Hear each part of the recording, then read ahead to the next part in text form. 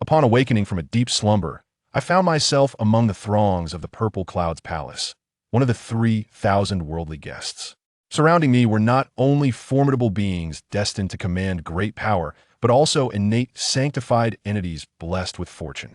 Gazing upon the exalted figure of Hongjun, seated upon his cloud bed, articulating the profound truths of the cosmos, I, Lin Chen, felt an overwhelming weight of pressure. In order to safeguard my existence and embrace a life of leisure, I resolved to closely follow the path of the mystical gate, striving diligently in my cultivation to attain sanctity at the earliest opportunity. However, I gradually discerned that this primordial realm appeared to diverge significantly from the memories I had retained. Chapter 1. Awakening in the Purple Cloud's Palace. In the realm of chaos, time is unknown, and the primordial existence bears no age.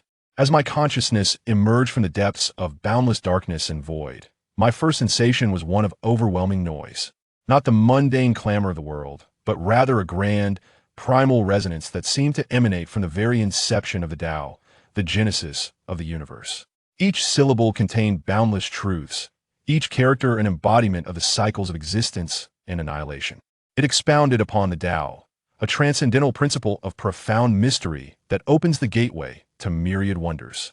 My mind was in disarray, a tumultuous blend of fragmented memories from my past life as a mere cog in the machine of Blue Star and the instinctual awareness of this new existence, causing me immense anguish.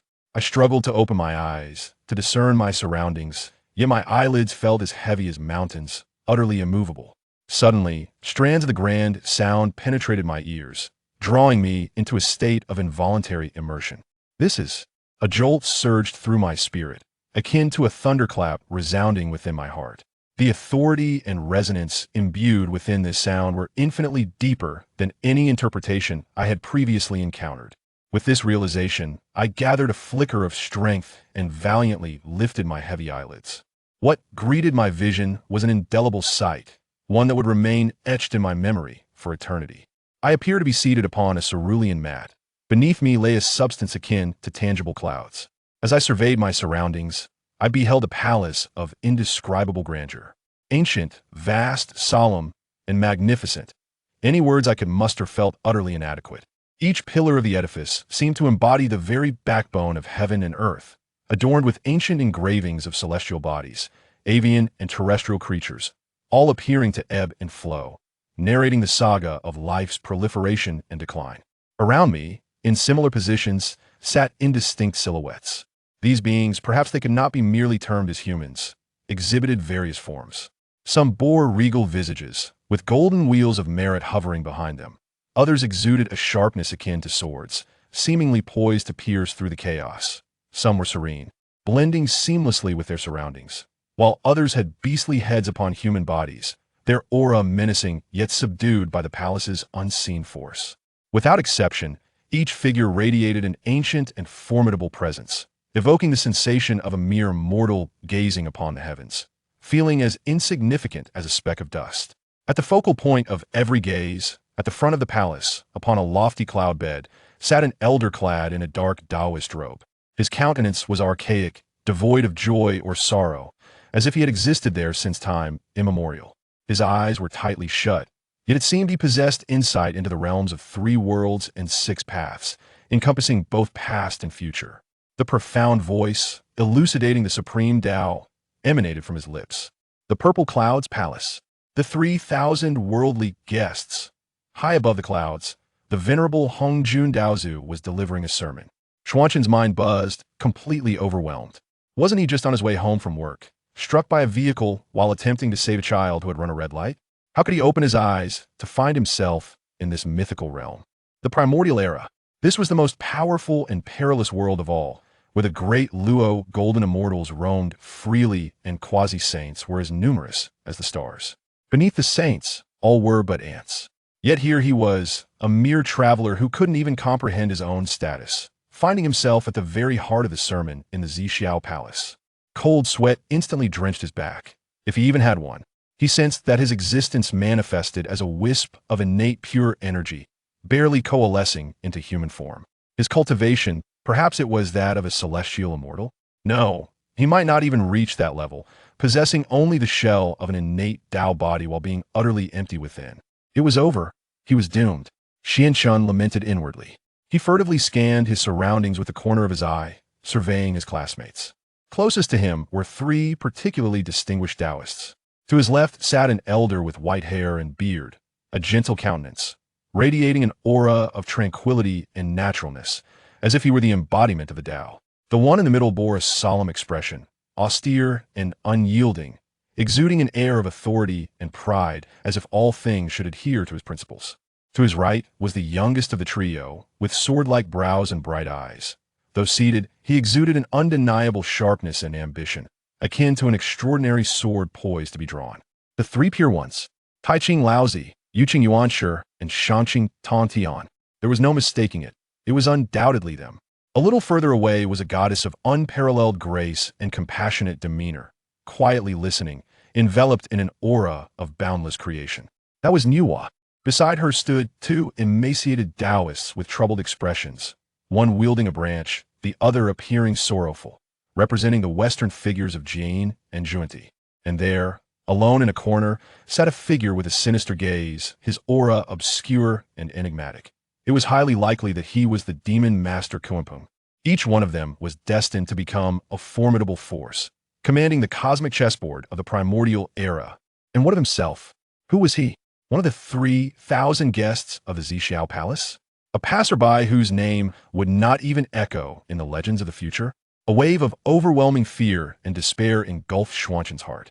In such a place, let alone vying for opportunities, a mere misstep could lead to his obliteration amidst the unintentional energies radiated by these mighty beings. Thus, in the state of constant nothingness, one observes the subtle. In the state of constant existence, one observes the manifestations. These two arise from the same source, yet bear different names, both referred to as the mysterious. The mysterious within the mysterious is the gateway to all wonders. Hongjun Daozu's sermon continued. Each word struck like an invisible hammer against Xuanzhen's fragile soul. He could not comprehend, utterly lost in the grandeur of these profound truths, which felt as foreign as a celestial script. He sensed his consciousness being swept away, assimilated by the monumental sound of the Tao, destined to dissipate entirely. No, I do not wish to die. I have just crossed over. I do not want to vanish so soon. A fierce desire to survive erupted from the depths of his being. The moment when Xianxun felt himself on the brink of collapse, an unexpected transformation occurred. Deep within his consciousness, in the realm that represented the origin of his soul from another world, a primordial and chaotic phantom of a bronze furnace quietly materialized. This furnace, of unknown material, bore no intricate designs, only the most primitive and profound essence of the Tao. The instant it appeared, the terrifying resonance of the Tao, which had nearly shattered Xuanzhen's spirit, seemed to have found an outlet, surging wildly into the furnace. Detecting the supreme Tao laws. Initiating analysis. Analysis environment. Hongjun Dao. The laws are too profound. Analysis speed is slow. Commencing refinement. Extracting fragments of the laws. A series of cold, mechanical voices resonated directly within Xuanzhen's mind. He saw those Dao sounds, which felt like life-threatening talismans to him, transform into streams of golden, purple, and dark energies drawn into the bronze furnace. Within the furnace, chaotic flames blazed, continuously refining and purifying these disparate flows of Dao sound. Gradually, an exquisitely pure golden liquid, imbued with an essence that Xianxun could comprehend, began to seep from the furnace walls, slowly merging with his soul. In an instant, an unparalleled sensation of comfort spread throughout his being. The once obscure and incomprehensible sounds of the Tao, after the furnace's translation and purification, had become intelligible. Though it was merely a fraction, and still the most rudimentary of principles for Xianxun, it was akin to discovering an oasis in the desert. This was my golden finger, the Tao furnace.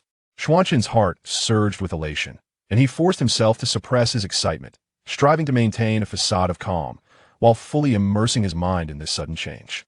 He ceased to actively resist Hongjun's teachings, instead opening his mind to allow the grand Tao sounds to wash over him, letting the Tao furnace absorb them entirely. He became like a sponge, fervently drawing the nourishing essence embedded within Hongjun's discourse through the miraculous converter of the Tao furnace. He could feel his foundation in the Dao solidifying at an astonishing rate. The once ethereal, innate Dao body began to solidify. In the previously empty reservoir of his Dantian, the first true thread of power that belonged to him began to coalesce. This power was not merely celestial energy. It was the most primal energy refined from Hongjun's teachings through the Dao furnace, carrying a hint of enigmatic profundity. Xianxin was completely absorbed in this wondrous state of cultivation, forgetting time and fear. Uncertain how long had passed, perhaps a century or perhaps a millennium, the Dao sound reverberating throughout the purple cloud palace gradually came to a halt. This discourse concludes for now. We shall reconvene in 3,000 years. Hongjun Daozu's indifferent voice awakened all the great beings immersed in the resonance of the Dao. Xianxin also slowly awakened, opening his eyes to find that the entire world had transformed. Although still filled with uncertainty and danger, within his heart, a flame named hope began to ignite. He cast his gaze down upon his hands. Although they remained transformed by pure energy, they had solidified significantly. The magical power within him, though faint, was remarkably pure. He had survived, and now possessed a trump card that would enable him to establish his place in this terrifying and primordial world. The great Dao furnace. Raising his head, Xuanxin's eyes once again swept across the figures of the three pure ones, Niuhua, Jin, and Juni, these future protagonists of the heavenly realm. This time, his gaze was no longer solely filled with fear and despair, but rather imbued with a touch of tranquility and profundity. The 3,000 guests of the Purple Cloud Palace, perhaps this humble passerby, could also carve out a carefree existence amidst this grand spectacle of the primordial era. Chapter 2. An initial encounter with the celestial path. As the voice of Hongjun Daozu resonated, it signified the conclusion of the first sermon. The figure seated high upon the cloud bed gradually became indistinct, ultimately vanishing as if it had never existed. The overwhelming pressure that had suppressed everything within the Purple Cloud Palace receded like a tide. A palpable ease washed over the entire palace. Xianxin exhaled a long, turbid breath, which transformed into a small, auspicious cloud that swirled thrice before dissipating. This was a natural manifestation of the refinement of his magical power and the enhancement of his cultivation. In the brief span of a single sermon, aided by the great Dao furnace, he felt as though he had undergone a profound transformation. Although in terms of cultivation level, he may have only ascended from pseudo-celestial immortal to a true celestial immortal, the solidity of his foundation and the purity of his magical power were far beyond that of ordinary immortals. More importantly, within his soul lay an immense reservoir of fragments of laws that had been initially deciphered by the furnace. These fragments were his most treasured wealth. Given sufficient time to assimilate them, his path of cultivation before reaching quasi-saint status would be remarkably smooth. Unlike other mighty beings who immediately rose to leave or conversed with familiar peers after the Daozu's departure, he chose instead to turn inward. His consciousness delved into the sea of perception, where the ancient bronze furnace floated serenely at the center. Its radiance had dimmed somewhat since its initial appearance, clearly indicating that the recent intensive translation had taken its toll. Surrounding the furnace were countless golden specks the size of grains of rice. These were the law fragments that had been refined and analyzed. Xianxin cautiously used his spiritual sense to touch one of them, and a simple insight regarding the transformation of yin and yang surged into his mind, granting him a deeper understanding of the flow of yin and yang energies within the universe. What a treasure, truly a divine gift. Xianxin marveled inwardly. He suppressed the urge to immediately enter seclusion and absorb all of these law fragments, slowly opening his eyes. He understood that in the primordial realm, solitary cultivation was insufficient. Connections, fortune, and karma. These enigmatic elements were equally vital, especially now, as the Purple Cloud Palace was filled with future powerhouses. Forging even a single benevolent connection might one day save his life in some cataclysmic event. His gaze subtly roamed the hall. The venerable Laozi has closed his eyes, exuding an air of profound detachment, evidently having entered a deep state of enlightenment. Such a person is best left undisturbed. Yuan Shi Tianzun, on the other hand, bears a modest smile, nodding in acknowledgement to several other formidable primordial deities, embodying a natural leadership quality, yet that intrinsic pride can be quite daunting. Ultimately, Xianxin's gaze settled upon Tong Tian. At this moment, Tong Tian wore a slight furrow on his brow, seemingly grappling with a perplexing conundrum. His fingers unconsciously tapped against his knee, occasionally tracing a sharp trajectory, emanating a subtle hint of sword intent. It is he. Among the three pure ones, Tong Tian, the leader of the Jiao, possesses the most forthright disposition and is fiercely protective. Although he faced defeat in the later celestial wars, his audacity in seizing a glimmer of hope for the disciples of Jiao is truly commendable. Forming an alliance with him would undoubtedly be the most advantageous choice. Naturally, the method of forging this alliance is an art in itself. Approaching him directly with flattery, saying, "Fellow Daoist, I perceive your extraordinary potential. You shall surely become a sage. Let us be friends," would not constitute a bond, but rather an invitation to demise.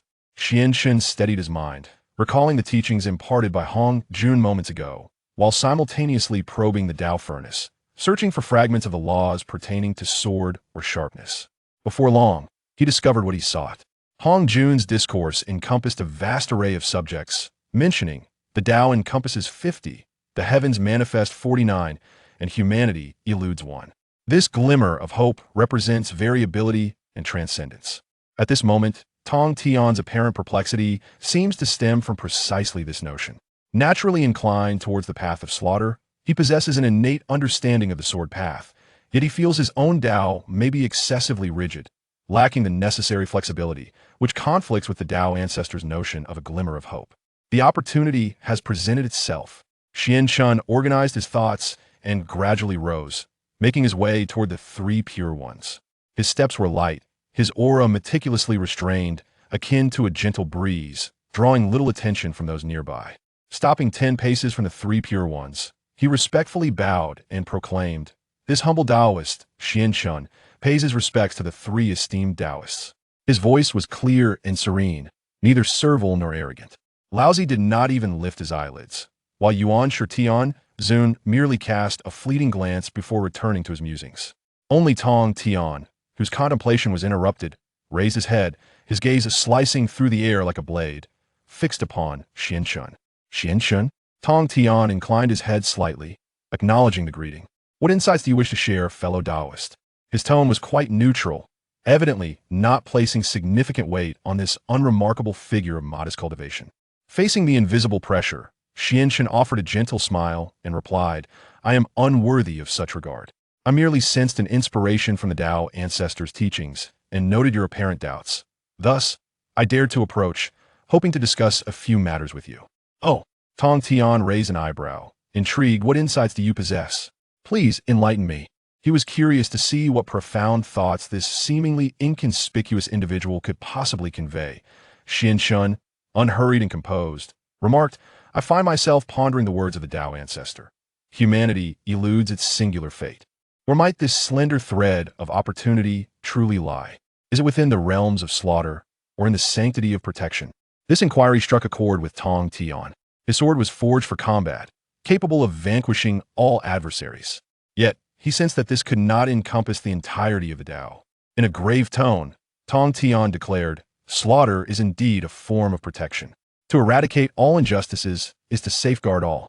This was his current understanding. However, Lin Chen shook his head and replied with a smile, "Your words bear merit, my friend. Yet, I believe the term sever may encapsulate a more profound meaning." "Sever?" Tong Tian's eyes narrowed, a sharp aura suddenly locking onto Lin Chen. Lin Chen felt a tightening of his spirit, as if a celestial sword was poised against his brow. Yet he recognized he had wagered wisely. Enduring the pressure, he continued, "Indeed, it is not the severance of life, but rather, amidst the inexorable flow of the Dao, to seize that slender thread of opportunity. For the myriad beings and all of creation, to capture the possibility of transcendence. Such acts of slaughter are not for destruction. They are, in truth, for protection. Your sword should embody this essence." This statement was a synthesis of Lin Chen's comprehension of the teachings of the sect of severance, refined through the crucible of the great Dao, rendering it as if it were his own spontaneous insight. Buzz! It was as though a lightning bolt had struck within Tong Tian's mind. For the myriad beings to seize a thread of opportunity. These words instantaneously clarified his previously nebulous path. His Dao should not be confined to the sheer ferocity of slaughter. It ought to be the severing of hope amidst despair. The fierce sword intent that enveloped him, which had previously deterred all, suddenly dissipated, replaced by a more harmonious yet profound essence of the Tao. Ha ha ha! Excellent! Remarkably articulated. Tong Tian abruptly stood, clapping his hands in hearty laughter, his gaze towards Xian Shun filled with admiration and surprise. To seize a thread of opportunity for all beings. Xian Shun, your words have enlightened me. Thank you.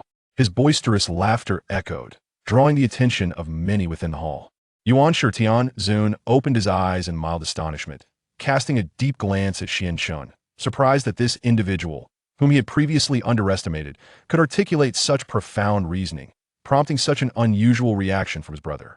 The serene gaze of Tai Ching Laozi seemed to flicker slightly, a hint of interest lingering on Xian Shun for a brief moment. Xian Shun felt a wave of relief, realizing he had taken the correct first step. He promptly bowed again, saying, "You overestimate me, my friend. I have merely gleaned a fraction of understanding. It is my honor to validate it with you. No, even a single word can serve as a teacher. Xian Shun, you should be counted as my friend." Tong Tian declared with a hearty gesture, his demeanor now markedly transformed. He took 2 steps forward, patting Xian Shun on the shoulder, finding this seemingly unassuming companion far more agreeable. "If you have any queries regarding cultivation, do not hesitate to seek out my brothers and me on Mount Buzhou." Tong Tian extended an invitation directly. Beside them, Yuan Tian Zun's brow furrowed ever so slightly, yet he refrained from contradiction. Xian Shun felt an overwhelming joy, for this was indeed an unexpected delight. He promptly expressed his gratitude, saying, "Thank you, Daoist Tong Tian. Should the opportunity arise in the future, I shall surely pay a visit." He understood that this was not the moment for in-depth discussions. The bond of goodwill had already been established, and it was wise to know when to withdraw. Excessive attachment could easily become off-putting. Thus, he exchanged a few casual pleasantries with the 3 pure ones before gracefully taking his leave, returning to his mat. He closed his eyes, feigning a continuation of his meditative comprehension. Yet within his heart, tumultuous waves surged. He had succeeded, forging a bond of goodwill with the future leader of the 3 pure ones, Daoist Tong Tian, without altering any significant circumstances. Although this bond was still fragile, its inception promised a far greater scope for future endeavors. Silently, he began to strategize in his mind. 3,000 years. The next sermon would not occur for another 3,000 years. This interval would provide him ample time to thoroughly assimilate the insights gained from his first encounter with the teachings.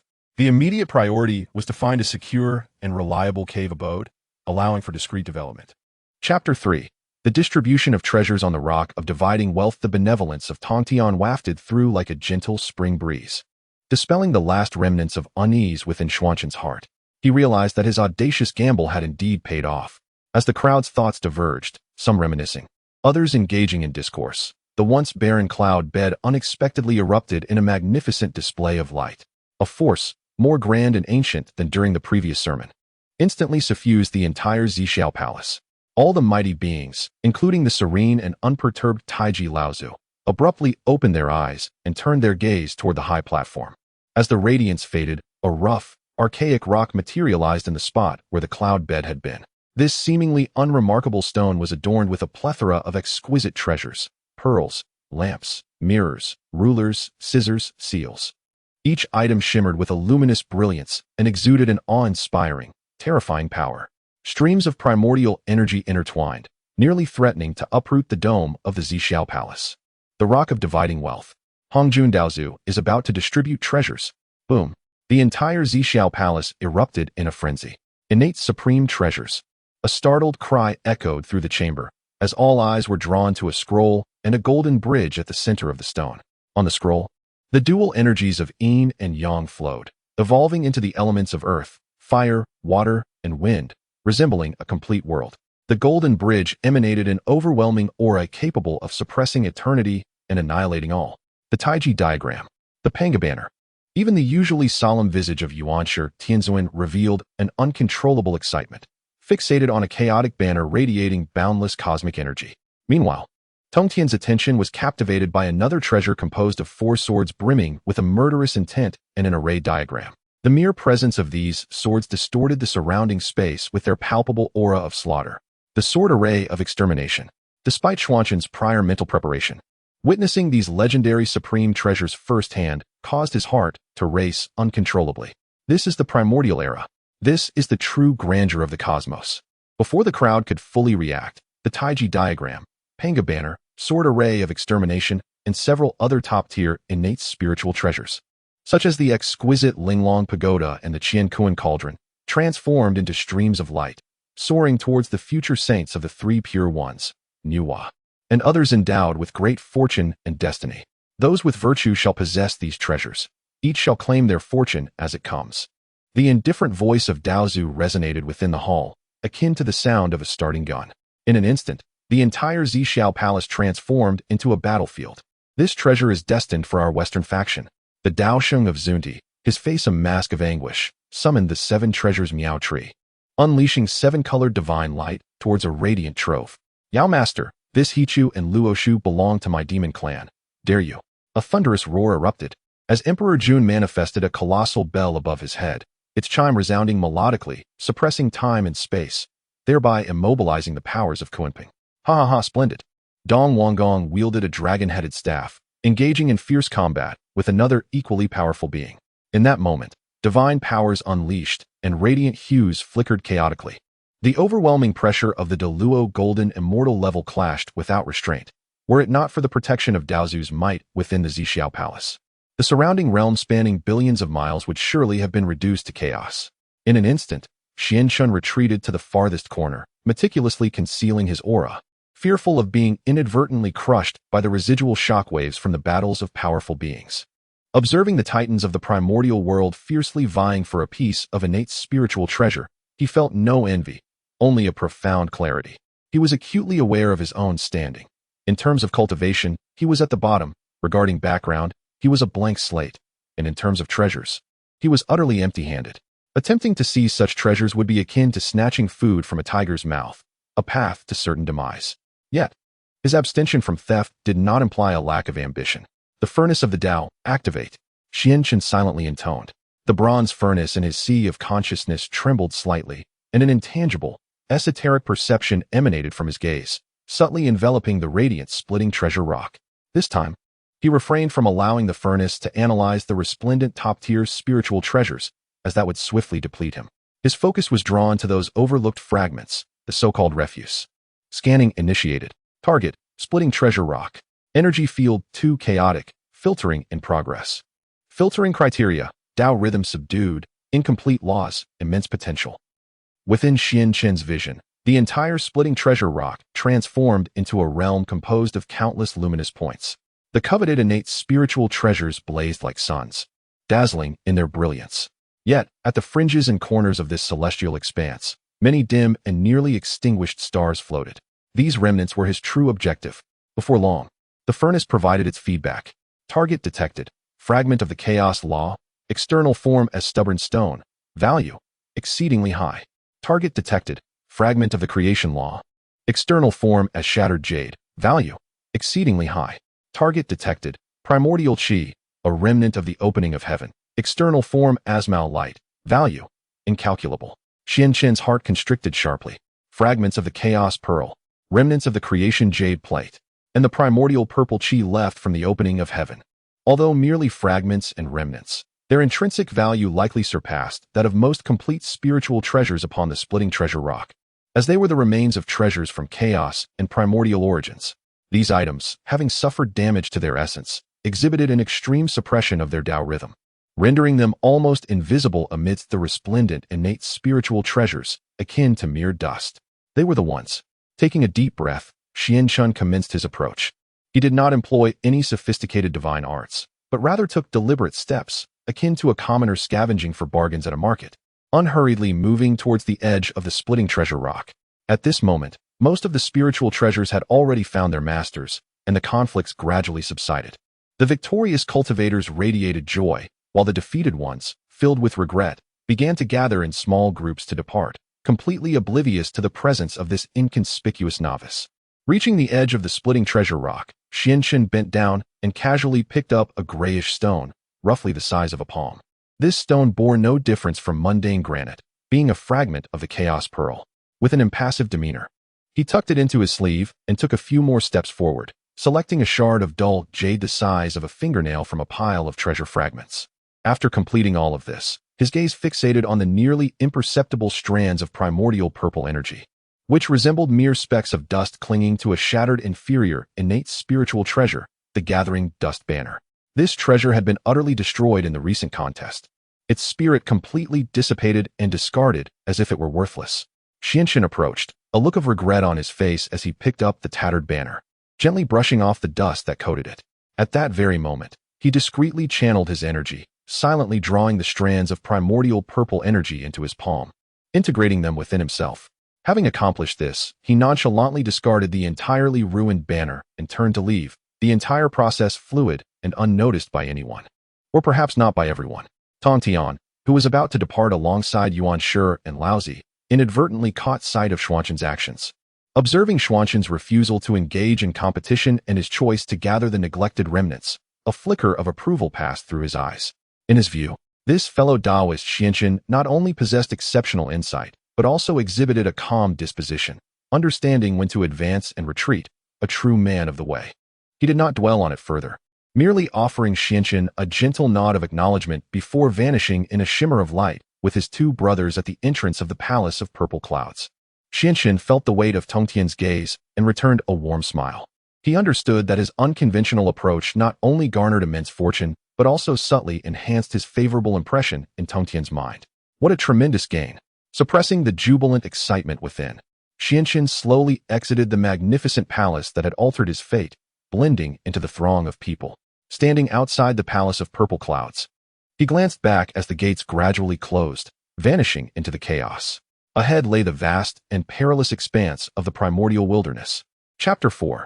The serene immortal island in search of the Dao. Emerging from the chaos back to the primordial land, one feels an entirely different essence. Within the chaos lies an eternal stillness and void, where the notions of time and space become indistinct. Yet, upon entering the primordial world, an overwhelming surge of vitality rushes forth. On the vast expanse of land, towering ancient trees reach skyward, akin to colossal pillars supporting the heavens. The roars of gigantic beasts echo from distant mountains, causing the clouds to tremble. The primordial spiritual energy, so pure it approaches a liquid state, flows freely in the air. And with each breath, one seems to inhale the treasures of heaven and earth. This is the primordial era, brimming with miracles and wildness. Standing amidst the clouds, Xianxin took a deep breath, feeling invigorated.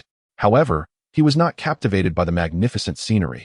Instead, a heightened sense of urgency arose within him. For not far below, on an expansive plain, two enormous tribal communities were taking shape. On one side, 12 colossal figures enveloped in a menacing aura, capable of tearing through the void with mere flesh, led countless diverse tribesfolk, reshaping the mountains and rivers with their blood and vitality. They were the Witch Clan.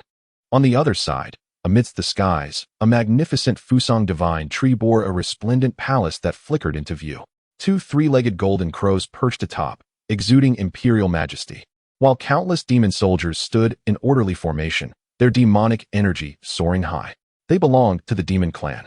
Though the Witch and Demon clans had not yet reached a point of mutual destruction, the friction and confrontation between them had already cast a heavy atmosphere over the world. The ominous clouds of calamity were beginning to gather. I must swiftly find a secure refuge, Xianxin thought to himself. He dismissed the idea of renowned mountains and rivers, such as Kunlun Mountain, Mount Sumeru, or Wuzhuang Temple. These places were either already claimed by formidable beings or destined to become centers of impending storms. As a rootless and drifting immortal, seeking to dwell near such top-tier powers would only invite discomfort. His gaze turned toward the boundless east, the East Sea. Although the Dragon Clan had waned after the initial calamity of the Dragon Han era, even a withered camel is larger than a horse. They remained the sovereigns of the four seas. However, the East Sea was overwhelmingly vast, with countless islands, among which undoubtedly lay hidden some unknown paradisiacal realms. Most importantly, the ocean's expanse provided the perfect sanctuary. Resolute in his decision, Xianxin transformed into an inconspicuous beam of light, moving neither swiftly nor slowly toward the East Sea. He restrained his aura along the way, carefully avoiding areas densely populated by living beings, and spent over 100 years finally arriving at the shores of the East Sea. The sight before him once again left him in awe of the grandeur of the primordial world. The endless, azure sea merged with the sky. At times, colossal fish comparable to mountains leaped from the depths, creating towering waves. At other moments, divine dragons emerged from the clouds, summoning rain. Countless peculiar islands, scattered like pearls across the sea, were shrouded in ethereal mist, with celestial birds soaring above. Lin Chen did not rush to seek out a refuge. Instead, he lingered around the periphery of the East Sea for several decades, familiarizing himself with the waters while stimulating the furnace of the Dao to decipher the flows of the water veins and the lay of the land. He sought a place veiled by primordial formations, a realm beyond the laws of nature. In such places, typically formed during the primordial chaos when the turbulent energies of creation intertwine with the laws of the universe, secret spaces emerge that are capable of concealing celestial secrets and evading calamities. Perseverance bears fruit. One fateful day, as he soared over what appeared to be an ordinary expanse of sea, the furnace of the great Dao within his consciousness emitted a faint tremor. Anomalous spatial folds detected. The presence of innate illusion arrays and innate maze formations overlapping. The core of the array is connected to the Earth's veins, capable of autonomous operation, obscuring celestial secrets. A surge of joy welled up in Xuanqing's heart, prompting him to halt his flight. Before him, the surface of the sea lay tranquil, indistinguishable from other regions. Yet, under the scrutiny of the great Dao furnace, he perceived an invisible, distorted membrane of light enveloping the vast maritime territory. Any being that ventured within would unwittingly be diverted, eternally unable to grasp the truth at the core of the formation. This was it. Xuanqing chose not to employ brute force to dismantle the array. Every innate formation is a product of the heavens' craftsmanship. Forcibly breaking it would not only obliterate the array, but also attract unwarranted attention. He sat cross-legged upon a cloud, his eyes gently closed, his spirit wholly immersed in the great Dao furnace, commencing the process of deduction and analysis of this innate formation. Days turned into weeks, seasons shifted from spring to autumn, and years passed in the blink of an eye. In an instant, a decade had slipped away. Throughout these 10 years, Xuanqing toiled without rest, correlating the principles of formation he had gleaned from Hongjun with the grand array before him. At long last, one crisp morning, he opened his eyes, a glimmer of enlightenment flashing within. Rising to his feet, he did not wield any mystical power. Instead, he took 7 deliberate steps toward an ostensibly empty space. With the first step, the surroundings remained unchanged. Yet, as he completed the 7th step, the very fabric of space rippled like water. In the next moment, a new realm unfolded before him, revealing a vast celestial island, its expanse rivaling that of a small continent. Ethereal energies swirled around the island, manifesting as babbling brooks. Countless primordial spiritual roots and herbs, long extinct in the outside world, flourished abundantly here. At the island's center stood a towering peak, from which cascaded a waterfall, formed by the convergence of innate spiritual essence, its roar echoing like the toll of a bell. The concentration of spiritual energy throughout the island surpassed that of the outside world by more than tenfold. What a splendid paradise! Xuanqing could not help but exclaim. As he wandered the island, his consciousness expanded, revealing no traces of other powerful beings besides some unintelligent celestial birds and spirit beasts. Clearly, he was the first and only master of this island. With immense satisfaction in his heart, he made his way to the central peak, seeking out a picturesque cave dwelling for a brief respite, which he would designate as his sanctuary. Standing atop the mountain, gazing at the island that would soon become his foundation, a surge of ambition filled him. In the primordial chaos, I shall seek great freedom and boundless ease. This island shall henceforth be named Xiaoyao Island. As the words left his lips, the name Xiaoyao Island seemed to resonate with the heavens, transforming into an intangible seal, intricately linked to the fortune of this celestial isle. From this moment forth, an uncharted island of blissful tranquility emerged upon the eastern sea of the primordial wilderness. Here, a traveler from a distant future shall embark upon a profound and extraordinary journey of cultivation, one that is both lengthy and filled with magnificent upheavals. Chapter 5. Retreat and Cultivation, Minor Accomplishments of the Laws on the Tranquil Xianyao Island. Time leaves no trace. Xianxin named his dwelling the Zixiao Palace. Though merely a humble abode, the term palace embodies his aspirations for the future. Unsatisfied with the innate grand formation of the island, he dedicated a century to personally inscribe 9 layers of prohibitions around the Zixiao Palace, based on the array knowledge gleaned from Hongjun's teachings. These intricate prohibitions intertwined, concealing his aura, gathering spiritual energy, and providing warnings and defenses. Thus, Even if a formidable being were to fortuitously breach the outer innate maze, it would be utterly impossible to silently infiltrate his core sanctum. Having accomplished all this, Xianxin finally felt at ease and commenced what could be deemed his first true retreat for cultivation. He sat cross-legged upon the meditation cushion, his mind tranquil, as he carefully retrieved 3 seemingly insignificant items obtained from the Baoyan. The first was a dull, gray fragment of the chaotic pearl. Upon its emergence, the light within the cave seemed to dim as if absorbed by the object, and a faint aura of chaos began to permeate the air, causing a subtle distortion in the space. Truly, it was a shard of a chaotic treasure, Xianxin marveled. He refrained from attempting to refine it. With his current cultivation, it would be akin to an ant shaking a tree. His purpose was to borrow its essence. He activated the great Dao furnace within his sea of consciousness, and a gentle suction emanated from the furnace, cautiously enveloping the fragment of the chaotic pearl. Commencing analysis of chaotic laws. Target level too high for complete analysis. Switching mode. Extracting Dao rhythm. Buzz. The furnace trembled slightly as it slowly and resolutely drew forth strands of imperceptible, profound essence from the fragment, channeling them into Xuanqin's primordial spirit. In an instant, he felt his consciousness stretch infinitely, as if detached from Xianyao Island, from the primordial chaos, entering a peculiar dimension. Here, space was no longer fixed, but resembled a canvas that could be folded and stretched at will. Time also ceased to be linear, with past, present, and future seemingly intertwining. His comprehension of the laws of space and time began to ascend at a terrifying pace. Uncertain of how long had passed, when Xianxin finally emerged from this extraordinary perception, he discovered that his analysis of the chaotic pearl fragment had reached its limit.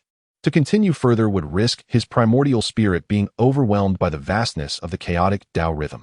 With a thought, his figure vanished from the cave, reappearing atop a distant mountain 1,000 miles away. With another thought, he returned to his dwelling. The ability to traverse space instantly. A satisfied smile graced Xuanqin's face. Although his range was still confined within Xianyao Island, this was undoubtedly an exceptional divine ability for both survival and travel. He carefully stored the fragment of the chaotic pearl and retrieved the shard of the creation jade plate. In contrast to the subdued nature of the chaotic pearl fragment, the moment this piece of jade appeared, the cave filled with boundless Dao rhythm. The 3,000 great Dao seemed to crystallize at that moment, compelling one to immerse oneself in reverence and awe. Indeed, it is a treasure that records the 3,000 paths of the great Dao. Xianxin once again employs his ancient techniques to activate the great Dao furnace for analysis. Discovered fragments of the comprehensive outline of the great Dao, commencing record, initiating deductions, commencing the refinement of the host's acquired knowledge, fragments of the Hongjun Dao, superficial understanding of spatial laws, and rudimentary concepts of temporal laws. Commencing the creation of a personalized cultivation method. This time, the task of the great Dao furnace has become exceedingly burdensome. It resembles a most intricate computer, utilizing fragments of the creation jade plate as its operating system, amalgamating all of Xuanqin's scattered insights, the teachings he has heard, and the laws he has deciphered, all into a single crucible, purging the extraneous to achieve systematic integration and creation. Xuanqin's primordial spirit is wholly immersed in this act of creation. He perceives as a chaos is delineated, with earth, fire, water, and wind swirling. The dualities of yin and yang along with the 5 elements differentiating. All laws unfurl before him, inviting his selection and combination. Centered on freedom and rooted in ease, with the laws of space and time forming the framework, and the dualities of yin and yang along with the 5 elements providing the substance, he imbues his entire understanding of the Dao into this creation. A fundamental cultivation method uniquely his own gradually takes shape. The Great Freedom True Classic. The instant the essence of this technique solidifies in Xuanqin's heart, the magical energy within him begins to operate uncontrollably. His cultivation level, once merely that of a celestial immortal, surges forth like a rocket, ascending wildly. Celestial immortal, true immortal, mysterious immortal, golden immortal. Boom. A muffled sound reverberates as a blue lotus flower of considerable size blossoms above Xuanqin's head. Upon the lotus, 3 flower buds await their bloom. This is the emblem of condensing the 5 energies within his chest, signifying the attainment of the Tai golden immortal Dao fruit. Crowned with the 3 flowers. From a mere pretender with a Dao body, he leaps to become a formidable presence at the nascent stage of the Tai golden immortal. Such a pace of cultivation, if disseminated, would surely evoke envy among 99% of the great powers of the primordial era. Xianxin slowly opens his eyes. Feeling the surging magical energy within and the unprecedented intimacy between his primordial spirit and the laws of heaven and earth, his heart brimming with tranquility. He understands that this is not merely a testament to his extraordinary talent, but rather a reflection of his lofty starting point. Hongjun's teachings, fragments of the Chaos Pearl, remnants of the Creation Jade Plate. Any one of these is an unparalleled opportunity sought after by countless beings in the primordial era. He casts his gaze upon the final entity, a few wisps of primordial purple energy, smaller than dust. He attempts to touch them with the great Dao furnace. Warning. Detected the power of Heavenly Dao origin. Host level 2 low. Forced analysis will lead to the instantaneous obliteration of the primordial spirit. Do you wish to proceed? The cold warning jolts Xianxin back to reality. He smiles wryly. It appears this is the true hot potato. It is not the foundation of a sage. Yet it is intertwined with the Heavenly Dao origin, a level far beyond what he can currently aspire to. He dares not make further attempts. Carefully employing his strongest magical energy to cast hundreds of seals, encapsulating the wisps of primordial purple energy within a jade box, hiding it deep within his cave abode. After completing all this, Xianxin slowly rises and pushes open the door of his cave. He calculated with a snap of his fingers and realized that since his seclusion began, an entire Yuanhui had surprisingly elapsed, an astonishing total of 129,600 years. Chapter 6. The initial battle of the Lich and the birth of humanity. Stepping out of the tranquil palace, a refreshing aura enveloped him. A single cycle of the Yuan had been sufficient to bring about a transformative change on the Isle of Tranquility. Nurtured by the rich primordial essence, the island's spiritual roots and celestial herbs flourished abundantly, with some ancient specimens even beginning to awaken a nascent intelligence. The fish swimming in the streams and the beasts roaming the mountains shed their mortal forms, evolving into enigmatic beings that merely began to glimpse the path of enlightenment. The entire island thrived with vitality, suffused with an ethereal essence, truly becoming a veritable paradise. Xianxin was exceedingly pleased. He was the Dao ancestor of this haven. However, as his divine consciousness extended beyond the Isle of Tranquility into the vast expanse of the primordial land, his brow furrowed slightly. He sensed a profound heat and tension permeating the energies of heaven and earth. The once clear primordial essence now mingled with a thick stench of blood and malice. It felt as though the entire primordial land had transformed into a colossal powder keg, ready to ignite at any moment. Standing atop the mountain, he calculated with deft precision. The great tranquility scripture, combined with the predictive abilities derived from the fragments of the Creation Jade Plate, endowed him with an extraordinary sensitivity to the heavenly mysteries. Countless fragmented images flashed through his mind. He beheld the 12 towering ancestor witches on the earth, leading millions of witch clan warriors, clashing violently with the demon army, which commanded endless clouds of malevolence above the stars. The ethereal shadow of the Pangu Hall fiercely contended with the brilliance of the great array of the heavenly stars beneath Mount Buzhou. Countless warriors from both the witch and demon clans fell from the sky like dumplings, staining the mountains and rivers with blood. Although both sides eventually paused due to mutual concerns, the enmity had been irrevocably established. The entire primordial realm was shrouded in the ominous shadow of the witch and demon clans vying for supremacy. Is the atmosphere of calamity already this thick? Chen murmured to himself. He felt fortunate for his earlier decision. Had he not sheltered on this Isle of Tranquility, given his previous level of cultivation, he would have likely been reduced to ashes by the aftermath of the two clans' conflict while traversing the primordial land. Even now, as a Tai Golden Immortal, he remained as insignificant as dust in the face of such a war that could easily exhaust the strength of entire clans. I must continue to endure. I cannot be reckless, Xianxin resolved firmly.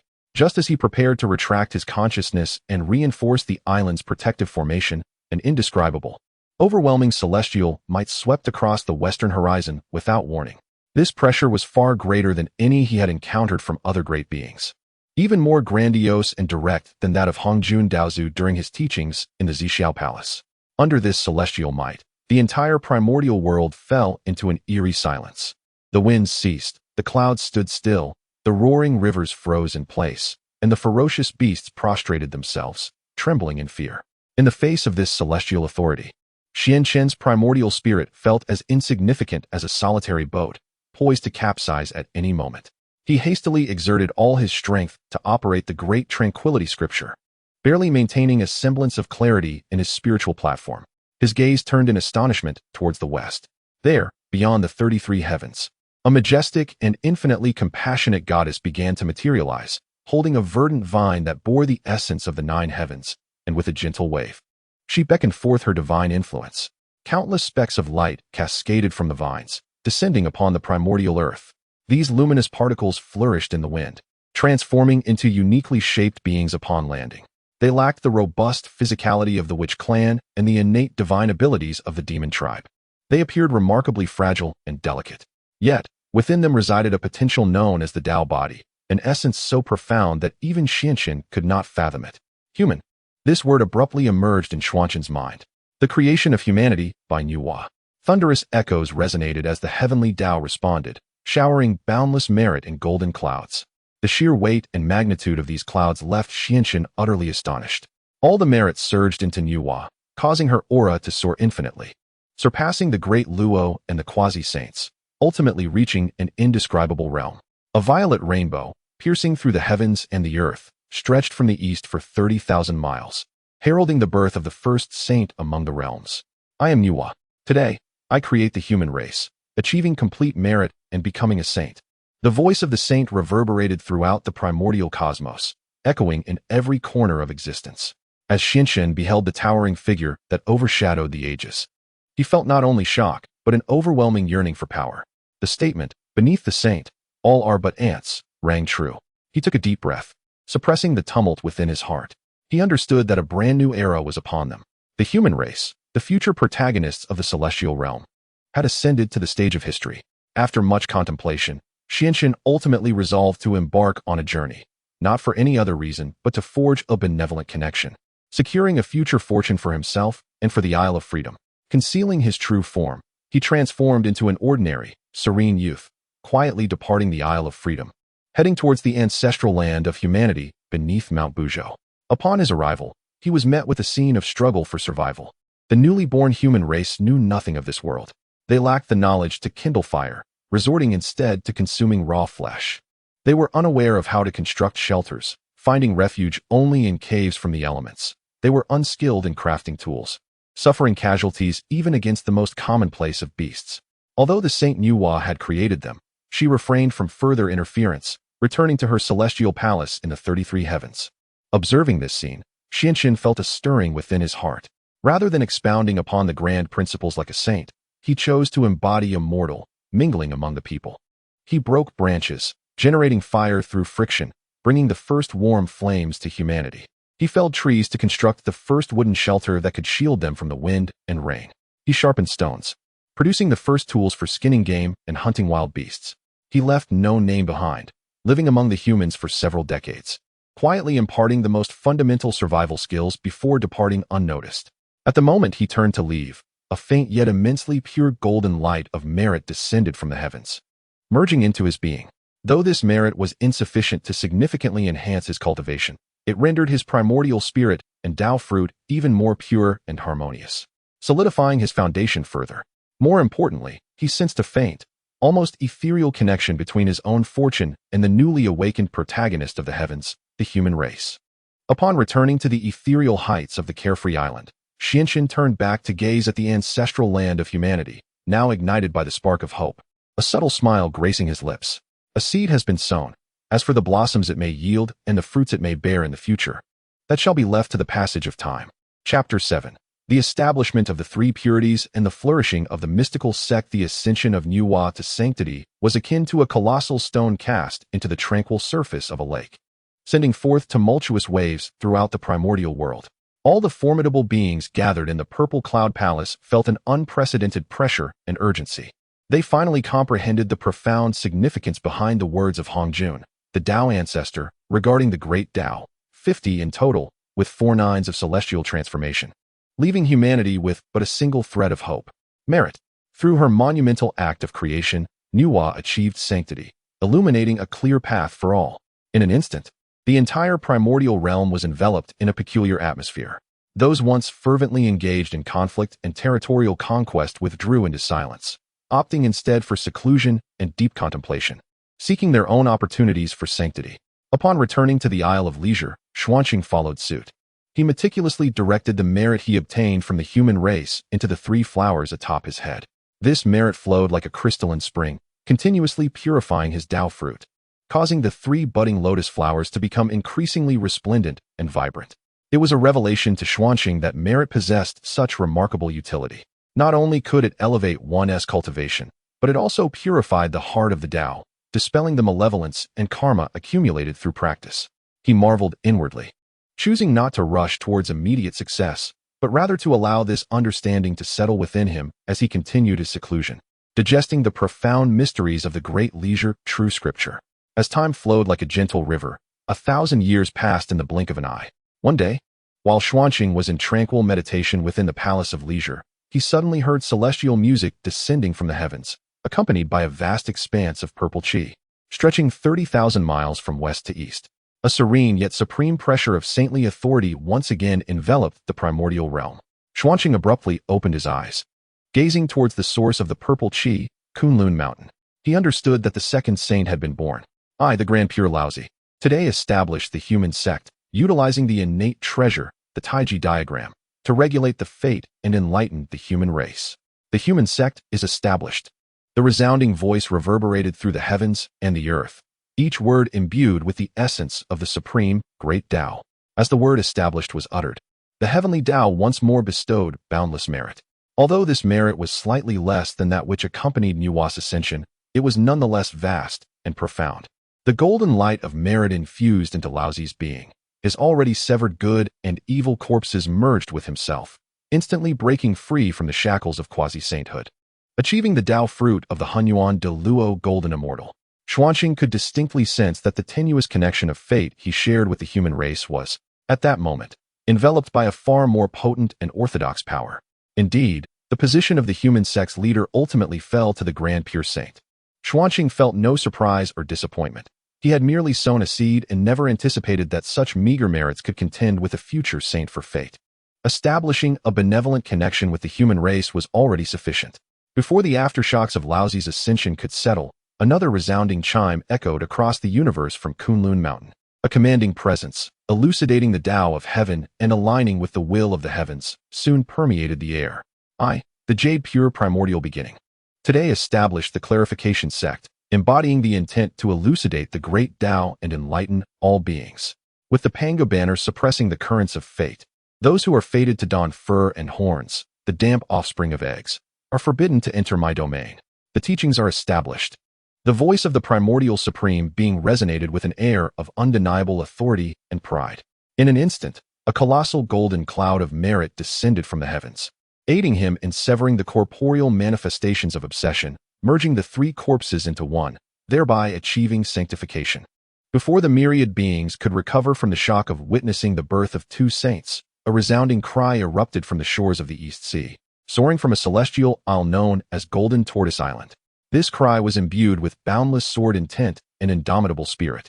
I, the celestial master of the upper clear, today established the intercepting teachings with the intent of seizing a thread of life for all beings. There is no distinction in my teachings. All who aspire to the Dao may enter my fold. I shall suppress the currents of fate with the sword array of extermination. The intercepting teachings are established. The voice of the celestial master was loud and resolute, starkly contrasting the doctrines of the primordial supreme being. A third golden cloud of merit descended, and the celestial master similarly achieved sanctification. 3 saints in a single day? The entirety of the primordial wilderness fell silent.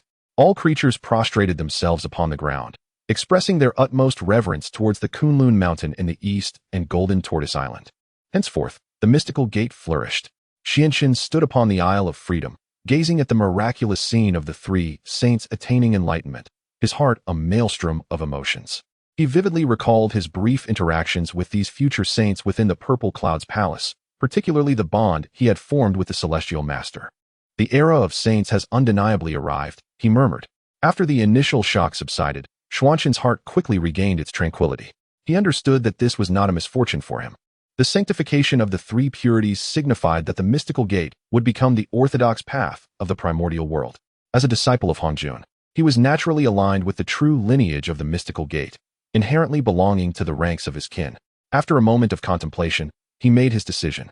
From the Isle of Freedom, he meticulously selected 3,000-year-old innate spiritual roots as gifts: a Wu Dao tea tree, a tranquil blue lotus, and a sharp golden immortal apricot. Although these items may not rival innate spiritual treasures, their rarity and the profound essence they contained sufficiently conveyed his sentiments. Transforming into a stream of light, he soared towards Kunlun Mountain. At that moment, Kunlun Mountain was shrouded in auspicious clouds, with celestial cranes calling out. As countless beings eager to pay their respects knelt at the foot of the mountain, unable to approach the gates, Lin Chen did not force his way in. Instead, he called out from outside the mountain gates, from the East Sea. The wandering Lin Chen comes to congratulate the Ta Ching Saint and the Yuqing Saint on their attainment of the primordial Dao, offering a humble gift. Though it may not convey my utmost respect, his voice, through the spatial laws he had comprehended, skillfully bypassed the mountain's protective formation, directly reaching the Jade Void Palace. Moments later, a youth clad in a Daoist robe, holding a three-treasured jade rui, emerged and bowed to Lin Chen, saying, "The Lord has received your message and acknowledges your intentions. Please return, fellow Daoist." Lin Chen paid no mind to this, leaving the Wudao tea tree and tranquil blue lotus behind as he gracefully departed. He understood that the primordial supreme being was proud. Having a youth come forth to relay a message was already a concession made in consideration of their shared experiences at the Purple Cloud's palace. Subsequently, he turned his path towards Golden Tortoise Island. In stark contrast to the serene atmosphere of Kunlun Mountain, Golden Tortoise Island was alive with the grandeur of countless celestial beings arriving to pay their respects. Countless beings came to seek apprenticeship, and indeed, as the master of the celestial teachings proclaimed, there were no distinctions among them. As long as their hearts were pure and they passed the trials, they would be welcomed into his fold. The arrival of Xuanqing caught the attention of the master. Before he could utter a word, the grand doors of the Bo Palace swung open with a resounding crash, and the cheerful laughter of the master echoed forth. "Ha ha, esteemed friend Xuanqing, what a rare guest. Please, step inside. A saint personally welcomes you." This grand reception left the multitude of seekers outside the mountain gate utterly awestruck. Xuanqing felt a warmth in his heart as he strode into the Bo Palace, presenting the precious Xianqing fruit of sharp gold. "Congratulations, dear friend, on attaining the Dao of Hongjun and wandering freely through the cosmos. This is a humble gift from me. I hope you will accept it graciously." The master regarded the fruit, which emanated the innate essence of pure gold, with a glimmer of approval in his eyes. "Excellent. You are quite thoughtful, dear friend Xuanqing. It has been quite some time since our last meeting at the Zixiao Palace, and I never expected to see you again, as you have now become a Tai golden immortal, advancing with astonishing speed." He discerned Xuanqing's cultivation level at a glance, but felt no surprise. Rather, it seemed entirely fitting. Those capable of awakening others on the path of Dao are certainly not of ordinary stock. The two engaged in profound discussions within the Bo Palace, sharing insights from Xuanqing's understanding of the great carefree true scripture, which resonated harmoniously with the teachings of the. Both parties gained considerable enlightenment. As they parted, the master bestowed upon Xuanqing a sword talisman, saying, "Dear friend Xuanqing, should you find yourself with leisure, you are always welcome to visit me on Golden Turtle Island for further discourse. If you encounter any troubles in the outside world, you may activate this talisman, and I shall sense it." This was no mere kindred spirit, it was a weighty promise. Xuanqing solemnly accepted the sword talisman, bowed deeply, and took his leave. On his journey back to Xiaoyao Island, he felt a surge of emotions. This visit had been immensely fruitful, not only deepening his friendship with the master, but, more importantly, through their discussions, he gained a clearer understanding of his future path and cultivation under the scrutiny of the furnace of the great Dao. The three flowers atop his head subtly hinted at an imminent full bloom. The realm of the great Luo Golden Immortal no longer seemed distant to him. Chapter 8. The Calamity of Red Cloud, standing idly by. After the three purities attained sanctity, the vast expanse of the primordial world was left with but a single wisp of primordial purple qi still lingering. Its master was the renowned benevolent figure, the ancestor Red Cloud. This venerable ancestor was the first to achieve enlightenment from the celestial Red Cloud, naturally endowed with immense fortune and known for his warmth and hospitality, forging bonds with many. During a discourse at the Purple Cloud Palace, he selflessly offered his seat to the weeping Zhuan who sought a place to sit. It was this act of generosity that granted him the last remnant of primordial purple qi bestowed by the Dao ancestor Hongjun. Yet, all were aware that fortune and misfortune often dwell side by side. Without sufficient strength and luck to dominate primordial purple qi, it becomes not a boon but a harbinger of doom. This truth was clearer to Lin Chen than to anyone else. Upon returning to the Isle of Leisure, he immediately declared the island sealed, choosing to disengage from the affairs of the outside world. He understood that a bloody calamity, instigated by quasi-saint powers surrounding the primordial purple chi, was about to unfold. He had no desire to partake, nor the means to do so. However, the intricacies of cause and effect are profoundly enigmatic. At times, evasion is not a guarantee of safety. One day, while Lin Chen was immersed in the calculations of spatial leaps from the great leisure true scripture, an inexplicable sense of agitation surged within him. He calculated with his fingers, only to find the heavenly secrets shrouded in chaos, evidently obscured by formidable arcane powers. Nevertheless, he managed to discern a faint thread of causality linking him to the situation. The other end of this thread pointed directly to the ancestor Red Cloud, who stood at the eye of the storm. How could he be entwined in such causality? Lin Chen pondered in confusion. As he reflected, he realized that since his arrival in this realm, he had never crossed paths with Red Cloud. In the Purple Cloud Palace, they were separated by vast distances, having exchanged not a single word. The sole possibility lay in the time he had once aided a group of beings being pursued by demonic beasts while passing through the ancestral land of the human race. Perhaps among them were those with past connections to Red Cloud. What a predicament! Lin Chen furrowed his brow. He had no intention of intervening. The demise of Red Cloud was a matter of heavenly decree, a predetermined fate. Figures like Kuan Peng and the River of Oblivion had long cast covetous eyes upon him. Even the two saints from the west might not be innocent bystanders in this unfolding drama. As a mere Tai golden immortal, what difference would it make if he sought to rescue him? It would be akin to a mantis trying to stop a chariot. Yet, that insistent pull from the thread of causality rendered his heart unsettled. For cultivators, causality is of utmost importance. Failing to address it will inevitably give rise to inner demons, obstructing their path to enlightenment. Very well, he sighed. It would be prudent to at least investigate. Should the situation prove untenable, he could withdraw. If there was a chance, he would repay this causality. Silently, he departed from the Isle of Leisure, unnoticed by anyone, transforming into a wisp of gentle breeze. Following the guiding thread of causality towards the Daoist abode of Ancestor Red Cloud, the Fire Cloud Cave. Along the way, he reined in his aura to the utmost, employing a fragment of spatial laws gleaned from the shattered chaos pearl to distort the light around him, rendering his presence almost one with the void. Upon arriving near the Fire Cloud Cave, he found it already suffused with an overwhelming killing intent, led by the formidable demon master Kunpeng. Several quasi-saint level beings have completely surrounded the Fire Cloud Cave, leaving no room for escape. The brilliance of various magical artifacts illuminated the sky, while terrifying divine abilities rained down upon the protective mountain formation of the cave.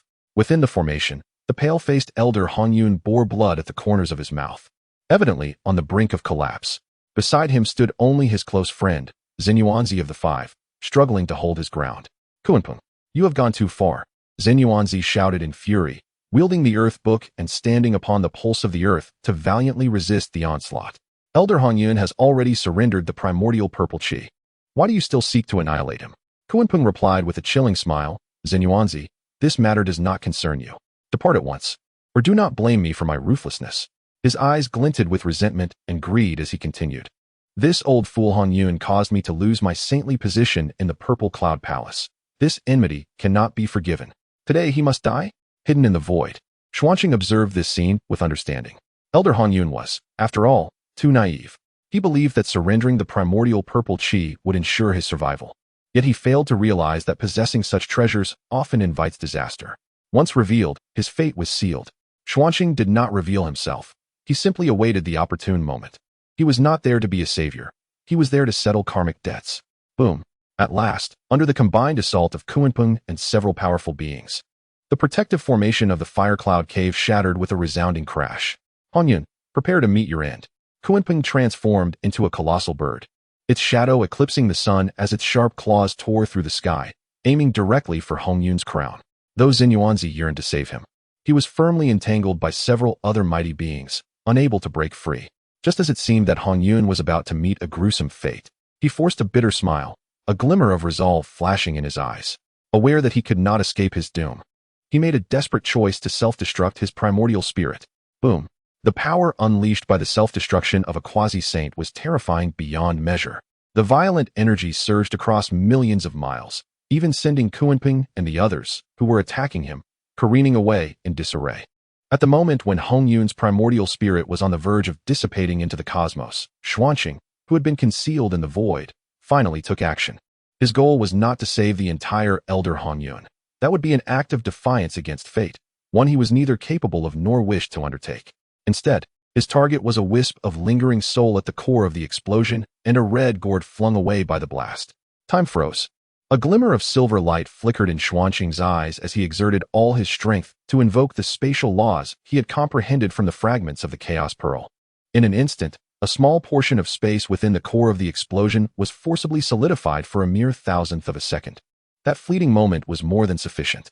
He reached out his hand, as if an invisible vortex had manifested in his palm, silently drawing forth the wisp of Hongjun's lingering soul, along with the neglected 99 scatter soul gourd, from the chaotic storm of energy.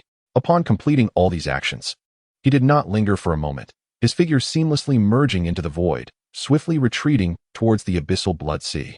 The entire process was as rapid as lightning, shrouded in utmost concealment.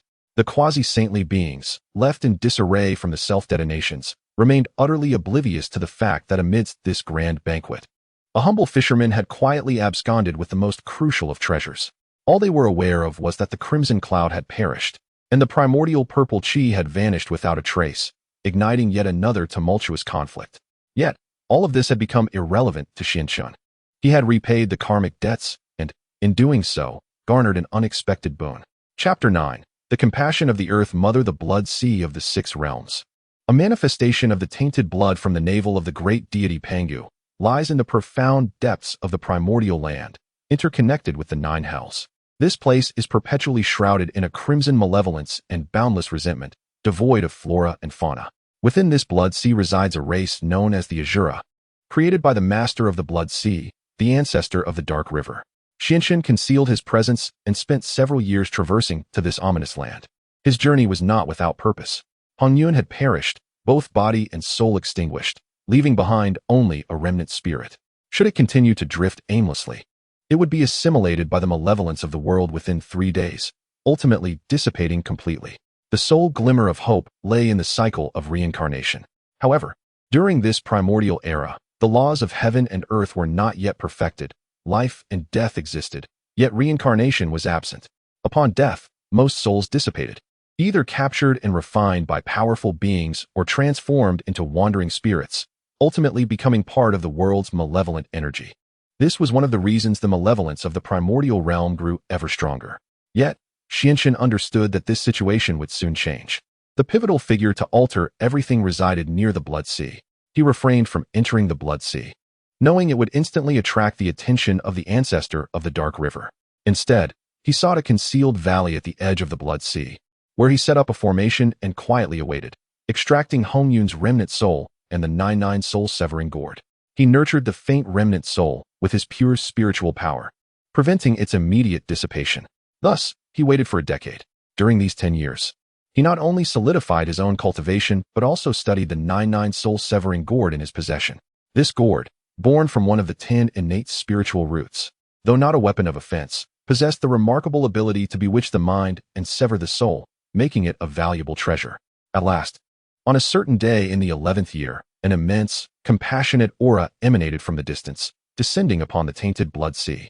Xuanchun's spirit surged. He knew the rightful one had arrived. Emerging from the valley, he beheld a woman clad in a long, apricot-yellow gown, her countenance radiating compassion, gracefully suspended above the blood sea. Surrounding her was a rich, earthly essence, as if she were the very embodiment of the primordial land. It was the Earth Mother, the ancestral witch of Earth among the 12 ancestral witches.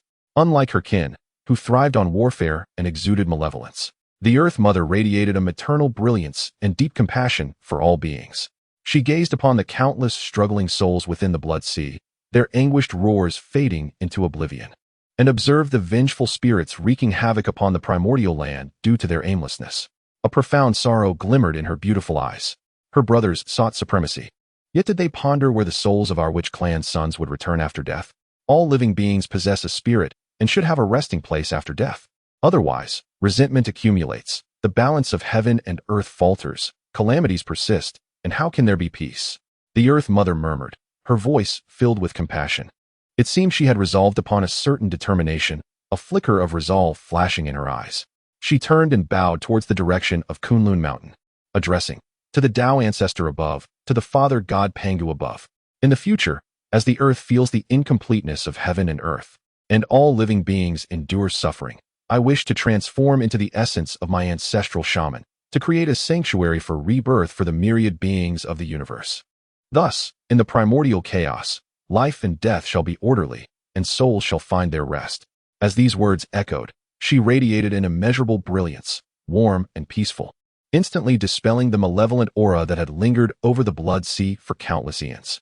Her true form began to dissolve, her flesh transforming into 6 unfathomable dark passages, each corresponding to the paths of heaven, humanity, Azura, beasts, hungry ghosts, and hell.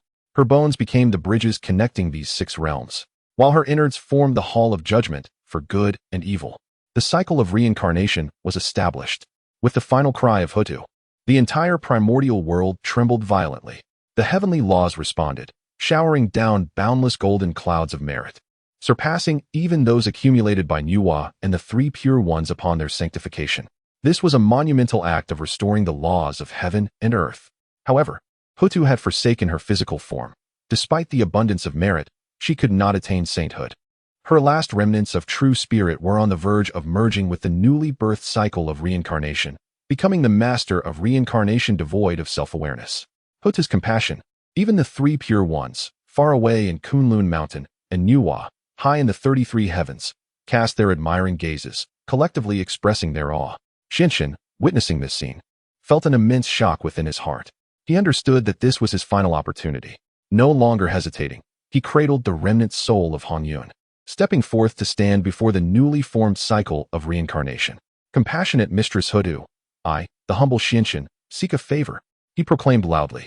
The true spirit of Hutu, about to fully merge with the cycle, seemed to sense his presence, and a gentle thought resonated. What is it? Xinshin extended the remnant soul forward, proclaiming, this is the remnant of a deceased friend of mine, who was benevolent in life but fell victim to treachery, leading to his demise. Now that you, mistress, have transformed into the cycle of reincarnation, I earnestly request that you grant him the opportunity to enter the cycle, preserving a trace of his true spirit, and allowing him a chance for rebirth. The gentle thought swept over the remnant soul of Hongjun, seemingly witnessing his life and the causality of his downfall. After a moment, the thought conveyed, it is permissible. However, he is entangled in karmic retribution, and since his causality remains unresolved, even in rebirth, he must endure trials to reclaim his path. Thank you, mistress. Xinshin rejoiced. He gently guided the remnant soul into the passage corresponding to humanity. Once this was accomplished, he felt the karmic connection between himself and Hongjun sever completely, his heart and mind now clear. Just as he prepared to withdraw, the gentle thought of Hutu resonated once more. Friend, you possess great merit, unlike the witch and demon clans. Now that the cycle has just been established and many tasks await, could you assist me in resolving my uncertainties? Xinshan was taken aback for a moment, then quickly understood. Though Hutu had transformed into the cycle, she was utterly unacquainted with how to manage this vast system. A thought sparked in his mind. This was indeed the perfect opportunity to forge a benevolent bond with the future mistress of the underworld. He bowed respectfully and declared, compassionate mistress, I am willing to offer my humble service. He meticulously curated various concepts from the myths of the underworld, such as the 10 halls of Yama, the judges, the ox head and horse face, the black and white impermanence, the Mengpa soup, and the Naiha bridge, selecting those most suitable for the current primordial environment. Expounding upon them in detail, the true spirit of Hutu trembled in response, feeling as though Xinshin had unveiled a new door to her. Thank you, fellow Daoist, for illuminating my path. Hutu's thoughts brimmed with gratitude. Your kindness is immense, and since this is the essence of the earth, I hope you will accept it to aid your journey. As her words faded, an incredibly pure and boundless yellowish source of earth power surged forth from the core of the 6 paths of reincarnation, gradually merging into Xuanshin's being. He felt a profound tremor throughout his body.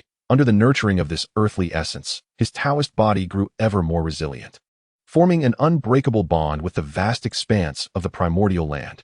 He even sensed that as long as he stood upon the earth, his magical powers would flow ceaselessly. This was an extraordinary fortune. I, the humble Xinshin, respectfully bid farewell to the Empress of Tranquility. Xinshin bowed deeply. Henceforth, Hutu, the ancestral witch, had departed. And within the ethereal underworld, there emerged a new sovereign of reincarnation, the Empress of Tranquility, who could not be harmed by saints, nor could saints dare to challenge her. Furthermore, Xinshin not only resolved his karmic ties, but also acquired a portion of the earth's essence, forging a profound bond with the future ruler of the underworld. It can be said that he reaped abundant rewards. Chapter 10. The Celestial Court of the Demon Clan. An invitation from Emperor Jun with the profound gifts of the Earth's primordial essence and the goodwill of Lady Pingxin, Xianchen quietly departed from the blood sea of the underworld. Though this journey was fraught with challenges, the outcome surpassed all expectations. Not only did he completely resolve the entanglements of Hongjun, freeing his heart from all burdens, but he also felt, under the augmentation of the Earth's primordial essence, that he had subtly brushed against the threshold of the great Luo Golden Immortal. With a bit more time in seclusion to fully assimilate his gains, a breakthrough would be a matter of course. However, no sooner had he returned to Xiaoyao Island and prepared to activate the island's protective formation than an unexpected visitor arrived. A golden streak of light pierced the vast expanse of the eastern sea, descending directly outside the innate maze of Xiaoyao Island. As the brilliance dissipated, it revealed a divine figure clad in golden armor, wielding a long halberd. This celestial being bore a majestic countenance and an overwhelming aura, unmistakably a formidable being at the pinnacle of the Tai Golden Immortal Realm. He did not force his way through the formation, but instead called out from outside, "I am Bai, envoy of the Celestial Court, sent by the Demon Emperor to pay a visit to Xianchen, the master of Xiaoyao Island." His voice, imbued with the unique dominance of the demon clan, echoed powerfully, causing the spiritual energy of the entire Xiaoyao Island to momentarily stagnate. Xianchen, situated within his cave abode, raised an eyebrow slightly. The Celestial Court of the Demon Clan? Emperor Jun? How could they have found this place? His mind raced. Given the innate formation shrouding Xiaoyao Island and the numerous restrictions he had meticulously laid down, it was reasonable to assume that no one could ascertain its precise location, save for a sage. The only plausible explanation would be the Tontian Patriarch. Perhaps during his visit to Golden Ao Island, he had drawn the attention of someone with ulterior motives, allowing them to trace his whereabouts. Furthermore, since he had not made a concerted effort to conceal his movements in the Eastern Sea, it was hardly impossible for such a colossal entity as the Demon Clan to locate him. Bai, Xianchen silently repeated the name in his thoughts. One of the 10 great demon saints, renowned for his wisdom and regarded as an auspicious beast. The fact that Emperor Jun had dispatched him indicated a level of importance. To avoid him would evidently lead to a direct affront to the resplendent celestial court of the Demon Clan. After a moment's contemplation, Xianchen waved his sleeve, and the innate maze silently opened a portal, a path of white clouds extending from the island to Bai's feet. Being an envoy of the celestial court, Bai, please enter, Xuanchen's voice, calm and composed, carried along the cloud path. A flicker of surprise crossed Bai's eyes. He had not anticipated that the legendary master of Xiaoyao Island would so readily grant him entrance. Following the cloud path, he stepped into the island. The scene before him evoked admiration even in this well-traveled demon saint. The island was suffused with celestial energy, abundant in spiritual roots, presenting a picture of serene tranquility, exuding an ethereal charm that surpassed even the grandeur of the celestial court. What a splendid realm beyond the mundane, Bai mused inwardly. At the end of the cloud path, before the Xiaoyao Palace, stood a young Daoist clad in a cerulean robe, exuding an aura as gentle as jade, smiling warmly. It was Xianchen. "I am the humble Daoist Xianchen, honored to meet you." Bai, Xianchen greeted, bowing respectfully, neither servile nor arrogant. Bai hurriedly returned the salute. "Daoist Xianchen, you are too kind. I apologize for my impromptu visit and hope you will not take offense." He scrutinized Xuanchen closely, yet found himself utterly unable to fathom the depths of the man before him. This individual seemed to merge seamlessly with the entire island. Even the vast expanse of heaven and earth, his aura as profound as the ocean. This realization instilled a sense of caution within him. Unaware of the reason for the Demon Emperor's envoy's visit, Xuanchen spoke directly, ushering Bai into his cave dwelling and presenting him with fine tea. Bai, not one to beat around the bush, articulated his purpose. "Dear Xuanchen, to be frank, our sovereign and the Eastern Emperor wish to convene a grand assembly of myriad immortals above the 33 heavens, inviting esteemed and virtuous beings from the boundless wilderness to deliberate on our demon clan's grand strategy, and incidentally, to restore the reputation of the Heavenly Court." "Oh, a grand assembly of myriad immortals?" Xuanchen lifted his teacup, gently blowing across its surface, refraining from an immediate response. He was acutely aware that this so-called assembly was, in fact, a grand banquet for the Demon Clan to flaunt their military prowess, consolidate the powers of the wilderness, and establish their primacy in the celestial realm. The dilemma of whether to attend or abstain loomed large.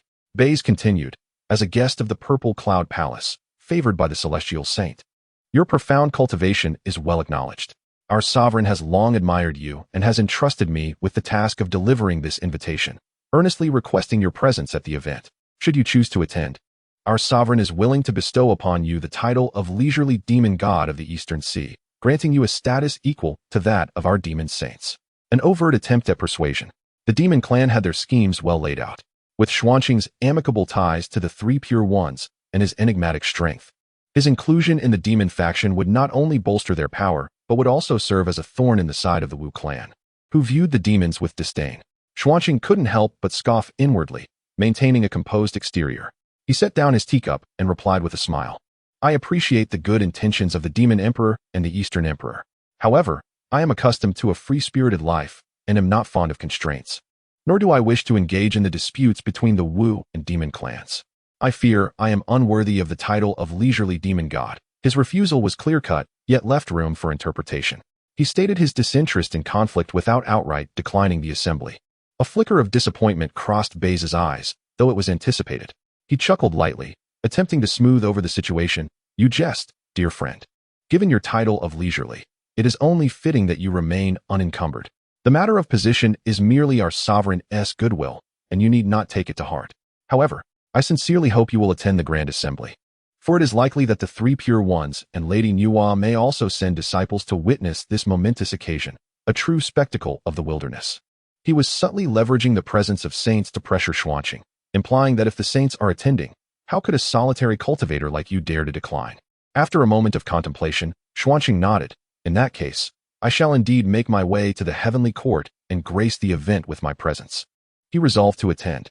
Firstly, to extend a courtesy to the demon clan and avoid complete animosity. Secondly, to witness firsthand the current state of the demon celestial realm.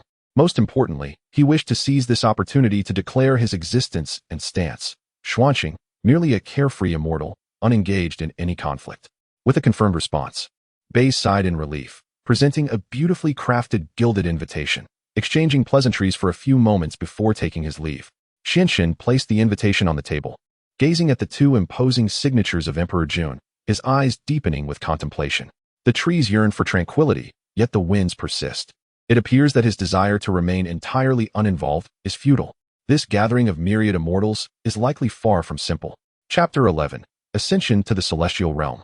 The gathering of the immortals after bidding farewell to Baize, Xinshin did not embark on his journey immediately.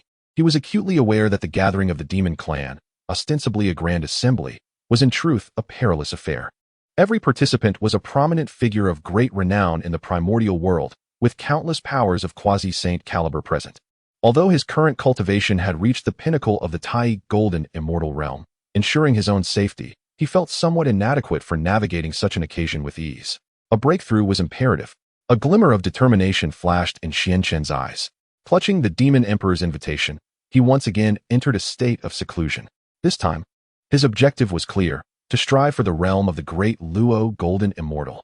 He immersed his consciousness in the sea of awareness, reactivating the fragment of the creation jade dish obtained from the split treasure rock through the grand furnace of the Dao. Countless insights into the laws surged forth like a tidal wave. Simultaneously, he fully harnessed the primal earth energy acquired from the underworld, guiding it meticulously. This force was immense and formidable, merging with his internal magical essence to commence the final refinement of his Dao body and primordial spirit. The three flowers atop his head finally blossomed in full glory under the dual infusion of the primal earth energy and his own magical power. On the azure lotus, three resplendent blooms swayed in the breeze, each harboring a spectral figure identical to Xinshin himself. This signified that his essence, vitality, and spirit had attained a state of complete harmony and perfection. Boom! A presence emanating from Xinshin, countless times more powerful than that of a Tai Golden Immortal, erupted forth.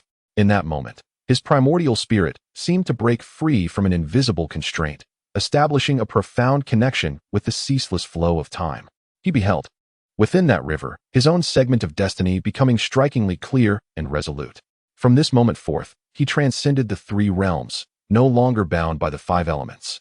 He endured countless tribulations unscathed, remaining untouched by the web of causality. The great Luo Golden Immortal achieved. Xinshin slowly opened his eyes, and within them, the cosmos seemed to swirl, the sun and moon rising and setting. He sensed the vast, oceanic magical power within him and an unprecedented mastery over the laws of heaven and earth, a gentle smile gracing his lips. He understood that from this moment, he truly possessed the means to establish his existence in this primordial world. The great Luo Golden Immortal, in an era devoid of saints, stood at the pinnacle of the cosmic hierarchy. Rising to his feet, he pushed open the door to his cave dwelling and, with a quick calculation, realized that the day of the grand assembly was fast approaching. Without delay, he entrusted the responsibility of guarding his cave to a few enlightened celestial birds and spirit beasts, then transformed into a beam of celestial light, soaring towards the southern heavenly gate. Beyond the 33 heavens, in the celestial court of the demon clan, as Lin Chen arrived, the air was filled with harmonious celestial music and auspicious energies. Before him stood the magnificent southern heavenly gate, a grand edifice sculpted from white jade, radiating brilliance. At the entrance, tens of thousands of golden-armored demon deities stood at attention, exuding an imposing presence. Countless streams of light converged from all directions of the primordial realm, descending before the southern heavenly gate, manifesting into a multitude of formidable beings, each exuding immense strength. Among them are ancient demon gods with the heads of beasts, ethereal beings of transcendent grace, and sovereign rulers of aquatic tribes from across the seas. The assembly of immortals is complete, and the myriad of demons has gathered. The current grandeur of the demon realm south heavenly court is evident. The arrival of Xuanqing has not attracted much attention. His aura is subdued, and to the casual observer, he appears to be an ordinary young Daoist, blending inconspicuously among the illustrious celestial beings of the great Luo Golden Immortal rank. Presenting his invitation, he smoothly passes through the southern heavenly gate. Upon entering the heavenly court, the spectacle before him leaves him utterly astounded. Pavilions and towers, adorned with intricate carvings and celestial motifs, are crafted from the essence of stars, divine gold, and immortal jade. A celestial river flows through the midst, glimmering with radiant reflections. Its waters formed from the liquefied primordial spiritual energy. Countless celestial maidens, bearing exquisite fruits and divine elixirs, flit gracefully among the mist-shrouded palaces. What a grand display! Xuanqing silently admires the scene. In terms of opulence and majesty, this demon realm south heavenly court certainly lives up to its title. Guided by a demon maiden, Xuanqing arrives at a vast plaza known as the Lingxiao Treasure Hall. Here, thousands of jade tables have been set, nearly every seat occupied. As he surveys the area, he notes that the foremost positions are left vacant, clearly reserved for disciples of saints or those of quasi-saint stature. The remaining seats are arranged according to cultivation level and status. He refrains from vying for a prime position and casually takes a seat in an inconspicuous corner at the back of the plaza. His purpose for attending is merely to observe and declare his stance, wishing not to become the center of attention. However, trouble often finds one uninvited. Just as he settles in, a sardonic voice pierces the air beside him. "Oh, isn't this Xuanqing, my Daoist friend? It's been quite some time since our parting at the Purple Cloud Palace. Pray tell, with your connection to the heavenly sage, how is it that you are relegated to sit at the edge?" Turning to the source of the voice, Xuanqing sees a Daoist clad in a black robe, his countenance grim and hawkish, looking at him with an expression rife with mockery. The demon master Kunpeng. Xuanqing's pupils constrict slightly. He never anticipated being seated so close to this future outcast of the world. Even more surprising is the fact that the other party remembers him, and his words are laden with palpable hostility. Chapter 12. The invitation of Dijuan and the might of Tai. In the face of Kunpeng's provocation, Xuanqing's thoughts raced. In an instant, he comprehended the underlying motives of Kunpeng's actions, which served a dual purpose. Firstly, it stemmed from a lingering resentment regarding the incident at Zixiao Palace, where Hongjun had relinquished his seat, leaving Kunpeng harboring grievances towards all those who occupied the front row, and he had unwittingly found himself in the line of fire. Secondly, and perhaps more significantly, it was related to Tongtian. Yuan Shi Tianzuan had established the way of the primordial, explicitly stating that he would not accept those with feathers and horns, while Tongtian had founded the way of the intercept, embracing all without discrimination. This created a favorable disposition among the demonic entities toward Tongtian, while they regarded Yuan Shi with a sense of reverence and distance. As a demonic master, Kunpeng naturally aligned himself with the interests of the demon kin. By challenging Xianqin, who maintained amicable relations with Tongtian, he was effectively probing the waters and conveying a stance to certain influential entities. Having unraveled this insight, Xianqin devised a plan in his heart. Instead of reacting with anger, he offered a gentle smile, akin to a spring breeze, and replied nonchalantly. This humble Daoist cherishes tranquility and is not fond of raucous gatherings. This secluded seat suits my disposition perfectly. Yet, it is curious that a demonic master, esteemed as a teacher in the heavenly court, chooses to engage in idle conversation with me in this corner rather than accompany the demon emperor at the front. Could it be that the surroundings are too tumultuous for your liking? His words, measured and subtle, concealed a sharp edge. Did you not assert that I am unworthy of sitting in the front? I contend that I prefer the rear.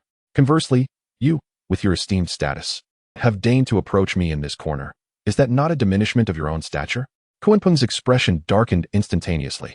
He had not anticipated that this individual, whom he had regarded merely as an opportunist ingratiating himself with Tantian, would dare to confront him openly. Just as he was about to unleash his fury, a commanding imperial aura suddenly descended from the highest point of the Lingxiao treasure hall. Demonic master, why the breach of decorum upon the arrival of esteemed guests? The voice was resounding and majestic, imbued with an undeniable authority. As if by magic, two figures had appeared at the apex of the hall. One was clad in a resplendent golden imperial robe, wearing a Tianping crown, his handsome visage radiating with an almost celestial brilliance, embodying the very essence of the demon emperor. Dijuan. The other figure, wielding an ancient and formidable bell, exuded an unparalleled dominance, his gaze surveying the realm as if it were inconsequential.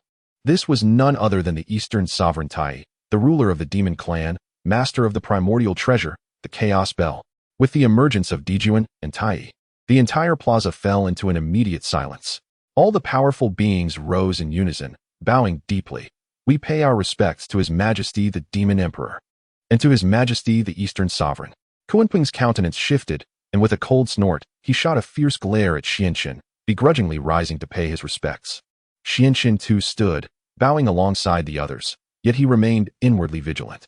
He could sense that Tai's gaze had intentionally swept over him and Kunpeng, and the oppressive weight of that glance felt akin to an ancient divine mountain, rendering him breathless. Truly, the Eastern Sovereign, as the master of the Chaos Bell, had reached the pinnacle of the quasi-saint realm, and he suspected that the threshold to becoming a saint was but a single step away. Dijuan raised his hand, signaling for everyone to rise, and spoke in a booming voice. Esteemed friends, it is a great honor to have you journey from afar, gracing our heavenly court. Today, we convene the grand assembly of all immortals for a singular purpose. Our demon clan, in accordance with the heavens, must uphold the rightful order of the cosmos. The witch clan, in their arrogance and ignorance of celestial decrees, exhibit brutality and inhumanity. They must be eradicated. His voice resonated throughout the celestial realm, brimming with an irresistible fervor. Below, the myriad demons erupted in fervent uproar, collectively proclaiming, "Long live the celestial court! The demon emperor is wise. Exterminate the witch clan. Unify the primal chaos." The clamorous cheers reverberated, coalescing into a potent force. Xianqin, seated in a corner, observed with a detached gaze. He understood that this was merely an appetizer. Indeed, when the atmosphere reached its zenith, Emperor Dijuan shifted his tone, sweeping his gaze across the assembly, ultimately lingering upon Xianqin. Fellow Daoist Xianqin, Emperor Dijuan's voice resounded once more. In that instant, thousands of eyes in the square converged upon the inconspicuous corner. Xianqin sighed inwardly. What was inevitable could not be evaded. He rose slowly, cupping his hands in reverence. "I am Xianqin, humbly greeting your majesty, the demon emperor." A gentle smile graced Emperor Dijuan's face as he responded, "Fellow Daoist need not be overly formal. I have heard that you are a guest of the Zixiao Palace, esteemed by the three pure ones, possessing profound cultivation, and wandering freely above the eastern sea, untouched by the mortal realm. I hold great admiration for that." He paused momentarily before continuing. "My celestial court is currently in need of capable individuals. I wish to emulate the Dao ancestor, establishing the celestial court as the rightful lineage of the Xian men, governing the celestial bodies and restoring the order of heaven and earth. I wonder, fellow Daoist Xianqin, would you be willing to lend me your assistance? I offer you the esteemed position of Transcendent Emperor, to shine alongside the sun and moon, earning the reverence of myriad immortals." At these words, the assembly was astounded. The title of Transcendent Emperor. This surpassed the previous promise of the transcendent demon god by an immeasurable degree. Within the celestial court, the rank of emperor stood only beneath Dijuan and Tai, equating with the 10 great demon saints, perhaps even surpassing them. Countless formidable beings cast envious and resentful glances towards Xianqin. Kunpeng's expression darkened considerably. He had not anticipated Dijuan would hold Xianqin in such high regard. Xianqin's heart sank. He recognized this was not an olive branch, but rather an ultimatum. Before the myriad immortals of the primordial chaos, Dijuan had made such a significant promise.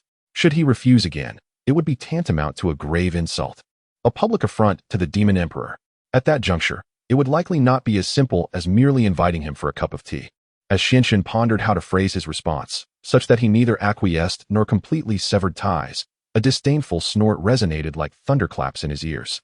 The formidable figure of Dongwang Tai had appeared before Xianqin, seemingly out of nowhere. He uttered no words, yet the overwhelming pressure he exuded singularly targeted Xianqin.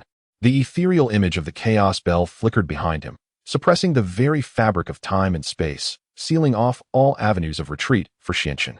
Your brother extends an invitation. This is your fortune. How do you choose to respond? Tai's voice was frigid and imperious, laden with an undeniable authority. He was compelling Xianqin to declare his stance.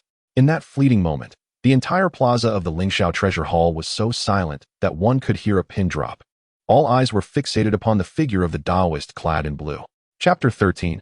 Unmoved Resolve. Eloquence in the face of catastrophe. The oppressive aura of the Eastern Emperor Tai descended like an abyss, akin to countless primordial divine mountains converging from all directions. This was not merely the weight of a peak quasi-saint's power, but rather a terrifying resonance of the Dao intertwined with the innate treasure, the Chaos Bell, capable of suppressing time and space and obliterating all existence.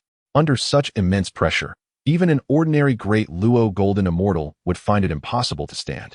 Their primordial spirit instantly daunted, their resolve shattered. The entire plaza of the Lingxiao Treasure Hall lay enveloped in a deathly silence.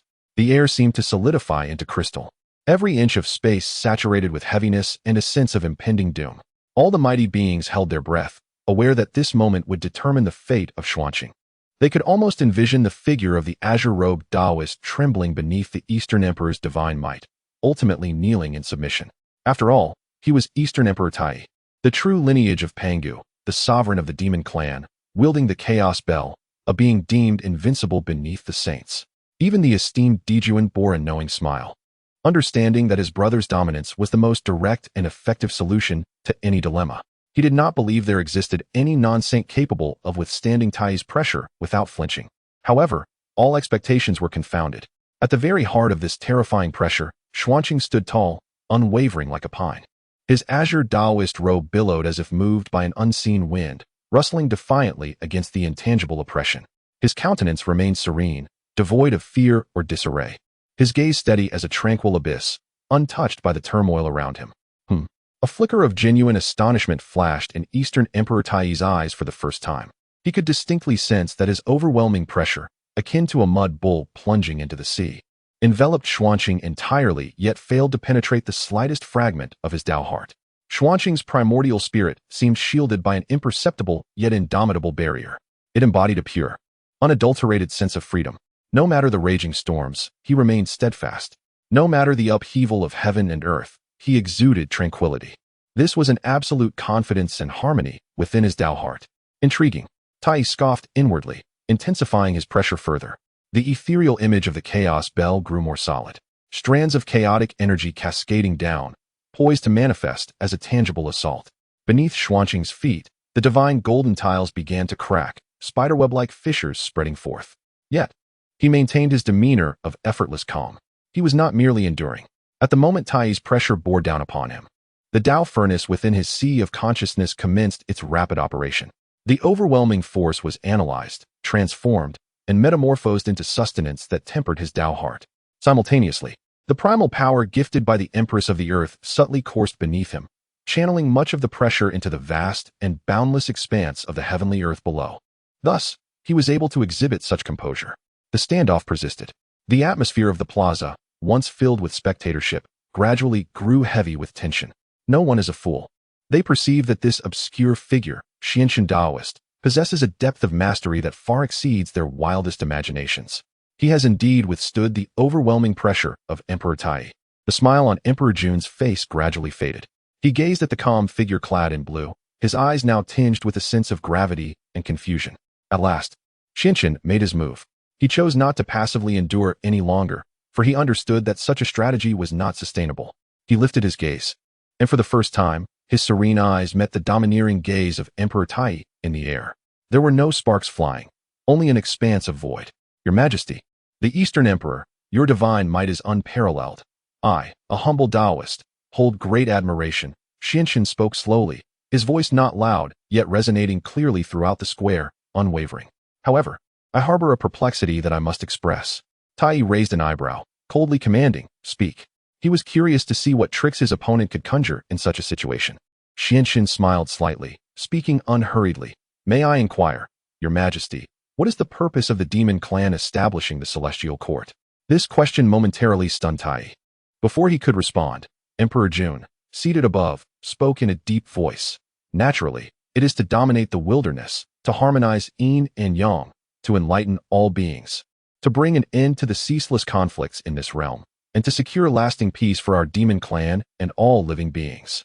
Such grandiloquent words were delivered with full vigor. However, upon hearing this, Xianxin merely clapped and smiled, shaking his head. Oh, am I mistaken, Your Majesty? Jun's eyes narrowed, displeasure surfacing. Xianxin bowed respectfully to Emperor Jun and declared, what Your Majesty states is indeed a magnificent aspiration, deserving of my respect. Yet, I believe this represents technique, not Dao. What is technique? What is Dao?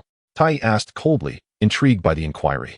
Xianxin surveyed the assembly, his voice rising with a unique cadence, as if articulating a profound truth of the cosmos, to subdue through force and to intimidate the masses. This is technique. For instance, Your Majesty's divine might can compel me to kneel and can make myriad immortals submit. Yet, such submission arises from fear, not from reverence. While Your Majesty reigns, the myriad immortals bow their heads. However, should Your Majesty depart one day, the hearts of the people will waver. This is not a sustainable path. Many mighty beings in the square silently nodded at these words. How many among them genuinely sought to serve? They were merely daunted by the formidable power of the demon clan and the invincibility of the Eastern Emperor. The expressions of Emperor Jun and Kunpeng darkened. Xianxin shifted his tone and continued, what is Dao? I believe that Dao represents order and principles. Your Majesty's desire to establish the celestial court as the legitimate path of the Dao is indeed a noble endeavor. What constitutes legitimacy? Legitimacy requires the establishment of rules and the definition of order, ensuring that all things within the cosmos operate within these parameters.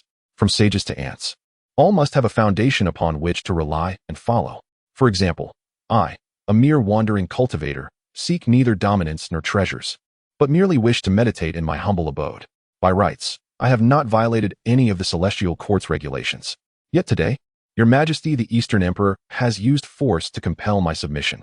Thus, I wish to inquire, are the regulations established by the celestial court truly founded upon the tyrannical principle of he who follows me flourishes, while he who opposes me perishes?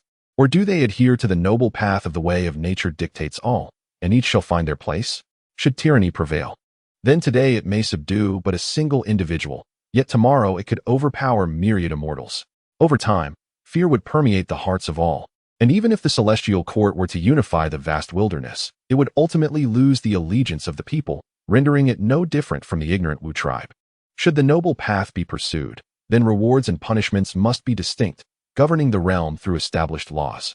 Those who enter the celestial court shall bask in its fortunes while adhering to its statutes. Those who do not enter, as long as they do not defy destiny or disturb the wilderness, should be tolerated by the celestial court.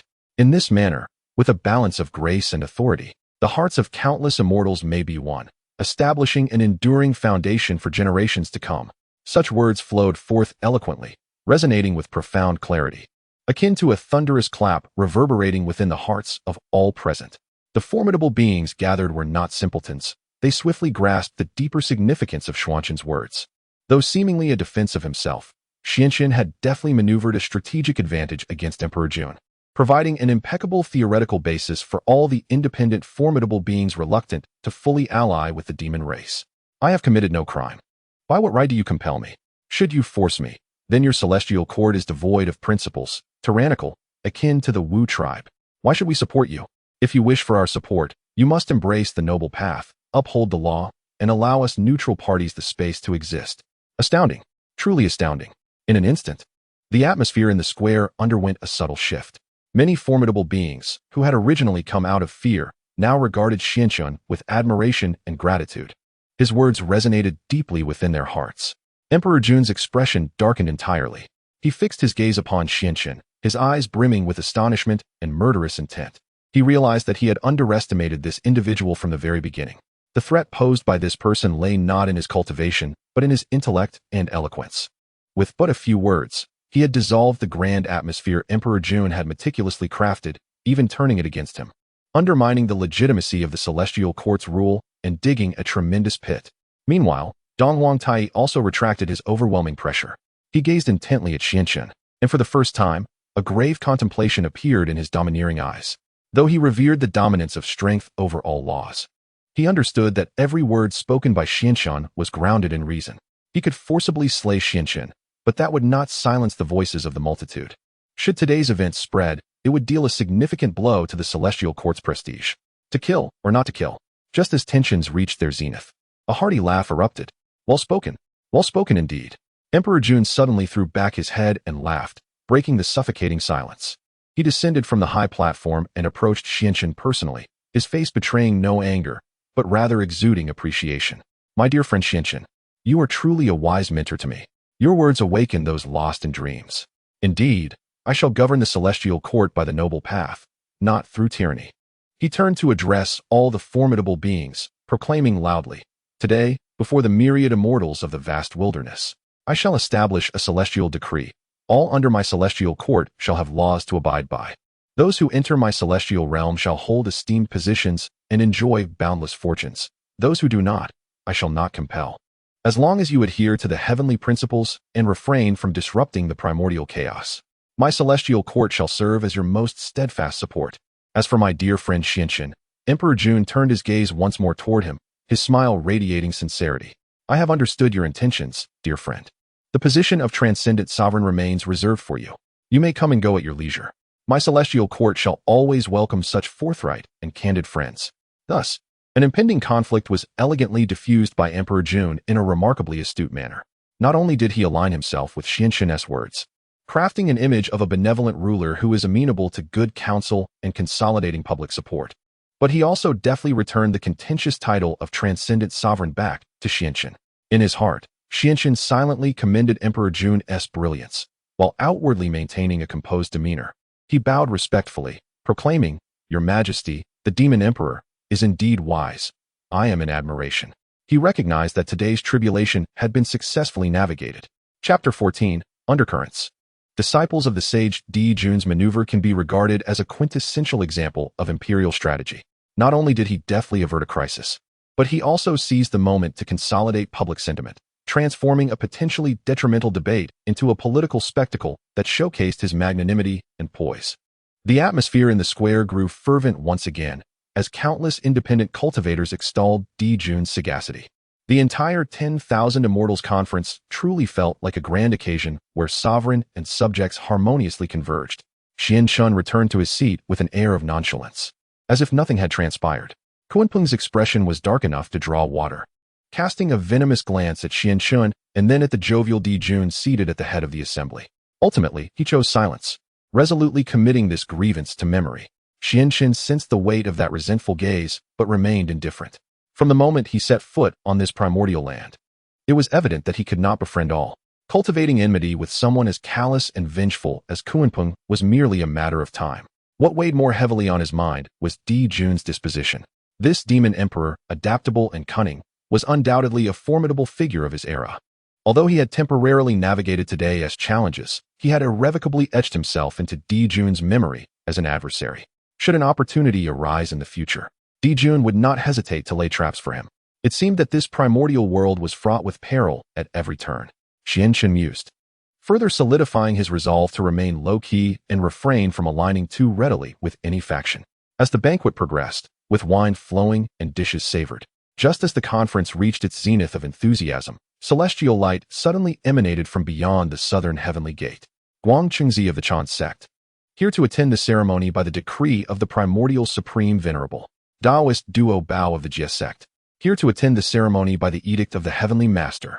Two resonant voices echoed from afar. Soon after, two enigmatic figures arrived in unison.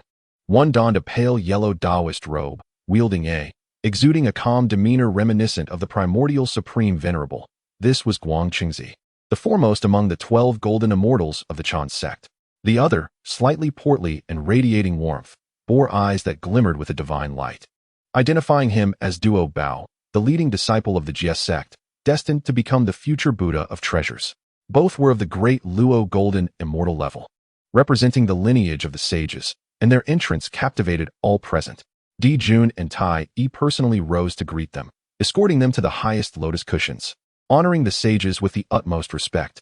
Having acknowledged Brother Guang Qingzi and Brother Duo Bao, Xian Chun, seated at the end, reached out with his divine sense to extend a greeting to the familiar faces. Guang Qingzi merely nodded in acknowledgement, while Duo Bao displayed more enthusiasm. Upon spotting Xian Chun, his eyes brightened, and he promptly rose, bowing from a distance and exclaiming, "Duo Bao pays respects to Uncle Master Xian Chun." This proclamation resonated like thunder, plunging the Lingxiao treasure hall into an instant hush. Every gaze was filled with incredulity as it flitted between Duo Bao and Xian Chun. Duo Bao, the foremost disciple of the Jie sect, a sage's disciple, a great Luo golden immortal. He unexpectedly addressed the Daoist clad in green, seated at the end of the table. As his master uncle, what kind of hierarchy was this? Even Di Jun and Tai Yi could not conceal their astonishment. They were aware of the past connection between Xian Chun and the Saint of Heaven, yet they had not anticipated that their relationship was of such profound depth. Allowing the foremost disciple of the to publicly acknowledge him with the reverence due to a master uncle in front of countless celestial beings. Xian Chun was momentarily taken aback. Then he let out a wry smile.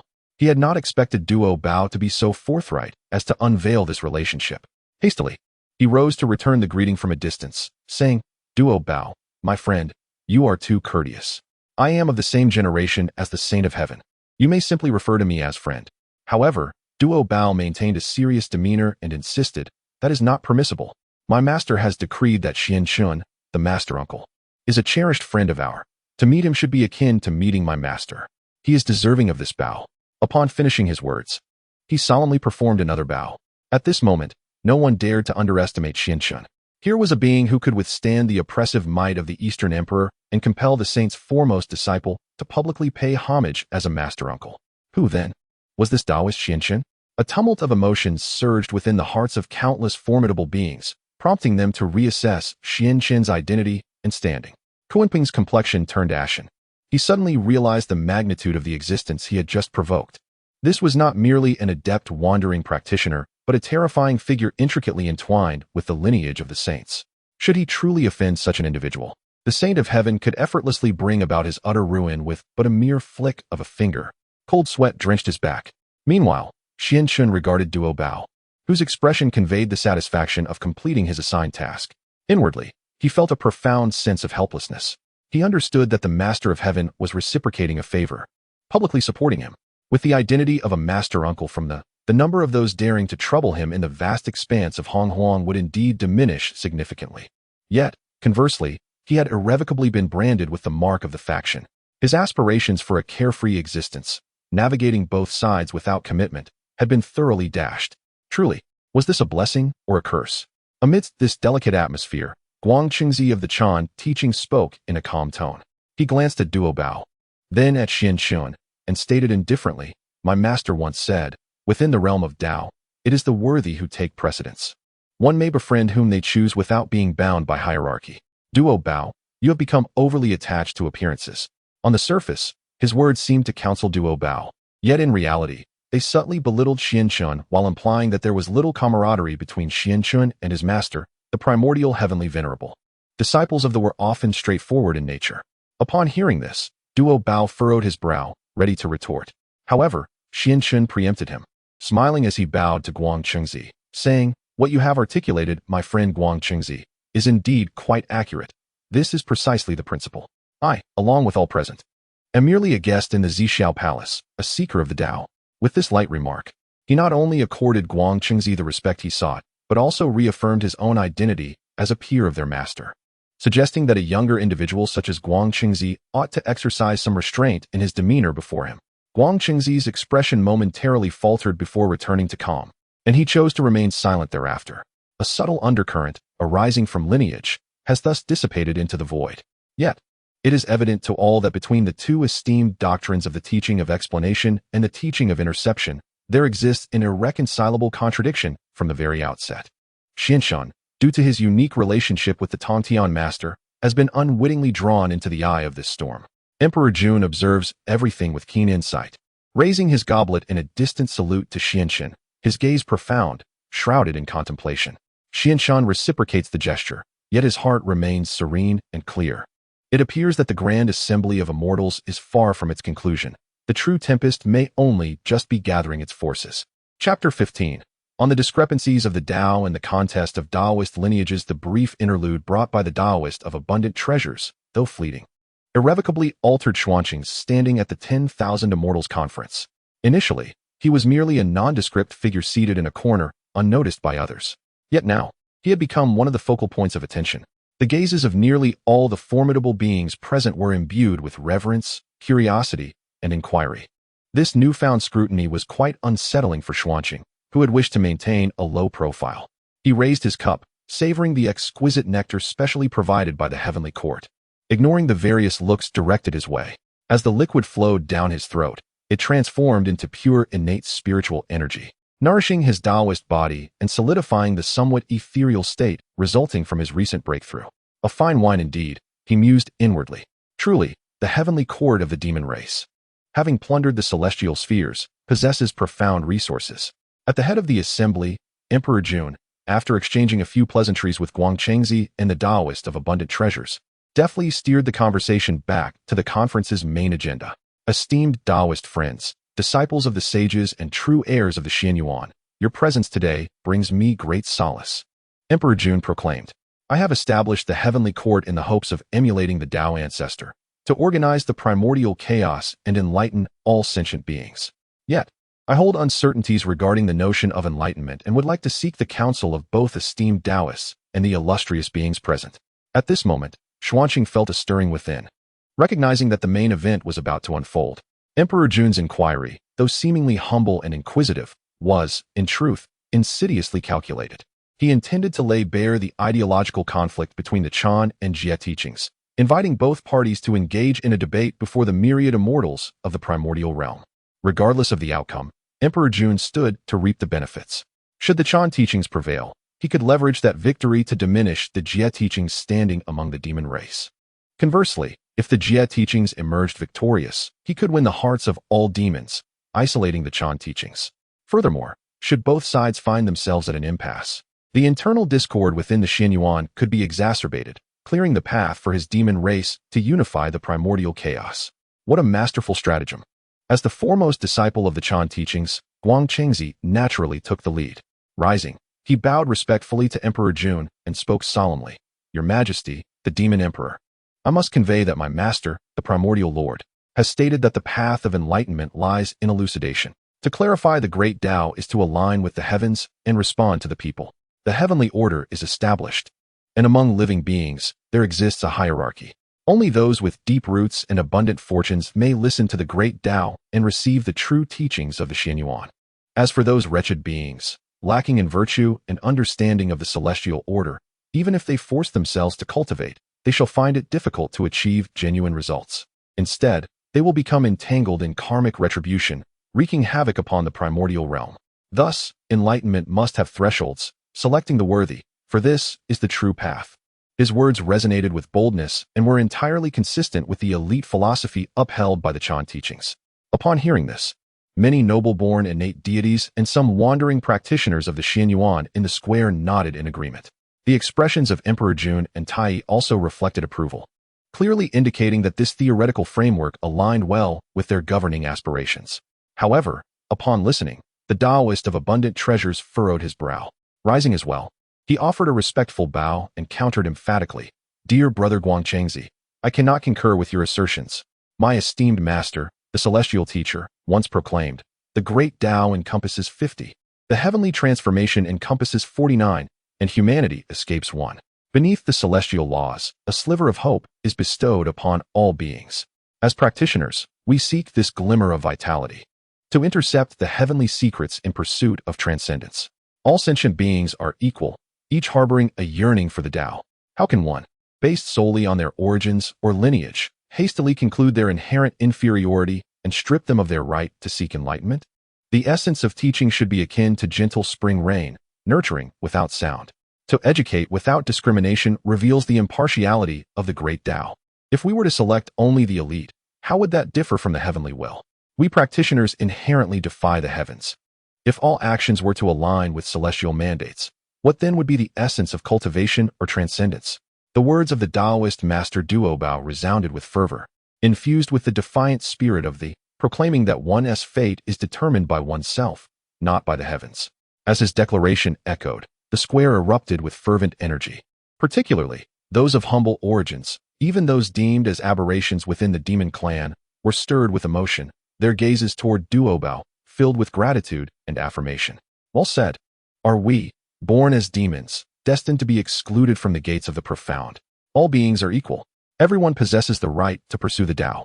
This stands as the true lineage of our demon kin. In an instant, voices supporting the surged within the square, overwhelming the opposing faction with robust fervor. The expression on Guang Qingzi's face darkened considerably. He had not anticipated the formidable appeal of the S ideology among the demon race. With a scoff, he retorted, Foolishness. You know but one side, ignorant of the other. Educating without distinction will only lead to a proliferation of mixed-quality practitioners in the wilderness. Should they fail to uphold the sacred precepts and restrain themselves, they would merely wield their powers to wreak havoc, disturbing the cosmic order and ultimately inciting calamities that harm both others and themselves. At that juncture, it would be too late for regret. Unyielding. Daoist master Duobao countered sharply. The Tao is born from the heart. What relevance does lineage hold? Among the dragon clan, there exist benevolent dragons who bring rain and blessings.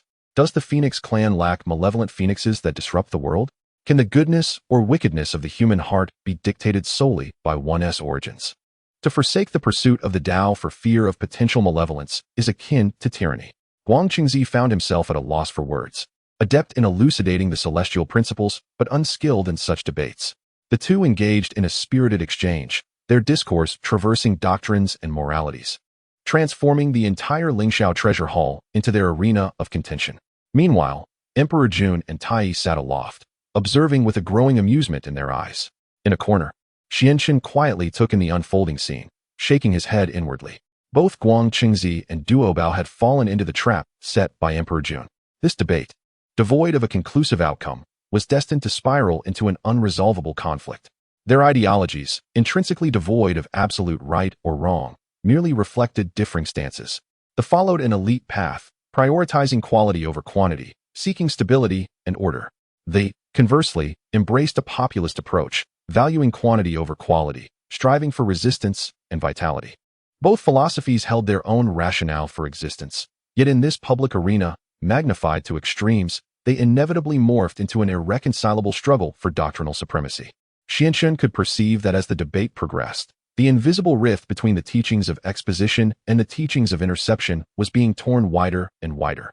A stream of fortune was quietly dissipating from both disputants, merging into the precious cauldron above, which represented the celestial providence. Di Jun, what a clever stratagem, Xianchen mused. At that moment, Di Jun, who had remained silent until now, seemed to feel that the time was ripe. He gently cleared his throat, interrupting the two red-faced Daoists. Both of your words contain profound truths, enlightening me greatly, he said with a smile, attempting to mediate. In my view, there is no absolute right or wrong in this matter. Instead of merely engaging in verbal discourse, which ultimately amounts to nothing more than empty rhetoric, why not engage in a contest of philosophical debate and magical prowess? He revealed his true intentions. Turning towards Guang Qingzi and Duobao, he continued with a smile. Let each of you select 3 disciples from your respective sects to spar in front of this Lingxiao hall. This will not only serve to validate the teachings learned, but also allow us to broaden our horizons and witness the profound mysteries of the saintly doctrines. Let us keep it within reasonable bounds, so as not to disturb the harmony. What say you, esteemed Daoists? Chapter 16, The Debate of Sorcery. Concealed malice. The discourse on sorcery proposed by Emperor Jun was like a colossal stone, crashing into the already tumultuous surface of the lake. Everyone understood that this was no mere exchange of skills, but a frontal collision between the teachings of the Chan and Jie sects, 2 grand doctrines. The outcome would directly influence the standing of both sects in the hearts of the myriad immortals of the primordial world, potentially even altering the course of future fortunes. The Daoist of abundant treasures and Guang Qingzi exchanged a glance, each perceiving the blazing spirit of battle in the other's eyes. At this juncture, retreat was simply not an option. To withdraw would signify a failure of one's doctrine compared to the other, casting a shadow upon oneself in the presence of the sages. Very well. Guang Qingzi responded first, his voice cool and resolute. As your majesty has stated, let us demonstrate what constitutes the true essence of the Xian man. Precisely to my liking. The Daoist of abundant treasures responded, equally unyielding. It is a perfect opportunity for my disciples of the Jie sect to learn a few moves from the brothers of the Chan sect. The atmosphere instantly became charged with tension. Emperor Jun's smile broadened as he clapped his hands and proclaimed, "Excellent. Splendid. Clear the area and prepare a space for the duel between these two esteemed Daoists." Immediately, a celestial spirit stepped forward. Employing divine abilities to remove the jade table and cushions from the center of the square, creating a vast arena spanning 100 miles. Meanwhile, a master of formation set up barriers around the perimeter to contain the residual energies of the duel. Turning back, Guang Qingzi addressed the disciples of the Chan sect who had come with him. Tai Yi, Yu Ding, Huang Long. This battle pertains to the honor of our Chan sect. We must not be careless. Which of you is willing to secure the first round for our sect? 3 Daoists of distinct temperaments emerged behind him. One was Tai Yi Jinren, holding a whisk and exuding an air of ethereal grace. Another was Yu Ding Jinren, a taciturn figure whose sword energy was repressed. And the last, Huang Long Jinren, donned in a yellow robe, adorned with dragon horns. Huang Long Jinren, known for his impetuous nature, stepped forward and bowed. Eldest brother, allow me to take the first round. It is time to show those who crawl in the mud what true dragon lineage embodies. As a member of the dragon clan, he disdained the Jie sect's inclusive approach, welcoming even the most insignificant creatures. Guang Qingzi nodded. Very well. Huang Long, remember to hold back and do not harm the harmony. I understand. Huang Long Jinren acknowledged, striding confidently into the arena. On the other side, the Daoist of abundant treasures turned to his Jie sect disciples. This battle is of great significance. Gui Ling, Jin Ling, Wu Dang, which of you will engage him? 3 female immortals stepped forward from the Jie sect, namely the 3 among the 4 great disciples, Gui Ling, Jin Ling, and Wu Dang. Jin Ling, fiery in temperament, approached and declared, "Eldest brother, that Huang Long merely boasts of a trace of dragon blood and holds himself in high esteem. I shall teach him a lesson." The Daoist of abundant treasures nodded. Indeed. Sister Jin Ling, the Chan sect possesses a treasured artifact for protection. We, the Jie sect, are no less formidable. Take this artifact and let him witness the might of our sect. With that, he retrieved a precious item from his sleeve and handed it to Jin Ling. It was a magnificent mirror, adorned with celestial patterns of sun, moon, and stars. Known as the Lingbao Sun Moon Pearl, a prized treasure of the Golden Spirit Mother grasped the Sun Moon Pearl with unwavering confidence as she stepped into the arena, facing the yellow dragon Jinren from a distance. The much-anticipated duel of magical prowess had officially commenced. Xianxin sat in a corner, observing the 2 combatants, his brow furrowing slightly. He sensed an undercurrent of lethal intent lurking within this seemingly restrained confrontation. This ominous energy did not emanate from the duelists themselves, but rather from a higher realm, a nebulous force of the Heavenly Dao, the aura of calamity. Xuanqin's heart tightened. Was this a prelude to the war of deification? He suddenly realized that the dispute instigated by Dijuan might not solely be for his own benefit. Rather, it subtly aligned with a greater heavenly trend, igniting the conflict between thee and the prematurely. As he pondered, the battle in the arena erupted. With a thunderous roar, the yellow dragon Jinren unleashed his true form. A colossal golden dragon, stretching 1,000 zhang, coiled majestically in the air, its imposing might radiating as its scales shimmered like metal. With a mighty breath, he expelled a concentrated stream of gung metal energy, akin to a heavenly sword, aimed directly at the Golden Spirit Mother. Unfazed, she sneered. Do mere grains of rice dare to shine? She tossed the Sun Moon Pearl into the air, which instantly erupted with blinding brilliance. A beam of lunar radiance shot forth, as soft and gentle as the essence of Yin, effortlessly dissipating the indomitable gung metal breath into nothingness. Without hesitation, she deftly executed a spell, and from the Sun Moon Pearl, a surge of solar divine fire erupted, fierce and unyielding, targeting the dragon's corporeal form. Yin and Yang, softness and hardness. The Golden Spirit Mother wielded the power of the treasure with unparalleled finesse. The yellow dragon Jinren dared not confront it head-on. He lashed his enormous tail, summoning a tempest of clouds in an attempt to shield himself.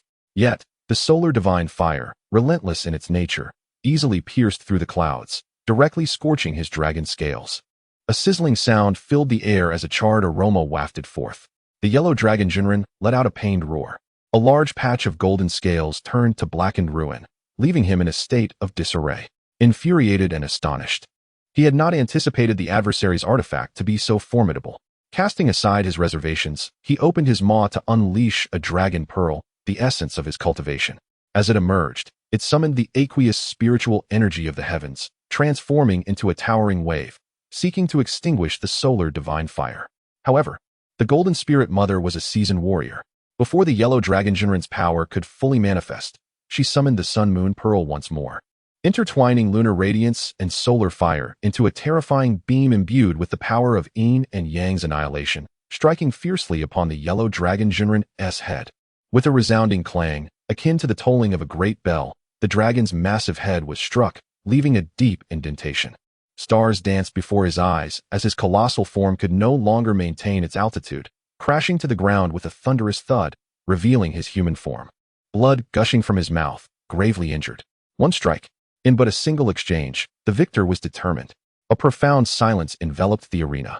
No one could have anticipated that Huanglong Jinren, one of the 12 golden immortals of the Chan sect, would suffer such a swift and complete defeat. Guangchengzi's countenance turned ashen in an instant. He abruptly rose to his feet, fixating his gaze on the Golden Spirit Holy Mother, who held a precious mirror with an air of arrogance, disbelief swirling in his eyes. Meanwhile, the disciples of the erupted in thunderous cheers. The Golden Spirit Sister is magnificent. Ha ha ha, what a mere golden immortal of the Chan sect, utterly incapable of withstanding a blow.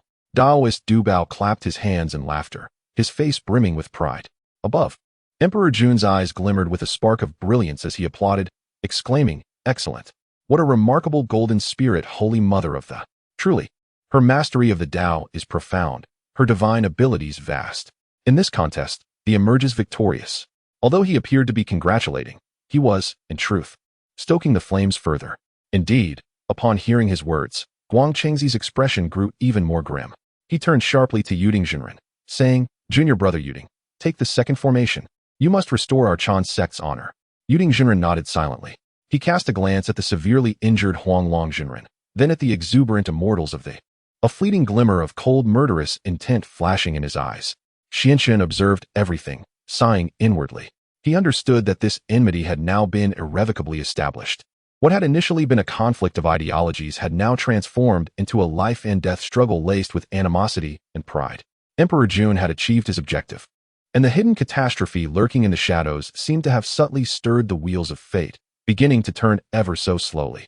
Chapter 17. The Celestial Slayer's Flying Blade. The grief of Jade Cauldron. The arrival of the Jade Cauldron Immortal seemed to lower the temperature of the entire Zixiao Palace by several degrees.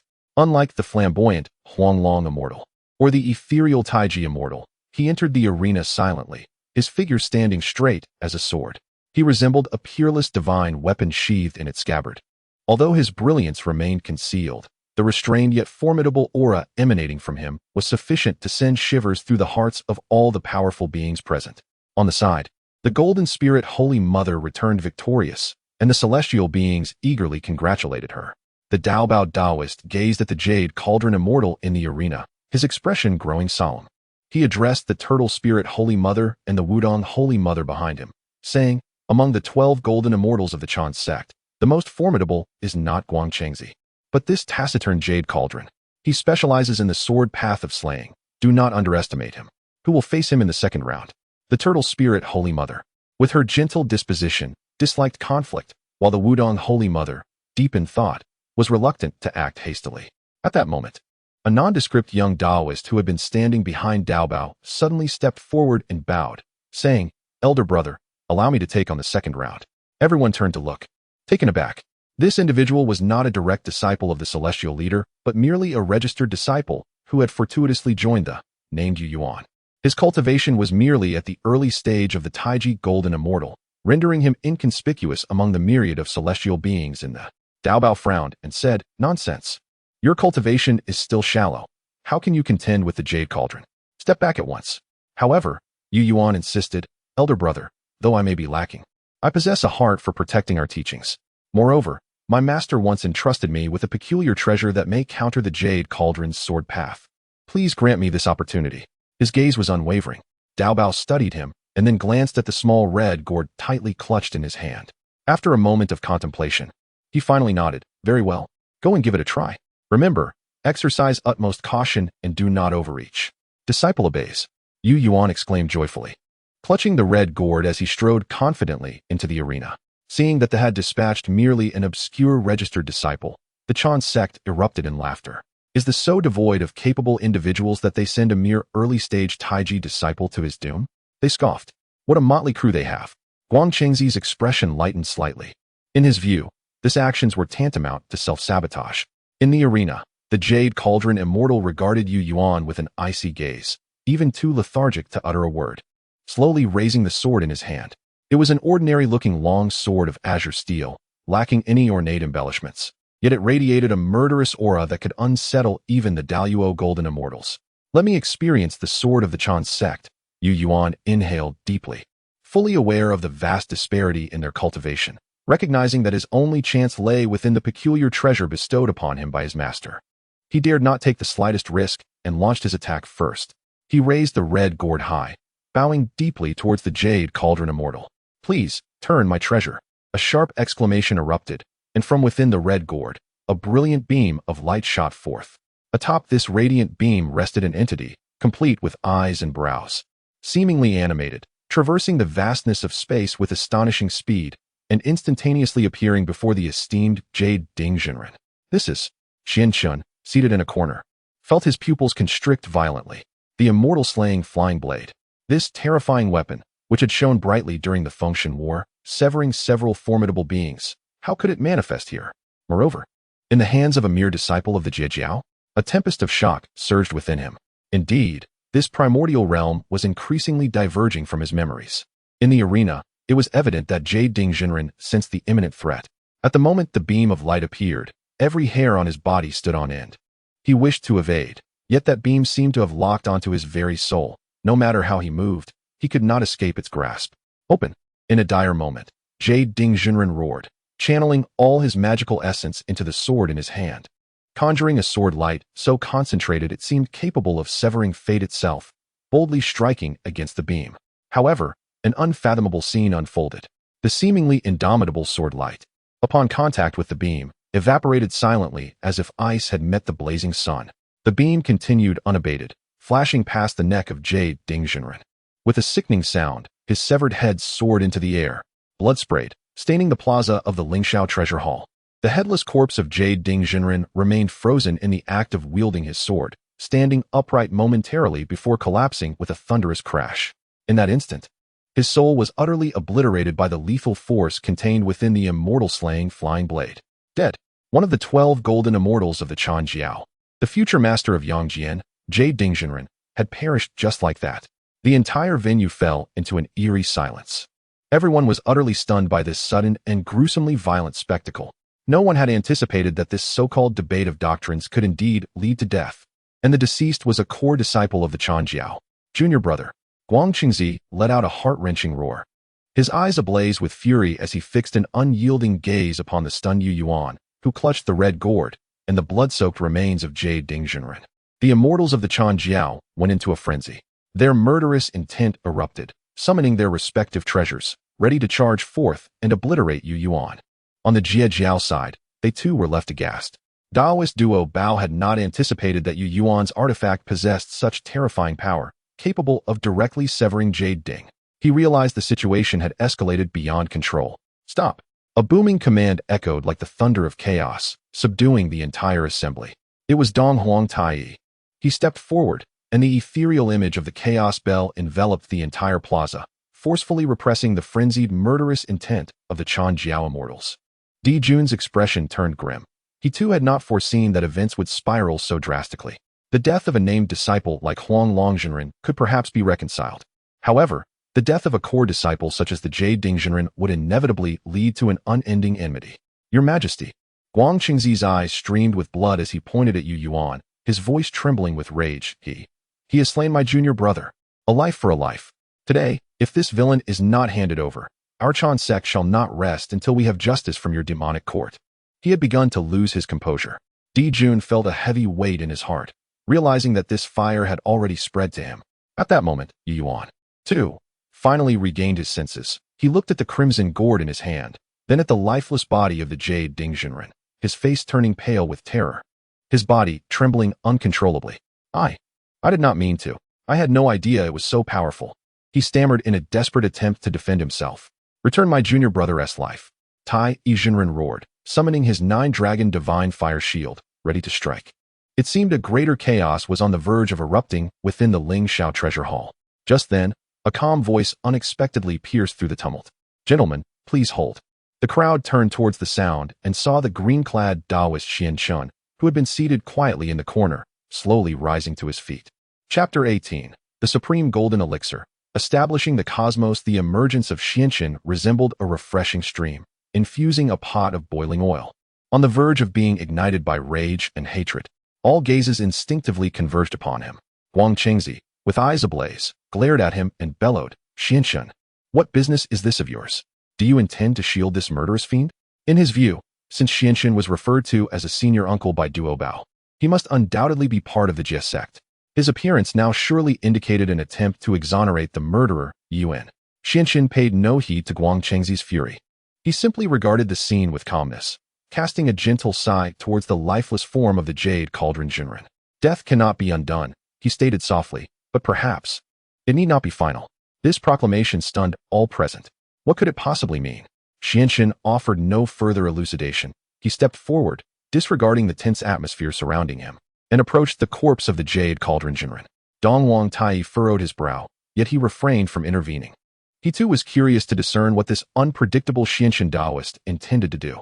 Xianxin knelt, extending a finger to lightly touch the wound upon the neck of the jade cauldron Jinren, collecting a trace of still fresh blood. He closed his eyes, attuning himself to the essence of the moment. After a brief pause, he opened his eyes, revealing a glimmer of understanding. The celestial slaying flying knife is indeed formidable.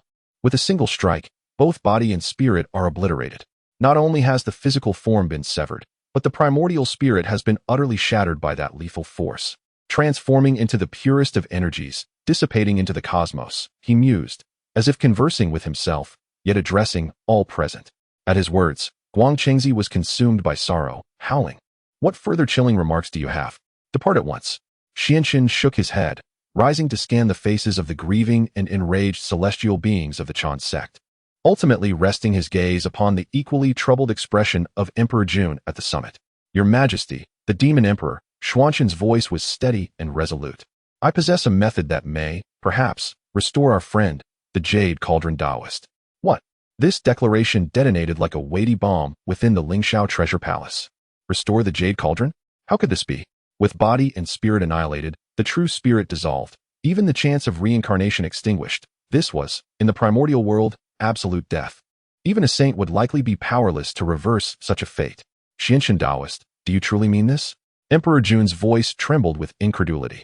If Xianxin could indeed accomplish this, it would not only resolve the current deadlock, but the demon race's heavenly court would owe him an immense debt of gratitude.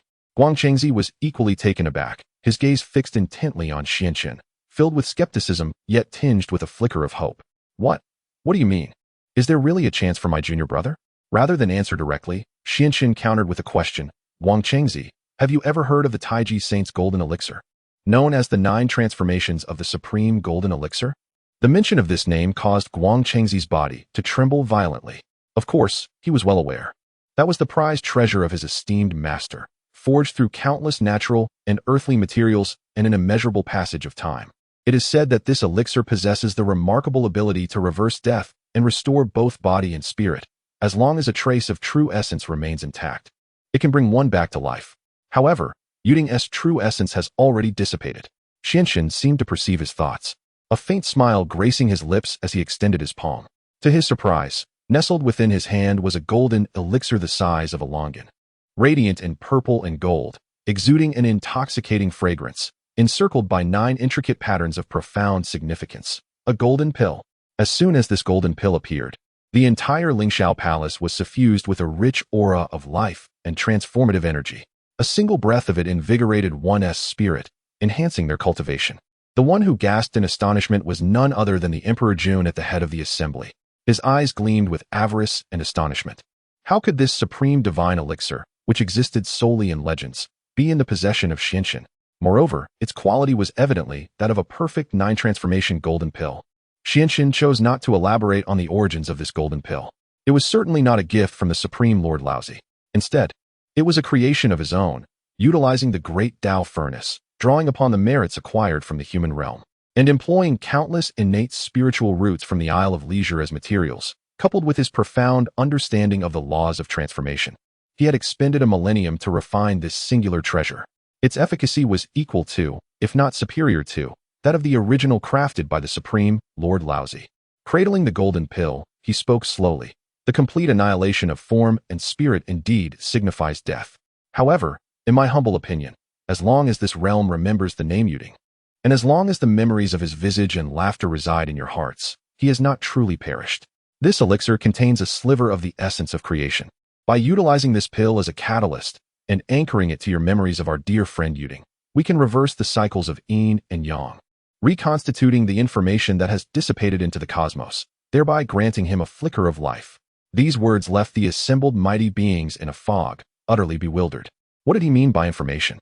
What did it mean to anchor with memories? This was far beyond their comprehension of the great Dao. Yet, it did not hinder their understanding of Xuanqin's final assertion. He possessed a method to resurrect Yuding. Xianxin, my friend, I implore you to take action. As long as you can restore my junior, you shall be a lifelong ally of our sect. I, Guang Chengzi, owe you a monumental debt of gratitude. Guang Chengzi cast aside all notions of pride and bowed deeply before Xianxin. Xianxin accepted the bow with composure, for this was the outcome he sought. He spoke no further, stepping towards the lifeless body of the real person Yuding. With a flick of his finger, the priceless nine-transformation golden pill transformed into a streak of light, entering the center of Yuding's brow. Immediately thereafter, he formed intricate hand seals, chanting incantations, as a profound power of transformation radiated from him. In my name, gather his true form. By the thoughts of all beings, summon his true spirit. Yuding, return. With his final utterance, an extraordinary sight unfolded. A gentle radiance of life began to emanate from the once cold body of the real person Yuding. Countless invisible energy orbs, adrift in the cosmos, seemed to respond to an unseen summons, converging frantically upon the lifeless body. The severed head miraculously returns to its neck, with the wound visibly healing at an astonishing pace. The shattered essence is being reformed, and the dissipated true spirit is being reshaped from the void. This is a true defiance of fate. This is, indeed, a genuine miracle. Chapter 19. Beneath the sage, all is variable, the reversal of life and death. The reshaping of the true spirit. Such methods have transcended the cognitive limits of all the formidable beings present. They stood in stunned silence, gazing at the once cold, lifeless body, which under the profound and enigmatic techniques of Xianxin was reinvigorated with a mighty life force. The physical form of Master Yuding, under the immense potency of the nine transformations Tai golden elixir, not only restored to its original state, but emerged even more resilient, faintly radiating a luminous aura. His shattered primordial spirit, previously obliterated by the celestial slayer's flying knife, was being astonishingly reassembled from the essence of heaven and earth. This was not merely a reversal of time, it was a creation of a higher order, utilizing the concept of Master Yuding as a blueprint. The transformative power of the golden elixir as its core, and the memories of the myriad celestial beings as a binding agent, a formatted life was being rewritten into existence. How? How is this possible? The esteemed Emperor Jun murmured in a daze. The initial greed in his eyes was supplanted by profound trepidation and an almost imperceptible hint of fear. If Xianxin could resurrect one whose form and spirit were utterly annihilated, did that imply he could effortlessly erase a mighty being from this world? Such methods, which touched upon the essence of life and approached the divine act of creation, filled him with genuine dread. For the first time, the eternally domineering visage of Dong Huang Tai revealed an unmasked astonishment. He clenched his fists tightly, gazing intently at Xianxin, as if striving to see through him entirely. Meanwhile, the celestial beings of the Chan school were overwhelmed with excitement. Guang Chengzi, Tai Yizhenren, and others were moved to tears. They could distinctly sense that familiar and cherished fluctuation of the primordial spirit becoming increasingly clear and whole once more. Their junior brother was truly returning. In that moment, time seemed to stretch infinitely. At last, under the gaze of all, the body of Master Yuding stirred slightly, his fingers twitching. Subsequently, he slowly opened his eyes. Initially, his gaze was vacant and bewildered, reminiscent of a newborn infant. However, as memories flooded back, his eyes sharpened, clarity returning until they restored their former tranquil depth. He sat up, gazing at his own hands, then caressing his unscathed neck, confusion and fear evident in his expression. I thought I had. Junior brother. Guang Chengzi could no longer contain himself, rushing forward to embrace Master Yuding tightly, his voice choked with emotion. You have returned. You have truly returned. Senior brother. Master Yuding finally came to full awareness, recalling the blinding light that had approached with such velocity, overwhelming in its intensity, as well as the helplessness and darkness that accompanied death. He rose to his feet, casting a complex glance at the calm and composed figure of the blue-robed Daoist still standing to the side. Deeply and earnestly, he bowed profoundly to Lin Chen. Master Yuding, I express my deepest gratitude to you, dear friend of the Dao, for this act of rebirth. This bow was one of heartfelt submission. Lin Chen calmly accepted the bow. Smiling as he said, it was merely a trifling effort. There is no need for such formalities, my friend. Your return is a testament to your destiny not yet fulfilled. Though his words were light-hearted, his complexion had grown paler than before. Clearly, employing such extraordinary techniques came at a cost. He had truly survived. My heavens! To be restored even after the annihilation of both body and spirit. What manner of being is this Lin Chen? Such methods are simply unheard of. At that moment, the entire Zixiao Palace erupted into a cacophony of astonishment and debate. The gazes of the mighty turned toward Lin Chen, transformed entirely. No longer did they regard him with mere reverence. Instead, it was a mix of worship and trepidation, akin to gazing upon a deity. Beneath the saints, all are but ants. This is an unbreakable truth of the primordial chaos. Yet today, Lin Chen had demonstrated that even beneath the saints, there exists the possibility of change. That change is embodied in him. Emperor Jun took a deep breath, forcibly suppressing the tumult within his heart. He stepped forward and, with equal solemnity, bowed to Lin Chen, saying, Lin Chen, today I have acted rashly.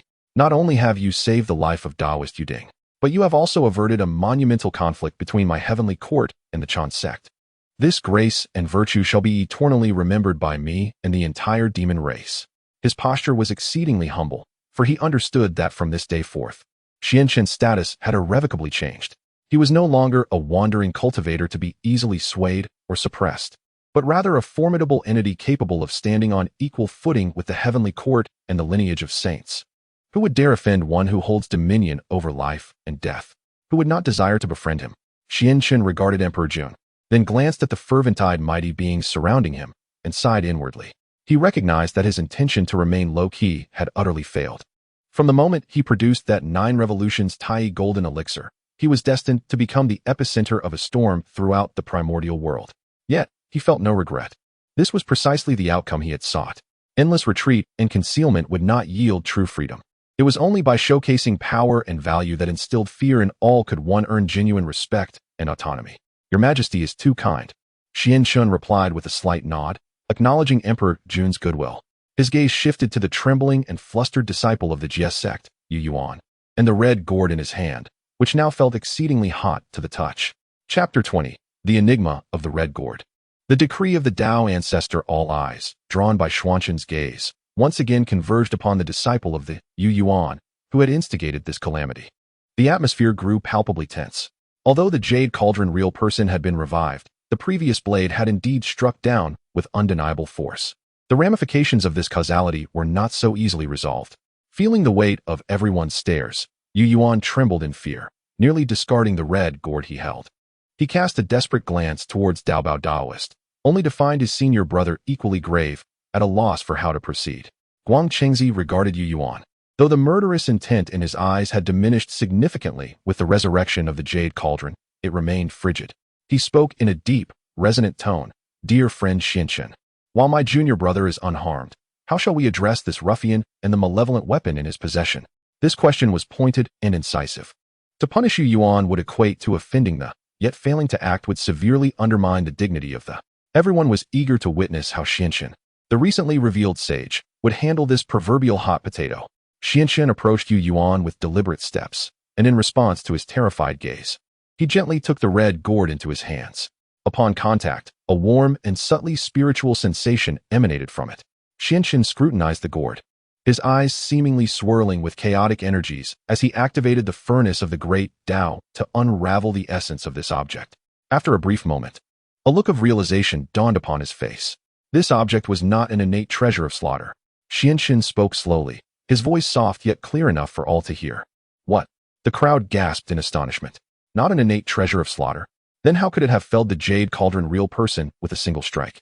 Cradling the gourd, Xianxin elucidated. The essence of this gourd is one of the 10 primordial spiritual roots, the last of the 7 gourds born from the gourd vine.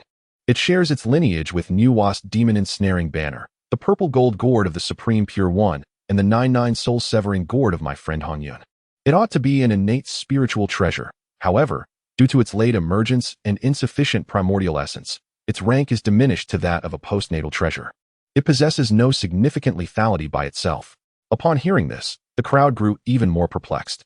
Xianxin continued, Yet, this object has been infused by a powerful being with supreme magical might, embedding within it a lethal mandate. Mandate. This term was equally unfamiliar to the celestial beings of the primordial world. Xianxin nodded, his gaze deepening. It can be understood as a rule. That mighty being inscribed a decree upon this gourd, stating that once this treasure locks onto its target, reciting the incantation will inevitably lead to death and annihilation. Thus, this treasure's lethality does not depend on cultivation level or defenses, but solely on whether one is locked by it. Whether one falls within the parameters set by that formidable entity. Due to Yu Yuan's insufficient cultivation, he cannot fully wield this treasure, allowing for a slim chance of survival for the Jade Cauldron Daoist. Should a more powerful Great Luo Golden Immortal attempt to wield it, even I would find it impossible to intervene. The explanation sent a shiver down the spines of all present. To refine the rules into a magical artifact? What a terrifying method. Whose handiwork could this be? A name that they dared not contemplate surfaced in everyone's minds. Apart from the esteemed Daoist Hongjun, who embodies the Dao and governs the heavenly rules, who else could achieve such a feat? As for why this powerful being would forge such a treasure and how it came to be in the hands of Daoist Yuan, that was beyond the humble speculations of this poor monk. Xianxin chose to conclude his remarks, refraining from elaborating further. He returned the crimson gourd to the already dazed Yuan. Yuan gazed at the gourd as if it were a harbinger of doom, repeatedly waving his hands, exclaiming, No, I do not want it. Master Uncle, this item is far too sinister. I refuse it. Xianxin smiled gently and replied, This object is fated to be yours. Whether it proves to be a blessing or a curse depends on how you handle it in the future.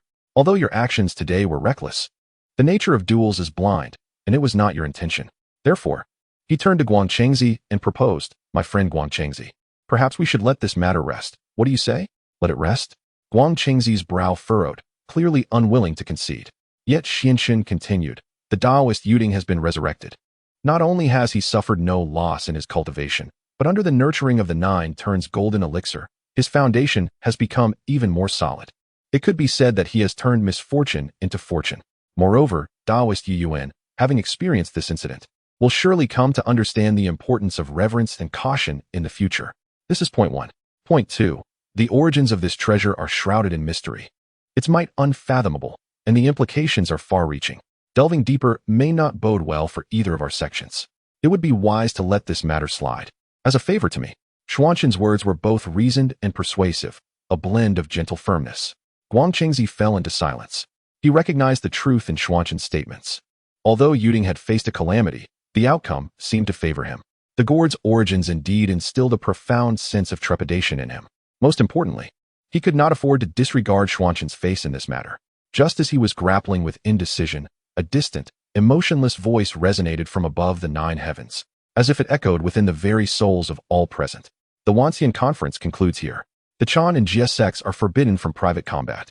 Those who defy this edict shall face divine retribution from the Zixiao Palace. It was the voice of Daoist Hongjun, the decree of the Daoist. In an instant, the entire Lingxiao treasure hall fell silent, as all powerful beings, including Dijuan and Tai, knelt in unison, bowing respectfully towards the Zixiao Palace, 33 heavens away. We abide by the decree of the Daoist. The intervention of the Daoist himself brought an abrupt halt to the farce. A collective shock rippled through the crowd. This underscored the gravity of the dispute ignited by Dijuan, which had escalated to such a degree as to alarm an existence that embodied the Dao. Dijuan knelt on the ground, cold sweat pouring down his face. He realized that he had completely overstepped this time. Guang Qingzi and Duo Bao wore expressions of dread as well. They had not anticipated that the conflict between the two sects would draw a personal warning from the Daoist. With the issuance of the Daoist decree, a storm that threatened to engulf the entire primordial realm was forcefully quelled. Xianchen also bowed respectfully. He lifted his gaze towards the boundless chaos of the void, his eyes profound with insight. He understood that this was far from the conclusion of the matter. The decree of the Dao ancestor was merely a temporary ceasefire. The conflict between the Chan and Jie sects had been fully unveiled, and blood had been shed. This seed had already taken root and begun to sprout. Moreover, due to the recent grand assembly of immortals, he had been thrust from the shadows of a carefree wanderer into the very forefront of the tide. The path ahead promised to be anything but leisurely. He glanced at the 99 soul dispelling gourd in his hand, and then at the slaying immortals flying dagger gourd in Yu Yuan's grasp, when suddenly an absurd thought blossomed in his mind. Could it be that the 7 children on the gourd vine were all embodiments of great karma? Chapter 21. The conclusion of the assembly. Reverberations shake the wilderness. The decree of the Dao ancestor, akin to a basin of ice water cascading from the heavens, instantaneously extinguished all fervor and discord within the Lingxiao Hall. With the utterance of the law, the resonance of the heavenly principles echoed. The overwhelming celestial authority rendered all present incapable of harboring even a flicker of rebellious thought. Jun, his complexion pale, rose from the ground.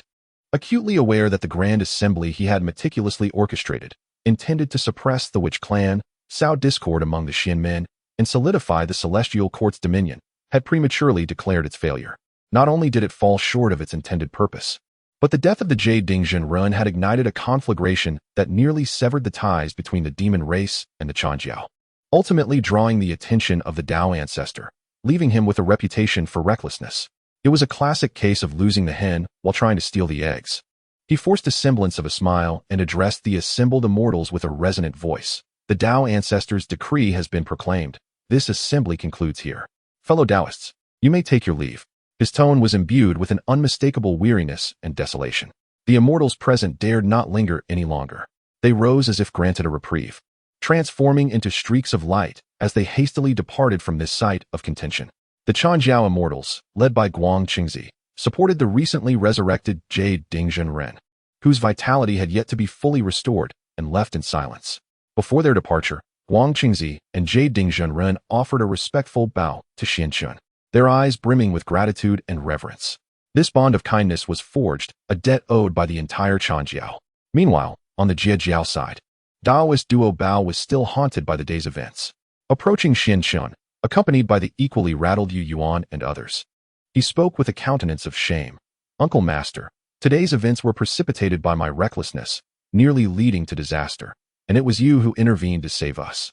Expending such precious Baodan, Xianchen raised a hand to interrupt him, speaking gently. Do not blame yourself for this matter. Conflicts of pride are inevitable. However, you must remember the teachings of the Dao ancestor and refrain from engaging in personal disputes in the future. His gaze shifted to the still, trembling Yu Yuan, and he continued, you need not bear excessive guilt. A treasure, unclaimed, possesses its own spirit. Its fierce desire to protect its master, when unchecked, is not of your intention. Upon your return, devote yourself to your cultivation, lest you tarnish the illustrious reputation of Jiejiao. These words flowed like a warm current, instilling boundless gratitude within Yu Yuan and the Jiejiao immortals. Daoist Duo Bao once again bowed deeply. We shall heed your counsel, Uncle Master. Should you require our service in the future, the entirety of Jiejiao will not hesitate, even unto death. With that, he and the Jiejiao members hastily departed. Before long, the once vibrant Lingxiao Hall fell into a profound silence, now occupied only by a few high-ranking members of the demon race and Xianchen, who remained standing in the center, appearing as an outsider. Jun's gaze fell upon Xianchen, swirling with complexity, tinged with apprehension, gratitude, frustration, and an inkling of something he himself had yet to recognize, dependence.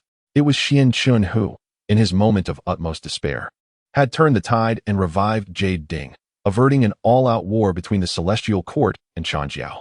This act of benevolence loomed larger than the heavens themselves.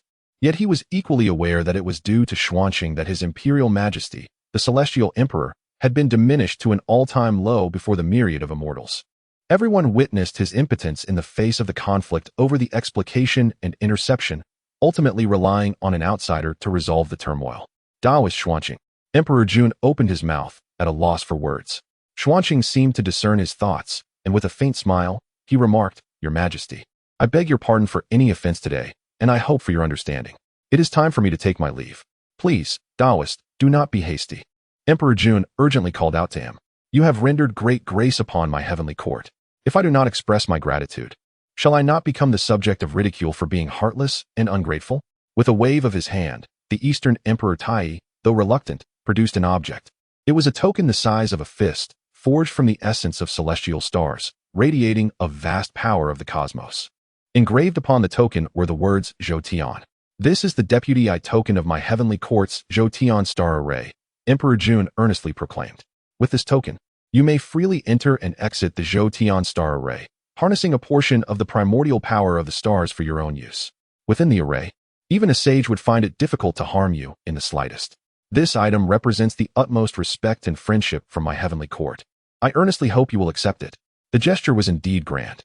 The Zhou Tian star array served as the protective formation of the demon clan, an unfathomable force, their ultimate trump card against the witch clan.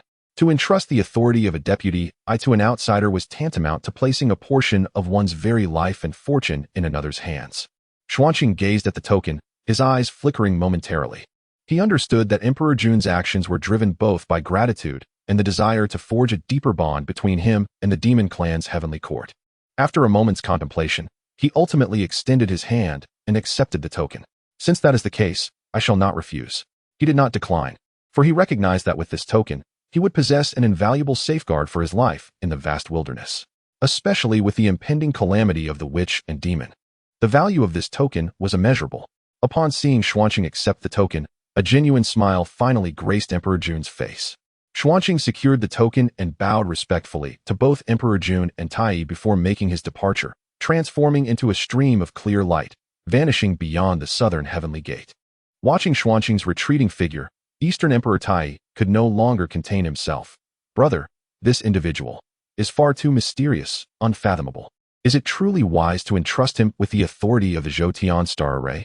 Emperor Jun sighed deeply, a glimmer of sagacity illuminating his eyes. "Tai, you are mistaken. It is precisely because he is unfathomable that we must draw him to our side. An existence capable of reversing life and death holds a value beyond your imagination. We are not merely bestowing a gift, we are making an investment. After today, the name Xuanqing will echo throughout every corner of the wilderness. Everyone will know that he can revive those who have perished in both body and spirit. Mark my words, within a century, the threshold of his immortal island will be breached by powerful beings from all walks of life.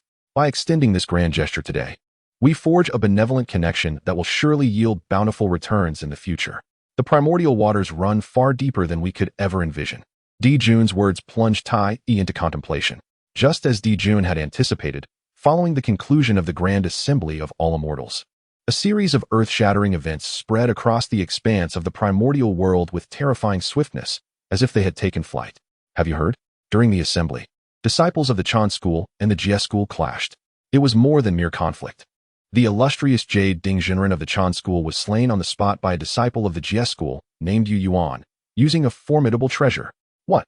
Jade Dingjinren is dead? Does this not mean that the Chan school and the Jie school are bound for an unending vendetta? Not dead. Herein lies the crux.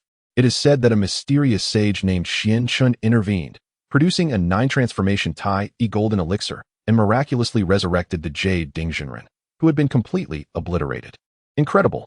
To resurrect one who has perished completely? How could this be possible? It is absolutely true. Thousands of powerful beings present bore witness to this marvel. Lin Chen was even publicly acknowledged as Shubai the Jie school's grand disciple, Duo Bao.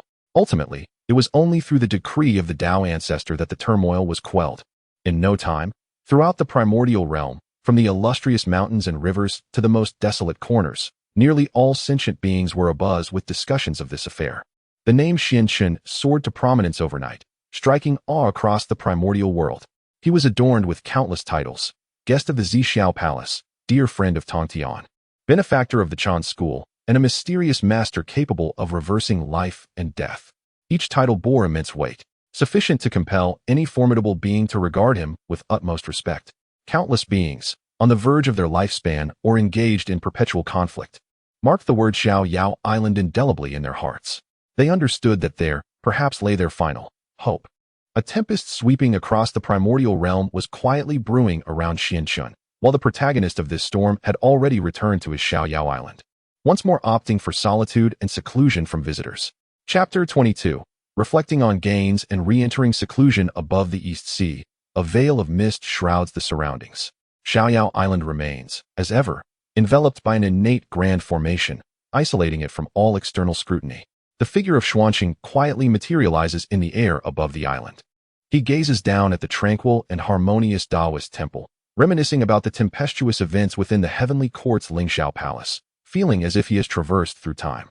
Ultimately, he has returned. A soft sigh escapes his lips. The recent Wanxian conference, though fraught with peril and having thrust him into the eye of the storm, has yielded rewards far surpassing his expectations. He strides into the Xiaoyao Palace, settles upon a meditation cushion, and begins to reflect on the gains and losses of this journey. First and foremost is his cultivation. Prior to the conference, he had entered seclusion to break through, successfully advancing to the realm of the great Luo Golden Immortal. Subsequently, he withstood the formidable might of Dongwang Tai within the Zixiao Palace and through the great Dao melting furnace. He deciphered the oppressive force imbued with the resonance of the chaos clock, which significantly tempered his Daoist heart. Moreover, through audacious actions, he revived the Jade Ding, elevating his comprehension of the laws of life, death, and transformation to an unprecedented level. It can be said that although he currently stands at the early stage of the great Luo Golden Immortal, the stability of his foundation and the profundity of his Daoist practice are likely comparable to those of well-established mid to late-stage great Luo experts. Secondly, there are connections and causality. Undoubtedly, his greatest acquisition from this journey is the profound favor he has garnered from the Chan teaching, having saved the Jade Ding Zhenren. This act of kindness will surely engender gratitude from all within the Chan sect, in the forthcoming calamity of the Fengshen that will sweep across the three realms. This virtuous cause may yield unforeseen benevolent results. Simultaneously, he has deepened his ties with the Jie teaching. Although marked as part of the Jie camp, which brings him some reluctance, the goodwill of Tongtian and the friendship of the myriad immortals from Jie serve, to some extent, as a formidable shield. From the perspective of the demon clan's celestial court, he has acquired a token from the subarray of the Zhou-Tian Star Do formation. The strategic value of this item is immeasurable. It serves as both a life-saving card and a pivotal piece for future maneuvering and planning during the impending calamity of the Wu and Yao. As for offending Kunpeng and inciting the wariness of Emperor Jun, these are merely minor costs. In the vast wilderness, it is those devoid of value who garner no concern from others. Lastly, there are magical artifacts. He casts a glance at the Joey Sampo Hulu in his hand. This treasure, under Hongjun's possession, failed to exhibit its full potential. Yet, in his eyes, the ability of this gourd to bewitch the mind and disrupt the soul, if wielded adeptly, could certainly become a formidable instrument of subterfuge. He intends to devote time to properly refine it. In addition, his greatest curiosity still lies with the resplendent flying knife of slaying immortals. A creation of the Dao ancestor, perhaps? Xuanqing strokes his chin, lost in contemplation. He cannot shake the feeling that matters are not as straightforward as they appear. Since Hongjun merged with the Dao, representing the heavenly way, it seldom reveals itself. Why then would such a lethal artifact be crafted and allowed to fall into the hands of a mere named disciple of the Jie teaching? Surely, deeper calculations lie hidden behind this. Well, the mysteries of fate are inscrutable. The games of saints are beyond my current involvement. Xuanqing shakes his head, casting aside these distractions from his mind. What he must now focus on is not the exploration of these secrets, but rather the diligent enhancement of his own strength. The events surrounding the 10,000 Immortals Conference have profoundly illuminated the truth for him. In the primordial chaos, any reputation or human sentiment must ultimately rest upon absolute power. Had it not been for his ability to withstand the oppressive force of Tai, or to produce the 9 transformations of the supreme golden pill, the profound truths he articulated, no matter how exquisite, would merely be the lamentations of the weak, disregarded by all. Power is the sole foundation upon which one may roam freely in this primordial realm. In Xuanqing's eyes, an unprecedented determination gleamed.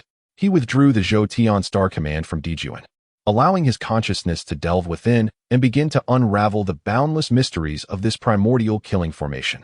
Simultaneously, he activated the great Dao melting furnace to its utmost capacity, commencing the digestion of all the knowledge and insights he had encountered during his celestial journey. The imperial path of Dijuan, the tyrannical way of Tai, the elucidations of Guangchengzi, the interception method of Duobao, and even the laws contained within the immortal slaying flying blade. Everything transformed into the most refined nourishment, melted and absorbed by the great Dao melting furnace, ultimately becoming an integral part of Xianxin's own true scripture of ultimate freedom. The gates of the Palace of Freedom gradually closed, with heavy restrictions once more severing this celestial island from the outside world.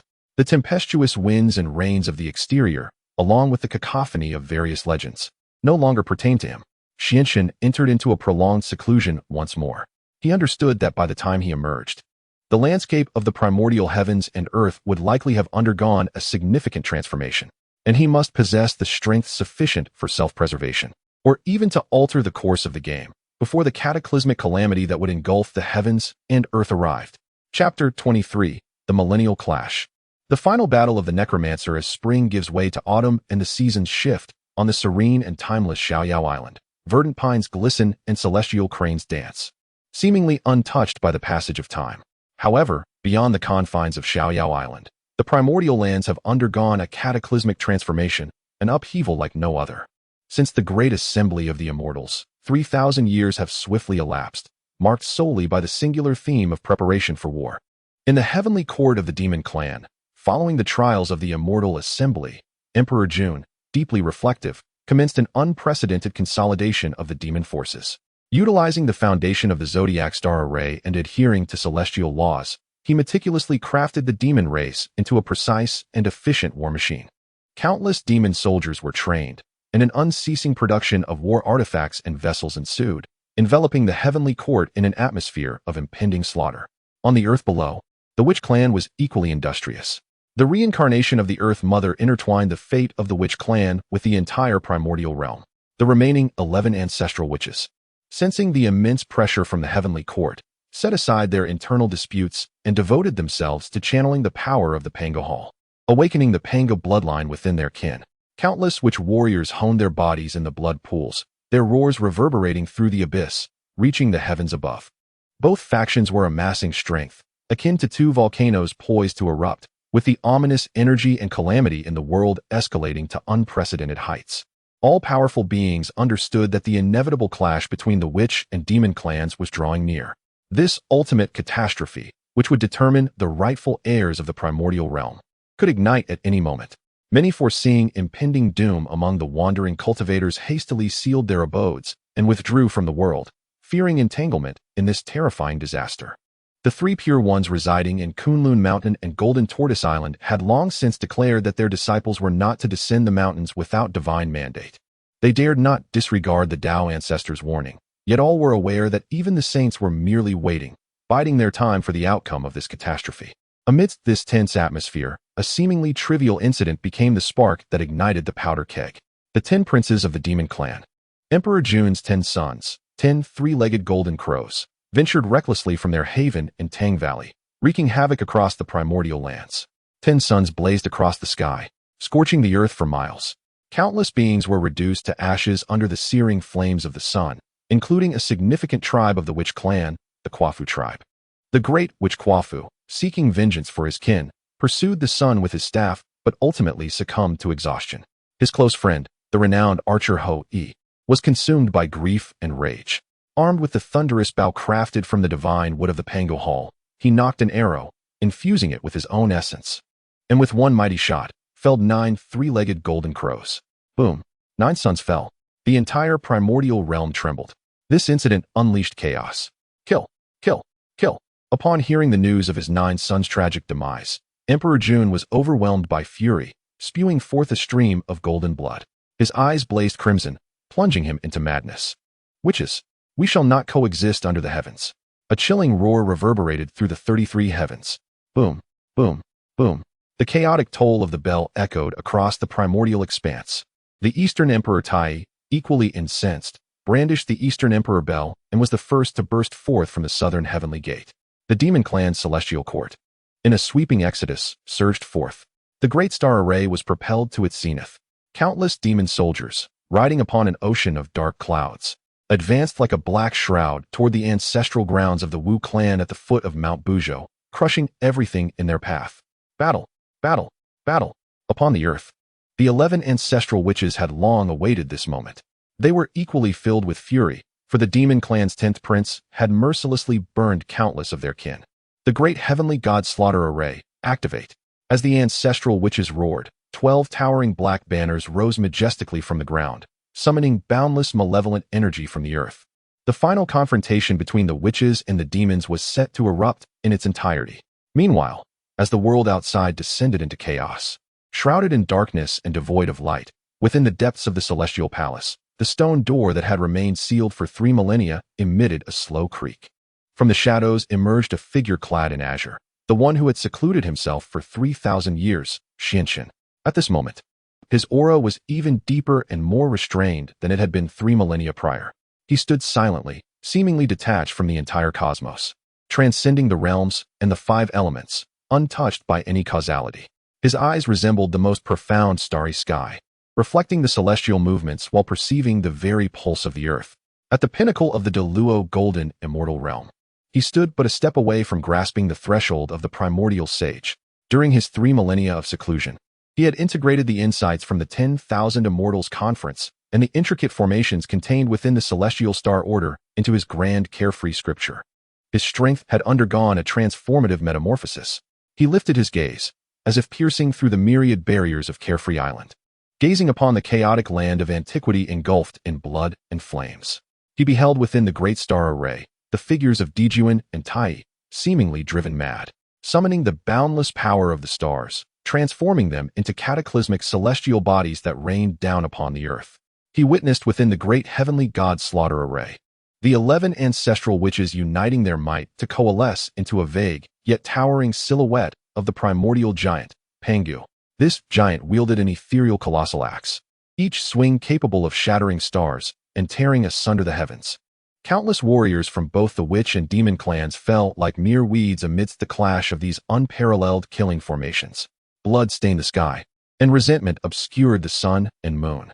The entire vicinity of Mount Buzhou transformed into a realm devoid of life, a bloody purgatory. Ultimately, it had come to this. Lin Chen let out a gentle sigh. His consciousness swept across the ancestral lands of humanity. He observed that amidst this earth-shattering battle, the frail human race resembled a solitary leaf adrift in a tempest, subjected to relentless devastation. Some demons, in a bid to replenish their powers, massacred humans to forge the slaughter which soared from their souls and blood. Meanwhile, the witches treated humans as mere livestock, indiscriminately consuming them to replenish their vitality. Desolation reigned. Rivers ran red with blood. This race, which was destined to be the protagonist of the future world, now appears utterly helpless and woeful beneath the torrent of calamity. A flicker of compassion crossed Xuanshen's eyes. Although he had consistently reminded himself to follow the natural order and refrain from interfering in the grand scheme of things, the scene before him stirred ripples in his once tranquil heart. Alas, he sighed once more. Some karmic ties are ultimately inescapable. Having once received a boon from the human race, today, he would return a glimmer of hope to them. He chose not to engage in the cataclysmic battlefield of the wraiths and the undead, for he understood that, given his current strength, entangling himself in those 2 unparalleled killing formations would yield no favorable outcome. His true aim lay with those human beings who were struggling desperately amidst the calamity. With a single step, he vanished from the shores of Xiaoyao Island. In the next moment, he found himself on the eastern coast, within a valley that the human race was using as a migration route. Observing the ragged individuals, their faces etched with terror as they struggled to support the elderly and carry the young, a flicker of sympathy shone in his eyes. He did not reveal his true form, but merely waved his grand sleeve. Within his sleeve lay the universe. An invisible, gentle force of spatial energy swiftly enveloped the entire valley.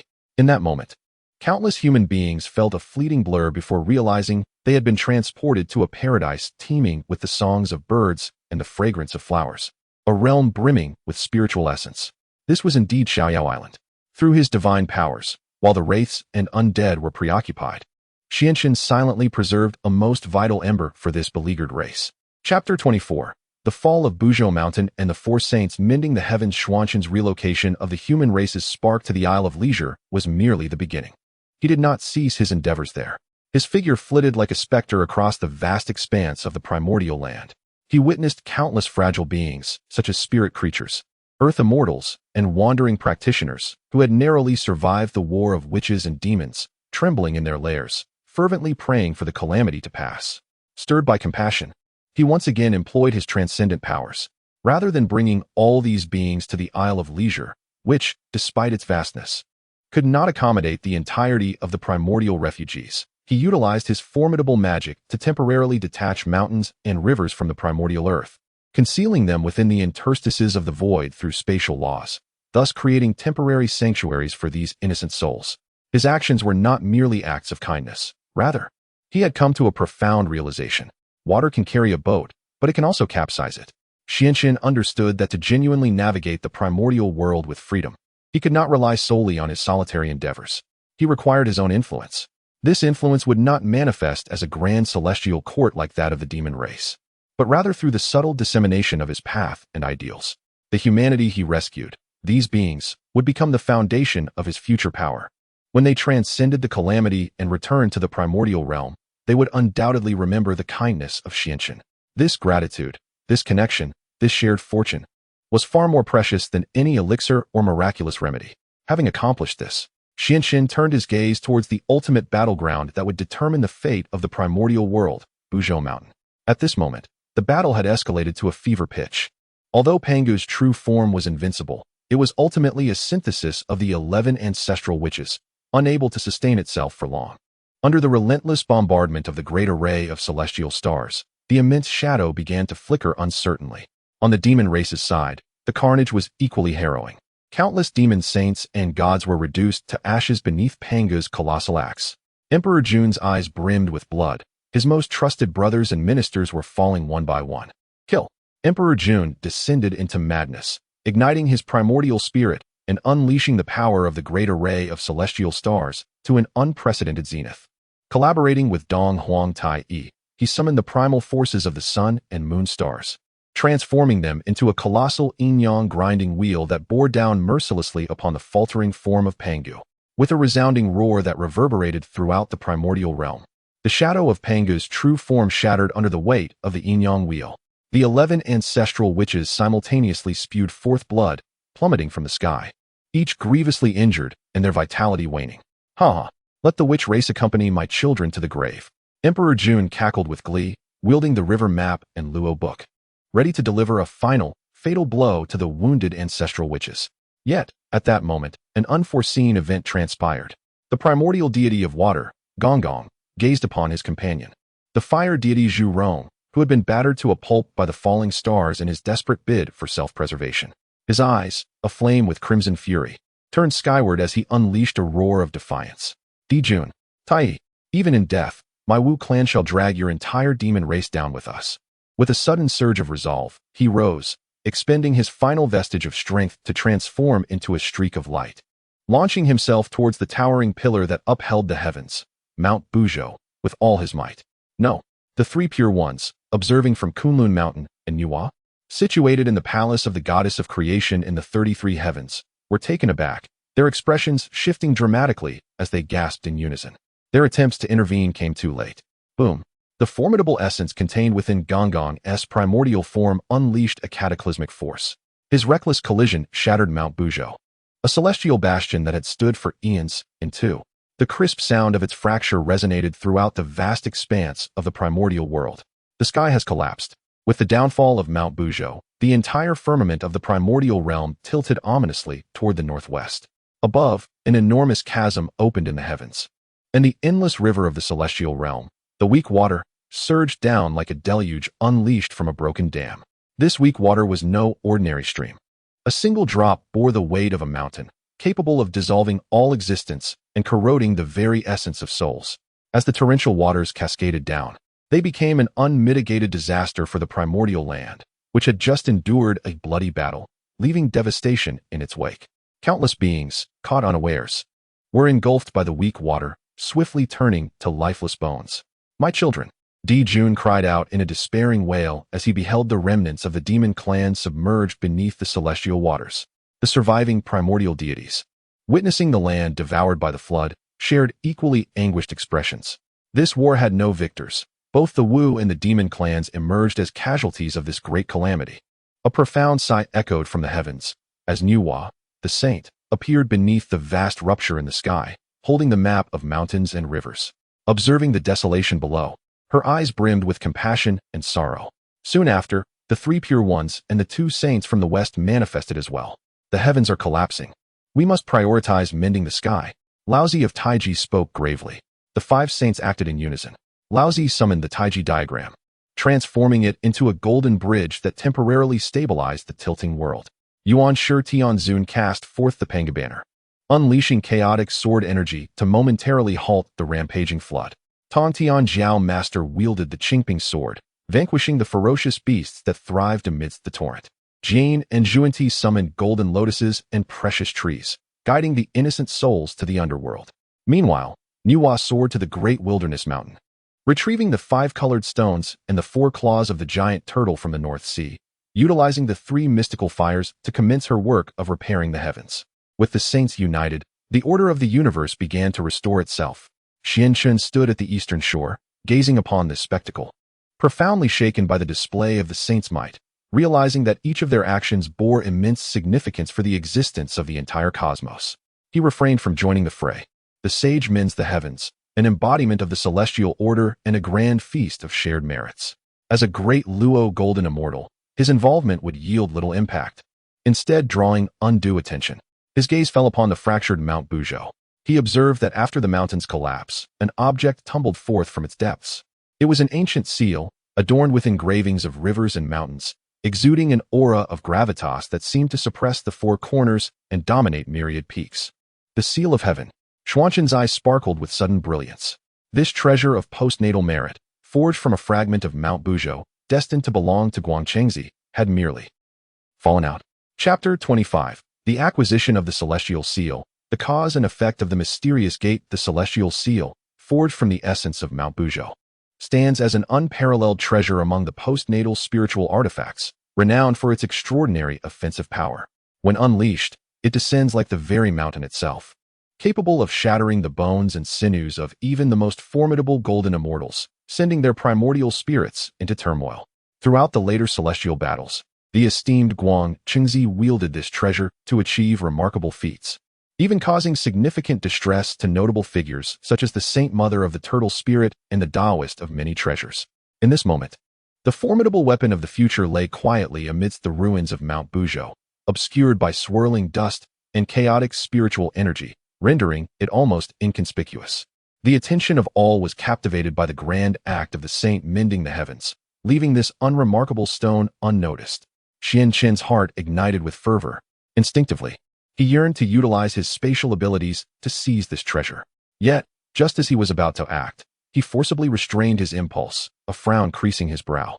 Something was amiss. This matter bore an air of mystery. His Dao heart issued a warning at that moment.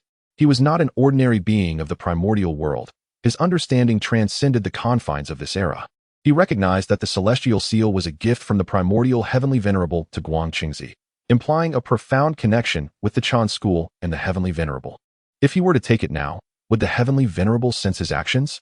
With the power of a saint, could he not deduce the heavenly secrets and perceive the past and future? Would his act of acquisition be foreseen? To offend a saint over a mere postnatal spiritual artifact would certainly not be a trivial matter. This transaction, for the sake of a single treasure, could yield dire consequences. However, gazing at the celestial seal, its radiance subdued and imbued with the essence of the Dao, Xianchen found it difficult to relinquish his desire. This was, after all, the celestial seal. As he wrestled with his indecision, a gentle tremor rippled through the furnace of the great Dao within his consciousness, a refreshing aura coursing through him, calming his restless heart. What is the rush? Xianchen chuckled to himself. Treasures, though exquisite, are best approached with one's life intact. For now, he would observe. He concealed all traces of his presence, merging seamlessly into the void, akin to the most patient of hunters, quietly surveying the unfolding events. The process of the saint mending the heavens lasted for 49 days. When the goddess Nuwa placed the final colorful stone into the cosmic chasm, the entire primordial world experienced a moment of clarity. The river of heaven was dammed, and the tilting realm regained stability under the support of Laozi's golden bridge and the great tortoise's four limbs. Although a void remained in the northwest corner of the celestial dome, causing a shift in the sun, moon, and stars, the cataclysmic crisis had finally been averted. The heavenly Dao responded, bestowing boundless merits. Among these, the goddess Nuwa received half, the three pure ones each obtained a tenth, and the two saints of the west, having contributed, garnered another tenth. The remaining fraction scattered across the primordial earth, nourishing the mountains and rivers that had suffered during the calamity. The 5 holy beings, having shared the merits, did not depart immediately. Their gazes, almost in unison, fell upon the desolate ruins of Mount Buzhou. Laozi of Taiji surveyed the ravaged land with a soft sigh, remaining silent. Tongtian, furrowing his brow, appeared to lament the lost souls. Yet, Yuan Shi Tianzun's eyes seemed to pierce through the endless dust, landing precisely on the heaven-turned seal. Witnessing this scene, Xianqin's heart leapt to his throat. He realized, indeed, his conjecture was correct. The saints were indeed attuned to this treasure. Yuan Shi Tianzun regarded the precious seal with a flicker of satisfaction in his gaze. With a gentle snap of his fingers, a beam of jade-clear celestial light shot forth, poised to seize the heaven-turned seal. However, at that moment, an unforeseen anomaly occurred. As the jade-clear celestial light was about to make contact with the seal, it was unexpectedly repelled by an invisible force. Yuan Shi Tianzun uttered a soft exclamation, his expression revealing surprise. Not only he, but all the saints present were taken aback. The notion that a saint's power could be thwarted in claiming an unclaimed object was utterly unprecedented. Undeterred, Yuan Shi Tianzun made another attempt. This time, he intensified his effort, the jade-clear celestial light nearly solidifying. Yet the outcome remained unchanged. It was as if an imperceptible barrier surrounded the heaven-turned seal, repelling his celestial light. Interesting. A glimmer of wisdom shone in Laozi's eyes. Yuan Shi Tianzun's demeanor began to falter. How could the esteemed sage of heaven not grasp even a postnatal treasure? If word of this spread, what would become of his reputation? Just as he was about to unleash his grand abilities to forcibly seize it, Laozi unexpectedly interjected, "Second brother, do not be hasty. This object is the embodiment of Mount Buzhou, imbued with the profound merits that support heaven and earth. Now that the tribulation has just passed, the causal relations in the world are chaotic and the heavenly secrets obscure. Its reluctance to accompany you may be a matter of timing, or perhaps the connection with your teachings is not yet complete." Upon hearing the term connection, Yuan Shi Tianzun paused. As a sage, he inherently understood this principle. Some things cannot be forced. He let out a cold huff, and though he felt reluctant, he ultimately withdrew his hand. This scene was clearly observed by Xianqun, who hid in the void. His heart began to race uncontrollably. The connection, lacking just a fragment? A bold thought took root in his mind. The inability of Yuan Shi Tianzun to claim it suggested that perhaps if someone could fulfill that missing connection, they might be able to obtain the treasure. And he just happened to possess that capability. He recalled reviving the Jade Dingzhun run, thereby incurring an immense debt of karma from the entire Chan teaching. Did this karma count as a connection? He also considered the countless lives he had sheltered, carrying considerable merit. Could this merit resonate with the attributes of the heaven-turned seal? To gamble or not to gamble? In Xuanqing's mind, a celestial battle raged.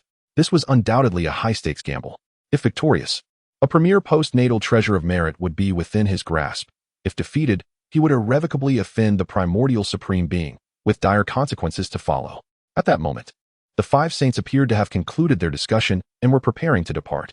Opportunity beckoned. Time was of the essence. With resolute determination flashing in his eyes, Xuanqing emerged from the void, no longer concealing his presence.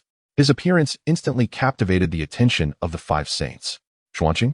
The goddess Nuwa regarded him, a glimmer of surprise illuminating her gaze. The 3 pure ones also turned their attention toward him. Laozi's expression remained tranquil. Tongtian wore a smile, while the primordial supreme being furrowed his brow, his eyes reflecting a hint of scrutiny. Under the weight of the 5 saints' gazes, Xuanqing felt immense pressure. Yet he maintained his composure. He respectfully performed a grand bow before the 5 saints. Disciple Xuanqing pays homage to the 5 saints. Your merit in mending the heavens is immeasurable, and I hold you in utmost esteem. The primordial supreme being spoke coldly. Why have you left your carefree island to come here? Xuanqing lifted his head, meeting the primordial supreme being's gaze with neither deference nor arrogance, and replied, I humbly report to the primordial saint that I have come to seek this treasure. As he spoke, he extended his hand, pointing towards the treasure that lay quietly amidst the ruins, the Tianfan seal. Chapter 26. Completion of the Affinity. The treasure returns to its master. When Xianqun uttered the 4 words of his request for the treasure, the entire world seemed to descend into a profound silence. Time itself appeared to freeze at that moment. In Nuwa's enchanting eyes, disbelief filled her gaze. The smile on the face of the Tongtian patriarch also became rigid. For the first time, the usually placid expression of Laozi, the grand purity, rippled with intense emotion. The two saints from the west were left utterly dumbfounded. Insanity. This Xianxin must be mad. How dare he, in the presence of the primordial heavenly venerable, seek a treasure coveted by a sage, which was deemed to be fated for him. Such audacity transcended mere boldness. It was an outright affront to the saints. The countenance of the primordial heavenly venerable darkened instantly, exuding an icy, bone-chilling pressure that firmly locked onto Xianxin. What did you say? His voice resonated like words squeezed from the depths of the frozen abyss, causing the surrounding space to freeze in response. Under the oppressive wrath of the sage, Xianxin felt his very essence quaking, as if his Dao body could be crushed to dust at any moment. Nevertheless, he gritted his teeth and stood tall, repeating his declaration. Disciple dares to request this treasure. Seeking death, the primordial heavenly venerable was thoroughly enraged. As a dignified sage of the Heavenly Dao, he had never endured such provocation. With a flick of his finger, a divine thunder of supreme creation, imbued with the power of the jade purity, was unleashed to strike Xianxin down. He aimed to teach this insolent youth the true meaning of a sage's wrath. Countless corpses would lie in its wake. Brother, wait. At this critical juncture, the grand purity suddenly intervened, gently waving his sleeve, which released a serene and effortless light of the grand purity, dissipating the jade purity divine thunder into nothingness. The primordial heavenly venerable glared at Laozi. Brother, why do you stop me? This young man has insulted me. He deserves death. Laozi shook his head, gazing deeply at Xianxin and then at the treasure seal. He spoke slowly. Brother, do you not see? This treasure is not one we can claim. What do you mean? The primordial heavenly venerable was taken aback. Laozi sighed, saying, We are all sages. Our every action is bound within the Heavenly Dao. The treasures we can claim are those fated by the Heavenly Dao. Since this treasure cannot be easily taken by us, it indicates that its ownership within the Heavenly Dao does not belong to either of us. And Xianxin, Laozi's gaze became profoundly deep. Although he was not a sage, he bore the weight of uncertainties. His ability to revive the obliterated Yu Ding suggested he had transcended the cyclical fate of life and death within the Heavenly Dao. His presence here to seek the treasure hinted at a potential connection between him and the treasure, perhaps a cause and effect we do not yet comprehend. You mean? The anger of the primordial heavenly venerable began to subside, replaced by profound shock and confusion. Laozi nodded, saying, Let him try. If he can take it, then it is his destiny and fortune. If he cannot, you may punish him later. Hearing the dialogue between the two sages, a sense of admiration for the grand purity welled up within Xianxin. Indeed, as the foremost among the three purities, possessing the most profound Dao, he is capable of deducing so much from the slightest clues. The primordial heavenly sovereign fell silent. Despite his arrogance, he found himself compelled to acknowledge the words of his elder brother. He cast a cold glance at Xianxin and declared, Very well. I shall grant you an opportunity. If you can retrieve this treasure in my presence, it shall be deemed your capability. Should you fail, you are well aware of the consequences. He offered Xianxin a means of retreat, as well as a way for himself to save face. A sense of relief washed over Xianxin. He understood he had successfully navigated the most critical step in his gamble. He bowed deeply once more to the three purities, expressing his gratitude. Thank you, esteemed saints. With that, he hesitated no longer, setting forth towards the heavenly turning seal, advancing step by step. Each stride was fraught with immense difficulty. An invisible pressure enveloped him from all sides. This weight stemmed not only from the sanctified might of the primordial heavenly sovereign, but also from the gravitas and majesty emanating from the treasure itself, originating from Mount Buzhou. As he approached the heavenly turning seal, beads of sweat dotted his forehead. He extended his hand, slowly reaching towards the ancient seal. The hearts of all present were in their throats. Buzz. Just as Xuanqin's hand was about to make contact with the heavenly turning seal, the invisible barrier that had previously repelled the primordial heavenly sovereign's celestial light reappeared. A force of indescribable magnitude crashed down upon Xuanqin's palm. Thud, as if struck by lightning.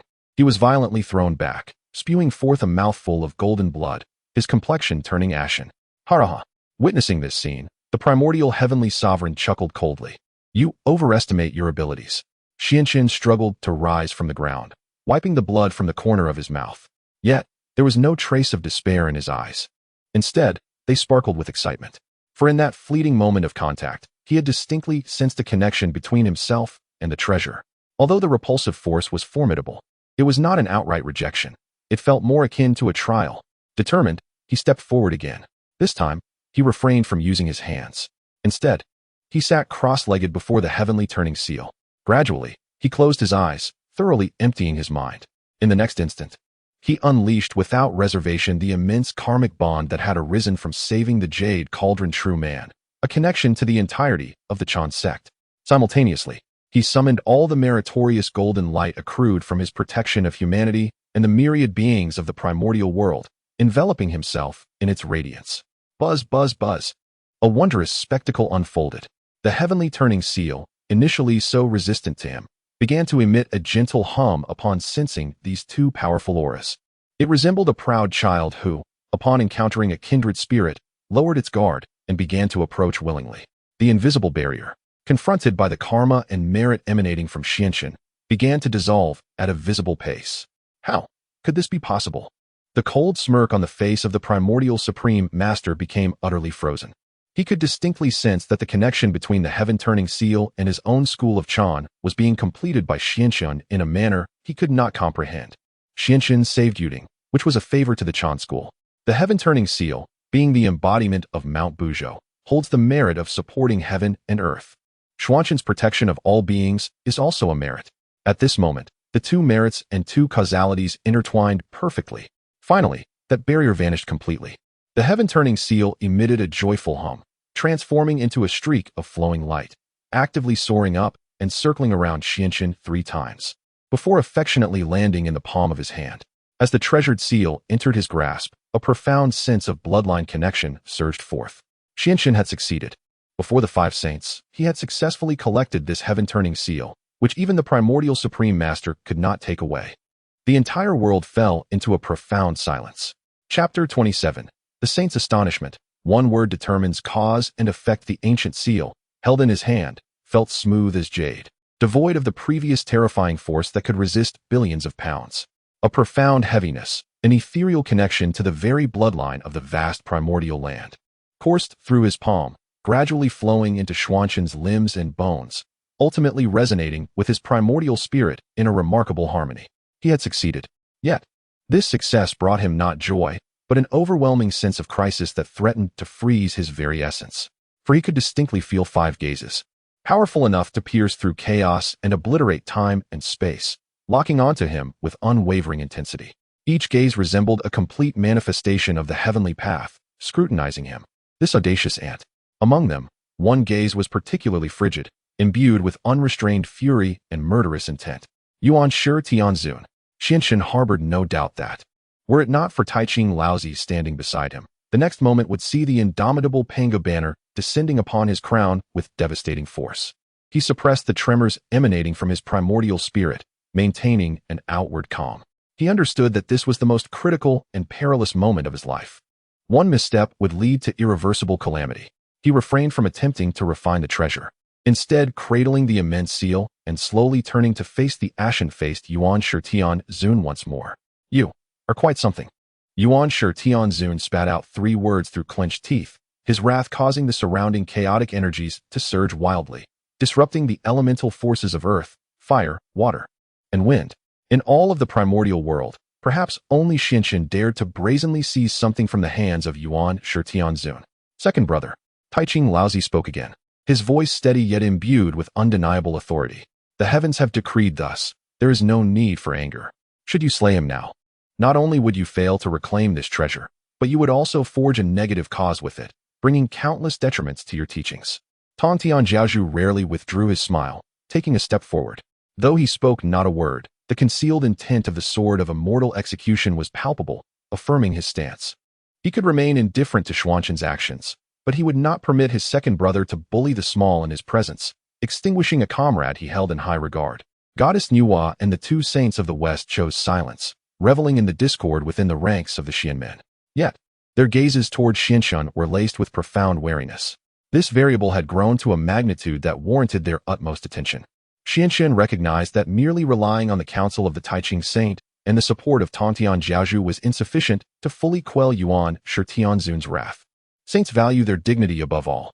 Today, he had caused Yuan Shi to lose considerable face, and thus he must provide a means for him to accept the situation. With that in mind, he bore the weight of the saintly aura and performed a deep bow to Yuan Shi Tianzun for the 3rd time. Your Excellency. Yuan Shi Saint. Xuanzhen's voice was imbued with sincerity. I, your humble disciple, dare to seek this treasure not out of selfish desire, but for the sake of its profound power. Oh, Yuan Shi Tianzun let out a cold laugh, inquiring, then what is your reason? Lin Chen raised his head, his gaze clear and serene, and slowly replied, previously, I mentioned that this treasure and I share a tenuous connection with the teachings of the Chan sect.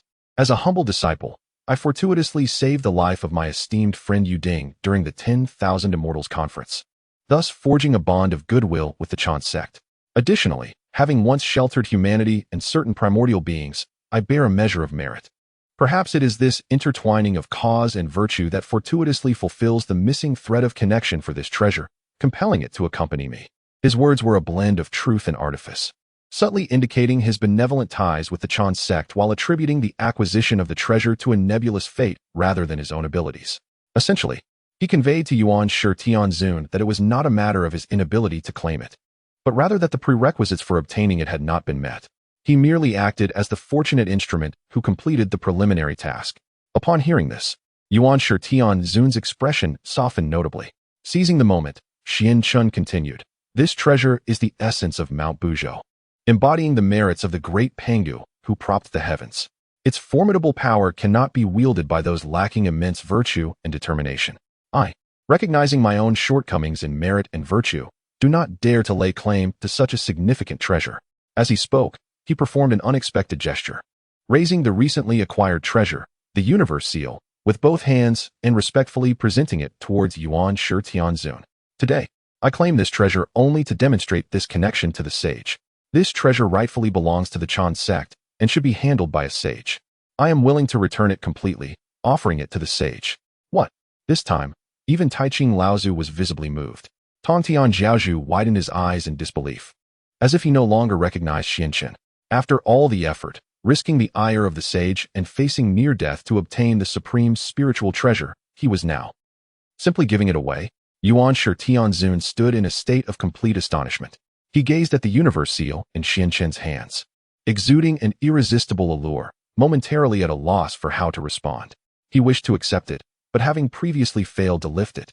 What would it signify if he took it from Lin Chen now? Would that not further attest to his inferiority? Yet, if he refused, would he allow this treasure, which rightfully belonged to the Chan sect, to drift away? Lin Chen's maneuver, retreating to advance, deftly tossed all the dilemmas back to Yuan Shi Tianzun. The atmosphere became palpably awkward. It was Taiching Laozu who reacted first, stroking his beard and breaking the silence with a smile. Ah, young friend Lin Chen, your words are misguided. Since this treasure has chosen you, it is indeed your fortune. If one does not seize what heaven has bestowed, it is they who will suffer the consequences. Should you forcibly relinquish it, you would be defying the heavenly order and disregarding the treasure's own intent. He provided an elegant escape for both parties. Lin Chen immediately grasped the implication and gracefully descended the offered path. The sage's teachings are indeed profound. It is I who have been misguided. Pausing momentarily, as if reflecting deeply, he continued, if that is the case, I have a humble request. This treasure shares a profound bond with the Chan sect. Although it has come to me today, its ultimate destiny still lies with the Chan sect. I am willing to safeguard this treasure on behalf of the Chan sect. In the future, should there be a disciple under the teachings of the Chan sect who accumulates sufficient merit and attains the Dao fruit of the great Luo, I shall personally present this treasure, fulfilling the cause and effect of today. I wonder what the sage's thoughts are on this matter. The moment these 4 words were uttered, the gaze of every sage present towards Lin Chen underwent a profound transformation. Magnificent. It was truly remarkable. This stroke of genius not only allowed him to rightfully retain the celestial seal, but also conferred a significant favor upon the primordial supreme, indicating that this treasure was not seized by him. He merely served as a temporary custodian for the Chan sect, as it ultimately remained theirs. Simultaneously, he established an exceedingly high threshold for his future restitution, mandating the accumulation of great merit and the attainment of the great Luo Dao fruit. This served to motivate the disciples of the Chan sect while affording him ample time to utilize and comprehend this precious artifact. More importantly, he transformed what could have been a relentless cycle of malevolent retribution into a beneficial alliance that required sustained effort to maintain. The primordial supreme fixed his gaze upon Lin Chen, and after an extended silence, his icy demeanor gradually thawed, culminating in a deeply complex sigh. Good. He uttered but a single word, Yet this word signified that this sage of the Dao recognized Lin Chen's proposal. A tumultuous upheaval among the sages that could have reverberated throughout the primordial realm was thus dissipated by Lin Chen in an astonishing manner. He not only preserved his life and the treasure, but also earned the acknowledgement of a sage, albeit at a considerable cost. Chapter 28. The Aftermath and the Hidden Mysteries of Xiaoyao Island with the utterance of a single word from the primordial supreme being.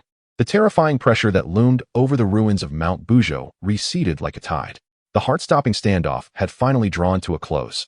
The taut string within Xuanzhen's heart relaxed at last, leaving him feeling utterly drained, his back soaked with cold sweat. Engaging in a battle of wits with a saint, even if merely through words, proved to be far more exhausting than a cataclysmic conflict. Ah, splendid. Truly delightful. The Grand Master of Taiji stroked his beard, wearing an expression of satisfaction. The Master of the Heavenly Dao approached Lin Chen, clapping him heartily on the shoulder and laughing boisterously. Well done, young lad. You dared to seize an advantage even over my second brother. Such audacity is commendable. While his words were straightforward, his eyes sparkled with admiration and respect. Lin Chen forced a wry smile and shook his head. Dear Daoist Tongtian, please do not jest. I have merely traversed the gates of death today. With a cold snort, the primordial supreme being cast one last glance at Lin Chen before addressing Laozi and Tongtian, saying, This matter is concluded. I shall return to Zixiao Palace. He transformed into a beam of golden light and vanished from sight.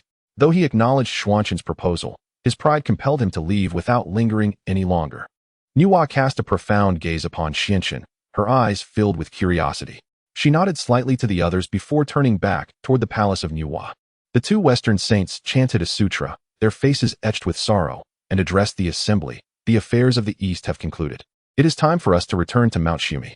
With that, they too transformed into light and departed. Soon, only two of the three pure ones remained. Along with Lin Chen, the master of the Heavenly Dao turned to Laozi and inquired, Brother, will you not depart? Laozi shook his head, his gaze once again settling on Lin Chen.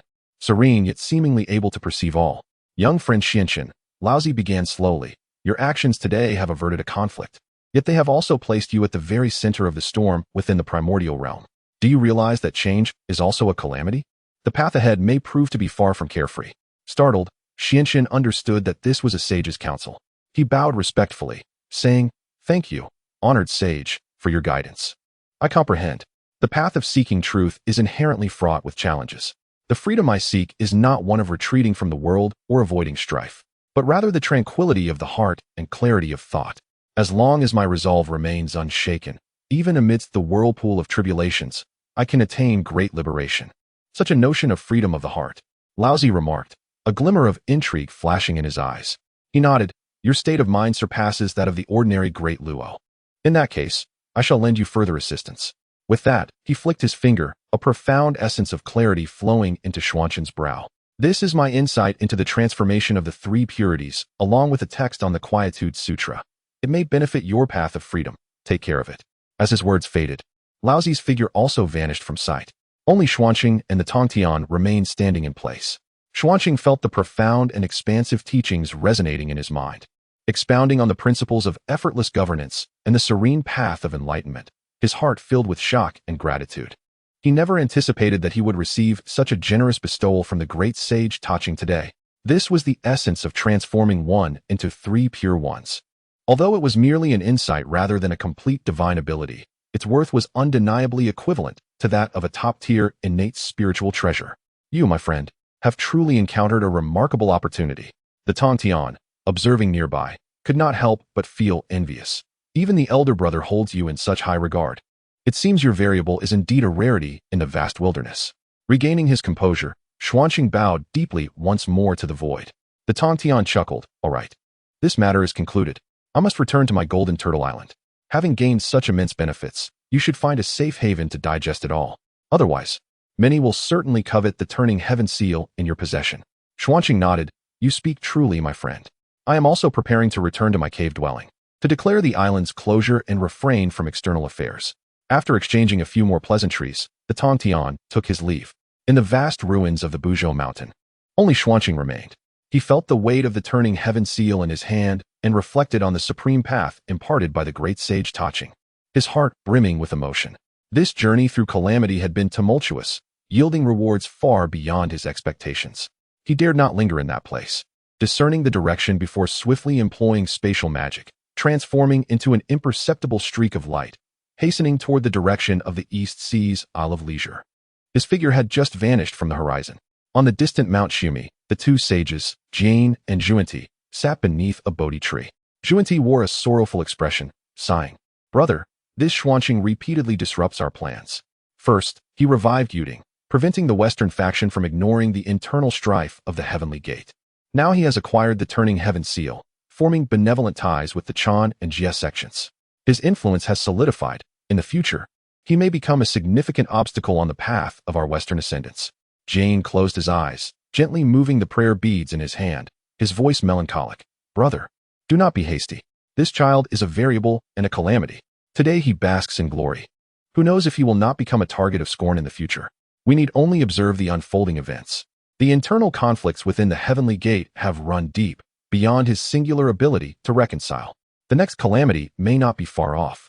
What my brother implies is, the secrets of heaven must not be disclosed." Meanwhile, deep within the depths of the underworld, the Empress Pingxin slowly opened her eyes, her gaze seemingly piercing through endless space, settling upon the figure rapidly returning to the East Sea. A faint, elusive smile graced her lips. "Xuanqing, you have indeed not disappointed me." Chapter 29. Refining treasures in solitude. Time stands still on the island of leisure under the starry night. Traversing billions of miles across the ocean, Xianchen returned to the serene and tranquil island of leisure after several months. Hovering above the island, he gazed down at the still peaceful scene below, and the tension that had gripped him due to his contest with the saint finally eased. This place was his sanctuary, the sole haven where he felt an absolute sense of security amidst the perils of the chaotic wilderness. His consciousness first scanned the vast expanse of the plain he had established on the island's rear mountains. In this isolated space, severed from the external world through his immense magical prowess, countless humans thrived and multiplied. After initially experiencing panic and fear, they gradually adapted to their new life under the guidance of wise human leaders. The island of leisure, rich in spiritual energy and bountiful resources, surpassed the former wilderness in every respect. With the threats of fierce beasts and the oppression of the witch clan eliminated, humanity displayed a resilient and vigorous vitality in this realm. They learned to cultivate the island's spiritual grains, tame gentle spirit beasts, and construct sturdier homes from the island's celestial wood. Within a mere few months, the settlement blossomed with prosperity. Children frolicked and chased one another along the ridges of the fields, their faces radiating innocent joy. Elders sat leisurely before their homes, weaving wicker baskets while recounting the tales of the immortal who had rescued them from calamity. Xianchen could acutely sense streams of pure and warm faith, or rather, the willpower of humanity, continuously rising from the settlement, ultimately converging into his fortune, nourishing his primordial spirit. Although this force was slight, it was enduring and tenacious, bestowing upon him immense comfort. He felt gratified, affirming that this strategy was indeed correct. He chose not to disturb the peaceful life of the humans, but subtly summoned a wisp of the island's primordial spirit energy, transforming it into a gentle drizzle that fell upon the plain. Within this rain lay a fragment of his transformative essence. For mortals, it would prevent illness and prolong life. For cultivators, it would cleanse impurities and enhance their cultivation. This, he deemed a modest reciprocation for the human willpower bestowed upon him. Having completed this act, he turned and soared back to his palace of leisure. From this day forth, the island of leisure would be sealed for 10,000 years. No one shall enter or exit without permission. Xuanqin's voice reverberated across the entire island as he activated the innate protective formation to its utmost limit and triggered all 9 layers of restrictions he had previously set. In an instant, the entire island of leisure vanished from the surface of the East Sea. To the outside world, it appeared as an unremarkable stretch of ordinary ocean, inscrutable to even the mightiest of beings. He was about to embark on his first profound retreat since becoming a great Luo golden immortal. Within the palace of leisure, Xianchen sat cross-legged. He did not hurriedly delve into the scripture of tranquility bestowed by the Taqing saint or contemplate the transformation of one into 3 pure forms, as such pursuits required absolute calmness. His first task was to process the monumental treasure he had acquired, the heaven-turning seal. He extended his hand, and the ancient seal materialized in his palm. It was astonishingly heavy, as if it bore the weight of an entire realm.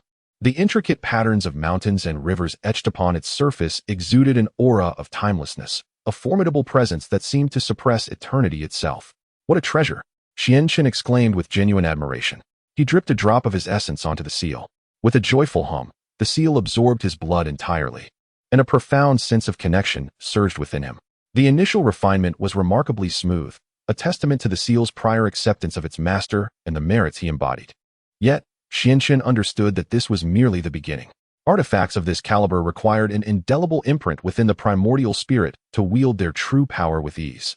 Without hesitation, he activated the Great Dao Furnace, commencing a deep analysis and refinement of the seal.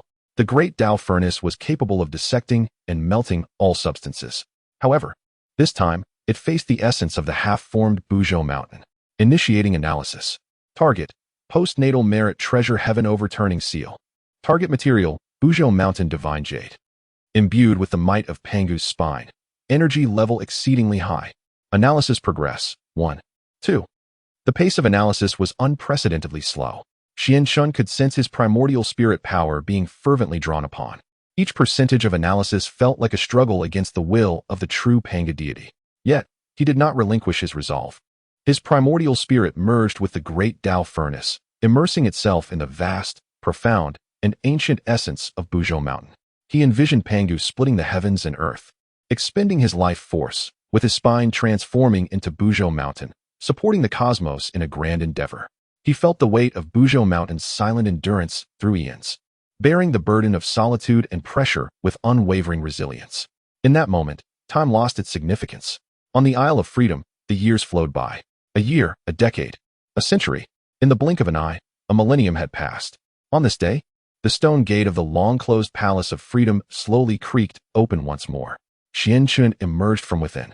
His aura remained largely unchanged from 1,000 years prior, still at the pinnacle of the great Luo golden immortal. However, his gaze had transformed completely.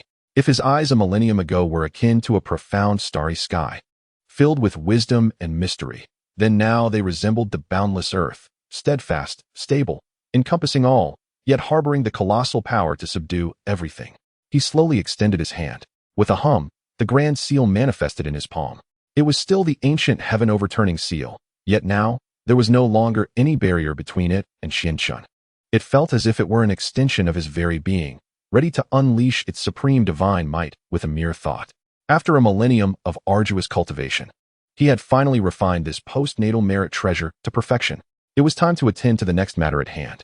Lin Chen withdrew the Tianfan seal, a subtle smile gracing his lips. His gaze seemed to transcend the boundaries of time and space, settling upon the settlement he had deliberately established for the human race. After a millennium of flourishing and procreation, the population there had multiplied several-fold. At the heart of this settlement stood a modest yet solemn temple, already erected. Within the temple, the deity enshrined was neither the three pure ones nor Nuwa, but rather a statue of an indistinct figure clad in azure, its features obscured. Beneath the statue, the incense burned fervently, and the masses bowed in reverence. Chapter 30. The three ancestors of humanity. The essence of the quietude scripture lies in the realization of the true self, while the fervent aspirations of sentient beings embody their collective consciousness. For the ordinary cultivator, such aspirations can be likened to a potent poison.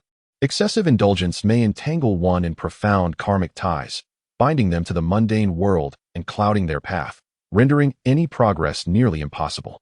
Thus, the orthodox sects of the mystical path generally regard such desires with reverence and distance.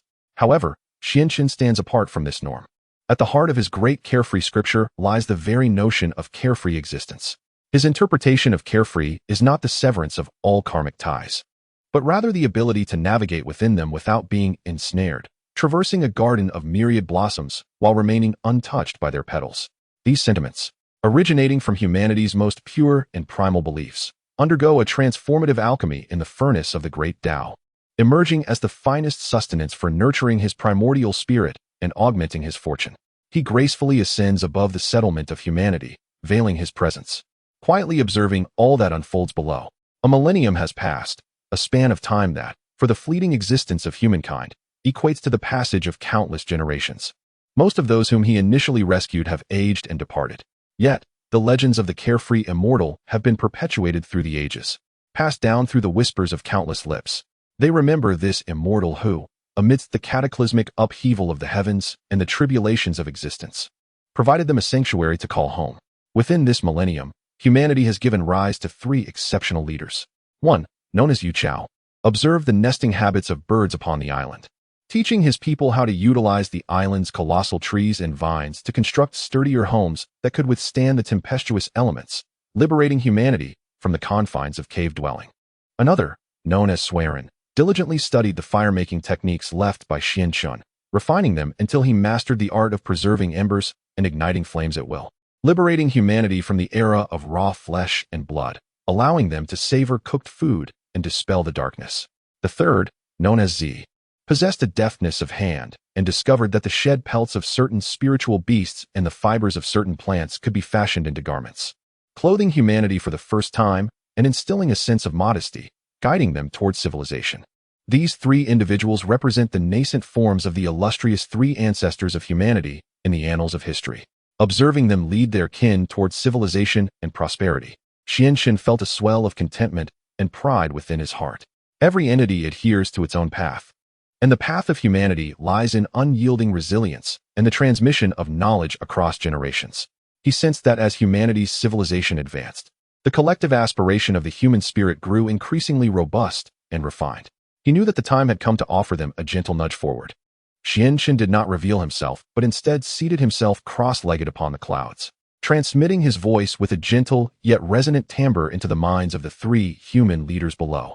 You who have contributed to humanity shall receive enlightenment. What he imparted was not esoteric cultivation techniques, for he understood that humanity's frail constitution could not be compared to the innate sanctity of beings such as the shamans and the deities. To embark on reckless cultivation would be detrimental rather than beneficial. He imparted simple yet profound methods for strengthening the body and nurturing the spirit, as well as insights on how to harness mental power to better commune with the heavens and grasp the wisdom of nature. This served as the most solid foundation for their future paths of cultivation. After completing these teachings, Lin Chen quietly departed, returning once again to the celestial palace of leisure. On this occasion, he finally retrieved the text bestowed by the great clarity sage, entitled The Classic of Constant Tranquility as expounded by the Supreme Lord Lao. He slowly unfurled the jade tablet, allowing his mind to fully immerse itself within its depths. The sage proclaimed, "The Great Way is formless, giving birth to heaven and earth. The Great Way is unfeeling, governing the sun and moon. The Great Way is nameless, nurturing all things." A scripture composed of merely a few hundred characters. Yet each word seemed to encapsulate the ultimate truths of the universe, articulating the supreme path of tranquility and non-action. When Lin Chen first read it, he found it immensely profound, teetering on the edge of comprehension. However, he did not succumb to impatience. Instead, he settled his heart and recited it repeatedly, reflecting deeply upon its meaning. At that moment, the great Dao furnace was operating at full capacity. It did not seek to refine the scripture, for it was, in itself, the embodiment of the Great Way. Rather, it was engaged in analysis and resonance. It transformed each character of the Classic of Tranquility into runes of the Great Way, corroborating and complementing Lin Chen's own great carefree true scripture. The latter speaks of the carefree existence within the world, of being amidst the mundane while remaining untouched by its dust. Conversely, the great clarity sage's Classic of Tranquility expounds upon the serene detachment from the world, achieving non-action through insight into the essence of all things. Though these two perspectives appear contradictory, at the deepest level, they attain a perfect unity. Time became indiscernible as Lin Chen's consciousness wholly immersed itself in the mystical state of perpetual tranquility. He sensed his primordial spirit liberating itself from the constraints of the physical body, transforming into a wisp of gentle breeze, a drop of dew, a shard of starlight. He became one with the entirety of heaven and earth. He beheld the Deluo Dao fruit within him, becoming ever more translucent and flawless under the cleansing influence of the Classic of Tranquility. He witnessed his Dao heart, weary from countless schemes and conflicts, gradually being soothed, restoring its initial serenity and clarity. He saw himself, the ordinary cog in the machine, laboring tirelessly in his past life for mere survival. The primordial cultivator, strategically navigating existence in this life. Two seemingly disparate, yet fundamentally united selves converged into one, perfectly and completely. I am who I am. Lin Chen slowly opened his eyes. His gaze became exceptionally clear and pure. In that moment, he finally severed the last vestige of attachment within his heart, attaining enlightenment of his true self. Although his cultivation remained at the pinnacle of Deluo Golden Immortal, his state of mind had ascended to a new, exalted realm. So profound that even he found it beyond words. He understood that the path of severing the three corpses, a challenge that had troubled countless Deluo golden immortals and even quasi-saintly powers, now lay before him as a smooth and open road. As soon as the opportunity arises, he can effortlessly sever his own benevolent corpse and step into the realm of the quasi-saint. Chapter 31. The transformation of Qi into the three purities. The virtuous corpse of Dao Yan in this moment, Xianxin found himself enveloped in profound and inscrutable states. He perceived an unprecedented strength within him, not derived from the enhancement of magical power, but from an absolute mastery over himself and the Dao. He refrained from hastily attempting to sever the corpses, for he understood that the method of slashing the three corpses to attain sanctity was a path pioneered by the Dao ancestor Hongjun for the Xianmen immortals, necessitating a primordial spiritual treasure imbued with deep-seated aspirations.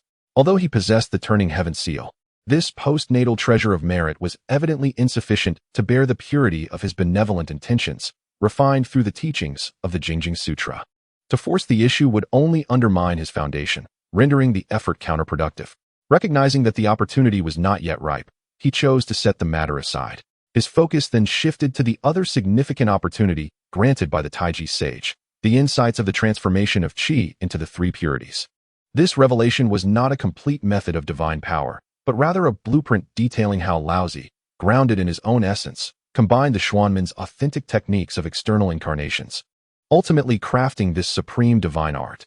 For others, even if they were to receive this insight, it would remain unattainable, as each individual's essence is unique, making it impossible to replicate Laozi's path. However, for Xianxin, who possessed the Dao furnace, this revelation was an invaluable treasure. The Dao furnace began to analyze. He immersed himself completely in the insights. The furnace operated fervently, elucidating every node of the law and every subtle transformation of the Dao contained within. Subsequently, the furnace initiated a localized transformation, utilizing Xuanxin's own great freedom true scripture as its core technique and his free-spirited essence as material. It began to simulate and deduce a unique version of the transformation of Qi into the three purities exclusive to Xianxin. This process proved to be more intricate than refining the Turning Heaven seal and more mentally taxing than comprehending the Jingjing Sutra. It equated to the creation of a supreme technique capable of rivaling the divine powers of saints. Time on the Island of Freedom lost all significance once more. The gates of the Palace of Freedom remained perpetually closed. The human populace had proliferated over several hundred generations, living in harmony and embedding the legend of the immortal of freedom deep within their essence. With the aid of the cultivation methods left by Xianxin, the three ancestral figures, Chao Shi, Sui Run, and Zi, enjoyed prolonged lifespans, becoming true guardians of humankind. Meanwhile, the vast wilderness, amidst the ruins of the war of the witches and demons, witnessed a new order emerging. The celestial court of the demon clan had become a mere shadow of its former self. With the fall of Emperor Jun and Tai Yi, the remnants of the demon race largely retreated to the northern continent, led by figures such as the demon master Kunpun, living in a state of tenuous survival. The witch clan, too, suffered grievously, with all 11 ancestors perishing, leaving only a few great witches to guide the remnants of their kin back to the remote mountains where Pangu's hall lay, shunning worldly affairs. A profound power vacuum emerged across the vast wilderness. Yet, the human race, under Xuanxin's initial protection, retained a significant reservoir of vitality. As other races tended to their wounds, they silently began their cautious migration from the idyllic haven of the Isle of Leisure towards the vast wilderness. Armed with tenacity and adaptability, they gradually claimed this expansive land, emerging as the new protagonists of the earthly realm. All of this transpired discreetly, like the gentle caress of rain nourishing the earth. Remarkably, none of these transformations stirred the immortal of Leisure, who was deeply engrossed in seclusion within the Leisure Palace. Uncounted eons passed, perhaps 10,000 years, or even many more. One fateful day, the grand gates of the Leisure Palace, which had remained shut for countless millennia, finally creaked open once more. Xianxin emerged slowly, his visage unchanged since his retreat, yet his aura had undergone a profound metamorphosis. His essence was now ethereal and elusive, as if he might at any moment take flight on the winds and merge with the vastness of the cosmos. Above his head, auspicious clouds rolled, and 3 blossoms of the Dao fruit of the great Luo had reached their pinnacle of bloom, each petal inscribed with enigmatic Dao patterns. Behind him, 3 figures, identical to him, flickered in and out of visibility. One bore a gentle smile, exuding pure, untainted goodwill, evoking warmth akin to a gentle spring breeze, fostering an immediate sense of kinship. Another figure, stern-faced, radiated an aura of scrutiny and disdain towards all malice, instilling reverence and deterring any wicked thoughts. The last, calm and unperturbed, seemed to embody the essence of self, representing absolute rationality and detachment. The forms of the benevolent spectre, the malevolent spectre, and the self-spectre had coalesced into existence. The great leisure true scripture, ninth layer, the Tao transcending the three purities, is complete. Xianxin murmured softly, a glint of satisfaction flashing in his eyes. After this protracted period of isolation, he had successfully fused his understanding of the One into the three purities with his own Tao, birthing a unique divine ability. Though he had yet to sever the specters, he could already manifest their ethereal forms in advance, imbuing them with a fraction of their power. This ability, while perhaps not as profound as that of the Ta Ching saint, who could conjure three equally powerful saints, held unparalleled potential. Now, everything was in place, awaiting but the right opportunity. Xianxin stepped out of the leisure palace, his gaze directed towards the direction of the human settlements. He perceived that, after millennia of evolution, humanity had firmly established itself in the vast wilderness, with countless tribes dotting the landscape like stars scattered across the heavens. At that moment, he felt a stirring within and calculated with precision.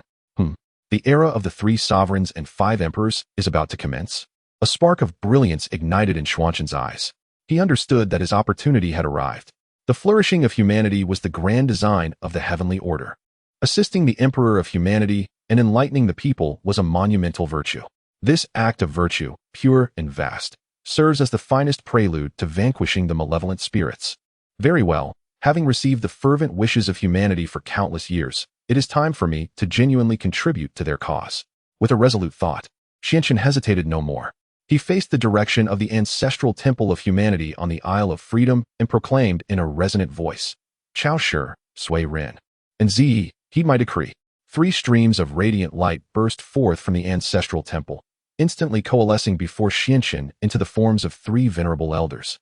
Their hair white, yet spirits vigorous. We pay our respects to the immortal, the 3 exclaimed, kneeling fervently upon the ground. Xianxin gently raised his hand, lifting them up, and spoke kindly. You 3 have rendered great service to humanity and should be regarded as its ancestors. Yet, for humanity to truly flourish, a sovereign must emerge to govern the populace and establish laws. Today, the heavenly mechanisms have revealed themselves.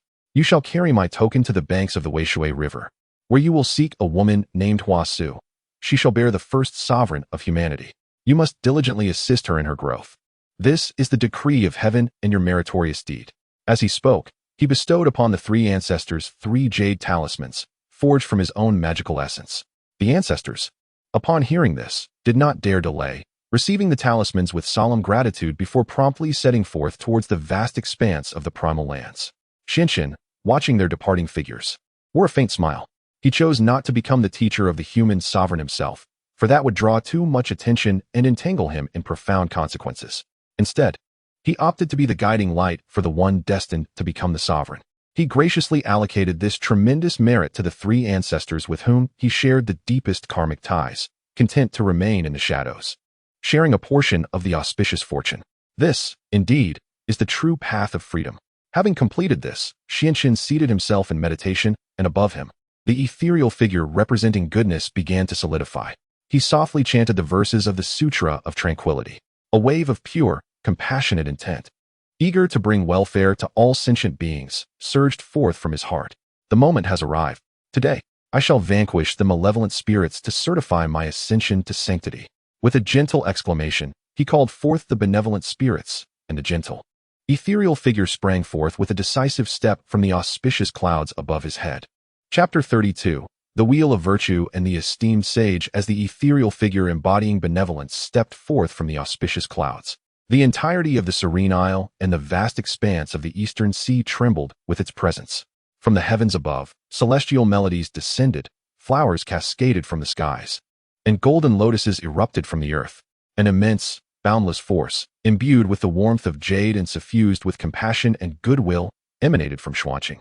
This was not merely the aura of a grand Luo golden immortal, but rather a transcendental presence that surpassed it. Brushing against the thresholds of immortality and eternity, The might of a sage in the making. The method of severing the three corpses to attain sanctity, established by the Dao ancestor Hongjun for the disciples of the Shuangguan, paved a celestial path. Each severance resulted in a qualitative leap in cultivation. To sever the corpse of benevolence denotes the early stage of a sage. To sever the corpse of malevolence signifies the mid-stage. To sever the self-corpse represents the late stage. Upon the complete severance of the three corpses, one could achieve unity among them, thereby qualifying for the attainment of the fruit of the great Luo golden immortal saint. At this moment, Xuanqing was striving to breach this first and most crucial threshold. He felt a lingering sensation. Although his benevolent corpse had emerged, it remained somewhat ethereal, as if it might dissipate at any moment. This was due to the absence of an object substantial enough to bear this grand benevolence. At that instant, upon the distant primordial land by the banks of the Weishui River, the three progenitors of humanity had located the woman known as Huaxiu. They bestowed upon her the jade talisman gifted by Xuanqing. Huaxiu, sensing a profound connection, felt compelled by the immense footprints upon the Thunder Marsh and set foot upon them, thus conceiving a profound awareness. As the sacred fetus of the first emperor of humanity, Fuxi, began to grow within Huaxiu, an overwhelming surge of human destiny ascended to the heavens. The Heavenly Dao responded, bestowing boundless merits. Among these merits, 50% was granted to the sacred fetus of Fuxi, 30% to the three progenitors of humanity, and 10% scattered among all of humanity. The final 10%, the most refined essence, seemed to be drawn by an unseen force, transcending infinite time and space, converging with precision towards the direction of the Serene Isle in the Eastern Sea. This was the merit bestowed upon Xuanqing for enlightening the Emperor of humanity, a divine reward from the Heavenly Dao. It has arrived. A glint sparkled in Xuanqing's eyes. The opportunity he had awaited had finally come. He chose not to use this merit to elevate his cultivation. Instead, he focused his thoughts, directing the vast power of virtue entirely towards the benevolent corpse that had already taken form above his head. Concentrate, Xuanqing bellowed. The tremendous force of virtue surged forth, akin to myriad rivers converging into the ocean, pouring relentlessly into the benevolent figure's being. Before long, the once ethereal benevolent figure began to solidify and shimmer with palpable brilliance at a visible pace, thanks to the influx of merit. Ultimately, all the power of virtue coalesced behind his head, forming an extraordinarily radiant wheel that emitted resplendent golden light. The Wheel of Virtue. The Wheel of Virtue symbolizes the great deeds of virtuous beings. Once this golden wheel emerges, no malevolence can intrude, and all evils are dispelled. In this iteration, the golden wheel, forged from the merits of the enlightened emperor, boasts an exceptional quality and formidable power, rivaling even that of a supreme defensive spiritual treasure. Most importantly, it flawlessly embodies the vast benevolence of Xuanqing. With a resounding boom, as the merit-laden golden wheel reached its complete form, Xuanqing's benevolent body solidified, transitioning from the ethereal realm to the tangible. He directed a gentle smile towards his true self, bowing in salutation. Greetings, fellow Daoist. Xuanqing's true self reciprocated the gesture with a bow. Greetings, fellow Daoist. Subsequently, the benevolent body stepped forward, transforming into a beam of golden light, merging into the merit golden wheel, vanishing from sight. At this moment, Xuanqing's cultivation was firmly established at the early stage of quasi-saint. Rising slowly, he felt the terrifying magical power within him, now vastly more potent than before, and the profound sense of control over the Tao of heaven and earth. Akin to the effortless manifestation of his will, an overwhelming sense of ambition surged within him. From this day forth, Xuanqing would stand as one of the true titans at the pinnacle of the primordial world. Beneath the saints, he would know no fear. The gains from this retreat were beyond imagination. Not only had he completely refined the heaven-turning seal, but he had also comprehended the subtleties of one chi transforming into three pure ones, ultimately leveraging the merits of the enlightened emperor to strike down the benevolent body and break through to the quasi-saint realm. All of this was a result of his meticulous prior arrangements. Good causes would ultimately yield good fruits. With Fuxi already in gestation, the next would be the Earth Sovereign, Shenong, and the human sovereign, Xinyuan. The era of the three sovereigns and five emperors would mark the zenith of human fortune, presenting the perfect opportunity for him to reap merits and continue vanquishing bodies. Xuanqing had already formulated a clear plan in his heart. He did not intend to rest on his laurels. The early stage of quasi-saint was far from his terminus. His aspiration was the supreme attainment of the primordial Dao fruit. His objective was to ride the wave of human resurgence to elevate his cultivation to unprecedented heights. Just as Xuanqing reveled in his breakthrough and mapped out his future path, a subtle shift in his expression occurred. He sensed an unusual disturbance emanating from the several strands of divine consciousness he had left outside of Xiaoyao Island to gather information about the outside world. Is someone spying on my Xiaoyao Island? Xuanqing's brow furrowed slightly. His Xiaoyao Island was enveloped by a primordial great formation, fortified by numerous postnatal restrictions he had set, and bolstered by his current quasi-saint cultivation. Logically, apart from saints, no one should be able to detect it. Who could it be? With a thought, he dispatched a formless, potent divine consciousness, characteristic of a quasi-saint, to silently probe the source of the disturbance. Soon, he beheld a sight. A colossal ship, crafted from bones and black sails, hovered quietly in a sea several million miles away from Xiaoyao Island. At the prow stood a figure clad in a blood-red robe, with a strikingly handsome yet sinister visage, exuding a chilling aura, eyes closed as if sensing something. Beside him stood two equally formidable beings, the Azura clan's two demon kings, Zixiao Palace and Defantion. The figure draped in blood-red robes, Xianchen, was also familiar.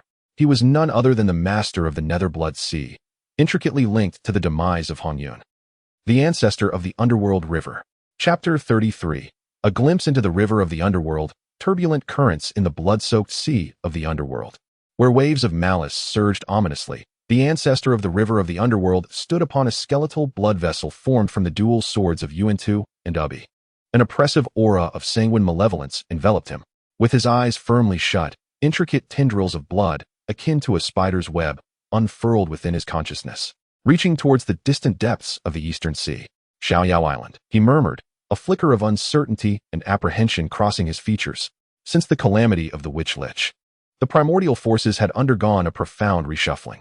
Many reclusive powers had emerged into the open, while numerous obscure figures rose to prominence amid the upheaval. Among them, the enigmatic Xianchen, who had astounded all at the Grand Assembly of Immortals and gained renown post the Witch Lich War, stood out as particularly noteworthy and unsettling to him, especially when he heard tales that the revered Jade Dingjinren had been resurrected by Xianchen with a 9-turn Tai golden elixir.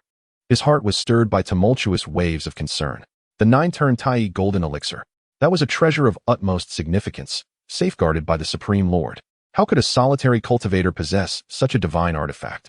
Even more disconcerting was the vague sense he had recently felt, that the 99 soul-separating gourd of the ancestor Hongjun seemed to bear an indistinct connection to his own creation, the Azura clan. This enigma puzzled him greatly. With Hongjun's demise, the gourd should have rightfully fallen into the hands of Kuanping. Why did such a link persist? The ancestor of the river of the underworld was inherently suspicious. He sensed that all these occurrences were intricately intertwined with the mysterious Xianchen. He had attempted to divine the secrets surrounding Xianchen multiple times. Yet each endeavor had been thwarted by an overwhelming force that prevented him from gleaning any insight. This only deepened his wariness of Xianchen. His journey to the Eastern Sea was fraught with risk, accompanied by two trusted demonic kings to investigate matters personally. He pushed his blood sea consciousness to its utmost limits. This awareness was inescapable and pervasive, capable of infiltrating even the sanctums of saints. However, upon reaching the periphery of Xiaoyao Island, his consciousness was forcefully repelled by an unseen power. What a formidable island defense formation! The ancestor of the river of the underworld abruptly opened his eyes, filled with shock and resentment. He could sense that this formation was not merely a simple defense. It contained profoundly esoteric spatial laws, as if the entire island had been severed from the primordial earth, existing in its own realm. "Ancestor, what do you discern?" inquired the respectful Zixiao Palace by his side. The ancestor shook his head, his expression darkening. "This island is protected by an intricate formation, concealing a universe within. We cannot force our way in." The elder Banfanchen displayed a look of confusion. The ancestor of the river of the underworld cast a cold, piercing gaze towards the distant east, uttering with a chilling voice, "I never anticipated that such a hidden paradise existed in the primordial realm. That Daoist Xianchen is truly extraordinary." A potent desire for possession began to burgeon within him.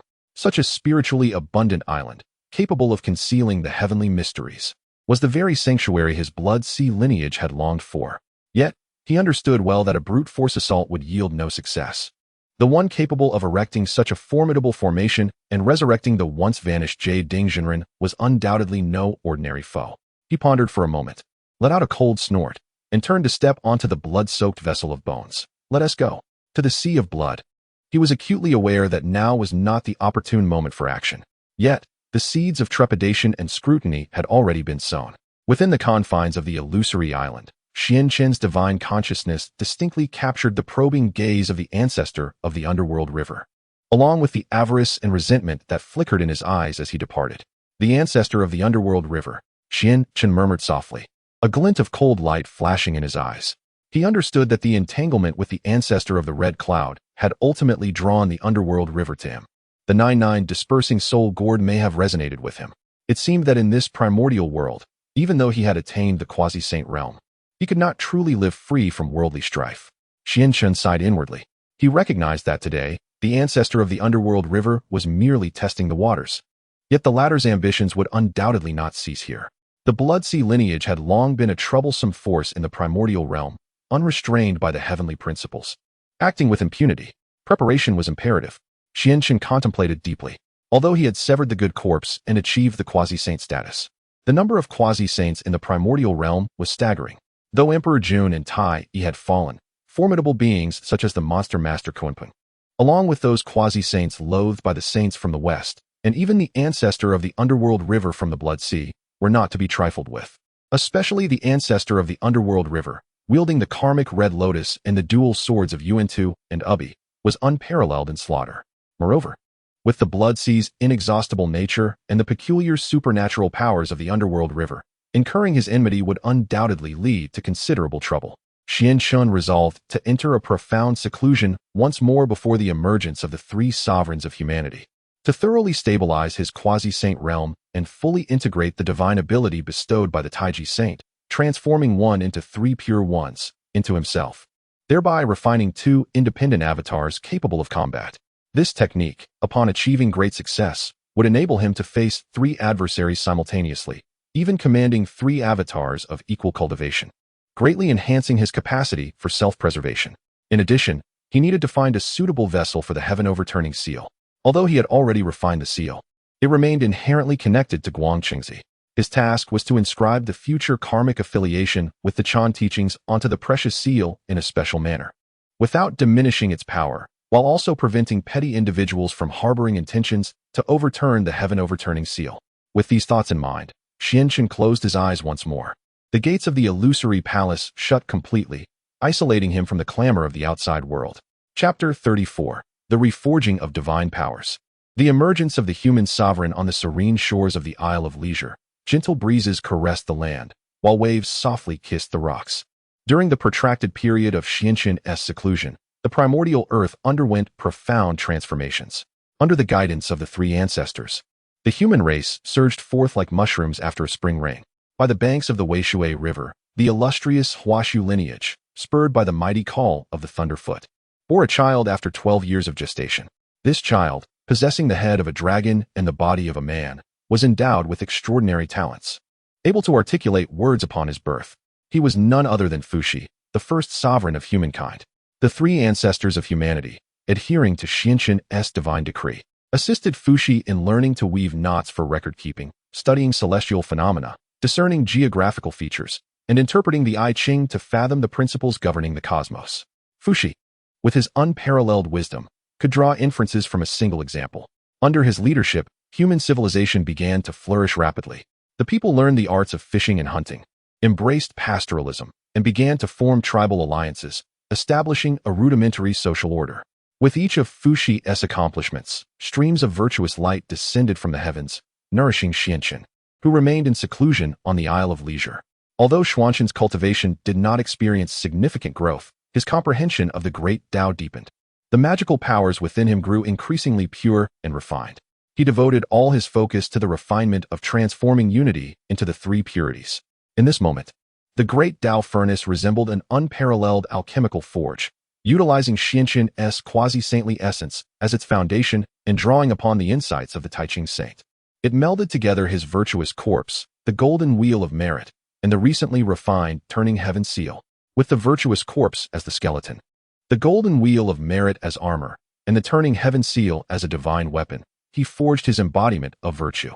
This was not merely a simple act of severing the corpse, but rather a sublime union of corpse severance and the art of embodiment. Millennia passed in silence. One day, Deep within the Zixiao Palace, an immense surge of benevolent intent soared skyward. Buzz. Above Xianxun's head, amidst auspicious clouds, the virtuous corpse, once severed, solidified after countless years of refinement. No longer a mere shadow or a vessel of benevolence, he had become an independent entity, clad in a cerulean robe. With a golden wheel of merit hovering behind him, the wheel revealed faint images of mountains, rivers, and the essence of the world in perpetual motion. In his hands, he cradled a diminutive yet profoundly resonant version of the turning heaven seal. I am Xianxun, paying homage to the true essence. The embodiment greeted Xianxun with reverence. His voice gentle and imbued with compassion. Xianxun slowly opened his eyes, a glimmer of satisfaction reflected within them. Benevolence, he softly praised. This was his first embodiment, Xianxun. The strength of the Xianxun embodiment had remarkably reached the early stage of quasi-sainthood. Moreover, he inherited all of Xuanxun's benevolent intentions, wielding the golden wheel of merit as his Dao fruit and the turning heaven seal as his innate spiritual treasure. This signified that Xianxun not only possessed the combat prowess of the early quasi-saint stage, but could also rely on the defensive capabilities of the golden wheel of merit and the offensive power of the turning heaven seal, rendering him virtually unmatched among his peers in that realm. Even more terrifying is the profound connection between Xianxun's incarnation and the true essence of Xianxun, enabling seamless cooperation and even the exchange of mystical powers between them. The unity of the three pure ones has finally reached a small fruition. Xianxun's heart surged with ecstasy. With the presence of Xianxun's incarnation, his overall combat prowess undoubtedly experienced a monumental enhancement. He was no longer alone, but possessed a formidable ally capable of standing on its own. He lifted his gaze towards the direction of the human habitation. He could sense that the fortune of humanity had converged to an unprecedented pinnacle. Under his guidance, the Fuxi clan had accomplished all their feats. On this day, in the ancestral land of humanity, Fuxi stood atop a grand platform, receiving the reverent homage of the masses. The heavenly laws responded, showering boundless golden light of merit upon him. I, Fuxi, the first emperor of humanity, established the rules, evolved the 8 trigrams, and enlightened the populace, achieving complete merit. It is now time to relinquish the throne of the human emperor and pass it to the worthy. As Fuxi's resounding voice echoed throughout the primordial wilderness, the golden light of merit above his head transformed into a colossal celebratory cloud, carrying his achievements towards the heavens. Fuxi, having attained the status of the celestial sovereign of humanity, resided in the fire cloud cave, living in harmony with the cosmos, free from the cycle of reincarnation. Simultaneously, an immense, awe-inspiring golden light of merit descended from the heavens, heading directly towards the distant Isle of Leisure in the East Sea. This was the merit earned by Xianxun for enlightening the human emperor and indirectly guiding the human race. Excellent, excellent, excellent. Xianxun's true self erupted into hearty laughter. This merit was far greater and purer than what he had obtained when he vanquished the good corpse. Without a moment's hesitation, he directed all this power of merit into the celebratory cloud above his head, focusing it upon the malevolent shadow that represented evil. It was time. A glimmer of resolve flashed in Xianxun's eyes. He intended to harness this overwhelming merit to decisively sever his second malevolent corpse. To slay the evil corpse, a treasured artifact imbued with what was required. In his hand appeared the very item acquired from Hongjun, the 99 scatter soul gourd. Evil corpse, emerge. With a thunderous roar, the grim visage filled with judgment and loathing burst forth from the celebratory cloud. Simultaneously, the 99 scatter soul gourd transformed into a crimson light, vanishing into the body of the evil corpse.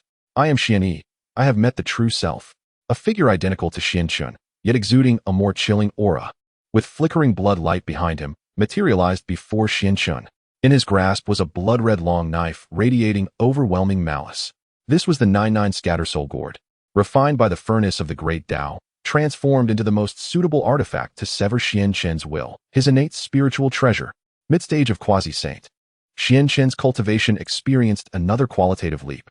In merely a few tens of thousands of years, he had swiftly ascended from the pinnacle of the great Luo golden immortal to the mid-stage of quasi-saint by slaying 2 corpses. Such a pace of cultivation, if revealed, would leave the myriad immortals of the primordial wilderness in awe and envy. He gazed upon the formidable and chilling visage of the malevolent manifestation, then cast a glance at the gentle and reserved embodiment of benevolence, a satisfied smile gracing the corners of his lips. Chapter 35. Shenong tastes 100 herbs. The initial trials of Xianyi as Fuxi attains enlightenment, the fortunes of humanity flourish ever more splendidly. Following the guidance of the three ancestral figures of humankind, a chieftain, born by the banks of the Jiang River, with the head of an ox and the body of a man, assumes the monumental responsibilities of the human sovereign. This chieftain is destined to become the Earth's sovereign, Shinnong. Possessing a heart full of compassion, Shinnong is deeply pained by the frequent illnesses and deaths of his kin due to the consumption of toxic plants. Thus, he vows to taste every herb in the world, discern their medicinal properties, and pave the way for the healing arts for humanity. This is an extraordinarily arduous and magnificent ambition. Within the confines of the Celestial Palace, Lin Chen, through his connection to the fortunes of humanity, perceives clearly the endeavors of Shinnong. He observes Shinnong traversing mountains and rivers, personally sampling each unknown plant. He witnesses Shinnong suffering multiple poisonings in a single day, his body swelling, black blood spilling from his mouth. Yet, through indomitable will and the protection of the human sovereign's fortune, he repeatedly struggles back from the brink of death. He sees Shinnong meticulously documenting the toxic, the non-toxic, the curative, and the edible plants, compiling them into a manual to share with his people. Such immense resolve and profound compassion elicit Xuanchen's heartfelt admiration. At this moment, the malevolent entity he recently vanquished, Xianyi, sits cross-legged beside him. Xianyi's demeanor is austere, emanating an aura that warns others to keep their distance. He embodies Xuanchen's judgment and aversion toward all evil. Slowly, he opens his eyes, revealing a glimmer of complex emotion. Indeed, Xianyi intones, his voice as cold as iron. On this primordial land, poisonous plants, miasma, and plague are manifestations of evil. Although Shinnong's actions are virtuous, he treads a perilous path. A moment's inattention could see him consumed by the evil of the world. Xianchen nods in agreement. You are correct. While I cannot intervene directly, lest I disturb the natural order, I cannot remain indifferent either. Turning to Xianyi, he smiles and suggests, friend, having recently gained your strength, you should venture forth and familiarize yourself with this vast wilderness. Why not offer Shinnong your clandestine protection? Upon hearing this, Xianyi's eyes shine with understanding. He realizes that the evil he represents is not about causing harm, but rather about judging and restraining it. The toxic elements of the world serve as the finest whetstone on his path. Very well, Xianyi replies, rising to bow respectfully to Xianchen. In the next moment, his figure transforms into a faint crimson shadow, silently vanishing from the Celestial Palace. In a miasmic swamp of the primordial earth, Shinnong's complexion darkens, his steps faltering. He has just ingested a deadly plant known as the heartbreak grass, and now feels as though his insides are being torn apart, his organs seemingly on the verge of melting. Leaning against a withered tree, he retrieves a crimson whip from his robe. This whip, his intrinsic spiritual treasure, possesses the ability to distinguish between herbs and to counteract poisons. Yet the poison that afflicts me today is exceedingly tyrannical. Even the crimson whip can barely suppress it, let alone eradicate it entirely. Is it truly my fate to perish here? The consciousness of Shinnong begins to wane, suffused with a profound sense of reluctance. There remain countless herbs he has yet to sample and innumerable ailments for which he has not discovered a remedy. Just as he teeters on the brink of unconsciousness, a frigid silhouette, akin to a specter, stealthily materializes behind him.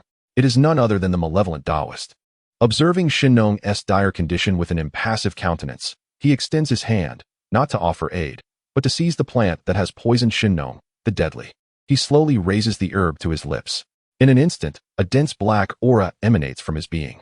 Yet, he remains unperturbed, as if consuming not a venomous entity, but an ordinary green vegetable. The malevolent essence within him surges with fervor. The overwhelmingly potent toxin, upon entering his body, is forcefully unraveled and devoured by an even more formidable and primal principle of malevolence. Moments later, the Daoist exhales a cloud of murky air, as dark as ink, which lands upon the ground, corroding a stone into a sizable cavity. Remarkably, he is unscathed, far from succumbing to the poison.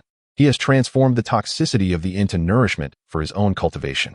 The faint sanguine halo behind his head appears to coalesce further. Thus, a flicker of enlightenment crosses the Daoist's eyes. To counter poison with poison, to subdue evil with evil. The most virulent toxins in this world, for me, are instead a great boon. With this realization, he no longer hesitates. With a flick of his finger, he channels an exceptionally pure and profound essence of power into Shinnong's body. As Shinnong lies in a state of unconsciousness, a refreshing aura instantaneously envelopes him. The excruciating pain that felt akin to being torn apart miraculously dissipates. He abruptly opens his eyes to discover that the venom within him has vanished without a trace, and his spirit has returned to an unprecedented state of vitality. Who is this exalted being that has come to his rescue? Overcome with astonishment and joy, Shinnong hastily rises and bows reverently to his surroundings. However, the space is utterly devoid of presence. Apart from the lingering miasma, there is nothing else. Only the harvested and the large hole it has corroded into the ground bear witness to the reality of the recent events, dispelling any notions of illusion. From that moment forth, as Shinnong traverses the path of herbal exploration, he frequently encounters peculiar occurrences. Whenever he finds himself afflicted by potent toxins, teetering on the brink of death, a mysterious force invariably emerges, silently alleviating his poison. Though he remains unaware of the identity of his benefactor, he is certain that a clandestine and enigmatic master watches over him. Meanwhile, the malevolent Daoist trails in the wake of Shinnong. Traversing the vast mountains and rivers of the primordial world, he has sampled innumerable exotic flowers and herbs, devouring countless toxic substances. His cultivation flourishes at an astonishing pace through this unique practice. His comprehension of the path of malevolence has deepened significantly. He gradually comes to realize that evil is not merely confined to destruction and slaughter. It is also an integral part of the cosmic balance. Where there is goodness, there exists wickedness. Where there is life, there is death. Where there is medicine, there is poison. His quest is to become the sword of judgment, poised above the heads of all malevolence. Chapter 36. The arrival of Guangqingzi to conclude the cycle of cause and effect. Time flies, and thousands of years have passed once more. Under the covert protection of the dark and enigmatic Daoist Xian Yi, the divine farmer, Shinnong, has finally achieved the culmination of his merits. He authored the first medical treatise of the primordial era, the Shinnong Benqiao Jing, alleviating the afflictions of humanity. His contributions are on par with those of the heavenly sovereign Fuxi. Ultimately, Shinnong attained the celestial fruit of the earthly sovereign and retreated to the fire cloud cave, enjoying the boundless fortunes of humankind. Once again, a vast force of merit descended from the heavens, landing upon the Isle of Leisure. This time, Xianchun, the true body, refrained from utilizing it to sever his corpse. His third corpse, the self-corpse, is the most profound and challenging, not one that can be simply cut away by mere merit. It demands an ultimate enlightenment of one's own Dao.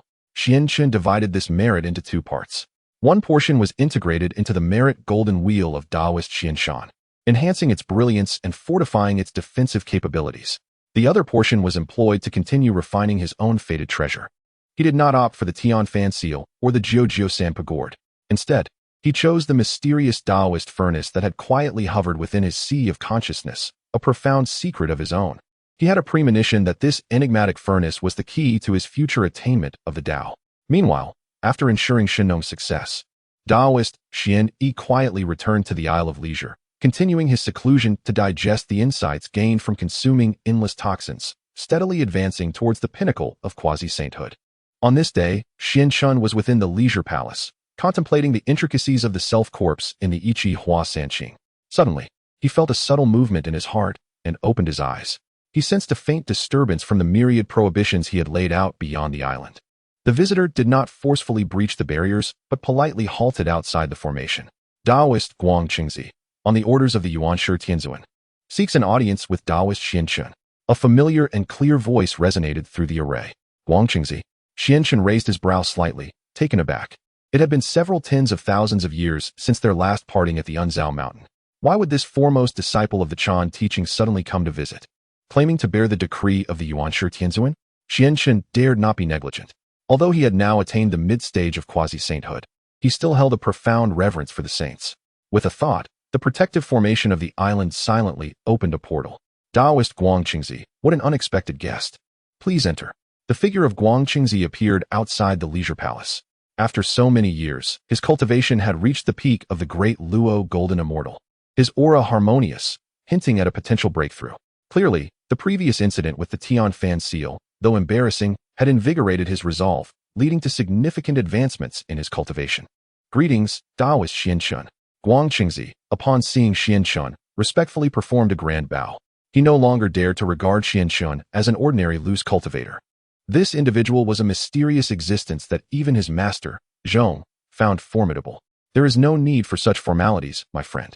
Please, have a seat. Xianchun personally served fragrant tea. After exchanging a few pleasantries, Guang Qingzi proceeded to clarify his purpose for the visit. Xianxin Daoist, I must confess. I have come here for a matter of great significance. Guang Qingzi spoke with a solemn tone. Oh, what matter could that be? Xianxin feigned ignorance, already aware of the answer. Taking a deep breath, Guang Qingzi replied, It is indeed to discuss the heavenly turning seal. My master has stated that should a friend of mine achieve great merit and attain the Dao fruit of the great Luo, he may come to retrieve this treasure. Currently, the third sovereign of humankind is about to be born. This sovereign will walk the path of conquest, pacifying the realm and unifying humanity. Such an endeavor is immensely meritorious. My master wishes to send me to assist this new emperor as the master of the human emperor, to fully realize this merit. I have now reached the pinnacle of the great Luo, and if I can obtain the great merit of being the human emperor's master, I am confident I will break through to the quasi-saint realm. At that point, I will have fulfilled the conditions you previously mentioned. Thus, I have come to borrow the treasure. He emphasized the word borrow with considerable weight, clearly recalling the earlier agreement regarding Xuanxin's safekeeping of the item. Upon hearing this, Xianxin understood the implications. It appeared that the Xianyuan clan was on the verge of emergence. The Battle of Zhuolu, a pivotal conflict between humanity and the Jiuli tribe, was indeed one of the most crucial unification battles in human history, laden with immeasurable merit and fortune. The primordial supreme being had dispatched Guang Qingzi to serve as the human emperor's master, clearly a brilliant strategy. Xianxin gazed at Guang Qingzi, a faint smile gracing his lips. Rather than responding immediately, he gently tapped the jade chime beside him. With a soft hum, the side door of the celestial palace slowly opened. A figure clad in a blue robe, a golden wheel of merit hovering behind his head, and an ancient seal cradled in his hands, stepped forth with measured grace. It was none other than the incarnation of Xianshan. At the sight of the Daoist Xianshan, Guang Qingzi's pupils dilated in shock. He could distinctly feel the boundless quasi-saint pressure emanating from the figure, as well as the coveted heavenly turning seal that he had yearned for over countless years. This is, Guang Qingzi's voice trembled. He had assumed that Xianxun had merely concealed the seal, never anticipating that he would actually transform it into an incarnation. Moreover, this incarnation was astonishingly a quasi-saint. As a great Luo golden immortal, how could he possibly confront a quasi-saint wielding the heavenly turning seal to resolve this matter? How could this even be resolved? Chapter 37. The duality of good and evil. The awe of the semi-saint as the Daoist Xianshan stepped through the side door, holding the heavenly seal aloft. The atmosphere within the celestial palace became palpably tense. Guang Qingzi felt an overwhelming yet gentle pressure wash over him, akin to a vast ocean, rendering his peak cultivation of the great Luo golden immortal insignificant, like a fragile boat poised to capsize at any moment. His gaze was fixed intently upon Daoist Xianshan and the heavenly seal, with which he sensed an inexplicable connection, his eyes brimming with shock, resentment, and a profound sense of helplessness. A semi-saint. This incarnation is indeed a semi-saint. The thought thundered through Guang Qingzi's mind. He had initially believed that Xianxun had merely hidden the heavenly seal temporarily, and that upon achieving great virtues and breaking through to the semi-saint realm, he could naturally reclaim this treasure, thus resolving the entanglement between the Chan sect and Xianxun. Yet, he never anticipated that Xianxun would forge a semi-saint level incarnation using the heavenly seal. How could this be resolved? Was he expected to confront a semi-saint incarnation wielding the heavenly seal to seize it? Such an action would not resolve the entanglement. It would be a self-inflicted humiliation. Guang Qingzi's complexion fluctuated between green and white, reaching an apex of intensity. He felt as though he was being toyed with, a surge of anger boiling within him, yet he dared not express it, for he understood that, given the displayed prowess of his opponent, should matters turn hostile, only he would suffer the consequences. Xianxun, observing Guang Qingzi's ever-shifting expression, secretly chuckled while maintaining an air of nonchalance. He lifted his teacup and took a delicate sip, seemingly oblivious to Guang Qingzi's discomposure. Meanwhile, Daoist Xianshan inclined his head slightly in greeting towards Guang Qingzi and spoke in a gentle tone. I am Xianshan, and I greet you, Daoist Guang Qingzi. His voice was imbued with compassion and goodwill, evoking an instinctive sense of familiarity that softened the remnants of Guang Qingzi's ire. However, at that moment, Guang Qingzi was in no mood to appreciate such kindness. He managed a strained bow and dryly inquired, Daoist Xianxun, what is the meaning of this? Only then did Xianxun set down his teacup, lift his eyes, and smile. Daoist Guang Qingzi, please remain calm. I once mentioned that this treasure is deeply entwined with the Chan sect, and that when a disciple of the Chan sect achieves great virtue and cultivation, They may come forth. I shall not go back on my word. However, Guang Qingzi pointed at Daoist Xianshan, momentarily at a loss for words. Xianshan smiled again and continued, I have merely entrusted this treasure temporarily to my benevolent incarnation. This way, it may be nurtured by the power of virtue, preventing its brilliance from gathering dust, and furthermore, it serves as a small test for the treasure. A test? Guang Qingzi furrowed his brow. Indeed, Xianshan nodded. The heavenly seal, forged from the spine of Pangu, is a formidable artifact that governs the heavens and the earth. Only one of great will, wisdom, and virtue may truly possess it. If you wish to obtain this treasure, you must naturally earn its recognition. He spoke, casting a glance at the Daoist Xianshan beside him. The Daoist, comprehending the unspoken words, held the Fantian seal and smiled at Guang Qingzi, saying, My friend, I am the test of this treasure. Should you surpass me, it shall be yours. Surpass you? Upon hearing this, Guang Qingzi nearly choked on his own blood. What a jest! He, a grand Luo Jingxian, was to contend with a quasi-saint wielding the Fantian seal? This was not a test, it was an affront. He felt as though his intellect and dignity were being ground into the earth, repeatedly humiliated. However, just as his fury boiled, nearly compelling him to brandish a replica of the Fantian seal to argue, another side door of the Zixiao Palace silently swung open. A chill, starkly contrasting with the warmth of Daoist Xianshan, surged forth, exuding a palpable air of judgment against all worldly evils, like a frigid tide sweeping through. A figure clad in a dark Daoist robe, with a stern visage and eyes sharp as blades, slowly emerged. Behind him, a faint crimson halo flickered, and in his grasp was a uniquely shaped blood-red long knife, radiating an aura of endless malevolence. It was none other than the second incarnation of Xianshan, the Daoist Xianyi. The moment Daoist Xianyi appeared, the temperature of the entire Zixiao Palace plummeted anew. If Daoist Xianshan emanated a gentle warmth akin to a spring breeze, then Daoist Xianyi brought forth a chilling cold, as if one had plunged into the depths of the underworld. His presence was also that of a quasi-saint, yet more solid and formidable than Daoist Xianshan, representing the mid-stage of quasi-sainthood. What is this? Guang Qingzi was utterly dumbfounded. His mind struggled to process the astonishing scene before him. One Xianshan's true form, with unfathomable cultivation, one benevolent corpse incarnation at the early stage of quasi-saint, wielding the Fantian seal, and now, the emergence of a malevolent corpse incarnation at the mid-stage of quasi-saint, brandishing an unknown and terrifying weapon. 3 quasi-saints of a single lineage. Guang Qingzi felt as though his very Dao heart was on the verge of shattering. After countless trials and tribulations, he had barely grazed the threshold of quasi-sainthood, while this Xianshan had, unbeknownst to him, amassed the power of 3 quasi-saints. How could he compete? How could he contend? In that moment, he truly and profoundly grasped the sense of helplessness and despair that the demon master Kunpeng had faced before Xianshan atop the Lingxiao treasure palace. In the face of overwhelming strength, all schemes and reasoning appeared utterly ineffectual.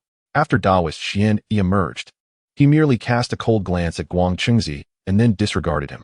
He inclined his head slightly towards the true form of Xianshan, saying, Master, what is your command? Xianshan smiled and replied, No matter, I merely wished for my friend to come forth and meet our guest. He then turned his gaze to the now ashen-faced Guang Qingzi, slowly stating, Guang Qingzi, my friend, do you still believe that I am merely toying with you? Guang Qingzi's lips moved, yet not a word escaped. Toying? No, this was a blatant and unabashed display of power. Xianshan conveyed in the most direct manner, I possess both the qualification and the capability to establish the rules of this trial. Guang Qingzi took a deep breath, exhaling slowly. The anger and resentment that had brewed within him dissipated entirely upon encountering the Daoist Xianyi. In its stead arose a profound sense of reverence. He bowed deeply to Xianshan, and Xianyi, this time not out of karmic ties or human sentiments, but out of respect for an absolute powerhouse. Daoist Xianshan, I have been humbled. Guang Qingzi spoke, his voice tinged with bitterness. I am willing to accept your trial. He understood that at this moment, he had no hope of surpassing Daoist Xianshan. Yet, he felt he had no alternative. For he was acutely aware that if he lacked the courage to accept the trial today, he might forever be estranged from the Tianfan seal, and his path would be overshadowed by an indelible gloom. Xianshan regarded him with a hint of approval in his eyes. Truly deserving of being the foremost disciple of the primordial supreme being, his character was indeed extraordinary, flexible in adversity, and knowing shame, he found the courage to rise again. Very well, Xianshan nodded. Since you are willing to accept the trial, I cannot allow you to leave empty-handed. He turned to Daoist Xianshan and said, "Daoist, please bestow the child seal of the Tian Fan seal upon Guangqingzi." Upon hearing this, Daoist Xianshan smiled and extended his hand. In his palm, the ancient and unadorned Tian Fan seal trembled gently. A diminutive seal, identical to the original yet reduced in size and significantly weaker, gradually separated and flew towards Guangqingzi. "This is the child seal of the Tian Fan seal, derived from a fragment of its essence," Daoist Xianshan explained. "You may refine it. While it lacks the might of the original, it will allow you to perceive the profound Daoist rhythm of the unfathomable mountain and create a connection with the main seal. In the future, should you, as the teacher of the human emperor, attain the status of a quasi-saint, you may challenge me at any time using this child seal. When you prevail, the main seal will rightfully belong to you." This was the true intent of Xianshun. He did not seek to possess the Tian Fan seal for himself. Rather, he aimed to establish a long-lasting, dynamic causal relationship under his guidance with the Chan sect and Guangqingzi. What he desired was not merely a magical artifact, but a voice that would influence the decisions of the Chan sect amid the impending divine calamity. Clutching the child seal, Guangqingzi felt a familiar warmth coursing through him, resonating with his bloodline. As he absorbed Daoist Xianshan's words, his heart swelled with mixed emotions. He realized he had no grounds for refusal. This was the best outcome Xianshan could offer him. Once more, he bowed deeply to Xianshan. "Thank you, Daoist, for your generosity. I, Guangqingzi, accept this causality." Chapter 38. The calculated moves of Xianyuan. The game falls to Jiuli as Guangqingzi departed, enveloped in a haze of confusion, yet bearing a glimmer of hope. Tranquility once again enveloped the serene halls of the Celestial Palace. The Daoist Xianshan and Xian Yi transformed into two streams of light, seamlessly merging back into Xian Chen's being, vanishing from sight. Seated upon a meditation cushion, Xian Chen's expression bore the weight of contemplation. The contest with Guangqingzi appeared to be a resounding victory for him. Not only had he showcased his formidable prowess and instilled fear in the Chan sect, but he had also rightfully secured the formidable heaven-toppling seal, planting a critical piece that would influence the future. Yet, Xianshun was acutely aware that this victory had entwined him deeper into the intricate web of fate with the Chan sect. The future remained an enigma, fraught with both fortune and calamity. However, with the pieces already in play, there was no rationale for retraction. A glint of determination sparkled in Xianshan's eyes. It was now time for the grand strategy of the human race to unfold. The third emperor of humanity, the Xianyuan clan, stood poised. Unlike Fuxi, who orchestrated the 8 trigrams, or Shinnong, who tasted a myriad of herbs, the ascent of the Xianyuan clan to imperial status was one forged through bloodshed and conquest. What lay ahead was a confrontation with the Jiuli tribe, a faction also of human descent, yet bearing remnants of the shamanic lineage. Endowed with innate power and a fierce warrior spirit, their leader, the illustrious Qiyu, commanded a formidable band of 81 brothers, each possessing iron heads and stone-like resilience. Renowned for their martial prowess and strategic acumen, the Jiuli tribe, emboldened and dissatisfied with their territorial confines, had begun to challenge the legitimate Xianyuan lineage. An inevitable war loomed, one that would determine the fate of humanity. Yet, this conflict transcended mere tribal disputes. It entangled the interests of the Chan sect, the intercepting sect, and the remnants of the shamanic and demonic factions. The Chan sect had dispatched Guangqingzi to serve as the emperor's mentor, aspiring to seize the monumental merits of expanding territory and uniting humanity. Although the intercepting sect remained publicly neutral, its inclusive teachings had attracted many from the Jiuli tribe, some of whom had even pledged allegiance to its doctrines, fostering a natural affinity between the Jiuli and the intercepting sect. As for the shamanic tribe, Qiu's lineage invoked the support of those remnants who lay hidden deep within the earth, unwilling to accept defeat. Rumors even circulated that the realm of Hutu, the goddess of the earth, had once lent aid to Qiu's followers. In this tempestuous moment, the human battlefield became a microcosm of the grand struggle among the ancient powers. Xianshun perceived all these dynamics clearly, unlike his approach with Fuxi and Shinnong, wherein he remained a quiet catalyst in the shadows. This impending war demanded his direct involvement due to its unpredictable nature and inherent risks. Despite Guangqingzi possessing the subseal of the heaven-toppling seal and a profound understanding of the Dao, his odds against Qiu, whose might rivaled that of the great shamans, along with his formidable brothers, were rather slim. Should Guangqingzi falter, the merits attributed to the emperor's endeavors would dissipate, rendering all of Xianshan's carefully laid strategies futile. It appears I must also make my own move, Xianshun mused inwardly. He chose not to descend personally into the fray. With a mere thought, he summoned once more the embodiment of malevolence, the Xian evil Daoist, who had just returned to his true form. Master, what are your commands? The Xian evil Daoist inquired, his voice cold as ice. Gazing upon him, Lin Chen smiled and replied, My friend, the time has come for your sword of judgment to encounter its first trial. A glimmer of bloodlight flickered in the Xian evil Daoist's eyes as he instantly comprehended his master's intent. The Jiuli tribe, inheritors of the witch clan's bloodline, though human, possesses a savage disposition, reveling in violence and preying upon others, corrupting their own kind. Such deeds have led them down the path of evil. They must be eradicated. The Xian evil Daoist articulated coldly. Lin Chen nodded affirmatively, indeed. However, it would be unwise for either of us to intervene directly, as it would entangle us in the direct consequences with the witch clan and the... What does the master imply? The Xian evil Daoist asked. With a gentle smile, Lin Chen replied, I recall a place by the eastern sea, known as the Dushu Mountain, where a magnificent peach tree extends its branches for 3,000 miles. Dwelling upon this tree are two divine beings, Sainthood and Yulei. They possess the innate ability to suppress malevolent spirits and judge the wicked. Yet, their cultivation is still elementary. They wield divine powers, but lack true path techniques. My friend, take this token of mine and journey to Dushu Mountain to seek out these two. Teach them the path of judgment and grant them the method of extermination of evil. Let them become the sword of justice poised above the Jiuli tribe. Thus, this was yet another strategic move by Lin Chen. He chose to remain in the shadows, not as the executioner, but as the one who trains the executioners. Sainthood and Yulei, in later myths, are revered as the earliest guardians of the gates, tasked with capturing ghosts and subduing evil. Their divine roles align perfectly with the Xian evil Daoist's path of judgment. For them to confront the Jiuli tribe, equally burdened with malevolence and brutality, is a match made in heaven. This would resolve the karmic ties without tainting his own hands, while also providing a silent opportunity to propagate his own teachings. Understood. The Xian evil Daoist responded, accepting the command. He realized this was not merely a stratagem of his master, but also a significant opportunity for his own spiritual cultivation. Without a moment's hesitation, he vanished from the celestial palace, his destination set for the distant Dushu Mountain above the eastern sea. Meanwhile, Lin Chen closed his eyes once more. His consciousness traversed the vast expanse of space, dividing itself into three. One part focused on the human orthodox army led by Xianyuan and Guangchengzi.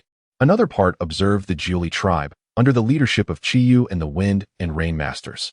The final fragment rested upon the Xian evil Daoist.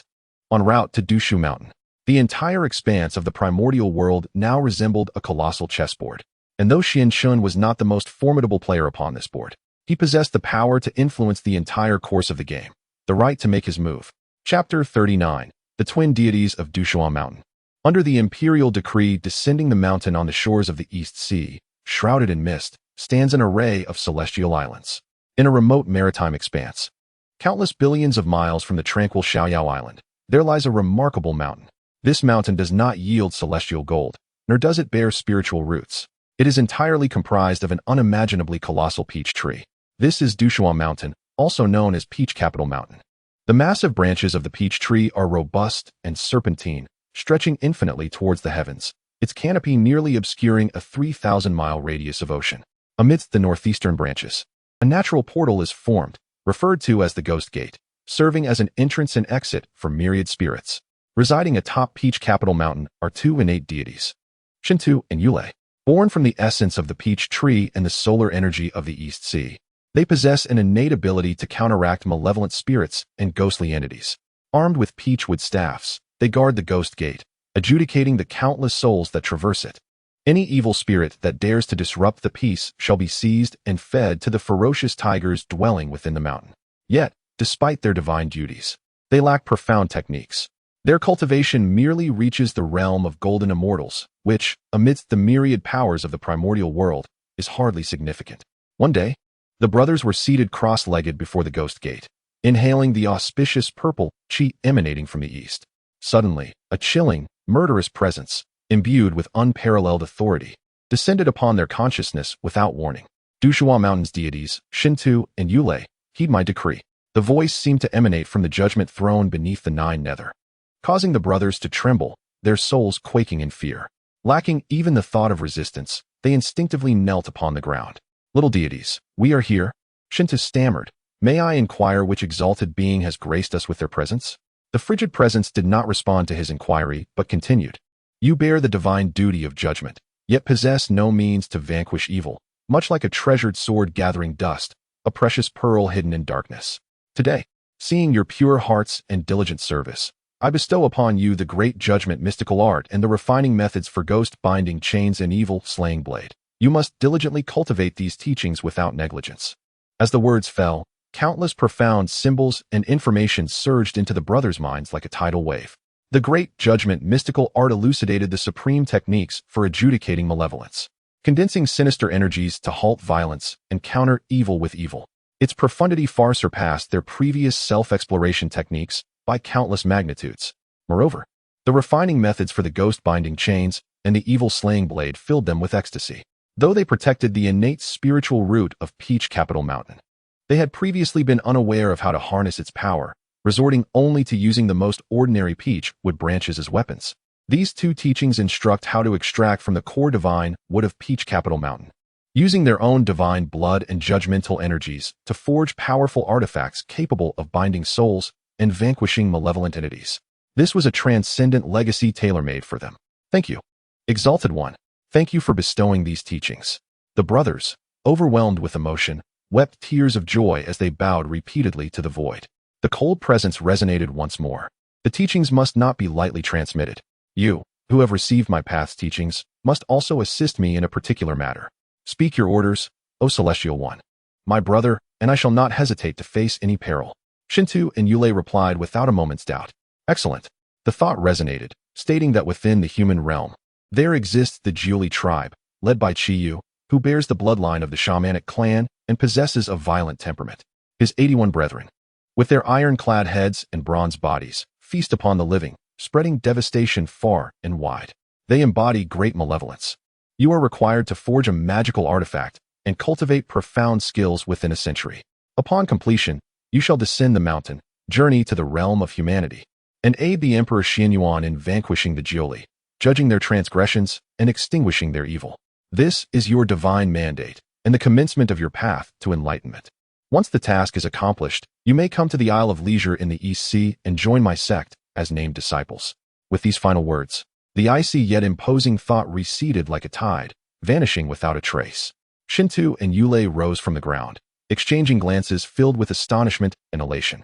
The Isle of Leisure, Yulei murmured, could it be that the Celestial One is the legendary Xuanqing, who, at the Grand Assembly of Immortals, revived the esteemed Yuding Jinren, possessing extraordinary powers? Awe and yearning filled Shintu's eyes. Who else but Xuanqing could wield such celestial capabilities? We are indeed blessed with an extraordinary opportunity.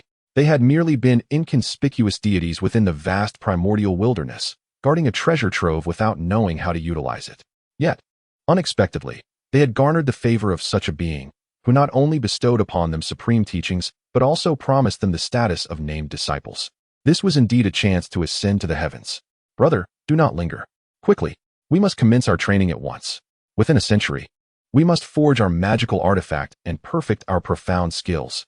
We cannot disappoint the Celestial One's expectations. Shintu exclaimed with fervor.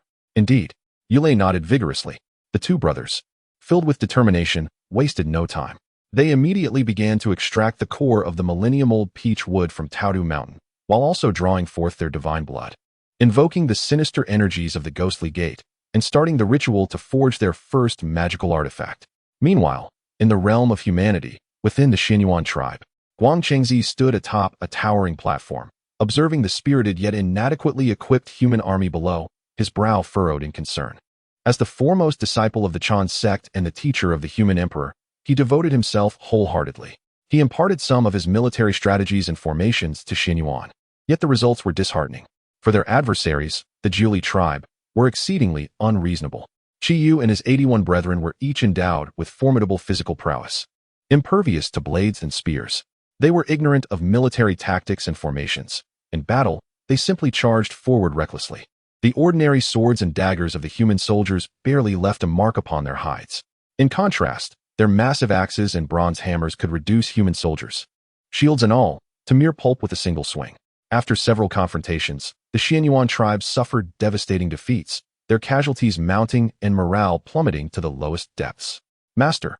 With a furrowed brow, Xianyuan approached Guangchengzi, expressing his deep concern over the relentless bravery of the Qiyu clan, a force far too formidable for his warriors to withstand.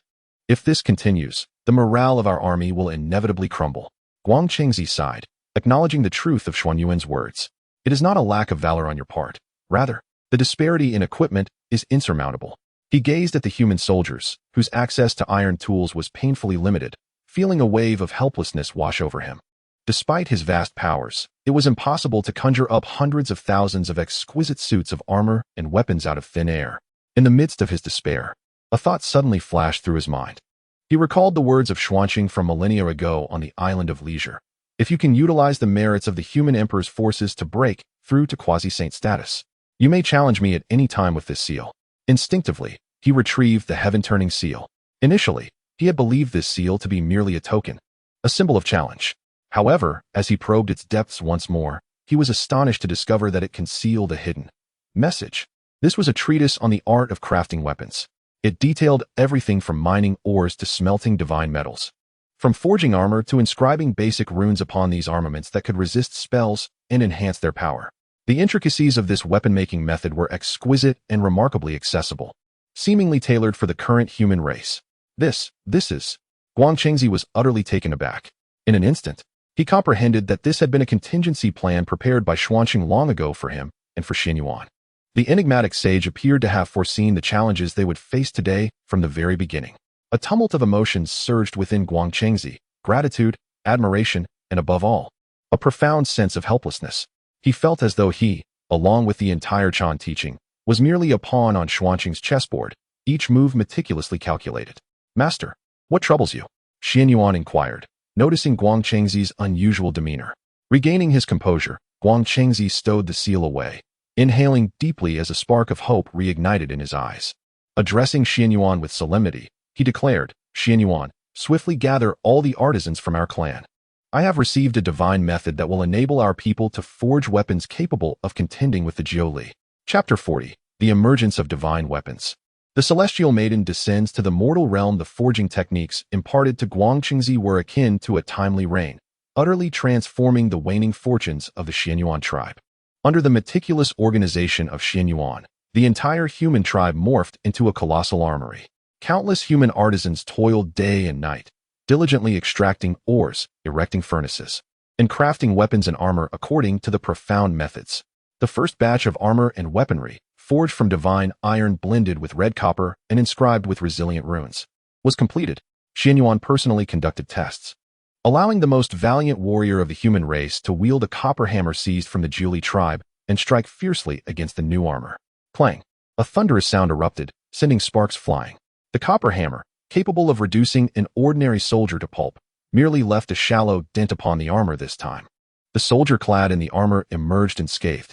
We have succeeded. We have triumphed. The Xianyuan tribe erupted in resounding cheers. In the eyes of all soldiers, the flame of hope rekindled. Guangchengzi, witnessing this scene, felt his admiration for Xuanqing deepen further. He understood that the first turning point of this war had arrived. With the blessing of divine weaponry, the strength of the Xianyuan army underwent a qualitative leap. They engaged once more with the Jiuli tribe. This time, the tide of battle turned dramatically. The swords and blades of humanity could now effortlessly pierce the proud skin of the Jiuli warriors, while their sturdy armor effectively withstood the brute force of their adversaries. In this exchange, the Jiuli tribe tasted the bitterness of defeat for the very first time. However, Qiyu was no mere brute devoid of strategy. Upon realizing that the human race had exchanged their crude weaponry for refined arms, he promptly altered his tactics. He summoned two of his old friends from the primordial era, Fengbo and Yushi. These two were innate deities, endowed with the power to command wind and rain. In a crucial battle, Fengbo and Yushi suddenly made their move. Instantly, a tempest arose, sand and stones swirling chaotically, obscuring the sun and leaving the Xianyuan army blinded. Following that, torrential rains descended, flooding the camp of the Xianyuan army and turning it into a swamp. The human soldiers, unaccustomed to water, were thrown into disarray by the raging winds, and the Jiuli tribe seized the opportunity to launch a fierce assault, leading to a devastating defeat for the Xianyuan army, which found itself trapped in the flood, cut off from supplies, and ensnared in desperation. Master, what shall we do? Xian Yuan gazed at the army encircled by the flood, his heart racing with anxiety. Guang Qingzi's expression was equally grave. Though he possessed profound knowledge of the Dao, he was ill-equipped to confront such a widespread natural calamity. He could vanquish Feng Bo and Yu Shi, yet he could not disperse the overwhelming tempest raging across the heavens in a short span of time. Just as he found himself at a loss, auspicious clouds suddenly appeared in the heavens, accompanied by celestial melodies. A goddess adorned in garments of 9 colors, breathtakingly beautiful and exuding an air of nobility, descended slowly from the clouds, holding a scroll of treasure maps. The disciple of the Chan teaching, the celestial maiden of the 9 heavens, had come, under the command of the primordial heavenly sovereign, to assist the human emperor in vanquishing Qiyu. A figure approached, none other than the revered 9 heavens Xian Nu, a celestial maiden seldom seen amidst the primordial chaos. In her hands, she cradled a tome known as the Yin Fu Jing. Brother Guangqingzi, the 9 heavens Xian Nu bowed in reverence. Your arrival is most fortuitous. Guangqingzi's heart soared with joy upon witnessing her presence. He understood that his master, the primordial heavenly sovereign, had intervened, clearly unwilling to see his chosen emperor of humanity falter.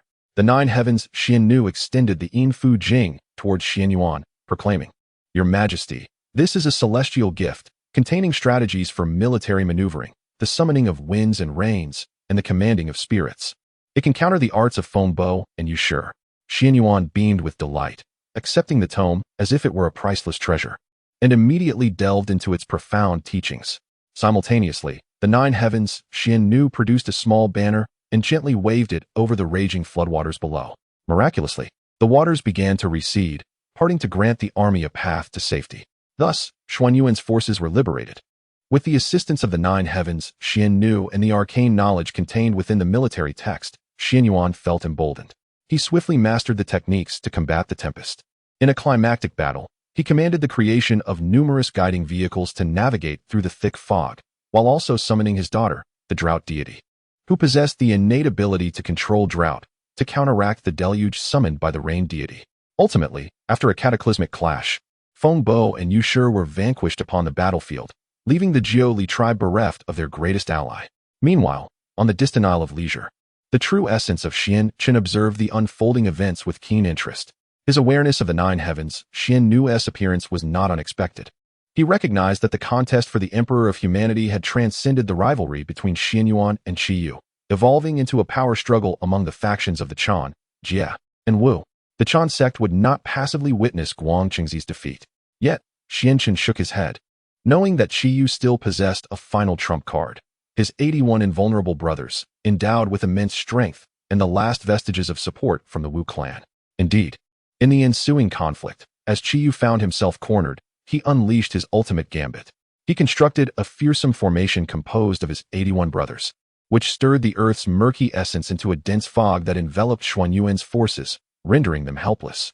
This formation was named the Jiu Li Misty Heaven Formation. Despite Xian Yuan and Guang Qingzi's relentless efforts, they could not penetrate this formidable barrier, suffering further losses as they fell into dire straits. At that moment, from the direction of Dushuo Mountain, 2 beams of divine light surged into the sky. An aura of judgment, capable of vanquishing malevolence and suppressing evil, traversed the boundless expanse and descended upon the battlefield of Zhuolu. Chapter 41. The Guardian descends, unveiling divine might on the battlefield of Zhuolu. A thick black mist enveloped the area, rendering visibility non-existent. The Jiuli Mighten Formation, an unparalleled malevolent array crafted by Qiyu using the bloodline of his witch clan, combined with the vital essence of his 81 brethren, was designed to confound direction, invert the 5 elements, and draw forth the earth's foul energies, eroding the primordial spirit and magical powers of cultivators. The Xian Yuan army, ensnared within this ominous trap, was utterly exhausted, their morale plummeting to an all-time low. Soldiers found themselves unable to discern friend from foe, their ears assaulted by a cacophony of terrifying wails that tormented their minds. Many weak-willed soldiers succumbed to madness, indiscriminately attacking those around them. Upon a high platform, Xian Yuan, Guang Qingzi, and the 9 heavens Xian Nu wore grave expressions. The array was exceedingly strange. Guang Qingzi summoned the Zine of the Fan Tianyin, casting a protective light that barely shielded the central military tent. Yet he could not dispel the mist that shrouded the area for thousands of miles. This fog contained the corrupting essence of the witch clan, capable of tainting treasures and eroding the spirit. Our Daoist arts are severely suppressed within this formation. The 9 heavens, Xian Nu furrowed her brow. Although I possess the strategies of warfare, the core of this formation lies with those 81 Jili war deities. As long as they stand, the array will persist, impervious to external force. Xian Yuan gazed sorrowfully at the soldiers below, who were howling in despair and turning against one another amidst the mist, his heart aching as though it were being cut by knives. He bowed deeply to Guang Chengzi and implored, "Master, is there truly no way out of this predicament?" Guang Chengzi fell silent, aware that unless he disregarded all else and summoned his master, the primordial heavenly venerable, to intervene, it would be nearly impossible for them to break the malevolent array. However, in the contest for the throne of humanity, saints were forbidden from direct involvement, as decreed by the Dao ancestor. In that moment, the entire Xian Yuan army was engulfed in an unprecedented despair. Just then, 2 brilliant beams of divine light, suffused with masculine energy and the aura of judgment, surged forth from the distant heavens like swords cleaving through the night. Wherever these rays passed, the black mist hissed and evaporated as if it were snow meeting fierce sunlight, instantly dispersing. In the blink of an eye, the Jili Mighten formation that had shrouded the entire battlefield was violently torn apart, creating 2 massive openings. For the first time, sunlight streamed into the depths of this despairing fog. Xian Yuan, Guang Chengzi, and the others were left utterly astounded by this sudden turn of events. They turned their gaze toward the source of the divine light. At the breach of the formation stood 2 imposing figures, their presence remarkable, towering around 10 feet. They donned ancient armor crafted from the essence of peach wood. One wielded a staff inscribed with intricate runes, while the other bore a uniquely shaped blade designed for slaying spirits at his waist. An aura of absolute restraint against malevolence and corruption emanated from their bodies.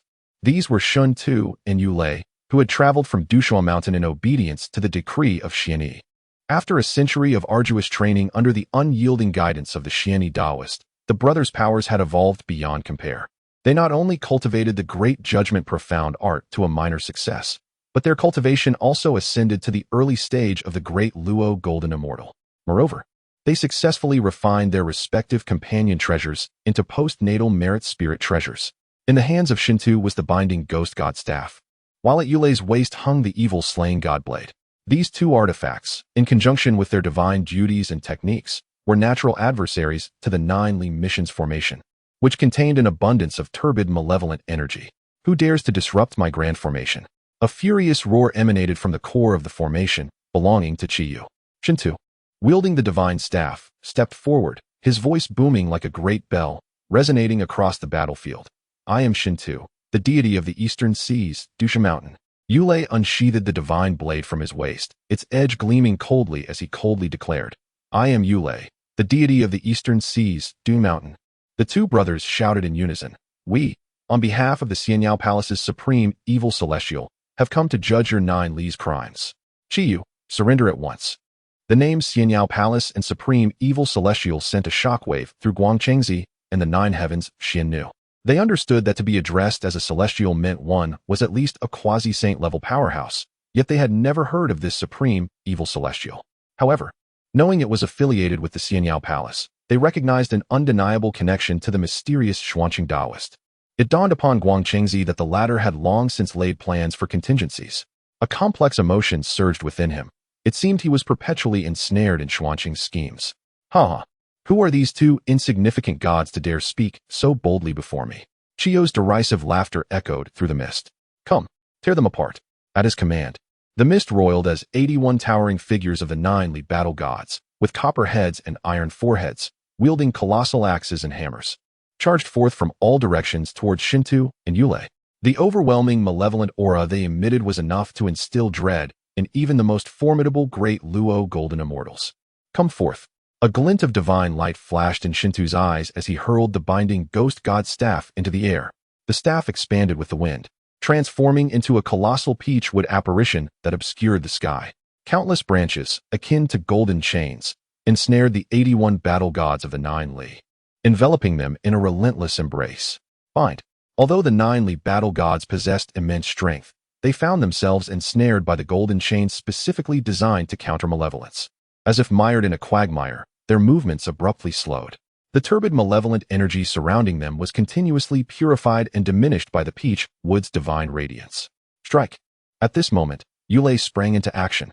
His figure moved like lightning, the evil-slaying god blade slicing through the air in a cold arc.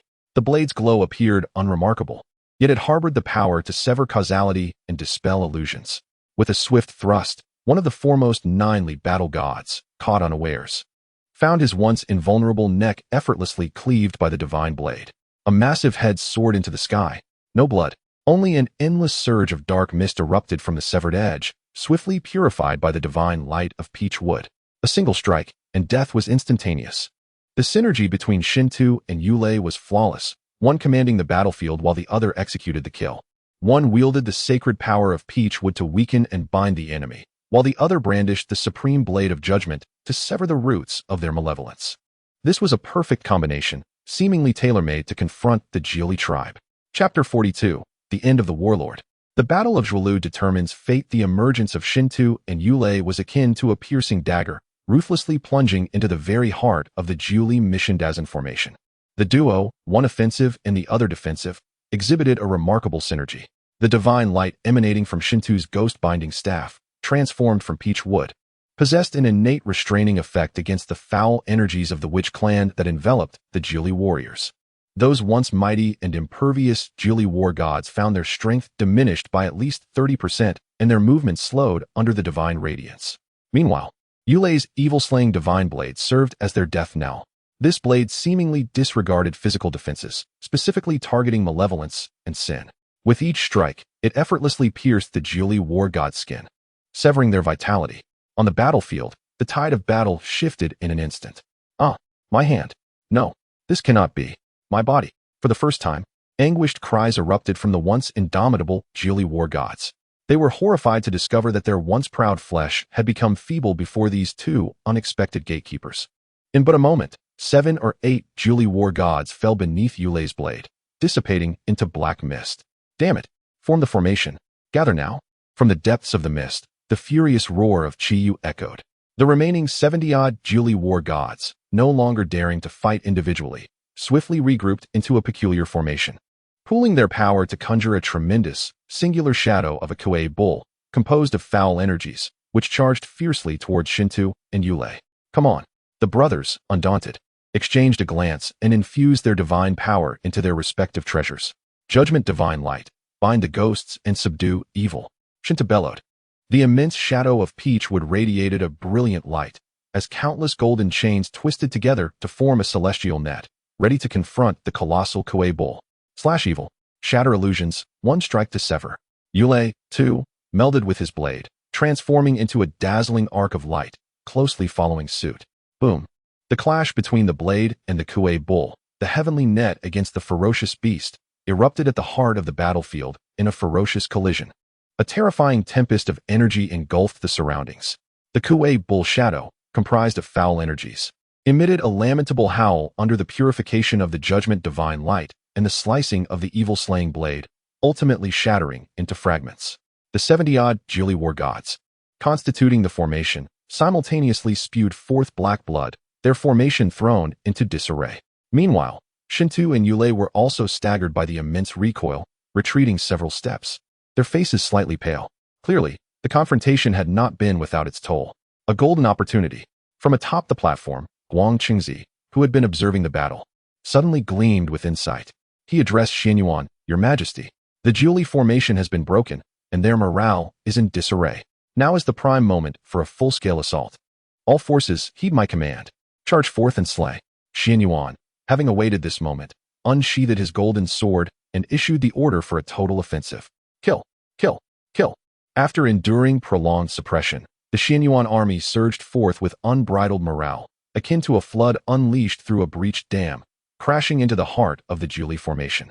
Here, they confronted the beleaguered Jiuli warriors, who were already grievously wounded and demoralized, engaging in a decisive battle of utmost significance. Meanwhile, Guang Qingzi and the 9 heavens, Xian Nu transformed into 2 beams of radiant light, aiming directly for the core of the formation, where the formidable Chiyu awaited.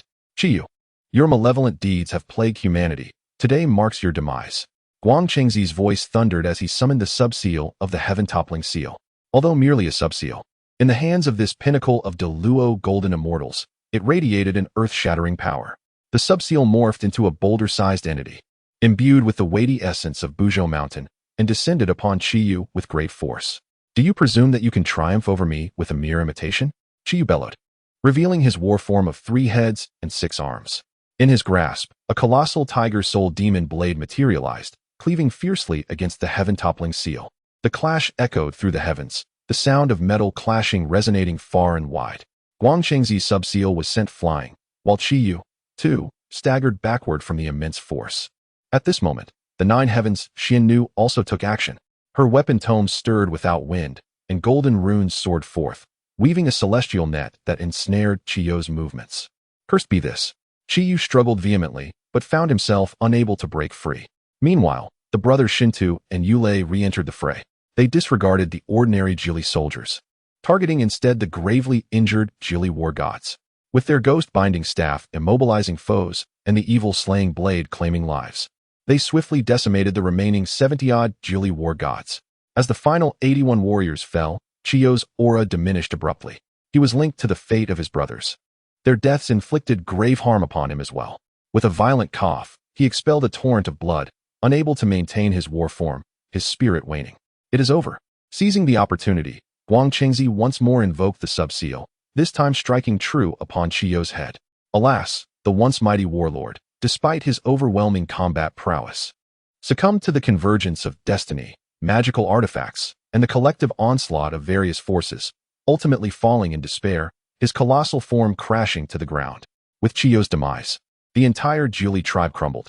The Battle of Zhuolu concluded with a resounding victory for the Xianyuan tribe. By unifying humanity and quelling the turmoil, Xianyuan achieved monumental merit, successfully ascending to the throne of the Emperor of Humanity, standing alongside Fuxi and Shinnong in the Fire Cloud Cave, revered by generations of humankind. Moreover, Guangchengzi, having aided the Emperor, was bestowed with divine merit, loosening the constraints of his long-standing bottleneck. A nascent aura of quasi-saintliness flickered around him. The brothers Shintu and Yulei, having slain the Jiuli and enacted divine justice, amassed immeasurable merit. Their divine status appeared to have gained the approval of the heavenly order, becoming ever more solidified.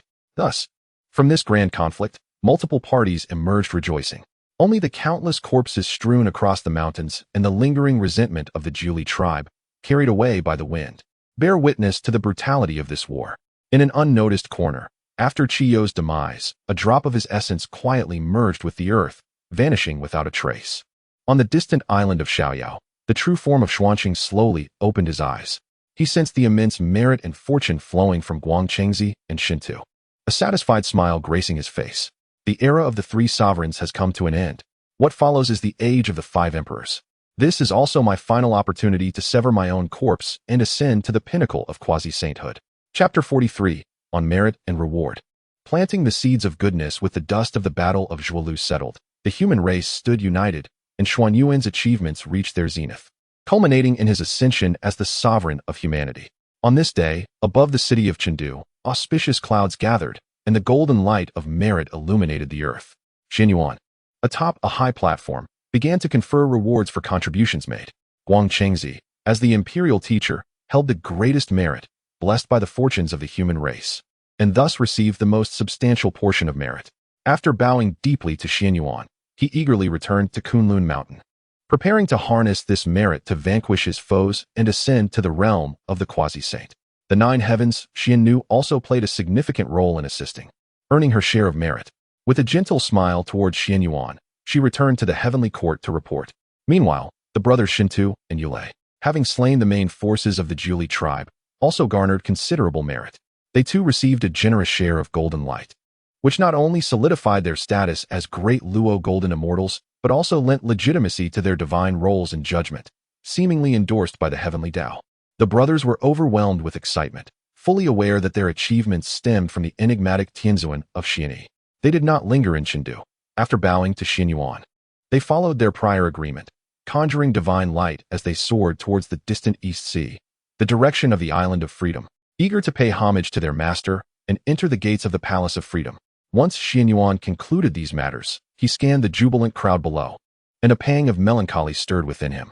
He understood that his era was drawing to a close. Inspired by Fuxi and Shinnong, he began the search for the next leader of the human race, ultimately setting his sights on his grandson, Zhuanxiu. Thus, the era of the three sovereigns came to a definitive end, as the curtain slowly rose on the age of the five emperors. On the island of freedom, before the palace of freedom, Sainthood and Yulei descended, their hearts brimming with a mix of trepidation and exhilaration. They gazed upon the island, shrouded in endless celestial light and rich with ethereal essence, and were struck with awe. Having guarded the Shuashu mountain in the East Sea for countless years, they prided themselves on their extraordinary experiences. Yet, in comparison to the island of freedom, their peach blossom mountain seemed but a humble dirt mound. Little gods Sainthood Yulei, in accordance with the decree of the heavenly sovereign, come to pay their respects. The brothers respectfully knelt outside the palace of freedom. Enter, came a serene voice from within the palace. The grand doors of the palace opened silently. Exchanging glances filled with reverence, the brothers cautiously stepped inside. Within the palace, the air was suffused with tranquility, and the symbols of the great Dao flowed gracefully. A figure clad in azure robes, exuding an aura as profound as the ocean, appeared seated upon a meditation cushion, smiling at them. It was none other than the true essence of Xianchen. We pay our respects to the heavenly sovereign. The brothers felt their spirits tremble upon seeing Xianchen. They sensed that this Daoist was far more formidable and unfathomable than they had ever imagined, leaving them with no inclination for resistance whatsoever. There is no need for excessive formality. Rise, Xianchen smiled, extending a hand in a gesture of encouragement. A gentle force lifted the two brothers to their feet.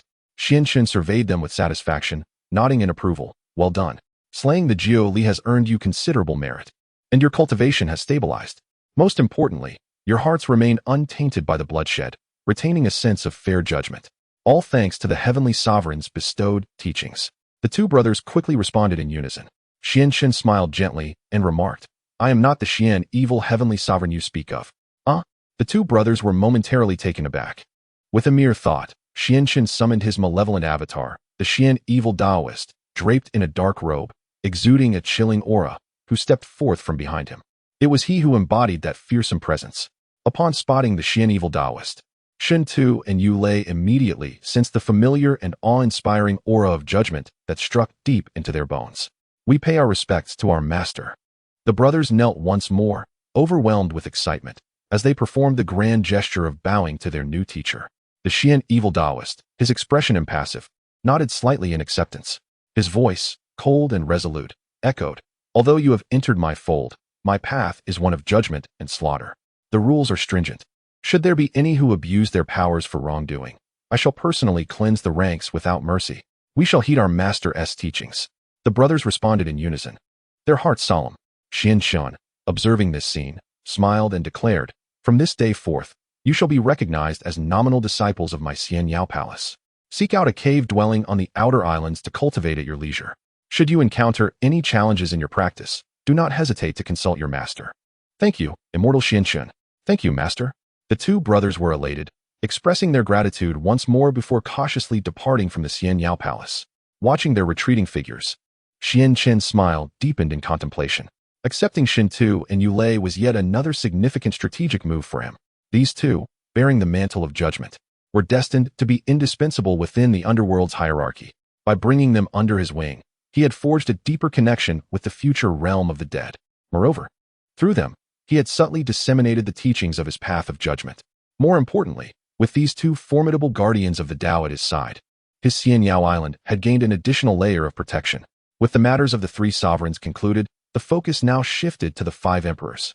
Xianchen withdrew his thoughts, once again immersing himself in his cultivation. The era of the five emperors was marked by governance and development within the human realm. Although merits remained plentiful, they paled in comparison to the monumental achievements of the three sovereigns who had shaped the cosmos. Xianchen did not intend to intervene as deeply as he had before. He had amassed sufficient merit and fortune to confront the final bottleneck. What he now sought was not external accolades, but rather internal refinement and enlightenment. His goal was to integrate his vast knowledge thoroughly during the prolonged epochs of the five emperors, to elevate the great Freedom True Classic to its utmost potential, and to traverse the entirety of his path, ultimately culminating in the emergence of that most crucial and enigmatic third self. Chapter 44. The Succession of the Five Emperors. A prolonged epic of self-realization as time flows and the chessboard of existence transforms, the primordial world Having endured the devastating clashes of the War of the Witch and the Demon and the splendor of the Three Sovereigns era, ultimately enters a relatively prolonged and tranquil period of development, the Age of the Five Emperors, Zhuanqiu, Diku, Yao Shun, and Yu. Each of these sagacious rulers of humanity emerges in the annals of history like stars illuminating the night sky. Unlike the Three Sovereigns, who wielded earth-shattering powers, these emperors are liberated from the specter of cataclysmic warfare. Their achievements are more prominently manifested in the governance and advancement of humanity itself. Zhuanqiu established clear boundaries between the divine and the mortal, liberating humanity from the direct influences of deities and demons, thus embarking on a path of independence and autonomy. Diku devised a calendar, delineating the seasons and guiding agricultural practices, bringing order and harmony to human life. Emperor Yao initiated the precedent of abdication, selecting successors based on virtue rather than bloodline. Emperor Shun ruled with filial piety, refining moral principles and rituals. Ultimately, the Great Yu mastered the floods, divided the land into 9 provinces, forged the 9 tripod cauldrons, and secured the fate of humanity, laying a foundation for the everlasting legacy of the Huaxia civilization. This was an era replete with heroes and resplendent culture, where the fortunes of humanity soared to unprecedented heights over these extended years. Meanwhile, the esteemed schools of sages were not idle. They dispatched disciples to descend upon the mortal realm, serving as imperial and national advisors, guiding rulers, and enlightening the populace, thereby partaking in the vast humanistic fortunes through various means. The teachings of the Chan school, the human teachings, and even the long-silent Western Church sent forth disciples to disseminate their doctrines in the Eastern lands. In a brief span, humanity became a stage for the disciples of sages, where diverse philosophies and doctrines converged and clashed. Amidst this tumultuous convergence, the long-forgotten Xiaoyao Island in the Eastern Sea remained unaffected. Following the Battle of Zhuolu, Xuanqing once again retreated into the depths of seclusion. The gates of Xiaoyao Palace remained closed. He entrusted all affairs of the island to the 2 incarnations, Xianshan and Xianyi, along with the newly inducted disciples, Shintu and Yulei. Meanwhile, he immersed himself completely in the pursuit of his own path. To sever the self-corpse is the most arduous step among the 3 corpses. To sever the good corpse requires immense merit and benevolence. To sever the evil corpse demands great obsession and resoluteness. Yet, to sever the self-corpse necessitates a profound and comprehensive understanding of the ultimate question of self-identity. This transcends mere magical prowess or spiritual treasures. It is an ultimate trial at the philosophical and heart-of-the-path levels. Countless quasi-saintly beings in the primordial realm have found themselves ensnared at this juncture, unable to advance a single step throughout their lives. Xuanqing's primordial spirit, within the sea of consciousness, tirelessly revisits the teachings of his great Xiaoyao true scripture. He immersed himself in the 3,000 avenues gleaned from Hongjun's teachings, the comprehensive laws distilled from the fragments of the Chaos Jade Plate, the classic of tranquility bestowed by the sage of Taiji, and the entirety of his experiences, insights, and memories accumulated over 2 lifetimes. He poured all of this into the ancient furnace of the great Dao, undergoing the final, most profound refinement. Within the boundless realm of information and enlightenment, he sought to uncover the most unblemished, primordial essence of the self, an unwavering true self, untouched by external influences. This process was both monotonous and protracted, devoid of earth-shattering phenomena or the exhilarating surge of power. Instead, it consisted solely of relentless introspection and tempering of his Dao heart amidst the infinite void and chaos. A year, a century, a millennium, an eon, the era of the 5 emperors languidly flowed across the primordial earth. The successful governance of water by Dao culminated in the last great merit of humanity, heralding the establishment of the Xia dynasty and ushering in a new chapter for human society.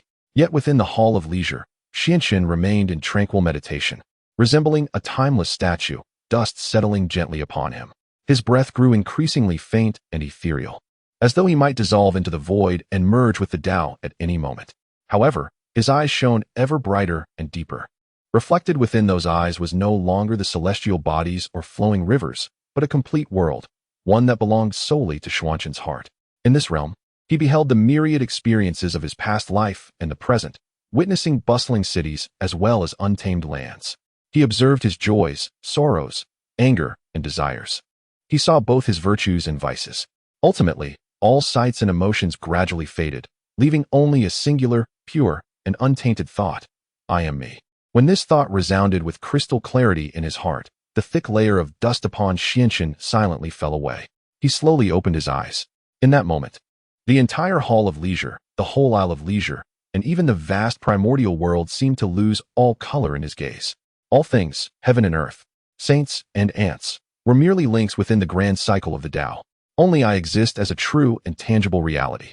A radiant smile blossomed upon his face. Brilliant and utterly carefree. Thus, he realized the essence of the self.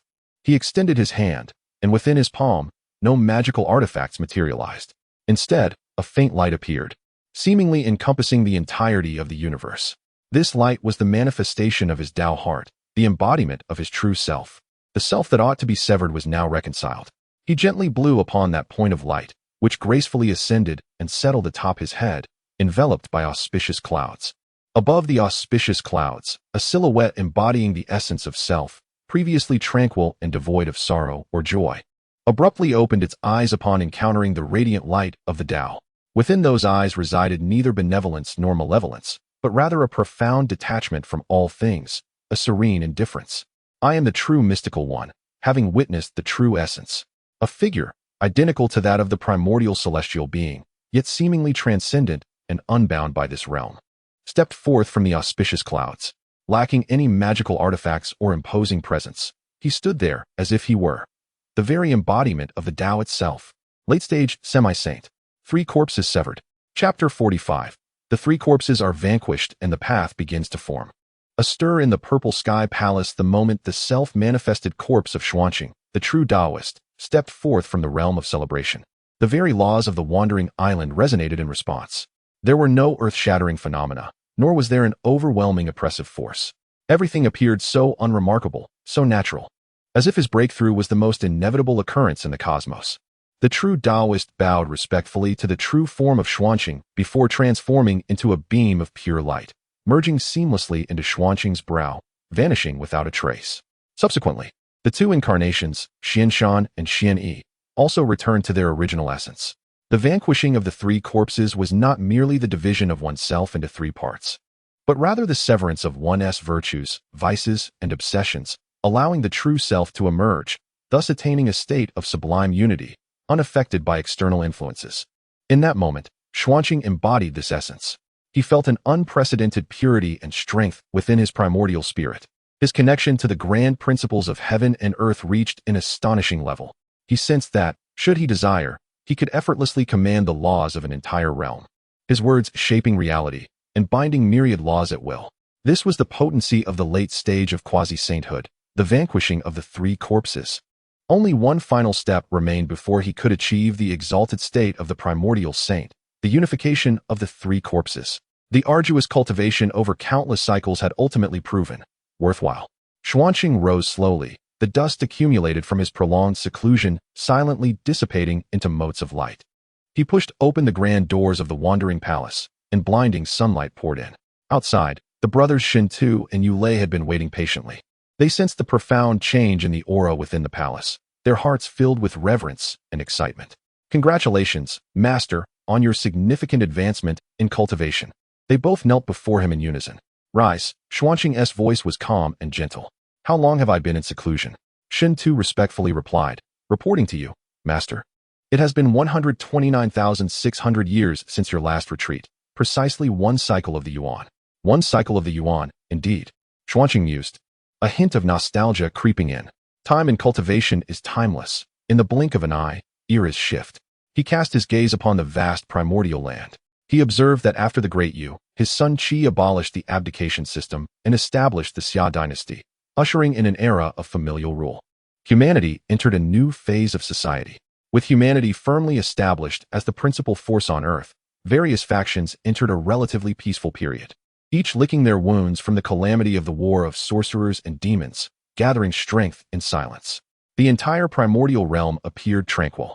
However, in the eyes of a pinnacle quasi-saint like Xuanqing, he could distinctly sense that beneath the placid surface of the lake, a new undercurrent surged with fervor. The calamity energy within the heavens and earth had not dissipated with the conclusion of the war of sorcerers and demons. Rather, over the long passage of time, it had grown denser and more oppressive. Was a new calamity on the horizon? Xuanqing furrowed his brow slightly. He calculated with his fingers, only to discover that the secrets of the universe were shrouded in chaos, enveloped by an invisible force. Even with his current level of cultivation, he could not glean even a trace of insight. Such profound obscurity could only be the handiwork of a sage. Just as Lin Chen's heart was filled with uncertainty, a resounding bell tolled without warning from the long-vanished Zixiao Palace, which had not echoed for several eons. The distant chime reverberated across the vastness of the primordial universe, reaching the four corners of existence. Following this, the indifferent voice of Hongjun, the Dao ancestor, resonated in the ears of all beings at the quasi-saint level and above. The calamity has returned. The sealing of the gods is imminent.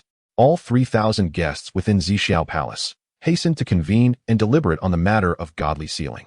The decree of the Dao ancestors stirred a tempest of reactions. The entirety of the primordial realm, every reclusive, meditative, and wandering being, was startled into awareness. The phrase sealing of the gods weighed heavily upon everyone's hearts like a colossal ancient mountain. Particularly for those ancient beings who had endured the calamities of the dragon and Han and the witch and demon, fear was etched across their faces.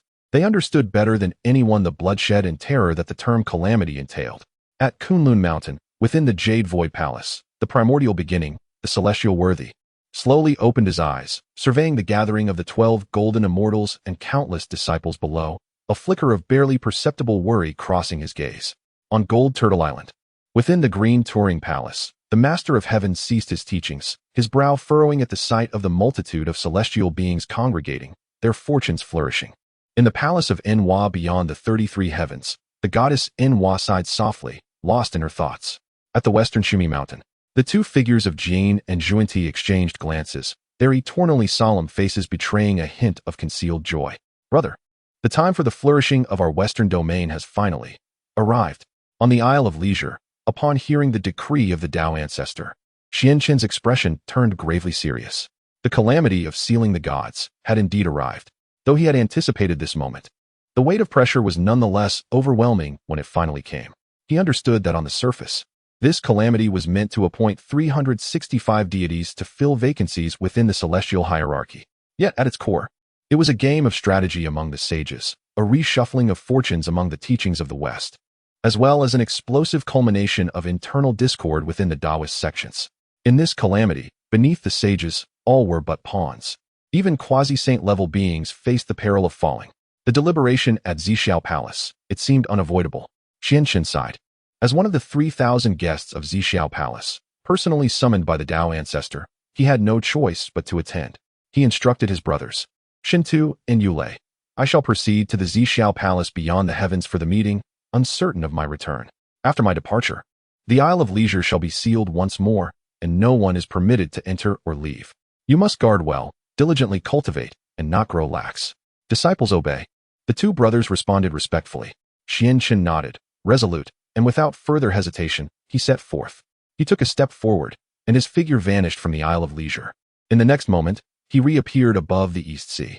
Rather than heading directly to the celestial realm, he pivoted and soared in another direction. That direction led to the abyssal Blood Sea. Before proceeding to the Palace of Purple Clouds, he sought to meet someone. No. Perhaps it is more appropriate to refer to her now as the earthly sage, Lady Pingxin. Chapter 46, The Return to the Underworld. Inquiring peacefully, the blood sea of Yomi remained as it ever was, its crimson waves surging with an overwhelming aura of resentment. Yet, unlike the previous Yuanhui, deep within the blood sea lay a realm detached from the primordial chaos, yet intricately linked to the fate of all creation, the 6 paths of reincarnation. This was the underworld. Countless souls, guided by the spectral messengers, formed long lines as they traversed the Naiha Bridge, partook of Mengpo's soup, and ultimately, based on their earthly deeds of virtue or vice, entered distinct reincarnation pathways to commence their next lives. The entire underworld operated with impeccable order and ceaseless rhythm. As Lin Chen's figure materialized before the entrance of the underworld, known as the Ghost Gate, the guardians, the Oxhead and Horseface, were struck by the profound aura emanating from him, causing them to tremble in reverence and hasten to pay their respects. Little deity pays homage to the esteemed immortal. Lin Chen inclined his head slightly and spoke. This humble Daoist, Lin Chen, seeks an audience with Lady Pingxin. I would be grateful if you could convey my request. The guardians were taken aback by his direct address of the revered Pingxin. As the supreme ruler of the underworld and a saint of the Dao, she was a figure of immense stature, one whose presence was not readily accessible to mere mortals. They dared not delay. The ox head quickly replied, "Esteemed immortal, please wait a moment while I make the announcement." However, before he could turn away, a gentle yet commanding voice resonated from the depths of the underworld. "No need. Daoist Lin Chen, it is indeed a rare visit. Please, step inside." As the words fell, a pathway adorned with golden lotus flowers unfurled from the ghost gate, extending gracefully to Lin Chen's feet. He smiled and nodded at the guardians before stepping forward onto this golden lotus avenue. The scenery before him shifted dramatically. In the blink of an eye, he found himself within an ancient, solemn palace imbued with an aura of compassion, the Hall of Pingxin. Within the grand hall sat a woman garbed in apricot yellow royal attire, her expression one of profound empathy, with a halo of reincarnation radiance hovering above her head, rivaling even the golden wheel of merit. It was none other than Lady Pingxin, the saint of the Dao. Compared to their last encounter, her presence now exuded an even deeper and more unfathomable essence, as if she were one with the entire underworld and the realm of Yomi itself. She was the sole, supreme sovereign of this domain. Lin Chen pays respects to the esteemed lady, he declared solemnly, performing a respectful bow. Although he had only attained the status of a quasi-saint, he had severed the three corpses, standing at the precipice of true harmony. More significantly, his contributions to the underworld and his benevolent ties with Pingxin warranted such honors. A gentle smile graced Pingxin's visage as she gestured graciously. "There is no need for such formalities, Daoist. Please, have a seat. It has been a yuan hui since our last parting. Your demeanor remains as impressive as ever, and your cultivation has evidently progressed. The severance of the three corpses is indeed commendable."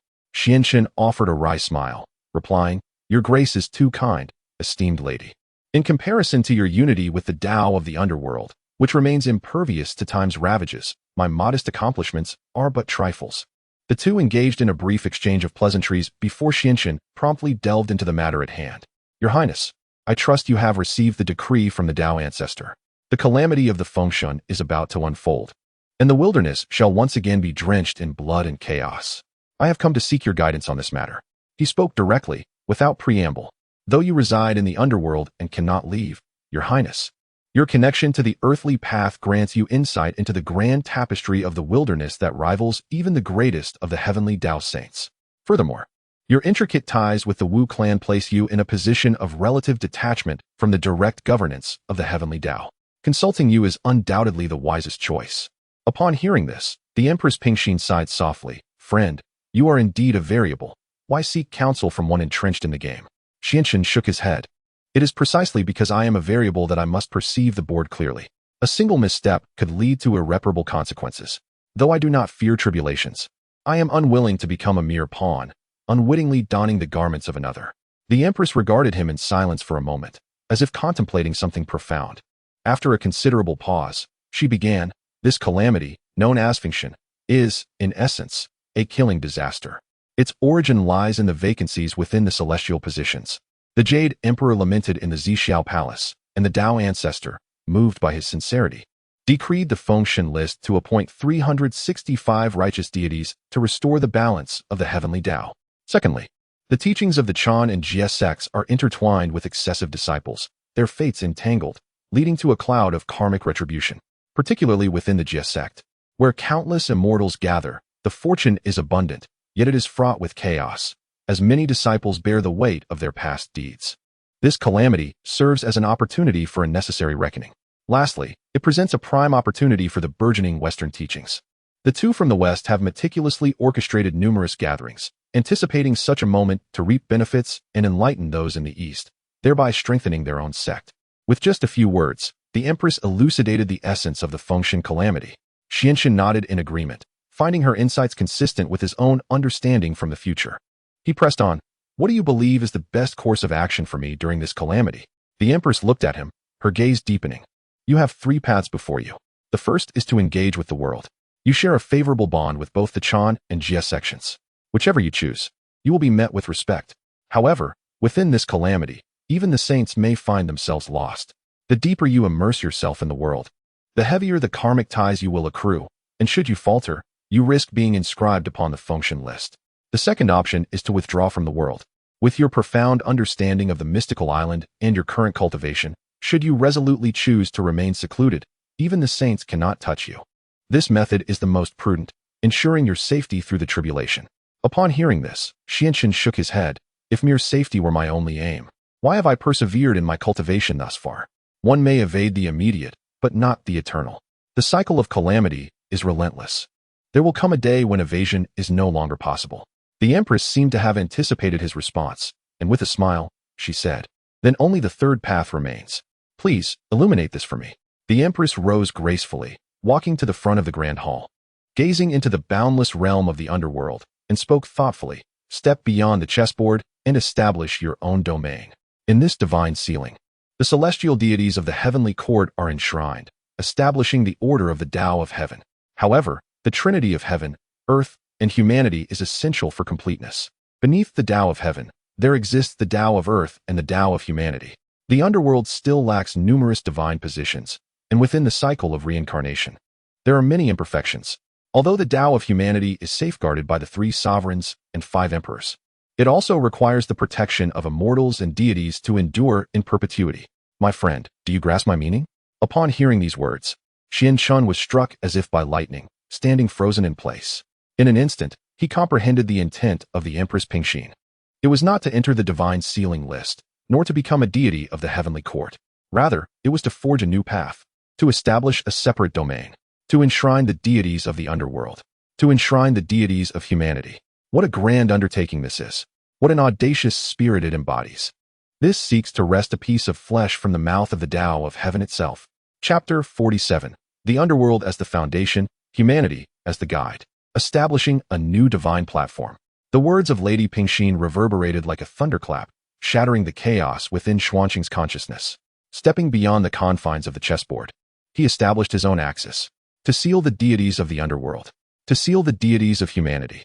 The profound implications encapsulated within these 2 brief utterances, coupled with the grandeur they exuded, stirred even the serene heart of Xuanqing, who had transcended his former self, igniting a tempest of emotions within him that he could not suppress. His previous contemplation had solely revolved around how to preserve himself amidst the impending catastrophe of divine sealing while also reaping some benefits.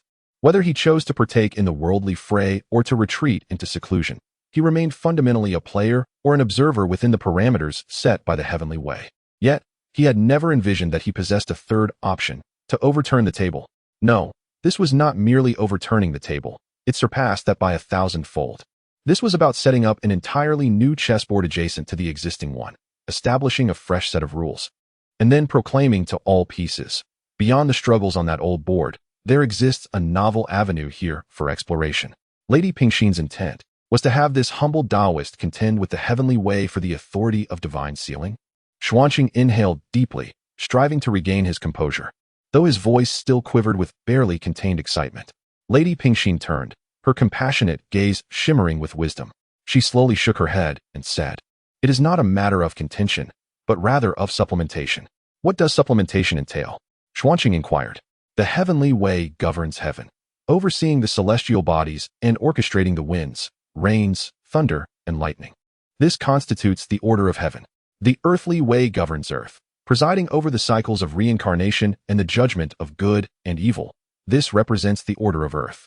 The human way governs humanity, overseeing the inheritance of civilization and establishing ethical principles.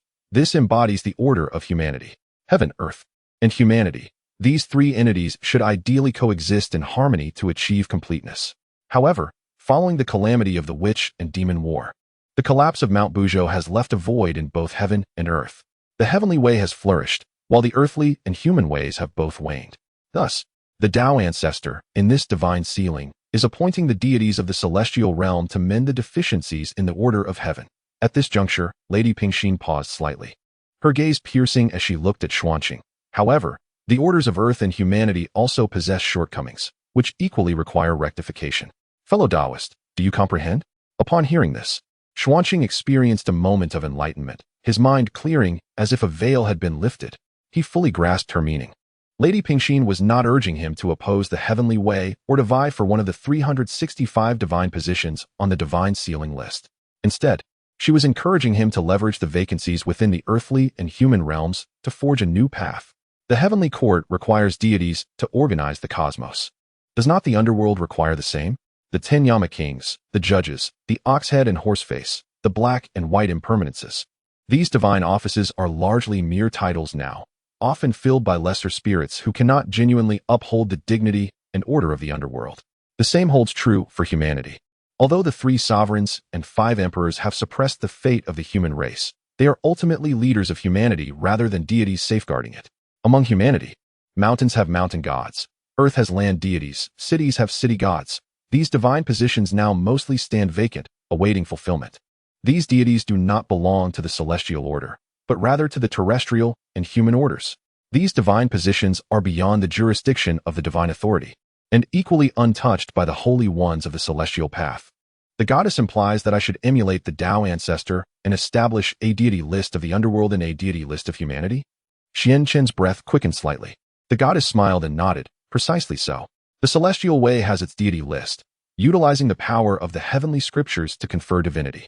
In our earthly realm, we possess the supreme treasures book of life and death and judge's pen, which can likewise determine life and death and appoint the spirits of the underworld. And you? Her gaze fell upon Lin Chen, and she spoke with profound significance. You safeguard the ember of humanity, enlightening the 3 sovereigns and 5 emperors, bearing great merit and deeply entwined with the fortunes of humanity. Should you raise your arm and call forth to be the guardian deity of humanity, the fortunes of humanity will surely resonate. Lin Chen's heart ignited completely. He envisioned an immensely grand and brilliantly illuminated thoroughfare unfolding before him. This path is fraught with peril, for it equates to challenging the established order delineated by the holy ones of the celestial path, inevitably inciting their displeasure and even hostility. Yet this path is equally filled with boundless opportunities. Should he succeed, he would no longer be a mere pawn on the board, but a player capable of contending with the holy ones of the celestial path. He would become the spokesperson of both the earthly and human realms across the vast primordial lands, wielding a portion of the authority to confer deities. This merit and fortune would enable him to effortlessly achieve the unity of the 3 corpses, or even strive towards the legendary primordial Dao fruit. What must I do? Lin Chen gazed steadfastly at the goddess. He had made his decision. Prosperity is sought in peril. The path to enlightenment is inherently a rebellion against the heavens. Without this determination, what use is there in cultivating the carefree Dao? The goddess, noticing his resoluteness, revealed a look of satisfaction. She knew she had chosen wisely. This endeavor requires a 3-step approach. The goddess spoke slowly, the first step being the establishment of a name. The Dao ancestor summons the 3,000 guests to deliberate on the conferral of deities. Your journey to the Purple Cloud Palace need not involve disputes over who appears on the deity list. Simply make one request at the end. What request? You shall state that the deity list only appoints the righteous deities of the heavenly court, which disrupts the balance of heaven and earth. You humbly beseech the Dao ancestors' compassion to allow you, amidst the calamity, to gather some true spirits to supplement the underworld and humanity with additional Yin deities and earth spirits. This action is aimed at restoring the balance of heaven and earth, stabilizing the primordial realm. The Dao ancestor has no reason to refuse. The goddess spoke with the confidence of one who possesses wisdom. Upon hearing this, Lin Chen's eyes brightened. Astounding, truly astounding. This rhetoric is utterly impeccable, cloaking personal desires beneath the grand narrative of cosmic equilibrium. Hongjun, embodying the Dao, places utmost importance on the balance of heaven and earth. My proposal strikes directly at his core concern. As long as I maintain a humble posture and speak with sincerity, it is highly probable that Hongjun will acquiesce. Once the Dao ancestor opens his mouth, I shall possess a legitimate reason to forge my own path. The second step involves the treasures. The goddess Pingxin continued, stating that to bestow titles upon the spirits of the netherworld, one would require a treasure akin to the list of divine sealing, to bear the true essence and confer divine rank. I can temporarily lend you the secondary volumes of the underworld's treasures, the book of life and death and the judge's brush. Furthermore, I shall bestow upon you the power of my primordial essence to assist you in refining a divine sealing list of the underworld. As for the divine sealing list of humanity, that you must devise on your own. However, endowed with great merits of the human realm and possessing good relations with the 3 sovereigns and 5 emperors of humanity, perhaps a visit to the Fire Cloud Cave in pursuit of a fragment of the Kongtong seal, a treasure of the human realm, combined with the aspirations of the human incense you protect, would suffice for its creation. Lin Chen committed all of this to memory. And what of the third step? The gaze of the goddess Pingxin grew unprecedentedly grave. The third step is also the most crucial, selecting the candidates. Those inscribed upon the divine sealing list are individuals entangled in calamities, burdened by profound karmic ties. Thus, who shall ascend the divine sealing list of the human realm in your dominion? She regarded Xianchen and slowly spoke. My friend, you must remember. The deities you seal will become your foundation, the bedrock upon which you stand in the vast expanse of the primordial world. Therefore, the selection must be approached with utmost caution. Those practitioners who have perished in the great calamity yet possess pure natures, with whom we share mutual goodwill, may be eligible for the list. Those whose merits are insufficient for reincarnation, but who do not wish to have their souls dissipate, may also be included. Even those who ought to be named on the divine sealing list but harbor resentment, seeking alternative paths, may be considered. Though the goddess did not finish her thought, Xianchen comprehended its implications entirely. This was indeed a clandestine maneuver, an attempt to undermine the divine sealing list of the Heavenly Dao. If the first two steps merely skirted the edges, then this third step was an unabashed bid to vie for souls against the saints of the Heavenly Dao. What an audacious undertaking! Xianchen could not help but admire once more. He gazed at the seemingly delicate and compassionate figure before him, whose intellect was as vast as the sea, and whose spirit soared high, and he felt a profound respect blossom within him. Fear not, my lady, for I understand. Xianchen bowed deeply to the goddess Pingxin, vowing that this kindness would be etched in his memory for eternity. Should he succeed, the affairs of the underworld would indeed become the affairs of my carefree palace. This was a promise, a commitment from a being on the cusp of sanctity. The goddess Pingxin smiled and nodded, then with a wave of her hand, a jade tome radiating the essence of boundless cycles and a brush that seemed capable of determining life and death flew before Xianchen. My friend, go forth. The entirety of the underworld and the realm of the nether will serve as your steadfast support. Xianchen accepted the treasures with reverence and bowed once more. Then, he turned and strode out of the Pingxin hall with purpose. No longer was there uncertainty in his eyes. Instead, they sparkled with newfound resolve and indomitable spirit. Zixiao Palace. I am on my way. The divine calamity of sealing. I am coming. From this day forth, I shall introduce a new variable to this game. Chapter 48. The arrival at the Palace of Purple Clouds, gathering of the immortals in the chaotic void, where earth, fire, water, and wind wreak havoc. The direction is indistinguishable, and the passage of time is unknown. Yet, in the deepest recesses of this endless chaos, an ancient and majestic palace stands unwaveringly, unchanging since time immemorial. This is the Palace of Purple Clouds. When Xuanqing's figure appeared before the palace, it was already bustling with silhouettes, a scene of great vivacity. Streams of flowing light darted in from various corners of the primordial world, alighting before the palace's entrance, transforming into formidable beings imbued with extraordinary essence and profound Dao. These individuals were none other than the renowned quasi-saints and great Luo golden immortals of the primordial realm. They were the very 3,000 worldly guests who had once gathered in the Palace of Purple Clouds to listen to the teachings of the Dao ancestor. After several epochs, they reunited here, each visage marked by gravity and unease. Alas, who would have thought that in our lifetimes, we would endure yet another tribulation? A venerable old Daoist, his hair as white as snow, gazed at the tightly shut doors of the palace, exhaling deeply. Indeed, the last war between the Wu and the Yao left my abode in ruins for countless miles, and it has yet to regain its vitality. This upcoming tribulation of the canonization of gods does not bode well. Another saint of the demon clan remarked, haunted by past memories. Fellow Daoists, have you heard that this tribulation is for the celestial court to confer the title of true gods? We, as cultivators, have grown accustomed to our carefree existence. If we were to ascend that canonization list and be bound by heavenly decrees, how could we continue our path of cultivation? Speak cautiously. This is the decree of the Dao ancestor. How dare we voice our opinions? The crowd buzzed with discussions, their words rife with apprehension and dread regarding the future. Xuanqing's arrival did not attract much attention. His current cultivation had returned to a state of simplicity. To outsiders, he appeared to be an unremarkable, serene young Daoist, blending inconspicuously among the many quasi-saint powers. He chose not to engage with anyone, instead standing quietly in a discreet corner, observing each person present. He noticed the demon master Kuanpun, the lord of the North Sea, who maintained his brooding demeanor, standing alone in a shadowy corner. His eyes filled with venomous resentment as they swept over everyone, especially the disciples of the Chan teaching. Clearly, the deaths of Hongjun and Emperor Juntai lingered as an indelible obsession in his heart. He also observed Xinyuanzi of Wuzhuang Temple, this quasi-saint wielding the Earth Book.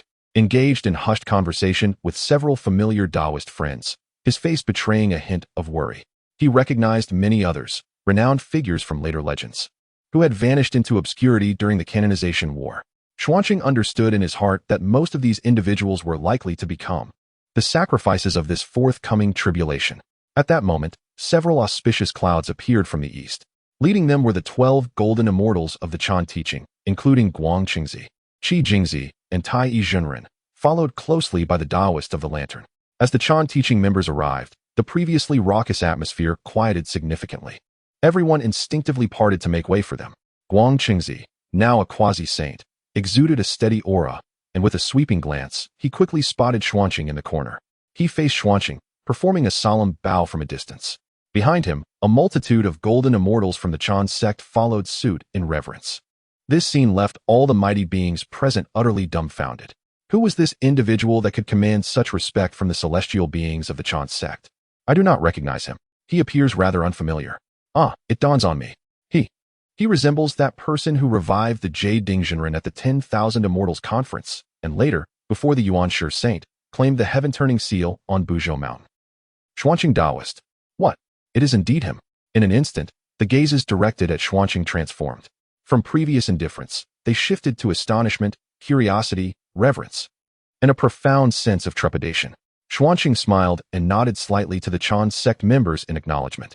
This ostentatious gesture immediately elevated him from obscurity to the center of attention. Kuanping's gaze, akin to that of a venomous serpent, fixated upon him.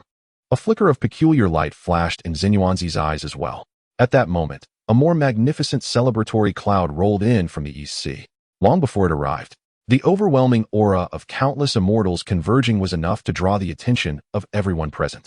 The members of the Jie sect had arrived.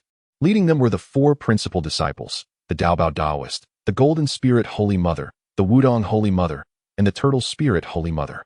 Following closely were Zhao Gongming, the 3 Shaos, and numerous disciples of the Jie sect, all of exceptional cultivation. This spectacle was a stark contrast to the mere dozen from the Chan sect. Daobao Daoist spotted Xuanqing at once, his face instantly brightening with a wide smile as he approached, bowing deeply. Disciple Daobao pays respects to Master Uncle Xuanqing. Behind him, thousands of Jie sect disciples also bowed in unison. We pay our respects to Master Uncle. The sound reverberated like thunder, an awe-inspiring presence. Once again, this scene plunged the gathering into an eerie silence. If the earlier bow from the Chan sect merely astonished the crowd, the sight of thousands from the Jie sect paying their respects left everyone utterly petrified. Master Uncle? A Daoist who appears so youthful is, in fact, the Master Uncle to thousands of celestial beings from the Jie sect? Does this not place him on par with the likes of the Tongtian Saint? Everyone's minds went blank. Even Guang Qingzi from the Chan sect twitched at the corners of his mouth.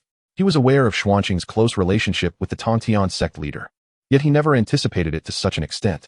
This hierarchy was utterly chaotic. Xuanqing looked at the grand display before him with a wry smile. He understood that Daobao was publicly declaring the intimate relationship between him and the Jie sect while also advocating for him. However, what he desired most at this moment was to avoid being tethered to the Jie sect's war chariot. He helplessly assisted Daobao to his feet, saying, "There is no need for such formalities, my friend. We each have our own affairs." Yet Daobao chuckled and replied, "Master Uncle, that simply will not do. The master has stated that etiquette must not be neglected." In this awkward and peculiar atmosphere, with a creaking sound, the long-sealed gates of the Purple Cloud Palace slowly swung open. A profound and ancient aura, transcending both time and space, emanated from within the palace. At the threshold stood a Daoist youth, his expression devoid of emotion and his gaze hollow. In a voice stripped of any sentiment, he announced, "The Dao Ancestor has decreed. Esteemed guests, please enter." Chapter 49. The Decree of the Celestial Palace. Xuanqing's proclamation shocks all within the Celestial Palace. The ancient and immutable ambience prevailed. It exuded an air of antiquity, clarity, vastness, and solemnity. 3,000 meditation cushions were meticulously arranged below. At the pinnacle, on a cloud bed, 6 figures radiating immeasurable celestial authority, representatives of the primordial forces, had already taken their seats. They were the 3 pure ones, Nuwa, Jane, and Junti, the 6 saints of the Heavenly Dao.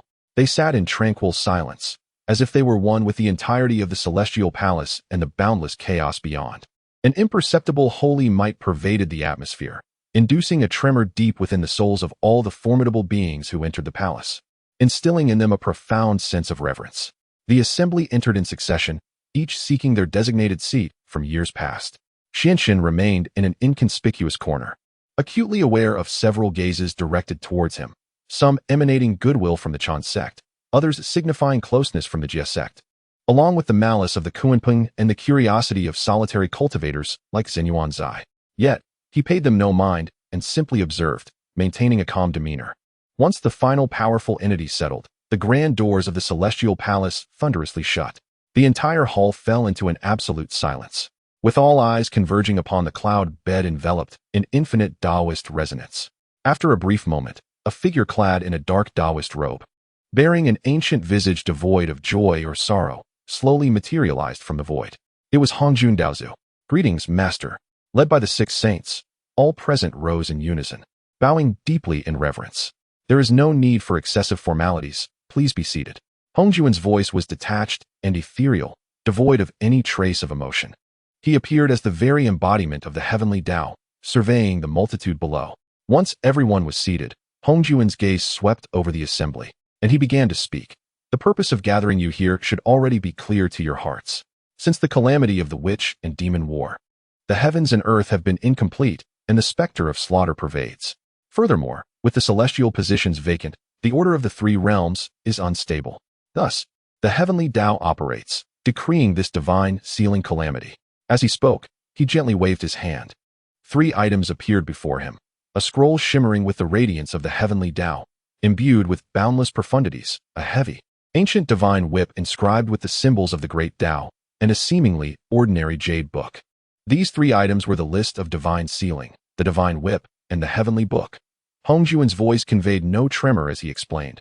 "The list of divine sealing can accommodate the names of 365 righteous deities and 2,000 assistant deities. Those whose names grace the list, upon death, will have a fragment of their true spirit enter the list of divine sealing, receiving the celestial decree to serve the heavenly court, partaking in its fortunes while adhering to its laws. The divine whip serves as the credential of the one presiding over the sealing, capable of punishing tyrants and treacherous ministers alike. All deities listed may be struck down. The heavenly book records the names and divine duties of the 365 righteous deities, as decreed by fate." Upon hearing this, all the formidable beings below felt a chill in their hearts. Particularly, the phrase "bound by heavenly decree" sent shivers down the spines of many cultivators accustomed to a carefree existence. Hongjun paid no heed to the reactions of the crowd. His gaze fell upon the 6 saints standing below. The impending canonization was primarily concerned with the tribulations faced by the disciples of the Xianmen. Therefore, the names on the canonization list ought to be filled collectively by the disciples from the 3 teachings, Chan, Jia, and Run. As soon as this declaration was made, the expressions of Yuanshi Tianzuan, Tongtian Jiaozhu, and Taiji Laozu subtly shifted.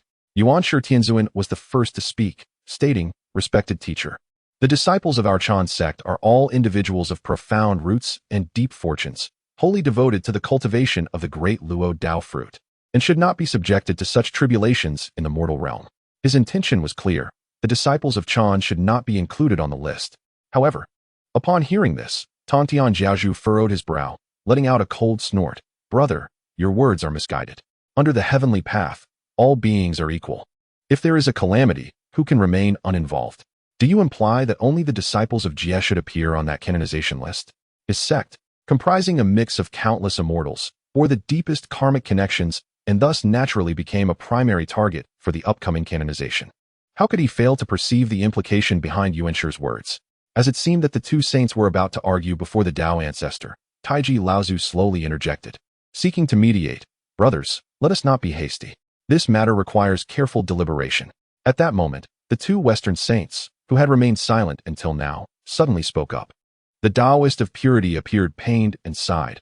"Alas, the calamity in the East is indeed heartbreaking. Our Western realm is barren, and the number of disciples under my guidance is scarce. We fear we lack the fortune and strength to alleviate the burdens of the heavenly court." His words, seemingly a lament, were in fact a means to distance himself from the situation, cleansing his hands of any involvement. Upon hearing this, both Yuanshi Tianzuan and Tongtian Jiaozhu inwardly scoffed, gaining a renewed understanding of the shamefulness exhibited by the 2. The 6 saints engaged in fervent debate upon the cloud platform. each vying for the fortune of their respective sections. A single word from a saint could invoke the fluctuations of heavenly mechanisms, enveloping the entire Zixiao Palace in a tense atmosphere. Below, the 3,000 guests dared not even draw a breath. Xianchun, seated in a corner, observed everything intently.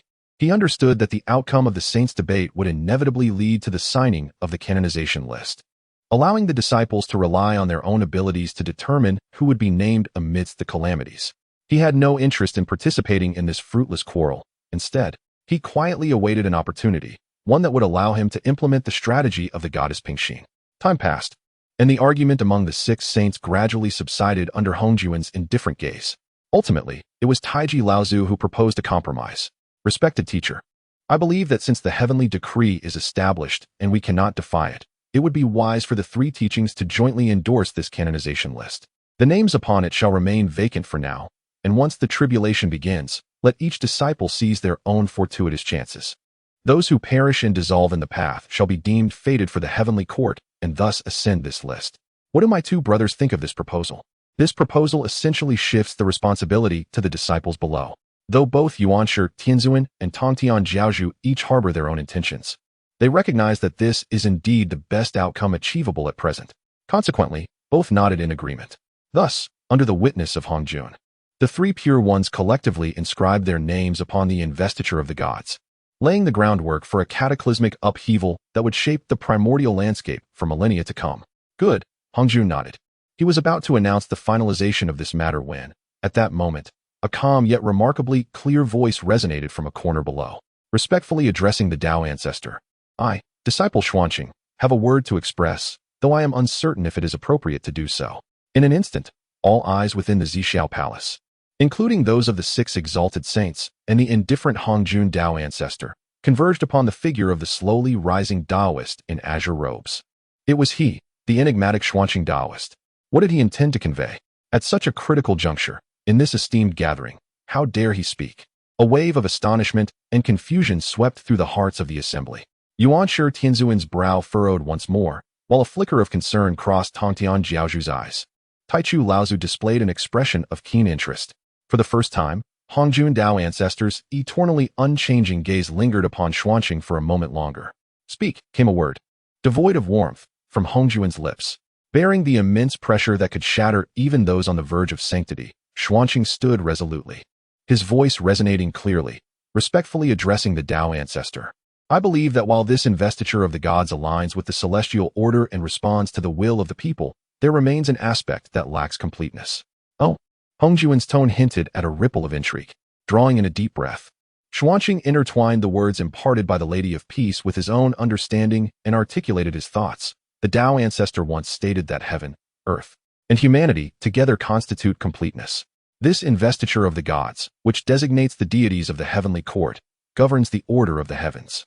While this action undoubtedly brings clarity to the 3 realms and restores order, the underworld remains devoid of divine office, and the human realm lacks guardianship. Should we only remedy the deficiencies of the heavens and neglect those of the earth and humanity, it risks disrupting the balance of heaven and earth, which is not a sustainable strategy. I dare to implore the Dao ancestors' compassion, permitting me to gather a portion of true spirits within this tribulation, not out of selfish desire, but to fill the vacancies of the underworld's deities and the earthly spirits of humanity. Only in this way can heaven, earth, and humanity advance in unity, ensuring the true stability of the 3 realms and the enduring peace of the primordial world. Upon concluding, he performed a deep bow to Hongjun Dao ancestor. Silence enveloped the Zixiao Palace. The sound of a falling pin could be heard. All present were utterly astounded by Xuanqing's words.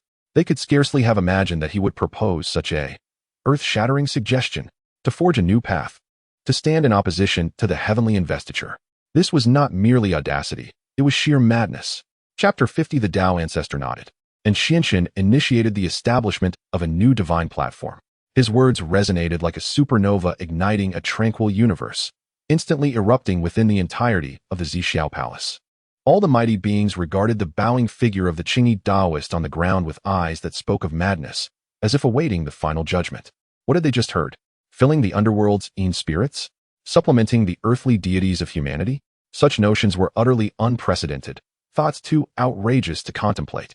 To confer divinity is a matter decreed by the Dao ancestor, an edict of the Heavenly Dao. Yet, he dared to carve out an alternative path beyond this celestial mandate. By what right? What qualifications did he possess? The 6 saints were equally shaken, their expressions a tapestry of varied emotions. In the eyes of the primordial supreme being, unrestrained fury flickered. To him, Xuanzhen's audacity was a direct affront to the authority of the Dao ancestor, a disruption to the grand scheme of conferring divinity within the realm of the Dao. It was sheer heresy.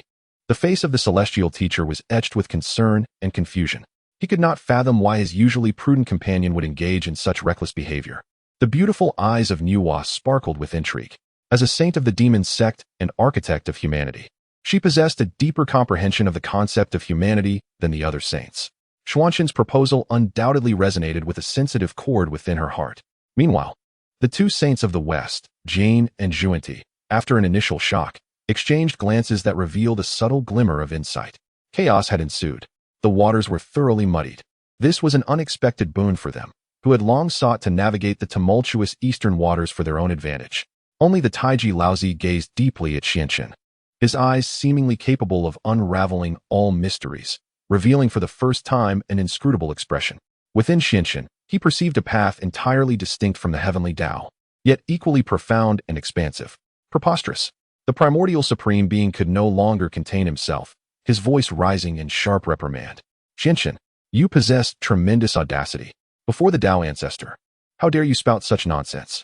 To confer divinity is a heavenly decree. Is it not beneath your station as a mere quasi-saint to interject? Withdraw at once and seek your teacher's pardon. The wrath of the saints resonated with the Heavenly Dao, a terrifying pressure descending upon Xianchen as if it were a tangible force. Yet, before this oppressive weight could bear down upon him, the indifferent voice of Hongjun Dao ancestor resonated from high above the cloud platform. Yuan Shi, cease. Merely 4 words dissipated the imposing aura of the primordial supreme being. He faltered, unable to defy the command, sitting back down in a huff, his icy gaze still fixed on Xianchen, as if wishing to devour him whole. Hongjun's attention returned to Xianchen, his gaze penetrating the very essence of the young man, into his primordial spirit, unveiling the grand furnace of the Dao within his consciousness, and the profound connections he shared with the underworld and humanity. Time stretched on, long enough that every heart present felt as though it might cease its rhythmic beating. At last, Hongjun spoke, his voice maintaining its characteristic indifference, devoid of emotion. Yet this time, the audience discerned a hint of approval. You speak with reason. Boom. These simple 4 words left the crowd more astounded than the elaborate discourse previously delivered by Xuanzhen. The Dao ancestor, actually, endorsed his argument? How could this be possible? The face of Yuan Shi Tianzuan displayed an expression of disbelief. Tongtian Jiaozhu, on the other hand, let out a long sigh of relief, and subsequently, his gaze towards Xuanzhen became exceedingly intricate. Hongjun paid no heed to the astonishment of those present. He continued in a tone devoid of any emotion. The Dao of heaven embodies yang, while the Dao of earth embodies yin. Only through the equilibrium of yin and yang can one attain the great Dao. To solely enshrine the yang spirit while neglecting the yin spirit is indeed a flaw. Humanity is the cornerstone of heaven and earth. Following the 3 sovereigns and 5 emperors, although the path of humanity flourished, it still requires divine guardianship to establish moral order and stabilize the state. This is but a matter of course. Hongjun's words effectively validated Xuanzhen's proposal from a theoretical standpoint. He gazed at Xuanzhen and spoke slowly. Xuanzhen, you bear great potential, with profound connections to both the earth and humanity. This matter, entrusted to you, is indeed a decree of fate. However, conferring divinity is no trifling matter.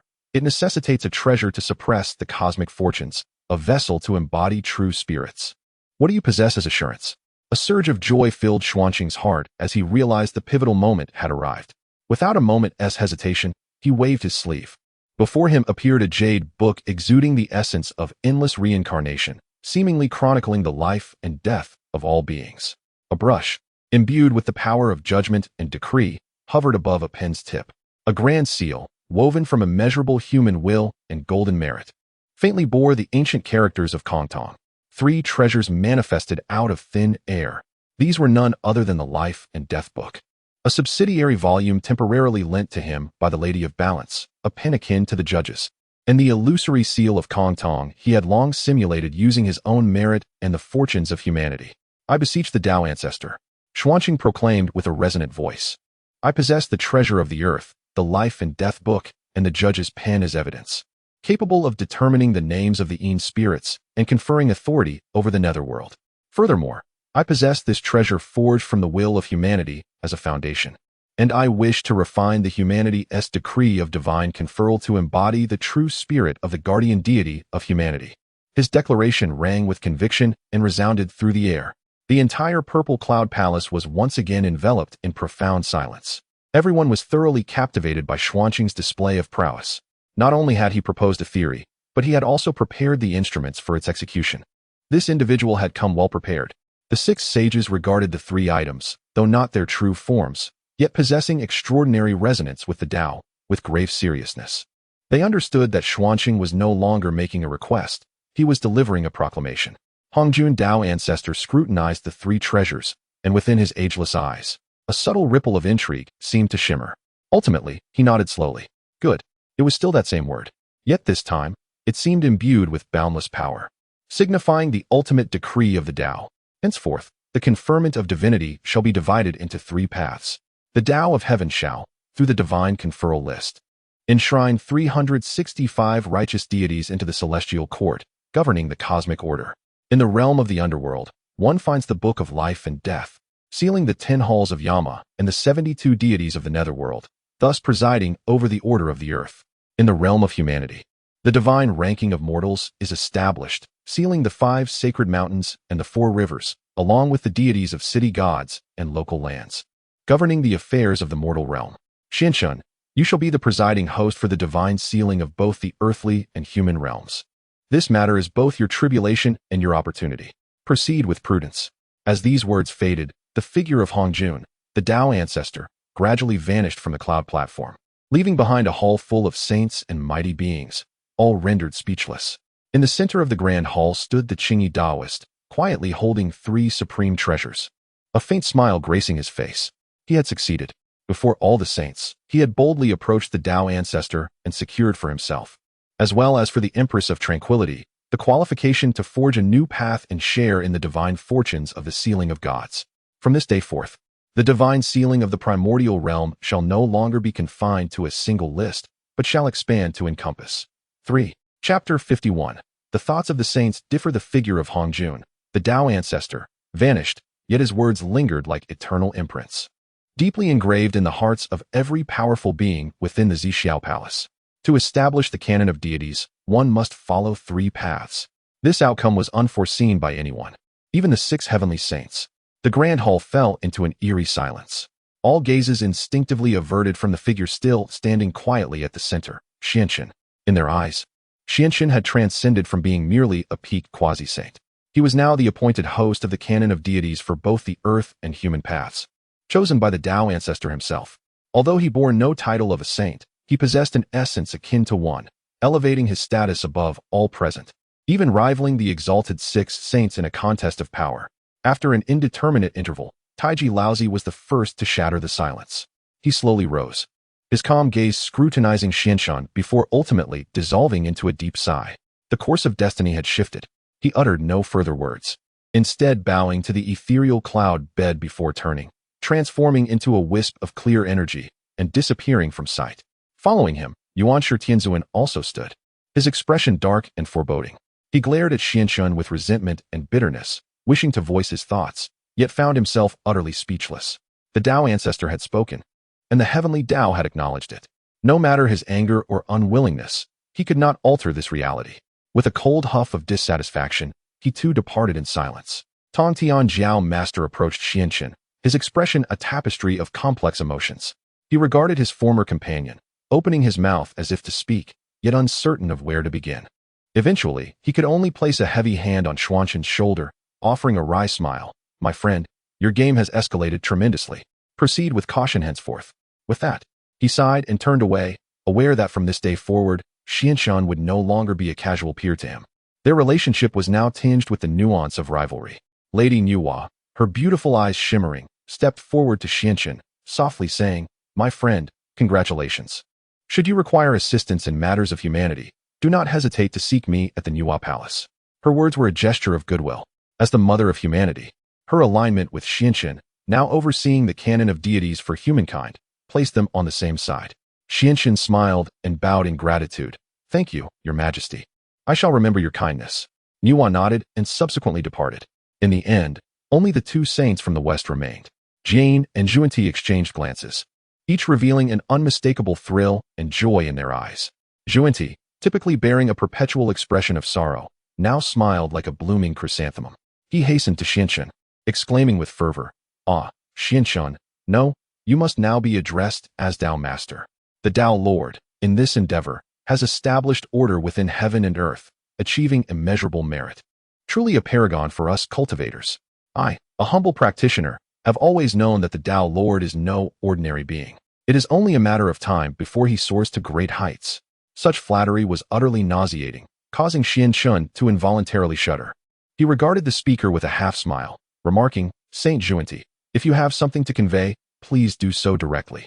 Zhuanti chuckled, rubbing his hands together, and said, "Dao Lord, your endeavors in the realms of earth and humanity to bestow divinity surely require considerable manpower. While the West is impoverished, my disciples possess pure hearts and deep roots in cultivation. If the Dao Lord does not find it objectionable, we would be willing to send our disciples to assist you and alleviate your burdens." The intent was clear. He sought to place his own followers upon the newly established lists of divinity. Such calculations could be heard echoing across the wilderness. Xianxin inwardly scoffed, yet maintained a serene facade, responding indifferently, "The saint's goodwill is appreciated.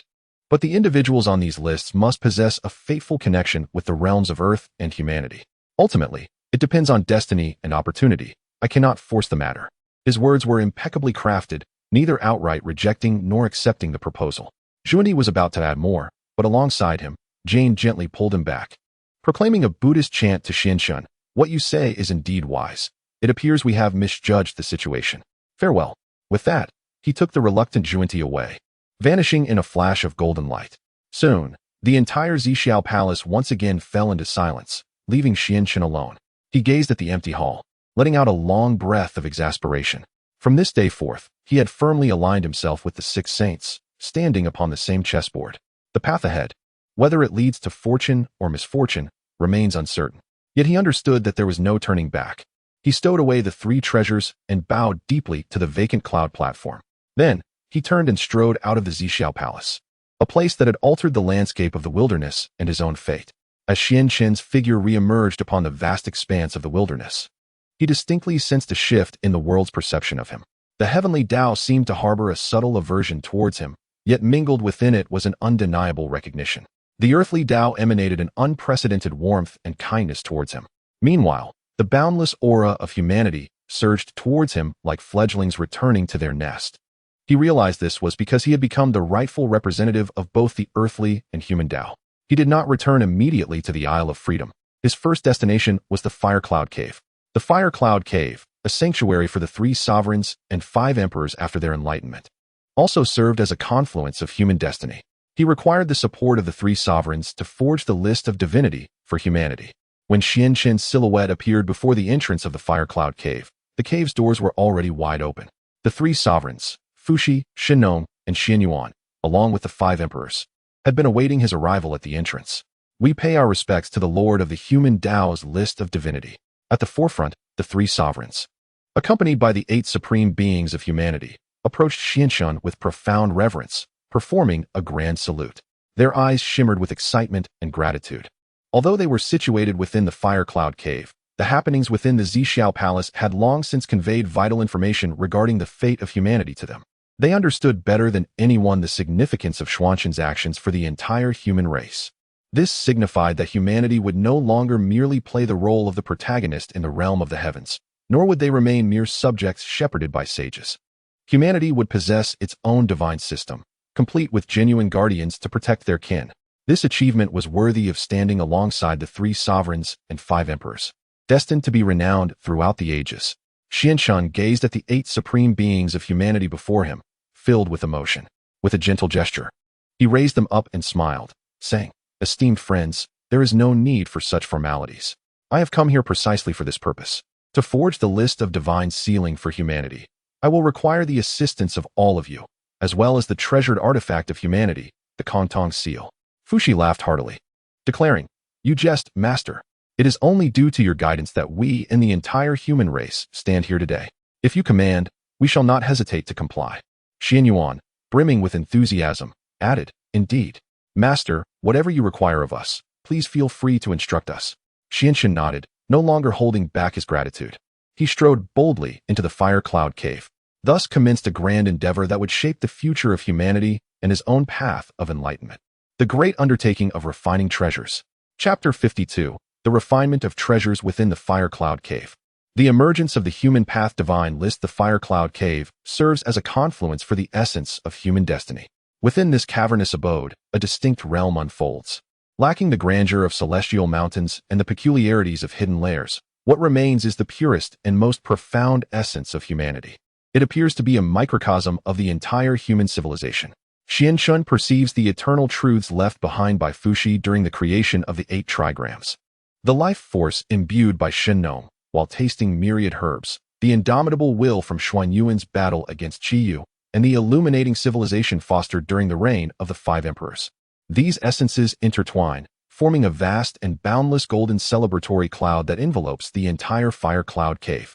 At the very heart of this celebratory cloud lies an ancient seal, radiating an unparalleled majesty that suppresses the heavens, asserting the supremacy of the human race.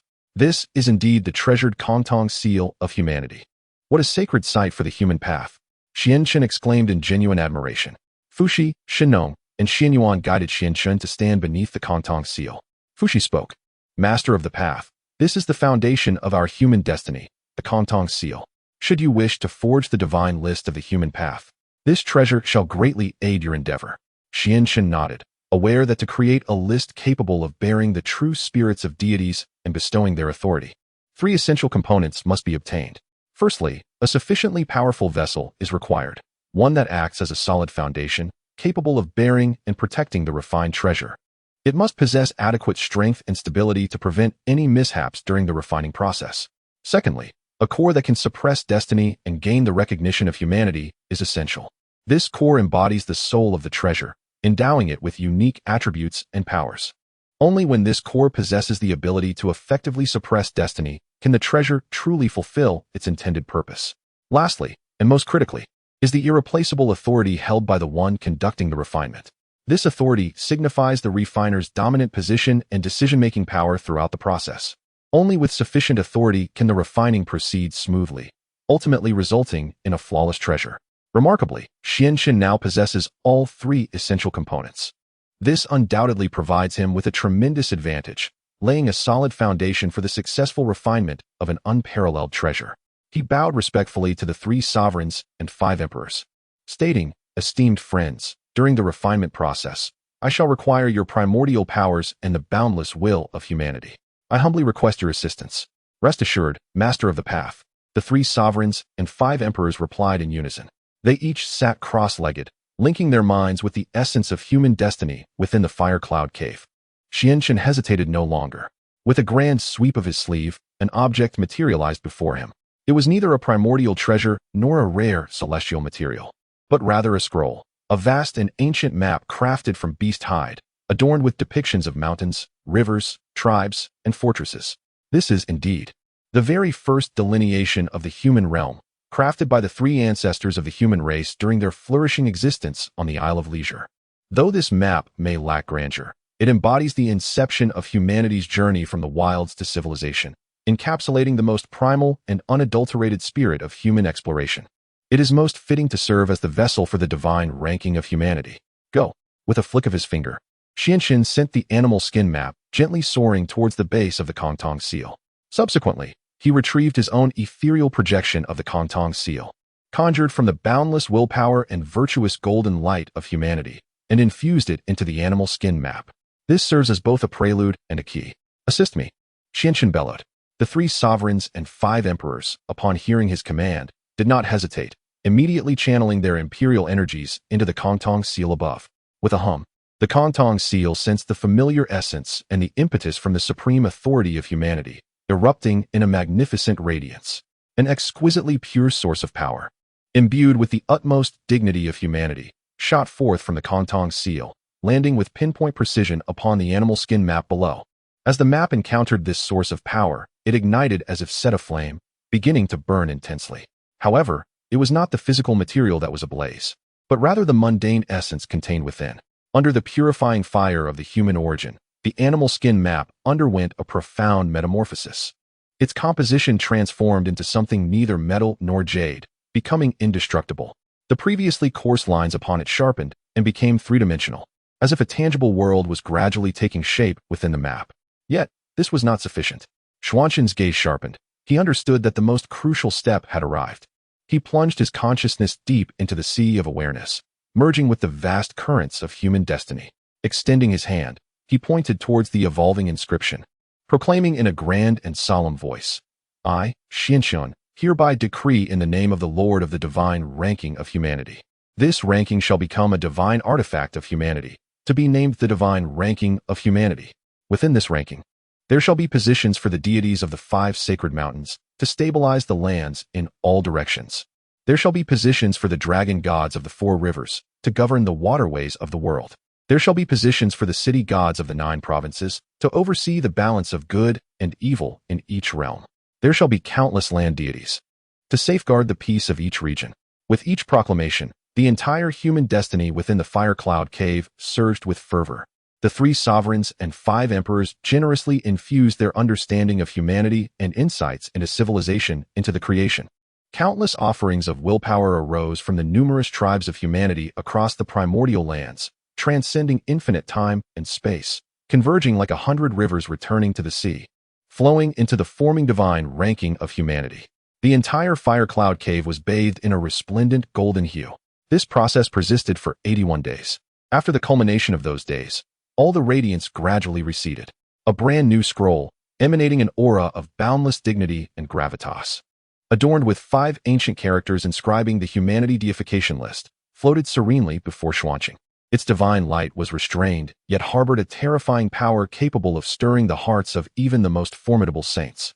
At last, this treasure of humanity, potent enough to alter the very fabric of the primordial world and stand in opposition to the Heavenly Dao's deification list, had finally emerged into existence. Chapter 53. The divine rankings of the human path achieve success. The cataclysm approaches with the completion of the human path's divine rankings. The aura of human fortune within the fire cloud cave seemed to surge, becoming more substantial and profound. The 3 sovereigns and 5 emperors gazed at the golden scroll hovering before Xianxun, intricately linked to their bloodlines, their faces alight with genuine excitement and satisfaction. They understood that from this day forth, humanity would no longer be mere pawns at the mercy of celestial beings. They would possess their own divine guardianship system, emboldened to converse with the myriad gods of heaven and earth. The great benevolence of the Dao Master shall forever be etched in the hearts of humankind. Fuxi, representing all, bowed deeply once more to Xianxun. Xianxun accepted this gesture with grace, gently stowing away the human path's divine rankings, and replied with a smile, "Esteemed friends, your words are too generous. This is but the decree of fate, a testament to the resilience of humanity and the fruits of our rightful endeavors. I am merely a facilitator in this journey." He paused momentarily before continuing. Though the rankings are established, the divine positions therein must be occupied by the virtuous. The impending calamity will surely lead to the fall of countless cultivators within the primal chaos. Should there be those connected to our human path or who have served humanity well, their true spirits may enter this ranking, enjoying the legacy of humanity and achieving immortal divine status. This matter requires your vigilant attention in the days to come. Upon hearing this, Xianyuan immediately responded with enthusiasm. Rest assured, Dao Master, we shall take this upon ourselves. Though we reside in the fire cloud cave, we can also establish a human emperor's barrier within the primal chaos. Those who possess great benevolence towards our kind will be known to us. Should they sadly perish during the cataclysm, we will surely guide their true spirits here.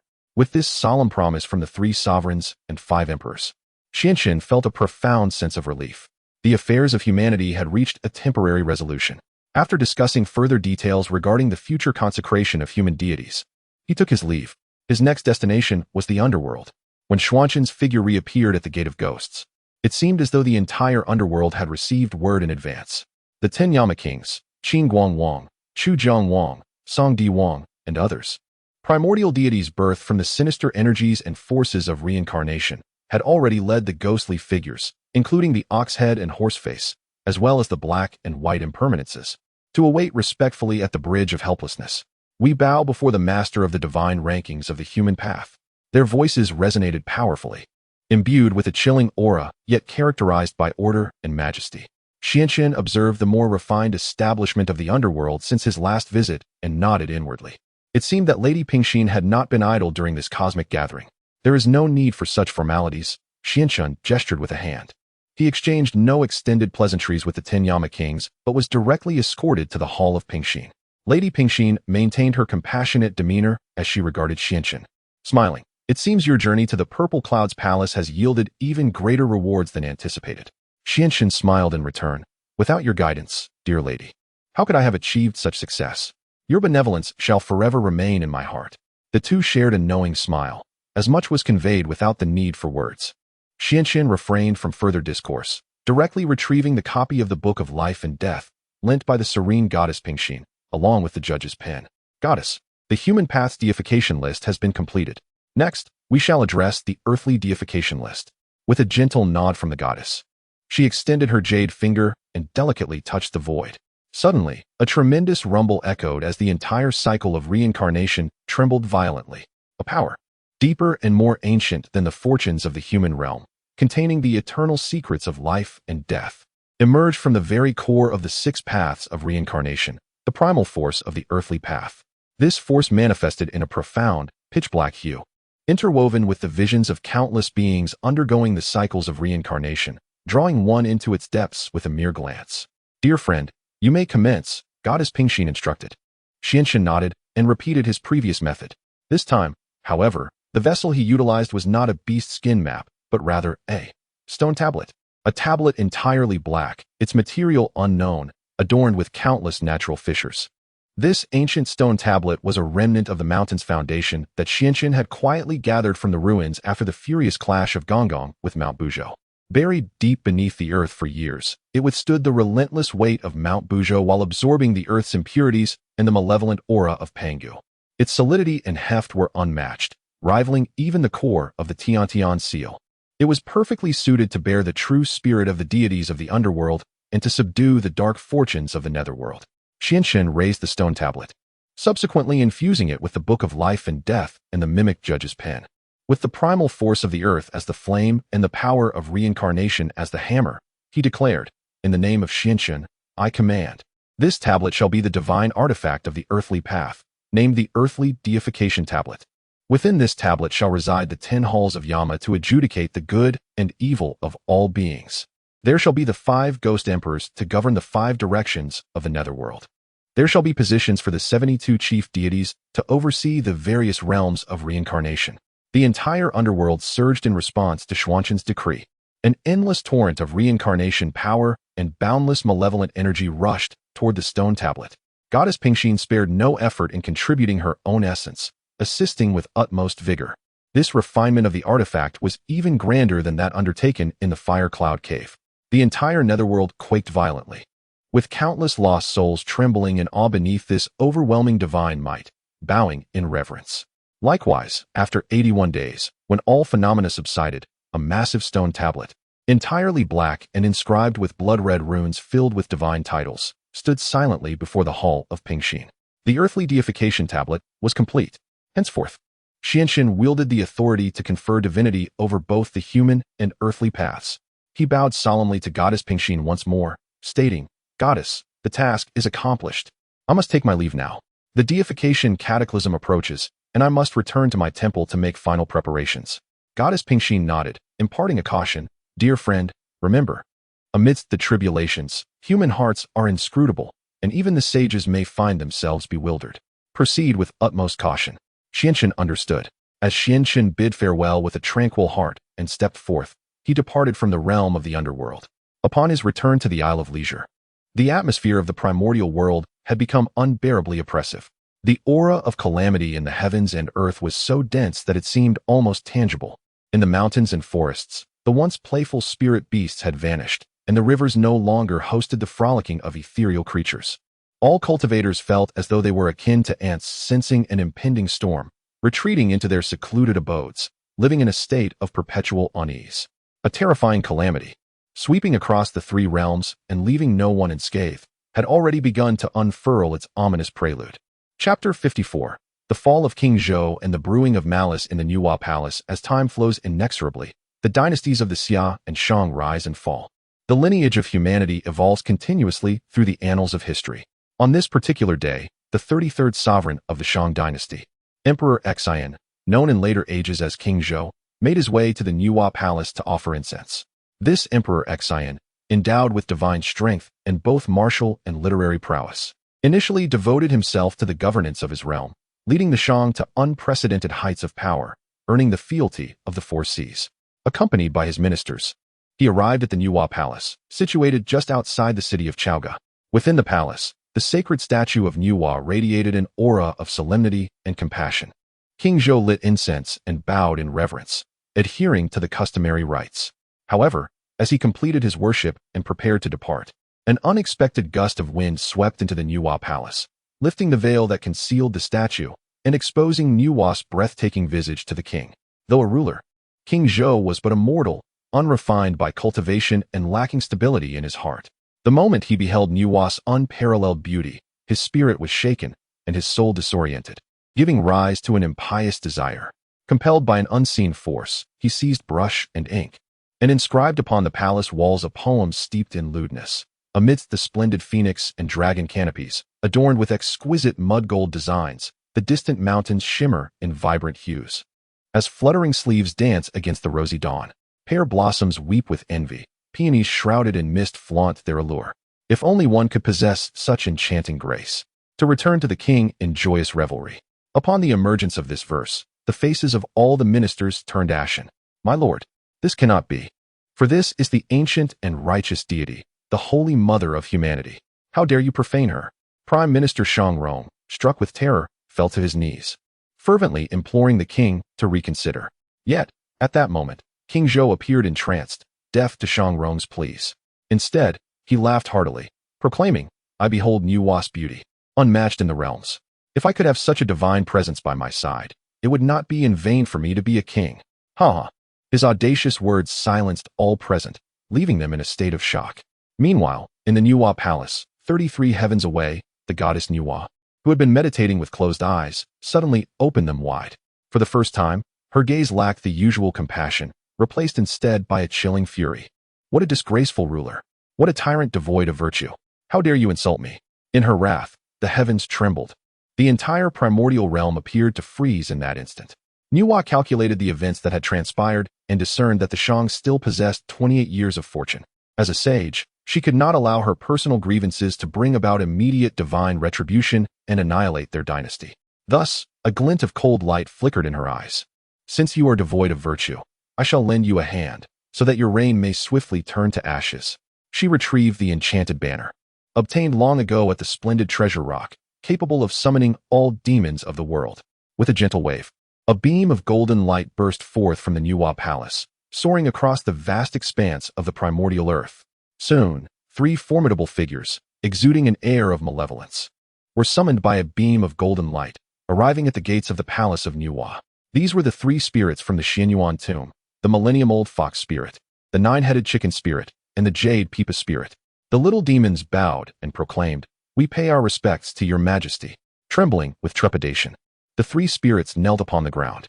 Nuwa, gazing upon them with an expression devoid of emotion, issued her decree. The fate of Chengtang wanes, and he shall lose the realm. The phoenix cries upon Qishan, as the western Zhou has birthed a holy sovereign. Heaven's will is immutable, and the course of destiny is set. You 3 spirits may conceal your true forms, taking refuge within the palace, to deceive the sovereign's heart. Await the day when Wu Wang strikes against Zhou, to assist in the endeavor, but do not harm the innocent. Once the task is accomplished, there shall be righteous rewards. Upon hearing this, the 3 spirits were overwhelmed with joy, hastily bowing their heads in gratitude. We shall faithfully adhere to your majesty's decree. With that, they transformed into 3 wisps of malevolent wind and swiftly made their way toward Chaoga City. Watching their departing figures, Nuwa's fury gradually subsided. She believed her actions were in accordance with the will of heaven. Little did she know that the gust stirring the curtains was peculiar indeed. It seemed as if an unseen hand was subtly plucking the strings of fate. Meanwhile, the orchestrator of this entire scheme, the Zhuan-Ti Daoist of the Western sect, sat beneath the Bodhi tree on Mount Xiumi, a triumphant smile gracing his face. He turned to the guiding figure beside him and murmured, "Elder brother, the pieces have been set." The guiding figure slowly opened his eyes and sighed. "Younger brother, while your actions may disrupt the realm of Chengtang, you have also entwined yourself in a karmic bond with Sister Nuwa." Zhuan Ti chuckled. "Fear not, elder brother. In the midst of calamity, the heavenly mechanisms are in disarray. I am merely riding the currents, nudging a breeze. Who could possibly trace it back to me? When the Shang dynasty falls, our Western sect shall seize the opportunity to advance eastward, guiding countless mortals. What reason have we to fear the rise of our great teachings?" Thus began a conspiracy capable of overturning the human dynasty, quietly ushering in the grand calamity of the Fengshen. Meanwhile, far away on the Isle of Leisure, Xianshun felt a stirring in his heart at the moment the tyrant Zhou Wang inscribed his poem. Gradually, he opened his eyes. The calamity begins at Chaoga. Has it finally commenced? Chapter 55. The Fox Demon enters Chaoga. Fei Zhong and Yu Han slander the three demons of Xianyuan Fun. Having received the divine decree from the goddess Enhua, were overwhelmed with joy. This was indeed a monumental opportunity that seemed to have descended from the heavens. It is worth noting that since the calamity of the witch and demon era, the strength of the demon clan had waned, and they no longer enjoyed the glories of yesteryears. These insignificant little demons had to hide in deep mountains and dense forests, trembling in fear as they cultivated their powers, terrified that any passing celestial being might deem them as malevolent spirits and slay them without a second thought. Yet now, they had the chance to act upon the saint's command, to cunningly manipulate the human emperor, and to topple a dynasty. Once successful, they could even achieve their own transcendence. Such a stroke of fortune was something they had never dared to dream of.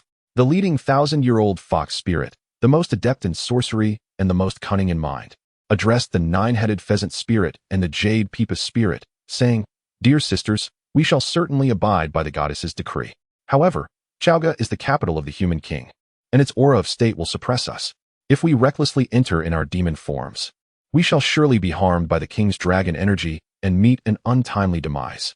Hearing this, the nine-headed pheasant spirit expressed her concern. "What does sister suggest we do?" With alluring eyes and a charming smile, the 1,000-year-old fox spirit replied, "This matter is not difficult. Since the goddess has granted us the opportunity to enter the palace, we merely need to find a suitable vessel to assume.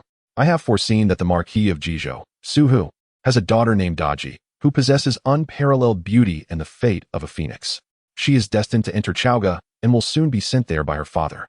We need only to intercept her soul along the way, and I shall occupy her body, allowing us to infiltrate the grand palace unnoticed." Such a clever scheme, praised the nine-headed pheasant spirit and the jade peepus spirit in unison.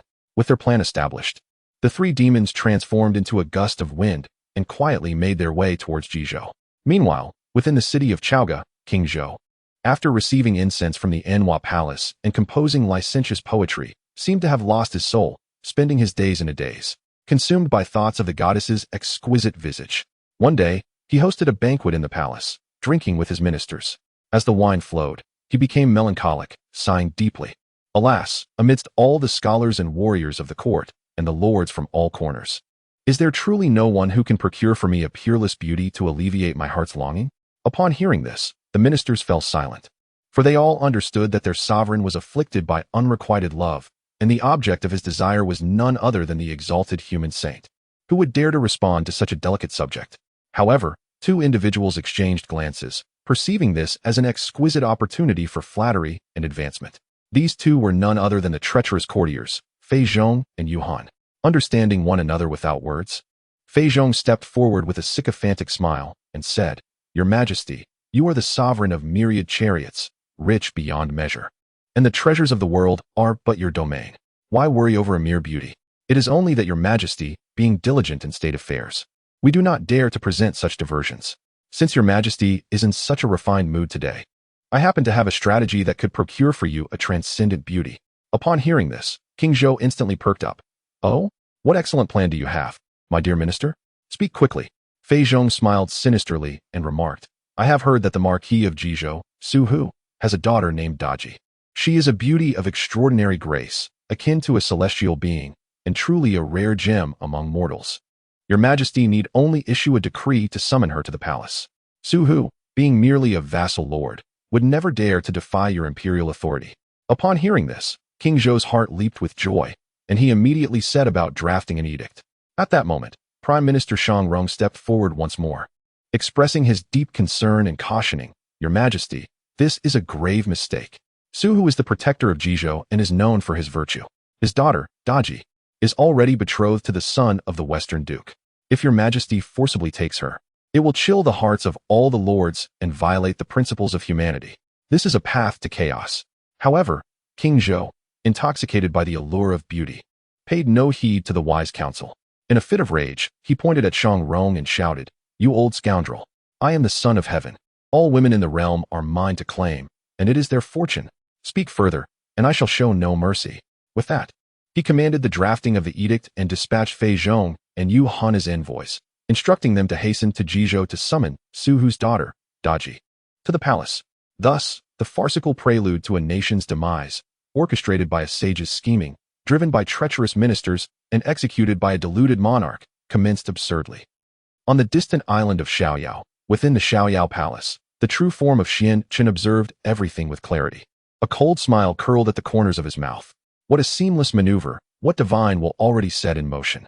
With his current pinnacle of quasi-saint cultivation and insight into heavenly secrets, he effortlessly discerned that the gust of wind lifting the curtains of Niwa Palace was not a natural breeze, but rather infused with a faint, ethereal radiance from the western Pure Land. "Zhuan Ti, you troublemaker, truly omnipresent," Lin Chen mused inwardly. In an instant, he grasped the entire sequence of events. Zhuan Ti, in a bid to disrupt the East, had deliberately orchestrated the sacrilege of Niwa by King Zhou. Niwa, indeed falling into the trap, became immensely enraged. However, due to the dignity of the sage and the constraints of heavenly order, she could not act personally. So she dispatched the 3 demons of Xinyuan to sow discord in the court. These 3 demons thus became the ignition point for the calamity of the Fengshen, officially commencing the cataclysm. Each element intertwined, their machinations could not be deemed anything less than exquisite. Yet, they all believed themselves to be the players, unaware that in this grander scheme, they were merely pawns. Lin Chen's gaze deepened profoundly. He neither sought to obstruct nor intervene, for he understood that the calamity of Fengshen was a natural course of heavenly will, an inevitable tide that could not be halted by his singular might. His purpose was not to avert the impending flood, but to construct an ark for those worthy of salvation when the deluge arrived. His gaze turned towards the direction of Chaoga. However, his focus was not on the fox demon Daji, soon to enter the palace, nor on the unprincipled King Dxian. Rather, he concentrated on 2 individuals. One was the loyal minister Yaxin, a relative of the Shang king, known for his unwavering integrity and a heart of unparalleled wisdom, a rare gem among humanity. Another figure is the commander stationed at the 3 Mountain Pass, Kongxian. This individual is the first peacock to attain enlightenment in the realm of heaven and earth, bearing the resplendent 5-colored divine light, with immense powers that render him nearly invincible beneath the sages. Bygone, a loyal minister, whose heart shines as brightly as the sun and moon, met a tragic fate, which is indeed regrettable. Were his true spirit to be guided into my human path of the divine list and conferred the title of God of wealth, overseeing the fortunes of the world and rewarding virtue while punishing vice, it would be a splendid affair. Kongxian, unmatched in divine abilities and blessed with profound fortune, ultimately became the peacock king of the Buddhist realm under the influence of the West, which is also a pity. If only, in Lin Chen's eyes, a spark of wisdom flickered. He began to seek suitable candidates for his 2 divine lists. He did not intervene in the grand currents of fate.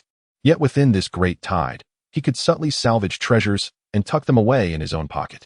This, indeed, is his path of carefree divinity. Chapter 56. Su Hu revolts against the Shang. Ji Chong of West Qi consumes his son's flesh in the state of Jizhou. Lord Su Hu received the imperial decree and learned of King Zhou's intention to forcibly take his daughter, Daji, as a concubine. This revelation ignited a fierce fury within him. Known for his integrity, he had long detested the treacherous ministers, Fei Zhong and Yu Han, who dominated the court. Now, this tyrannical monarch had audaciously set his sights on his own daughter. Such an affront was intolerable. Su Hu, in a fit of rage, boldly inscribed a rebellious poem at the noon gate. The sovereign corrupts the ministerial framework, undermining the 5 constants. Su Hu of Jizhou shall never bow to Shang. This act was tantamount to an open rebellion. The envoys, Fei Zhong and Yu Han, were so terrified that they fled back to Chaoga, embellishing their report to King Zhou with vivid exaggerations. Upon hearing this, the king's wrath surged, and he promptly resolved to dispatch a mighty army to obliterate Jizhou and exterminate the Su family. A war, ignited by personal grievances, seemed imminent. However, at this critical juncture, Zixiao, the Marquis of Westbo, allied with several other prominent lords to submit a letter of counsel. They articulated that while Su Hu had erred, his transgressions did not warrant death. To engage in warfare would only provide an opportunity for the northern barbarians to exploit the chaos. They proposed to mediate with Su Hu, persuading him to offer his daughter as an act of contrition, thereby preserving the emperor's authority and averting a disastrous conflict. Although King Zhou was notoriously tyrannical, he was not devoid of wisdom. He recognized that the bulk of the Shang military was currently focused on combating the northern tribes. Thus, waging war against Zhizhou would entail a perilous two-front engagement. Consequently, he acquiesced to Ji Chang's proposal, under the pressure, or perhaps the persuasion, of Ji Chang and his allies. Su Hu ultimately opted for compromise. Despite his profound sorrow and indignation, he realized that the might of a single state could not contend with the vast power of the Shang dynasty. For the sake of Zhizhou's populace and the safety of his family, he had no choice but to endure this painful sacrifice. Thus, he personally escorted his daughter Daji on the road to Chaoga. As they journeyed, Su Hu beheld his daughter, weeping like a rain-soaked pear blossom, her beauty unparalleled. His heart was wrenched in agony, unaware of the terrifying fate that awaited both her and the entire Shang dynasty. Upon reaching the Yenzhou post station, in the dead of night, a fierce wind howled, and a chilling aura pervaded the air. The millennium-old fox spirit, having awaited this moment, finally seized the opportunity. Employing her enchantments, she rendered everyone unconscious and stealthily infiltrated Daji's chamber. Alas, the innocent Sudaji, but a mere mortal, was utterly defenseless against the overwhelming might of this ancient demon. In an instant, her soul was consumed, devoured entirely. The fox spirit then transformed, taking on the exact likeness of Sudaji and assuming control of her body. Henceforth, the world would no longer know the Zhizhou Sudaji. Instead, it would be graced by a nine-tailed fox, sent forth to fulfill the divine mandate of Enhua and ultimately overturn the Shang dynasty. Upon Daji's arrival at the palace, King Zhou was overjoyed. He beheld Daji, indeed a paragon of beauty, ethereal and divine, gifted in song and dance, and extraordinarily intelligent. Instantly, he became entranced, losing his senses in her presence. From that moment onward, King Zhou succumbed to a life of debauchery, neglecting state affairs entirely. In an effort to curry favor with Daji, he embarked on an extravagant construction project, erecting the opulent Deer Terrace. To witness Daji's dance, he devised the inhumane punishment of Paluo, incinerating his loyal ministers who dared oppose him, all for the sake of eliciting a smile from the enchanting beauty. He also heeded Daji's slanderous whispers, deposing the virtuous Empress Jiang, gouging out her eyes, and subjecting her to a torturous demise. The entirety of Chaoga was engulfed in a stench of despair and lamentation. All of this was observed by Ji Chang, the Duke of Shibua, who bore the anguish in his heart. A master of divination, Ji Chang foresaw the impending downfall of the Shang dynasty. In secret, he recruited soldiers and bolstered his nation's strength, appointing wise talents, which led to the burgeoning power of Shiqi, gradually positioning it to rival the Shang. Naturally, King Zhou sensed the threat posed by Ji Chang. He was swayed by the deceitful counsel of Fei Zhong and Yu Han, luring Ji Chang to Chaoga under the pretext of a council meeting, where he imprisoned him in Yoli. To test whether Ji Chang truly possessed the gift of divination, King Zhou committed an unspeakable atrocity. He deceived Ji Chang's eldest son, Bo Yikao, into the palace, where he was brutally dismembered into meat paste, fashioned into meat pies, and presented to the imprisoned Ji Chang as sustenance. It was made clear that if Ji Chang could consume this pie, it would prove he could not divine that it contained the flesh of his own son, and his life would be spared. When the box containing the meat pies was delivered to the prison in Yoli, Ji Chang beheld the three still warm morsels. His hands trembled violently. With his divination prowess, how could he not discern that this was the flesh of his own child? In that moment, his heart shattered. Even the fiercest of beasts would not harm their offspring. Yet this tyrant had descended to such depths of cruelty. Overcome with grief, Ji Chang's eyes welled with blood tears. However, he understood that he could not falter. Should he fall, all of Shiqi and the countless subjects who awaited his return would plunge into irrevocable despair. He bore the excruciating agony, trembling as he lifted the meat pie crafted from his son's flesh, closed his eyes, and consumed it, bite by bite. When he swallowed the last morsel, the heavens seemed to stir. In the ethereal realm, a sigh resonated throughout the cosmos. Meanwhile, far away on the Isle of Leisure, Xianchen witnessed this harrowing scene. For the first time, genuine fury flickered in his eyes. "Insho, you shall pay for this." Chapter 57. The birth of Lei Kaixing's adopted son. Jiangshang descends from Kunlun. The news of Ji Chang's unspeakable ordeal spread like a tempest across the vast expanse of the primordial world, reaching every corner of the 8 directions and the myriad lords. Every soul who heard of this heinous act could not help but recoil in horror, their hearts chilled by the cruelty of King Zhou. Even those vassals who had remained loyal to the Shang dynasty began to waver. A ruler who would dare to roast the son of a sage and compel his father to consume his flesh could no longer be regarded as human. He was a tyrant, a demon. The fortunes of the Shang dynasty plummeted precipitously in the aftermath of this atrocity. Meanwhile, in Shiqi, Ji Chang's dignified endurance garnered the sympathy and admiration of all under heaven. Countless benevolent souls began to covertly abandon the Shang, embarking on long journeys to Shiqi to pledge allegiance to this future sage. Upon learning that Ji Chang had indeed partaken of the flesh cake, King Zhou, believing Ji Chang to be devoid of divination skills, gradually lowered his guard. Coupled with the offerings of rare treasures, beautiful maidens, and fine steeds presented by the ministers of Shiqi, King Zhou ultimately allowed Ji Chang to return. Unbeknownst to him, the very man he had released would become the harbinger of his dynasty's downfall. On his return journey to Shiqi, Ji Chang passed through Yanshan. Overwhelmed by profound sorrow and exhaustion from his arduous travels, he suddenly fell heavily from his steed. In that moment, his consciousness blurred, as if he had slipped into a bewildering dream. In this dream, he beheld a fearsome tiger, its ribcage sprouting wings, lunging ferociously toward him. The roar of the beast was deafening, instilling in Ji Chang an immobilizing terror. Just as he was engulfed by fear, a brilliant divine thunderbolt streaked across the sky, descending upon the tiger with the swiftness of lightning. This divine bolt struck the tiger with such force that it cleaved the creature in two. The power of the thunderbolt was so immense that, upon splitting the tiger, it did not cease but continued its descent to the ground. At the moment of impact, it transformed into a delicately carved infant, lying peacefully upon the earth. Ji Chang awoke from his dream, finding it exceedingly strange. He immediately cast an oracle, which revealed auspicious signs, indicating that he would encounter a stellar general destined to bring peace to the realm.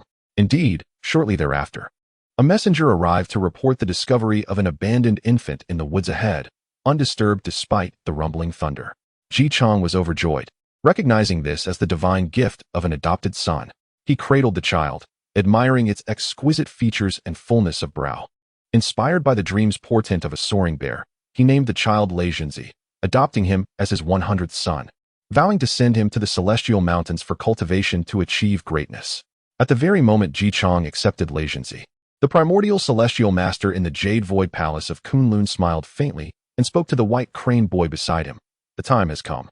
You may take my jade talisman and proceed to Yanshan to guide Lei Junzi to the mountains. He is destined to be my disciple in the teachings.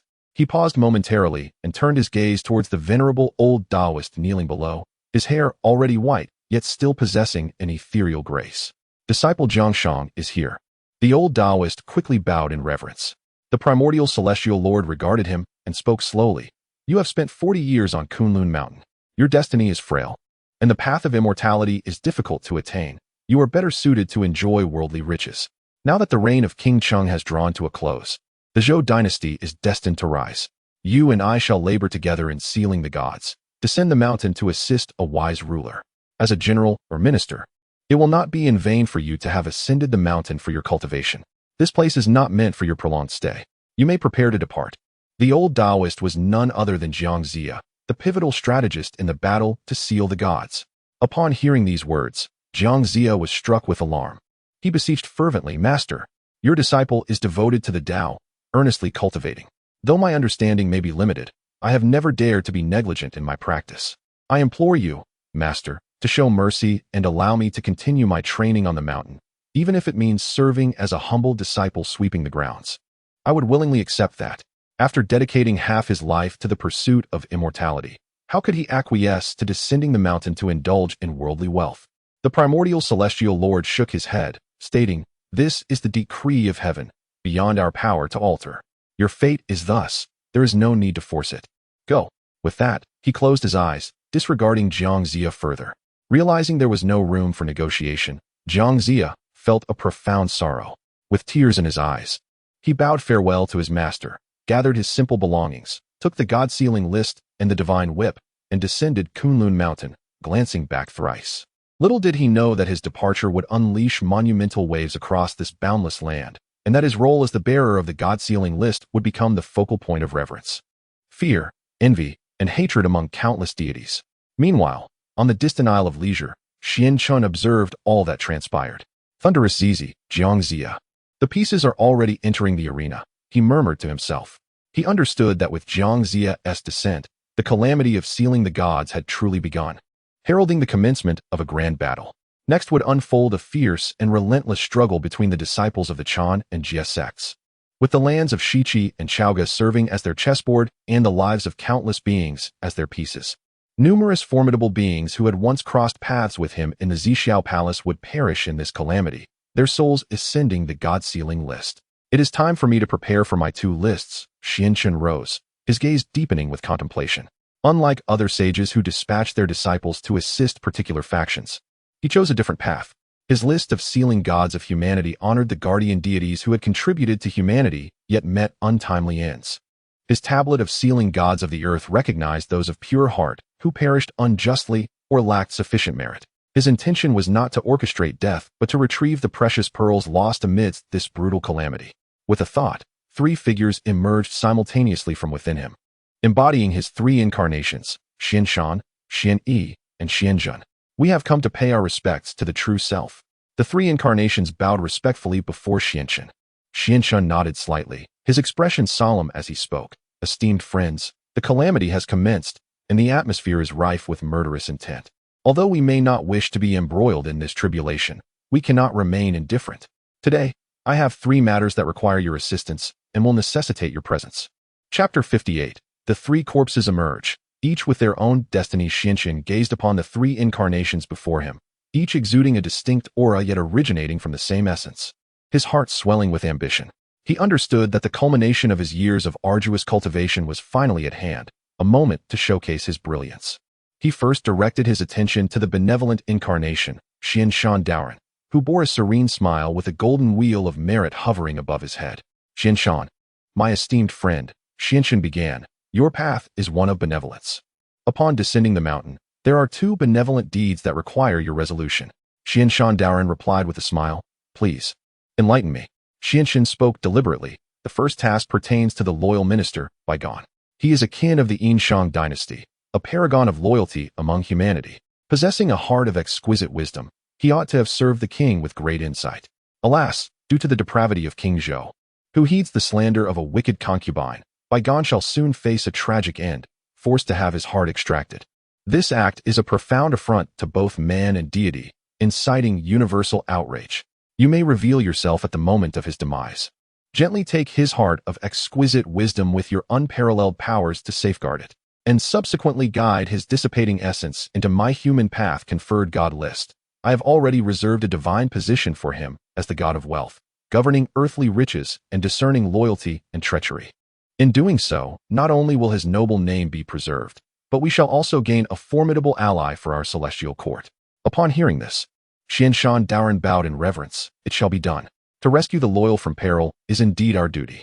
Xianshan nodded and continued. The second matter concerns Bo Yikao from the Western Qi.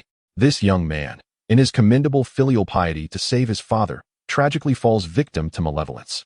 Becoming a mere meat pie, his soul adrift above Chao Gu, a pitiable fate. He was well-versed in music and possessed a pure heart.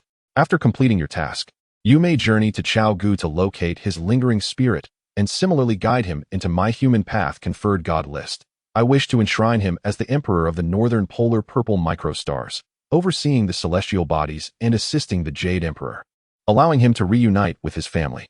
Thus, we shall also bring closure to the tragic tale of the Western Bo family. Xianshan Daoren bowed once more. It shall be done. To care for a filial son is also a great act of kindness. Having arranged matters with Xianshan Daoren, Xuanshan's gaze shifted to the malevolent incarnation, Xianyi Daoren, who exuded an icy demeanor, wielding a blood-red blade. Xianyi, my esteemed friend, Xianyi Daoren's voice was frigid. Xianshan spoke with gravitas. Your path is one of judgment. Upon descending the mountain, there is a malicious case that requires your scrutiny and adjudication. Please, proceed, Xianyi Daoren replied. Jiangxia has already descended the mountain, and soon, he shall encounter his destined steed, the Qilin, by the banks of the Wei River. However, this Qilin is a spirit beast from the Jade Void Palace, and its domain is plagued by a nefarious creature, the Jade Pipa Demon. A glint of cold light flashed in Xuanzhen's eyes. This Jade Peepa demon is one of the three fiends of Xuanyuan's tomb, acting under the sacred command of Nuwa. Her actions are somewhat justifiable. Yet, she has gravely transgressed by consuming the blood of innocent palace maidens to cultivate her dark arts, causing innumerable deaths. Such behavior directly contravenes Nuwa's decree of not harming sentient beings, and she bears a heavy sin, deserving of the evil path. You may proceed to Chaogu and seize the opportunity to act. There is no need to slay it. Merely strip it of its powers and revert it to its original form. Then, I shall confine its true spirit within my earthly seal of the divine, intending to designate it as the principal deity of evil spirits to incessantly judge malevolent beings within the realm of the underworld, thus atoning for its sins. Upon hearing this, the dark practitioner, Xian Yi, felt a flash of crimson light in his eyes and coldly declared, "Judging evil is indeed my path. Leave this matter to me." At last, Xianshun's gaze settled upon the ethereal figure of his other self, the Xianjun Daoist, who appeared transcendent and detached. Among the three incarnations, Xianjun possessed the greatest strength and mystery. "Xianjun, my true self," the Xianjun Daoist spoke in a tone devoid of emotion. A grave expression crossed Xianjun's face. "Esteemed friend, your journey is of utmost importance. You must go to a certain place to seek a particular individual." "Where? Who?" "East Sea, Skull Mountain, Bone Cave. The Lady of Stone." "The Lady of Stone?" For the first time, a ripple of intrigue stirred within the Xianjun Daoist's eyes. Xianjun nodded. "Indeed. The Lady of Stone is a disciple of the outer sect of the, originally an accomplished sage, who quietly recited the Huangting scripture in her cavern, shunning worldly disputes.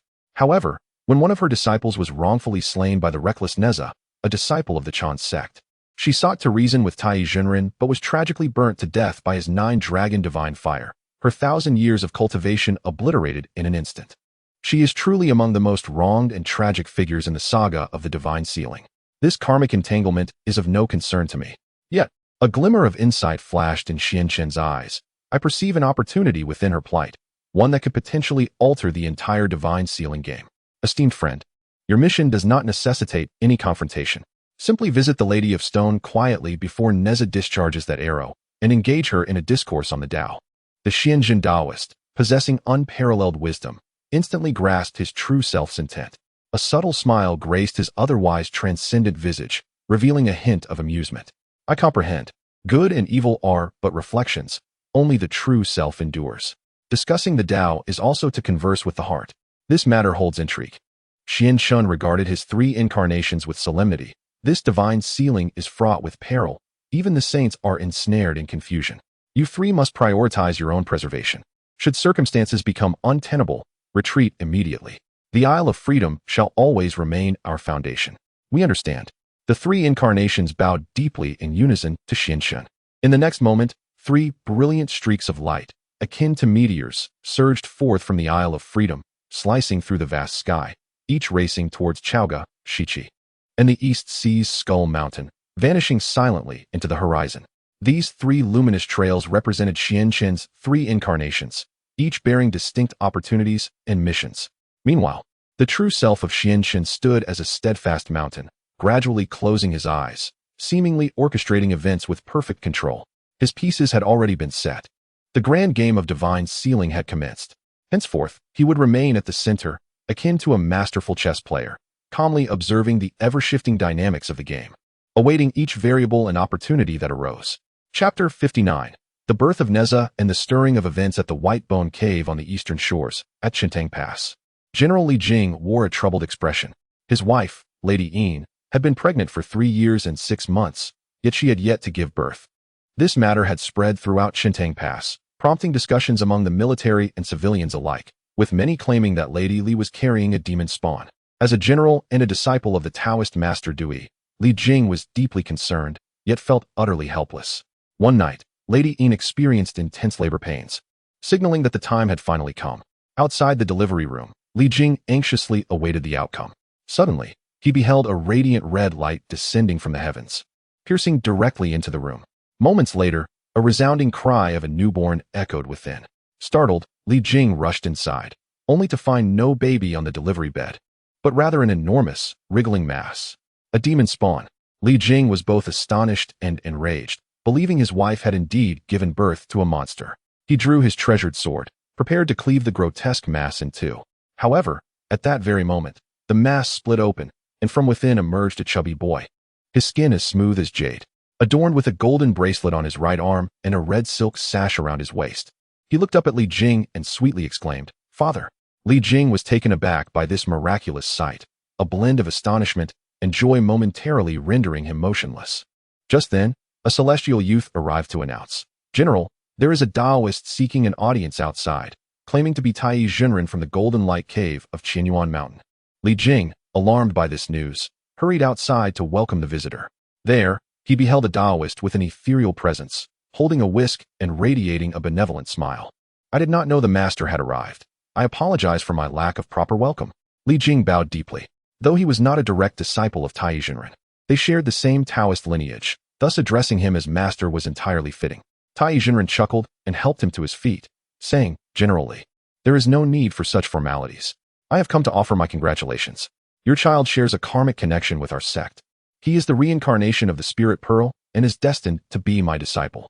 I have chosen a name for him. Jia, what do you think?" Upon hearing this, Li Jing was overwhelmed with joy. To have his son become a disciple of Tai Junren, one of the 12 golden immortals of the Taoist sect, was indeed an immense blessing. He promptly expressed his gratitude to the master on behalf of his son. Thus, it was settled that Neza would be born and become a disciple of Tai. The master bestowed upon him the magical treasures of the universe circle and the mysterious sky silk, imparting a few final words of wisdom before gracefully departing. Unbeknownst to him, at that very moment, far beneath the sea, on an island constructed of bones, within the depths of the White Bone Cave atop Skull Mountain, sat a serene female immortal clad in black robes, exuding an aura of both beauty and an otherworldly presence. It was Shiji Nyang, an outer disciple of the Jia sect, who was quietly meditating over the Huangting classic. Suddenly, she felt a stirring within her, her eyes gently opening as she gazed towards the entrance of her cave. "Which esteemed Daoist has graced me with their presence? I, Shiji, beg your pardon for not extending a proper welcome." Her voice was both serene and tranquil. At the entrance of the cave, a figure clad in azure robes stood, ethereal and seemingly one with the heavens and earth. This visitor was none other than Xianjun Daorun, the self-transformed embodiment of Xianjun. He bowed respectfully to the Lady of Stone, speaking in a calm tone. "I am Xianjun. I humbly intrude upon your domain and hope you do not take offense." The Lady of Stone regarded Xianjun with deep apprehension in her beautiful eyes, unable to discern the depths of his cultivation. He stood there, yet seemed to transcend the very fabric of this realm. Such a sensation had only ever graced her presence when she faced the revered Tongtian Jiaozhu. A realization dawned upon her, a quasi-saint. Instantly, she recognized the gravity of the situation. She rose without delay to return the courtesy. "I did not realize I was in the presence of the esteemed Xianjun. I apologize for my lack of respect. What brings you to my humble bone cave?" Xianjun smiled gently. "I seek no teaching. I merely wandered here and felt a resonance of tranquility within your abode, akin to the path I pursue. Hence, I wish to discuss the Tao with you and validate my understanding." "Discuss the Tao?" The Lady of Stone was taken aback. As a pinnacle Tai golden immortal, what merit had she to engage in discourse with a being of such exalted stature? Yet she understood that those of his caliber acted with profound purpose. Far beyond her comprehension, she dared not decline and respectfully invited him into her cave. The two seated themselves, with Xianjun immediately delving into his insights regarding the true self and tranquility. The Tao is inherent. Tranquility is the application of the Tao. The human heart yearns for stillness, yet desires often ensnare it. If one can relinquish their desires, the heart will naturally find peace. If one clarifies the heart, the spirit will be purified. His discourse articulated the supreme principles found within the Taishang Laojun-esque scripture on constant tranquility, intertwined with his own revelations from severing his self-transformation. The Lady of Stone, devoted to the path of effortless tranquility, found herself utterly captivated by these profound words that pierced the essence of the Tao. In that moment, the myriad bottlenecks and confusions she had encountered over years of cultivation began to unravel under Xianjun's unassuming narration. Her resolve in the Tao grew unprecedentedly clear and luminous. Time slipped away unnoticed as Xianjun's teachings gradually subsided. The Lady of Stone remained with her eyes closed, unable to return to her senses for what felt like an eternity. An aura of seamless refinement, on the verge of breakthrough, gradually ascended from her being. Clearly, this discussion on the Tao had bestowed upon her immense benefit, bringing her to the very threshold of the great Luo Golden Immortal. Xianjun observed her, a barely perceptible smile flickering in his eyes. He rose slowly, as if preparing to depart. Yet, just before leaving, he seemed to recall something and casually remarked, "Lady, while your bone cave is indeed tranquil, it harbors a considerable aura of danger. I perceive that to the east, not far from here, lies the ancient Chintang Pass. Within the confines of the realm, a harbinger of death has emerged, seemingly entwined with you, my lady, in a rather unfortunate fate. This individual possesses the formidable backing of a sage from the way of the enlightened, rendering him rather unreasonable. Should you encounter him in the future, it would be prudent to avoid him, for in these times, it is indeed challenging to be a virtuous soul. At times, death comes, leaving one's demise utterly in vain." Upon uttering these words, the figure of the Hongjun Daoist dissipated like wisps of blue smoke within the cave, as though he had never graced the place with his presence. It was only several days later that Lady Shiji awakened with a languid sigh. As she sensed the burgeoning power within her, on the verge of a breakthrough, her gratitude towards the Hongjun Daoist swelled immensely. Yet, as she recalled the prophetic phrases he had left behind before his departure, her brow furrowed deeply in contemplation. Chintang Pass, the harbinger of death, a sage of the way of the enlightened, to die, and have it be in vain?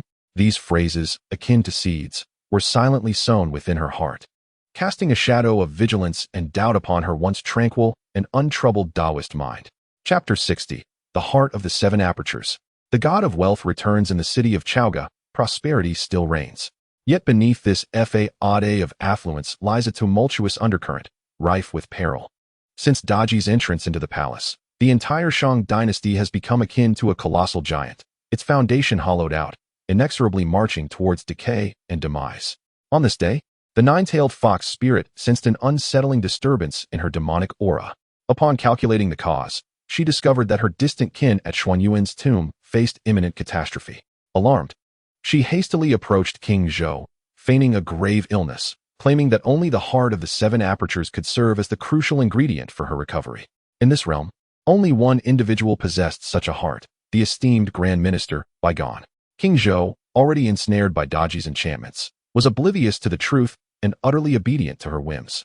Upon hearing of his beloved's plight, he unhesitatingly issued a royal decree summoning Bygone to the palace to present his heart.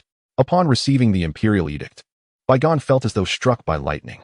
He understood that this was the wicked consort's machination to ensnare him and jeopardize his life.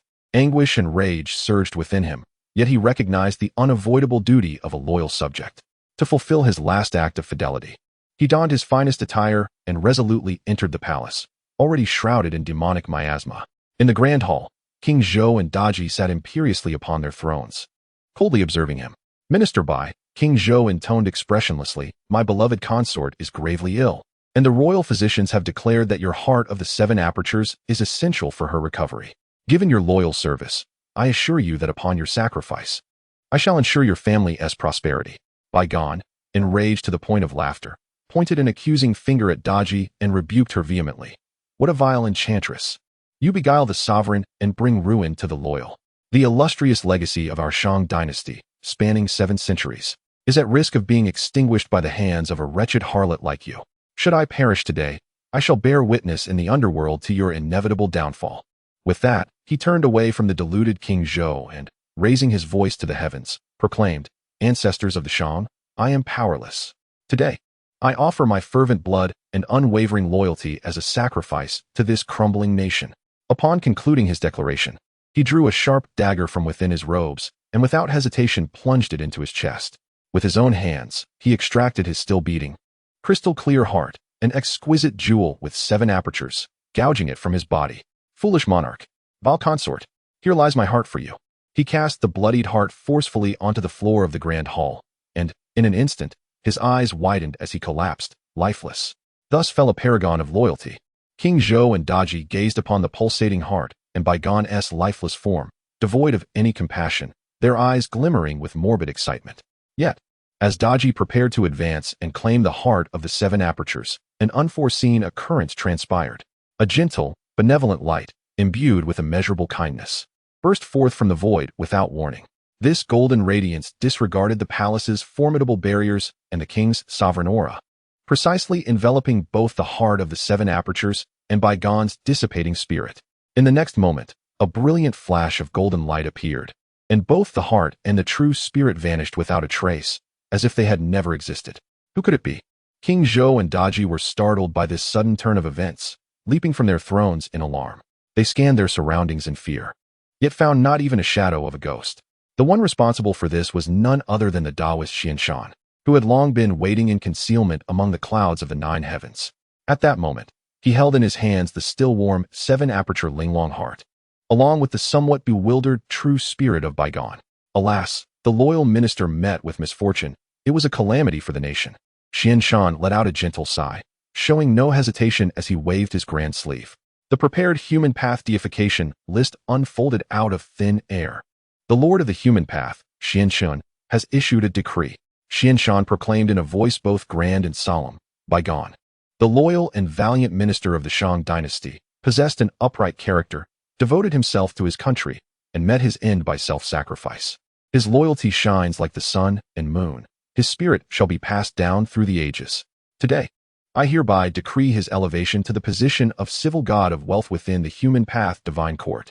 He shall oversee the wealth of mortals, manage the influx of riches, reward the virtuous, punish the wicked, and discern loyalty from treachery. Bygone, receive the decree. As his words fell, the golden light upon the human path deification list surged forth. The 3 ancient characters for civil god of wealth gradually emerged. Under the radiance of this golden light, Bygone's true spirit instantly comprehended the cause and effect of the moment. In reverence, he bowed deeply to Daoist Xianshan. Then, he transformed into a streak of flowing light and entered the list. Meanwhile, the 7-aperture Linglong heart was carefully stored by Xianshan in a jade box. This heart was the crystallization of human loyalty and righteousness, destined to be of great use in the future. Having completed these tasks, Xianshan's figure quietly faded away. From that moment on, the world was left without the steadfast minister of the Shang dynasty, yet it gained a deity who would be venerated by countless generations of humanity. The god of wealth. Thus, the first human path deity, officially conferred by Xianshan, took his rightful place. Chapter 61. Jiangshang stands by the Weishui River. King Wen encounters the flying bear thus. Jiangxia, with tears in his eyes, bid farewell to his esteemed master, the primordial heavenly sovereign. Armed with the investiture of the gods and the magic whip, he descended from Kunlun Mountain, lost in a daze. At the venerable age of 72, after 4 decades of cultivation, he had acquired some Taoist skills, yet the path to immortality remained elusive.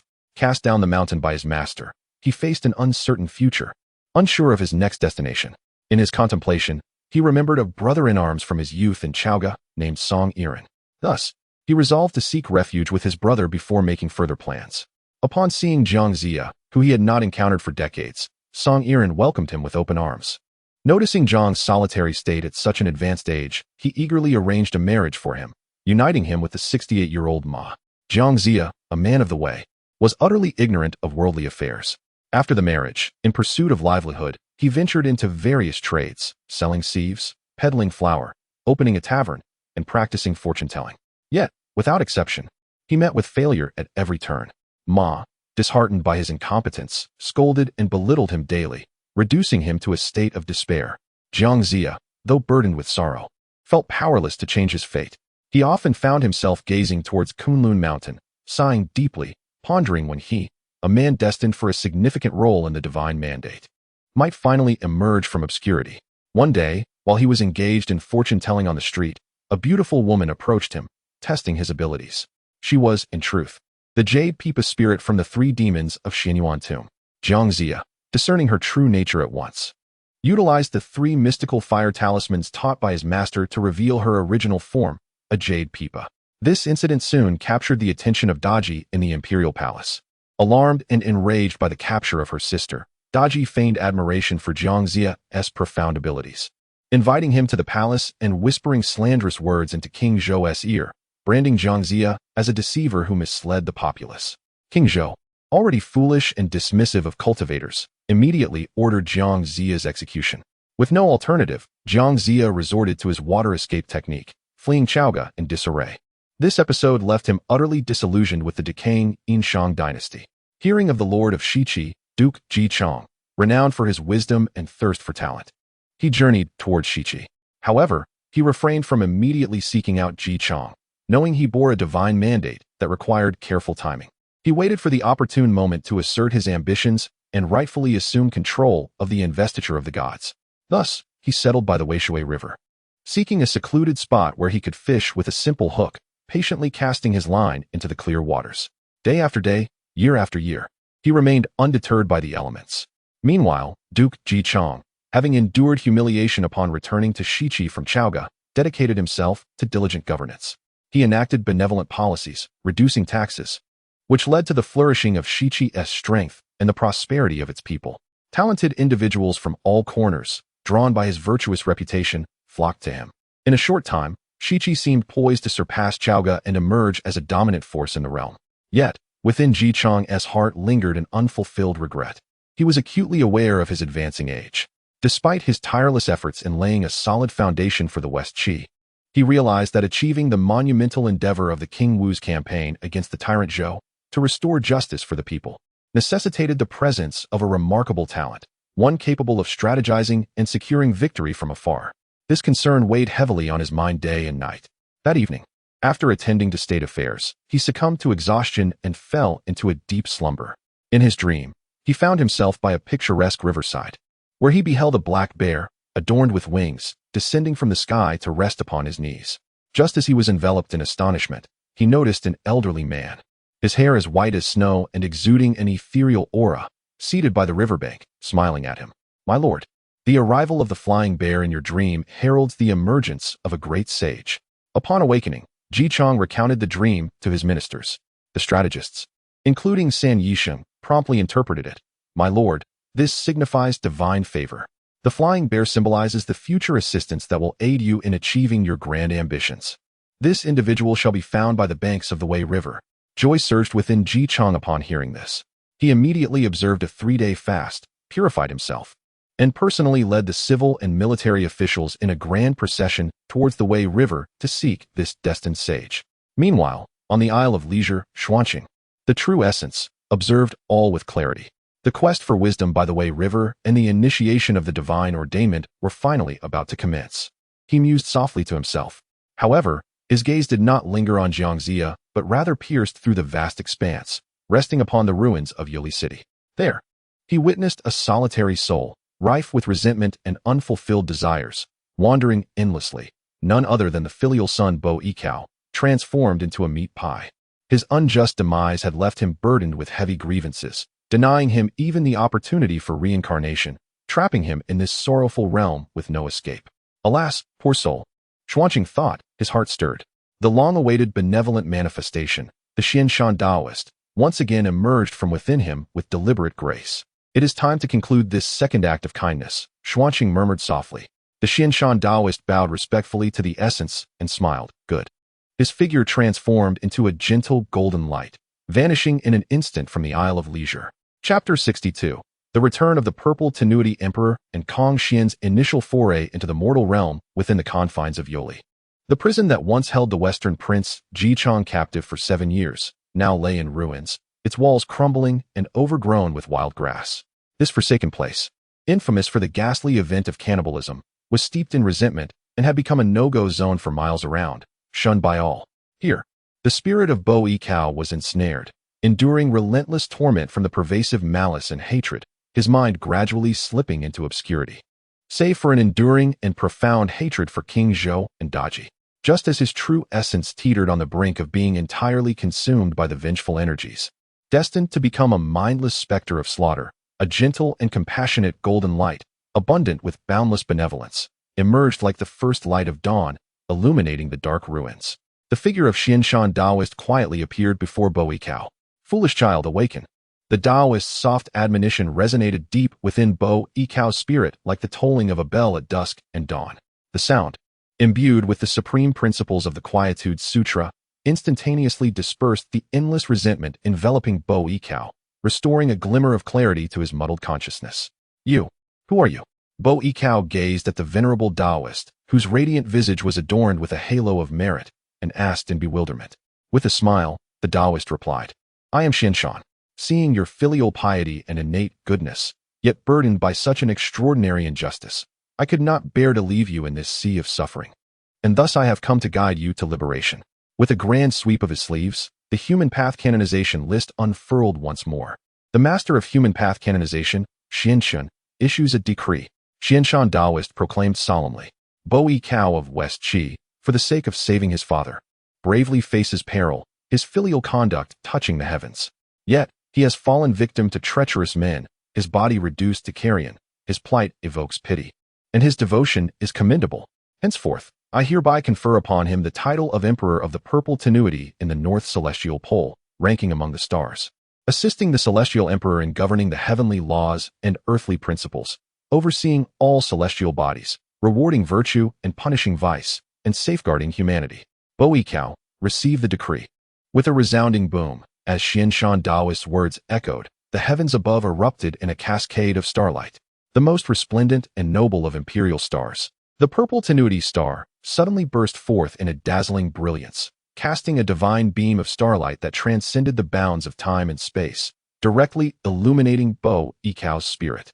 Under the baptism of the power of the Purple Tenuity star, Bo Yi Cao's spirit underwent a profound metamorphosis.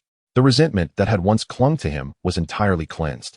From the essence of his spirit emerged a majestic figure, clad in a purple-golden imperial robe, adorned with a crown of celestial grandeur, whose handsome visage and unparalleled noble demeanor coalesced into form. Am I, the Purple Tenuity Emperor? Bo Yi Cao, feeling the vast and boundless power of the stars within him, along with the newfound supreme authority over celestial bodies in his mind, was utterly astonished. He respectfully bowed deeply before Xianshan Daoist. Bo Yi Cao, I am eternally grateful for the grace of your divine rebirth. Xianshan Daoist smiled and nodded, saying, hasten to your rightful place. In the future, occupying a position of high authority, let today's grievance serve as a lesson, discerning right from wrong, and administering justice fairly, so as not to squander this opportunity bestowed upon you. I shall heed the teachings of the Celestial Lord with utmost diligence. Bo Yi Cao bowed once more, and in an instant, his figure transformed into a brilliant starlight, soaring into the sky and merging into the distant Ziwei Emperor star. From that moment onward, the celestial court gained a formidable presence in the form of the Ziwei Emperor. Likewise, the human divine court of Xianshan acquired a significant ally, one capable of standing against the celestial realm. At that very moment, as the Daoist Xianshan conferred the title of Ziwei Emperor, the Sanshan Pass emerged as a pivotal fortress on the borders of the Shang dynasty, renowned for its impenetrability. The commander stationed there was none other than Kong Xian, the first peacock to attain enlightenment, endowed with remarkable powers.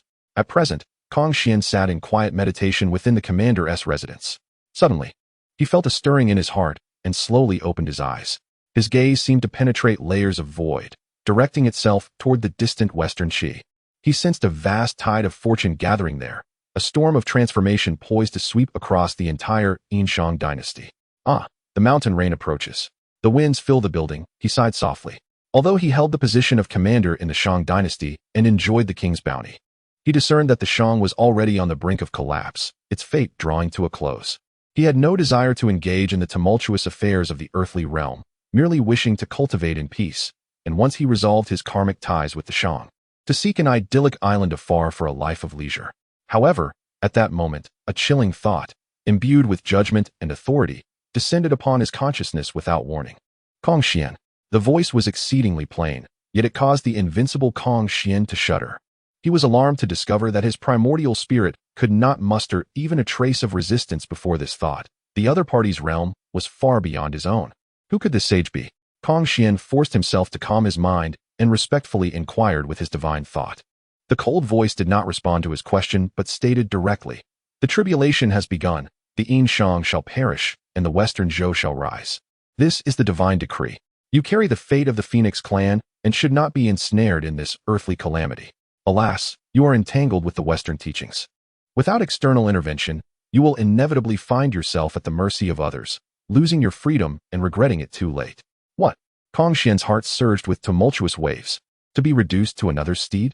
He, Kong Xian, son of the primordial phoenix, a being of innate sanctity, proud and lofty, had never encountered such words. Just as he was about to erupt in anger, the cold voice resonated once more. I know you do not believe. I require no belief from you. I have come today solely to present you with a clear path. Beyond the Sanshan Pass, on the shores of the Eastern Sea, lies a celestial island called Xiao Yao. This island can serve as your refuge from the tribulation. When the forces of Western Qi approach the city, you need only to engage in a contest of wits with the one who wields the divine list, resolving the karmic ties with the Shang rulers. Thereafter, you may seize the opportunity to escape to this island, where your great fortune awaits. Whether to believe or not lies entirely within your thoughts. As this final sentence lingers, that cold and imposing notion retreats as silently as it arrived, vanishing without a trace. Only Kong Xian remains, standing alone within the general's mansion, his expression shifting between gloom and brightness. Chapter 63. A Visit by the Wei River, the World Stirs. The flying bear enters dreams to establish a legacy by the banks of the Wei River. The clear waves ripple gently. An elderly man, his hair as white as snow, sits quietly upon a smooth stone, holding a bare fishing rod, devoid even of a hook. His figure melds seamlessly with the surrounding landscape, embodying a certain ethereal harmony with nature. This man is none other than Jiang Zia, who has traversed many tribulations in the city of Chaoga, ultimately gaining enlightenment and coming to the West Qi to await a worthy sovereign. He has spent 3 years here, fishing day after day, undeterred by wind or rain. The passing woodcutters and fishermen regard him as an eccentric old fool. Yet within Jiang Zia's heart, clarity reigns supreme. He awaits not merely the Duke of the West, Ji Chang, but a force, a legitimacy that would allow him to rightfully command the divine authority to decree the fates of gods and spirits. He understands that his own cultivation is meager. Without a sovereign's mandate, he would be disregarded in the impending celestial conflict. Thus, he must wait. He must await the arrival of a saint among men who would personally seek him out. At long last, on this day, dust billows upon the distant official road, and the clamor of carriages fills the air. A grand banner, embroidered with the character for Zhou, flutters in the wind. Ji Chang, having experienced the auspicious sign of the flying bear entering dreams, leads a grand procession of civil and military officials to the banks of the Wei River. Upon seeing the solitary figure seated upon the stone, his back noble and his aura transcendent, Ji Chang's heart trembles with recognition. He realizes that this is indeed the person he has sought. Without hesitation, Ji Chang straightens his attire, dismisses those around him, and approaches Jiang Zia with the utmost reverence. Bowing deeply before the venerable sage, "Esteemed elder, I, Ji Chang of West Qi, pay my respects." Jiang Zia slowly turns, gazing upon the kind-faced elder before him, whose eyes gleam with hope and sincerity. A flicker of emotion stirs within him. He understands that the sovereign he has awaited for over 70 years has finally arrived. Poor Daoist Jiang Shang pays homage to the Duke of West Qi. Jiang Zia rises and returns the bow. Their eyes meet, and in that moment, it seems as though they pierce through each other's past and future, requiring no further words. One is eager to find a sage, while the other is ready to offer his wisdom. Thus, by the banks of the Wei River, they engage in a profound dialogue, covering matters of statecraft, military strategy, and the principles of aligning with heaven and humanity. The more Ji Chang listens, the more astonished he becomes. He discovers that this seemingly mad old man possesses an encyclopedic knowledge, vast and profound. Whatever question Ji Chang poses, Jiang Zia answers fluently, providing insights of unparalleled brilliance. He realizes he has encountered a true genius. At once, Ji Chang bows deeply to Jiang Zia once more, sincerity radiating from his words. "Your great talent humbles me profoundly." At this moment, West Qi is in dire need of capable individuals, and the common folk are engulfed in turmoil. "Chang, I earnestly beseech you, noble sir, to emerge from your retreat and assist our Western Qi. Together, let us uphold the state and rescue the multitude." The title of Xiangfu bears a weight capable of stirring the hearts of any man. Jiang Zia has awaited this moment for half his life, yearning for these very words. As he gazed upon the humble yet sincere future sovereign before him, his eyes brimmed with unshed tears. He bowed deeply to Ji Chang, proclaiming, "My lord, the grace of your recognition is a debt I, Jiang Shang, shall never forget. I am willing to brave fire and water for you, without a second thought." Thus, Ji Chang personally wheeled Jiang Zia back to the capital of Western Qi. The news of King Wen's visit to seek Zia's counsel reverberated like thunder, shaking the lords of the realm. Everyone understood that the long-dormant lion of Western Qi was finally poised to reveal its sharp claws. As Jiang Zia was welcomed into Western Qi and honored as Xiangfu, he commenced sweeping reforms in the military and rectified the governance, preparing for the impending campaign against Zhou. Meanwhile, on the Isle of Leisure, the malevolent incarnation of Chen, known as the Xianyi Daoist, stirred once more. He had discerned that the last of the 3 demons from the Xianyuan tomb, the Jade Pipa spirit, could no longer endure the solitude of the palace. Hearing of Jiang Ziya's rising fame in Western Qi, her curiosity compelled her to stealthily depart from Chaoga, transforming into a mortal to visit the capital of Western Qi. She intended to meet this legendary figure from Kunlun and discover the extent of his extraordinary abilities. Little did she know, her arrival aligned perfectly with the designs of certain individuals. The moment had arrived. Within the Palace of Leisure, the Xian Daoist slowly rose, his eyes glinting with the cold light of judgment. He did not venture personally to Western Qi, but instead issued an edict to his two long-awaiting disciples outside the palace. Sainthood and Yulei, disciples, present. The two brothers, engrossed in their cultivation within their cave dwelling, felt an immediate resonance and hastened to the palace. The Xian Daoist spoke with a chilling tone. The Jade Pipa spirit from the Xianyuan tomb has audaciously departed from Chaoga and is en route to Western Qi with ulterior motives. This demon, having practiced dark arts, has harmed countless innocent maidens and bears heavy sins. You two are to take my edict and swiftly proceed to Western Qi. There is no need to take her life. Merely incapacitate her powers, revert her to her original form, and bring her back to the Isle of Leisure for judgment. This mission also presents an opportunity for you both to establish your names and intimidate the unruly. Go forth. Upon hearing this, Sainthood and Yulei exchanged glances, each seeing excitement and martial fervor reflected in the other's eyes. Since the Battle of Zhualu, they had diligently cultivated on the Isle of Leisure, their skills having greatly advanced. At last, they had the chance to descend the mountain and serve their master. Disciples shall faithfully obey the master's edict. The two brothers wasted no time, summoning divine light, arming themselves with their respective treasures, and charging towards Western Qi with fierce resolve. Chapter 64. The initial control of the divine list by Zia. The Pipa spirit returns to the underworld in the city of Shiqi, at the residence of the Xiangfu. Jiang Zia, since his appointment as prime minister, devoted his days to managing military and political affairs while also lecturing within his estate. He elucidated the rudimentary paths of cultivation to the civil and military officials of Shiqi, earning their profound respect. On this particular day, he was engaged in deliberations with King Wuqing and Huang Feihu regarding the training of the new army when a panicked retainer rushed in to report, "Your Excellency.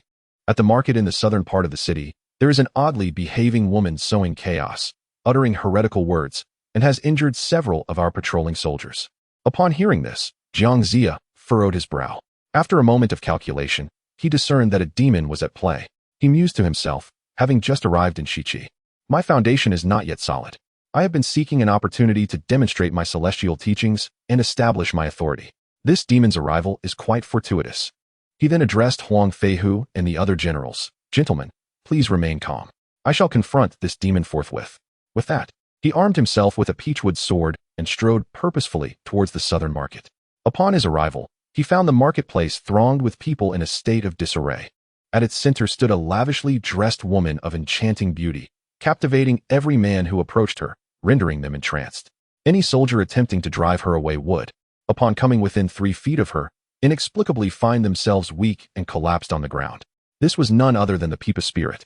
Seeing the scene before him, Jiang Zia issued a sharp rebuke. "Impudent demon. In broad daylight, you dare to enchant the populace of Shiqi. Surrender at once." He produced a replica of the central Wuji apricot yellow flag bestowed by his master and waved it towards the Pipa spirit. A beam of golden light erupted forth, temporarily dispelling her seductive magic. The surrounding citizens and soldiers awoke from their stupor, retreating in terror. Realizing her spell had been thwarted and sensing Jiang Zia's Taoist aura, the Pipa spirit recognized she had encountered a formidable opponent. However, relying on her own considerable powers, she did not regard this seemingly ordinary old man with any seriousness. With a melodious laugh and a sultry gaze, she taunted, "Oh, who is this elderly Taoist who dares to meddle in my affairs? At your age, why not join me in some merriment?" As she spoke, her fingers transformed, unleashing sharp claws that manifested as green demonic light, lunging towards Jiang Zia. He dared not confront her directly and swiftly retreated, pointing his peachwood sword forward.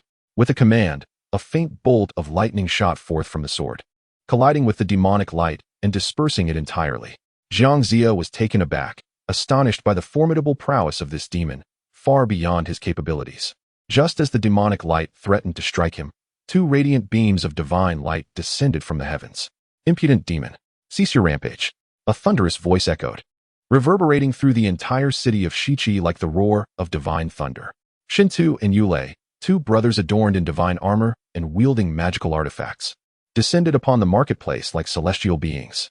Upon sensing the overwhelming aura of pure yang energy emanating from the pair, which was specifically designed to subdue malevolent entities, the Pipa spirit was utterly terrified, her soul nearly escaping her body. A Deluo golden immortal. She never imagined that her trivial endeavor to create mischief for the minor figure of Jiangxia and Shichi would attract the attention of such formidable beings. Stricken with fear, she dared not linger. She transformed into a streak of green light, attempting to flee. But escape was futile. Shinta let out a cold snort and tossed his ghost-binding staff into the air. In an instant, the staff transformed into a vast golden net, sealing off the surrounding space for 100 miles. The Pipa spirit collided with the golden net, rebounding violently, black smoke billowing from her form as she emitted a heart-wrenching scream. "Spare me, O Celestial! Spare me!" The Pipa spirit, reverting to her true form, rolled on the ground in a desperate plea for mercy. The onlooking townsfolk, having never witnessed such a divine confrontation, were struck with fear, falling to their knees in worship. Jiangxia, observing the two imposing deities before him, was filled with both astonishment and delight. He stepped forward, bowing respectfully. "Might I inquire which celestial beings have graced us with their presence in Shichi? I am Jiang Shang, and I offer my respects." Shintu inclined his head slightly in acknowledgement, stating, "We are the deities of Dushuan Mountain in the Eastern Sea. On the orders of the Zixiao Palace's Supreme Celestial, we have come to apprehend this nefarious fiend." The mention of Zixiao Palace and the Supreme Celestial left Jiangxia utterly astounded. Though he had long resided on Kunlun Mountain, he had heard tales from his seniors about the remarkable Xuanqing Daoist, who had shone brilliantly at the Grand Assembly of Immortals. To his surprise, he now stood in the presence of a disciple from that esteemed lineage. Yulei wasted no words. He approached the Pipa spirit, who was still begging for mercy, and coldly declared, "You, the Jade Pipa spirit, were originally tasked by the holy Hua to maintain order in the realm. Yet, you have defied the sacred edict, practicing dark sorcery and harming innocent palace maidens, thus incurring grave sins. Today, by the mandate of the Supreme Celestial, I shall adjudicate your transgressions. I shall strip you of 1,000 years of cultivation, returning you to your original form. You shall never again tread upon the mortal realm." With that, he gracefully waved the blade of evil extermination in his hand. A chilling flash of light penetrated the Pipa spirit's body. She let out the most harrowing scream imaginable. Her accumulated demonic energy, honed over millennia, dissipating rapidly like air escaping a punctured balloon. Ultimately, she reverted to a mundane, lifeless Jade Pipa. Yet, a fragment of her true essence, filled with resentment and bitterness, was drawn forth by an unseen force, transforming into a streak of light that vanished into the unknown. Having completed their task, Shintu and Yulei nodded to Jiangxia, saying, "Our mission is accomplished, we take our leave." With that, they ascended in divine light, carrying the Jade Pipa with them, disappearing into the horizon. All that remained was the astonished Jiangxia and the townsfolk of Shichi, who knelt in reverence. Jiangxia understood that from this day forth, he and the realm he represented had forged an auspicious bond with the enigmatic Zixiao Palace. At that moment, he truly sensed the weight of the divine list in his hands for the very first time. Just moments ago, he distinctly felt a thread of authentic spirit attempting to enter his divine list, only to be abruptly intercepted by an even more formidable and ancient force. It appears that the path to divinity is far more intricate than I had ever imagined. Jiangxia murmured to himself as he gazed at the god-subduing whip in his grasp. Chapter 65. The Grand Master wins Western Expedition. The Jade and Stone Pipa spirit was cast aside in the West Qi, its true essence imprisoned. This incident swiftly reached the capital of Chaoga. Upon learning that her dearest sister had met such a tragic fate, Daji was engulfed in a tempest of shock and fury, her heart shattered with grief. With tears cascading like rain, she lamented before King Zhou, embellishing the tale to portray West Qi and Jiangxia as treacherous rebels, committing heinous acts with impunity. King Zhou, already wary of West Qi, was further incensed upon hearing of his beloved's grievances. Rebellion. How dare this insignificant West Qi challenge the might of the Shang dynasty? He thundered, immediately resolving to summon the imperial forces and lead a campaign to obliterate West Qi. At that moment, an imposing figure clad in black court attire, with 3 eyes upon his forehead, strode purposefully into the hall. "Your Majesty, quell your wrath." The newcomer was none other than the esteemed Grand Master Wenzhong, a paragon among the disciples of and a pillar of the Shang dynasty. Having recently quelled a rebellion in the Northern Sea, He returned to court only to hear of the troubles in West Qi. A man of integrity and loyalty to his sovereign, he recognized the king's tyranny, yet adhered steadfastly to the principle of loyalty to the throne, believing it his duty to uphold the dynasty's rule, regardless of the monarch's character. "Grandmaster, your arrival is most fortuitous," King Zhou exclaimed, seeing Wen Zhong as his anchor. "That Ji Chang of West Qi has openly plotted treason and has allowed vile sorcery to besmirch my beloved. I vow, this grievance shall not go unpunished." Wen Zhong furrowed his brow. While he disapproved of Daji's actions, he understood that West Qi's growing strength posed a genuine threat to the Shang's legacy. "Rest assured, Your Majesty, there is no need for you to lead the charge against West Qi. I shall personally command the troops to confront those traitorous scoundrels on your behalf." "Splendid," King Zhou rejoiced. "With you, the backbone of the nation, leading the charge, victory is assured. I shall await your triumphant news here in Chaoga." Thus, Wen Zhong mustered 200,000 elite soldiers of the Shang, and, accompanied by his 4 esteemed companions from the Wang Yimou, Yang San, Gao Yuqian, and Li Xingba, boarded the formidable Black Qilin and surged towards West Qi with unwavering resolve. Wen Zhong's expedition was akin to a colossal stone cast into a tranquil lake, sending ripples throughout the vast wilderness. All the mighty beings observing this catastrophic event understood that the true battle of gods and immortals was finally upon them. Given Wen Zhong's unique status as not only the Grand Master of Shang, but also a direct disciple of the Golden Spirit Matriarch of, his campaigns signified that had irrevocably entered the tumultuous waters of this divine catastrophe. Meanwhile, at Kunlun Mountain, within the Jade Void Palace, the primordial celestial lord slowly opened his eyes. Addressing the white crane boy who stood below, he spoke with calm authority. "Go forth and bestow my 9 dragons' divine fire shield upon Tai. Grant the Jade Void glazed lamp to Ran Deng, and deliver the Wu Ji apricot yellow banner to West Qi for Jiangshang. The calamity has begun. It is time to equip my disciples with protective artifacts." On Jinao Island, within the resplendent halls of the Bo Palace, the master of the celestial sect gazed downwards at the throngs of disciples rallying in fervent support of Wen Zhong's expedition. Blissfully unaware of the impending calamity, a deep sigh escaped his lips, for he understood that the fortunes of his sect were excessively abundant, the number of disciples far too great, and the entanglements of causality too profound. This calamity, ultimately, could not be evaded. He turned to his loyal attendants, the 7 fairies, and solemnly commanded, "Convey my decree. From this day forth, the Bo Palace shall be sealed. All disciples are to remain on the island, engaged in the recitation of the Huangting scripture. Any who dare descend the mountain and enter the worldly affairs of the West Qi shall be expelled from the sect, severed from my celestial sect." His intent was to impose the strictest measures to restrain his disciples, shielding them from becoming enmeshed in this impending slaughter. However, he gravely underestimated the camaraderie that flourished among the disciples of the celestial sect, bound by shared fate and deep-seated loyalty. He also misjudged the omnipresent influence of causality woven into this massacre orchestrated by the sage himself. Meanwhile, on Xiaoyao Island, within the tranquil confines of Xiaoyao Palace, the true one Xianchen maintained his composed demeanor. Observing the formidable forces of Wen Taisha advancing fiercely towards West Qi, his gaze remained unperturbed. He recognized that most of these individuals would soon find themselves immortalized on the list of deities. At last, he sensed the opportunity he had awaited. With a flicker of thought, he summoned once more the malevolent manifestation of Xianyi, who had recently returned to Xiaoyao Island and was engaged in refining his own magical artifacts.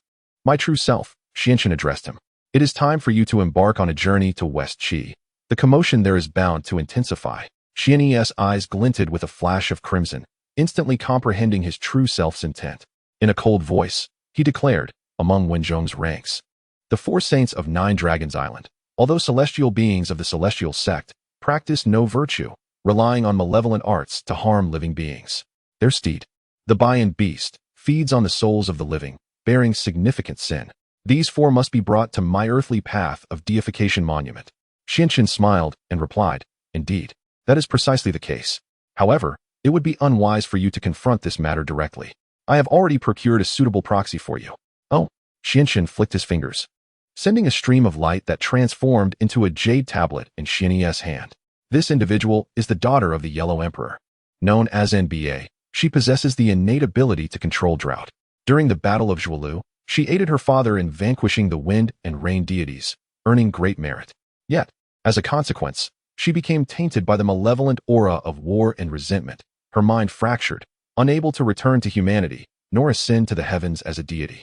Destined to wander as a drought demon, causing calamity in her domain, which is indeed tragic. You may wield my jade talisman to journey to the northern lands and seek out this woman. Use your judgment path to cleanse her spirit, aiding her in regaining her faculties. Subsequently, impart to her the fire-controlling techniques and accept her as a named disciple. Thereafter, you may send her to West Qi to assist Jiangxia in countering the 4 saints of Nine Dragons Island. Her drought demon fire shall naturally counter their water-based sorceries and plagues, a perfect elemental opposition. Once the task is accomplished, you may claim the true spirits of the 4 saints. The female spirit, through this merit, could cleanse her own karmic debts and, in the future, attain the position of drought deity on my humanity's divine ranking. Thus, she would achieve 2 objectives with a single endeavor. The sinister practitioner received the jade tablet and nodded in approval. Excellent. His figure vanished once more. Lin Chen's scheme was intricately woven.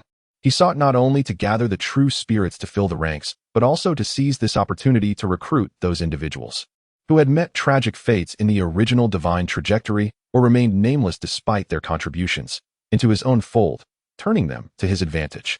His ambitions extended beyond merely reaping the rewards. He aimed to alter fate itself. Chapter 66. The Drought Demoness enters the world.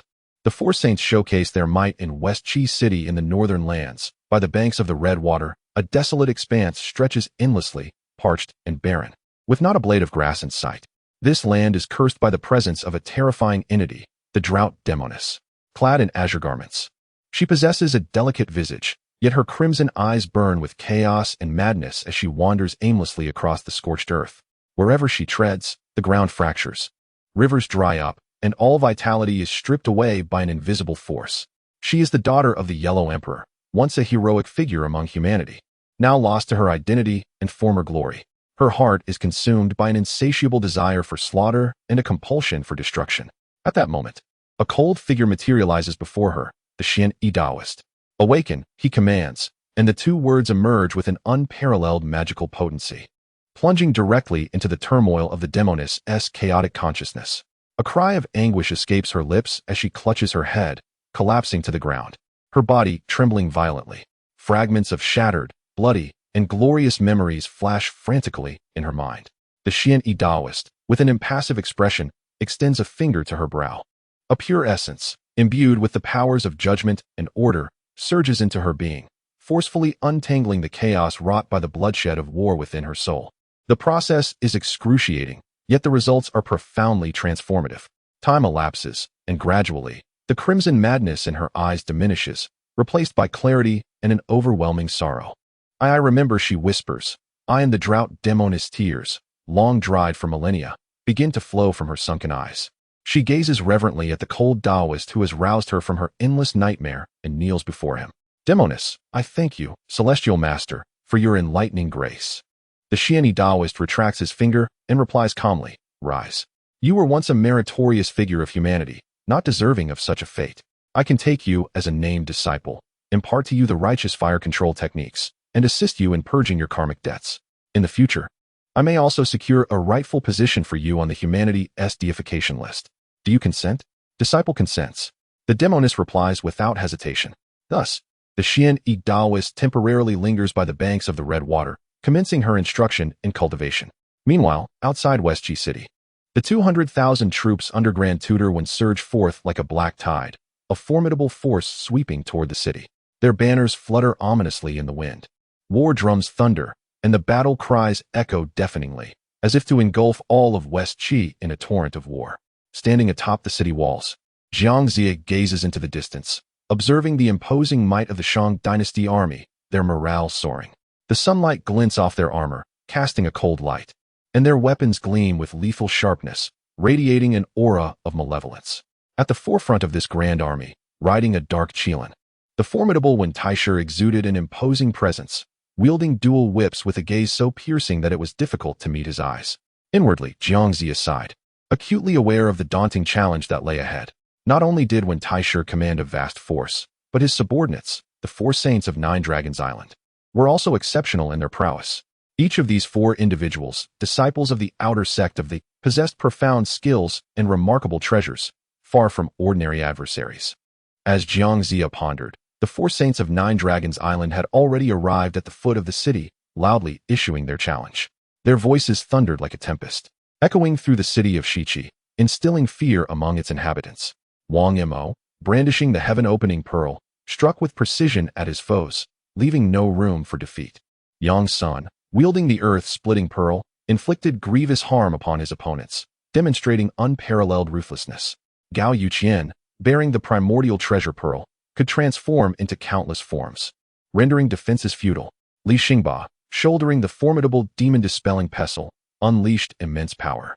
On the side of Shichi, generals such as Nangong Shi and Wu Ji, though valiant, were mere mortals, incapable of matching these celestial beings. After several encounters, Shichi suffered a catastrophic defeat, losing both troops and commanders. Even Neza, relying on his numerous magical treasures and his lotus transformation, attempted to challenge Wang Mo, only to be sent reeling by the heaven-opening pearl, retreating in disarray.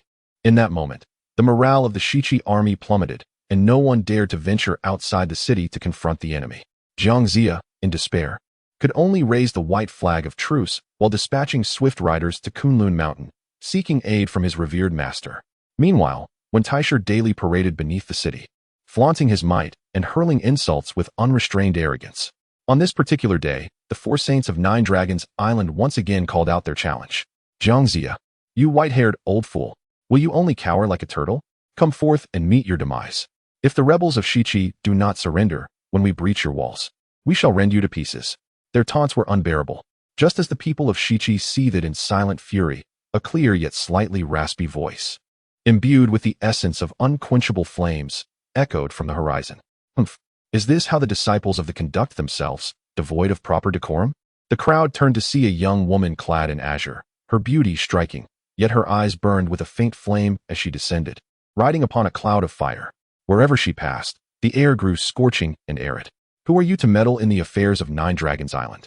Wang Mo demanded, his voice sharp and authoritative. The girl, empowered by the guidance of the Shini Daoist, had significantly advanced in her cultivation and had come as the Female to respond to the calamity.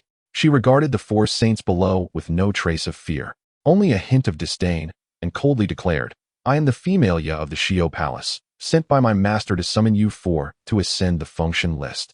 Zixiao Palace? Function list? The 4 saints of Nine Dragons Island were momentarily taken aback, before erupting into raucous laughter. Ha! What audacity for a wild girl to speak such bravado. Zixiao Palace? We have never heard of it. You think you can compel us to ascend the function list? I see. It is your own desire that seeks to shatter your very soul. Wang Mo, with unwavering resolve, summoned his celestial pearl without uttering a single word, and with great force, hurled it towards the crown of the female specter. As the precious orb raced towards her, she regarded it with a flicker of disdain in her eyes. She merely parted her lips slightly. With a whoosh, a visibly tangible, golden-red flame erupted from her mouth. Though seemingly modest in size, this flame harbored an immense power capable of incinerating all that exists, rendering the heavens and the earth parched. A terrifying force indeed. It was the divine fire of the drought demons, the most supreme and unyielding essence of the celestial realm. Chapter 67. The drought demon's divine fire burns the 4 saints. The earthly divine steel initially displays its might. The crimson golden flames of the drought demon ignited with an intensity that seemed capable of igniting the very fabric of space itself. The formidable heaven-opening pearl, potent enough to shatter stone and earth, dimmed into nothingness upon contact with this divine fire, akin to a cow plunging into the sea. Its radiant glow extinguished and engulfed in searing heat, emitting a mournful cry as it was sent hurtling back. What? Wang Mo was taken aback, his countenance pale with shock. The heaven-opening pearl was forged from the primordial chaos stone gathered at the dawn of creation, renowned for its unyielding hardness, impervious to all. Yet, he had not anticipated that a mere wisp of flame from this maiden could nullify its powers. Everyone, be cautious. That which's flames possess an unusual quality. Yang Sun urgently warned from the sidelines. However, it was too late. The drought demon, having seized the moment, offered them no chance to react. In an instant, she appeared before Yang Sun as if she had teleported. Too slow. 2 chilling words escaped her lips. Yang Sun was met with an overwhelming wave of searing heat. He had no time to summon his earth-splitting pearl before being instantaneously consumed by the crimson golden flames. Ah! A shrill, heart-wrenching scream echoed through the heavens. In the blink of an eye, San, a well-known golden immortal within was reduced to nothingness, his very essence obliterated. Second brother, Wang Mo, Gao Yuqian, and Li Xingba watched in horror, their eyes wide with disbelief. They could not fathom that in a mere encounter, they had lost a comrade. Which, I shall fight you to the bitter end, Gao Yuqian roared, summoning his entire collection of primordial pearls. Suddenly, thousands of multicolored pearls surged forth like a tempest, hurtling towards the drought demon from all directions. Each pearl contained the force to level a small mountain. Yet, the drought demon merely stood there, unfazed. As a protective shield of crimson golden flames manifested around her. Clang, clang. Countless pearls collided with the fiery barrier, akin to hail striking a red-hot iron plate. They inflicted no harm upon the drought demon whatsoever. Instead, the overwhelming heat melted them into golden liquid that dripped to the ground. Impossible. This cannot be. Gao Yuqian was utterly flabbergasted. His primordial pearls, embodying the balance of water and fire, were least susceptible to flames. Yet, before this crimson golden blaze, they were rendered mere playthings. In that moment of distraction, the drought demon sprang into action. Her figure vanished once more. The next instant, she materialized behind Gao Yuqian, a delicate hand gently pressing against his back. Too weak. Boom. The crimson golden flames erupted from her palm. Gao Yuqian barely had time to scream before he too met the same fate as San, consumed into nothingness. Third brother, Li Xingba, witnessing this, was gripped by sheer terror, his spirit shattered. He no longer dared to harbor even the slightest inclination to fight, turning swiftly to transform into a fleeting light, seeking refuge back in the Shang dynasty's encampment. Yet, an inferno-imbued hand had, unbeknownst to him, already seized his throat. It was the female specter. She had appeared on his escape route without his knowledge. Where do you think you're going? Her voice, cold and hoarse, resembled a whisper from the depths of hell. Spare me. Li Xingba trembled, feeling the terrifying heat capable of melting his very essence, as he begged for mercy. The specter offered no reply. Her grip gradually tightened. With a sharp crack, Li Xingba's neck was broken with a single motion. The divine flames of the drought specter surged forth, incinerating his very soul into oblivion. Ultimately, only Wang Mo remained. He beheld his three brothers, slaughtered in mere moments, terror consuming him entirely. Collapsing to the ground, he shook uncontrollably, devoid of even the courage to resist. On the city tower, the soldiers of Shiqi, along with Jiang Zia, watched in stunned silence, their expressions frozen in disbelief. So powerful. Who was this suddenly emerging maiden? In an instant, she had slain 3 of the formidable 4 saints of Nine Dragon Island. Such prowess could surely rival the 12 golden immortals of the Chan religion, could it not? The specter paid no heed to their astonishment. She approached Wang Mo, towering over him with an expression devoid of pity. It is your turn. No, please don't kill me. I am willing to surrender. I am willing. Wang Mo cried out, prostrating himself fervently. Yet, a flicker of disdain crossed the specter's eyes. She slowly raised her hand, just as she was about to deliver the fatal blow, erasing the 4 saints of Nine Dragon Island from existence. A chilling thought suddenly echoed in her consciousness. Enough. It was the voice of Xianyi Daoist. Master? The specter paused, her actions halted. These 4 are indeed steeped in sin. Their deaths are inconsequential. However, their true spirits still hold value. The voice of Xianyi Daoist resonated again. Simply incapacitate them. I will handle the rest. Yes, Master. She complied without question. She extinguished her divine flames, raising her foot to deliver a decisive kick, rendering the terrified Wang Mo unconscious. Having completed her task, she cast a glance towards the Shiqi city tower. Her gaze briefly met that of Jiang Zia in the air. Then, she transformed into a streak of fire, soaring into the sky and disappearing from sight. She refrained from engaging with anyone from Shiqi, for her master, Xianyi Daoist, had commanded her only to judge, not to forge alliances. Once the specter departed, the souls of those she had slain, San, Gao Yuqian, Li Xingba, and the unconscious Wang Mo, each manifested a phantom true spirit above their heads, suffused with boundless resentment. As soon as these true spirits emerged, they instinctively sought to ascend towards the void, drawn to the direction of the function list. Yet, before they could take flight, a force, more domineering and ancient, surged forth from the depths of the Nine Nether. Suddenly, a shadowy stone tablet, exuding an aura of endless reincarnation, flickered beneath the true spirits of the 4. Collect. A chilling voice echoed, as if it emanated from the very judgment of the underworld. The 4 true spirits had no time to struggle before being forcibly drawn into the shadowy tablet. For the first time, the heavenly seal of the underworld revealed its formidable and fierce fangs before the multitude of celestial beings in the primordial realm. Chapter 68. The Defeat of Grandmaster 1. Waves rise on Golden Ao Island. The news of the 4 saints from Jiulong Island, 3 dead and 1 captured, detonated the battlefield of Shang and Zhou like a cataclysmic earthquake. Within the Shang camp, Grandmaster Wen was utterly astonished upon learning that the 4 allies he had summoned were nearly annihilated in a single encounter with a mysterious young maiden. He stood abruptly from his command post, nearly dropping the dual whips he wielded. How could this be possible? The 4 allies were all of golden immortal caliber, each possessing extraordinary treasures. How could they suffer such a devastating defeat? He muttered in disbelief. When he heard from his scout that the young maiden claimed to be from the Zixiao Palace, his heart sank to the depths of despair. Zixiao Palace. Xinshin. The image of the figure in green who had astonished everyone at the 10,000 Immortals Conference, daring to gamble even against saints, instantly flashed through his mind. He realized the gravity of the situation. This enigmatic Zixiao Palace had intervened in the Battle of Fengshan, and they sided with the forces of Shiqi. Grandmaster, our troops are demoralized, and with such formidable support for Shiqi, should we not retreat and consider our strategy? The deputy commander cautiously advised. Grandmaster Wen's expression fluctuated between anger and despair. He knew the deputy spoke the truth, but he was unwilling to concede. As the Grandmaster of the Shang, a disciple of the Zhijiao, how could he allow himself to be intimidated by a mere young girl? What face would he have to present to his master at Bo Palace? What face would he have to lead his troops? Humph! With a cold snort, Grandmaster Wen slammed his palm on the table and declared, "Send my orders. Prepare the troops. Regardless of how Shiqi provokes us, we shall defend and not attack. I refuse to believe that Shiqi can turn the tides against us." This was a plan to retreat into a defensive shell. Simultaneously, he penned a letter and dispatched a trusted aide, traveling swiftly to Golden Ao Island in the East Sea to seek aid from his sect. In contrast, within Shiqi City, a different atmosphere prevailed. The emergence of the female ghost and her thunderous methods invigorated the morale of the Shiqi troops like never before. Jiang Zia was elated.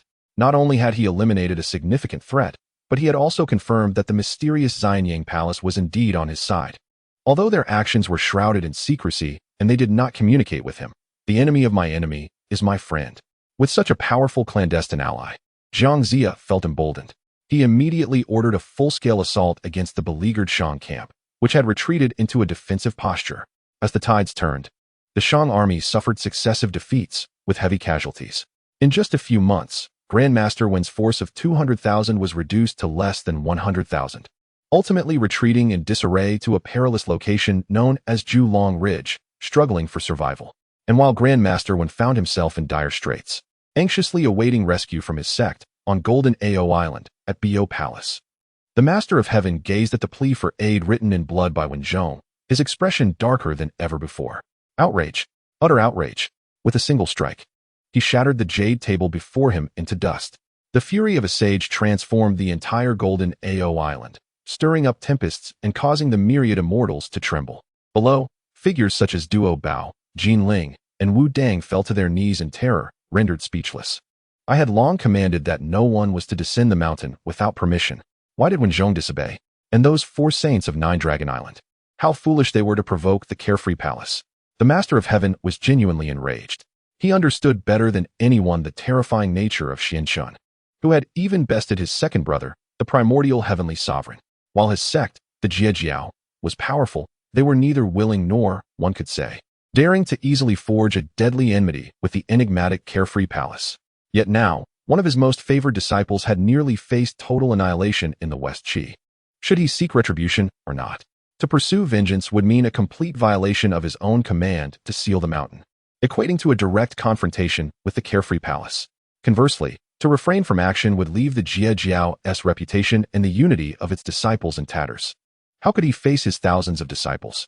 For the first time, the Master of Heaven felt an overwhelming sense of helplessness and dilemma. At that moment, his most trusted disciple, Duo Bao, stepped forward and spoke solemnly. "Master, please calm your anger. Although Wen Zhong has erred against your command, he remains one of our disciples, a Grand Master of the Shang, bearing the fate of an entire nation. To watch him face defeat and death would greatly harm our sect's fortune. In my view, the Carefree Palace may not necessarily wish to be our enemy. Their actions could merely be directed against the 4 saints of Nine Dragon Island, a personal dispute. Therefore, I propose to descend the mountain myself." My journey will not be one of enmity with the West Qi, nor will I engage with the carefree palace. I shall simply ensure the safe return of Wenzhong to Golden Ao Island. In this way, we can preserve the dignity of our Jiejiao and prevent the situation from escalating further. What are your thoughts, Master? Duo Bao's reasoning provided the Master of Heaven with a perfect avenue of escape. After a long period of contemplation, he finally let out a deep sigh. Very well. Duo Bao, I entrust this matter to you. Remember, save only, do not linger in battle. Never engage in conflict with those of the carefree palace. Disciple understands. Duo Bao replied, bowing respectfully. Yet, a flicker of complex emotion passed fleetingly through his eyes, subtle and difficult to discern. Chapter 69. The arrival of Duo Bao at Juelong Ridge. Duo Bao Daoist, having received the decree of the Heavenly Teacher, did not dare to exhibit the slightest negligence. As the foremost among the myriad celestial beings of he possessed the pinnacle of the great Luo Golden Immortal's cultivation, profound in his path and replete with numerous magical treasures. Among those below the saints, he was indeed one of the mightiest. Riding upon a cloud, he departed from Jinao Island, swiftly heading towards the west, with a clear purpose, to rescue Wenzhong without inciting unnecessary conflict. However, just as he was nearing Juelong Ridge, a sudden sense of foreboding gripped his heart. He abruptly halted on his cloud, his eyes shimmering with divine light as he gazed ahead. Before him, in the void, stood two imposing figures, who had quietly returned from the battlefield of Shiqi and had been waiting here for some time, Sainthood and Yulei. The two brothers, wielding their divine staffs and blades, emanated an overwhelming aura of judgment, effectively blocking the path ahead. Who dares to obstruct my way? Duo Bao Daoist inquired, his brow furrowing as he sensed that both of these individuals were of the great Luo Golden Immortal cultivation level, their essences pure, seemingly aligned with divine principles, distinctly different from ordinary immortals. Stepping forward, Sainthood bowed respectfully to Duo Bao, neither humble nor haughty, and said, I am Sainthood of Dusha Mountain, honored to meet you, Daoist Duo Bao. Yulei coldly clasped his fists in greeting. I am Yulei, pleased to make your acquaintance, Daoist. Dusha Mountain. Duo Bao mused, perplexed, for despite his long residence in the East Sea, he had never heard of such esteemed beings. Might I inquire about your lineage? Sainthood replied in a sonorous voice. My brother and I have come at the behest of the Zixiao Palace's Xianyi Tianzuan, having awaited your arrival for some time. The mention of Zixiao Palace and Xianyi Tianzuan caused Duo Bao's heart to plummet. He realized that the very scenario he had dreaded had come to pass. Zixiao Palace had indeed resolved to intervene in this matter, and judging by their demeanor, they were specifically targeting him, and, suppressing his unease, Duo Bao forced a smile and said, Ah, so you are disciples of Master Xuanqing. I beg your pardon for not recognizing you. May I inquire what message you bear? I have received my master's command to proceed to Juelong Ridge to bring back my inept disciple, Wenzhong, for strict admonishment. I hope you can grant me passage. By emphasizing the names of Master Xuanqing and his own master, he sought to remind them of their familial ties, hoping to maintain cordiality. Yet, Sainthood shook his head, his expression grave as he replied, Daoist Duo Bao, we have come precisely for that matter. The Heavenly Teacher has issued a decree. Yulei interjected coldly, Wenzhong, as a high minister of the great Shang, has aided tyranny and committed great injustices. He ought to ascend the function list. However, considering his past contributions to the Heavenly Teacher is willing to offer him a chance for choice. What choice? A sense of ominous foreboding welled up within Duo Bao. Sainthood spoke slowly. Wenzhong may perish at Juelong Ridge. The true essence may enter my celestial palace, the earthly path of the divine sealing tablet. My esteemed master can advocate for a position as a regent god of thunder. Though bound by divine duties, one may still receive the protection of the earthly fortune, thus avoiding the torments of reincarnation. Alternatively, Yulei's gaze sharpened remarkably. By your own hand, dear comrade, break the judgment divine light that binds my two brothers. Should you prevail, you may take him away. The celestial palace shall impose no further hindrance. However, if you should falter, Sainthood and Yulei simultaneously turned their attention to Duo Bao, proclaiming in unison, Then, we invite you, dear companion, to traverse this absolute dragon ridge. Outrageous. Upon hearing this, Duo Bao Daoist was incensed. As a distinguished disciple of beneath the quasi-saint level, surrounded by numerous formidable experts, he had never endured such humiliation. How dare these two obscure Luo golden immortals threaten to confine him here? This was no mere obstruction. It was a blatant affront to the entire. Very well, very well, very well. Duo Bao Daoist, in his fury, laughed bitterly. I have long heard of the esteemed abilities of Uncle Lin Chen and the extraordinary talents of his disciples. Today, I shall personally witness the intricacies of your judgment, divine light." He understood that this matter could not be resolved amicably. The opposition had made it clear. They aimed to establish their dominance over the... With a clear clang, a radiant sword appeared in Duo Bao Daoist's hand, glowing with the brilliance of treasures. His aura surged, the oppressive force of a peak de luo golden immortal sweeping forth like a tempest towards Shuntu and Yulei. Yet, the duo stood resolute against this terrifying pressure. As immovable as mountains, they exchanged glances, and simultaneously, resplendent divine lights ignited around them. One was a golden divine light, brimming with masculine vigor and suppressive power. The other was a silver divine light, imbued with the essence of judgment and slaughter. The two divine lights intertwined in the air, morphing into a colossal, dual-colored Taiji diagram. The Taiji diagram slowly rotated, effortlessly dissolving the violent pressure emanating from Duo Bao Daoist into nothingness. The yin-yang judgment, the two-element divine light formation. The brothers shouted in unison. What they executed was precisely the combined formation tailored to their divine duties and attributes by the adept Xian-yi Daoist. This formation could invoke the dual aspects of the judgment laws of heaven and earth with boundless power. This is...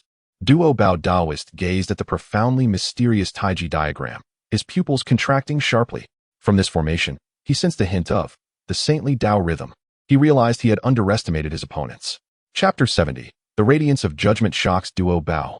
The celestial golden serpent blade unveils its might. As the yin-yang judgment divine light array unfolded, it utterly sealed off the void within a 100-mile radius. The intertwining golden and silver divine lights coalesced into a colossal cocoon of radiance, ensnaring the Daoist Duo Bao within. Duo Bao felt as though he had plunged into an extraordinary realm, where all his senses were infinitely magnified. He could vividly perceive every mistake he had committed throughout his cultivation, every thread of karmic consequence he had accumulated. Waves of guilt, remorse, and anger surged from the depths of his soul, relentlessly battering his Dao heart. Such an enigmatic formation. It can pierce straight to the heart. A profound dread gripped Duo Bao. He hastily gathered his thoughts, invoking the pure yang celestial method, his aura becoming dignified as the three flowers manifested atop his head, barely allowing him to withstand the onslaught of spiritual pressure. Yet, he understood that this was merely the beginning. Judgment Yang. The voice of Shen Tu resonated like a divine decree within the array. In the midst of the enormous Taiji diagram, the golden divine light surged forth. Countless golden divine spears, forged from the purest yang and unyielding judgmental power, cascaded like raindrops towards Duo Bao. Each spear harbored the terrifying might capable of piercing through the golden immortal's corporeal form and purifying all malevolence. Even a grain of rice could shine brilliantly. With a cold snort, Duo Bao, being the foremost disciple of the, seasoned by countless battles, would not be easily intimidated by such a display. He waved his large sleeves, and treasures flew from them as if they were free. Precious beads, golden seals, jade scepters, and whisking dust. There were dozens of them. Although most of these treasures were merely postnatal spirit artifacts, their sheer quantity allowed them to intertwine and form an impenetrable defensive array, shielding him from the onslaught of golden divine spears. Truly befitting of the Duo Bao Daoist. Outside the array, Shen Tu could not help but express his admiration upon witnessing this. However, he remained unfazed. Judgment Yin. A chilling voice followed closely behind, belonging to Yulei. The silver divine light swirled within the Taiji diagram. This time, there was no earth-shattering attack. Instead, nearly invisible silver threads, silent and ghostly, pierced through Duo Bao's defensive treasures, directly ensnaring his primordial spirit. This was the Judgment Blade, specifically designed to sever the karmic ties of good and evil. Not good. Duo Bao felt a tightening of his primordial spirit, as if countless icy needles were stabbing into him, causing excruciating pain. It was then that he realized the true lethal strike of this formation lay here. One yang, one yin, one bright, one dark. The golden divine spears merely served to divert his attention and deplete his spiritual power. The chilling silver threads were the genuine, fatal blow. Break for me. In this dire moment, Duo Bao shouted fiercely, no longer daring to hold back in the slightest. He opened his mouth and ejected an object that soared with the wind, transforming into two vividly lifelike golden serpents. The two serpentine dragons intertwined, their maws glimmering with a frigid light, transforming into an enormous golden divine scissors that exuded an inexhaustible aura of slaughter. This was none other than one of the revered treasures of the forged from the souls of two ancient serpentine dragons, the unparalleled golden serpent scissors. Crack. The emergence of the golden serpent scissors caused the entire Yin-Yang judgment array to tremble violently. The two golden serpents, resembling living beings, lashed their tails, severing all the encircling silver threads with ease. Subsequently, the colossal scissors opened and closed, wielding an overwhelming might capable of cleaving all, and struck fiercely towards the immense shadow of the Taiji diagram. Alas, it is the golden serpent scissors. The complexion of the brothers, Sainthood and Yulei, changed dramatically. Although they held confidence in their formation, they dared not be complacent in the face of such a fearsome innate treasure. The brothers infused all their divine power into the formation, attempting to withstand the onslaught. Boom! An unprecedented roar erupted in the skies above Julong Ridge. The golden serpent scissors collided fiercely with the Yin-Yang judgment Taiji diagram. A terrifying energy storm swept across the surroundings. Below, countless peaks of Julong Ridge were instantly leveled by the shockwave. Puff! Both Sainthood and Yulei simultaneously spewed forth a mouthful of golden divine blood, their forms violently shaken. Plummeting from the air, their combined formation was, shockingly, cleaved open by the indomitable golden serpent scissors, creating a massive rift. Moreover, Daoist was not faring any better. Although he had breached the formation, the exertion required to wield the golden serpent scissors had drained nearly all of his magical power, leaving him pale and breathless. He gazed at Sainthood and Yulei below, who, despite their injuries, retained a resolute gaze, filled with astonishment. He never anticipated that he would be cornered to this extent by two relatively obscure Deluo golden immortals. Had it not been for the presence of the golden serpent scissors, he would likely have truly faced a disastrous downfall today. The Celestial Palace truly is unfathomable. Daoist dared not continue the battle. He recognized that although he had breached the formation, it was not a victory achieved through merit. Continuing the fight would yield no advantage. He retracted the golden serpent scissors and coldly addressed the two below. Esteemed friends, your prowess is remarkable, and this humble Daoist admires it. Today's events shall be regarded as a favor owed by me to you both. Hongjun. He turned towards the direction of Julong Ridge and bellowed. Disciple present. When Taisher, already astonished by the aerial battle, responded promptly to Daobao's call. Hasten back to the mountain with me. You must not tread upon the mundane world again. With that, Daoist did not linger, enveloping Hongjun in a golden light, transforming into a streak of flowing brilliance, fleeing towards the direction of Jin Ao Island without a backward glance. Ultimately, he had succeeded in saving Hongjun, yet at a tremendous cost. Not only did it consume a considerable amount of magical energy, but it also forged an inexplicable and ambiguous bond with the Celestial Palace. Sainthood and Yulei gazed at his departing silhouette, wiping the blood from the corners of their mouths. A glance exchanged between them revealed a shared gravity of concern. The Daoist of treasures indeed lived up to his illustrious reputation. Were it not for the formation bestowed upon us by our master, the two of us would undoubtedly stand no chance against him. We must diligently cultivate upon our return. The brothers, unwilling to linger in that place, transformed into two beams of divine light and returned to the Isle of Freedom to report back. A battle that was meant to be earth-shattering concluded in a rather anticlimactic fashion. However, all were aware that this was merely the beginning. The initial clash between thee and the Celestial Palace, though it did not yield a definitive outcome of life and death, had already seeded a profound enmity. Chapter 71. The Return of the Precious Treasure and the Master's Displeasure on the Shores of Mount Golden Tortoise, within the enchanting confines of the Azure Pool Palace. A peculiar stillness enveloped the island as the formidable Daoist Duobao returned, accompanied by the disheveled Master One. Countless disciples of the Zixiao sect regarded their esteemed senior brother with a blend of admiration, confusion, and a hint of disappointment. Whispers of their senior brother's recent exploits had circulated, revealing that he had been compelled by two inconspicuous disciples from the Xiaoyao Palace to resort to the legendary Golden Flood Cutter, merely to rescue Hongjun, without reclaiming the lost honor. For the Zixiao disciples, who prided themselves on their numbers and solidarity, this was undoubtedly a significant blow. Daoist Duobao sensed the weight of their gazes, a bitter taste lingering in his heart, yet he found no words to justify his actions. He led Master Wen directly into the Azure Pool Palace and knelt before the revered Tantian, the master of the teachings. Disciple Duobao pays respects to the master. I have fulfilled your command and returned with nephew Hongjun, he declared, though shame coursed through him. Master One, equally burdened with guilt, prostrated himself, his voice trembling. Disciple Hongjun has failed to heed Master's teachings. descending the mountain on my own accord, leading to our defeat and bringing disgrace upon our sect. I deserve 1,000 deaths. Tong Tian's gaze fell upon the kneeling figures, his expression darker than ever before. Instead of looking at Wenzhong, he fixed his piercing gaze upon his most favored disciple, Duo Bao. Duo Bao, his voice was frigid, devoid of any warmth. What instructions did I impart to you? A shiver ran through Duo Bao as he hastily bowed his head. Master instructed to save lives, to avoid conflict, especially with those from Zixiao Palace. And how did you proceed? Tong Tian's voice rose, laden with intensity. You not only engaged in conflict, but also summoned the golden flood cutter. Do you comprehend the gravity of this weapon? Once unleashed, it entwines with fate. Your actions have severed not only the two instruments' divine light array, but also the last threads of goodwill between Zixiao and Zixiao Palace. The very air within the Azure Pool Palace trembled with the resonance of the saintess' wrath. Daoist Duo Bao felt an overwhelming pressure, nearly suffocating him. Master, please quell your anger, he implored. I was left with no choice. The two disciples from Zixiao Palace were most oppressive. They declared that if I could not break their formation, both Master Wen and I would remain trapped on Julong Ridge. Had I not summoned the golden flood cutter, I could not have saved Wenzhong, and I myself would have certainly enough. Tong Tian interrupted, disappointment flickering in his eyes. Duo Bao, you remain blind to the truth. He sighed deeply, weariness evident in his tone. Do you truly believe that Xianchen would kill you?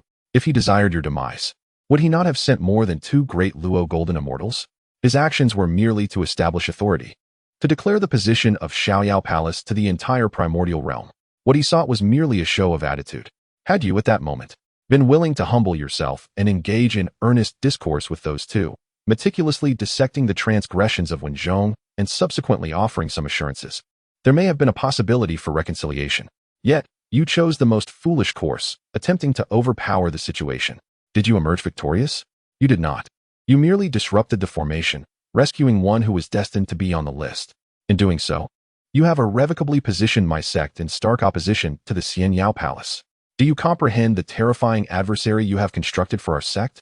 The words of the Tongtian patriarch fell upon Dao Bao Daoran like a cascade of icy water, awakening him to the grim reality. Indeed, Master Xianchen, a being who dares to contend even with the venerable Yuan Shi, would not require such convoluted methods to deal with someone like you. Ultimately, I was blinded by the identity of the foremost disciple of the, losing my usual composure. Disciple, I realize my error. Dao Bao Daoran lowered his head in shame. The Tongtian patriarch gazed at him, shaking his head, and could only let out another sigh. Alas, it is what it is. At this juncture, further words would be futile. His gaze shifted to the side, landing on the terrified Wen Taisher.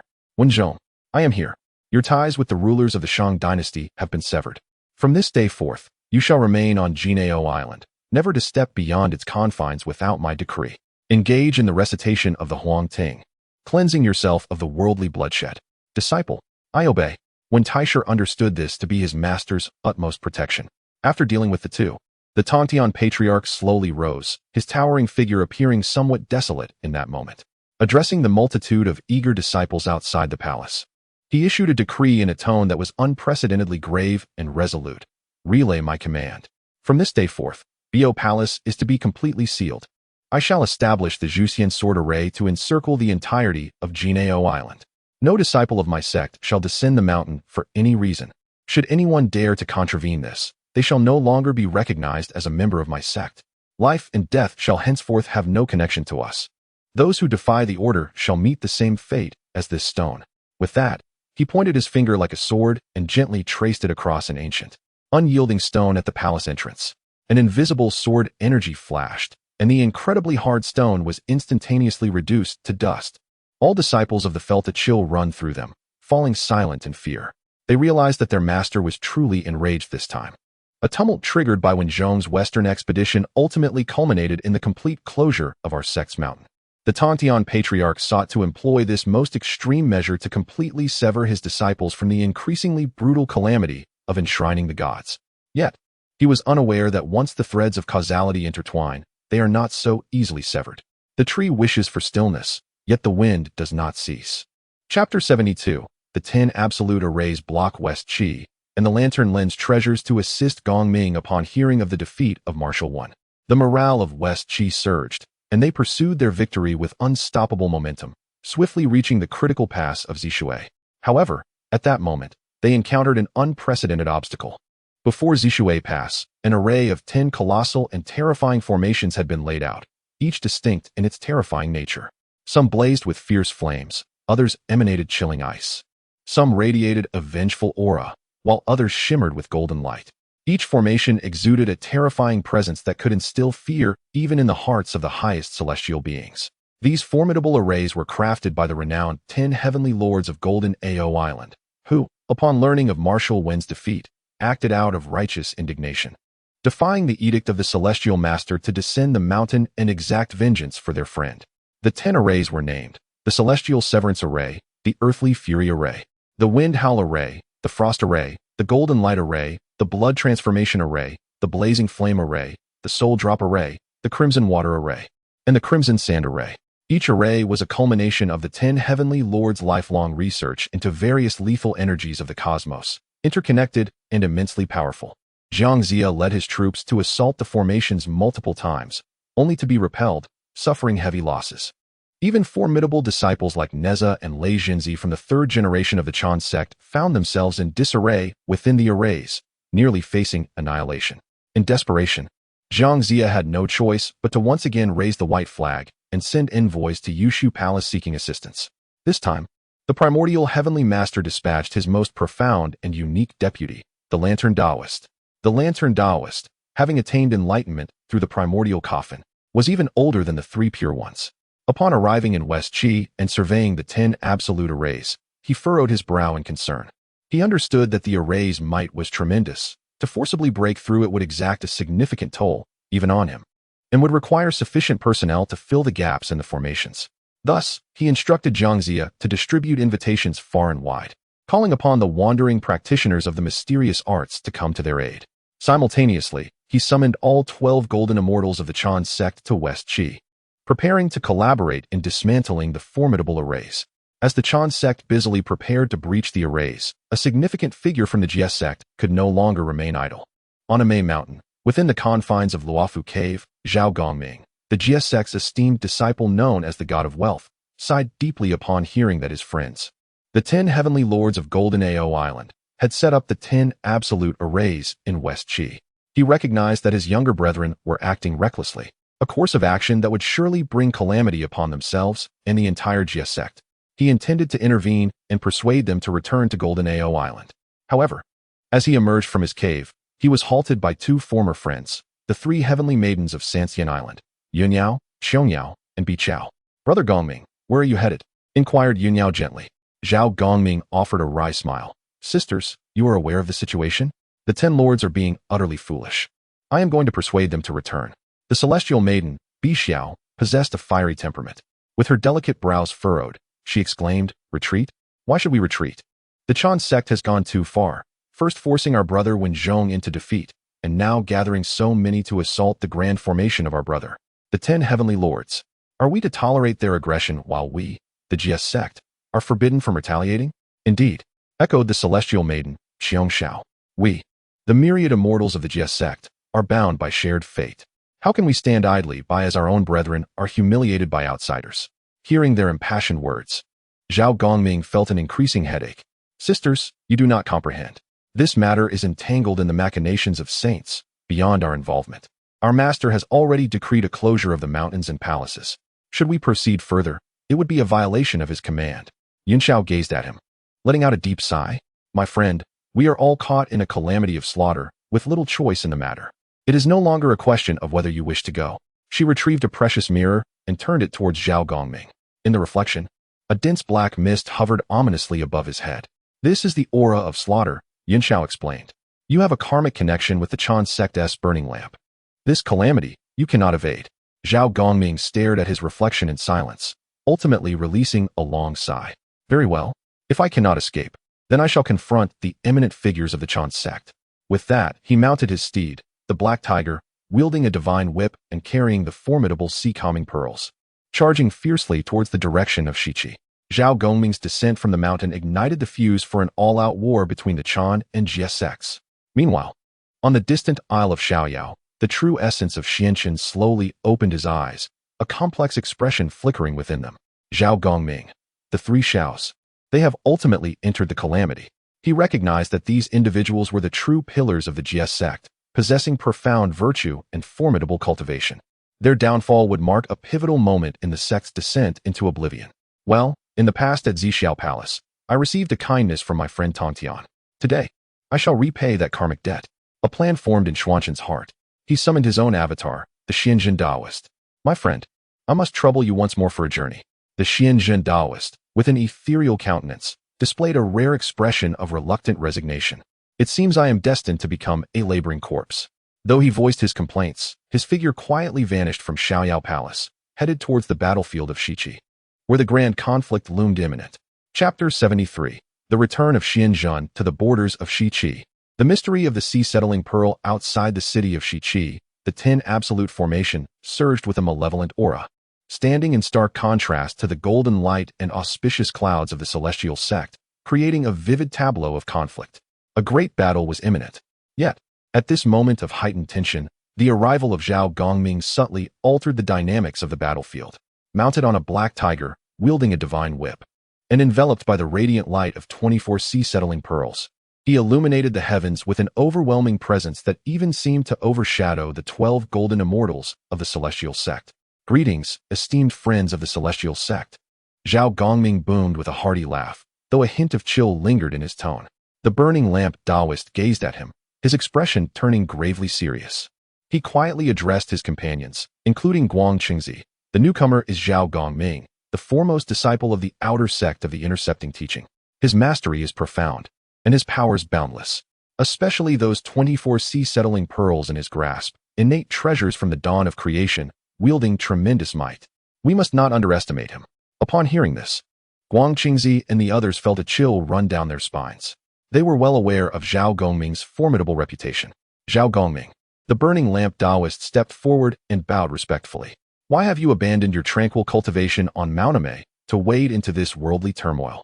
Do you intend to defy the edict of the Sage of Heaven? Zhao Gongming laughed heartily. Burning lamp, do not invoke the name of our master to intimidate me. I come not to assist the Shang, nor to oppose the Zhou. Rather, I stand here because my junior brothers have been wronged by your celestial sect. As their elder brother, if I do not intervene, how shall I face the world and allow them to mock the intercepting teaching for its lack of defenders? If your celestial sect is willing to withdraw and cease troubling my junior brothers, I, Zhao Gongming, will return to my mountain without further involvement in this matter. What say you? His words were grounded in reason, yet held an underlying firmness. The burning lamp Daoist, however, could not help but smirk inwardly at the proposition. Withdraw? What folly! The celestial sect, under the directive of our master, has come to assist Zhou in vanquishing the tyrant, aligning with the heavenly mandate. How could we abandon our purpose on the mere words of Zhao Gongming? We do not share the same path and cannot collaborate, he replied, shaking his head. Zhao Gongming, having entered this cycle of slaughter, further discourse is futile. Let us see your true capabilities. Very well. Zhao Gongming's eyes blazed with battle intent. This suits my desires perfectly. With that, he prepared to summon the 24 sea-settling pearls to confront the celestial beings of the celestial sect. At that very moment, a voice, unassuming yet imbued with the profound truths of the cosmos, echoed in the ears of all present without warning. Two esteemed friends, please refrain from engaging in combat. The assemblage turned to behold, at the forefront of the two armies, an enigmatic figure clad in azure, whose ethereal presence seemed to transcend the bounds of this realm.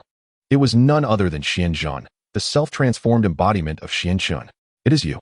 The burning lamp Daoist and Guang Qingzi's eyes widened in astonishment at the sight of Xianzhen. They had never anticipated that this elusive and inscrutable master of the celestial palace would once again descend upon the battlefield in person. Upon witnessing the presence of the Xianzhen Daoist, Zhao Gongming was taken aback. Although he was unfamiliar with Xianzhen, he could sense a terrifying aura emanating from him that made his heart tremble. This aura transcended the realm of the Doluo Golden Immortal. It was the true might of a quasi-saint. Esteemed Dao friends, I am Xianzhen. The Daoist greeted both parties with a respectful bow, maintaining a neutral stance. The burning lamp Daoist promptly returned the gesture, expressing his apologies for not recognizing Xianzhen's presence. I was unaware of your arrival, esteemed friend. What wisdom do you bring? His heart brimmed with caution. This figure was no ordinary adversary, and his appearance signaled trouble. Xianzhen Daoist smiled faintly, his gaze traversing past the burning lamp, landing directly upon Zhao Gongming. I have come here for you, Zhao Gongming. For me? Zhao Gongming was momentarily taken aback. Nodding, Xianjun continued. Do you know why you find yourself in this predicament today? Furrowing his brow, Zhao Gongming replied. Naturally, it is to seek justice for my junior brother. Incorrect. Xianjun shook his head.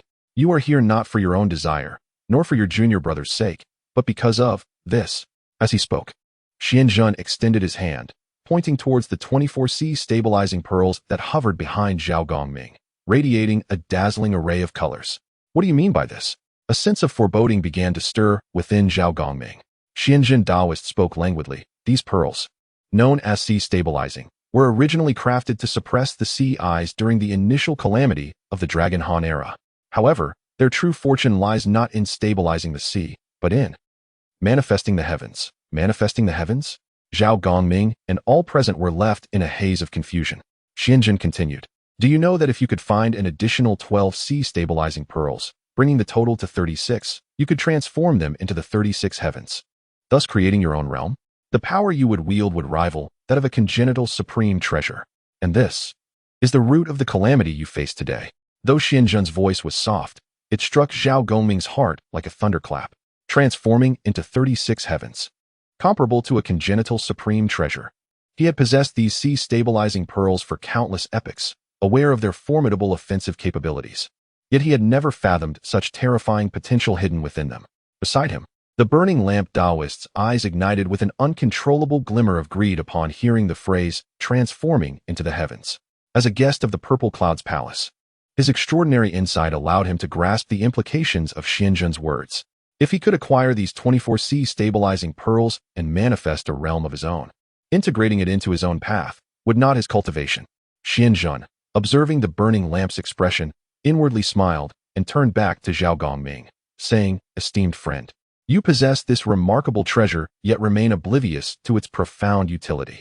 It is akin to a 3-year-old child holding a gold brick while wandering through a bustling market, inevitably attracting the covetous gaze of petty thieves. His words were a pointed rebuke, almost accusing the burning lamp of being a petty thief. The expression on Randang's face instantaneously transformed into one of profound distress. At this moment, Zhao Gongming finally, completely awakened to the truth. He comprehended the reason behind Yunxiao's assertion that he was ensnared by calamity. The source of his misfortune lay in the treasured Dinghai Shinju, which had accompanied him for countless years.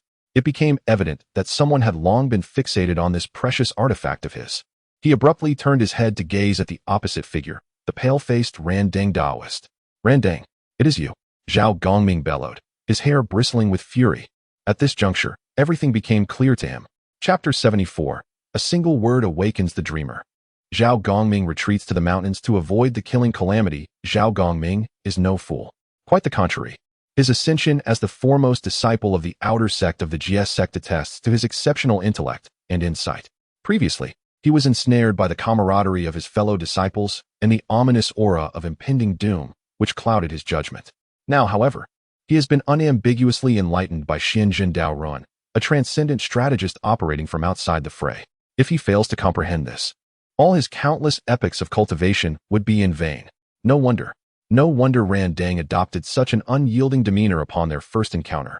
No wonder the celestial beings of the Chan sect, who could have easily dismantled the 10 absolute formation, chose to wait until he descended the mountain to act.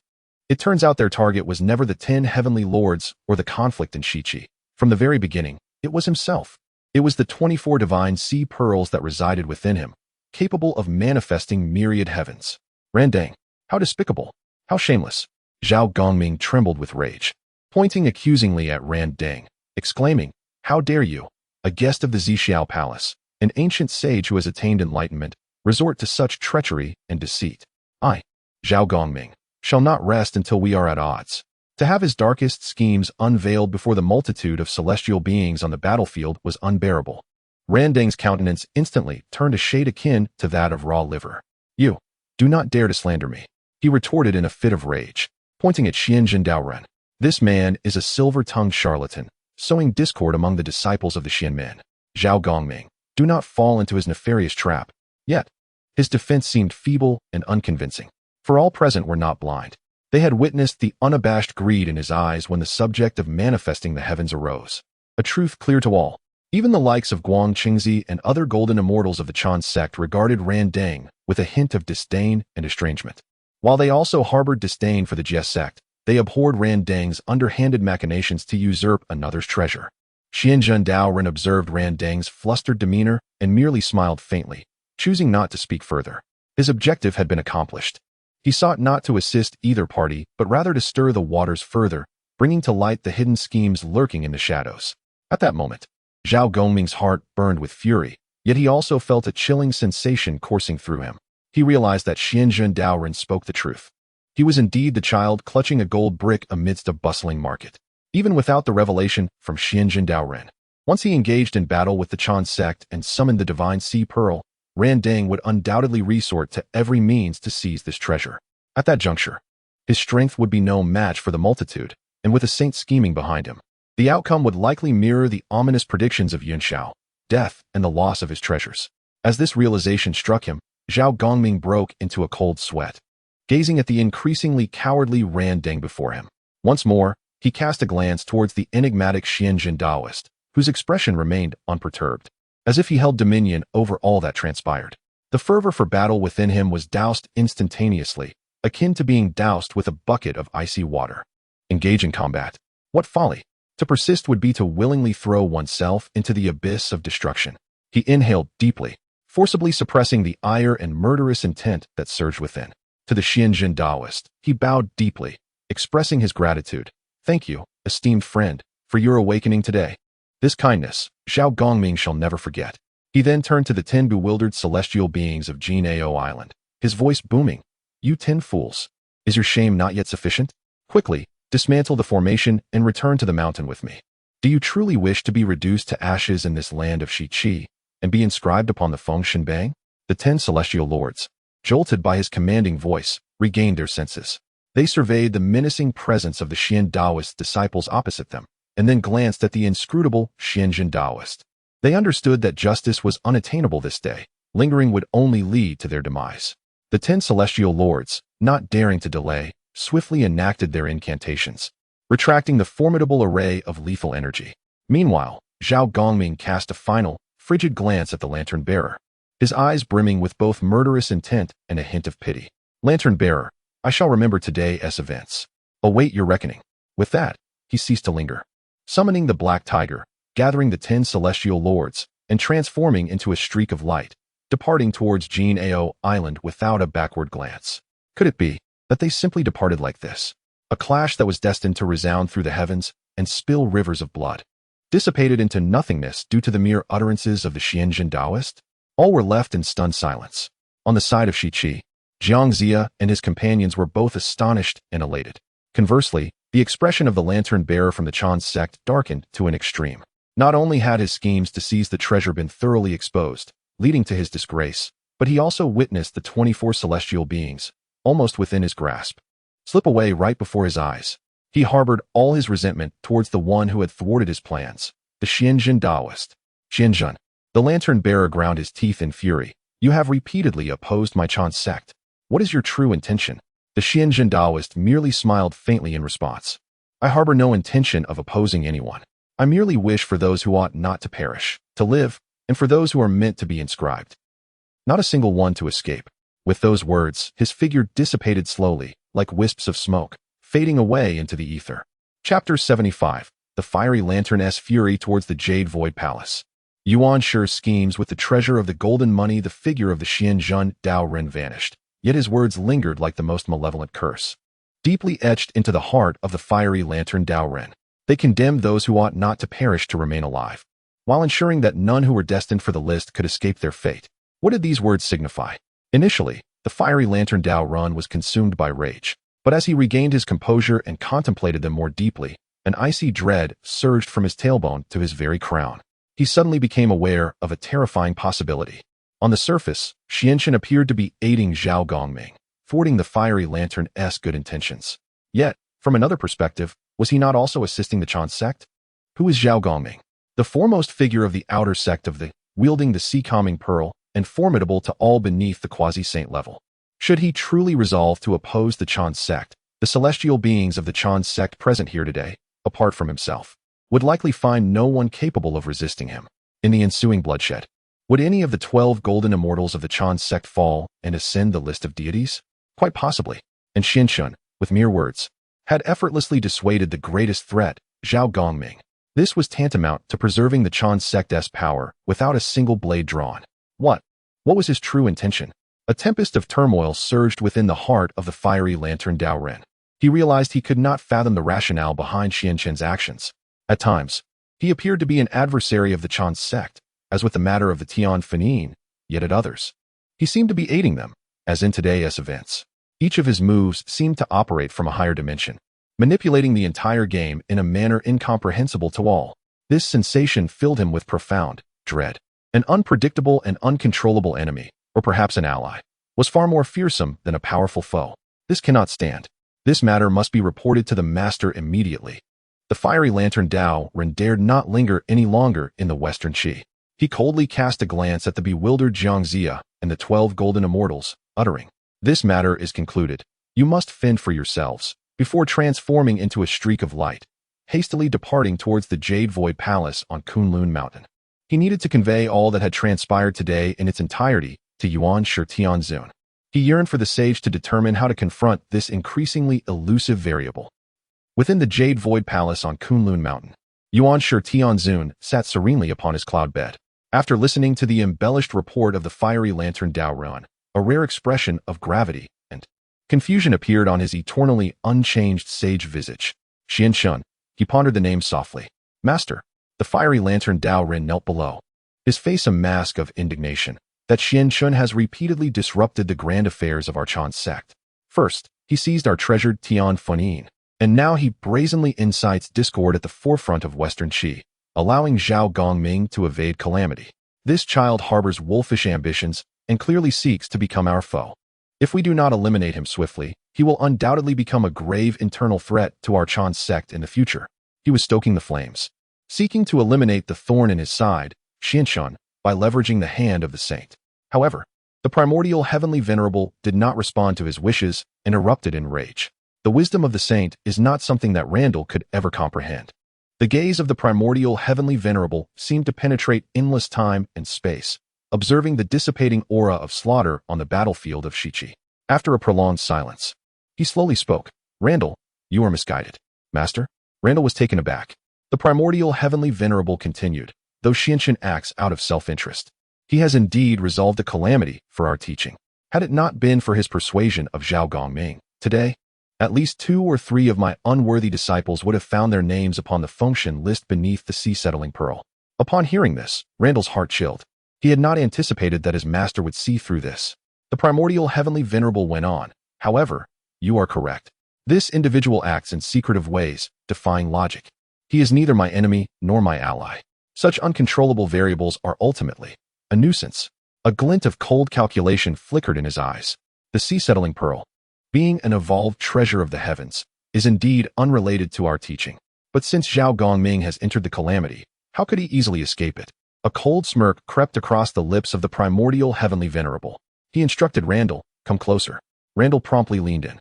The primordial Heavenly Venerable whispered a few directives into his ear. Upon hearing them, Randall's eyes first showed a hint of confusion, which was swiftly replaced by wild joy and profound reverence. Master is truly wise. I understand. He bowed deeply to the primordial Heavenly Venerable. With a wave of his hand, the primordial Heavenly Venerable said, go. This matter must be handled discreetly. Do not allow Chen to seize any evidence against us. Disciple obeys. Randall, filled with gratitude, exited the Jade Void Palace. Instead of returning to Shichi, he turned his form and stealthily departed in another direction. That direction led to Wui Mountain, to the White Cloud Cave, where resided a unique loose immortal named Xiaosheng. His accompanying treasure, the falling treasure gold, was an unparalleled artifact in the primordial realm, capable of bypassing defenses and disregarding ranks, capable of claiming all treasures in the world. The calculation of the primordial Heavenly Venerable was straightforward. Since the sea-settling pearl was not fated to be his, then it must be destroyed. He intended for Randall to borrow the falling treasure gold. The next time Zhao Gongming emerged, he would use the falling treasure gold to claim the sea-settling pearl. At that time, without his greatest support, Zhao Gongming would be at the mercy of the myriad immortals of our teaching. As for Chen, a deep light flickered in the eyes of the primordial Heavenly Venerable. You are capable of reviving Yuding and persuading Gongming. I am eager to see how you will disrupt my plans this time. The saint has personally entered the fray. A greater conspiracy, targeting both Zhao Gongming and Lin Chen, is quietly brewing. Chapter 76. The prelude to Gongming's return to the island. Yunxiao's worries about the Three Immortals Island as the tale unfolds. Zhao Gongming, accompanied by the 10 heavenly lords of Jinao Island, returned to the Eastern Sea in a rather disheveled yet fortunate manner, escaping peril unscathed. The 10 lords, naturally embarrassed, retreated to their respective abodes, choosing to remain secluded and no longer daring to utter the words of revenge. However, Zhao Gongming, burdened with deep thoughts, did not return to his Oname mountain, but instead made his way directly to the Three Immortals Island. He felt compelled to relay the events that transpired today in Shichi to his three sisters, particularly the astonishing revelations made by the Xianjin Daoist regarding the sea-calming pearl. The Three Immortals Island, shrouded in mist and imbued with celestial energy, was already graced by the presence of the three goddesses, Yunxiao, Xiongxiao, and Bixiao, who had been waiting outside their dwelling for quite some time. Upon witnessing Zhao Gongming's safe return, they all breathed a sigh of relief. Brother Daoist, you have finally returned. Bixiao, the most impetuous among them, was the first to approach, inquiring eagerly, what news? Did you manage to teach those Chan sect bullies a lesson? Zhao Gongming looked at her with a bittersweet smile, shaking his head. He recounted in detail his encounter with the Xianjin Daoist at the front of Shichi, explaining how the Daoist had unraveled the schemes of the burning lamp and persuaded him to retreat.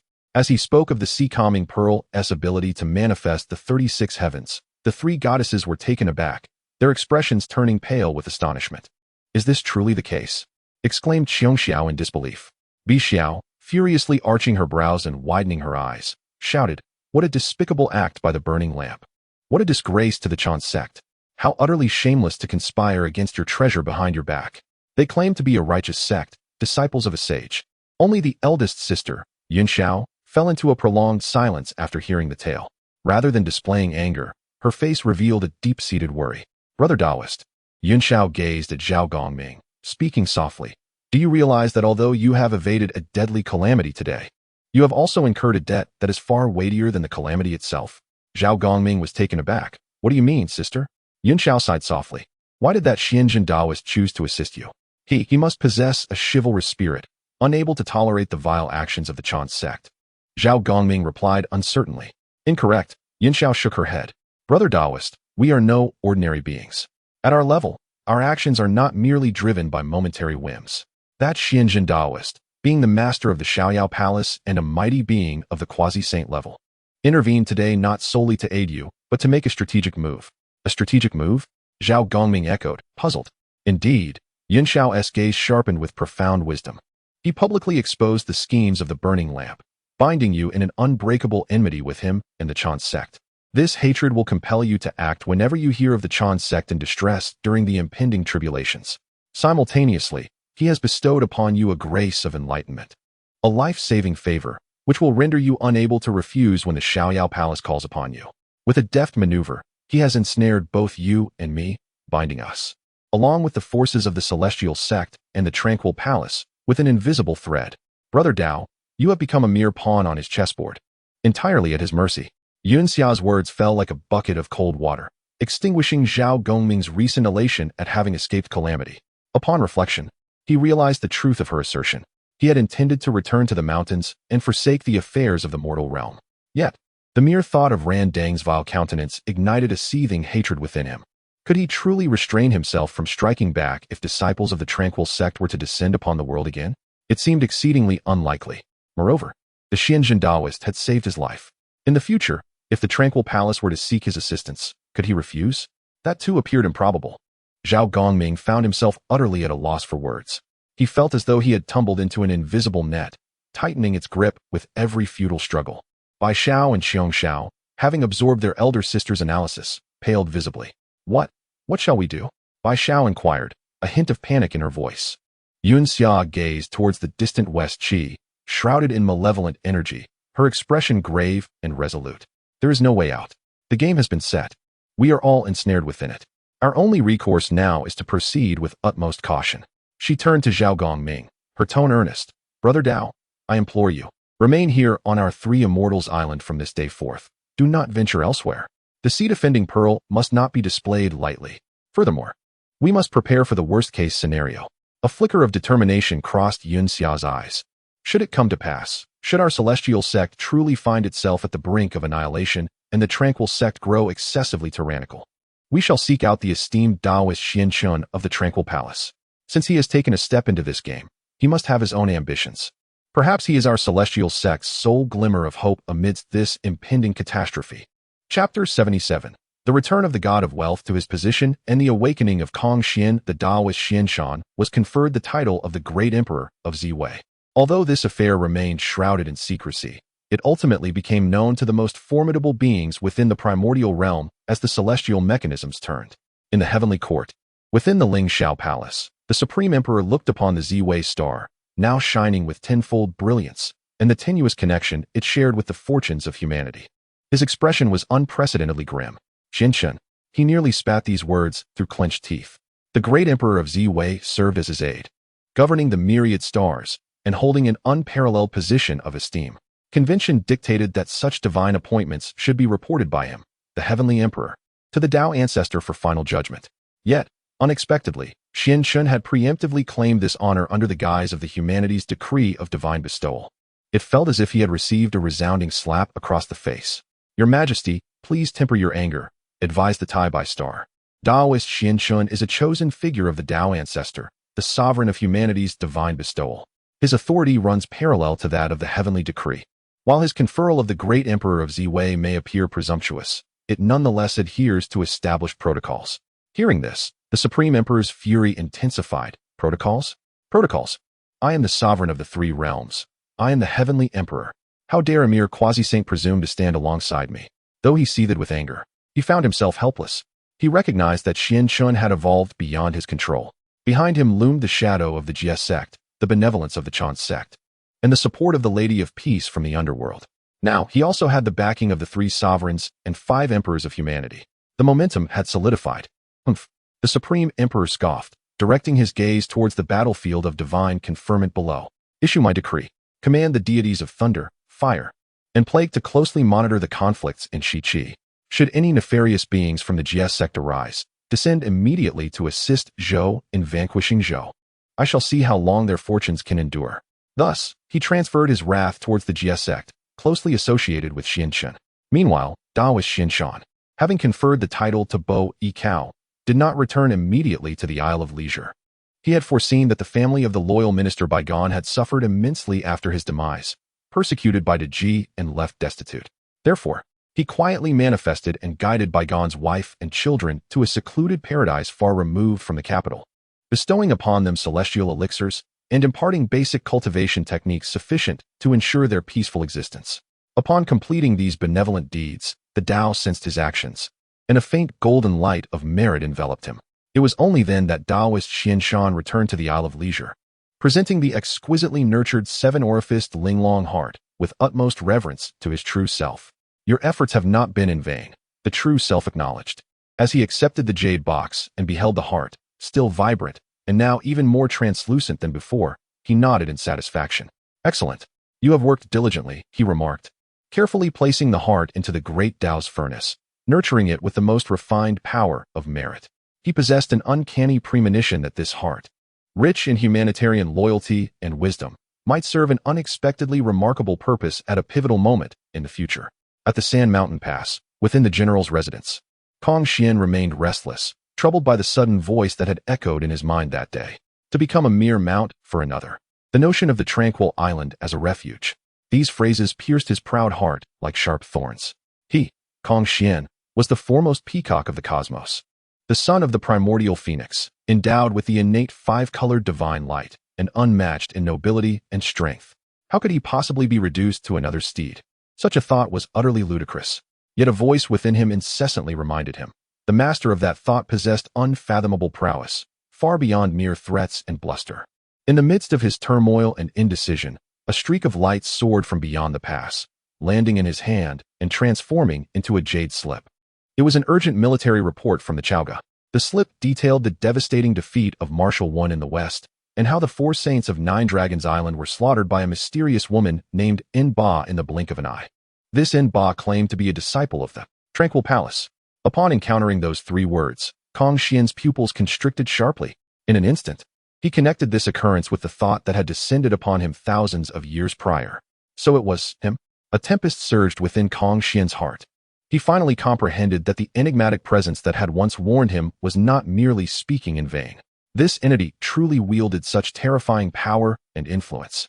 Even the long-established golden immortals of the four saints of Nine Dragons Island could not withstand a single exchange against a disciple of this individual. Thus, the prophecy regarding his fateful entanglement with the Western Church, foretelling his descent into servitude, what veracity did it hold? Kong Xian dared not ponder further. The more he contemplated, the greater his trepidation grew. He knew he had to make a choice. Should he remain loyal to this already beleaguered vessel of the Yin Shang, ultimately fulfilling that dreadful prophecy? Or should he venture to this so-called tranquil island, seeking a new path for himself? Once this thought took root, it spread like wild grass. Impossible to contain. He rose to his feet, pacing back and forth within the general's residence. Ultimately, a glimmer of resolution flashed in his eyes. I, Kong Xian, born amidst the heavens and the earth, shall be free and unbound. I shall never be a slave. I shall never be anyone's mount. He bowed reverently to the void, expressing gratitude to the elder for awakening him. Kong Xian understood. Though he did not immediately abandon his post, a seed named tranquility had already been sown in his heart. He decided to wait a while longer, until the forces of the West truly besieged the city. He would, as instructed by the esteemed elder, conclude the karmic ties between the sovereign and his subjects with the one who wields the deification list, and then promptly depart for the legendary Isle of Leisure, to seek the truth. Chapter 78. The Teachings of the Golden Immortals, Violating the Code of Killing. The three heavenly maidens rage, stirring the 9 curves of the Yellow River. Zhao Gongming returns to the mountain, and the 10 absolute formation is shattered. Jiang Zia, leading the grand army of Shiqi, marches forth with fervor, breaking through several barriers in swift succession, directing their military might towards the heart of the Shang dynasty.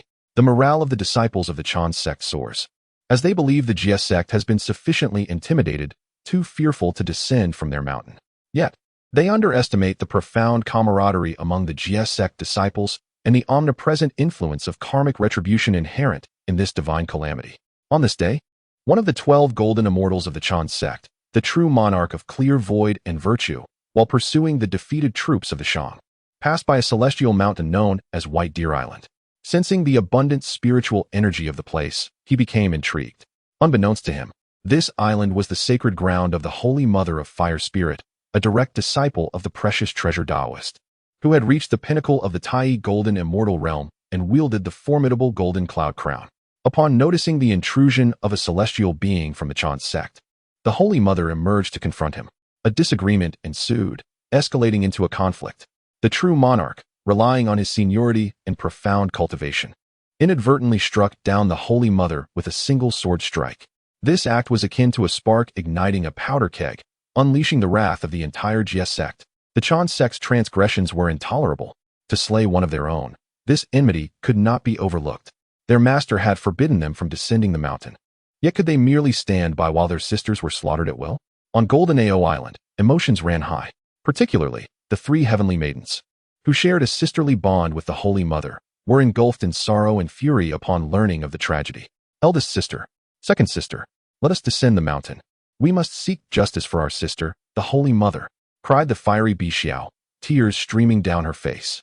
Xiong Xiao clenched her teeth, her eyes brimming with murderous intent. Only the eldest, Yun Xiao, though equally mournful, maintained a semblance of composure. She recalled the words of Zhao Gongming upon his return. She understood that this was a scheme of the Chan sect, designed to compel the core disciples of the Jie sect into descending into calamity. We cannot go. Yun Xiao's voice trembled. Our master has decreed, we must not. Master, master, all he ever does is ask us to endure. Bixiao interrupted vehemently. Must we wait until the swords of the Chan sect are at our throats before we act? Yun Xiao fell silent, pondering, indeed. Does enduring truly serve any purpose? As the 3 sisters found themselves at an impasse, an unexpected figure arrived at Sanxian Island, their elder brother, Shen Gongbao. My dear sisters, may you find solace in your grief, Shen Gongbao said, his face etched with sorrow. Hearing of the tragic demise of our sister, the Holy Mother, pains my heart immensely.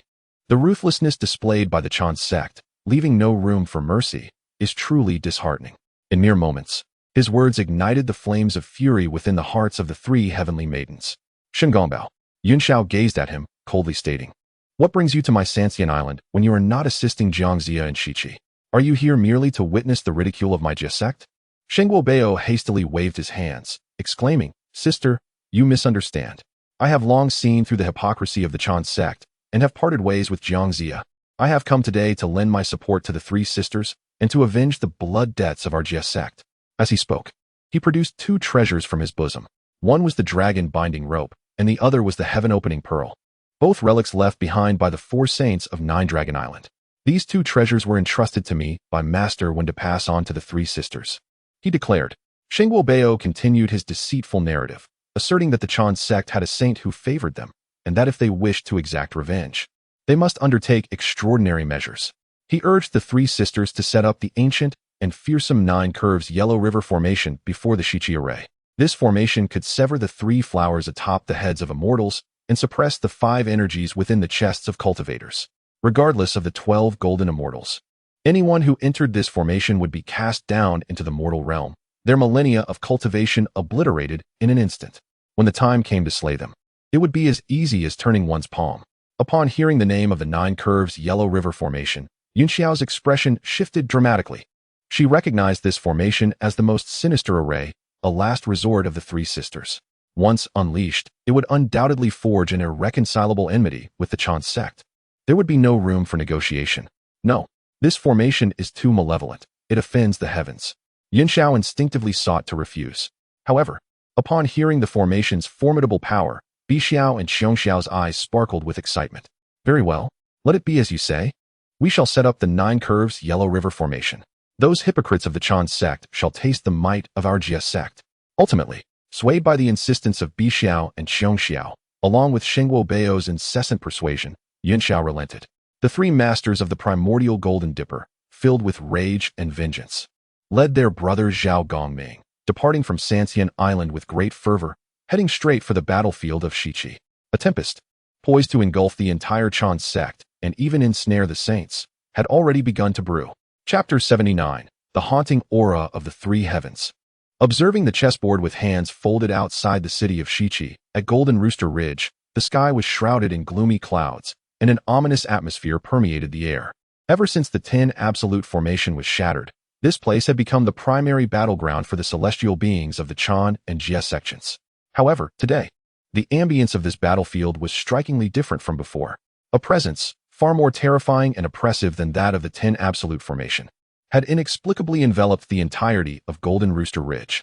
This was not merely a sinister aura, it was a force more primal and profound. It seemed capable of stirring the deepest negative emotions within the human heart, weakening the connection between cultivators and the grand Dao of heaven and earth. Under the influence of this ominous presence, every soldier of the Shiqi army felt an inexplicable anxiety and restlessness. The celestial beings of the Chan sect, too, bore grave expressions as they realized that the 3 flowers atop their heads and the 5 qi within their chests appeared to be obscured by an invisible veil of dust, causing their energies to operate with a certain sluggishness. What a formidable formation! Jiangxia stood atop the city tower, gazing at the distant area shrouded in yellow mist. Obscuring all clarity, his heart filled with dread. Beside him, the lamp-extinguishing Daoist wore an exceptionally grim expression. He murmured to himself, the primordial golden dipper, the 9 curves of the Yellow River, they have truly set up this formation. Master, what is the 9 curves of the Yellow River Formation? Neza inquired curiously from the side. The lamp-extinguishing Daoist glanced at his naive disciple and replied in a dry voice. This formation is the work of the 3 heavens of the Jia sect, utilizing their accompanying treasure, the primordial golden dipper, as the core. Harnessing the malevolent energy of the 9 curves of the Yellow River, combined with the technique of the inverted 3 talents, to create the most ancient and fearsome formation. The primordial golden dipper, born from the creation of heaven and earth, can contain all that is within the cosmos and gather all things. This treasure inherently possesses the ability to diminish one's cultivation and taint one's Dao fruit. When paired with the 9 curves of the Yellow River Formation, its power multiplies exponentially. Once this formation is unleashed, it harmonizes with the 3 talents, encapsulating the mysteries of heaven and earth. It contains the elixir of confusion and the sealing technique, capable of bewildering celestial beings, extinguishing their spirits, trapping their forms, diminishing their vital energies, severing their essence, and leading to their demise. Even the greatest of golden immortals, once ensnared within this formation, would have their 3 flowers stripped away, their 5 chi sealed, cast down to the mortal realm, reduced to mere commoners, and at the mercy of others. What? Upon hearing the lamp-extinguishing Daoist's explanation, all the disciples of the Chan sect present, including the proud 12 golden immortals, gasped in disbelief. The prospect of having their 3 flowers severed and their 5 chi sealed was a fate far more brutal than death for these immortals who had cultivated through countless epochs to finally attain the Dao fruit of the great Luo. What shall we do? Qi Jingzi asked, his voice tinged with panic. The lamp-extinguishing Daoist fell silent. Despite his profound cultivation and extensive knowledge, he found himself at a loss before this legendary ancient formation. He understood that this calamity was beyond the capacity of his disciples to confront unless a sage were to personally intervene. Just as panic swept through the city of Shiqi and the celestial beings of the Chan sect found themselves at a standstill.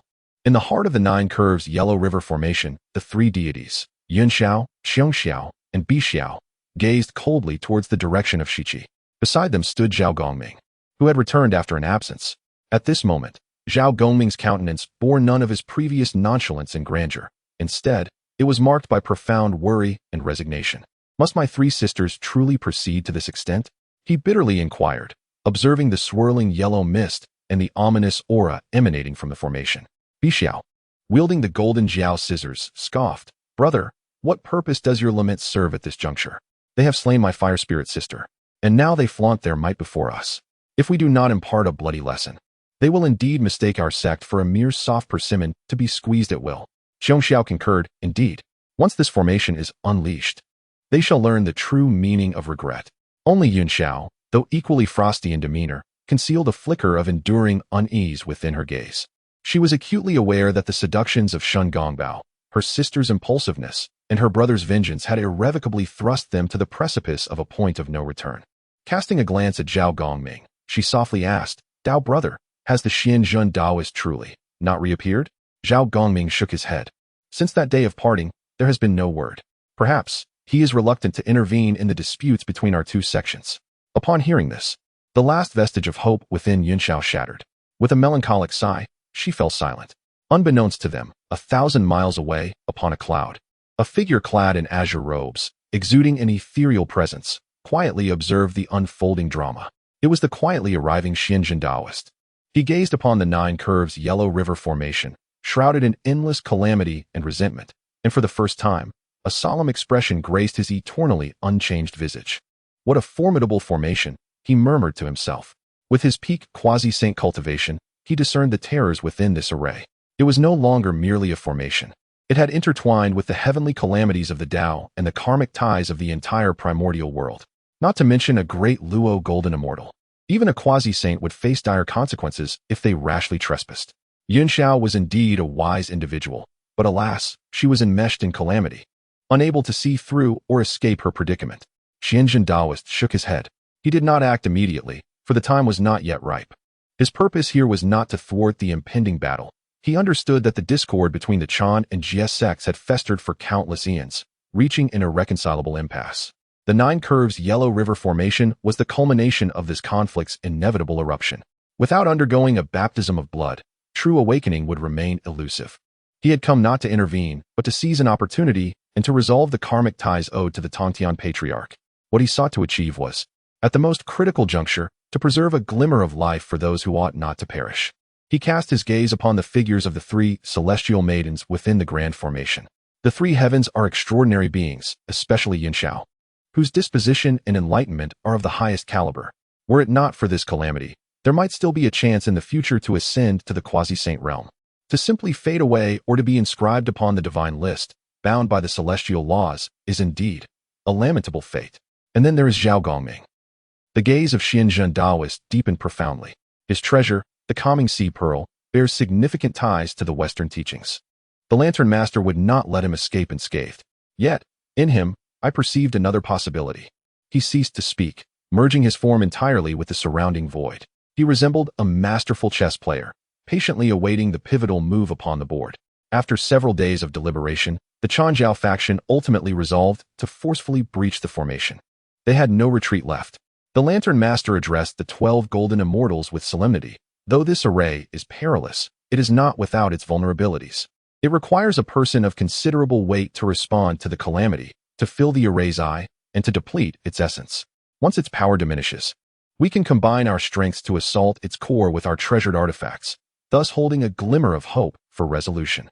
His gaze swept across each golden immortal present. A chill gripped the hearts of all who met his eyes. Everyone understood the implications of responding to the calamity. At that moment, Guangqingzi was the first to step forward, declaring solemnly, "Master, I am willing to be the vanguard and probe the formation." As the foremost disciple of the Changjiao and having received great favor from Xuanqing, his resolve was unwavering, making him the natural choice. Good. The Lantern Master nodded in approval. Thus, the 12 golden immortals of Changjiao, armed with the determination of certain death, under the leadership of the Lantern Master, soared forth on auspicious clouds. For the first time actively advancing toward the swirling yellow mist of the Nine Curves Yellow River Formation. The curtain rose on a fierce battle that would ultimately determine the fate of Changjiao. Chapter 80. Beneath the Saints, all are ants. The golden immortals in distress. Guangqingzi, riding on a cloud, was the first to arrive above the Nine Curves Yellow River Formation. He looked down at the swirling yellow mist of the grand array and proclaimed with a booming voice, "Demonic beings of the, come forth and meet your demise. I, Guangqingzi of the Chan sect, am here." His words resonated with vigor, exuding the pride of a golden immortal. Within the formation, the waiting Zixiao fairy let out a cold laugh upon hearing his declaration. What a foolhardy being! Even at the brink of death, you dare to be defiant. Watch as I cast you down to the mortal realm today. With that, she prepared to activate the array to ensnare Guangqingzi. However, her elder sister, Yunxiao, intervened. Speaking with a frigid tone directed outward, she said, "Guangqingzi, our two sects share a common origin from the mystical door. The events of today arise from your disciples unjustly slaying my kin. If you are willing to surrender the culprit, the true monarch of clear void and virtue, we three sisters shall immediately dismantle this array and return to the Three Immortals Island, causing you no further trouble. What say you?" Ultimately, she harbored goodwill, seeking to leave a sliver of possibility for reconciliation. Yet, Guangqingzi laughed heartily. What a joke. My disciples of the Chan sect follow the will of heaven and eradicate evil, fulfilling the heavenly mandate. What crime is that? It is you who indiscriminately accepts disciples, resulting in a horde of miscreants. Now, you dare to weave such a vicious formation, acting against the heavens. I urge you to dismantle your array promptly and return with me to Zixiao Palace to plead for forgiveness from my master. Perhaps there will still be a chance for survival. His righteous words severed any remaining possibility for negotiation. Very well, very well, very well. Yunxiao trembled with rage, her beautiful eyes revealing a chilling coldness for the first time. Since it has come to this, there is nothing more to say. Open the formation. With her command, the entire Nine Curves Yellow River Formation roared into action. The yellow mist surged forth like a living entity, swiftly engulfing the unsuspecting Guangqingzi. In an instant, Guangqingzi found himself in a world of swirling yellow sands, where up was indistinguishable from down and east from west. Above him hung a dim yellow sun, while beneath his feet flowed the yellow river, teeming with filth and corrosive energy. An invisible force pressed down upon him from all directions, causing the three flowers atop his head to tremble precariously under the weight of this power, and his internal energies began to flow sluggishly. What an astonishing formation! Guangqingzi was filled with dread, knowing he could not afford to be careless. He hastily summoned his protective treasure, the sweeping cloud garment, and held the heaven-turning seal in his hand, vigilantly surveying his surroundings. Guangqingzi, your time of reckoning has come. The voice of Zixiao Fairy echoed from all directions. Immediately thereafter, a golden treasure vessel, exuding an irresistible gravitational force, descended from the heavens, aiming directly at Guangqingzi. It was indeed the famed Hongjun Golden Dipper.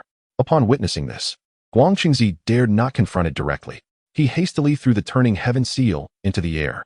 The seal expanded with the wind, transforming into a small mountain that forcefully collided with the Hongjun Golden Dipper. With a thunderous clang, the turning heaven seal was sent flying, its brilliance dimmed. Meanwhile, the Hongjun Golden Dipper merely wavered slightly before descending again, with even greater speed. Guangqingzi yearned to summon other magical artifacts, but it was already too late. He merely felt a flash of golden light before being enveloped by the Hongjun Golden Dipper. Within the vessel, he felt as though the very heavens were spinning, his celestial powers being ruthlessly drained. In but a moment, he sensed the three flowers atop his head being forcibly stripped away. The five energies within his chest were completely stifled. His grand mastery as a Daoist immortal of the Great Luo was instantaneously rendered to naught. With a resounding thud, Guang Qingzi's body was unceremoniously ejected from the Hunyuan Golden Dipper, crashing to the ground. In that instant, his hair was disheveled, his robe tattered, and he was devoid of any celestial energy, reduced to the state of an ordinary mortal Daoist. The foremost of the 12 golden immortals of the Chan teaching had been effortlessly captured. Outside the formation, as Guang Qingzi was engulfed by the array, the Daoist of light and the others lost all connection with him. The expressions of all the Chan teaching golden immortals changed drastically. "This is bad. The senior brother is in trouble," cried Qi Jingzi. "We must enter together and confront them," shouted Tai Junren, his temper flaring, ready to charge into the fray. "Stop." The Daoist of light swiftly restrained him. "This formation is perilous. We cannot confront it head-on. We must deliberate further." However, before they could reach a consensus, a voice echoed from within the Nine Curves Yellow River formation. "Who among the Chan teaching dares to come forth and court death?" This statement was laden with endless provocation. The Chan teaching immortals had never endured such humiliation. Instantly, Qi Jingzi, Huang Longjunren, Zhu Lusun, Pu Xianjunren, and the revered Wenshu Guangfa Tianzuan could no longer restrain themselves.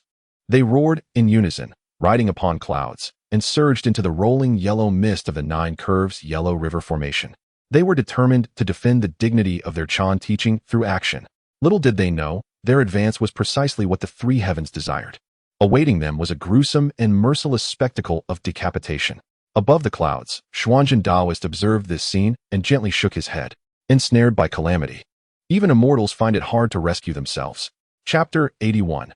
Beneath the saints, all are ants. The 12 golden immortals captured the celestial beings of the Chan teaching. Filled with righteous indignation, charged forth. They believed that by uniting their strength and wielding numerous protective artifacts, they could at the very least safeguard themselves, even if they could not breach the formidable Nine-Bend Yellow River formation. Yet, they gravely underestimated the terror of this ancient and preeminent formation, which, under the auspices of the primordial Golden Dipper, proved to be exceedingly formidable. Qi Jingzi, wielding the yin-yang mirror, attempted to discern life and death, to establish the balance of yin and yang. However, the celestial maiden Xiong Xiao merely scoffed, summoning the primordial Golden Dipper. In an instant of golden light, the mirror's radiance waned, and it was seized without ceremony. Subsequently, the Golden Dipper descended upon Qi Jingzi, who followed in the footsteps of Guang Qingzi. Suffering the same fate, his top 3 flowers were severed, and the 5 energies within him were extinguished, reducing him to an ordinary mortal. The Huang Longjunren revealed his true dragon form, intending to withstand the array with his formidable physique. Yet, Bai Xiao, invoking the golden Jiao scissors, allowed the lamentations of dragons to echo as she severed his horns and stripped away his scales. Ultimately, he too was claimed by the primordial Golden Dipper, cast down to the mortal realm. Jing Lushun possessed the binding immortal rope, Pu Xianjunren wielded the twin Wu hooks, and Wenshu Guangfa Tianzuan had the dragon dodging post. Each of these artifacts, renowned in the vast primordial world, became mere playthings within the Nine-Bend Yellow River formation. Once the primordial Golden Dipper was unleashed, no matter the artifact's prestige, it would be reclaimed. Regardless of one's cultivation, one's Dao fruits would be stripped away. In the span of merely half a day, the 12 golden immortals of the Chan teaching, save for the fortunate Xihong Daoren, who had been granted the protective Yushu apricot yellow flag by his master, barely escaped. The remaining 11, including Guang Qingzi, suffered utter annihilation. They were all deprived of their millennia of cultivation, reduced to mere mortals, unceremoniously tossed like bundles of rice into the heart of the Nine-Bend Yellow River formation. In a state of utter disarray, this scene, if it were to spread, would utterly silence the entire primordial world. These were the 12 golden immortals of the Chan teaching. They were the most favored disciples of the primordial lord and the very backbone of the entire mystical gate. Yet now, they were treated like common fowl, scooped up in one fell swoop. Outside the formation, the Daoist Ran Dang gazed at his severed ties with his disciples, his countenance darkening to an extreme. He realized that a grave calamity had befallen them, an unparalleled disaster. He dared not linger for even a moment longer. He turned to transform into a beam of light, racing back to Kunlun Mountain to report this matter to the primordial lord. However, at that moment, a golden halo descended from the heavens, obstructing his path. It was Neza, who brandished the universe ring and stood upon the wind and fire wheels. "Master Uncle." My master and the others. Neza's eyes were filled with urgency and unease as he regarded Randang. Casting a glance at this sole survivor, Neza, who, as a lotus incarnation, bore no 3 flowers or 5 energies, rendering him immune to the effects of the primordial golden dipper, Randang felt even more vexed. He waved his hand impatiently and declared, "This matter transcends our capabilities. You must swiftly return to Shichi and defend the city. I must immediately return to Zixiao Palace to summon the Saint's decree." With that, he paid Neza no further heed and vanished in a flash of light. Within the 9-bend Yellow River Formation, Bixiao and Xiongxiao gazed upon the 11 prostrated golden immortals, stripped of their divine powers, their faces adorned with an unmistakable expression of delight. Ha! What a farce! These golden immortals of the Chan sect. What claims of following the heavenly mandate? Here they are, reduced to nothing more than a pack of strays, kneeling before my sister. Bixiao declared with triumphant laughter. "Second sister, do not be disrespectful," cautioned the eldest, Yunxiao. Although she too felt a sense of vindication. The sight before her, the grim tableau and the burgeoning, almost palpable aura of calamity, intensified her unease. A nagging sensation told her that events had spiraled beyond their control. They had truly breached the heavens. At Kunlun Mountain, within the Zixiao Palace, the primordial Tianzuan, upon hearing the tearful report from the lantern-bearer, revealed for the first time a countenance marred by overwhelming fury. Well, what an audacious Chan sect. What an audacious Sanshao. What an audacious Tongtian. Boom. The wrath of the sage resonated with the heavens. The entire Kunlun Mountain trembled violently. Endless chaotic divine thunder flickered madly above the Zixiao Palace. The few remaining disciples and the recently returned Zihong Daoist were crushed under the weight of this terrifying divine might, trembling in fear, scarcely daring to breathe. This is intolerable. Truly intolerable. The primordial Tianzuan sprang to his feet, his icy gaze brimming with boundless murderous intent. "I shall see if your 9 curves Yellow River Formation can truly defy the celestial order." With that, he stepped forth, his figure vanishing instantaneously from the Zixiao Palace. The sage himself had entered the fray. A tempest destined to engulf the entirety of the primordial world, one that would even ensnare the sages themselves, was upon them. In the clouds above, Xianjun Daoist watched the radiant figure of the sage streaking across the sky toward the west Qi, gently shaking his head. Ultimately, they had arrived at this juncture. He made no move to intervene, for he understood that the sage's fury could not be quelled. Instead, his gaze returned to the enchanting silhouettes within the 9 curves Yellow River Formation, pondering the cyclical nature of cause and effect. "Though you have erred, your sins do not warrant death." In his hand, a golden decree and a black stone tablet had mysteriously appeared. The human path decree of divine sealing. The earth path tablet of divine sealing. He, the most patient angler, was finally ready to cast his net. Chapter 82. The saint breaks the formation and collects the golden dipper. Hongjun makes his move to intercept the true spirit.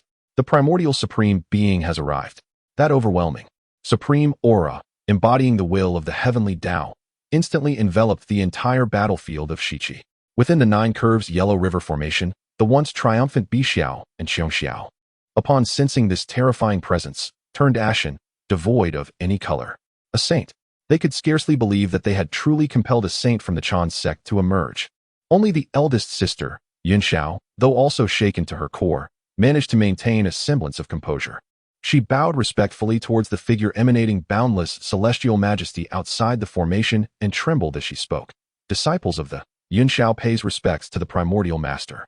I was unaware of your esteemed arrival and beg your forgiveness for my inadequate welcome."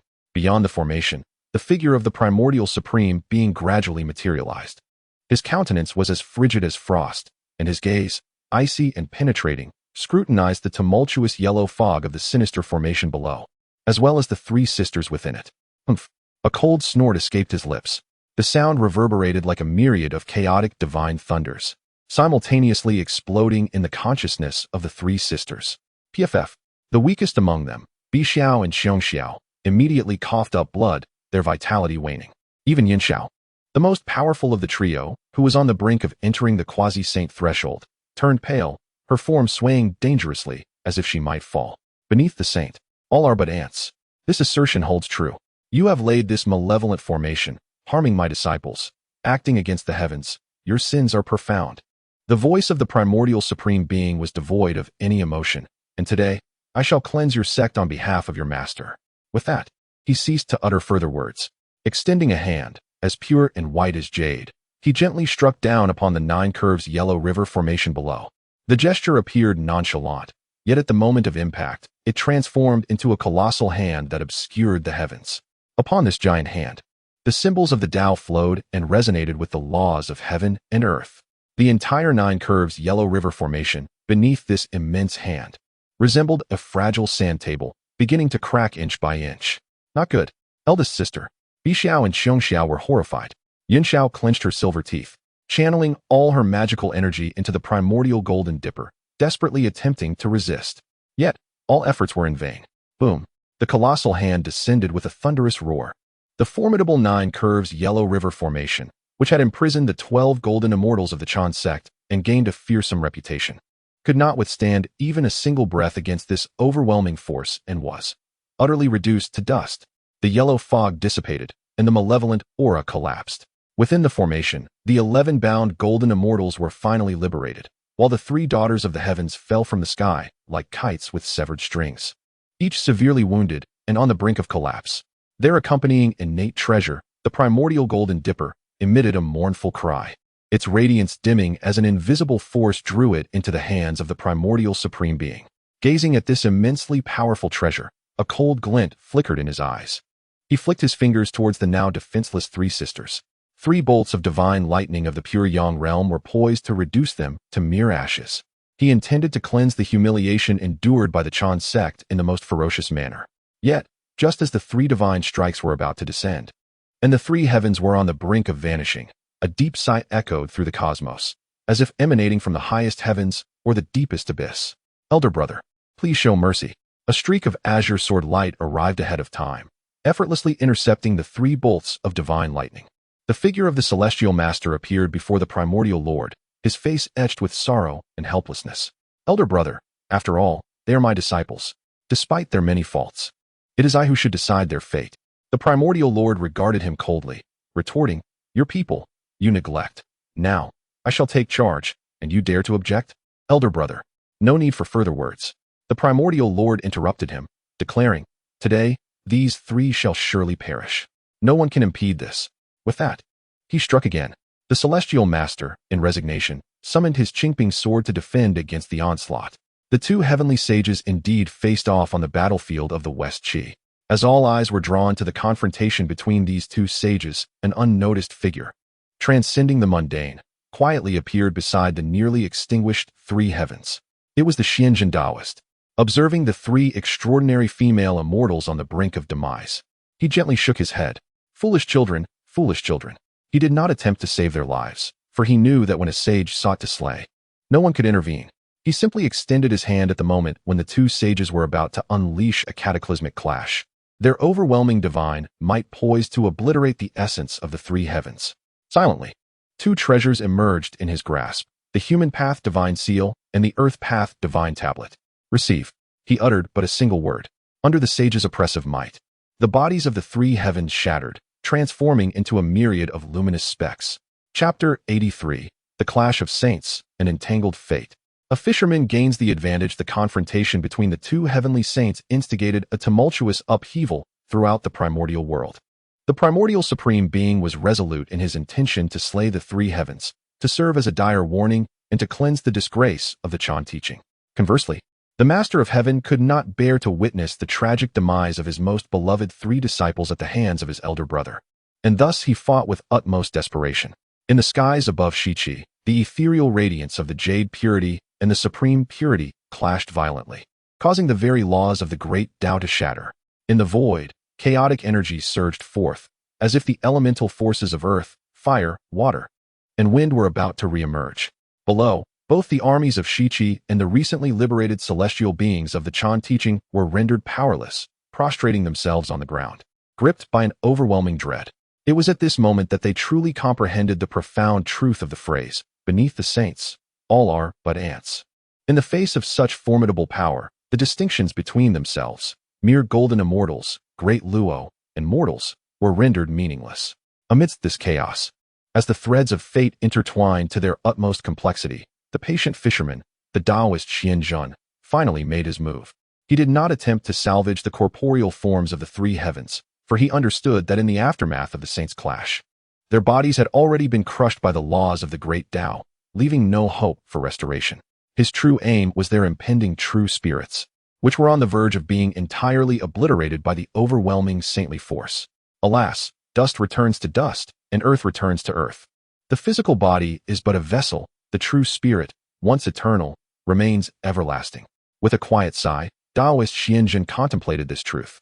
At the moment when the primordial supreme being summoned the three treasures of the Jade Rui, unleashing a divine light imbued with the supreme power of creation that shattered the master of heaven's defenses. The terrifying aftermath was poised to extinguish the true spirits of the three heavens. Xianjun moved. His actions appeared to be languid, yet they transcended the constraints of time and space. With a gentle wave of his sleeve, the ethereal forms of the human path seal of the gods and the earth path seal of the gods simultaneously manifested. A gentle yet potent force, imbued with order and regulation, emanated from these treasures, arriving ahead of the destructive saintly might to envelop the three waning true spirits of the three heavens with impeccable precision.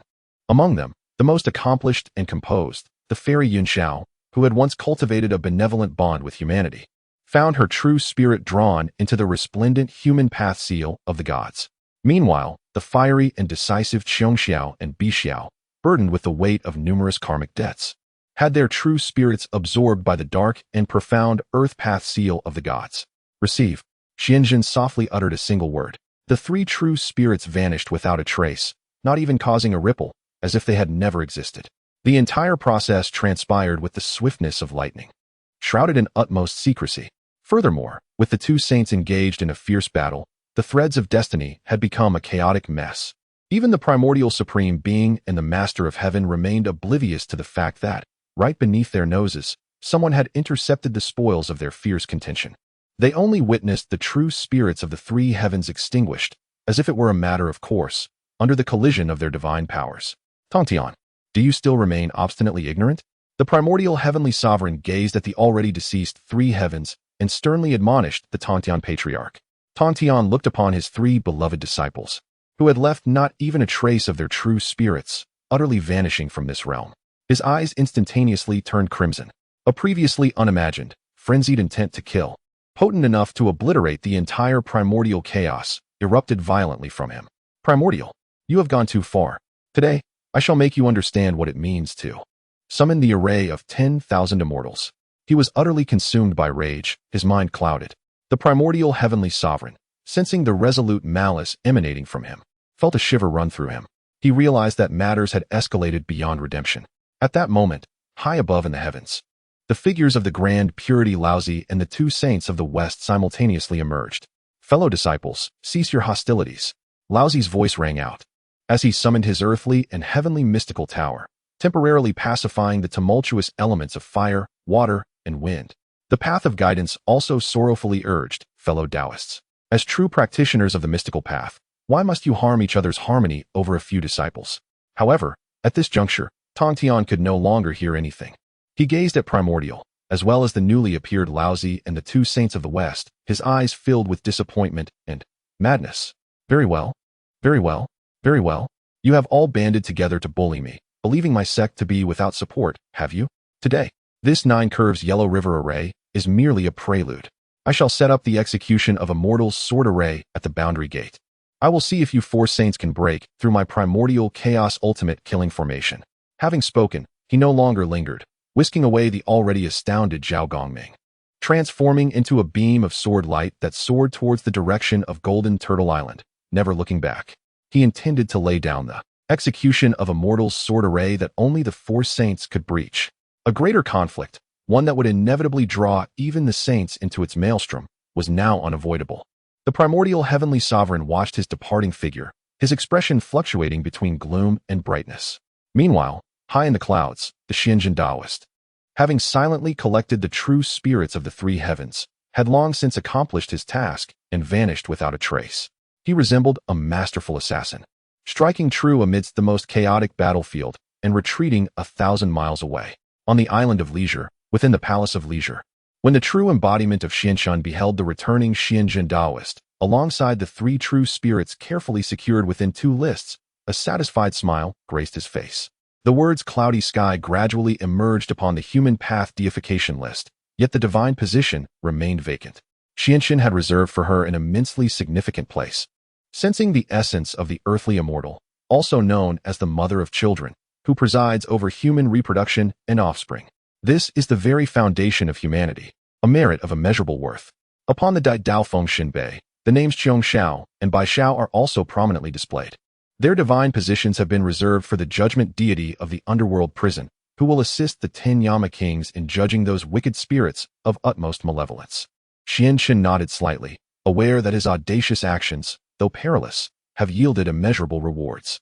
Not only has he rendered an immense favor to the Tongtian master, but he has also secured 3 formidable and fortuitous core deities for his 2 lists.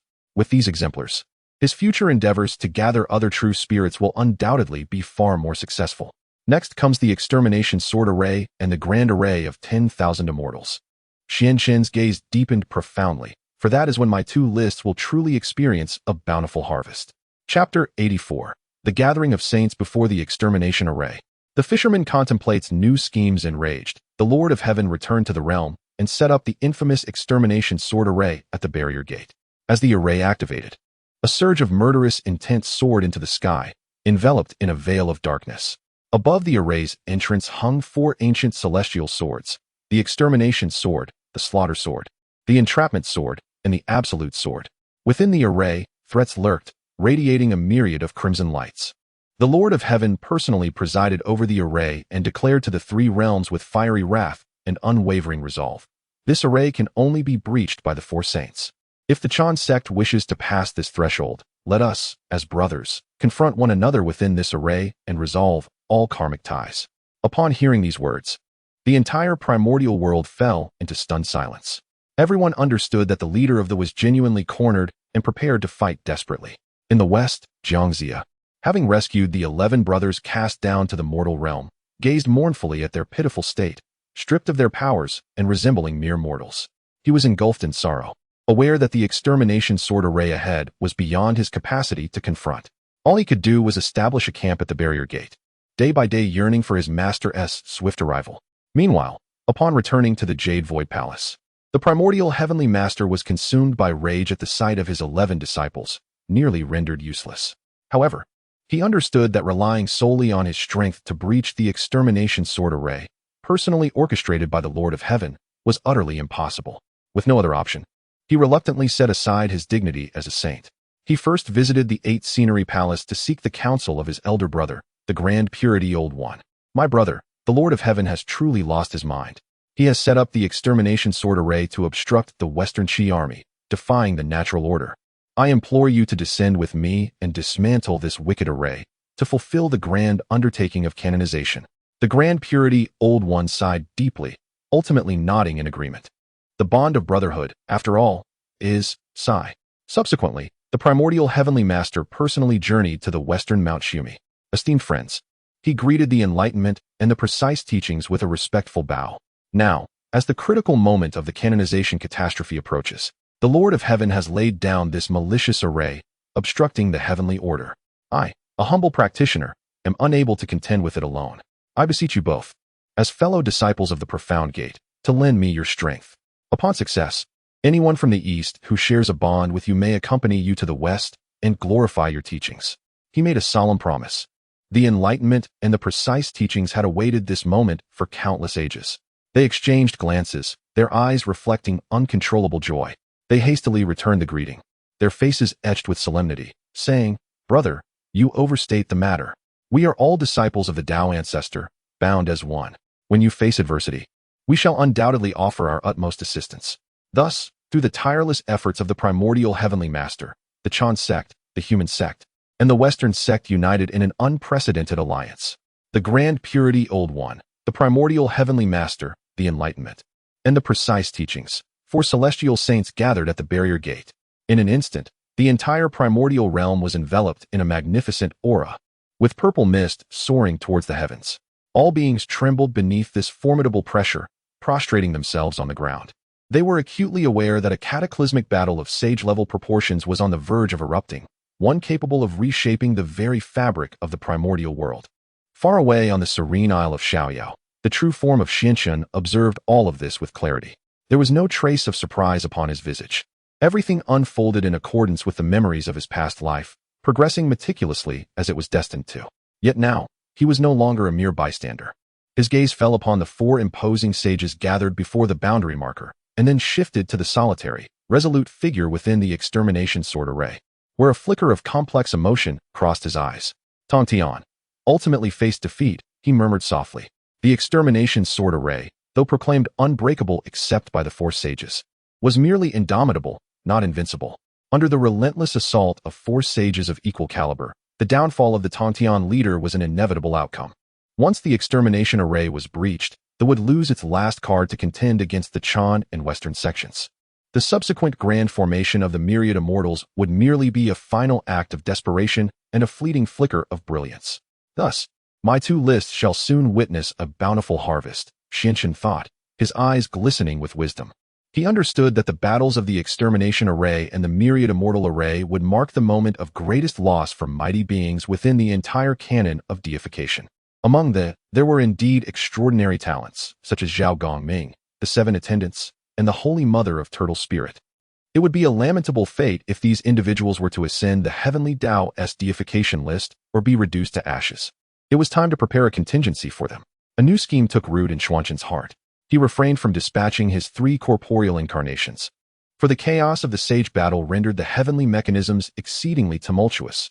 Even a quasi-saint approaching recklessly risked being swept away by the sage's might, leading to immediate demise.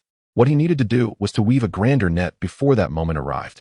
With a single thought, two treasured artifacts slowly materialized from within him, the human Dao deification list and the earth Dao deification stele. He poured his pinnacle quasi-saintly power into these treasures without reservation. His intent was not to collect, but to bestow. Go forth, he commanded, flicking his fingers. Two barely perceptible beams of light, almost merging with the very laws of the universe, surged forth from Xiaoyao Isle, traversing boundless time and space, silently infiltrating the battlefield of the boundary marker, already shrouded in an inexorable aura of murderous intent. Chapter 85. The Four Saints battle against the extermination formation before the boundary marker pass. A gloomy atmosphere prevailed, thick with the scent of impending conflict.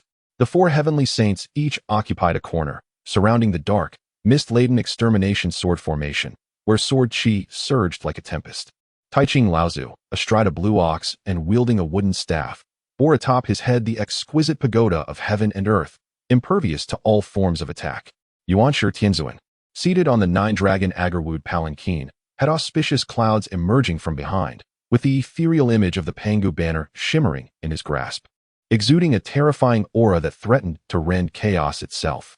The Daoist of guidance stood upon a 12-petaled golden lotus, his face etched with concern, cradling the guiding precious banner in his hands. Meanwhile, the Daoist of preparation, holding a seven-treasure marvelous tree, radiated golden light from behind, though a barely perceptible excitement flickered in his eyes. Within the extermination sword formation, the Tongtian cult master stood solitary upon the altar, brandishing the Qingping sword and bearing four ancient swords of slaughter upon his back. His visage betrayed no fear, only an infinite pride and determination. Brother, second brother. The Tongtian cult master's voice emerged, hoarse and frigid. Today, as brothers, let us conclude all past grievances here. His gaze swept disdainfully over the Daoists of guidance and preparation. As for you two from the West, do you truly believe you are worthy to engage with the orthodox path of my Xianmen? Unperturbed by his words, the Daoist of preparation merely chanted a Buddhist phrase and replied with a smile. Your words are misguided, fellow Daoist. We are here on the behest of the Dao ancestor, following the will of heaven to assist our two elder brothers in dismantling this vile formation, thereby sparing countless souls from suffering. Such an act is of immense merit. What merit is there in discussing worthiness? Such lofty talk of benevolence. The Tongtian cult master roared in anger. Enough of this prattle. If you wish to break this formation, come forth and face me. Today, even if I perish here, you shall learn that disciples of the Jie sect are not to be trifled with. With that, he fell silent, plunging the Qingping sword fiercely into the center of the formation. Buzz. The entire extermination sword formation erupted into motion. Extermination, slaughter, ensnarement, and annihilation. The four innate treasures of slaughter simultaneously unleashed billions of blood-red sword chi, sharp beyond compare, not of copper, iron, or steel, but embodying the terrifying laws that could extinguish all life, sweeping toward the four saints like a tidal wave. Strike! Taiching Laozu commanded softly, taking the lead. He cast his staff skyward, transforming it into a golden bridge that pierced through the formation, temporarily stabilizing the raging elements of earth, fire, water, and wind. Concurrently, the exquisite pagoda above his head released myriad strands of yellow energy, shielding all blood-red sword chi from breaching their defenses. Tongtian, you are losing focus. Lao Zu sighed, stepping forward into the eastern gate of the extermination formation. Humph, stubborn and unyielding. Yuanshi Tianzuan snorted coldly, raising the Pangu banner. With a gentle wave, a chaotic sword chi capable of splitting heaven and earth tore through the void, forcefully cleaving open a massive chasm in the southern gate. He too stepped into the formation. The two Western saints exchanged glances, and simultaneously, they made their move. The guide to the Dao cast forth the 12-petal golden lotus, causing countless golden lotuses to bloom, enveloping him in a protective embrace as he stepped into the Western immortal gate. Meanwhile, the Daoist of purity wielded the seven-treasure wonderful tree, unleashing a cascade of seven-colored radiance that shattered the rampant sword energies into disarray, exclaiming with a smile, "Fellow Daoist, I have arrived." He too entered the northern immortal gate. The four saints united, stepping into the extermination of immortals formation. Thus commenced a battle of unparalleled magnitude, a war among saints that would echo through the annals of time. The entire primordial realm trembled violently under the clash of these five formidable beings. The chaotic void was rent asunder with countless fissures. The river of time itself faltered.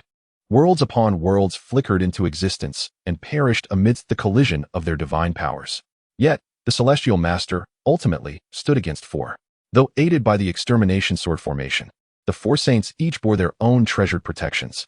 The Grand Pure One transformed into three beings of equal might, each ensnaring three of the four swords.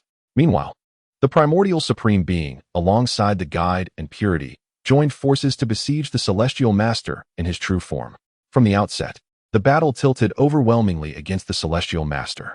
He fought like a madman, wielding the Qingping sword, its radiant light spanning millions of miles, each strike potent enough to cleave stars.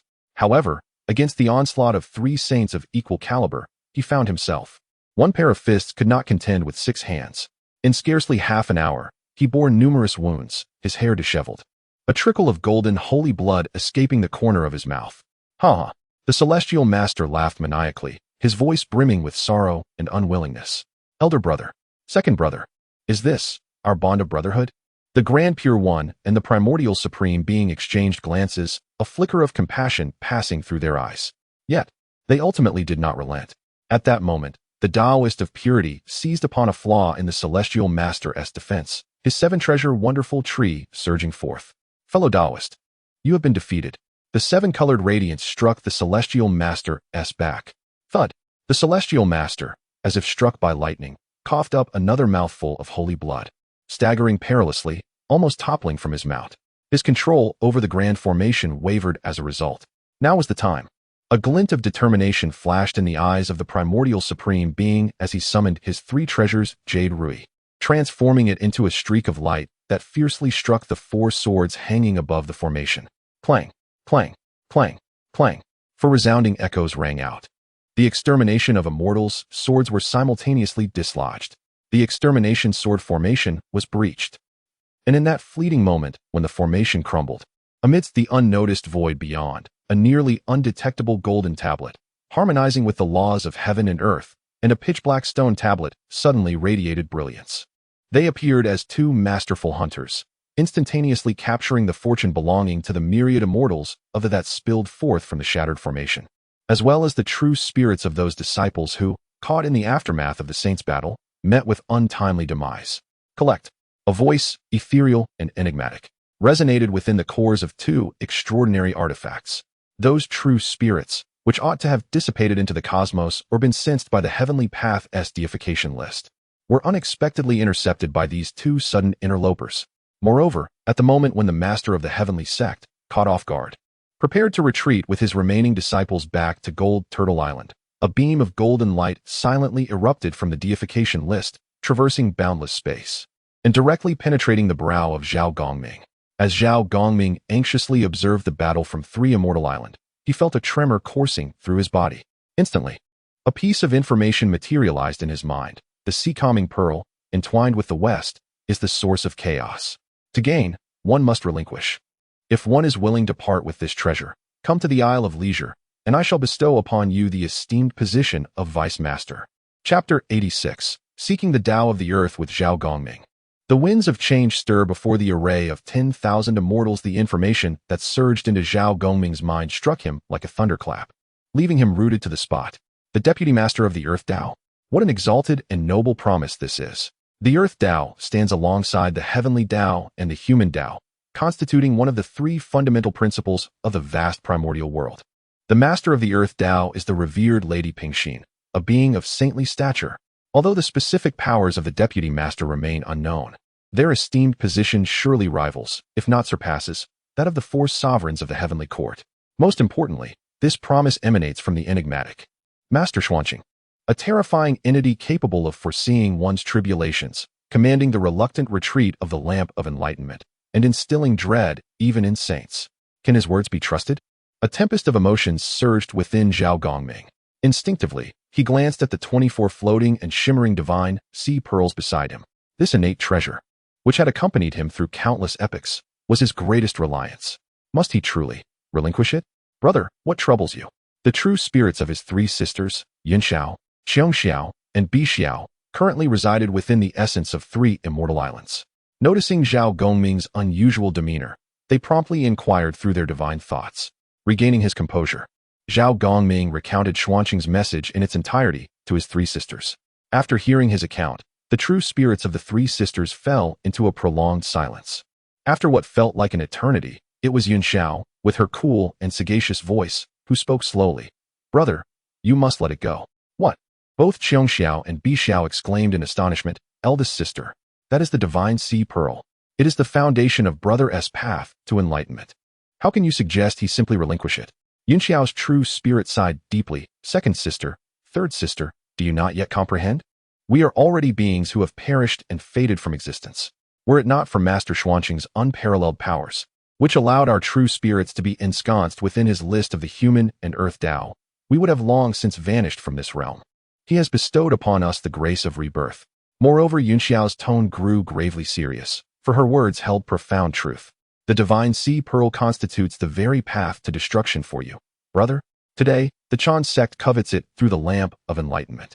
Who can say that in the future, the Western sects Guanyin may not act personally, with your singular strength? How could you possibly safeguard this treasure capable of transforming the heavens? Master Xuanqing harbors grand ambitions. Since he has promised you the position of Deputy Master of the Earth Tao, it must carry significant meaning. This may very well be our only lifeline amidst this tribulation. Yunxiao's words struck Zhao Gongming's heart like a series of heavy blows. He recognized the truth in his eldest sister's counsel. An innocent man may be unjustly punished for possessing a precious jewel. Though he still lives, the Chan sect's fortunes have waned considerably. With the collapse of the sword array of the immortals, their master has retreated. What lies ahead is the final array of 10,000 immortals. Thus, it shall be the final lament of the entire. What can Zhao Gongming do? Is he truly to stand idly by, witnessing the tragic demise of all his fellow disciples at the hands of thee and the Western two teachings, ultimately sealing their souls upon the divine list? No, he is unwilling to accept such a fate. Understanding dawned upon him. Zhao Gongming took a deep breath, his gaze becoming resolutely steadfast. He bowed towards the void, expressing his gratitude to the Daoist Lord for illuminating the path. Zhao Gongming, willing to relinquish this treasure, seeks a path to transcendence. Having spoken, he no longer harbored any hesitation.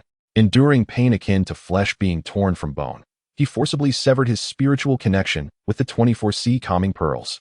With a spurt of vital blood, Zhao Gongming's aura instantly waned. Yet, his eyes shone with unparalleled clarity and ease. He carefully placed the now ownerless sea calming pearls into a jade box. Subsequently, he solemnly addressed the true spirits of the three sisters of Yunxiao. Take care, my sisters. Elder brother is departing. With those words, he mounted the black tiger, transforming into a streak of light, neither returning to Golden Ao Island nor heading toward the Western Qi battlefield. Instead, he flew directly towards the legendary Island of Leisure in the east. Simultaneously, as Zhao Gongming set forth for the Island of Leisure, the Tongtian, too, retreated to Golden Ao Island with the remaining disciples of. This battle had grievously weakened. Not only had the four swords of extermination been forcefully seized by the primordial lord and the grand purity patriarch, but also hundreds of inadequately skilled disciples perished in the aftermath of the saints' clash. The entirety of Golden Ao Island was shrouded in an atmosphere of sorrow and fury. Master, let us fight back. Indeed, at worst we die? How has ever endured such humiliation? Daoist Duo Bao, the holy mother of golden spirit, and others knelt before the Tongtian, each filled with righteous indignation, their eyes ablaze. The Tongtian gazed down at the impassioned disciples. His heart, already wavering, was reignited. Very well. He rose abruptly, his eyes glinting with a frenzied battle spirit. I, the humble Daoist, shall make one final stand. Convey my decree. Summon all disciples, regardless of status, kinship, or distance. In 3 days, follow me to thee. I shall establish the grand array of 10,000 immortals. I shall make thee and the Western two teachings understand. The disciples of would rather stand and die than kneel and live. In this battle, we shall engage with them until neither side remains standing. An ultimate battle, more fierce than the extermination sword array, with a broader impact and more fallen immortals, is now inevitable. Meanwhile, on the island of leisure, upon sensing Zhao Gongming approaching, Xuanzhen's face broke into a knowing smile. The fish has taken the bait. He slowly rose, gazing towards where the calamity aura had thickened to an impenetrable density. The grand array of 10,000 immortals. These 2 lists of mine have been patiently awaiting your arrival. Chapter 87. The arrival at the island of transcendence above the East Sea. The clouds surged for miles. Zhao Gongming, mounted upon a black tiger, sped forth with great haste. Yet his heart was laden with heavy thoughts. He had forsaken the treasured sea-calming pearl, and to claim he felt no pangs of regret would be disingenuous. Yet, more than that, he experienced a sense of liberation, intertwined with a blend of uncertainty and anticipation for the future. Who, indeed, was the enigmatic Daoist Lord Xianchen? Was the promised position of Deputy Lord of the Underworld genuine or merely a fade? Would his journey yield blessings or calamities? As he pondered these questions, the waters ahead suddenly transformed. The once tumultuous waves calmed to a serene stillness, resembling a vast mirror. A tranquil essence permeated the air, infused with a natural, uncontentious Daoist resonance, soothing his agitated spirit that had been stirred by his abandonment of magical artifacts. He recognized that he had arrived at the Isle of Transcendence. However, as he gazed ahead, the horizon remained shrouded in a misty expanse, devoid of any visible island. Daring not to intrude uninvited, he halted the black tiger and, facing the unknown, bowed respectfully, proclaiming, I, Zhao Gongming of the, have come in accordance with the Daoist Lord's decree, here to pay my respects. I humbly request an audience. His voice resonated across the surface of the sea. Moments later, a serene voice seemed to echo directly in his ear. Dear friend, please enter. As the words fell, the space before him rippled like water, revealing a colossal celestial island, shrouded in endless divine light, where ethereal cranes danced and spiritual energies coalesced, gradually materializing from the void. Even for someone as worldly as Zhao Gongming, the sight of the Isle of Transcendence left him breathless. The concentration of spiritual energy and the profound Daoist essence within the island surpassed that of his own Golden Turtle Island. With a heart full of reverence, he rode the black tiger along the newly unveiled path that led him into the island. Upon arrival, 2 majestic figures donned in divine armor approached to greet him, Shintu and Yulei. Zhao Gongming, esteemed Daoist friend. My master has been awaiting you in the Palace of Transcendence for some time, Shintu stated with a respectful bow. Zhao Gongming returned the gesture. Sensing the formidable power of these 2 individuals, both great Luo golden immortals, whose presence was undeniably awe-inspiring, he followed their lead through pavilions and terraces adorned with rare celestial herbs and blossoms, ultimately arriving before an ancient and solemn palace, the Palace of Transcendence. Before he could announce his presence, the grand doors of the palace opened soundlessly. Dear friend, please enter. Taking a deep breath to compose himself, Zhao Gongming adjusted his attire and stepped into the palace. Inside, the furnishings were simple, yet resonated with the essence of profound simplicity. A figure clad in azure robes, exuding a depth akin to the ocean, sat cross-legged upon a mat at the upper end, smiling as he regarded Zhao Gongming. It was none other than the true body of Xianchen. Though it was their first encounter, upon catching sight of Xianchen, Zhao Gongming instantly recognized his identity. He dared not exhibit the slightest negligence and promptly approached, prostrating himself in profound reverence. Zhao Gongming pays respects to the Daoist master. I am eternally grateful for your guidance on that fateful day, which saved my life. Xianchen smiled gently, extending a hand to support him. A soft yet irresistible force lifting Zhao Gongming effortlessly. There is no need for such formalities, my friend. Please, take a seat. He gestured towards a nearby mat. Zhao Gongming complied, yet his heart swelled with astonishment. The gentle force he had just experienced contained an essence that sent shivers through him, an overwhelming power at the pinnacle of quasi-saintship. He realized that he had indeed arrived at the right place. You have come here, I presume, having reached some clarity? Lin Chen observed him, smiling. Zhao Gongming nodded. Retrieving from his bosom a jade box containing 24C stabilizing pearls, presenting it with both hands in utmost respect. This item is the source of chaos. I, Gongming, unworthy and lacking in virtue, cannot bear its burden. Today, I offer this to the Daoist master, to fulfill the karmic debt of that day. Ultimately, he chose to part with it. Lin Chen regarded the jade box and shook his head. My friend, you are mistaken. Huh. Zhao Gongming was taken aback. Lin Chen continued with a smile. This item is not destined for me. I shall not accept it. I urge you to relinquish it, not to me, but to the place it is meant to go. With that, he flicked his finger. A stream of light shot forth from his fingertip, striking the jade box. The box opened silently, and the 24C stabilizing pearls, shimmering in hues of 5 colors, began to float out slowly. What followed was an astonishing spectacle. The pearls seemed to respond to some unseen call, quivering violently. Their radiant surfaces gradually dimmed, revealing what appeared to be dull, lifeless relics imbued with the essence of death and reincarnation. This is... Zhao Gongming stood there, dumbfounded. Lin Chen spoke calmly. These pearls were originally transformed from the seeds of the chaotic azure lotus, intricately linked to the Western teachings. By relinquishing this treasure today, you sever the ties of this karmic entanglement with the West. Henceforth, you may transcend the 3 realms, escape the 5 elements, and attain true freedom. As soon as he finished speaking, the 24 transformed relics seemed to fulfill their purpose. A flash of light pierced through the void, and they vanished from sight. Ultimately, they returned to where they belonged, the West, Mount Sumeru. After parting with the sea-stabilizing pearls, Zhao Gongming felt an unprecedented lightness, as if an invisible mountain had been lifted from his spirit, rendering him clearer and more transparent than ever before. The bottleneck that had plagued him for years at the pinnacle of the great Luo Golden Immortal seemed to show signs of loosening at that very moment. He understood that Daoist Master Lin Chen was indeed correct. Only through relinquishment can one gain. He bowed deeply to Lin Chen once more. Thank you, Daoist Master, for your benevolence. Lin Chen nodded and said, since you have relinquished your old possessions, it is time for me to fulfill the promise I made on that day. With a grand flourish of his sleeve, a pitch-black monument, intricately inscribed with countless divine titles, the earthly seal of deification, thunderously materialized within the great hall. An overwhelming aura, capable of suppressing the 9 nether and governing the cycle of reincarnation, instantly filled the entire celestial palace. Zhao Gongming gazed upon the stone tablet, feeling his very essence tremble. He sensed that the caliber of this artifact was undeniably on par with any innate treasure of the highest order. Zhao Gongming, I hereby decree. Xuanshan's voice resonated with profound solemnity and gravity. Zhao Gongming hastily knelt before him. Today, in the name of the Lord of the earthly seal of deification, I bestow upon you the title of Vice Sovereign of the Underworld, Lord of Reincarnation, and Central Ghost Emperor.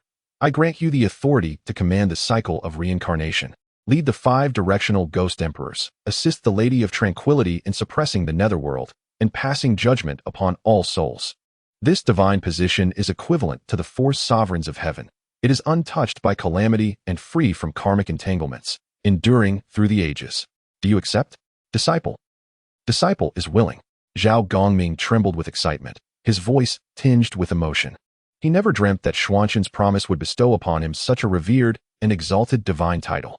This was infinitely superior to being a carefree, celestial wanderer.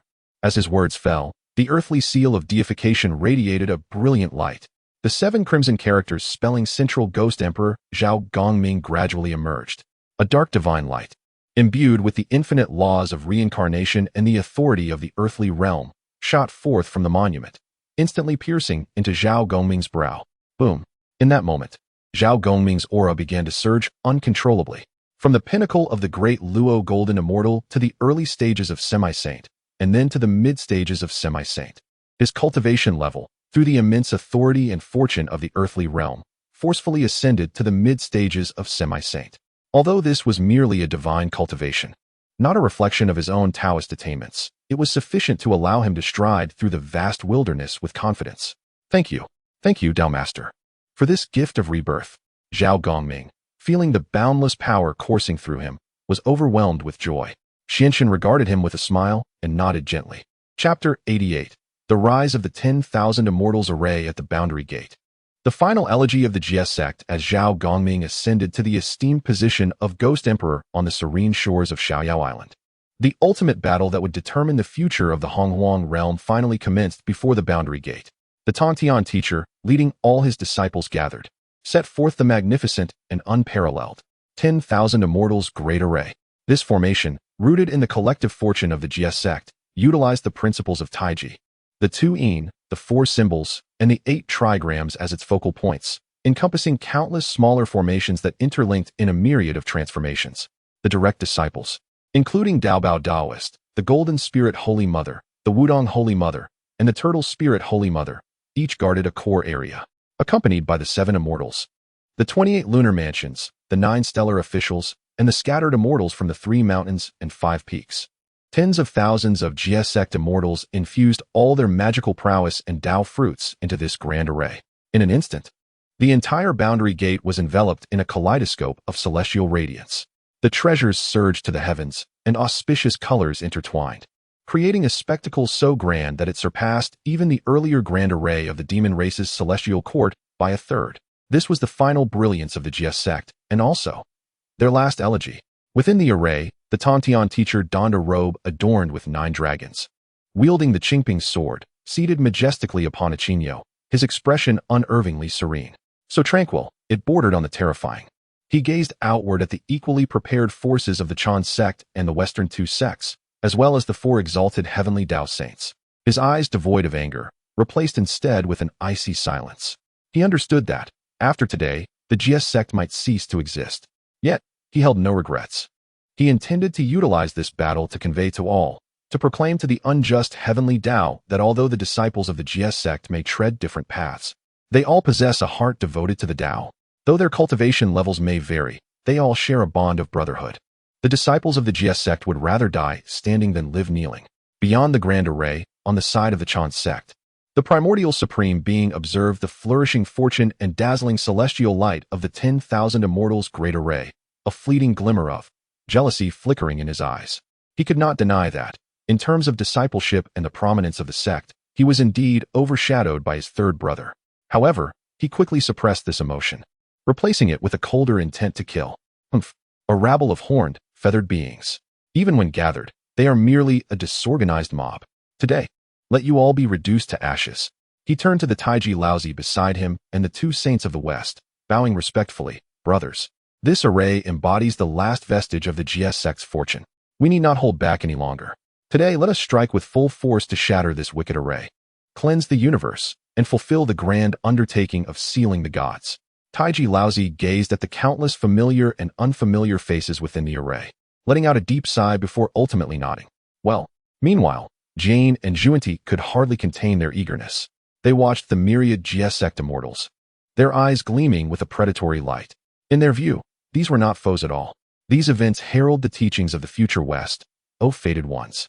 The 4 sages have reached a consensus, forsaking all trials and words.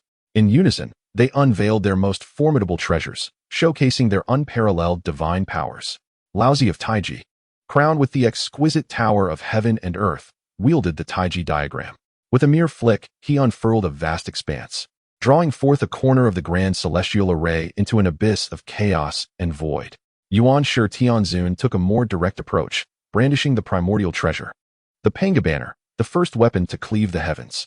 With a gentle wave, he unleashed a chaotic sword chi potent enough to rend the primordial realm, striking fiercely towards the Tai Chi array guarded by the Daoist of many treasures.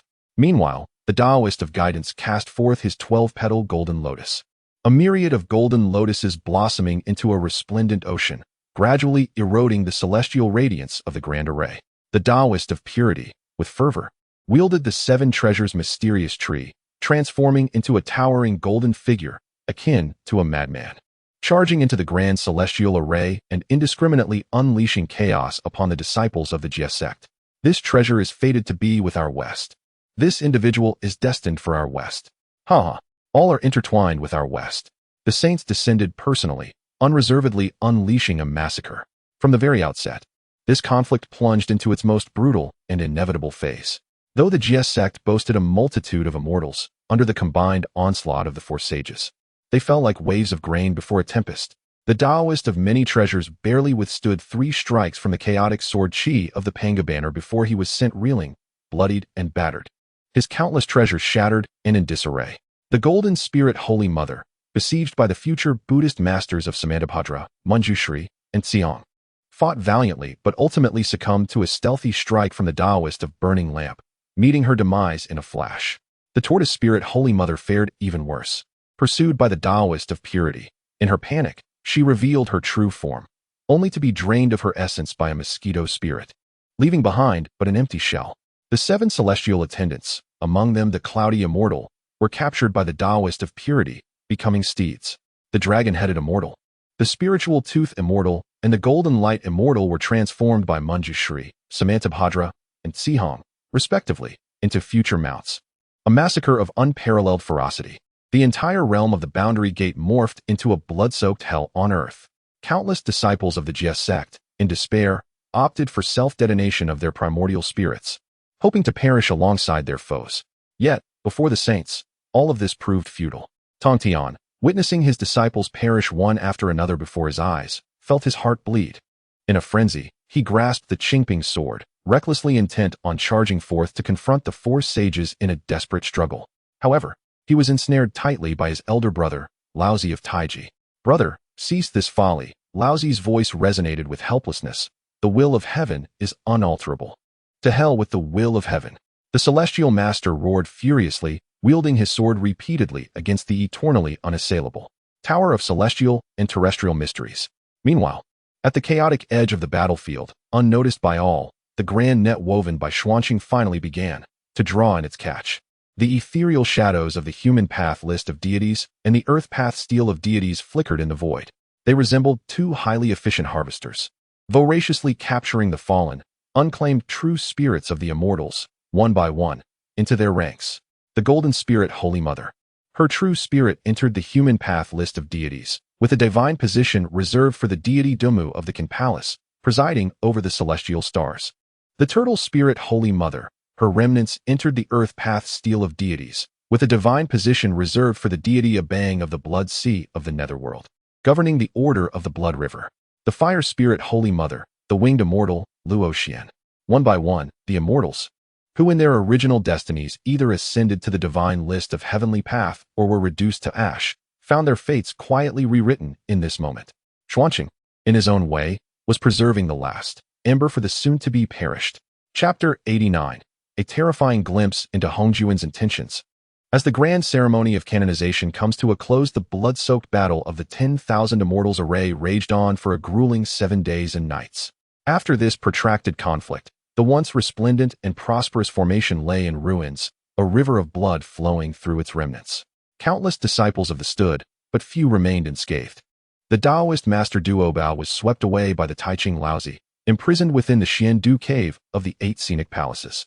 The Holy Mother Wudong, sensing the tide of battle turning against her, fled the scene prematurely and vanished without a trace. They, it could be said, faced utter annihilation.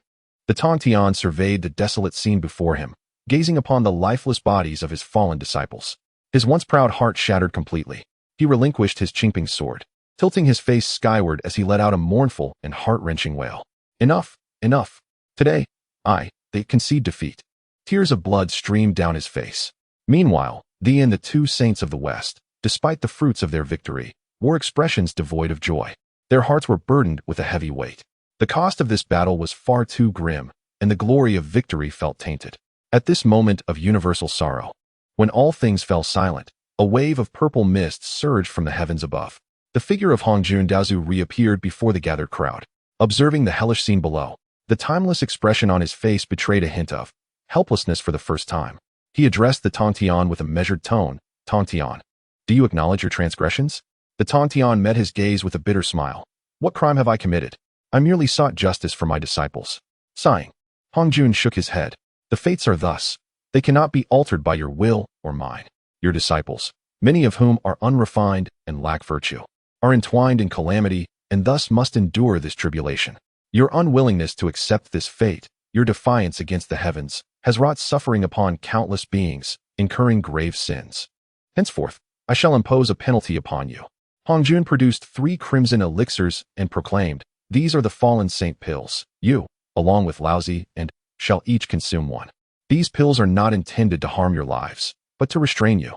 Should you dare stir conflict in the primordial realm again, these pills will unleash their power, causing your sacred forms to disintegrate and your Dao fruits to dissipate. From this day forth, the calamity of canonization concludes. You shall return to your Zixiao Palace and may not emerge again until the next calamity arises." This, then, was the final decree.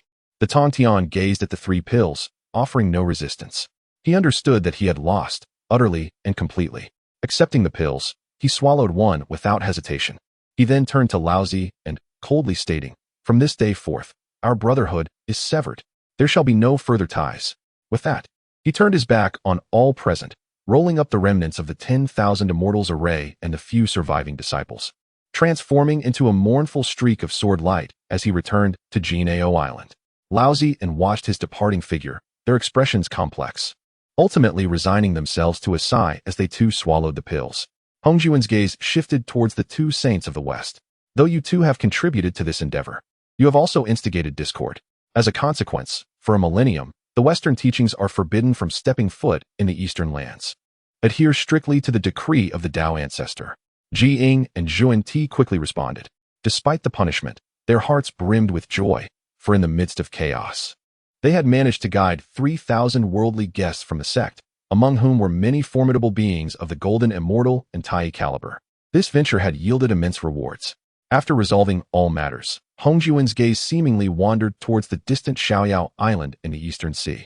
In that moment, Xianshun felt as if the very essence of the Heavenly Dao in the vast wilderness was focused upon him. The Dao ancestor's gaze, devoid of sorrow, joy, anger, or resentment, was akin to the ultimate judgment of heaven and earth, piercing through boundless space, leaving an indelible mark upon his primordial spirit. He realized that his clandestine interception of true spirits and the establishment of an independent divine system had been completely uncovered by Hongjun. Discovered. Alarm bells rang in Xuanzhen's heart.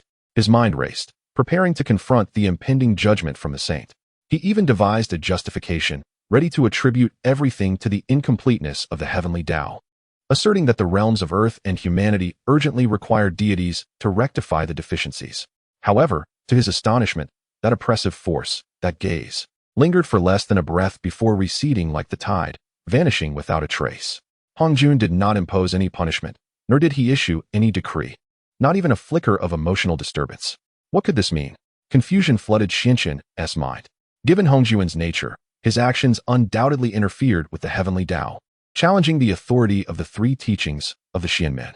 Logically, he should have been expelled immediately and cast into the boundless chaos.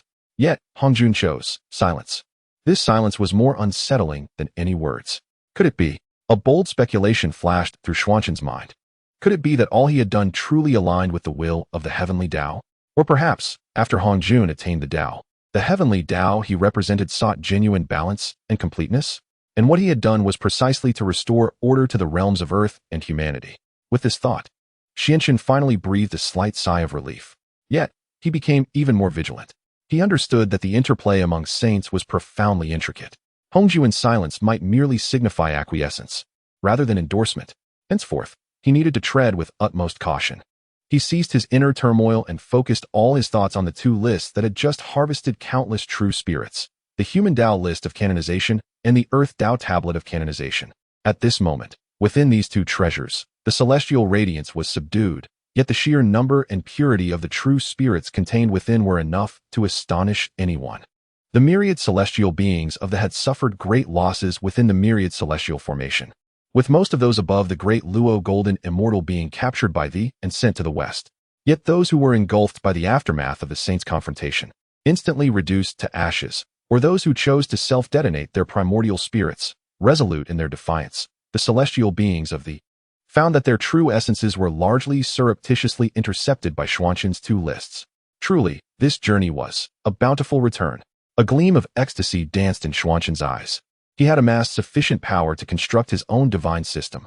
As time flowed and the years hastened, within the boundless primordial realm, the concluding tasks of the Fengshen calamity officially commenced.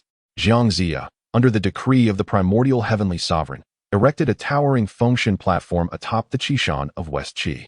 The Heavenly Court's Fengshen list hung above the platform, radiating boundless divine light of the Heavenly Order.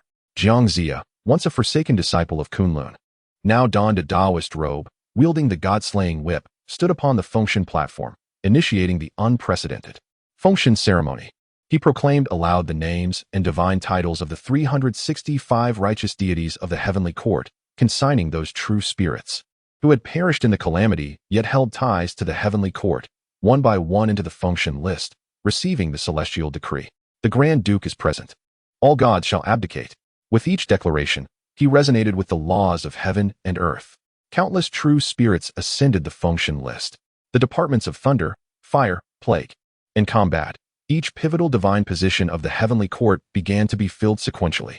Among them were the fallen warriors of the Shang and Zhou dynasties, alongside the immortals who had met their demise. The true spirits of the three Shaos, intercepted by Xianxun within the myriad of celestial formations, did not ascend the list. However, their elder brother, Zhao Gongming, after relinquishing the sea-calming pearl, was destined to perish in the calamity. Yet, due to Xuanzhen's machinations, he leaped forth prematurely, attaining the status of deputy lord of the underworld. Those golden immortals, stripped of their essence and vitality within the 10 absolute formation and the 9 curves of the Yellow River formation, were sent by the primordial heavenly sovereign, utilizing supreme magical powers, into the 8 scenic palaces, where Laozi of Taiji personally intervened to refine their Dao fruits and restore their cultivation. Though they did not ascend the list, this tribulation profoundly transformed their temperaments, leading them to fully comprehend the truth that beneath the saints, all are but ants. Henceforth, they would no longer dare to descend the mountains easily, entangled in the karmic entanglements of the mortal realm. The entire Fengshen calamity proceeded methodically along the predetermined path of heavenly order. The sole anomaly lay in the list, suspended above the Fengshen platform and shrouded in divine light, which seemed to lack certain true spirits that ought to have been included. Meanwhile, on the distant Xianyao Island in the East Sea, Xianxun was also conducting another ceremony of Fengshen for his 2 lists. Chapter 90. The Sealing of Deities and the Establishment of the Ghost Emperor within the tranquil confines of the Celestial Palace. The esteemed figure of Xianxun sat regally at the head. Before him hovered the resplendent human path deity sealing list and the profound earth path deity stele. He did not hasten to bestow titles, but first employed his peak quasi-saintly powers to impose intricate restrictions upon the 2 artifacts. This ensured that any deity inscribed upon his lists would be irrevocably bound to him, entirely severed from the celestial decree of deification. Having completed these preparations, Xianxun commenced the process of conferral. His gaze first fell upon the earth path deity stele. He understood that the most critical yet scarce resource within the realm of the underworld was competent high-level administrators. Having already appointed Zhao Gongming as the central ghost emperor to govern the underworld, he now sought to find several capable aides for him. Delving into the stele with his divine consciousness, he swiftly identified 3 familiar and formidable true spirits, Qiong Xiao, Bai Xiao, and the Holy Mother of Turtle Spirit. Each of these women was a pivotal figure within the possessing profound cultivation and resilient character. Xianxun resolved to bestow upon them the paramount authority of adjudication within the underworld. By decree of the Lord of the Earth Path, Xianxun, his voice resonated solemnly, akin to the ruler of the netherworld, passing judgment upon all beings. The celestial maiden Qiong Xiao of, steadfast in spirit and profound in Dao, is hereby appointed as the Eastern Ghost Emperor of the underworld, charged with the enforcement of law, suppression of malevolent spirits, and oversight of reincarnation. The celestial maiden Bai Xiao of, fierce in resolve and unyielding to tyranny, is hereby appointed as the Northern Ghost Emperor of the underworld, tasked with vigilant inspection, discerning good from evil, and managing the affairs of the underworld. The Holy Mother of Turtle Spirit of, harmonious in Dao and compassionate in heart, is hereby appointed as the Southwestern Ghost Emperor of the underworld, entrusted with guiding lost souls, offering protection to the weak. As Xianxun pronounced these titles, 3 dark, ethereal beams of light, imbued with the authority of the earth path, surged forth from the stele and instantly merged with the true spirits of the 3 celestial maidens. Their true spirits were immediately recognized by the earth path, their cultivation soaring at an astonishing pace, breaking through the confines of the great Luo golden immortal realm and stabilizing at the early quasi-saint level. Though their physical forms had perished, this marked an exceptionally high starting point for them as deities. Hasten to the tranquil hall and await the summons of the central ghost emperor Zhao Gongming. We shall faithfully adhere to the edicts of the Tao Lord. The newly anointed ghost emperors bowed deeply to Xianxin before transforming into streaks of light, vanishing from the celestial palace to fulfill their duties in the underworld. Xianxin watched their departing figures with a satisfied smile gracing his lips. With Zhao Gongming and the three celestial maidens as the core administrators, the foundation of the underworld had been thoroughly established. These individuals were not only formidable in strength, but also possessed deep-rooted connections with the celestial sages, sufficient to instill fear in the hearts of the wicked. Next, his attention shifted to the human path deity ceiling list. He focused on the spirits emanating the virtues of humanity, including the celestial maiden Yun Shao, the holy mother of golden spirit, and the hundreds of outer disciples from who had chosen to self-destruct their primordial spirits within the formation of myriad immortals. In the realm of humanity, divine protection is essential, yet it is equally vital to have those of virtue in positions of authority. Xianxin took a deep breath and commenced the consecration of these individuals. As the sovereign of the human path, Xianxin proclaimed, "By my decree, the Holy Mother of Golden Spirit, possessing a pure heart and profound Daoist cultivation, is hereby appointed as the Yuankuan of the human path divine court, overseeing the celestial bodies and governing the stars to safeguard the agricultural endeavors and calendar of humanity." Instantly, the true essence of the Holy Mother of Golden Spirit was acknowledged by the human realm, her divine status elevated to stand alongside that of the Yuankuan in the heavenly court. The celestial maiden of Zhijiao, endowed with wisdom and harmonious virtues, was likewise bestowed the title of Zhengshun of the human path divine court, guardian of life and offspring, responsible for the continuation of the human lineage. The 365 disciples of Zhijiao, their true spirits unwavering in the array of myriad immortals, remained steadfastly loyal in safeguarding their teachings. They were honored with titles such as Zhengshun of the 5 great mountains, dragon gods of the 4 rivers, and city gods of the 8 directions, dispatched into the mortal realm to ensure the stability and peace of human society. Xuanxin's consecration was grand and imposing, entirely disregarding the vacant divine positions on the heavenly court's list. His intention was to establish a divine system for humanity, wholly independent from the heavenly court. Every position he conferred was intrinsically linked to the survival, reproduction, and advancement of humankind. These deities would no longer be bound by heavenly edicts, but would obey solely the human path, answering to Xianxin. Upon completion of the consecrations, the human path divine list and the earth path divine monument erupted with immeasurable divine light, soaring skyward, directly connecting the essence of the human and earthly realms. These treasured artifacts seemed to fulfill their purpose and appeared to gain the ultimate recognition from the Tao of heaven. Their brilliance gradually subsided, culminating in 2 radiant streams merging into Xuanxin's being, intertwining with the pre-existing furnace of the great Tao. Xianxin slowly opened his eyes, a satisfied smile gracing his features. The 2 lists had been established, the divine positions set. He realized that he had taken the most critical and successful step in this divine consecration and calamity. Not only had he preserved himself, but he had also constructed a complete divine system capable of contending with the Tao of heaven for his own leisurely path. Next, he intended to meet with the Western saints who were soon to return from the East. He knew they were awaiting the 24. Coming divine pearls. Chapter 91. The 2 saints of the West arrive in the East, discussing cause and effect before Mount Sumeru with the conclusion of the canonization ceremony. Zhangzia attained complete virtue, achieving the status of a saint. Although he embodied merely the most rudimentary form of the celestial being, he nevertheless attained immortality. Ultimately, he was guided back to Kunlun Mountain by the primordial supreme being, dedicating himself to profound cultivation and turning his back on the mundane affairs of the world. Meanwhile, the 2 saints of the Western teachings, who had endured an interminable wait of 10,000 years, could no longer contain their excitement and yearning after the prohibition imposed by the Tao ancestor Hongjun, which forbade their entry into the eastern lands, had finally been lifted. Without a moment's hesitation, the 2 brothers ascended upon the 12-petaled golden lotus of virtue, radiating splendid light and clouds, and made their way from the desolate Mount Sumeru in the west to the flourishing lands of the east. Their journey bore 2 significant purposes. The first, and most paramount, was to enlighten the 3,000 worldly guests who had been captured within the grand formation of the 10,000 immortals, individuals fated to connect with the West. The second objective was to seek out the 24 divine sea pearls, which held immense significance for their teachings and were essential treasures for the future Buddhist dominion over fortune. However, upon their eagerly anticipated arrival at the shores of the Eastern Sea, ready to divine the whereabouts of the divine sea pearls, they were met with astonishment. The heavenly secrets were shrouded in chaos.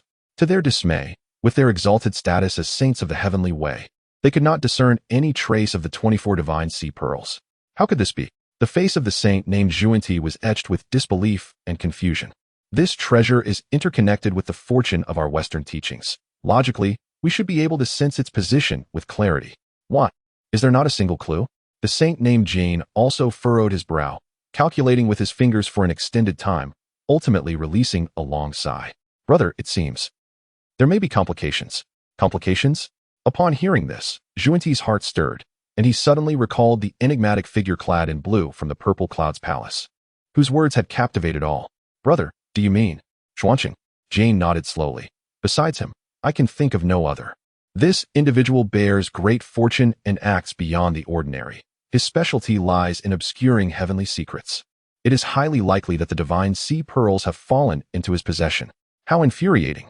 Zhuanti exclaimed, his voice rising in anger. This Xuanqing has gone too far. First, he thwarted our plans and dissuaded Zhao Gongming. Now, he has intercepted the treasure of our Western teachings. Does he truly believe we are without allies? His impulsive nature compelled him to prepare for a journey to the Eastern Sea's Leisure Island to confront Xuanqing and demand an explanation. However, Jane intervened to stop him. Brother, please, calm yourself. Though my expression is equally laden with bitterness, my gaze remains clear. Xuanqing is now the sovereign of both the terrestrial and celestial realms, his fortune flourishing. Backed by the support of the Lady of Tranquility and the three sovereigns of humanity, his power has solidified. If we were to recklessly confront him, we would not only gain nothing, but might also forge a bitter enmity, resulting in a loss greater than any potential gain. Then, what shall we do? Zhuanti, with a hint of reluctance, inquired, are we to simply stand by and watch as the treasured relic of our Western teachings falls into the hands of others? After a prolonged contemplation, the Daoist of guidance's eyes sparkled with a glimmer of wisdom. No, he replied slowly, we shall not venture to the island of leisure. We will remain here and wait. Wait. Zhuanti was even more perplexed. The Daoist of guidance nodded affirmatively, saying, indeed, that Xianxun is a clever individual. Since he dares to seize this treasure, he undoubtedly harbors his own schemes. He will not, and cannot, truly claim this treasure as his own, for he cannot afford to offend the very fortune of the entire Western teachings. Presently, he merely holds on to this treasure as a means of bargaining. Thus, we shall elucidate the doctrines of our Western teachings here, guiding those with affinity. The greater the commotion we create, the better. I refuse to believe that Xianxun can remain passive indefinitely. The words of the Daoist of guidance were marked by shrewd cunning. He intended to turn the tables, employing a strategy to compel Xianxun to reveal himself. Consequently, the two saints of the West established a temporary sanctuary by the shores of the Eastern Sea, where they diligently recited the profound teachings of the West, their tongues blossoming like lotuses. The Sarira reflects the emptiness of all phenomena, neither born nor perishing, neither tainted nor pure, neither increasing nor diminishing. The Bodhi tree is inherently without form. The bright mirror is not a platform, originally devoid of substance. Where could dust settle? What extraordinary manifestations accompanied the saints' teachings? In an instant, the entire Eastern Sea was filled with celestial flowers cascading from the heavens and golden lotuses rising from the earth. Countless beings were captivated by the profound sounds of the Tao, flocking to kneel and listen to the sacred teachings. Moreover, some disciples of the who were weak in resolve, or wandering practitioners, were genuinely transformed by these Western teachings, promptly shaving their heads to become ordained monks, exclaiming, our Buddha is compassionate, and entering the fold of the Western teachings. The strategy of the two saints from the West was akin to cutting off the water supply at its source, directly seizing followers from right under Xianxun's nose. On the distant island of leisure, Xianxun observed all of this with clarity. A wry smile of helplessness crossed his face. These two individuals were indeed tenacious. He understood that Jane and Zhuanti were pressuring him. If he did not emerge soon, it seemed that the entire scattered practitioners of the eastern lands would be entirely converted by them. Very well, what is meant to come will ultimately arrive. Xianxun rose, aware that the moment had come to confront these future lords of the Buddha realm. He chose not to go directly to the shores of the Eastern Sea, for such an approach would render him too passive. With a single thought, a decree of the law quietly resonated throughout the vast expanse of the primordial world. It reached those 3,000 disciples of the who had been suppressed beneath Mount Shumi and had endured suffering for millennia. Should you wish to enter under the auspices of my palace of leisure, to become protective deities for the human realm, I can assist you in escaping the sea of suffering and regaining your freedom." This decree reverberated like a thunderclap within the hearts of the 3,000 earthly disciples. Chapter 92. The 3,000 guests of the mortal realm finally escaped from calamity, discussing Buddhism and Taoism in the Palace of Leisure, beneath Mount Sumeru. Within the 8 treasures pool of the Western sect, 3,000 disciples of the sat cross-legged, immersed in the transformative waters of the pool, day and night. The passage of 10,000 years had smoothed out the edges and arrogance of most of them.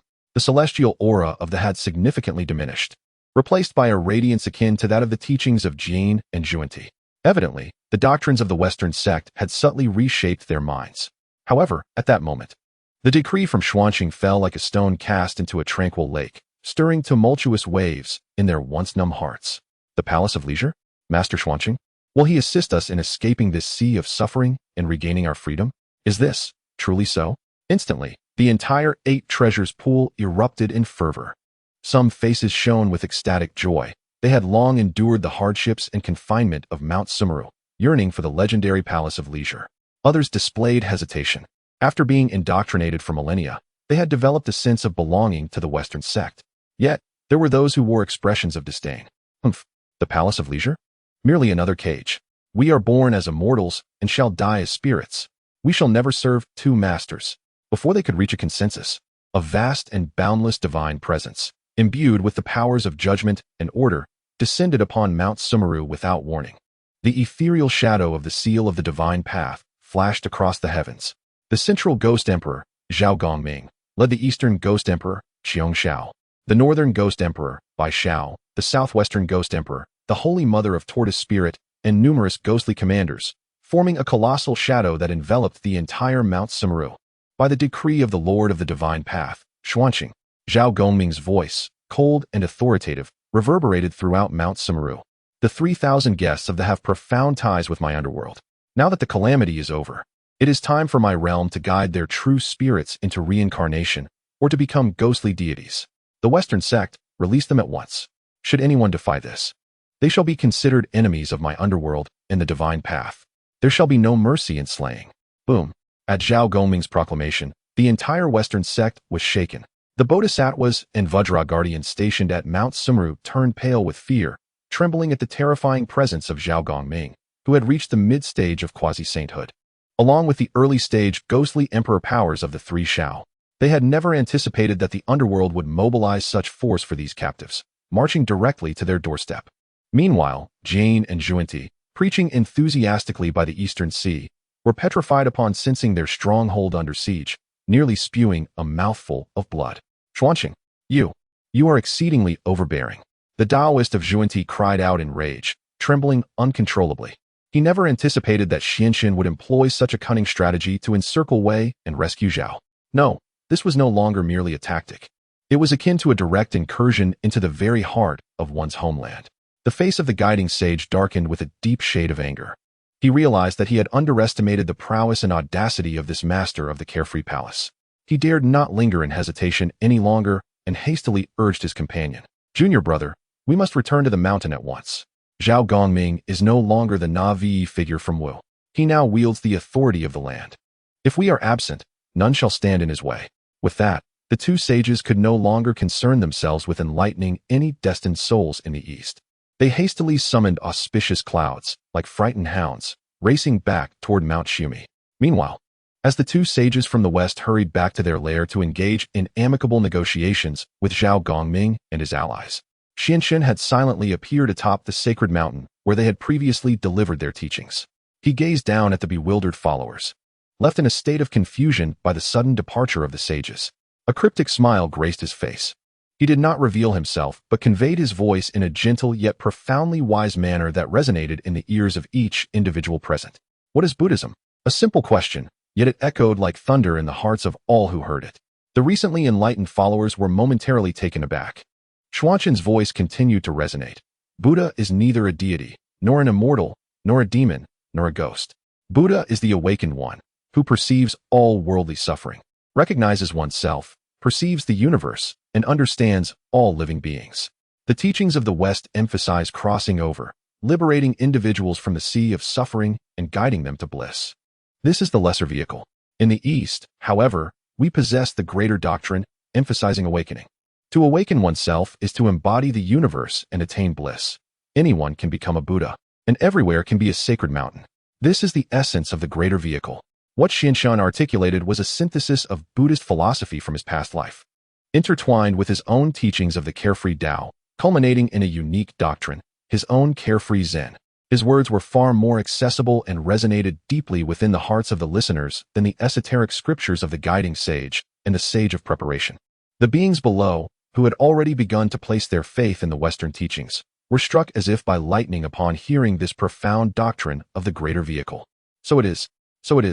Anyone can become a Buddha. Everywhere is a sacred mountain. This is the true, supreme teaching. In an instant, countless beings reverently bowed towards the void. The layer of Western Buddhist light that had just begun to coalesce around them began to dissipate at a visibly rapid pace. In its place emerged a purer light of wisdom, imbued with self-awareness and enlightenment. Xinshan, with their own methods, returned the favor. You come to my east to enlighten those with affinity? Very well. I shall plant within the hearts of those you have enlightened a seed, known as the greater vehicle. You toiled diligently to craft a bridal gown for me. When the exalted beings of Jane and Junie finally reached an agreement with Zhao Gongming and his cohorts, having painstakingly negotiated terms of land cession and reparations, they hastily returned, only to be confronted with a scene that would shatter their hearts and obliterate their faith. The devoted followers they had nurtured with such care had collectively renounced their faith? Alas, even the saintly figure of Zhuanti, whose demeanor was as resilient as fortress walls, could not suppress a torrent of blood at this sight. Xuanqing, his anguished roar, echoing with boundless resentment, resonated throughout the Eastern Sea. Yet, Xuanqing had long since departed, shrouded in anonymity, leaving behind an insurmountable deadlock for the two of them to ponder eternally. Chapter 93. The Seeds of Mahayana Buddhism. The union of three corpses will eventually come to pass. The revered sage, Zhuanti, expelled a mouthful of old blood, staining the clouds of the Eastern Sea crimson. He gazed down at the followers, their eyes now clear, murmuring the belief that anyone could attain Buddhahood, his heart brimming with boundless humiliation and rage. Their efforts had backfired. The two brothers had meticulously plotted numerous celestial gatherings, eagerly anticipating the moment of divine calamity to reap great rewards in the East. Yet, they had not foreseen being thwarted by Xuanqing, who persuaded Zhao Gongming to withdraw, thus shattering their aspirations for the sea god Pearl. Now, they found themselves further undermined, compelled to pay a hefty price to rescue the 3,000 worldly guests from the underworld, only to have the first batch of Eastern believers they had painstakingly guided ideologically subverted. This was an unparalleled disgrace.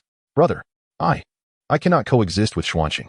Zhuanti gritted his teeth, his seven-treasure wondrous tree trembling violently in response to its master's fury. The face of the guiding sage, Jane, was also clouded with rage. He beheld the beings who had ceased to believe in the Western doctrines, his heart equally bleeding. Yet, he remained more composed than Zhuanti. Taking a deep breath to quell his wrath, he spoke hoarsely. Junior brother, we have lost. Lost. Zhuanti exclaimed, unwilling to concede. Brother, we have not yet. We have lost utterly, Jane interrupted. Xuanqing is methodical and cunning. First, he utilized the underworld's power to cut off our retreat, forcing us to come to each other's aid. Then, with this seemingly profound Mahayana Buddhism, he has shaken the very foundation of our teachings. He anticipated that we would neither dare nor be able to sever ties with the underworld, and that we could not bring ourselves to act against those he had enlightened. Otherwise, we would destroy our own faith and contradict our doctrine of universal salvation. We have fallen into the trap he has laid for us. Continuing this struggle will only lead to a more disastrous defeat. Jane's words fell like a bucket of cold water, extinguishing much of Zhuanti's fury. Indeed, fighting was futile.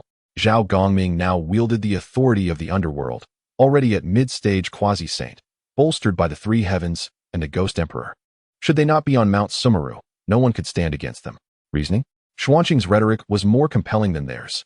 The mantra that anyone could attain Buddhahood was far more alluring than their own promotion of swift passage to the Western blissful world. Then, what shall we do? Zhuanti's voice was laden with despair.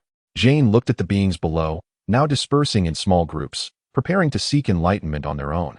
A glimmer of profound weariness and resolution flashing in his eyes. We leave.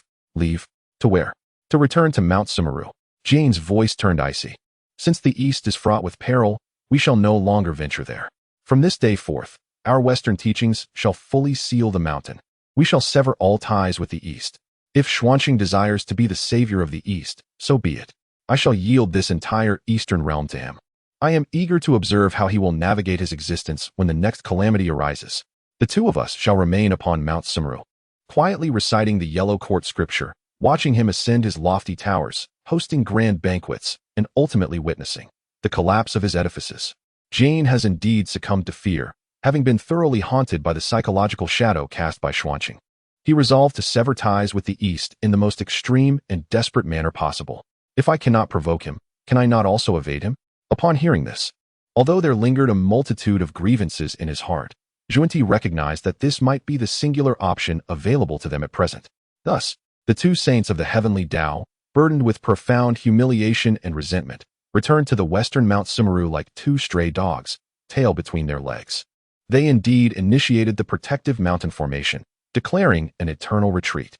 Thus, a tumult initiated by the calamity of the investiture of the gods culminated in the unexpected retreat of the Western teachings towards the East, closing its curtain in a manner unforeseen by all. Meanwhile, Xuanqing, the ultimate victor orchestrating this behind the scenes, sat leisurely in the blissful palace, savoring fragrant tea. His countenance remained as serene as a still pond.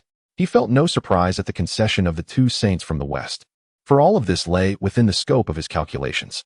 He understood that although Jane and Junti possessed thick skins, they were equally the most suspicious and self-preserving.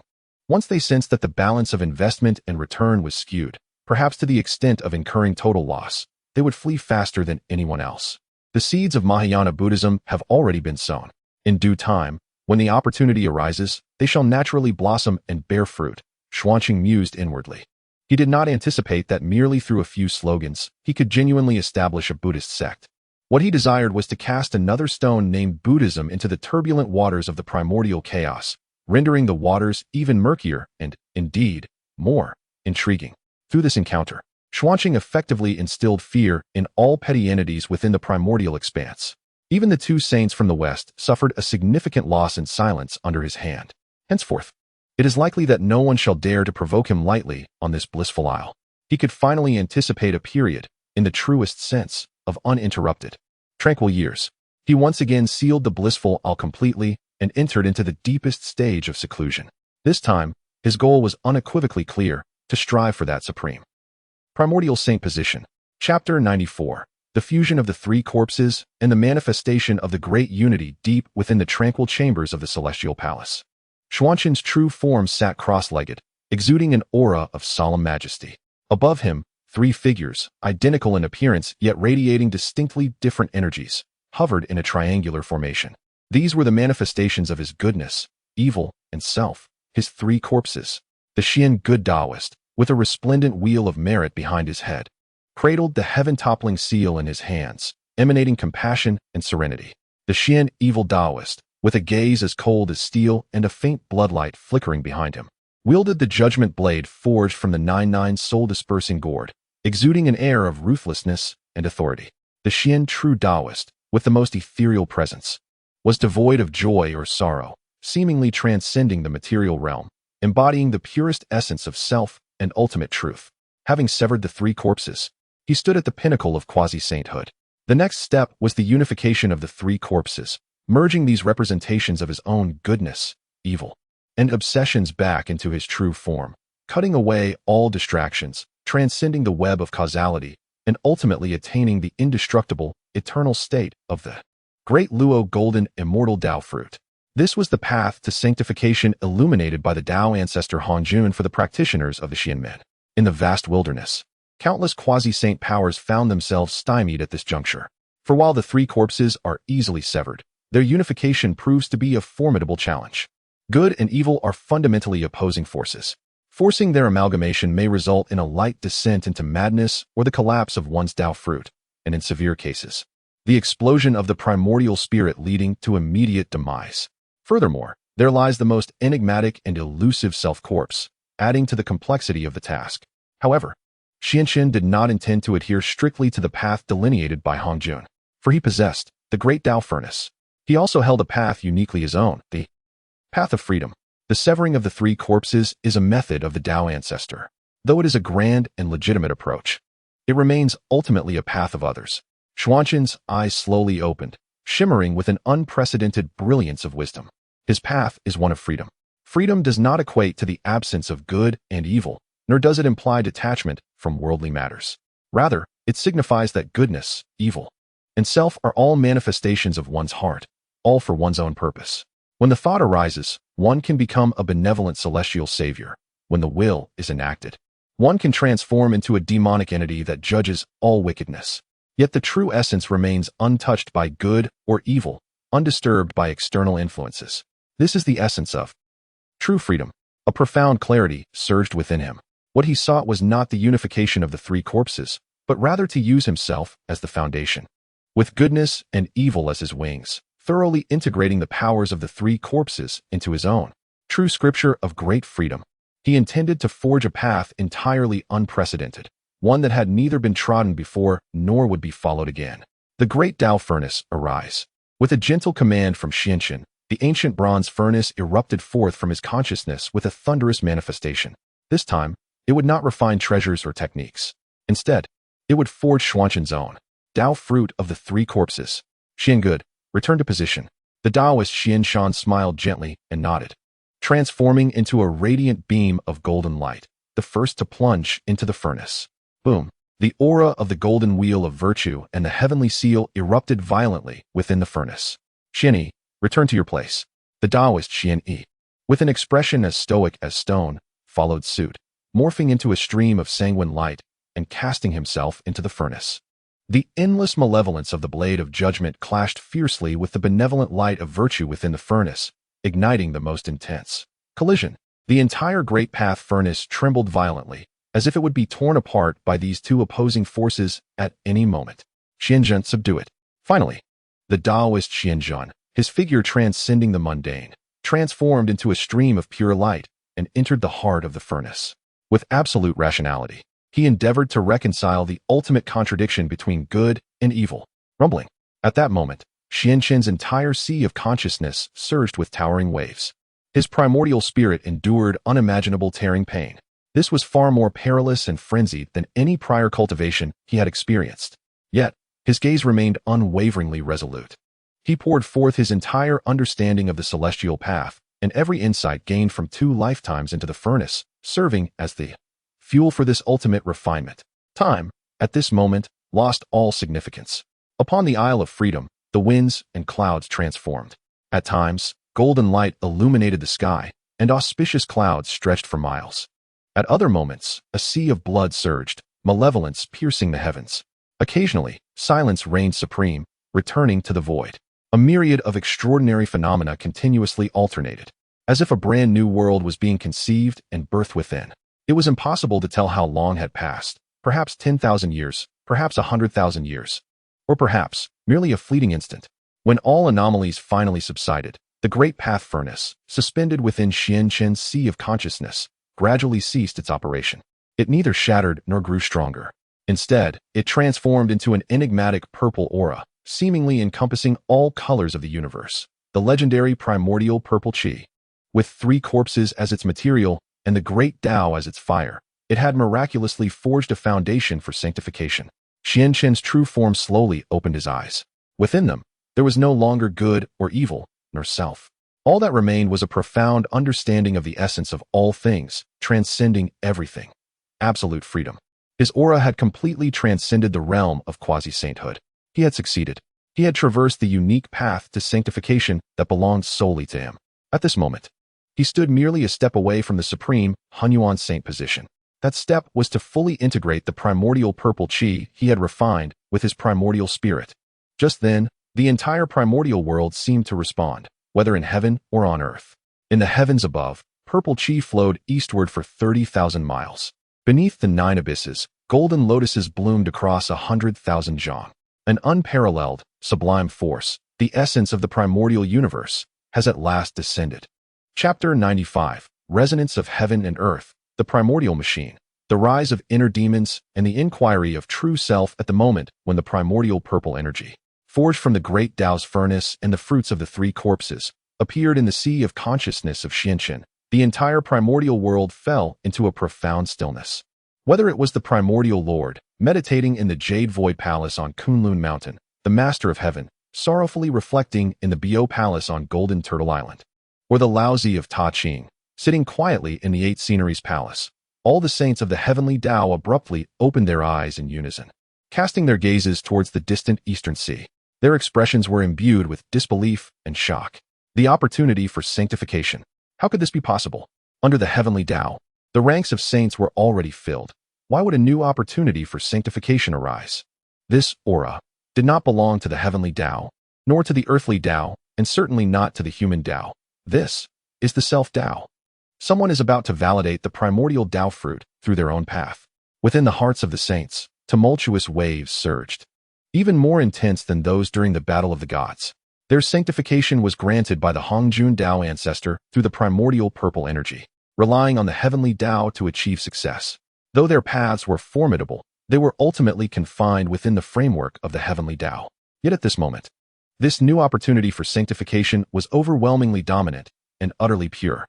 It depended not on any external factors, but solely on its own path, evoking a resonance across the entire primordial realm. What does this signify? It signifies that, should this individual succeed, they shall become another existence, following the great Pangu, who validates the Dao through sheer strength. Their status would transcend that of the Heavenly Dao saints, becoming a true entity that stands alongside the Dao itself. Who is it? Who on earth is it? The saints frantically attempted to deduce the heavenly secrets, seeking to uncover the identity of this impending terrifying existence. However, the heavenly secrets remained shrouded in chaos. Meanwhile, in the underworld's palace of tranquility, the goddess of tranquility also slowly rose, gazing towards the eastern sea. In her compassionate eyes, for the first time, a smile of comfort and a hint of expectation emerged. Has this day finally arrived? She murmured softly, Lin Chen, you have indeed not disappointed me. Within the fire cloud cave, the 3 emperors and 5 sovereigns of the human race also felt a stirring in their hearts, rising in unison to bow towards the east. They sensed a power, originating from the same source as their human Dao, yet grander and more transcendent, gradually awakening. At the center of the storm, Lin Chen, however, was oblivious to the external turmoil. His entire being was immersed in the final process of merging with that newly manifested primordial purple energy. This was the most crucial and perilous step of his life. He could feel his primordial spirit being gradually assimilated, decomposed, and reshaped by that purple aura. The process was excruciatingly painful. He seemed to have undergone a rebirth once more. He beheld the tapestry of his past life, a fleeting existence marked by the ordinary yet profound experiences from birth to death. He witnessed the hopes of his parents, the laughter of friends, the oppressive weight of societal expectations, and the darkness and anguish of a fatal accident. He then glimpsed his present life, from the confusion within the purple cloud palace to the intricate machinations that paved his ascent. He observed the lofty ambitions, the indifference of primordial beings, the fierce nature of Emperor Jun, and the compassion of Ping Xin. Countless memories, emotions, and karmic threads surged within his mind like a tempest. Who am I? A resounding voice echoed within the depths of his primordial spirit. Are you not the mortal who perished beneath the wheels to save a child? Are you not the cultivator who, seeking freedom, advanced cautiously in the wilderness? Are you not the carefree immortal who sheltered humanity and guided the 3 sovereigns?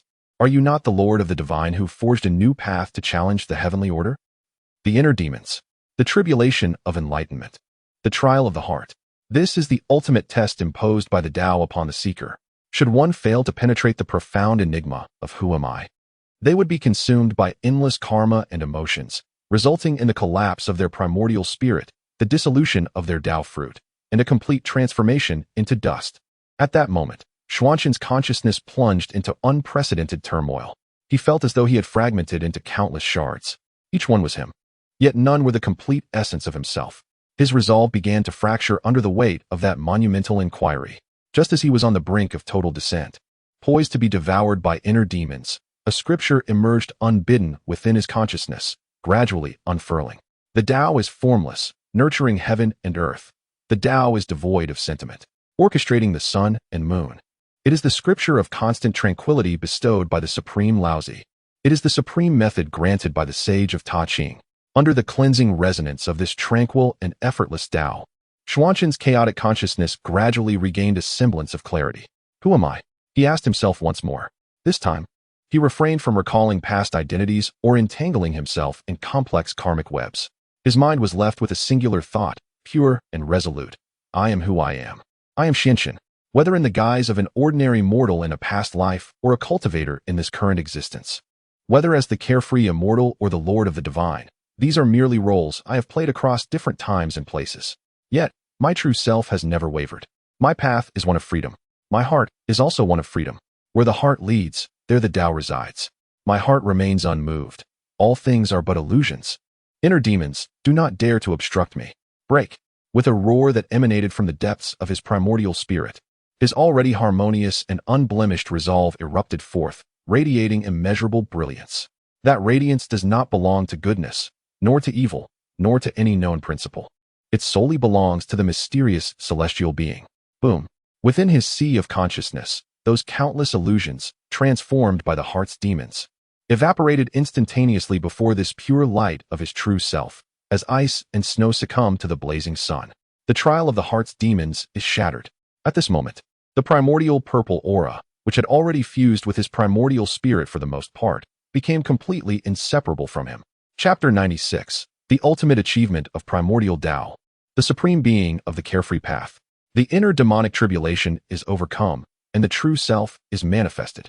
At this moment, Xianchen's primordial spirit underwent a profound metamorphosis. He felt himself thoroughly liberated from an invisible constraint.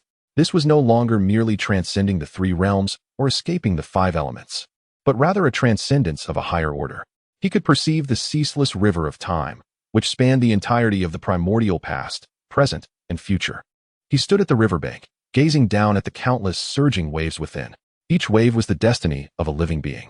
He also beheld the grand net of heaven's Tao, woven from innumerable principles, that enveloped the entire primordial world. And he found himself outside this vast web. He was no longer a fish within the net. He had become an entity capable of engaging in a game of wits with the weaver. Is this the primordial unity? Chen mused softly. His words seemed to carry an enchanting power, resonating with the force of the universe. As his voice faded, the entire Carefree Island trembled violently. No, it was not just Carefree Island. It was the entire primordial world. Above the eastern sea, towering waves surged to unimaginable heights. On the earth, countless mountains bowed in submission. In the heavens, the stars aligned, unleashing an unprecedented brilliance. Beneath the nine nether, the six paths of reincarnation came to a halt. A formidable pressure, greater, nobler, and more ancient than the previous moment of sanctification, gradually rose from the direction of Carefree Island, ultimately filling every corner of the primordial realm.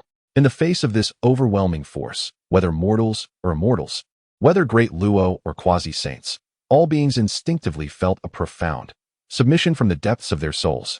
They could not help but kneel towards the direction of the eastern sea.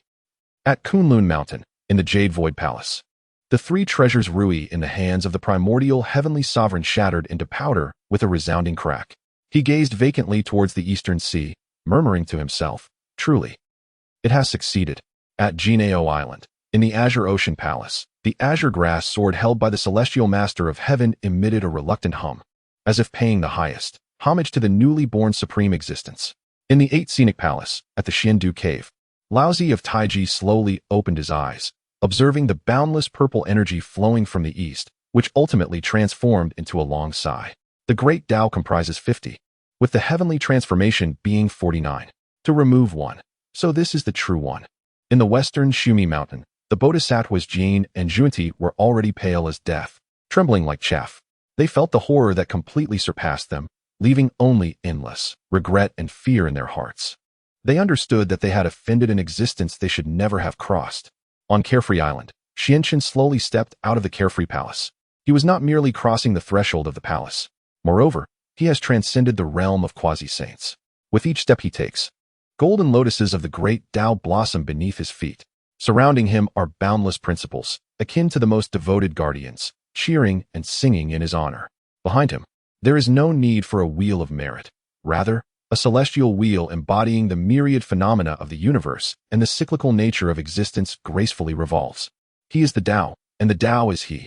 As he gazes below, he sees the prostrate figures of Shintu, Yulei, Zhao Gongming, and countless beings from the Isle of Freedom. His gaze then shifts to the distant expanse of the primordial land. He understands that from this day forth, he He shall possess a title that inspires reverence among all beings across the three realms. His voice, though unadorned, resonates clearly within the hearts of every creature.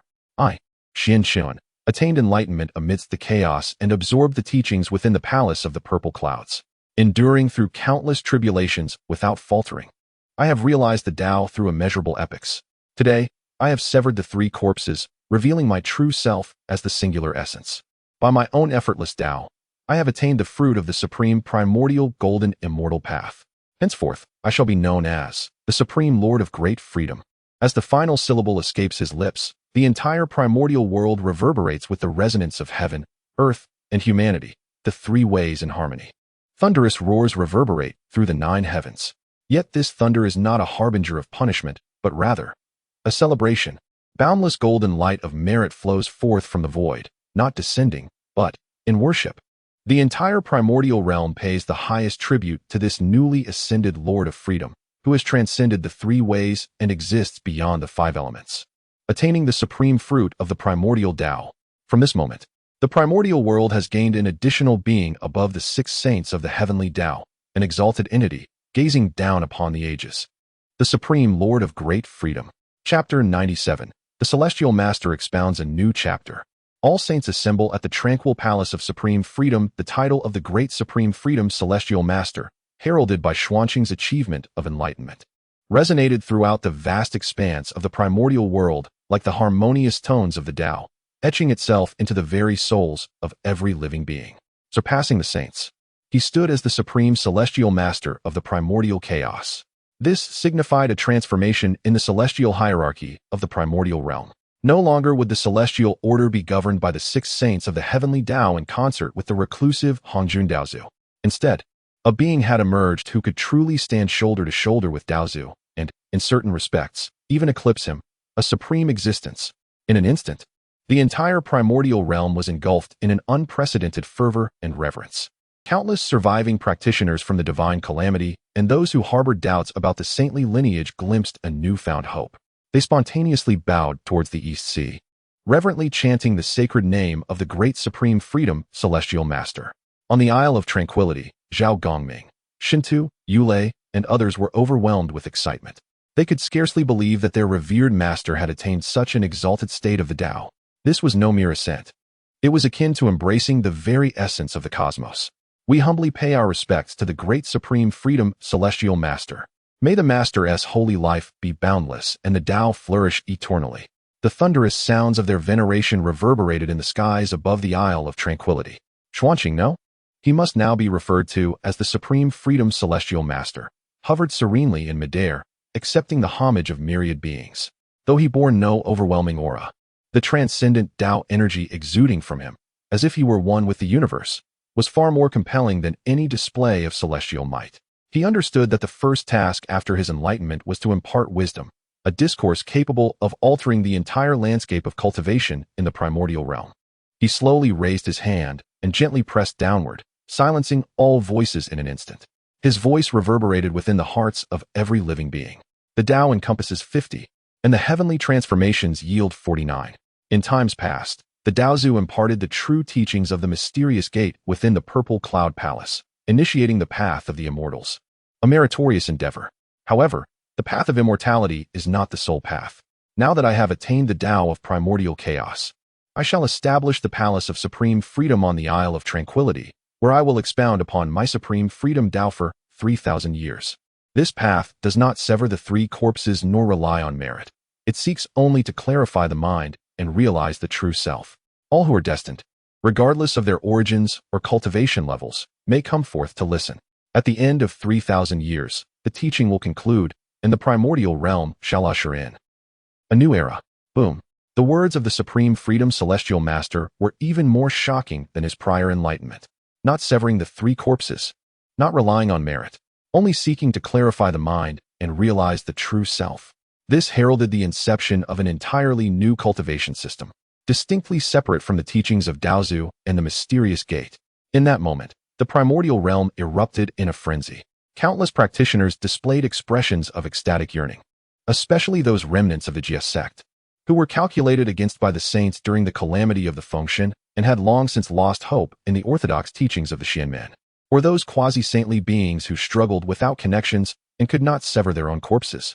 They seemed to glimpse a brand new, grand avenue leading to the pinnacle of power. Meanwhile, Kunlun Mountain, Golden Ao Island, and even the western Mount Meru, all the sacred sanctuaries of the saints fell into a prolonged silence upon hearing these words. They understood that Xianxun was intent on uprooting them, just as the celestial master of freedom announced his intention to expound on the path of freedom. Before he could begin his discourse, the island welcomed its first batch of special guests. 7 streams of light appeared almost simultaneously outside the protective formation of Freedom Island. These were the apex beings of the primordial realm, excluding Hongjun Daozu, Laozi, Yuanshi Tianzuan, Tongtian Jiao Master, Nuan Yang Yang, Jane Dao Run, Zhuanti Dao Run, and the ruler of the underworld, Pingxin Yang Yang. The 7 saints had gathered at Freedom Island. They did not forcibly breach the formation, but instead stood quietly outside, each bearing a different expression. Laozi maintained his usual demeanor of tranquility and non-action, yet his eyes sparkled with curiosity and inquiry. Yuanshi Tianzuan wore a cold expression, his eyes reflecting a complex mix of apprehension and unwillingness. Tongtian Jiao Master exhibited an air of desolation mingled with a hint of relief. Nuan Yang Yang's beautiful eyes flickered, seemingly intrigued by this newly ascended celestial master. The 2 Western saints bore faces etched with bitterness and obsequiousness, for they had come to atone. Meanwhile, Pingxin Yang Yang displayed a genuinely warm smile. Within Freedom Island, Xianxun gazed at the 7 saints outside the formation, a knowing smile gracing his face. He was aware they would inevitably arrive. With a mere thought, the protective formation capable of withstanding saintly assaults silently parted. A path paved with vibrant, multicolored light extended from the front of the Freedom Palace to the feet of the 7 saints. Xianxun, alongside his central ghost emperor Zhao Gongming and the door gods Shintu and Yulei, had long awaited their arrival at the palace entrance. Esteemed friends, I, Xianxun, have the honor of meeting all of you. He bowed respectfully to the 7 saints, referring to them as friends rather than teachers or saints, for his current standing was now sufficient to be on equal footing with them. The 7 saints, gazing at the ethereal yet profound celestial master of freedom before them, were filled with a multitude of emotions. They collectively returned the bow, saying, "We have the honor to meet the celestial master of freedom." This gesture signified their complete recognition of Xuanxun's status. Henceforth, the primordial realm would no longer be an era dominated by 6 saints, but rather, an epoch of shared governance among 7, or perhaps it should be, an age where one transcends the 6 saints. Chapter 98. On the discussion of the Hunyuan Ding New Preface, the pattern of the primordial world is thus divided. Within the celestial palace, the hosts and guests took their seats. This time, there was no distinction between high and low. Xianxun sat alongside the 7 sages, all sharing the cloud bed mat that symbolized the highest authority in the primordial realm. Zhao Gongming, Shintu, Yulei, and others stood respectfully below, not daring to breathe a word. They understood that today, this seemingly tranquil discussion would determine the future patterns of countless Yuan meetings in the entire primordial world. Unbeknownst to the celestial master, what teachings do you have for us? Ultimately, it was Taiching Laozi who first broke the silence, addressing the celestial master with utmost humility. Xianxun offered a slight smile and replied, "Your words are too heavy, old master. Today, I have invited all of you fellow Daoists not for teachings, but for a discussion on the Dao." A discussion on the Dao? Yuanshi Tianzun raised an eyebrow and coldly remarked, "The Dao of the celestial master is carefree. Our Dao is the Heavenly Dao. Our paths diverge, and thus we cannot collaborate. What is there to discuss?" His tone still carried a hint of reluctance and bitterness. Xianxun glanced at him, unperturbed, and calmly stated, "Daoist friend Yuanshi, your words are misguided. The great Dao encompasses myriad paths leading to the same destination. Though my path is named carefree, it does not stray from the essence of the great Dao within this primordial realm." He paused and continued, "I believe that in the past, the Dao ancestor established the Xianmen as the orthodox path, teaching the multitude through the immortal Dao, which was in accordance with heaven and merited great virtue. However, each era has its own laws. After the calamity of the witch and demon, the innate divinities diminished, and the innate spiritual energy waned.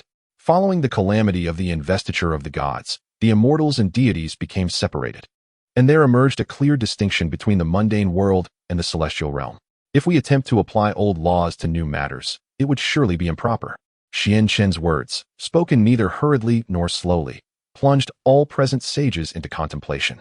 They recognized the truth in his statement. Indeed, after the investiture of the gods, The dynamics of the primordial realm had changed. The human realm had become the domain of humanity, while the heavenly court became the abode of deities. Their own sage traditions, meanwhile, appeared somewhat isolated from the world. Then, according to the celestial master's view, what should be done? The ever-silent Niwa finally spoke. Lin Chen's gaze swept across each sage present before he slowly articulated his vision. I believe that from this day forth, the primordial realm should establish a new order. The heavenly Dao, earthly Dao, human Dao, and my Dao should coexist, remaining distinct yet capable of complementing one another. The heavenly Dao, led by the heavenly court of Hongjun, shall oversee the order of the three realms, wielding the power to reward the virtuous and punish the wicked. The Xianmin traditions of each of you Daoist friends shall remain the orthodox immortal Dao, permitted to establish teaching grounds beyond the 33 heavens, gathering disciples and imparting the supreme clarity immortal methods. However, except in times of calamity, sages should not easily interfere with the operations of the primordial realm. His words effectively provided the 6 saints of the heavenly Dao with a path forward, acknowledging their status while also delineating a red line for them. Upon hearing this, Yuan Shi Tianzun's expression slightly brightened. Lin Chen continued, stating that the Dao of Earth, centered around the realm of Lady Pingxin, governs the 6 paths of reincarnation and oversees the cycle of life and death for all beings. The deities of the underworld, whom I have decreed, shall serve as the foundation of this earthly realm, upholding the order of the netherworld. After the demise of creatures from the primordial wilderness, their souls must enter the underworld for judgment before being reincarnated. Upon hearing this, Lady Pingxin smiled and nodded at Lin Chen. The human realm, represented by the 3 sovereigns and 5 emperors of the Fire Cloud Cave, is upheld by the deities I have appointed to protect it. They shall oversee the lineage of humanity and establish ethical norms. Matters concerning humanity must be decided by humanity itself, while celestial beings must not arbitrarily interfere with the succession of human kings or the rise and fall of dynasties. Hearing this, Niwa's beautiful eyes also sparkled with approval. Finally, Lin Chen addressed everyone, articulating the most crucial point. My path is carefree, and it is also Buddhism. Buddhism? Zhuan Ti Daoren exclaimed, his spirits lifted. Lin Chen nodded and said, indeed. My carefree Zen school teaches the Mahayana principle that everyone can attain Buddhahood. This doctrine does not rely on written words, nor does it adhere to conventional teachings. It directly points to the human heart and reveals the nature of enlightenment. It seeks not for the ultimate bliss of the afterlife, but rather for perfection in this life. This path will coexist alongside the celestial way. All beings from the primordial wilderness may choose. They may enter the mystical gate to cultivate the upper clarity celestial method in pursuit of longevity. Or they may embrace my Buddhist path to achieve clarity and transcendence in this life. The celestial and the Buddha each uphold their own paths and transmit their teachings, complementing and validating one another. Thus, in the primordial wilderness, a myriad of blooms shall flourish, ushering in a truly prosperous era of cultivation. Lin Chen's words resounded powerfully. What he envisioned was an unprecedented, grand, and complete new paradigm for the primordial wilderness. A new era where the heavenly Dao, earthly Dao, human Dao, and Buddhist Dao coexist, mutually balancing and promoting one another. All the saints present were profoundly moved by his magnificent vision. They understood that once this concept was realized, the primordial wilderness would no longer witness the tragic monopolization and ensuing bloodshed seen in the Fengshan calamity. After a long silence, Taqing Laozi was the first to speak. He deeply bowed to Lin Chen, stating, "Your insights, celestial venerable, are unparalleled and far superior to ours. This humble one is in complete admiration." Yuan Shi Tianzun also fell into a prolonged silence, ultimately releasing a complex sigh of acquiescence. Tong Tian Jiao Zhu clapped his hands and laughed heartily, exclaiming, "Excellent! A splendid union of celestial and Buddhist paths. Thus, we honor this magnificent cosmos." Niwa and Pingxin naturally nodded in agreement. Finally, only the 2 saints from the west remained. Their gazes towards Lin Chen were filled with extreme complexity. Zhuan Ti spoke with a bitter tone, "Celestial venerable, what of our Western teachings?" Lin Chen looked at him and smiled gently. "My friend, we are all Buddhas. What distinction is there between East and West? If you so desire, your Western teachings may also merge into my Mahayana Buddhism. You too shall still serve as the Western leaders, enjoying boundless fortune. However, the doctrine must be based on realizing one's nature to attain Buddhahood. This is the final path he left for the 2 saints of the West, a path of unification." As they exchanged glances, receiving and approaching both discerned liberation in each other's eyes. They prostrated themselves before Xianxin in reverence, proclaiming, "We are willing to serve the heavenly sovereign for the sake of our Buddhist lineage." World-honored one. Thus, a new order in the primordial chaos was established. A discourse that would determine the future landscape of the primordial world concluded peacefully within the halls of the tranquil palace. Through his singular strength, Xianxin ushered in a renewed hope for this world, scarred by its tribulations. Chapter 99. After the sequence, a discourse on feudalism. The 3,000 mortal realms ultimately find their home in the serene realm of the celestial palace. The discourse among the sages reached its zenith, thus laying the cornerstone for a new order in the primordial chaos. This event swept across the three realms like a gentle spring breeze, swiftly dispersing the lingering shadows that enveloped the heavens following the calamity of the deification. Upon returning to their respective sanctuaries, the 6 saints of the heavenly way simultaneously proclaimed the closure of their mountains. The primordial supreme being decreed that no disciples of the Chan teachings should venture into the mortal realm lightly, unless faced with a great calamity. The 12 golden immortals, profoundly transformed by this encounter, retreated into the Jade Void Palace for rigorous self-cultivation, seldom to emerge. The master of the celestial teachings, disheartened, reinstated the 4 swords of extermination at the entrance of the Green Isle Palace, plunging into the deepest meditation, oblivious to worldly affairs.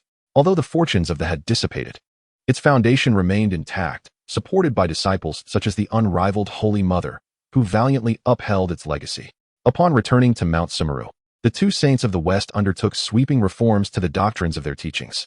They discarded some of the more opportunistic methods of salvation, instead embracing the profound essence of enlightenment as articulated by Xuanqing.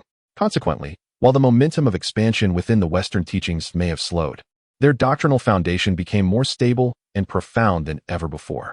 They revered Xuanqing as the world-honored one. Although this recognition bore a hint of reluctance, it undeniably illuminated a path for the true flourishing of the Western teachings. As for the heavenly court, upon learning of the outcomes of the discourse at the celestial palace, the Supreme Emperor of Heaven felt a twinge of reluctance, yet had no choice but to acquiesce to this new reality.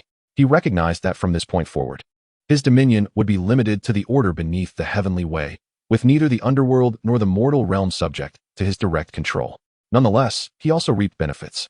For the new order established by Xuanqing fortified his status as the heavenly emperor and clarified his authority. Henceforth, the sages would not easily interfere with the 3 realms, and his court would stand as the rightful executor of the heavenly way.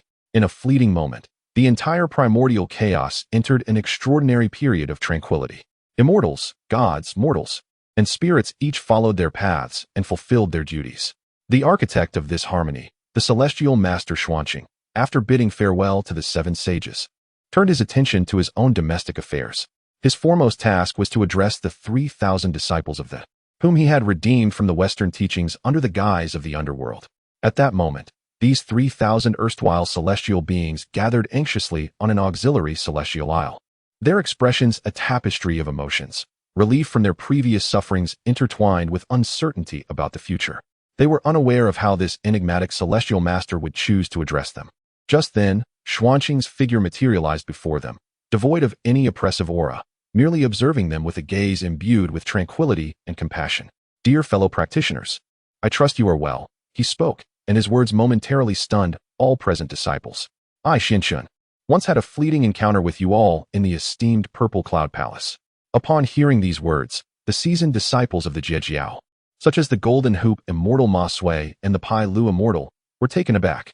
They recalled that this individual before them was none other than the inconspicuous green-clad Daoist who had once engaged in profound discourse with their own master in the Purple Cloud Palace. Yet, they could scarcely have imagined that, after several epochs, they would meet again, and this person would have ascended to become a supreme celestial being, revered even by saints as a peer. Meanwhile, they had been reduced to mere stragglers, bereft of their homes and nearly losing their true spirits. In that moment, countless Zhijiao immortals were overwhelmed with sorrow. Many of them even moved to tears on the spot. Xianxin looked upon them and sighed softly, saying, "The past is but a memory, and time flows ever onward. The calamity of the Fengshun is a matter of destiny, beyond the power of any single individual to alter. It is indeed fortunate that you can find a glimmer of hope amidst this tribulation." He paused before continuing, "Today, I have gathered you not for any other purpose but to present you with 3 paths." All present held their breath, listening intently. The first path, Xianxin stated, If you still hold loyalty to the Zixiao and cherish the grace of the Tongtian Saint, I can facilitate your return to Golden Ao Island. However, the island is now sealed by the sword array of the extermination of immortals, and Tongtian Daoist is currently in a state of closed-door meditation. Your return may be fraught with uncertainty. You must tread carefully. Upon hearing this, some disciples who remained steadfastly loyal to the Zixiao revealed a glimmer of hope in their eyes. The second path, Lin Chen continued. If you have grown weary of the worldly struggles and the strife of the immortal path, I can also take the liberty of sending your true spirits into the cycle of reincarnation in the underworld. You will shed your past memories and be reborn as humans. In the future, you may once again tread the path of immortality or enjoy a prosperous life, depending on your own fortunes. This option stirred a flicker of interest in the eyes of some disciples who had become disillusioned by the calamity. As for the third path, Lin Chen's gaze swept over each individual present, his voice becoming exceedingly solemn. I now hold the authority over the human and earthly divine titles of the Hongjun list. Many divine positions remain vacant upon these lists. Especially, our human Dao divine court is in its nascent stages, urgently requiring guardian deities to stabilize the fortunes and protect humanity. All of you are authentic practitioners of the Xianmen, possessing profound attainments. If any of you are willing to relinquish your past identities and join my Zixiao Palace as guardian deities of humanity, I can reshape your corporeal forms, bestow divine titles, and grant you the incense of humanity. Though it may not afford the same freedom as the immortal path, it will bestow upon you longevity and release you from the sufferings of reincarnation. These three paths are for you to choose freely. I shall never impose my will upon you. Having spoken, Lin Chen fell silent, patiently awaiting their decisions. The entire celestial island was enveloped in a profound silence. 3,000 worldly travelers, each with their own thoughts, weighed their options and deliberated. Ultimately, it was the golden hoop immortal Ma Sui who first stepped forward. He bowed deeply before Lin Chen, expressing his gratitude. Thank you for your compassion, celestial master. I, your disciple, am indebted to you and dare not betray your kindness.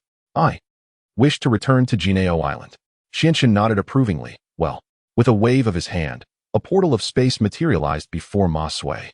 Once again, he bowed and resolutely stepped into the gateway. With the first, there came the second and the third.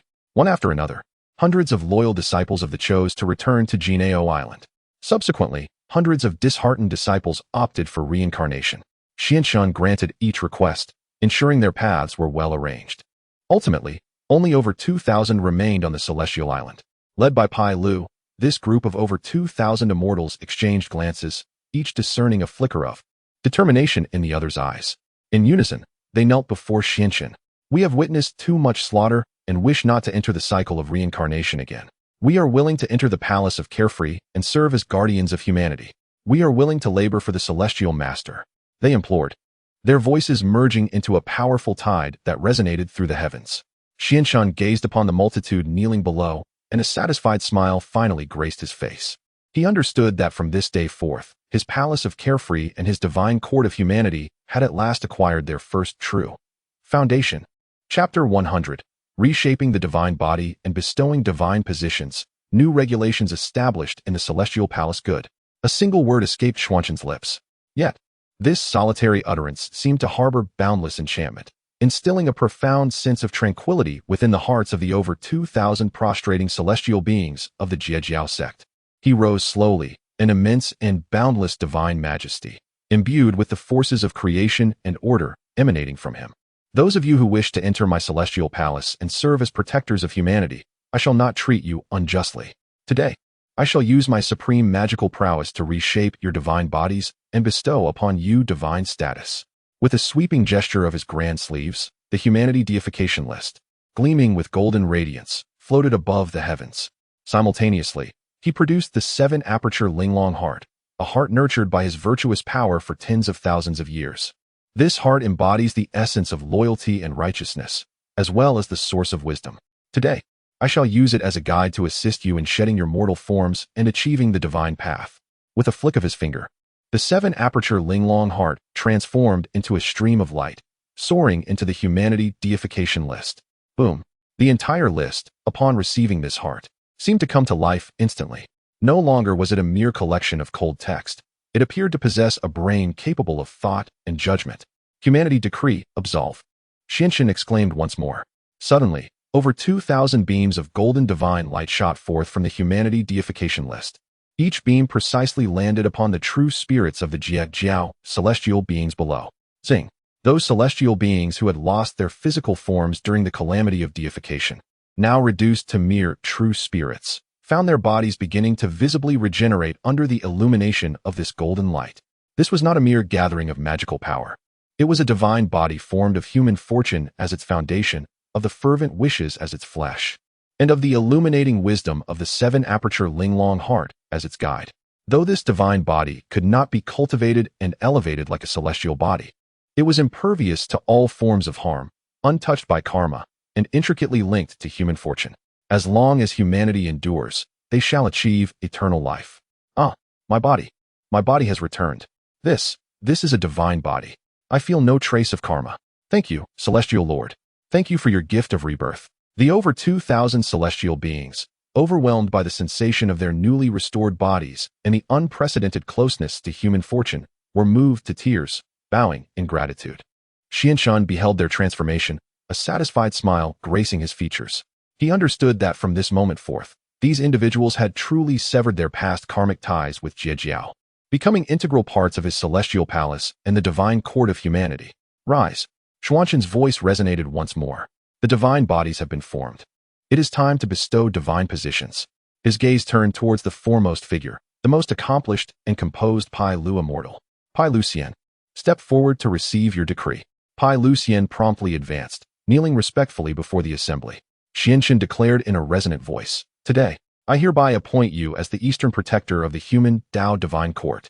You shall oversee the city gods of all directions, maintaining the order of human towns and ensuring the peace and safety of the populace. I grant you the posthumous Divine Treasure City Guardian Seal. As his words fell, a most resplendent divine light descended from the human Dao Divine Seal, accompanied by a grand seal formed from the boundless power of incense offerings, merging into Pai Lu Xian's being. In that instant, Pai Lu Xian's cultivation was firmly established at the initial stage of quasi-saint. Although merely at the divine level, the weight of his authority was such that any quasi-saint would regard him with respect. Disciple Pai Lu expresses profound gratitude to the celestial sovereign. Pai Lu Xian exclaimed in excitement, bowing in thanks. Xianshan nodded and turned his gaze to the others. Although the golden-hooped celestial horse had returned to the mountain, his loyalty was commendable. Thus, I grant him the title Western Protector of the human Dao Divine Court. The divine position remains vacant, and should he one day wish to return, he may claim it at any time. The remaining 2,000 disciples shall be appointed as protective celestial deities, general of the realm, mountain deities, and earth deities based on their past virtues and deeds. Each shall fulfill their duties and find their rightful place. A grand ceremony of human divisions was thus officially held on the Serene Island. When the final celestial deity received their decree, the entirety of the Zixiao Palace underwent a momentous transformation. With Xianshan as the supreme celestial sovereign, beneath him were the three-peak quasi-saint incarnations, Xianshan, Xianyi, and Xianzhen. Below them stood the central ghost emperor Zhao Gongming, mid-stage quasi-saint, and the three Shao's ghost emperors, initial stage quasi-saints. The human Dao Divine Court was led by Pai Lu Xian, the initial stage protector deity, alongside over 2,000 protective celestial deities composed of golden immortals and Tai golden immortals. Furthermore, there were the gate deities Shen Tu and Yu Lei, both of whom were of the De Luo golden immortal tier. The Zixiao Palace, once a tranquil sanctuary of a solitary individual, had now quietly evolved into a colossal entity, boasting several quasi-saints and thousands of De Luo golden immortals, spanning the realms of immortals, gods, and ghosts, commanding the respect of any saintly tradition. Xianshan gazed upon the myriad divine figures below, radiant with divine light, and within him arose an unprecedented sense of ambition. He understood that from this day forth, his path of carefree transcendence finally possessed a solid foundation robust enough to stand firm amidst the vast wilderness of existence. Clearing his throat, he addressed all the newly inducted members of the Zixiao Palace, as well as his disciples and deities, proclaiming the first and only rule of the palace. To enter my Zixiao gate is to abide by the way of carefree. This rule is singular. Do not instigate trouble, but neither shall you fear it. If one offends me, I shall retaliate. Should heaven deceive me, a flash of supreme divine light, disdainful of the three realms, sparkled in Xianshan's eyes. I shall defy this heaven. Chapter 101. the tranquility of the primordial world for 10,000 years. The initial manifestation of the journey to the west after the discussion of the new order in the idyllic palace, countless years swiftly passed. This epoch, spanning tens of thousands of years, marked the most serene and prosperous period since the dawn of the primordial world. The threat of calamity had vanished, and the machinations of the sages were no more. The celestial, terrestrial, human, and Buddhist paths coexisted harmoniously, each fulfilling its own role, resulting in a delicate yet stable equilibrium. Under the diligent governance of the Heavenly Emperor, the heavenly court thrived, with 365 deities each performing their duties. The constellations moved in an orderly fashion, the three realms enjoyed favorable weather, and the celestial path flourished. The underworld, managed by Lady Pingxin and the 5 ghost emperors, maintained a well-ordered cycle of reincarnation, where good was rewarded and evil punished, resulting in a clear and bright netherworld. In the realm of humanity, under the protection of the 3 sovereigns and 5 emperors alongside the divine court of humanity, a great cultural renaissance unfolded. The dynasties of Xia, Shang, and Zhou succeeded one another, with rites, music, culture, and philosophy blossoming in abundance. Countless sages, such as Laozi, Confucius, and Zhuangzi, though unable to ascend to immortality, laid down profound philosophical doctrines that would echo throughout the ages, enriching the fortunes of humanity. Meanwhile, the Buddhist sect underwent significant transformation under the profound influence of Xuanzun's Mahayana principles. The 2 saints of the West, having reflected upon their past, no longer clung to mere salvation of souls. Instead, they earnestly began to explore the true essence of universal salvation and enlightenment atop Mount Sumeru. They released the 3,000 worldly beings of the, granting them their freedom. Most, disheartened by the fall of the, chose to remain in the West, becoming the first protectors and disciples of the Buddhist faith. Among them, the distinguished Daoist, who intertwined the teachings of upper clarity with Western Buddhist principles, began to hint at the emergence of a wholly new path, earning the veneration as Daobao Tathagata. The entire primordial world flourished in a vibrant display of prosperity and intellectual discourse. Yet, the architect of all this, the idyllic celestial Lord Xianxin, seemed to have been forgotten by the world. Idyllic island, perpetually shrouded in mist, remained hidden from public view. The influence of the idyllic palace rarely graced the realms of the primordial world. Deities like Pai Lu and others silently fulfilled their duty of safeguarding humanity, while the underworld's ghostly emperors, such as Zhao Gongming, kept to themselves, maintaining the order of reincarnation in the netherworld. Xianxin appeared to have truly achieved the great freedom he sought. However, as the sole celestial lord of the primordial world, could he genuinely remain detached from the affairs of the world? One day, within the idyllic palace, Xianxin slowly opened his eyes. His gaze was profound and tranquil, seemingly reflecting the entire cosmos' cycle of life and death. After tens of thousands of years of cultivation, his primordial Dao fruit had become thoroughly solidified. His idyllic Dao was now perfectly harmonious, establishing its own unique path. He sensed that he had touched upon a realm more elevated and mysterious than that of the sages. Yet, he also felt that the primordial world had become, for him, akin to a rather confined pond. To advance upon his path, he required a broader expanse and a more intricate web of causality as sustenance. His gaze appeared to pierce through the heavens, transcending the confines of the 33 realms, and gazed into the boundless chaos of the void. Within this chaos, the myriad worlds lay shrouded in mystery. He pondered quietly to himself. At that moment, a spark ignited within him as he calculated with a gesture of his fingers. Upon this revelation, a peculiar expression graced his face. Is the journey to the west about to commence? He could distinctly sense a nascent force, though not nearly as devastating as the calamity of the Fengshan era, yet equally profound in its implications, gradually unfurling from the now-sealed Mount Shumi in the west towards the east. The transmission of Buddhist teachings to the east. Xianxin instantly grasped the crux of the matter.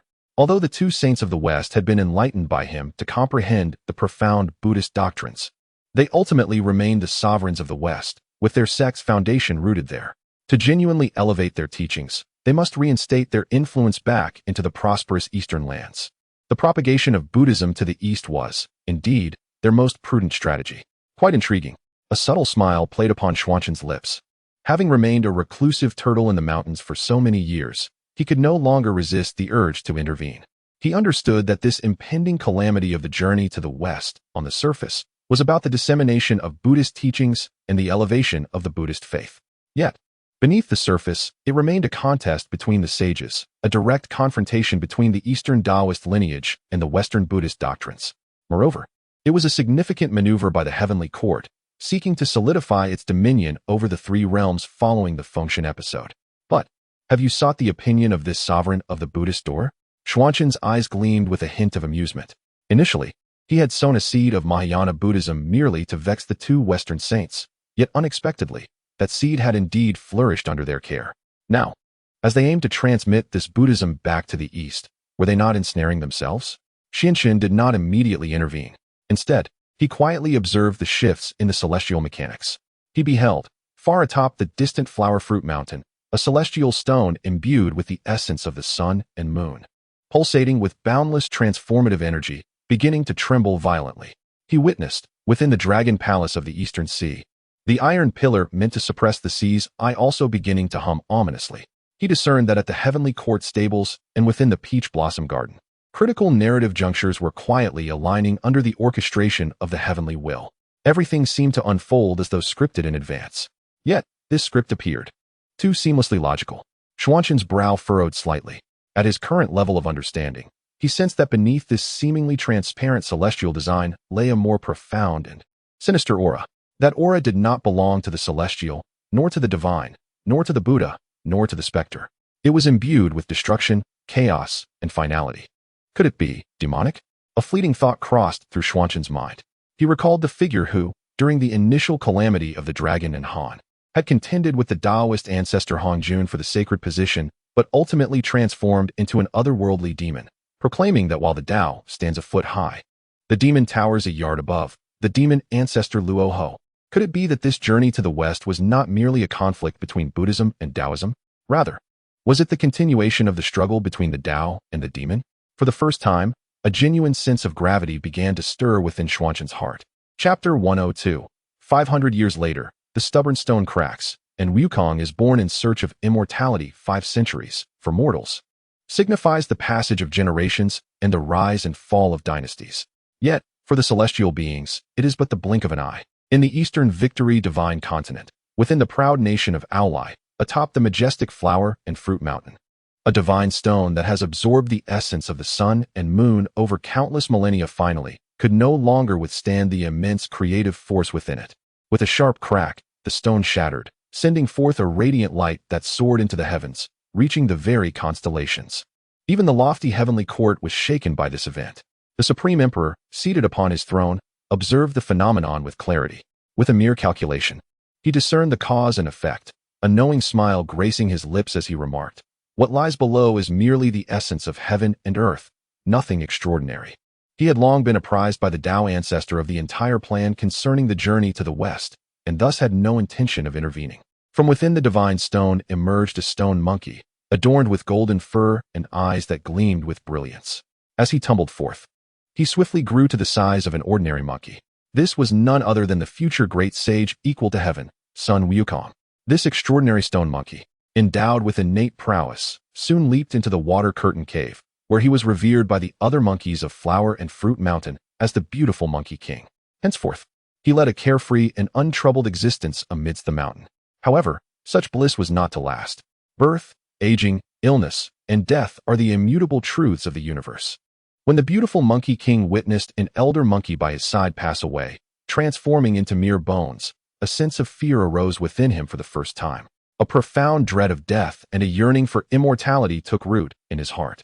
Though we may not abide by the laws of kings nor fear the might of beasts today, in a century's time, the mountains will erode and the trees will wither, and we too shall be summoned by the Lord of the underworld. He resolved to seek a method of attaining eternal life, to transcend the cycle of reincarnation, lest he squander this existence.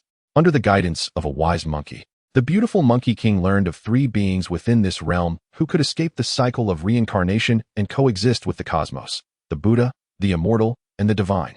Thus, he resolutely bid farewell to his companions, fashioned a wooden raft, and set sail through the tumultuous seas in pursuit of enlightenment. His journey spanned over a decade. He traversed the southern continent, witnessing the deceptions and avarice of humanity. Yet, he never encountered true immortality. Ultimately, he arrived in the region of the western Bullheaven continent. There, he heard tales of a sacred mountain, Ling Tai Fong Si Yuan, which housed the celestial cave of the slanted moon and 3 stars, where resided a sage of boundless power and extraordinary abilities, known as Patriarch Bodhi. With determination, he inquired further and made his way toward Ling Tai Fong Cun Mountain. Meanwhile, all of this was keenly observed by Lin Chen, seated in the Serenity Palace, whose lips curled into a knowing smile. Ling Tai Fong Cun Mountain, the celestial cave of the slanted moon and 3 stars Patriarch Bodhi. He savored these words, contemplating their significance. In his current state, how could he fail to perceive that the so-called Bodhi Patriarch was, in essence, one of the 2 saints of the West, the Daoist Zhuan, a brilliant maneuver akin to the golden cicada shedding its shell, a masterful transformation of a demon into a Buddha. Lin Chen silently admired the cleverness of Zhuan. This Zhuan is indeed a remarkable figure. For the sake of propagating the Buddhist teachings to the East, he has willingly lowered his status, transforming into a humble mountain deity, personally descending to instruct this future pawn. However, may I not stir this pawn even slightly? A glimmer of amusement flickered in Lin Chen's eyes. He chose not to intervene in Sun Wukong's apprenticeship, for he understood that the abilities of Sun Wukong, along with the chaos he would unleash in the Heavenly Palace, were integral to the grand narrative of the journey to the West. Any forceful interference would only invite the backlash of the Heavenly Dao and the Assembly of Saints, resulting in a loss far greater than any potential gain. Yet, he could subtly leave a trace of his own contingency upon this vital piece. With a mere thought, his ethereal embodiment, the Hongjun Daoist, stepped forth from within him once more. "My friend, I must trouble you again," Lin Chen's true self remarked with a smile. The Hongjun Daoist, with his transcendent demeanor, rarely displayed a hint of weary resignation. "Alas, it seems myself will truly become a toiling corpse." Though he voiced his complaints, his actions were swift. In a mere flicker, he vanished into the tranquil confines of the Xiaoyao Palace. In the west Nyohuzhou, at the foot of Ling Tai Fong Cun Mountain, a golden-haired stone monkey squatted beneath a pine tree, scratching his head in distress. He had been wandering in this area for several months, yet he could not find the fabled Zixiao Palace cave. Just as despair began to take hold, and he was on the brink of giving up, a melodious song suddenly echoed from deep within the forest. Watching the game, the woodcutter's axe strikes, strolling at the mouth of Yunbian Valley, selling firewood and wine, lost in joyous laughter. The autumn path is high, resting against the pine roots under the moon, awakening to the dawn. Recognizing the old forest, climbing cliffs and crossing ridges, wielding an axe to sever withered vines, collecting them into a bundle, singing as I walk to the market, exchanging for 3 measures of rice. There is no contention. The price is fair and simple, lacking in cunning and schemes, indifferent to glory and disgrace, tranquil and prolonging life. In the place of encounter, either immortal or Daoist, seated in peace discussing the Yellow Court. Upon hearing these words, Sun Wukong was filled with uncontainable joy. He realized he had encountered a true master. He hurriedly followed the sound of the song. There, he beheld a woodcutter clad in humble garments, wielding an axe while singing heartily. Sun Wukong approached and bowed deeply. "Old immortal, I pay my respects." The woodcutter, upon noticing, promptly dropped his axe and returned the courtesy, saying, "I am unworthy. I am merely a commoner. How could I possibly be called an immortal?" Yet, Sun Wukong remained resolute in his belief and implored, "If you are no immortal, how can you utter such celestial verses?" The woodcutter merely smiled gently. On his ordinary visage lay an essence of profound wisdom, as if he comprehended all the intricacies of the world. Gazing at the stone monkey before him, he spoke slowly. Foolish monkey, you seek the immortal, yet remain oblivious to its whereabouts. You pursue the Tao, yet fail to comprehend its essence. The 12 characters, Ling Tai Fong Cun Shan, Xia Yusin Xing Dong, have already revealed the answer to you. Ling Tai Fong Cun signifies the heart. Xia Yusin Xing also embodies the heart. The immortal does not reside in the mountains nor in hidden caves. The immortal dwells within the confines of your own heart. The Tao is neither in the heavens above nor in the earth below. The Tao exists within a mere thought of yours. Upon uttering these words, the woodcutter paid no further heed to the contemplative stone monkey. He simply shouldered his bundle of firewood, humming a gentle tune, and sauntered deeper into the forest. Before departing, he flicked his fingertip, sending forth a nearly imperceptible seed of the Tao, indistinguishable from dust, which silently landed upon Sun Wukong's brow, merging into his consciousness. Yet Sun Wukong, lost in profound realization, remained utterly unaware of this occurrence. Chapter 103. The Enlightenment of Wukong through the Teachings of Bodhi. deeply buried seeds awaiting roots. A few words of Zen from the woodcutter struck like a thunderclap in the heart of Sun Wukong. The spiritual platform is the heart. The slanted moon and 3 stars are also the heart. The immortal exists within this very realm. I understand now. I comprehend. Ha ha. Sun Wukong suddenly laughed heartily towards the heavens, his laughter brimming with the joy of enlightenment. He bowed deeply 3 times in the direction the woodcutter departed. Thank you, divine being, for your guidance. The disciple has understood. He ceased his relentless quest for the elusive slanted moon and 3 stars cave, choosing instead to sit cross-legged, gathering his thoughts, and for the first time, genuinely reflecting upon his inner self. He sat in stillness for 7 days and nights. Upon reopening his eyes after this duration, the once wild and vibrant golden light in his gaze now bore a hint of restraint and tranquility. Rising to his feet, he felt no trace of confusion. He continued along the mountain path, and soon enough, in the depths of the forest, he beheld a cave dwelling. Above the cave entrance were the characters spiritual platform, heart of the universe, slanted moon, and 3 stars inscribed. Seeing this, Sun Wukong smiled faintly. He realized it was not he who had discovered the cave, but rather, when his heart arrived, the cave had revealed itself to him. He approached respectfully and knocked on the cave door. Inside the cave, Bodhi Patriarch, the incarnation of the purity Daoist, sat cross-legged upon a cloud bed, imparting the profound teachings of the Tao to his disciples. Suddenly, he felt a stir in his spirit, calculated with his fingers, and a peculiar expression crossed his face. How strange. This monkey had clearly arrived at the foot of the mountain 7 days prior. Why has he only come to knock today? He attempted to decipher the heavenly mysteries once more, but found the past 7 days of the monkey's fate shrouded in chaos, obscured by a force even more adept and enigmatic than his own. How could this be? For the first time, a flicker of unease arose in the heart of the purity Daoist. He sensed that this crucial piece on his chessboard had seemingly been tampered with unbeknownst to him. Yet, he could find no evidence to substantiate this suspicion. Very well, having entered, he cannot escape my grasp. Suppressing his doubts, he called out to the door, "Come in." Thus, Sun Wukong formally became a disciple of Bodhi Patriarch. In the years that followed, he, alongside his fellow disciples, engaged in the study of etiquette, recitation of scriptures, and maintenance of the courtyard. His temperament became serene, his diligence admirable, a stark contrast to the unruly stone monkey he once was. This transformation left the observing Bodhi Patriarch increasingly perplexed. He felt that this monkey seemed rather too clever.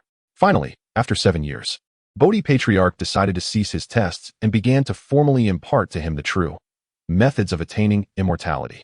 He summoned Sun Wukong before him and asked, "Wukong, you have been my disciple for 7 years. Today, what would you like to learn?" Sun Wukong respectfully replied, "I shall leave it to my esteemed master to decide. All I seek is the method to attain immortality." Upon hearing this, Master Bodhi began to introduce his teachings one by one. "Here, I have the art gate, which involves invoking celestial beings, divining with yarrow stalks, and discerning the principles of fortune and misfortune. Would you wish to learn?" Sun Wukong pondered and inquired, "Can this method grant me immortality?" "No, it cannot. I shall not teach it." "Then I have the flow gate, which involves studying scriptures, chanting the Buddha's name, and navigating the myriad teachings. Would you wish to learn? Can it grant me immortality? Like trying to grasp the moon in water or viewing flowers in a mirror." "I shall not teach it." "Next, I have the stillness gate, which involves conserving food, practicing meditation, abstaining from speech, and adhering to dietary restrictions. Would you wish to learn? Can it grant me immortality? It is akin to clay not yet fired. Ultimately, it is hollow. I shall not teach it." Furthermore, I possess the motion gate, which entails balancing yin and yang, drawing bows, and renewing oneself. Would you wish to learn? Can it grant me immortality? It is equally futile. I shall not teach. Sun Wukong shook his head repeatedly, and ultimately, he knelt upon the ground, declaring, "Master, I seek solely the path to immortality. These peripheral teachings are not what I desire. I implore you to impart to me the true supreme method." Master Bodhi regarded him, a flicker of unrecognized approval glimmering in his eyes. This monkey, though of mysterious origin, possessed a genuine heart for the way. He feigned great anger, leaped from the platform, seized a ruler, and struck Sun Wukong's head 3 times, neither too lightly nor too heavily. Thereafter, he turned his back and retreated into the inner chamber, slamming the door shut. The other disciples grumbled, blaming Sun Wukong for inciting the master's wrath. Only Sun Wukong remained, momentarily stunned, before a look of uncontainable joy spread across his face. He understood. His master was presenting him with a riddle. At the stroke of midnight, He was to enter through the back door for a clandestine transmission of the Supreme Way. In the dead of night, Sun Wukong stealthily approached the master's bed. Master Bodhi, seeing that he had indeed comprehended, felt even greater joy. Thus, he no longer concealed it and imparted to him the most exalted celestial techniques, including the Supreme Celestial Method and the 72 transformations, alongside the cloud somersault. All the supreme powers prepared for him. Sun Wukong, having received the true teachings, was ecstatic, diligently practicing day and night. Within 3 years, he had fully grasped their essence and achieved remarkable powers. However, after imparting the teachings, a sense of unease once again surfaced within Master Bodhi. He realized that this monkey was learning far too swiftly. So swift, it defied reason. It was as if an invisible accelerator within him aided in unraveling and comprehending these profound doctrines. He discreetly probed Sun Wukong's primordial spirit once more. This time, he finally discovered a subtle clue. Deep within Sun Wukong's sea of consciousness, there lay an almost imperceptible golden seed of the Dao, nearly merging with his primordial spirit. The essence of that seed was ethereal and its Daoist charm profound, leaving even this incarnation of a sage unable to fully comprehend it. What on earth is this? A wave of shock surged through Zhuni's heart. He finally realized that his pawn had indeed been tampered with, right under his very nose, and unbeknownst to him. Lin Chen. A name instantaneously surfaced in his mind. Who, besides that enigmatic and equally adept master of the heart, the elusive celestial sovereign, could possess such inscrutable powers? Zhuni's heart brimmed with fury and a tinge of helplessness. He now understood why Lin Chen had allowed Sun Wukong to seek him as a mentor, because from the very beginning, that monkey no longer belonged entirely to him. Well, what a remarkable Lin Chen. What an extraordinary celestial sovereign. Zhuni clenched his teeth in frustration. Yet, he found himself powerless. That seed had already fused completely with Sun Wukong's primordial spirit. To forcibly sever it would undoubtedly harm Wukong's foundation, perhaps even reducing him to a mindless, foolish monkey. Such a price was one he could not afford. Very well. In the end, Zhuni had no choice but to swallow his bitterness. He could only feign ignorance, pretending that he had discovered nothing. He resolved to turn the situation to his advantage. He must swiftly send this tainted pawn down the mountain, allowing him to embark on that already destined path of chaos in the Heavenly Palace. Chapter 104. The turmoil of the Peach Banquet and the ambition of the great sage Sun Wukong, having perfected his formidable abilities in the Crescent Moon 3 Stars Cave, one day displayed his prowess before his fellow disciples by transforming into a pine tree, garnering resounding applause. However, this spectacle was fortuitously witnessed by his master, Patriarch Bodhi, who, incensed by the display, declared his intent to expel Sun Wukong from the sect.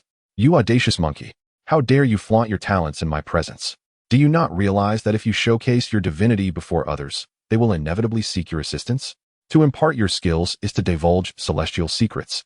To refuse is to invite their wrath, jeopardizing your very existence. Sun Wukong, recognizing his fault, hastily knelt, pleading earnestly for forgiveness. Yet, Patriarch Bodhi remained resolute in his decision to cast him out. Go, depart at once. You shall surely bring calamity upon yourself, and I will not allow you to claim to be my disciple. Should you utter a single word, I shall flay you alive. Condemn your spirit to the depths of the underworld, and you shall never rise again. Faced with his master's unwavering determination, Sun Wukong could only bid a tearful farewell. With a single somersault, he returned to Flower Fruit Mountain in the Eastern Victory Divine Continent.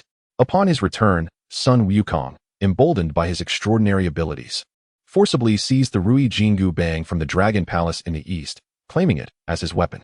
He then created a disturbance in the underworld, erasing his name from the Book of Life and Death. This audacious act soon reached the Heavenly Court, prompting the Jade Emperor to consider waging war against him. However, upon the Council of the Star of Venus, he ultimately chose to placate Sun Wukong by bestowing upon him the minor title of Stable Master. When Sun Wukong first ascended to the Heavenly Court, ignorant of the rank's insignificance, he initially reveled in his newfound freedom.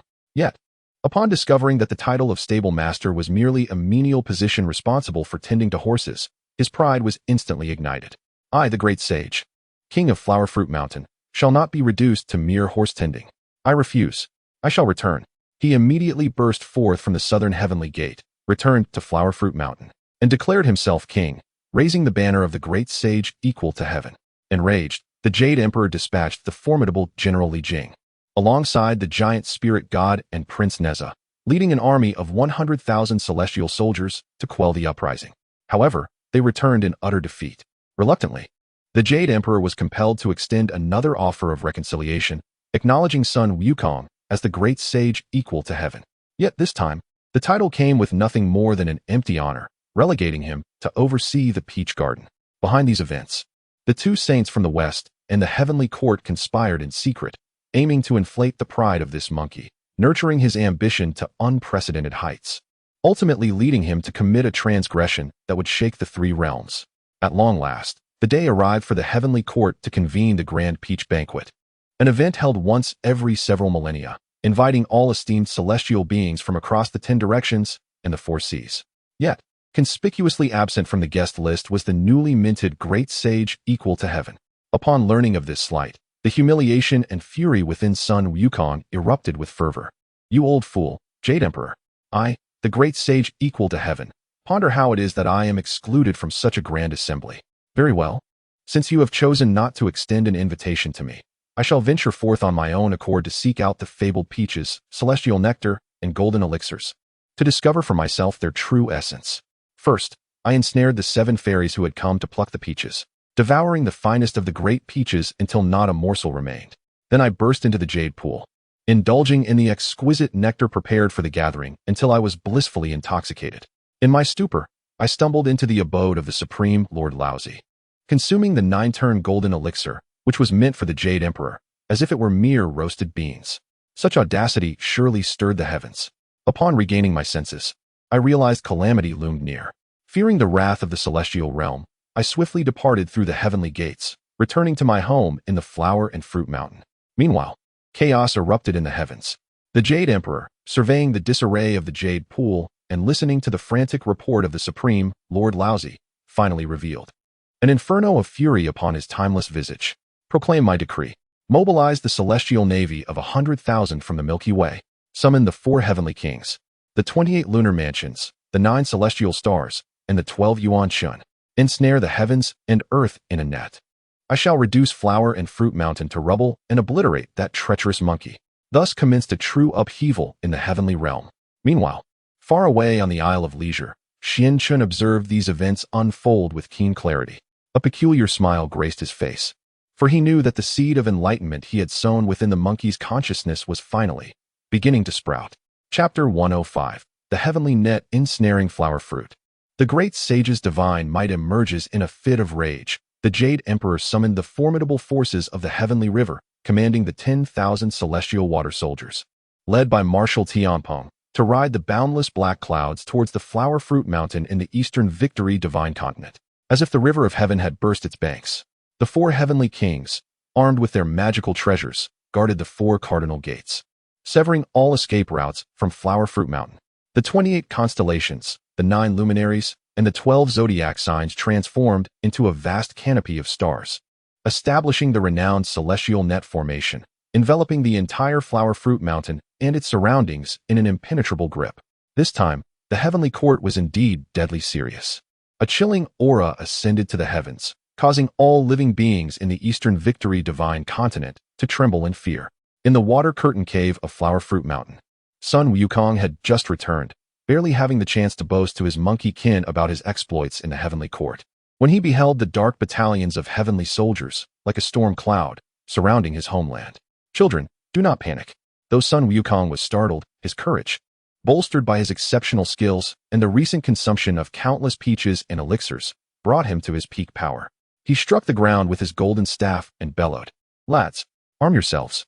Follow me, the great sage, to confront these heavenly rascals. Kill, kill, kill." The 72 demon kings of Flower Fruit Mountain, along with thousands of monkeys, surged forth under Sun Wukong's leadership, their ferocity ignited, charging out of the water curtain cave. Thus began a brutal and fierce battle in the skies above Flower Fruit Mountain. However, how could the demons of the mortal realm hope to contend with the disciplined forces of the Heavenly Court? Although Sun Wukong himself possessed unmatched might, wielding his golden staff with the vigor of a tempest, capable of shattering hundreds of heavenly soldiers with a single blow, he remained but one individual.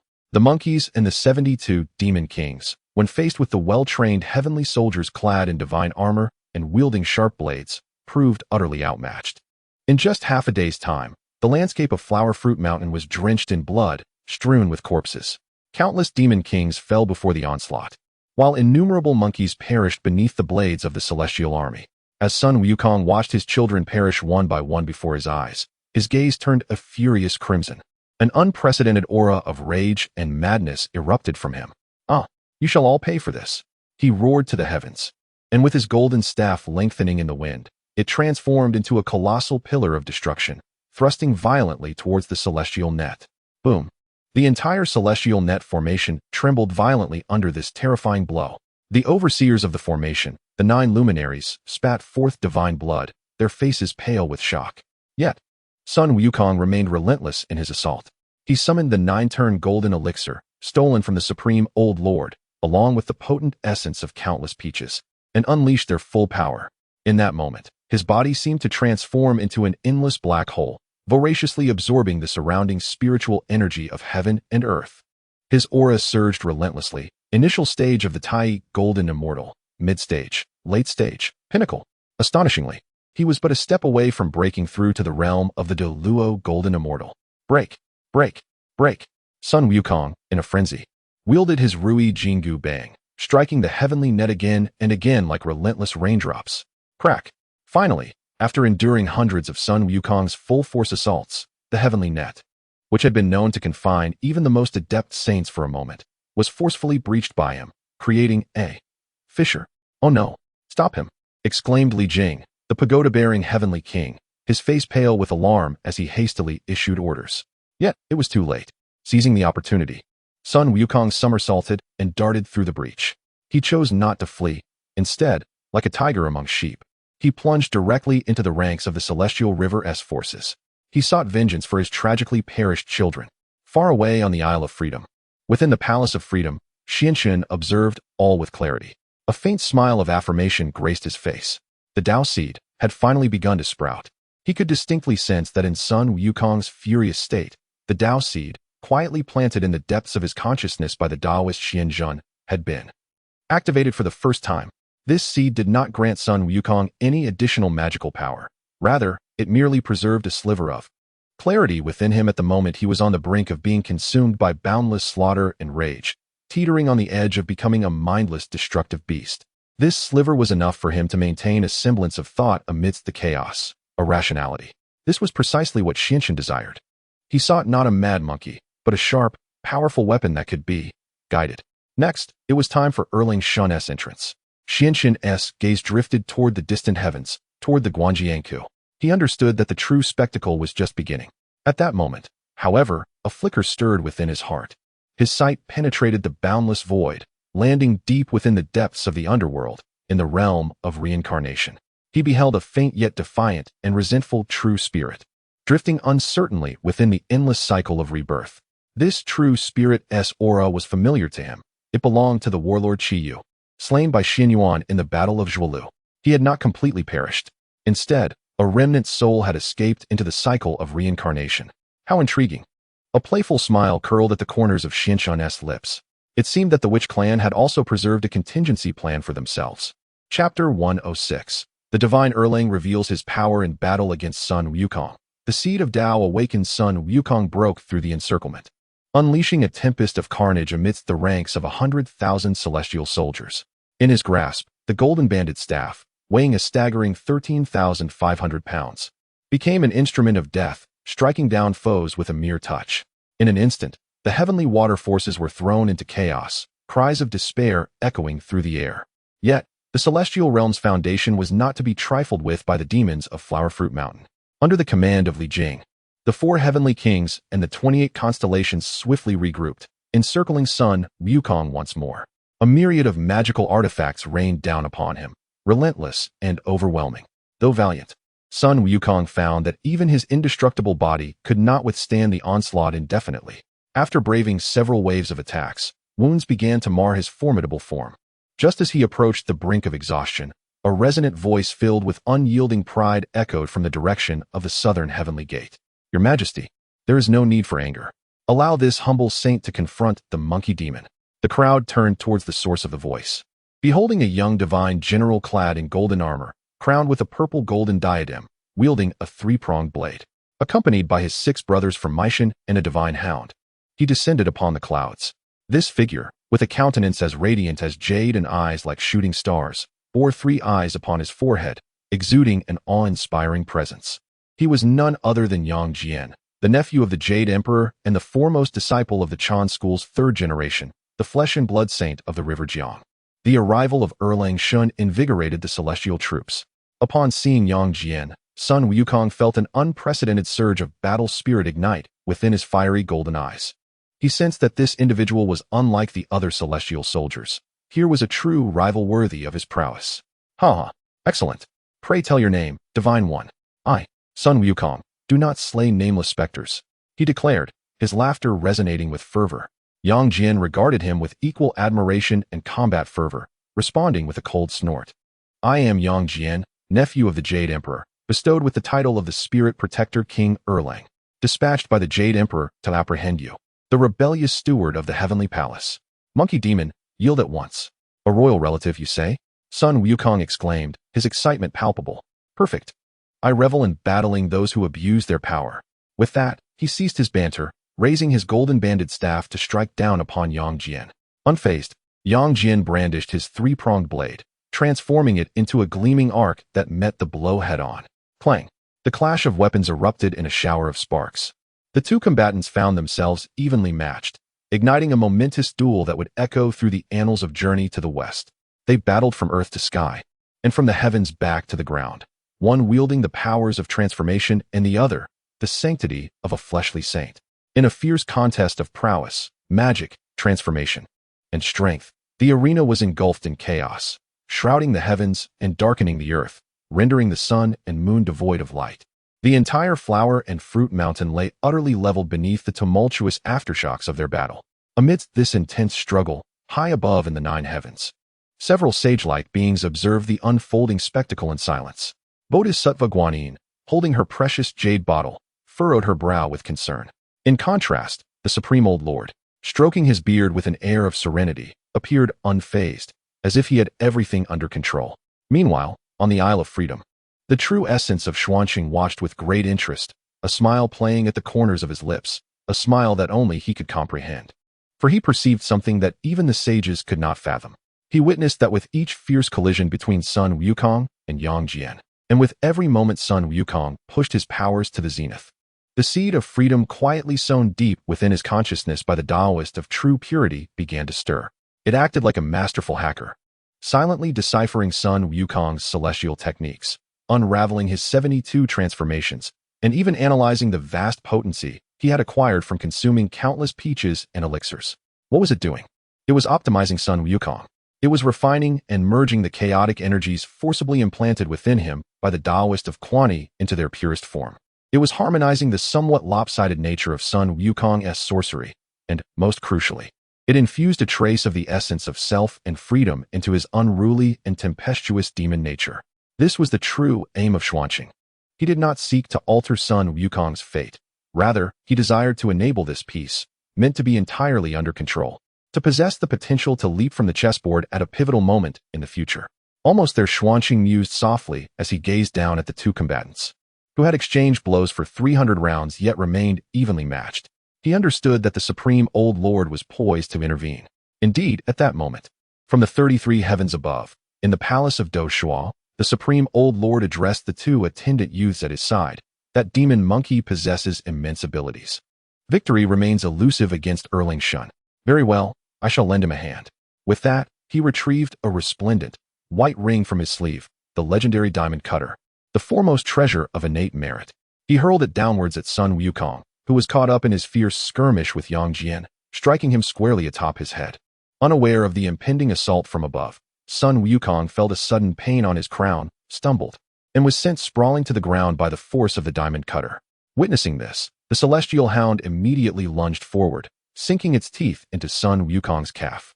With a sharp pang of pain, Sun Wukong faltered and fell once more. The celestial soldiers, in a flurry, surged forward, ensnaring him with their hooks and lassos, binding him tightly. Thus, the great sage, Sun Wukong, was captured. Chapter 107. The great sage ensnared in the Bagua furnace. Cultivating the Dao seed with fire, Sun Wukong was captured and brought to the heavenly court. The Jade Emperor gazed down at the rebellious monkey, tightly bound by the celestial ropes, baring its fangs in defiance, seething with rage. He immediately commanded that the creature be taken to the demon-slaying platform for execution, to be torn asunder. However, a stunning spectacle unfolded. No matter the blade or axe, nor the thunderous strikes or fiery assaults, all attacks upon Sun Wukong were as ineffective as scratching the surface of a boot. Not even a single hair was harmed. His corporeal form, having devoured countless peaches of immortality and elixirs, had been tempered to an indestructible state, impervious to all forms of attack. This predicament left the Jade Emperor in a quandary. He could not kill him, nor could he release him. This unruly monkey was akin to a hot potato, impossible to discard. Just then, the Grand Supreme Elder emerged at the opportune moment. Bowing respectfully to the Jade Emperor, he said, "Your Majesty, there is no need for distress. This demon monkey has indulged in the peaches, partaken of the imperial wine, and stolen the elixir. My elixir, infused with the dual energies of yin and yang, has long since fused with him. Therefore, ordinary fire and water cannot inflict harm upon him. Instead, let me, the Elder, take him and place him into my Bagua Dan furnace, where he can be refined with both literary and martial flames. In doing so, I shall not only reclaim my elixir but also reduce this demon monkey to ashes, thus alleviating your Majesty's wrath." Upon hearing this, the Jade Emperor was overjoyed and promptly approved the Elder's proposal. Thus, Sun Wukong was escorted by heavenly soldiers to the Daoist Palace, located 33 heavens away. He was roughly cast into the Bagua Dan furnace, ablaze with the 6-ding divine fire. The furnace door was slammed shut, and the Elder personally stoked the flames, commencing his arduous alchemical journey, lasting 77 days. All of this transpired under the watchful gaze of Lin Chen. Within the celestial palace, Lin Chen observed Sun Wukong, writhing in agony amidst the fiery furnace, a cryptic smile gracing his lips. "What a splendid refinement! Truly marvelous," he murmured softly. While others perceived Wukong's suffering, he recognized an unprecedented, divine opportunity unfolding before him. He could distinctly see that within the inferno of the 6-ding divine fire, the chaotic energies of the peaches and elixirs consumed by Sun Wukong were being gradually purified and integrated. His formerly somewhat insubstantial, indestructible form was becoming increasingly solid and perfect under the relentless trials of the divine flames. Most crucially, the Dao seed of carefree transcendence, which had long merged with Sun Wukong's essence, did not succumb to the refining flames. Instead, it began to awaken and sprout, nourished by the divine fire, as if it were a seed receiving the finest sustenance. Boom! A subtle yet immensely pure resonance of carefree Dao rhythm erupted from the seed. It resembled the work of a master alchemist, who proactively seized control of Sun Wukong's body. It guided the pure essence of the elixir, no longer haphazardly enhancing Sun Wukong's physical form, but rather methodically refining it according to the most profound principles of the great carefree true classic, utilizing the body as the furnace and the spirit as the flame to forge the supreme Dao body. Sun Wukong's bones, caught between shattering and reconstituting, became as translucent as jade, inscribed with natural power runes. His meridians, amidst destruction and rebirth, grew resilient and expansive, capable of accommodating torrents of magical energy. His flesh was purged of all impurities, transformed into a glazed body teeming with boundless vitality. Moreover, his once simple fiery eyes, which could merely perceive malevolent beings, began to evolve towards a higher realm under the tempering of divine flames and the guidance of the Dao seed. They were undergoing a metamorphosis into the legendary carefree Dao Eye, capable of perceiving all realms and paths, both past and future. All these transformations unfolded within the confines of the Bagua furnace. Even the master of the furnace, the Supreme Lord, remained oblivious, believing that the monkey within was still writhing in agony, unaware that a true being capable of shaking the three realms was undergoing a fiery rebirth in the flames he had ignited. It was nearly time. Xuanqing observed Sun Wukong, whose aura had reached a critical threshold within the Bagua furnace, and softly murmured to himself. He understood that the monkey was due to emerge, and he too needed to prepare the next stage for it. His gaze turned towards the distant west, to the sacred mountain already enveloped in Buddhist light. 49 days had passed. In the Daoist Palace, the Supreme Lord calculated the time with a flick of his fingers, a smile gracing his face as he spoke to the attendant beside him. "The moment has arrived. We may open the furnace and procure the elixir." He presumed that the demon monkey had already been refined into a pot of monkey elixir. However, at the very instant the attendant opened the furnace door, A thunderous roar erupted from within the cauldron. The entire Bagua furnace was overturned by an overwhelming force from within. A golden figure surged forth, infused with boundless fury and an unprecedented, terrifying might, leaping out from the blazing divine fire, none other than the now unharmed, and even more formidable. The great sage equal to heaven, Sun Wukong. I, old Sun, have emerged. He bellowed to the heavens, his voice brimming with unrestrained exhilaration and murderous intent. His eyes were no longer the simple fiery orbs of before. They had transformed into divine eyes, seemingly capable of penetrating all worldly illusions, ablaze with brilliant golden flames. The Supreme Lord, taken aback by this sudden turn of events, stumbled back 3 steps, nearly dropping his whisk. He gazed upon the formidable demon monkey before him, whose essence had grown exponentially stronger, far exceeding tenfold, and the golden eyes that even made his own saintly corpse tremble with trepidation. Completely bewildered, he thought, how could this be possible? Never in his wildest dreams did he anticipate that he not only failed to refine this demon monkey, but instead had unwittingly subjected it to an ultimate trial of purification. Furthermore, he had inadvertently bestowed upon it a pair of eyes endowed with extraordinary powers. Sun Wukong, observing the flabbergasted Taishang Laojun, chuckled softly, choosing not to engage him further. He recognized that this old man was beyond his current capabilities to confront. With a single somersault cloud, he leapt out of the Zixiao Palace, brandishing his golden staff, which he waved against the wind, transforming it into a colossal pillar that reduced the entire palace to rubble. Then, he descended from the 33 heavens with a vengeance. This time, no one could withstand his brilliance. His newly acquired Daoist eyes effortlessly pierced through the formations and strategies of all heavenly soldiers. His body, tempered by the combined forces of the 6 Ding divine fire and the Dao seed, was impervious to all methods and unassailable. Wherever his golden staff passed, heavenly soldiers fell like mere weeds, collapsing in droves. He carved a path from the southern heavenly gate to the Hall of Clarity, and from there to the exterior of the Lingxiao Treasure Hall. The entire heavenly realm was thrown into chaos, a tumultuous upheaval of disorder.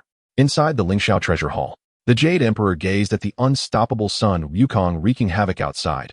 A flicker of alarm finally crossed his eternally stoic imperial visage. He urgently called to the deities beside him, "Hurry, go to the Western Paradise," and summoned the Tathagata Buddha. He understood that this monkey had completely surpassed his control, even transcending the limits of what the heavenly court could manage. The only one capable of subduing him now was undoubtedly the revered Buddha, who had risen to fame and wielded boundless power since the sealing of the gods. In the distant west, at the sacred mountain and the great Thunder Sound Temple, the Tathagata Buddha sat serenely upon a lotus platform, expounding the supreme Buddhist teachings to the 8 great bodhisattvas, the 4 great heavenly kings, the 500 arhats, and the 3,000 disciples. Suddenly, sensing a disturbance, he ceased his sermon. Addressing the assembly of Buddhas below, he spoke slowly, "Remain steadfast in the Dharma hall, and do not disrupt your meditation. I shall go to rescue the sovereign and return shortly." With that, his figure vanished from the lotus platform. When the Tathagata Buddha appeared outside the Lingxiao Treasure Hall, Sun Wukong was in the throes of battle. Spotting the monk whose head radiated golden light and exuded an immense aura, he scoffed, "Who dares to impede my path, you monk?" The Tathagata Buddha regarded him calmly and declared, "I am the revered Shakyamuni from the Western Paradise. I have come to subdue you, this demon monkey." "Subdue me?" Sun Wukong erupted in uncontrollable laughter. "Even the Jade Emperor cannot contend with me. What can you, a mere monk, do?" He pointed at the throne of the Jade Emperor and arrogantly proclaimed, "As the saying goes, the Emperor takes turns. Next year, it will be my family's turn. Since he can sit there, why should I not? If you possess the ability, command him to vacate this heavenly palace. Otherwise, I, the great sage, shall create such a disturbance here that peace will be but a distant memory." Upon hearing this, the Buddha, rather than being angered, chuckled softly. He regarded the audacious monkey before him and slowly extended his right hand. "Very well. Since you possess such audacity, I shall wager with you. If you can leap out of my palm with a single somersault, I shall concede and invite the Jade Emperor to relocate to the west, leaving this heavenly abode to you. Should you fail, you will remain below as a demon, enduring several more tribulations before you can dare to dispute again." Sun Wukong, upon hearing this, couldn't help but smirk inwardly. This monk is indeed a fool. A single somersault from me covers a distance of countless miles. How vast could this palm be? Surely, I cannot fail to escape. Without a moment's hesitation, he confidently replied, "Agreed. It is settled." With that, he leaped into the seemingly ordinary palm of the Buddha. Chapter 108. The Buddha's Realm in the Palm. Bound beneath the five elements mountain, the palm of the Buddha, though seemingly unremarkable and akin to that of an ordinary mortal, held an extraordinary vastness when the Monkey King, Sun Wukong, stood upon it. It felt as if he had stepped into an infinite expanse. Within the palm, the intricate patterns resembled majestic mountains and flowing rivers, while the spaces between his knuckles were shrouded in clouds, appearing as if they were pillars supporting the heavens. Humph, what a charade! Though Sun Wukong harbored some doubts, he brimmed with absolute confidence in his unparalleled ability to leap 10,800 miles in a single bound. He grinned at the Buddha and said, "Buddha, brace yourself. I, the great sage, shall take my leave." With that, he launched himself into the air, riding the ethereal cloud of his miraculous leap, dashing forth with the speed of lightning. This cloud, a supreme technique imparted by the patriarch Bodhi, allowed him to traverse vast distances in an instant. As the wind roared past his ears, the scenery whirled by in a blur. After an indeterminate time, he finally beheld 5 colossal, flesh-colored pillars piercing the sky. Towering into the clouds, these pillars exuded an ancient and profound aura. "Ha ha ha! I've arrived! I've arrived!" Sun Wukong exclaimed with glee. Believing he had reached the very edge of the universe, beyond the Buddha's palm, he descended upon the ground beneath the towering pillars. To leave a mark of his presence, he plucked a hair from his head, transforming it into a brush, and with a flourish, inscribed the words, "The great sage, Sun Wukong, visited here." Feeling that this was not enough for assurance, he further marked the base of the pillar with a splash of monkey urine, satisfied at last, before returning on his cloud. Upon his return to the Buddha's palm, his face radiated pride and arrogance. "Monk, I have ventured forth and returned. Quickly summoned the Jade Emperor to relinquish the Heavenly Palace to me." However, the Buddha gazed at him with pity, shaking his head. "You foolish monkey, you have never left my palm." "What?" Sun Wukong erupted in fury. "I have flown to the edge of the heavens and left my mark upon the celestial pillar. How dare you deny it?" The Buddha merely smiled serenely and said, "Look down." Instinctively, Sun Wukong glanced towards the Buddha's finger. There, upon the joint of the Buddha's middle finger, he beheld a familiar ink mark. "The great sage, Sun Wukong, visited here." And at the base of the finger, a noxious liquid was slowly trickling down. Boom. In that moment, Sun Wukong's mind shattered. It was impossible. This could not be. His invincible cloud and his miraculous ability to leap 10,800 miles had not even allowed him to escape the Buddha's palm. "I refuse to believe it. I refuse to believe it." Sun Wukong, in a frenzy, sought to leap once more from this palm that filled him with overwhelming dread. Yet, it was already too late. The hand of the Buddha, the Tathagata, suddenly turned. The 5 fingers transformed into the 5 elements: gold, wood, water, fire, and earth, manifesting as 5 colossal mountains, each embodying the principles of mutual generation and restraint. They descended from the heavens, forcefully bearing down upon the minuscule figure of Sun Wukong. Thunderous roars echoed throughout the vast expanse of the primordial realms, shaking them to their core. Before the southern heavenly gate, an immense mountain range comprised of 5 towering peaks abruptly materialized, pinning the once mighty great sage equal to heaven firmly beneath its base. Only his head and forearms remained exposed. "I refuse to submit. I shall not yield," Sun Wukong bellowed, thrashing wildly beneath the weight of the mountains. Yet, the 5 Elements Mountain, a manifestation of the Tathagata's supreme divine power, combined with the cosmic laws of the 5 elements, was incomparably heavy. Its cyclical nature rendered it impervious to the prodigious strength of Sun Wukong, who could not stir it in the slightest.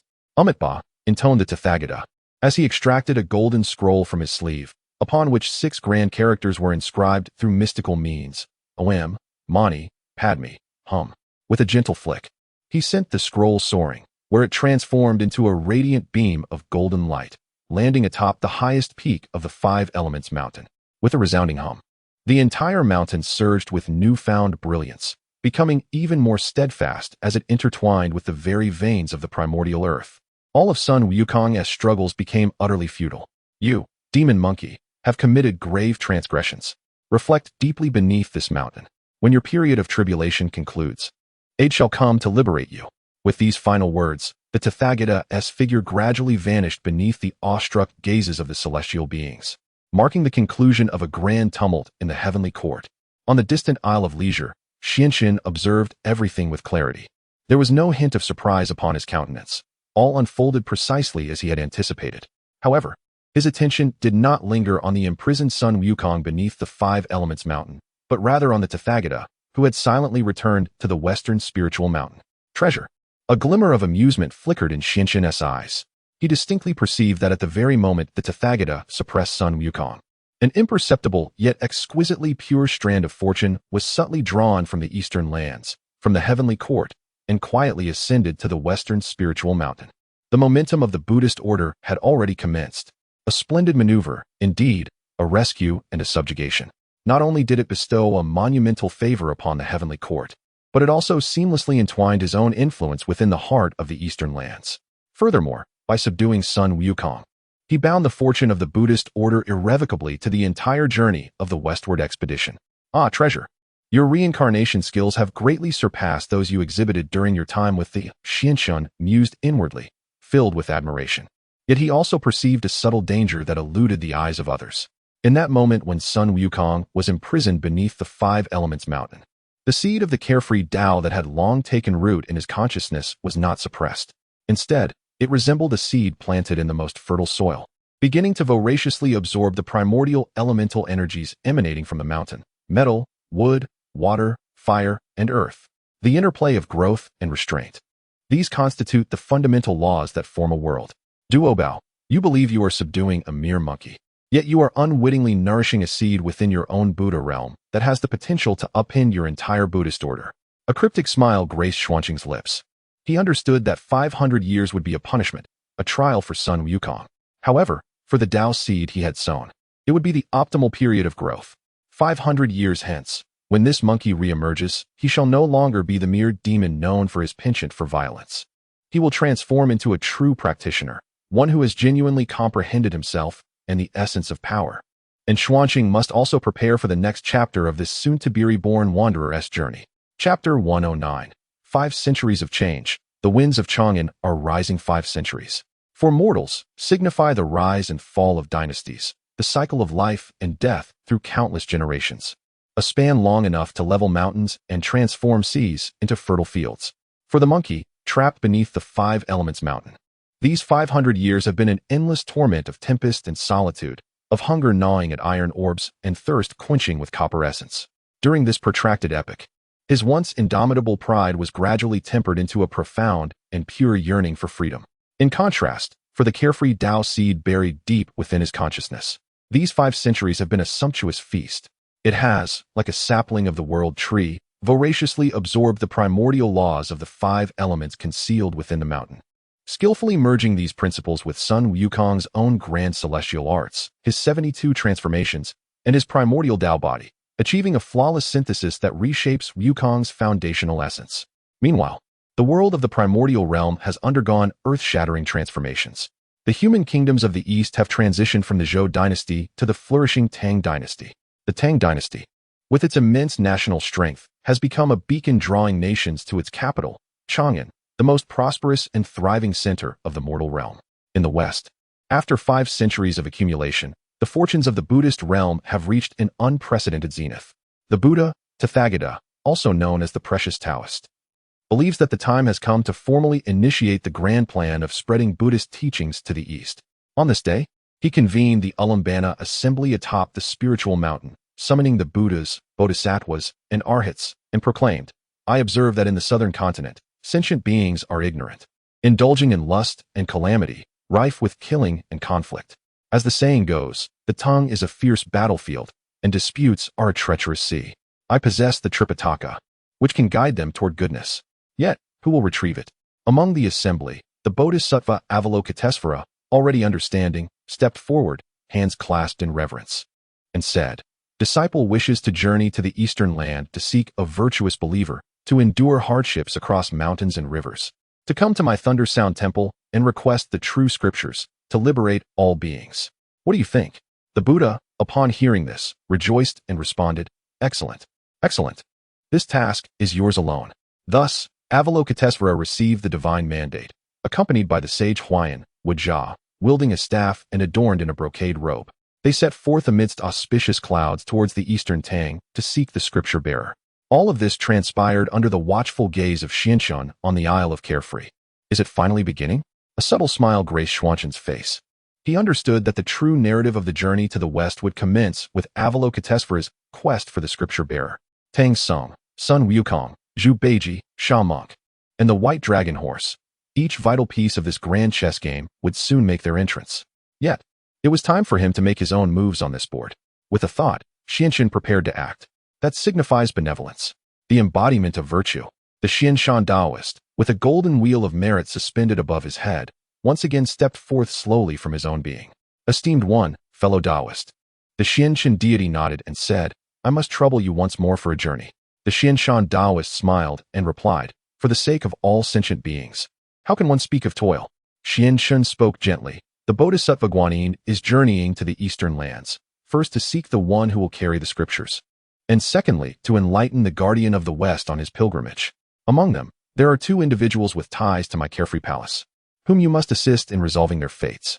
The first is the little white dragon from the Eagle Grief Gorge. This dragon is the third prince of the West Sea Dragon King. Due to having set fire to the palace's luminous pearl, he was accused by his father and sentenced to death. However, he was rescued by Guanyin and transformed into a white horse to carry Tang Sung westward.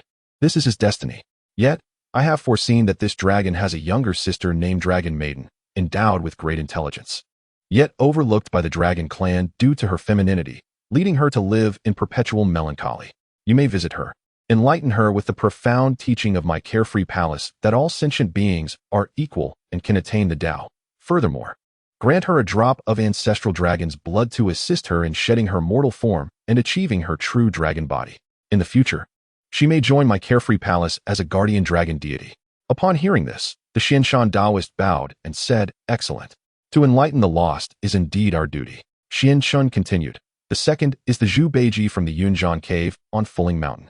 This individual was once the martial Tianpeng of the heavenly court, but due to a lapse in virtue while intoxicated, he dallied with Chang'e and was cast down to the mortal realm, mistakenly reincarnated as a pig. This too is his destiny. However, he remains unaware that his moral decline was instigated by someone who secretly administered a love hex. The perpetrator is none other than those from the Western sect who wish to disgrace him and the entire Daoist order. You should, before Guanyin enlightens him, seek him out and reveal this karmic connection. There is no need to impose upon him. Simply plant a seed of doubt in his heart. Understood. The Xianshan Daoist bowed once more. Finally, a glimmer of amusement flashed in Xianxun's eyes. Moreover, there is one last matter. You may travel to the grand capital of the Tang dynasty, Chang'an. There, meet the one who is about to be chosen as the scripture bearer, the reincarnation of Jin Shanzi. There is no need for lengthy discourse. Simply present this item to him. As he spoke, Xianxun flicked his finger, and a crystal-clear relic, seemingly imbued with boundless compassion and wisdom, flew into the hands of the Xianshan Daoist. The radiance emanating from the relic was not the light of the Western sect's Buddha, but rather a purer, more primordial essence of carefree Zen. Upon receiving the relic, the Xianshan Daoist instantly comprehended the intentions of his esteemed master. A knowing smile graced his face. Disciple understands. With that, his figure transformed into a beam of golden light and quietly vanished within the carefree palace. Chapter 110. The discussion of Dharma by Xianshan at the Chang'an Temple. The heart of the golden cicada in the grand city of Chang'an, the capital of the illustrious Tang dynasty, a realm of unparalleled prosperity flourished, surpassing any place on earth. The streets were abuzz with the ceaseless flow of carriages and the throngs of pedestrians, embodying the splendor of a flourishing age. Among the many illustrious sites in Chang'an, none held greater renown than the royal temple, Huaxing Temple. This sacred place was erected by Emperor Taizong, Li Shimin, to honor the countless souls who perished during the turmoil of the Xuanwu Gate incident. Within its hallowed halls, a multitude of monks gathered, and the incense burned brightly. Presided over by the esteemed monk, Master Chen Xuanzong, the foremost enlightened master of the time. Master Chen Xuanzong, the reincarnation of the Buddha's second disciple, the golden cicada, had been destined for a profound connection with Buddhism since his youth. His deep understanding of the Dharma and his noble character earned him the favor of Emperor Taizong and the adoration of the common people. On this particular day, Master Xuanzong stood upon a high platform within the temple, eloquently expounding upon the teachings of the lesser vehicle Buddhism. His words flowed like a stream of lotus blossoms, enchanting the thousands of devotees below who listened with rapt attention and reverence. Suddenly, a figure clad in azure robes, exuding a demeanor as gentle as jade, entered the temple. A faint golden wheel of merit shimmered behind him. He moved quietly, undisturbed by the throng, and took his place at the back of the crowd, absorbing the teachings of Xuanzang. This figure was none other than the embodiment of the benevolent spirit, Xianshan, who had come in accordance with the will of the celestial being. After a moment of listening, he slightly shook his head. Stepping forward, he appeared on the high platform with a swiftness that seemed almost supernatural, standing before Master Xuanzang. Master, Xianshan bowed respectfully and smiled. The teachings you impart from the lesser vehicle can only lead oneself to enlightenment, but how can one speak of universally saving all beings? This unexpected interruption left the assembly in utter astonishment. Who are you to dare utter such words in this sacred domain of Buddhism? A temple guardian monk demanded, stepping forward to confront the intruder. Yet, upon seeing Xianshan, Master Xuanzang felt a profound shock coursing through him. Though he inhabited a mortal body, his true essence was that of the golden cicada. He could distinctly sense an overwhelming, boundless energy emanating from Xianshan, purer and more compassionate than any Buddha or Bodhisattva he had ever known. Not daring to be remiss, he respectfully rose and performed a gesture of reverence. Amitabha, may I inquire the name of this esteemed sage? I am Xuanzang, and I humbly seek your guidance.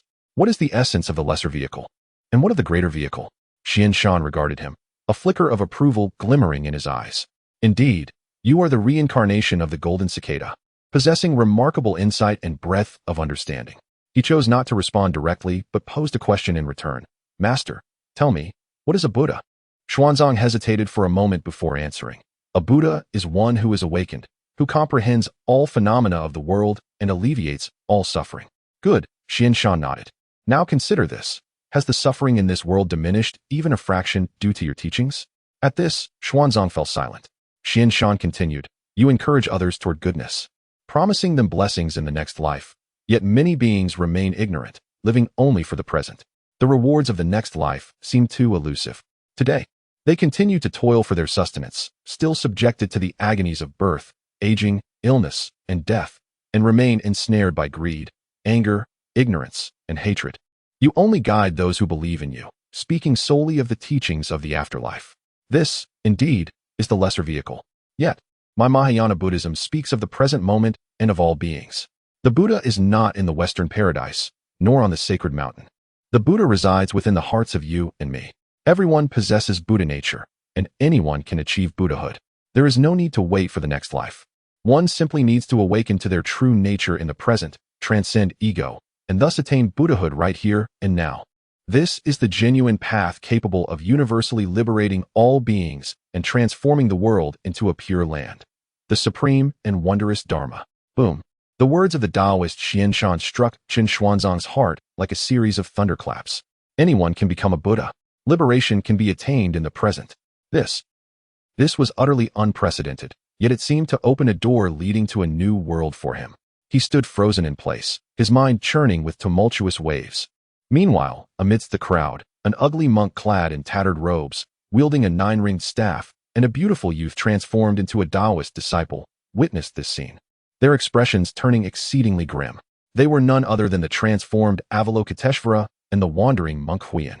They had intended to reveal themselves after Xuanzang finished his teachings, to enlighten him on his journey to the Western paradise in search of Mahayana Buddhism. However, they never anticipated that someone would precede them. Moreover, the Mahayana teachings presented by this individual seemed even more authentic than what they had prepared. This is bad. It's someone from the Zixiao Palace. Avalokiteshvara was alarmed. She realized she could not allow Xuanzang to be swayed by the other party. She immediately prepared to reveal her true form and intervene.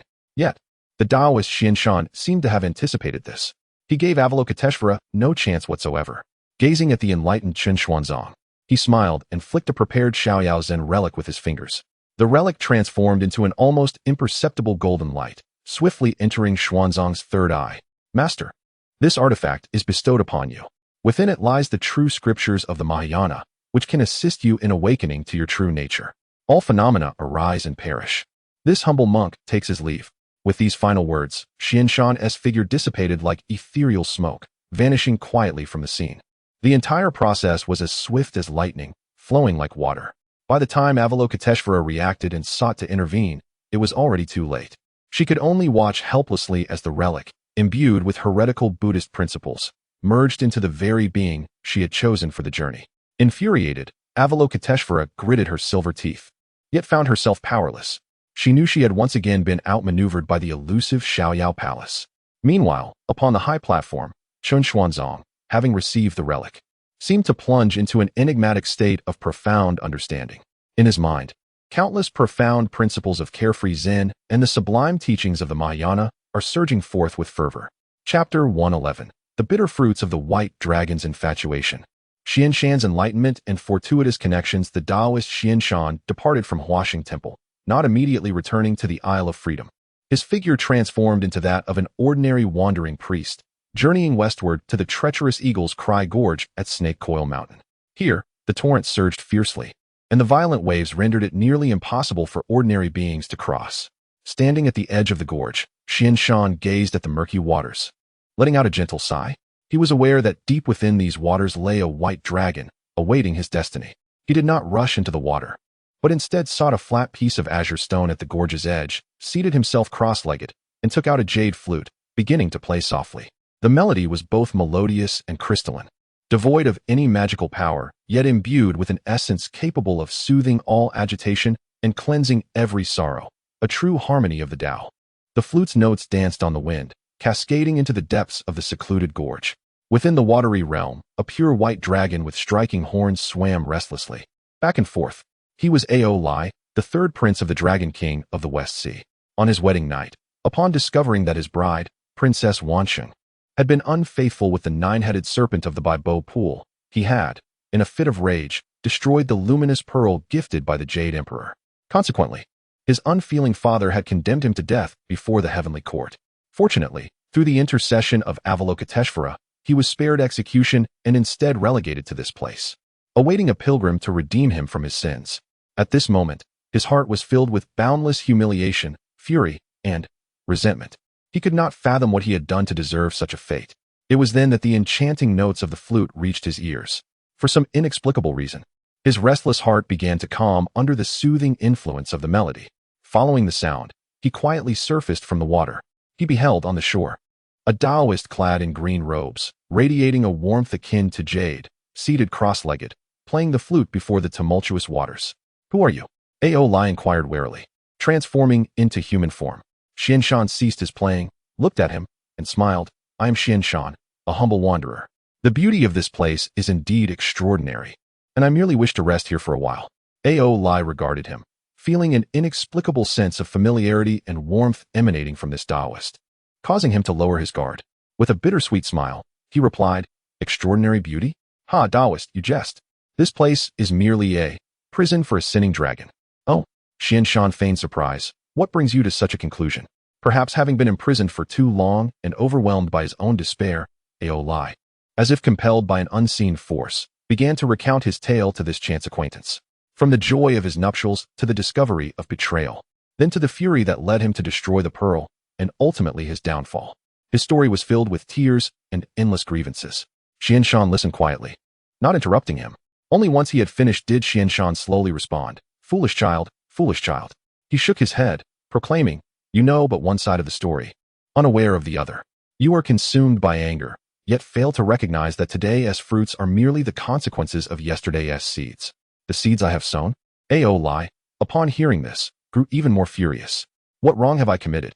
The Daoist Xianshan gazed at him, his eyes deepening with contemplation. "Tell me, before your marriage to the Princess of 10,000 Saints, did you ever meet her?" "I did not," Ao Lai replied. "It was by my father's decree." "Then, did you ever love her?" "I." Ao Lai fell silent. He merely perceived the Princess of 10,000 Saints as a beauty worthy of his esteemed title as the third prince of the West Sea.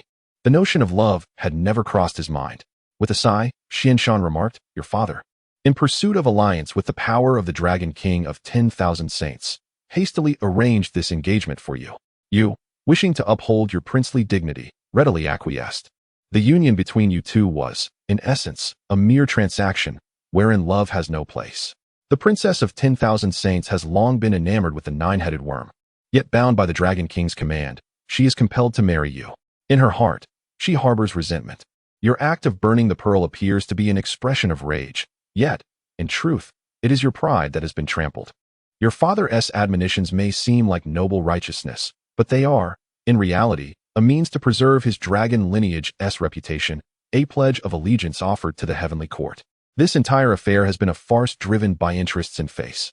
Alas, you are the one ensnared within, emerging as the greatest sacrifice. The words of the Daoist Xianshan pierced Ao Lai's heart like a sharp blade, dissecting everything he had steadfastly believed in, leaving him bleeding and exposed. No, it cannot be. Ao Lai clutched his head, collapsing to the ground in anguish. He was reluctant to accept that all he had endured was so utterly dismal. Observing him, Xianshan's voice softened. Foolish child, let go. Release your anger, relinquish your resentment, and cast aside your absurd pride. Your true transgression lies not in the act of burning the pearl, but in your inability, as a dragon, to see your own heart, to perceive the emotions of this world. Go. Escort the one who seeks enlightenment. On this journey to the West, take the time to witness the suffering of humanity, the joys and sorrows of all beings. Perhaps, when you reach the end of your path, you will finally comprehend what you should truly pursue, the way. With that, the figure of Xianshan dissipated like wisps of smoke, leaving Ao Lai alone, kneeling by the ravine, tears streaming down his face. Time passed, and slowly he rose to his feet. In his eyes, anger and resentment had vanished, replaced by an unprecedented clarity. He bowed deeply 3 times in the direction where Xianshan had disappeared. Meanwhile, in the depths of the distant West Sea Dragon Palace, a beautiful dragon maiden, with a hint of sorrow in her brow, sighed heavily in her chamber. She was none other than Ao Lai's younger sister, the Dragon Maiden of the West Sea. At that moment, a radiant beam of golden light, without any forewarning, pierced through the heavy restrictions of the palace, hovering before her. As the golden light dissipated, it revealed a droplet that exuded an aura of infinite majesty, seemingly containing the very secrets of the origin of the dragon lineage. Golden blood. Accompanied by a gentle voice, it spoke. Foolish one, cease your self-pity. The true essence of a dragon lies not in its bloodline, but in its noble spirit. This is the essence of the ancestral dragon's blood, which can aid you in a transformative rebirth. In the future, should fate allow, you may visit the Isle of Leisure in the Eastern Sea to seek me. With that, the voice faded away, leaving behind the droplet of golden blood and the astonished figure of the Dragon Maiden of the Western Sea, rendered speechless in awe. Chapter 112. The malevolent guest at Fulling Mountain. As the sun reached its zenith, the Xianshan Daoist approached the dilapidated cave known as Yunjian Cave. Nestled within the treacherous and mist-laden Fulling Mountain of the kingdom of Wuzizang, the cave was inhabited by a peculiar creature, a demon with the head of a pig and the body of a man, who called himself Zhu Ganglai. Despite his considerable powers, he was notoriously lazy and gluttonous, often descending from the mountain to harass the maidens of Gao Laozhuang. This creature was none other than the former marshal of the Heavenly River, the formidable Tianpeng, now reincarnated as the indolent Zhu Beiji. Upon his arrival at the cave's entrance, the Xianshan Daoist was met with the cacophony of thunderous snoring emanating from within, shaking the very walls of the cave. With a resigned shake of his head, he refrained from entering directly. Instead, he waved his sleeve, conjuring from the cosmos a splendid set of tables and chairs, along with a fine selection of celestial tea. He proceeded to brew the tea leisurely at the entrance of the demon's lair. The fragrant aroma is soon wafting through the mountain breeze and into the depths of Yunjian Cave. Ah, what a delightful fragrance! Within the cave, the slumbering Zhu Beiji's nose twitched as he stirred from his deep sleep, rising from a mound of hay. Rubbing his bleary eyes, he followed the enticing scent and ambled out of the cave. Upon spotting the elegantly robed Daoist calmly sipping tea at his doorstep, he was momentarily taken aback. However, his astonishment quickly transformed into a scowl of hostility. Hey, you shameless old Daoist, who dares to flaunt themselves at the entrance of my cave? Are you seeking death? Zhu Beiji bellowed, brandishing his treasured golden rake, which transformed into a 9-toothed rake in the wind. He aimed to strike the Xianshan Daoist with all his might. Despite his laziness, he was, after all, a former marshal of the Heavenly Court, and his prowess was not to be underestimated. A single blow from him could obliterate even an ordinary golden immortal. Yet, the Xianshan Daoist did not even lift his eyelids. He merely raised his teacup and gently blew on it. A wave of invisible, gentle, yet irresistible Daoist aura emanated from his breath.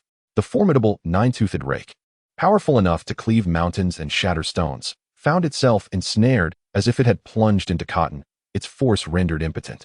In an instant, a tremendous recoil surged back. Ouch! Zhu Beiji felt an overwhelming force coursing through him, causing the rake to slip from his grasp and sending him toppling to the ground, landing awkwardly on his back. How is this possible? He was utterly bewildered. struggling to rise. He gazed at the Daoist, who continued to sip his tea with nonchalance. His eyes filled with astonishment and a hint of trepidation. He realized he had encountered a true master, one whose power eclipsed his own. A terrifying existence beyond comparison. An immortal.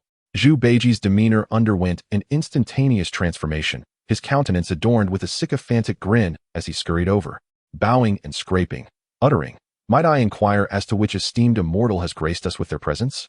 This humble creature has failed to recognize the Great One and has inadvertently offended you. I beseech you, noble immortal, to show mercy and not lower yourself to the level of a mere pig." The Daoist Xian Shan slowly lifted his gaze, casting a fleeting glance at him, and replied coolly, "Do you know who I am?" The little demon was unaware and implored, "Pray enlighten me, noble immortal." "I am no immortal," Xian Shan shook his head. "I am merely an old acquaintance come to recount a tale of past events." "Past events? An old acquaintance?"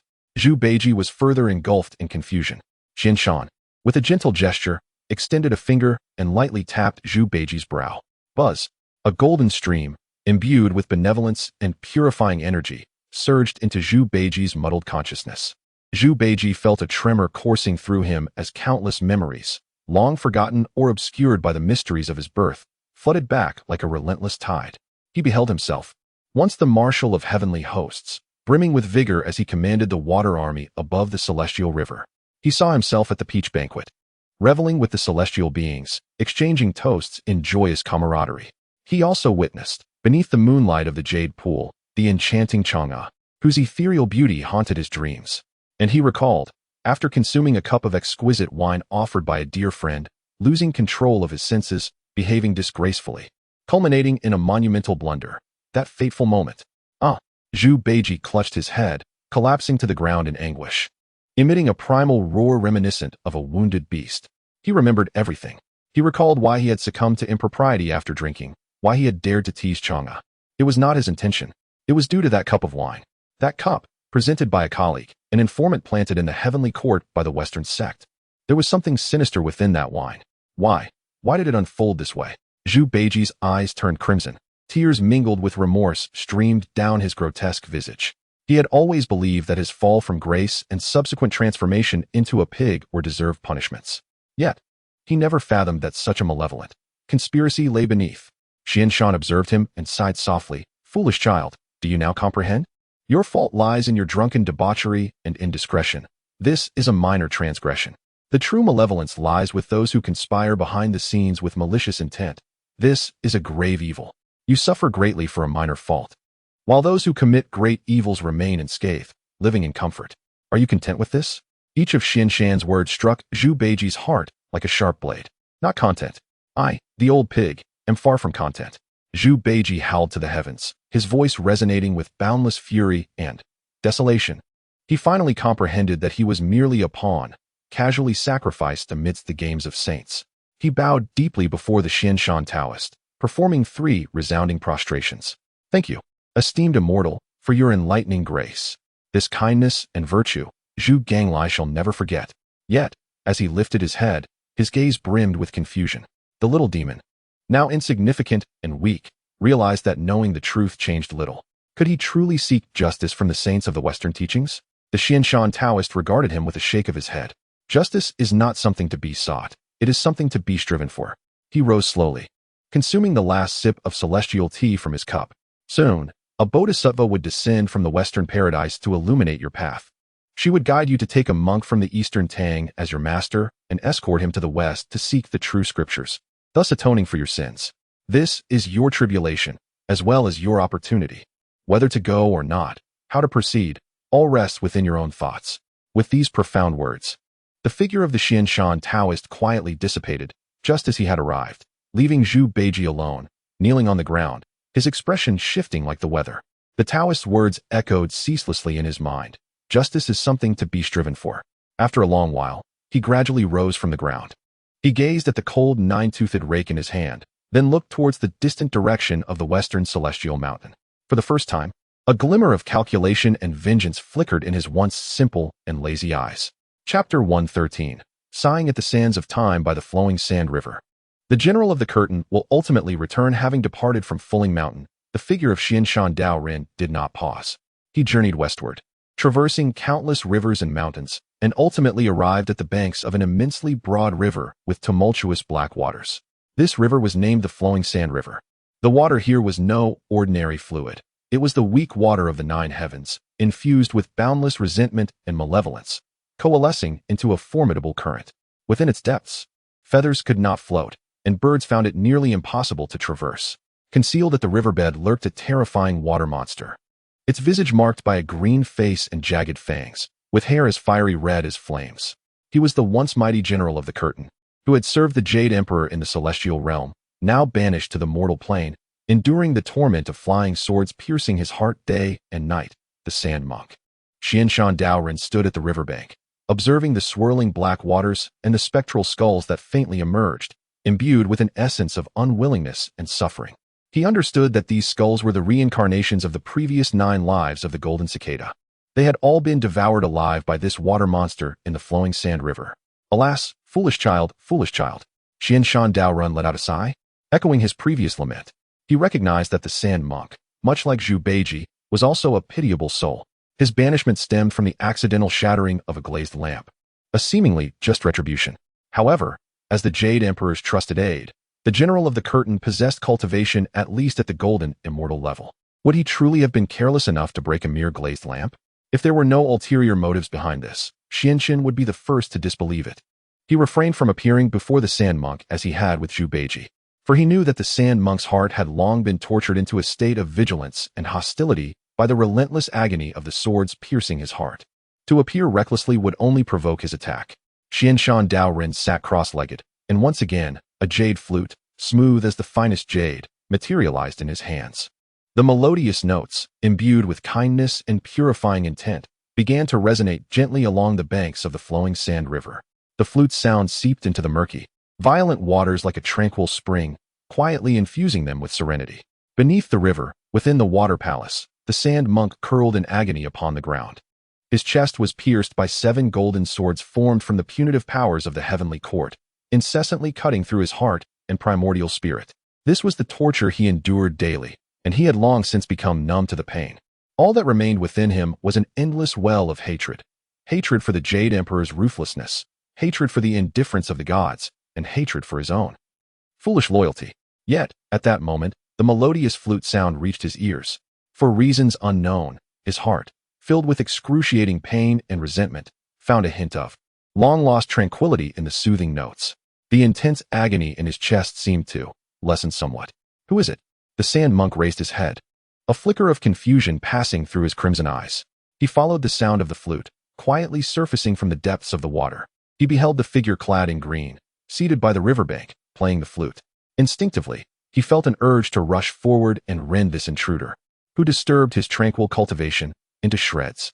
Yet, as his gaze met that of the Daoist, whose eyes brimmed with compassion and empathy, the tempest of wrath within him dissipated, as if encountering its nemesis. Who are you? The voice of the Sand Monk was hoarse and parched. The Daoist paused his melody, gazing upon him with a smile. I am Xianshan, a humble traveler passing by this place, observing the river, filled with resentment. I played a tune to pacify the restless souls. Restless souls? The Sand Monk scoffed. What souls are there? Only I, a wretched spirit, trapped in a plight where life is unattainable and death is not an option. Xianshan shook his head gently. You are not a wretched spirit. You are, indeed, a pitiable soul.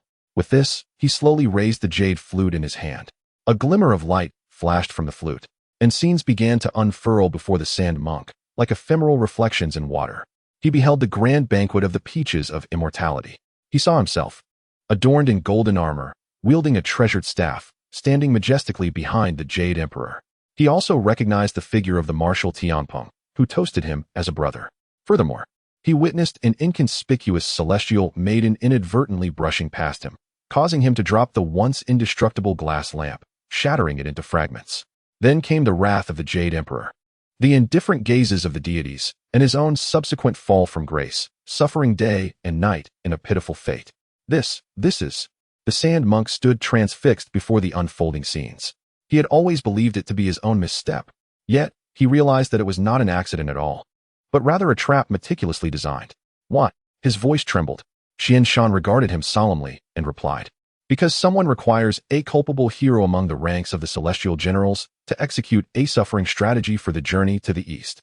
And you, steadfast and formidable, are the ideal choice. Boom. The truth was unveiled. The sand monk gazed skyward, releasing a cry more mournful than that of a wretched spirit. At last, he comprehended everything. He, like Zhu Beiji, was merely a pawn on the chessboard of saints, easily sacrificed at will.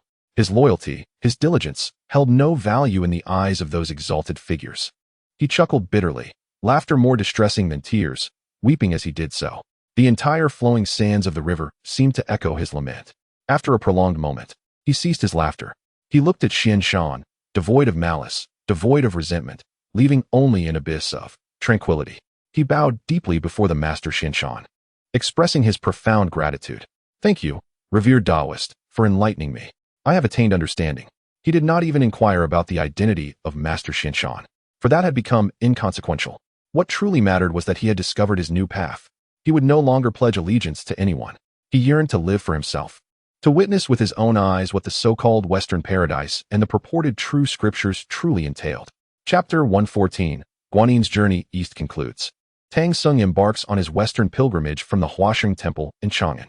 Guanyin Bodhisattva harbored a burning indignation after the Taoist Xian Shan had preemptively enlightened the seeker of the scriptures. She understood that this matter could not be left unresolved. The journey to the West in search of Buddhist scriptures was a pivotal undertaking for the Buddhist realm, personally ordained by the Tathagata Buddha, and it could not be allowed to falter. Thus, instead of promptly returning to Lingshan to report, she adhered to the original plan and journeyed westward, paving the way for the soon-to-be pilgrim. Her first stop was the Wuxing Mountain. Upon witnessing the forlorn and battered Sun Wukong crushed beneath the mountain, a sense of satisfaction washed over her. Ah, you mischievous monkey, how grand you were during the tumult at the Heavenly Palace. Yet now, you must obediently enter my Buddhist fold and serve my purpose. Before Sun Wukong, she manifested her bodhisattva visage and foretold that in 500 years, a monk from the Tang dynasty would come to rescue him. If he were to take that monk as his master and protect him on his journey to the West, he would attain enlightenment and escape his suffering. After enduring 5 centuries of confinement, Sun Wukong had long since dulled his sharp edges. He had no reason to resist and immediately swore his allegiance. Seeing his response, Guanyin nodded in satisfaction, fully aware that this monkey was the most crucial piece in the grand scheme of the journey to the West. Controlling him meant seizing the initiative of the entire expedition.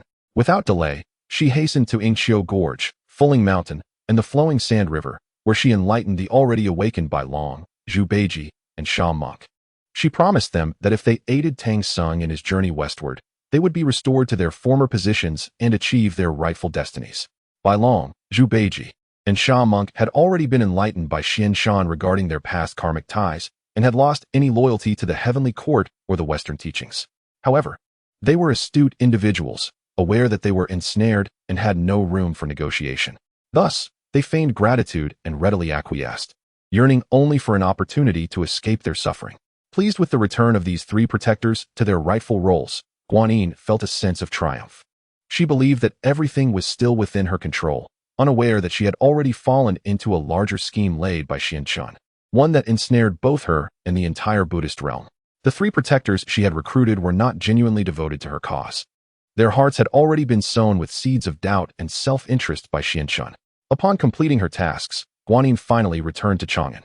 By then, the city had erupted into a grand debate regarding the true essence of Buddhism, ignited by the Mahayana teachings delivered by Xian Shan. Countless monks and devotees engaged in discussions about the potential for all beings to attain Buddhahood. After experiencing the Dragon King of the Jing River, the dream of Wei Zheng slaying the dragon, and a journey of his soul through the underworld, Emperor Taizong of Tang, Li Shimin, became an ardent believer in Buddhist teachings. He fervently sought a Mahayana sutra capable of liberating souls and delivering all beings from suffering. Observing that the time was ripe, Guanyin Bodhisattva decided to reveal herself. Together with the monk Huayan, she manifested her true form, illuminating the skies above Chang'an with a radiant light. O ruler of the eastern lands, your Hinayana teachings cannot aid the departed in their ascendance. Here, I possess the Tripitaka of Mahayana Buddhism, which can elevate the souls of the deceased, relieve those in distress, cultivate a life of immeasurable longevity, and transcend the cycles of existence. The holy monk's divine presence stirred the entire city of Chang'an into a frenzy. Emperor Taizong, overjoyed, promptly led his civil and military officials to pay their respects to Guanyin Bodhisattva. He inquired where he might obtain this revered Mahayana Sutra. Guanyin, seizing the opportunity, informed him that the sutra resided in the Great Thunder Sound Temple in the west, where the Buddha resides. One must possess great determination and unwavering resolve to traverse a distance of 100,000, 8,000 li to seek it. Upon hearing this, Emperor Taizong immediately established a Dharma platform at Huaxing Temple to elect a worthy high monk capable of undertaking this significant mission. Naturally, Chen Xuanzong, who had already been endowed with the seeds of Mahayana by the Daoist Xian Shan, emerged as the most fitting candidate. Consequently, Emperor Taizong personally bestowed upon him the honorary title of Tripitaka and gifted him a purple golden alms bowl, a richly embroidered robe, and a 9-ringed staff. He personally escorted him out of Chang'an, binding their brotherhood with a soil offering. My dear brother, as you embark on this journey westward, the mountains are high and the roads long, fraught with countless trials and tribulations. Your absence will span over a decade. I implore you to remain true to your original intention, attain the sutra, and return swiftly to bring peace to the realm. Chen Xuanzong was deeply moved, tears welling in his eyes. He solemnly bowed to Emperor Taizong. Your Majesty, rest assured, if I do not reach the Western Paradise, do not see the Buddha, and do not acquire the sutra, I vow not to return. I would rather face death than harbor regrets. With that, he mounted his horse and resolutely set forth on the uncertain yet destined path of the West, amidst the farewell of many monks and officials. Guanyin Bodhisattva, observing from the clouds, finally revealed a smile of satisfaction. She believed she had successfully guided the wayward journey of the pilgrimage back on track. Little did she know that within the heart of this aspirant, who had been entrusted with such great expectations, the essence of the carefree Zen relic, sown by Xian Shan, was quietly emanating a gentle glow. Chapter 115. A perfect arrangement before retreat. The celestial sovereigns gaze upon the chaos as Tang Sanzang embarked on his journey to the west. Xianxin understood that he had laid all the necessary pieces in the grand game of the journey to the west. The seeker of the scriptures, Tang Sanzang, had already sown the seeds of his profound Buddhist teachings within his heart. The protector, Sun Wukong, had cultivated the essence of his carefree path within his consciousness. Zhu Beiji and Sha Sung had come to comprehend the truths of their past lives, their hearts brimming with resentment and schemes towards the heavenly court and the Buddhist sect. The white dragon horse was also enlightened by him, and his sister was taken into the realm of carefree existence. This so-called group of scripture seekers had, from the very beginning, been riddled with flaws and divergent hearts. In the Zixiao Palace, Xianxin, in his true form, observed the few disciples journeying to the west with a cryptic smile gracing his lips. I am curious to see what sort of true scriptures you shall ultimately convey with a team so divided in loyalty. He was aware that the path to the west, fraught with 81 tribulations, was already predestined by the heavenly order. Along the way, countless demons and deities would descend to play their roles in the trials. Most of these were actors orchestrated by the heavenly court and the Buddhist sect, their purpose merely to augment the merits of this journey and fulfill the requisite tribulations. Xianxin had long lost interest in these minor disturbances. His arrangements were complete. All that remained was to patiently await the seeds to take root, sprout, and ultimately bloom and bear fruit upon the sacred mountain. It was also time to attend to his own affairs. Rising from his seat, Xianxin exited the Zixiao Palace and ascended to the highest peak of Zixiao Island. He looked up, his gaze seemingly piercing through the vast heavens of the primordial world, transcending the boundaries of the 33 heavens and the ceaseless chaotic winds. Ultimately, it settled upon a realm far more distant and profound than chaos itself, the unknown. Is there still a heaven beyond chaos? He mused softly. After attaining the Tao of the primordial supreme celestial sovereign, he could distinctly feel that his path had touched the ceiling of this primordial world. He understood why Hongjun Laozu chose to unite with the Tao. Because this world could no longer accommodate an existence more powerful than the saint of Heavenly Dao. If he wished to advance further, only two paths remained. One path was to unite with the Heavenly Dao, akin to Hongjun, and become a new heaven. However, this would mean confining himself eternally within this world, which contradicted his carefree path. Thus, only the second path remained, to leap beyond, to transcend this primordial world and venture into the broader, more mysterious expanse of the chaos sea, even to the legendary realms of myriad heavens. Pangu, the great god, forged the primordial world. But where was he before that? In the midst of chaos, does there exist other realms, akin to the primordial world? A multitude of thoughts, potent enough to drive any sage to madness, incessantly surfaced in Xuanqing's mind. He understood that this was the true path that awaited him in the future. However, prior to that, Xuanqing withdrew his gaze, a grave expression gracing his countenance. I must secure a final assurance for this realm, for my carefree palace. Though he had attained the status of a heavenly sovereign, he was acutely aware that an unpredictable variable still lingered within the primordial expanse, namely, the enigmatic and elusive demon ancestor Luoho, who had vanished for countless epochs yet seemed omnipresent. He sensed an ethereal aura of demonic energy behind the seemingly tranquil transmission of Buddhist teachings to the east. He harbored a premonition that this ostensibly peaceful endeavor might ultimately evolve into a cataclysmic clash between Dao and demon, far more terrifying than the calamity of the function. That, indeed, would be the true ultimate tribulation of this primordial world. I require absolute power, a force potent enough to suppress all uncertainties and safeguard everything I wish to protect. A resolute glimmer sparkled in Xuanqing's eyes. He returned once more to the Carefree Palace. The protective array of Carefree Island, which had safeguarded countless epochs, radiated with newfound brilliance. This time, it did not merely conceal its form but completely transcended this dimension of the primordial realm, temporarily leaping into a space independent of time and space, a dimensional rift. Xuanqing was about to embark on the most significant and protracted retreat of his life. His undertaking was not solely to comprehend the great Dao beyond chaos. He sought to wholly integrate his human Dao conferred God list with the Earth Dao conferred God monument into his very being. He aspired to transform himself into both the human and Earth Dao. Under the celestial order of this primordial realm, he intended to truly forge a cycle and order that could stand in parity with it. He yearned to become a true creator God, walking the earth in every sense. Only thus could he pursue, unencumbered, the distant culmination of the great Dao. Chapter 116, Perils on the Western Journey. Lady Whitebones reflects on her past life. Time flows like an arrow, and years drift by. Tang Sung bid farewell to the Emperor of Chang'an and journeyed westward, traveling by day and resting by night, enduring hardships and challenges, unaware that several years had passed. He had gathered Sun Wukong beneath the Five Elements Mountain, subdued the little white dragon from Eagle Cry Gorge, enlightened the gluttonous and lazy Zhu Beiji at Gao Lao Village, and guided the honest and simple Sha monk across the river of sand. The five disciples, along with their steed, finally united and officially embarked on their long journey to the west. Initially, all seemed to proceed smoothly. Sun Wukong, with his immense powers and the formidable golden-hooped rod, was invincible against any foe. Common beasts such as tigers, leopards, and wolves, as well as mountain spirits and tree monsters, posed no challenge to him. Although Zhu Beiji and Sha monk often jested and teased, they were once formidable generals of the heavenly court, possessing considerable strength, easily overcoming ordinary demons. However, upon truly entering the realm of the Western Bull heavenly continent, circumstances underwent a dramatic transformation. The monsters they encountered were no longer mere trivial spirits. Each was distinguished, with profound backgrounds. They were either celestial steeds descended from the stars or cherished pets of Buddhist bodhisattvas that had slipped away. Moreover, numerous remnants of the Demon clans from bygone years had taken to ruling the mountains, wielding extraordinary powers. These monsters possessed formidable treasures and profound techniques. Despite Sun Wukong's celestial abilities, he often found himself in dire straits, overwhelmed and battered. On several occasions, Tang Sung was captured by these monsters, nearly becoming their meal.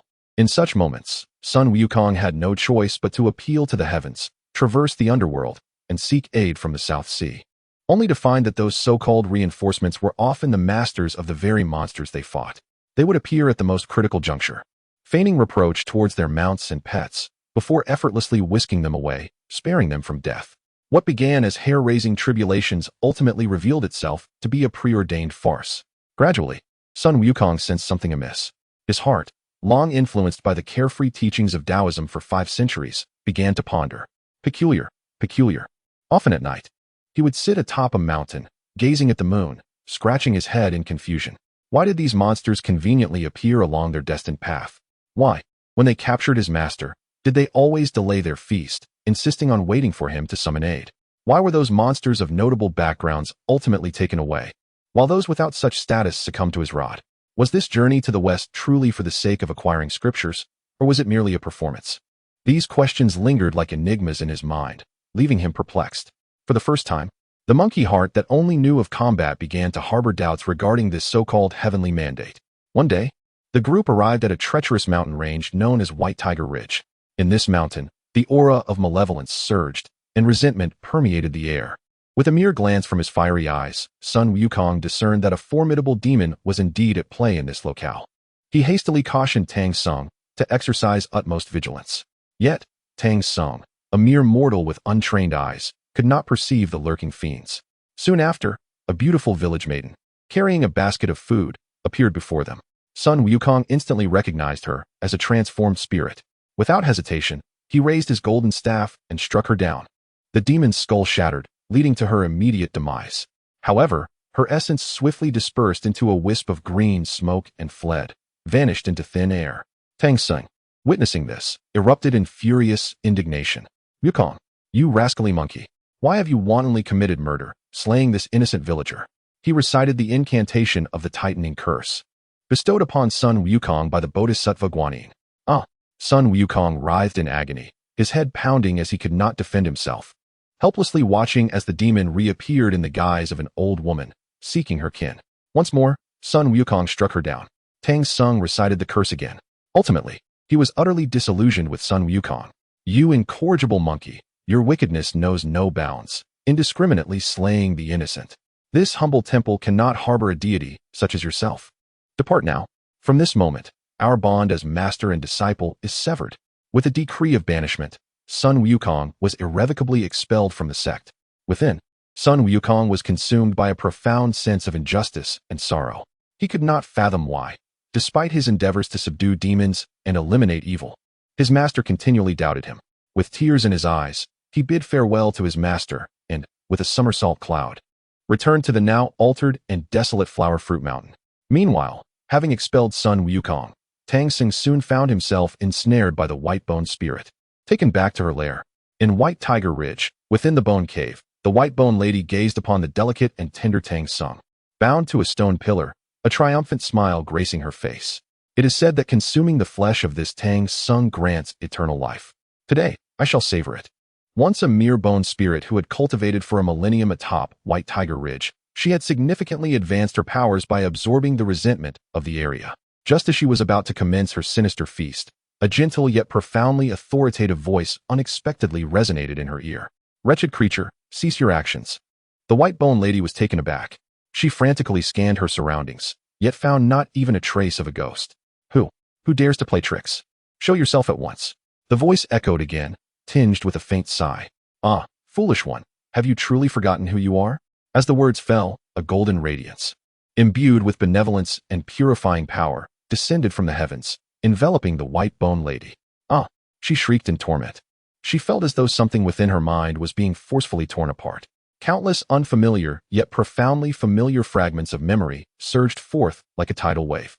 She beheld an ethereal island, a sage clad in a Daoist robe delivering teachings, and herself as an innocent young girl, listening intently to the profound truths alongside her fellow disciples. She witnessed the grand array of 10,000 immortals, and the harrowing scene of blood flowing like rivers, where the sun and moon lost their light. She saw how, amidst the aftermath of the sage's battle, she was mercilessly reduced to ashes. Ultimately, she glimpsed her own lingering soul, drifting and settling upon the White Tiger Ridge, merging with the skeletal remains. I am the celestial sect. Shurji. 2 streams of blood tears slowly flowed from the hollow eye sockets of the skeletal lady. She remembered. She recalled everything. She was not some innate demon. She was once a humble yet earnest member among the myriad of immortals of the celestial sect, devoted to the path of enlightenment. Chapter 117. The grievance of the white bones unveiled. The great sage's heart returns west as memories of the past resurfaced.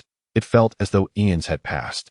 The Lady of White Bones, formerly known as the disciple of the Shurji, knelt upon the ground, tears streaming down her face as she lamented. She finally comprehended the reason for her profound obsession with the so-called flesh of the Tang monk. It was not for the pursuit of immortality. Rather, it was an innate yearning for virtue and fortune that lingered within her fragmented soul. She longed to return to the celestial path and rekindle the ties of destiny. Oh, foolish child, awaken. The figure of the Xianshan Daoist gradually materialized from the void. Gazing upon this pitiful and lamentable celestial being, his eyes brimmed with compassion. Esteemed immortal, Shurji trembled as she beheld the Daoist before her, adorned with a golden wheel of virtue hovering above his head, his aura vast as the ocean. She stammered, You are. With a gentle smile, the Xianshan Daoist replied, I am but a humble practitioner from the Leisure Palace. I sensed a connection with you. Hence I have come to enlighten you. Leisure Palace. Shiji murmured, Are you not the one who, during the calamity of the Fengshen, established a new order to contend against the Heavenly Dao under the esteemed guidance of the Xianqin Tianzuan? Despite her fragmented memories, the legends of Xianqin and the Leisure Palace were indelibly etched in the hearts of every remnant disciple of the. That was their sole glimmer of hope. The Xianshan Daoist nodded slightly. Witnessing this, Shiji was overwhelmed with emotion, trembling uncontrollably. She prostrated herself before him, performing a deep bow. I, Shiji, pay my respects to the Tianzuan. I beseech you, grant justice for my. She recounted the harrowing details of her demise during the calamity and her subsequent downfall. The Xianshan Daoist listened intently, ultimately exhaling a deep sigh. Alas, the calamity is merciless, and even saints harbor personal desires. Your plight is but a trifling reflection of the slaughter that transpired. He gazed at Shiji, speaking slowly. The past is already behind us. I cannot reverse time to seek justice for you. However, he shifted his tone. I can guide you toward a new path. At his words, Shiji quickly raised her head, her eyes filled with hope. The Xianshan Daoist continued, Your nature is not malevolent. It is merely clouded by resentment.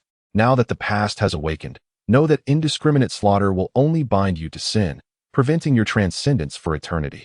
You must release the Tang Sanzang. Release him? Shiji was taken aback. Indeed, the Xianshan Daoist affirmed with a nod. Not only must you release him, but you must also assist him in overcoming this calamity. I can impart to you a rebirth incantation. You may establish a sanctuary here to liberate the countless lost souls and wandering spirits upon this White Tiger Ridge. In doing so, you shall cleanse the resentment that burdens you and accumulate virtue. When your virtue is complete, the humble monk proposed a compelling offer to guide your true spirit into the Dao Fengshen Bei, thereby securing for you the divine position of Lady Bone. Though it may not be the path of immortality, it nonetheless grants the protection of earthly fortune, allowing for a return to rightful destiny. Do you accept? Upon hearing the words of the esteemed Xianshan Daorun, Shiji fell into a prolonged silence. She recognized this as her only and best option at present. Ultimately, she bowed deeply to Xianshan Daorun once more. Disciple is willing. I entrust everything to the Lord. Seeing her resolve, Xianshan Daorun nodded in satisfaction. He flicked his fingers, and a beam of golden light entered Shiji's brow, embodying the supreme essence of the rebirth spell. Good. Take care of yourself. With this final remark, Xianshan Daorun's figure quietly vanished once more. Meanwhile, atop Huagua Mountain, Sun Wukong seethed with anger and resentment after being sent back by Tang Sung. Yet, he could not disregard the safety of his master. Each day, he rode the clouds, stealthily following Tang Sung and his disciples. When he witnessed his master and junior brother being captured by the bone spirit, rage ignited within him, and he was ready to charge forth to vanquish the demon with a single blow. However, at that moment, he also beheld the figure of Xianshan Daorun descending from the heavens to enlighten the bone spirit. It was him. Sun Wukong's keen eyes instantly recognized this figure as the woodsman who had once guided him at Ling Tai Fong Siyuan Mountain. What was he doing here? Who was he? Filled with confusion, Sun Wukong concealed himself, observing everything that unfolded with clarity. Upon learning that the bone spirit was, in fact, an ancient celestial being who perished during the sealing of the gods, and that Xianshan Daorun was the legendary disciple of the celestial sovereign, he was struck by the realization that this journey westward was merely a part of the saint's grand scheme. Sun Wukong's heart was thrown into turmoil. It felt as though he had fallen into an invisible net. Everything he had experienced, becoming a disciple, causing chaos in the heavens, being imprisoned beneath the Five Elements Mountain, and escorting Tang Sung to obtain the scriptures, seemed to be a script pre-written by others. No, I, Sun Wukong, refuse to have my fate dictated by others. An unprecedented surge of rebellion and defiance erupted from within him. In that moment, the long-dormant seed of freedom within his consciousness suddenly burst forth with immeasurable radiance. An overwhelming sense of liberation, transcending the three realms and free from the five elements, filled his entire essence. In that instant, Sun Wukong's eyes became clearer than ever before. He understood what he must do. No longer concealing himself, he revealed his presence and somersaulted to stand before Zhu Beiji and Sha Monk. Beiji, Brother Sha, Big Brother, why have you returned? Upon witnessing the scene, Zhu Beiji and Sha Monk were filled with both astonishment and joy. Sun Wukong gazed at them, his eyes brimming with an unprecedented determination. Come, follow me to rescue our master. Yet, Zhu Beiji lamented, but master no longer desires us. Sun Wukong, however, chuckled heartily and replied, whether he desires us is of no consequence. Our decision to rescue him is entirely ours. This journey to the west, I, Sun Wukong, have resolutely committed to. Yet, the manner in which we proceed shall be determined by none other than me. With that, Sun Wukong struck the ground fiercely with his golden staff, his eyes shimmering with a fierce, world-conquering brilliance. It is I, Sun Wukong, who shall dictate our course. Chapter 118. The Great Sage returns to the path. Mount Pingding and the Lotus Cave. The return of Sun Wukong provided a sense of reassurance to Zhu Beiji and Sha Seng. The three brothers, united once more, cast aside their differences and, with a shared purpose, advanced towards the White Bone Cave. The White Bone Lady, known as Shiji, who had already received guidance from the Xinshan Daoist, would not genuinely confront them.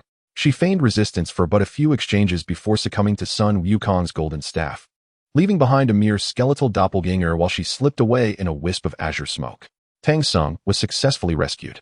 Upon realizing that it was Sun Wukong, whom he had once cast away with his own hands, who had come to his aid, a rare expression of profound guilt surfaced on his typically stern visage.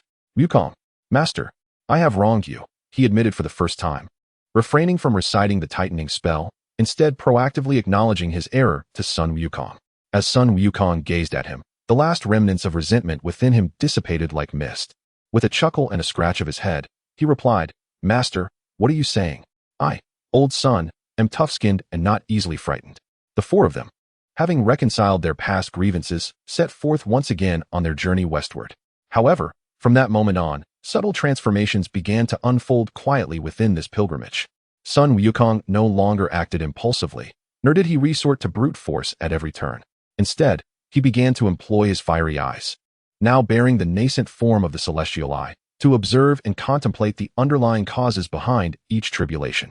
Zhu Beiji, too, was no longer the slothful glutton who would bellow for a return to Gao Laozhuang at the first sign of adversity. A glint of keen insight occasionally sparkled in his eyes, strikingly contrasting with his otherwise simple demeanor. He began to intentionally gather information on the demons who had perished during their trials. Sha Seng remained the same honest individual, carrying burdens and leading the horse with his characteristic silence. Yet, his silence was no longer a sign of numbness. His gaze had deepened, as if recording every moment of their journey westward. Even the white dragon horse, after being enlightened by the Xinshan Daoist, seemed to possess a newfound intelligence, transcending its mere role as a beast of burden. The entire entourage appeared to have come to life. They continued along the path preordained by the sages, yet began to traverse it with their hearts, seeking to feel and uncover the deeper truths behind the so-called scriptures. One day, the master and his disciples arrived at a towering mountain, steep and formidable, known as Mount Pingding. Within this mountain lay a cave called the Lotus Cave, inhabited by two exceptionally powerful demon kings, King Golden Horn and King Silver Horn. These two were no ordinary beings.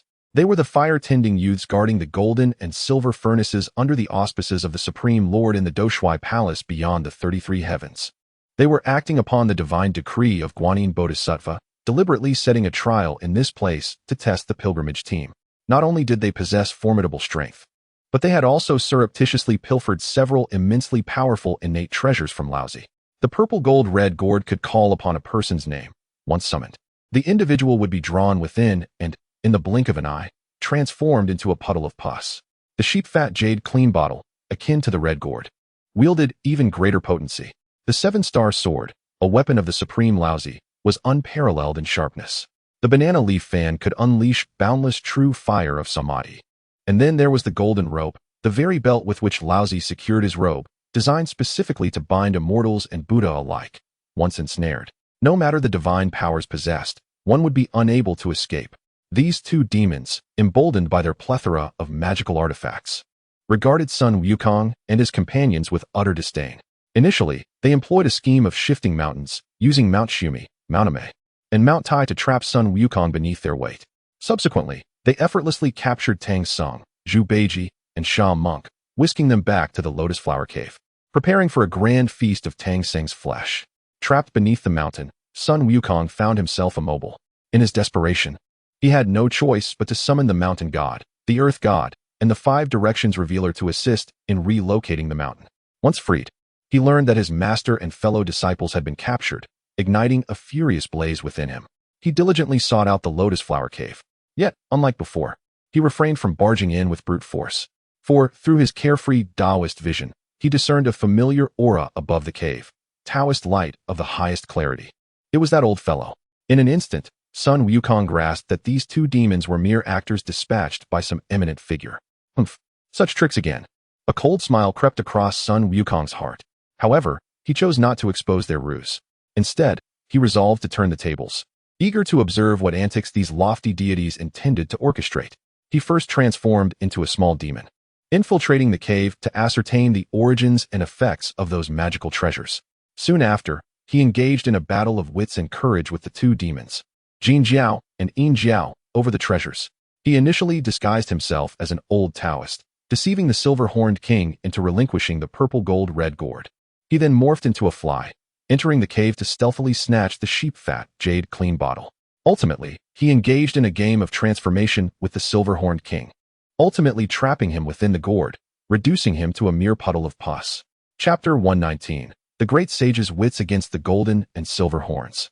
The emergence of the Old Lord and the law of cause and effect. The Golden Horn King was captured by Sun Wukong and confined within the purple-gold-red gourd, transforming into a viscous essence. However, his true spirit did not dissipate. Instead, it became a streak of flowing light, soaring towards the outer heavens, evidently returning to his original form. Observing this, Sun Wukong's suspicions deepened.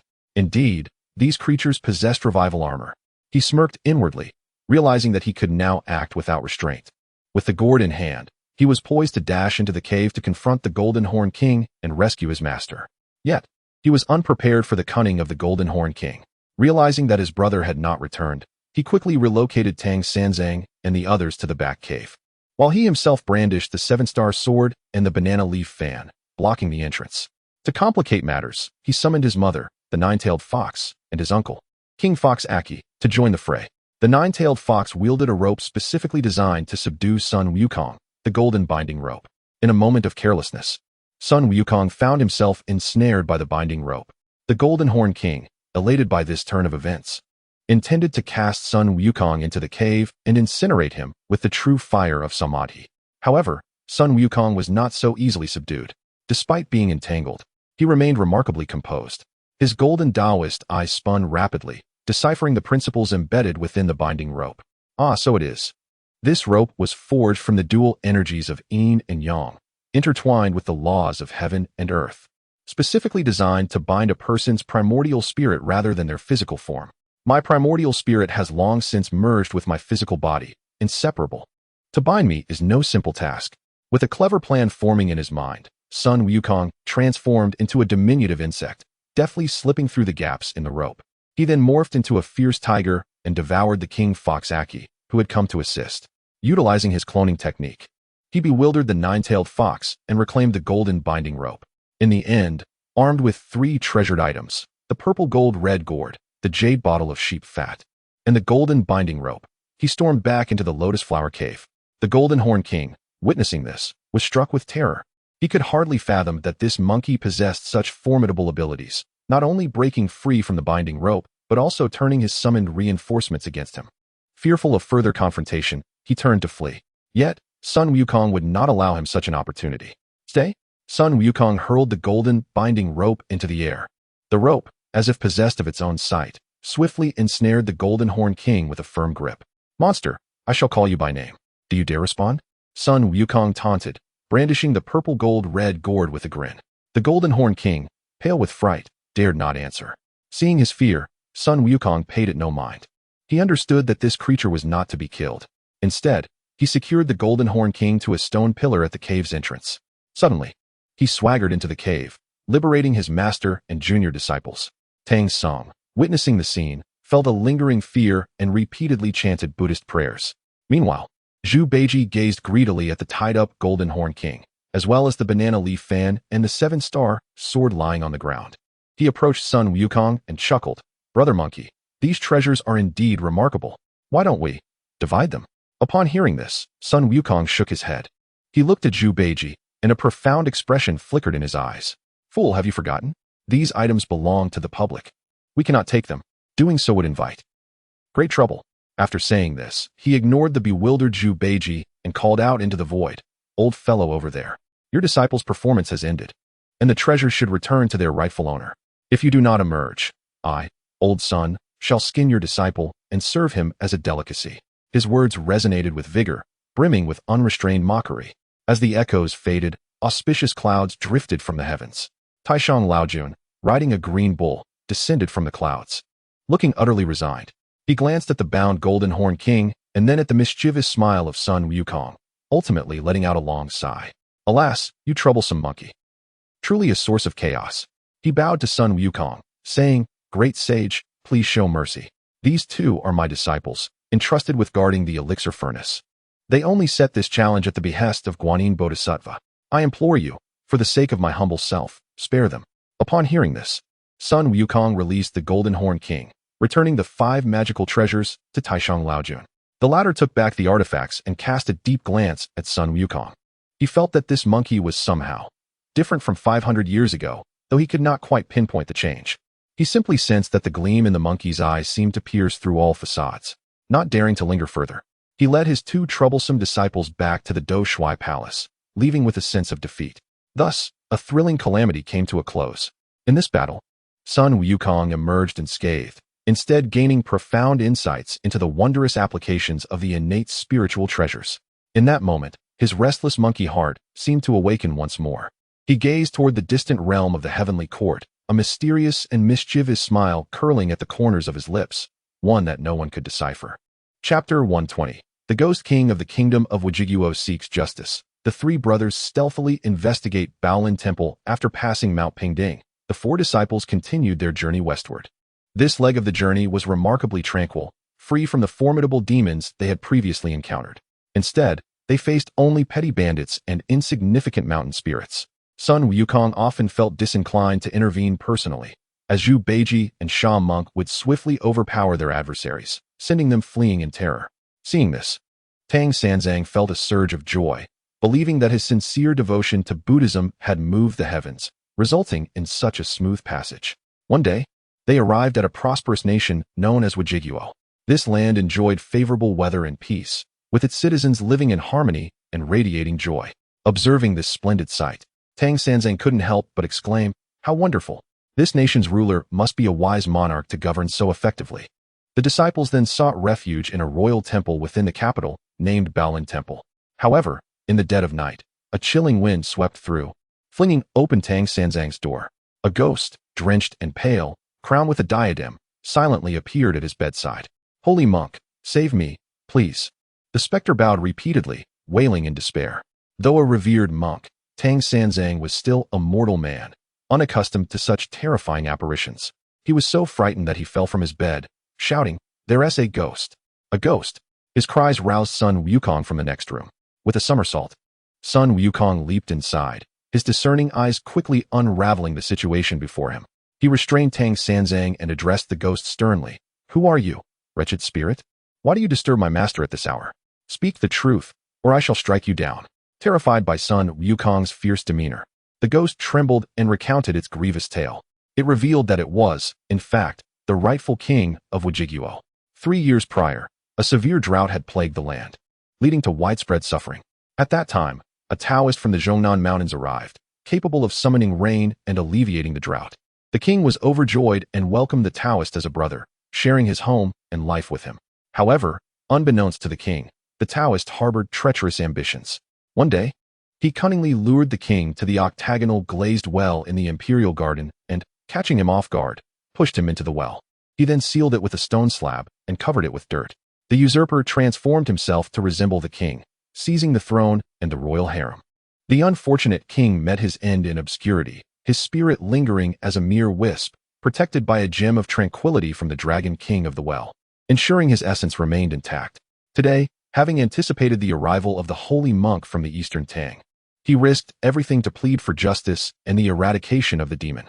Upon hearing this lamentable account, Tang Sanzang was filled with righteous indignation and boundless compassion. "Amipa, how can such wickedness exist in this world? Wukong, this matter shall be managed by me. You must seek justice for the wrongfully deceased king." Upon hearing this, Sun Wukong scratched his head. Unlike Tang Sanzang, who was filled with simple indignation, he felt a deep sense of perplexity arise within him.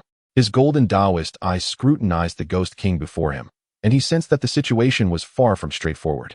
He inquired, if this king has been wronged, why do you not appeal to the netherworld for justice?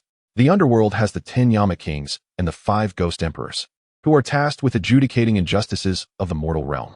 Why not seek redress there?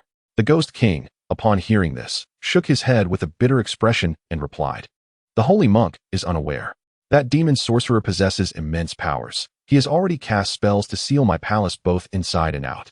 My tormented soul cannot even step beyond the imperial city, so how could I reach the underworld? Oh, Sun Wukong mused, his mind now brimming with suspicion. A being capable of summoning winds and rains, one who could seal a palace to the extent that even spirits could not escape, must possess formidable abilities. He pressed further. Do you know the origins of this sorcerer? The Ghost King responded, I only know that he claims to hail from Zhongnan Mountain. Beyond that, I am completely ignorant. Zhongnan Mountain. Sun Wukong pondered this name. He understood it to be the abode of Yunzizi, one of the 12 golden immortals of the Chan sect. Could it be that the Chan sect was orchestrating this scheme? A fleeting thought crossed his mind, but he quickly dismissed it. No, something was amiss. If indeed a celestial being from the Chan sect had descended, why would they engage in such treachery? What could they possibly gain? Moreover, why did this Ghost King only come forth to plead his case when his master and disciples happened to pass through? Everything felt like a meticulously arranged script. Master, Sun Wukong addressed Tang Sanzang. This matter is replete with uncertainties. Allow me to investigate the well in the Imperial Garden tonight to ascertain the truth before we make any decisions. Tang Sanzang nodded in agreement. Very well. Wukong, exercise utmost caution in all your endeavors. That night, Sun Wukong summoned Zhu Beiji and Sha Monk. The 3 brothers stealthily departed from Baolin Temple, employing their supernatural abilities to infiltrate the heavily guarded palace of Wujiguo. They aimed to personally unveil the secrets concealed behind the faade of the true and false kings. Chapter 121. The Dragon Palace Beneath the Well. When Shu's mount stirs up dust in the royal garden of the Wuji Kingdom, night enveloped the surroundings like ink, and silence reigned supreme. Sun Wukong, Zhu Beiji, and Sha Hashang appeared as 3 ethereal shadows, silently landing beside a well adorned with octagonal glass tiles. Brother Monkey, is this the place? Zhu Beiji inquired softly, gazing at the well's mouth, securely sealed by stone slabs and earth. Sun Wukong nodded. His fiery golden eyes had already penetrated the layers of soil and stone, revealing the cold water palace beneath, along with the lifelike body of the king, safeguarded by the magical defining face pearl. Fool, Brother Sha, remain here to guard me. I, old Sun, shall descend to investigate. With that, he invoked a spell, transforming into a diminutive insect, slipping through the crevices of the stone slabs. Below the well lay an extraordinary realm, a small crystalline palace. Within it, an armored dragon king of the well lamented his plight. Sun Wukong materialized, unleashing a thunderous roar. You wretched mudfish. Why do you assist that monster in imprisoning the king's body? Speak the truth at once. Startled by Sun Wukong's sudden appearance, the Dragon King fell to his knees, fervently bowing his head. Great sage, spare my life. I am but a small deity, forced into this predicament. With a mournful expression, the Dragon King recounted the entire saga. 3 years prior, after the monster had cast the king into the well, it had used formidable magic to coerce the Dragon King into guarding the king's body, threatening to fill the well and render his family homeless should he fail in his duty. As a minor deity, the Dragon King dared not defy such a powerful demon. Thus he complied begrudgingly. Humph, I doubt you would dare to deceive me. Sun Wukong scoffed coldly. He approached, inspected the king's body carefully, and upon confirming its integrity, instructed the Dragon King to bring it to the surface. Above the well, Zhu Beiji had grown impatient. Noting Sun Wukong's prolonged absence, he turned to Sha Hashang, saying, Brother Sha, do you think Brother Monkey has stumbled upon some treasure and is hoarding it for himself? Sha Hashang merely shook his head in silence. At that moment, a flash of golden light erupted from the well. A body clad in a dragon robe, its face as pallid as paper, slowly ascended to the surface. Oh my, it's a resurrection, Zhu Beiji exclaimed in terror, nearly dropping his 9-toothed rake.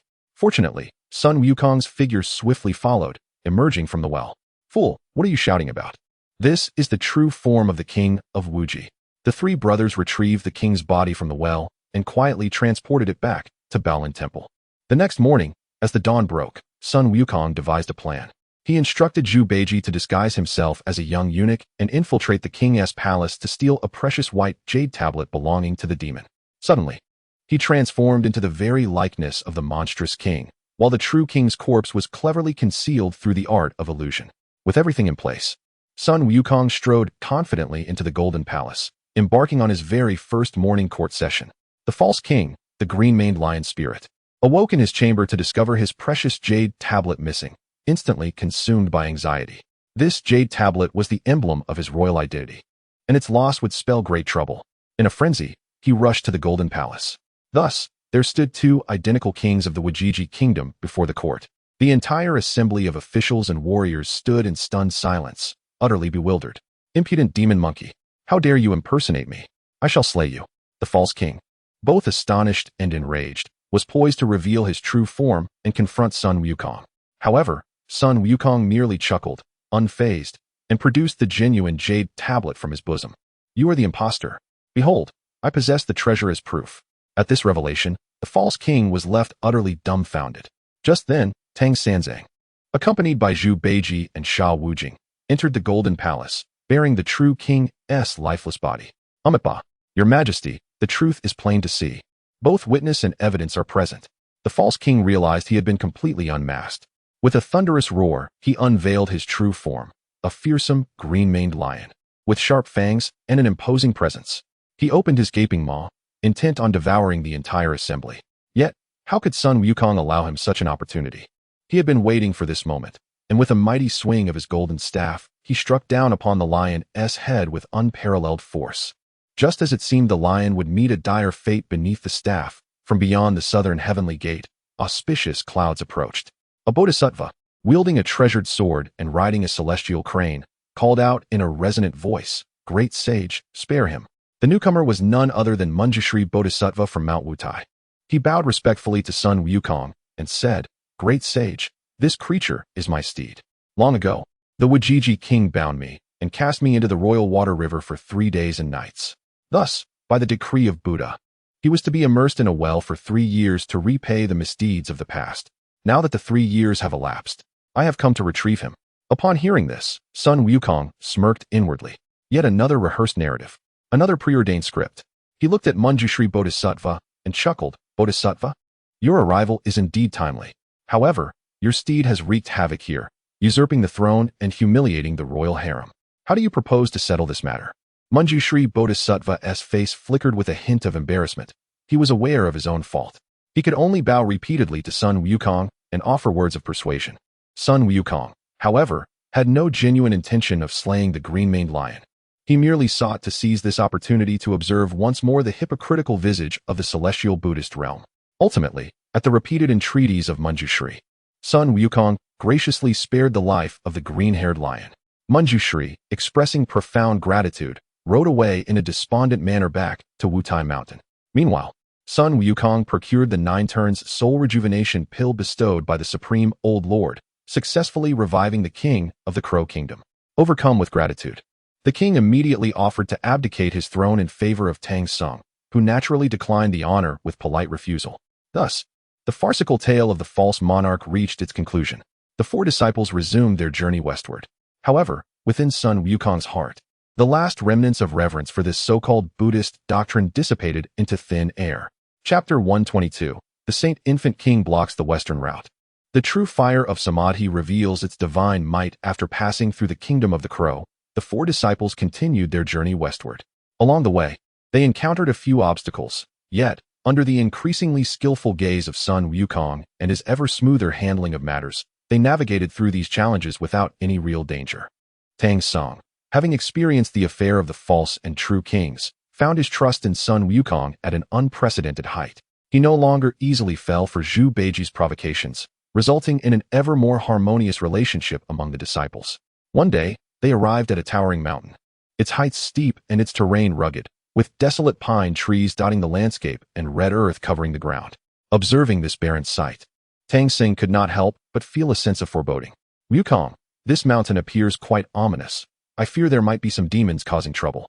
With his fire-eyed gaze, Sun Wukong scanned the peak and indeed noticed that a sinister aura emanated from above, with a faint red light flickering. He recognized that a formidable demon must be present. But in order to reassure his master, he smiled and replied, "Master, fret not. No demon or ghost shall surpass my golden staff." However, scarcely had he spoken when a fierce wind suddenly arose. Within the gust, a 7-year-old child, bound to a branch, cried out for help. "Help! Help! Thieves have captured me and intend to eat me." Upon seeing this, Tang Xing's compassionate heart surged forth. "Wukong, quickly, rescue that child." Yet, Sun Wukong's brow furrowed deeply. His golden Daoist eyes perceived clearly that this so-called child was engulfed in a monstrous aura, possessing a level of power even greater than the golden horn and silver horn demons he had previously encountered. This was clearly a trap laid by a demon. "Master, do not," Sun Wukong urgently cautioned. "That child is a transformed demon, lying in wait for us to take the bait." However, Tang Xing, with his mortal eyes, could not discern the truth. He merely thought Sun Wukong was being mischievous and unwilling to save a life, and he promptly prepared to recite the tightening spell. Seeing this, Sun Wukong felt a throbbing headache. He understood that while his master had many virtues, his excessive compassion was indeed a perilous flaw. With no other choice, he steeled himself and approached to rescue the child. He performed a somersault, arriving before the child, ready to strike with his staff to test the waters. Unexpectedly, the child suddenly burst into tears and bowed before Sun Wukong. "Thank you, benevolent one. Thank you for saving me. I am the son of the Bull Demon King, known as the Saint Infant King. I was playing here when I was unfortunately captured by bandits. I hope you can return me home. My father will surely reward you handsomely." His words were heartfelt and seamless, even causing Sun Wukong to falter momentarily. The son of the Bull Demon King? Sun Wukong recalled that 500 years ago, when he was the Monkey King of Flowerfruit Mountain, he had indeed forged a brotherly bond with the mighty Bull Demon King. Could this truly be his distant nephew? Just as he hesitated, the child's eyes suddenly flashed with a red light. He opened his small mouth and, astonishingly, emitted a stream of flame that was neither smoke nor mist, but as crimson as blood. The intensity and potency of that flame were such that even Sun Wukong felt a pang of trepidation. "This is bad. It is the Samadhi true fire." Sun Wukong was taken aback. Although he had once been forged into an indestructible body in the 8 trigrams furnace of the Supreme Lord Laozi by the 6th Ding divine fire, it had also left him with a fatal weakness, fear of smoke. This Samadhi true fire not only bore flames, but also an inexhaustible toxic smoke. Sun Wukong dared not confront it head-on, swiftly performing a somersault to evade the direct assault of the flames. Yet, he was still choked by the billowing thick smoke, his eyes streaming with tears and coughing incessantly. Meanwhile, the child, witnessing his successful strike, became even more elated. He transformed, revealing his true form, a child clad in a red belly band, wielding an 8-foot-long fire spear, and standing upon 2 windfire wheels. He was none other than the son of the Bull Demon King and the Iron Fan Princess, the Holy Infant King, Red Boy, who had practiced for 300 years on Flame Mountain, mastering the supreme divine ability of Samadhi true fire. "Ha! You, the horsekeeper, indeed possess some skill. You managed to evade my Samadhi true fire." Red Boy laughed maniacally, declaring, "However, you may escape the first day, but not the 15th. Today, I shall feast upon your master's flesh."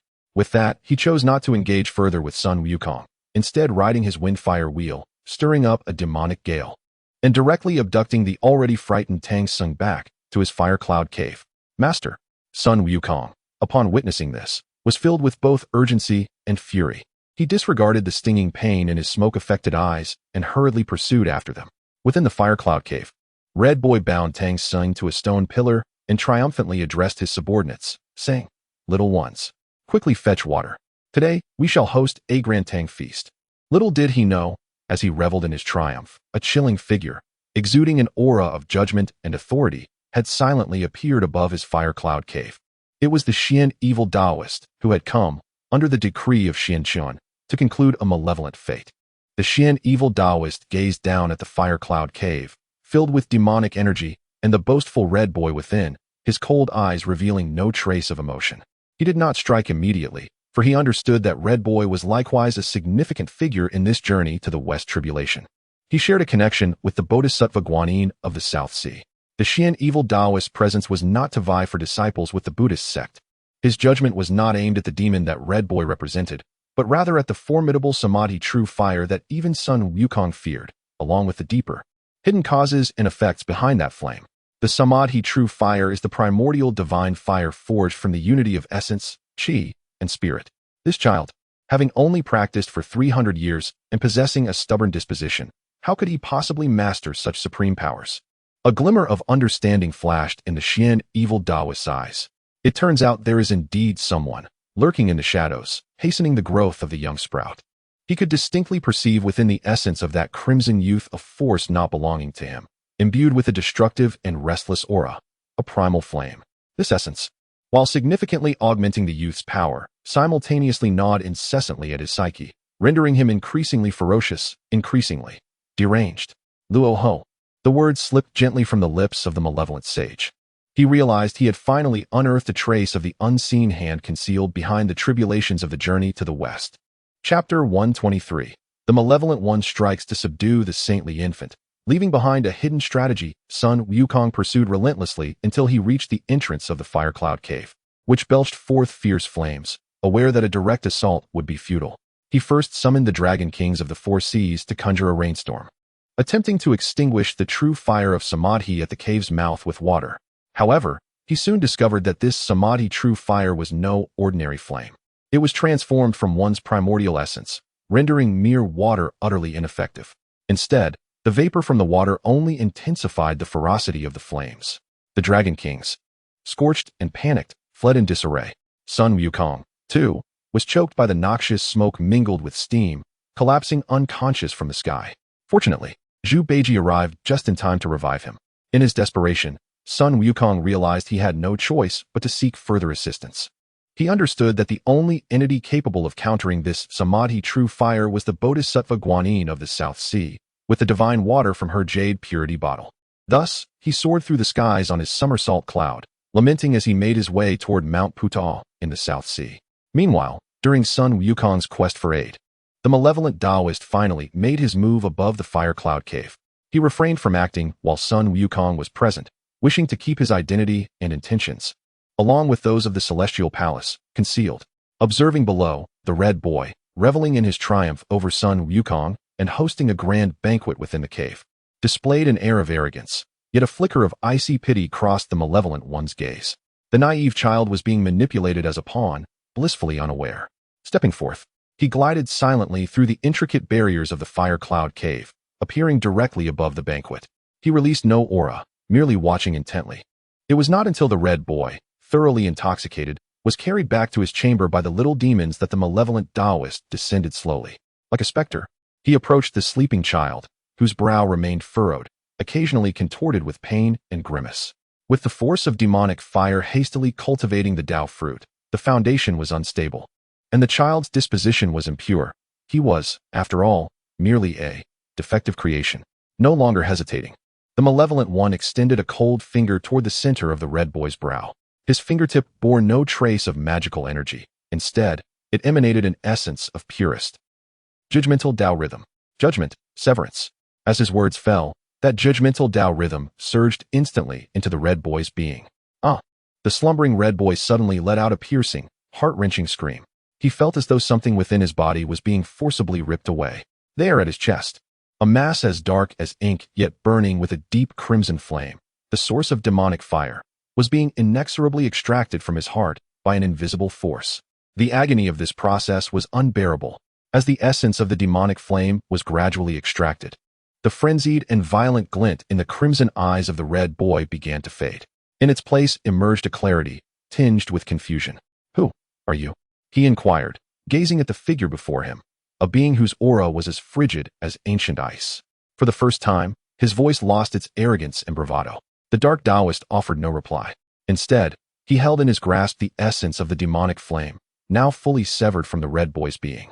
He could distinctly perceive the destructive aura it contained, originating from the same source as the demon ancestor, Luo Hu. Indeed, it was as he suspected. A flicker of understanding passed through the dark Daoist's eyes. He knew he had acquired the most crucial evidence. He looked upon the now weakened Red Boy, whose cultivation had plummeted from the pinnacle of the Tai Golden Immortal to the realm of the Celestial Immortal, and said with indifference, "Take care of yourself."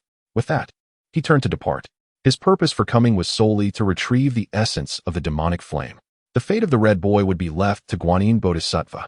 However, at that moment, The red boy struggled to rise from the bed and bowed deeply to the dark Daoist, pleading, "Senior, please wait." The dark Daoist halted and glanced back. The red boy's eyes were filled with fear and a glimmer of desperation. Although he had lost much of his power, he had regained his senses.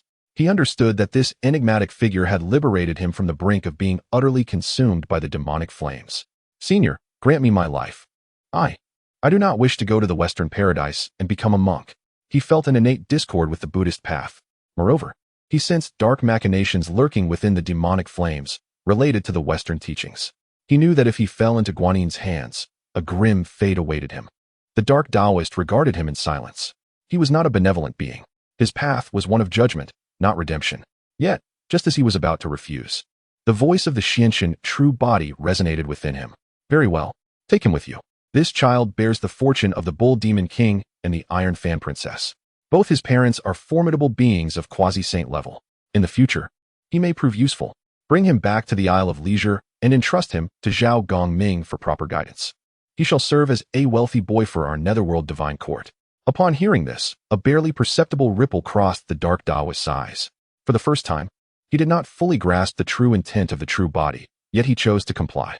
He addressed the red boy with a calm demeanor. "Are you willing to follow me?" "Yes, I am willing," the red boy exclaimed joyously, bowing repeatedly. The dark Daoist nodded in acknowledgement. With a graceful sweep of his broad sleeves, he silently transported the unconscious Tang Sung, along with all those captured beings within the fire cloud cave, beyond the confines of the cavern. Subsequently, with a deft motion of his hand, a delicate yet infinitely spacious treasure, a pagoda, materialized within his grasp.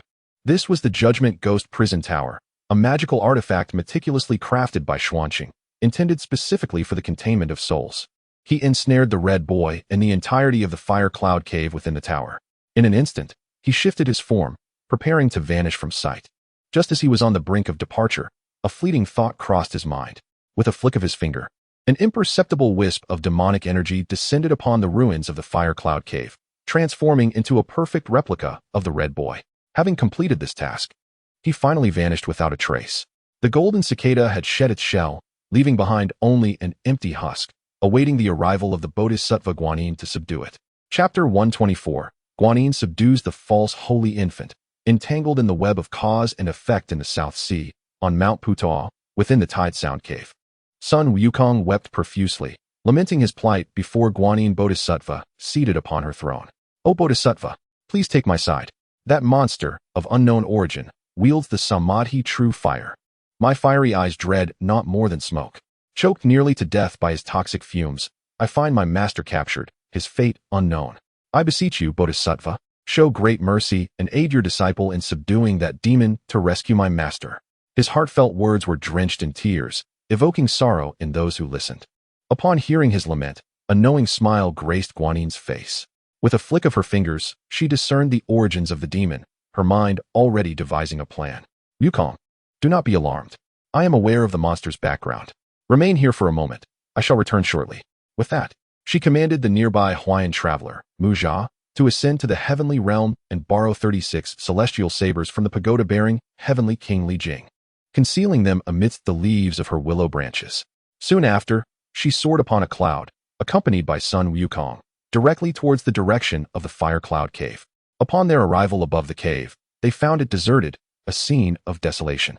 Only the false red boy, conjured by the sinister Xianyi Daoist with demonic energy, sat at the cave's entrance, brazenly feasting on a whole roasted lamb.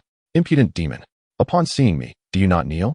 Guanin's voice resonated coldly, her divine presence illuminating the surroundings. However, the false red boy showed no fear. Instead, he laughed maniacally. "Ha, you, the Bodhisattva of the South Sea, dare meddle in my affairs? Perfect. I have yet to tire of the flesh of Tang Sung. Today, I shall capture you, Bodhisattva, and savor a new delicacy." With that, he brandished his fiery spear and charged at Guanin. Observing this, a glimmer of cold determination flickered in her eyes. She understood that this rebellious demon would not yield without experiencing hardship. She tossed her jade purity bottle into the air, and in an instant, it expanded to an immense size. The bottle tilted, unleashing an endless cascade of the three light divine water, akin to the Milky Way pouring forth, descending upon the false red boy. As the false red boy, a mere manifestation of demonic energy, encountered the purest of divine waters, he screamed in terror. realizing it was his bane. The flames surrounding him were extinguished significantly upon contact with the divine liquid. Collect. Guanyin chanted a spell. She had previously instructed the Hawaiian traveler to transform the 36 celestial sabers into a lotus platform, quietly positioning it beneath the false red boy's feet. At this moment, the lotus platform radiated brilliant light.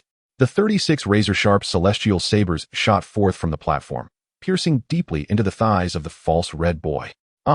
The false red boy let out a heart-wrenching scream, swiftly subdued and rendered immobile. Guanyin Bodhisattva spoke softly. Go, rescue your master. Sun Wukong, gazing at the vanquished monster, felt a twinge of bewilderment. How could it have been so effortlessly dealt with?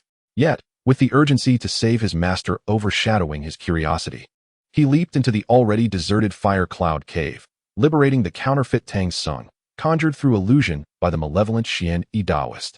Immediately, Guanyin Bodhisattva prepared to take the false red boy back to the South Sea, intending to nurture him as a virtuous child of wealth. Her plan was to have the son of the bull demon king listen to scriptures day and night under her guidance, thereby weakening the demon clan's fortunes and strengthening the reputation of the Buddha's teachings. However, just as she was about to retract the heavenly gang blade lotus platform, an unexpected turn of events occurred. The false red boy, grievously wounded by the heavenly gang blade, suddenly transformed into a wisp of pitch-black demonic energy, dissipating into thin air. What? Guanyin Bodhisattva was struck with shock. She never anticipated that her arduous efforts had merely captured an illusion. This was disastrous. She hastily recalibrated her calculations. This time, she discerned that the true red boy's secrets had been entirely obscured by a force more profound and skilled than her own. The entirety of the primordial realm bore no trace of his existence. Once again, it was the Celestial Palace. Guanyin Bodhisattva trembled with rage, her compassionate visage now a mask of fury. She realized she had been outmaneuvered by the damned Lin Chen. Not only had he intercepted the virtuous child she sought, but he had also toyed with her and the entire Buddhist sect using a mere illusion. The most infuriating aspect was that she could not voice her humiliation. Was she to proclaim across the three realms that she could not distinguish between a genuine monster and a mere fade? As the revered Guanyin Bodhisattva, such a loss of face was intolerable. She could only swallow her overwhelming fury and profound humiliation. We shall depart, she coldly instructed Sun Wukong and the counterfeit Tang Sung. With a scowl, she mounted her cloud and returned to the South Sea without a backward glance. Meanwhile, Sun Wukong, observing Guanyin Bodhisattva's discomfiture, felt an overwhelming joy. Though he was unaware of the specifics, he sensed that the mysterious woodcutter deity had intervened once more. In that moment, his restless monkey heart swelled with exhilaration. He felt that this journey to the west was becoming increasingly delightful. Chapter 125. The six-eared macaque distinguishes truth from falsehood. The Dao seed reveals its might and discerns the true heart after passing through the Haoshan Mountains. The journey westward once again regained its tranquility. However, the atmosphere within the group grew increasingly peculiar. Since that day when the Xianshan Daoist had planted the relic of carefree meditation within Tang Sung, he, though still committed to the task of seeking scriptures from the West, began to shed his blind faith in the Western Buddha. He commenced a period of contemplation during his daily meditations, pondering the true meaning of the Daoist assertion that everyone has the potential to become a Buddha. He questioned whether this journey to the West was merely for the acquisition of a sacred text or rather a quest to unravel his own obsessions. Unbeknownst to him, his understanding of Buddhist teachings deepened, becoming ever more introspective. Meanwhile, Sun Wukong, having experienced the events involving the white-boned spirit and the red boy, had completely liberated himself. He no longer placed his hopes in the lofty deities. Instead, he began to see the world through his own eyes, discerning the truth and falsehood, good and evil within it. One day, as the master and his disciples traversed a remote mountain, Tang Sung, feeling famished, sent Sun Wukong to gather alms. With a single somersault, Sun Wukong soared several dozen miles. Yet not a single household could he find. Left with no choice, he plucked some wild peaches to bring back. Unbeknownst to him, during his absence, a doppelganger, identical in height, appearance, and even wielding the same golden staff, appeared before Tang Sung. This false Wukong, without a word, raised the staff and knocked Tang Sung to the ground. Subsequently, it seized their belongings and vanished amidst a whirlwind of demonic winds. When the true Sun Wukong returned, jubilant with peaches in hand, he was met with the sight of his master sprawled on the ground, unconscious, and the furious gazes of Zhu Beiji and Sha Monk directed at him. "You reckless monkey! You truly dared to harm the master!" Zhu Beiji exclaimed. trembling with rage as he pointed at Sun Wukong. "Why, big brother?" Sha Monk's eyes brimmed with disappointment and confusion. Stunned, Sun Wukong responded, "What? I harmed the master? How? How could this be? I was just out gathering alms." Thus, the extraordinary case of the true and false Monkey King began to unfold. The two sides clashed, escalating from the ground to the heavens, stirring up commotion at the Nanhai Guanyin Bodhisattva's sanctuary, and even causing a stir at the Heavenly Court's Lingxiao Hall. Ultimately, the disturbance reached the depths of the underworld. Regardless of Guanyin Bodhisattva's keen insight, the Totem King's discerning mirror, or the underworld's divine beast, they all found themselves unable to differentiate between the two monkeys, their essences, abilities, magical artifacts. And even there, karmic ties were indistinguishable. Ultimately, in a state of helplessness, the crowd could only lead them to the west, to the Great Thunder Sound Temple, requesting the omnipotent Buddha to personally discern the truth. In the grand hall of the Great Thunder Sound Temple, the Buddha gazed down upon the two identical Sun Wukongs, a profound smile gracing his countenance. He slowly addressed the assembly of deities below, stating, "You all share a singular heart. Observe how two minds contend." He had already discerned the true nature of the false Wukong, which was none other than the six-eared macaque, one of the four disruptive monkeys of the world. This monkey possessed the ability to hear all sounds, to discern logic, and to understand the past and future with a clarity that encompassed all things. Its magical powers, akin to those of Sun Wukong, made it nearly indistinguishable from the true one. The Buddha intended to utilize this opportunity to showcase the supreme mystical powers of his order. However, just as he prepared to unveil the celestial truth, the authentic Sun Wukong suddenly cast his head back and erupted into a hearty, unrestrained laughter. "Ha ha, I, old son, have understood. I have understood." His unexpected mirth left all present momentarily stunned. The Buddha furrowed his brow and inquired, "Impudent monkey, what have you comprehended?" The true Sun Wukong struck the ground with his golden staff. From his golden Dao eyes emanated beams of light capable of piercing through all illusion. He pointed at the false Wukong, then to his own heart, and declared with a resonant laughter, "What is true? What is false? The one who strikes the master is you. It is the resentment that has festered in my heart for 500 years. The one who steals the luggage is you. It is the rebellious demon of my heart that refuses to be constrained. You are me. I am you. You are merely another facet of my heart. Today I, old son, shall sever this heart demon here and unveil my true self. Break for me." With a thunderous shout, the Dao seed of freedom that had long since merged with his being erupted with force, an essence of profound detachment, seeking only the singularity of the true heart, flooded his entire spirit in an instant. Buzz, the once arrogant six-eared macaque, upon hearing Sun Wukong's declaration and being struck by the resonance of his true self, let out a piercing wail. His form began to waver and distort, ultimately bursting forth with a resounding crash, transforming into a wisp of black heart demon energy that dissipated into the ether. And after slaying this six-eared macaque, born of his own heart demon, Sun Wukong's entire aura transformed. His golden Dao eyes became even deeper, clearer. The chaotic demonic energy surrounding him gradually faded, replaced by an essence that transcended all worldly constraints, embodying the spirit of freedom. In this moment, he finally discerned the truth from the false, awakening to himself. The entire Great Thunder Sound Temple fell into a profound silence. All the Buddhas and Bodhisattvas gazed at the transformed Sun Wukong in the solitary hall with expressions akin to that of monstrous astonishment. Meanwhile, the Tathagata seated upon the throne was utterly petrified. The smile upon his face had become frozen in place. He had prepared an abundance of words and countless contingencies, yet he never anticipated that this monkey would sever his own inner demons. Chapter 126. The manifestation of the Dao seed shocks the Buddha. A discourse on the true sutra atop the spiritual mountain in the grand hall of the Great Thunder Sound Temple. An eerie silence enveloped the atmosphere.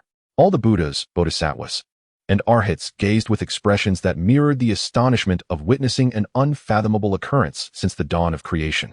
They stared, transfixed, at the figure of Sun Wukong, who stood alone in the hall, his aura having undergone a profound transformation. The six-eared macaque simply vanished, not subdued by the supreme teachings of the Buddha, nor suppressed by any preeminent treasure, but rather dispersed by Sun Wukong's own mere words. What on earth transpired? To sever the heart's demons and reveal the true self. Upon the throne, the Buddha, whose countenance had always radiated wisdom and calm, now bore an unmistakable expression of shock and horror. As a being at the pinnacle of quasi-saintship and a former foremost disciple of the His knowledge was vast.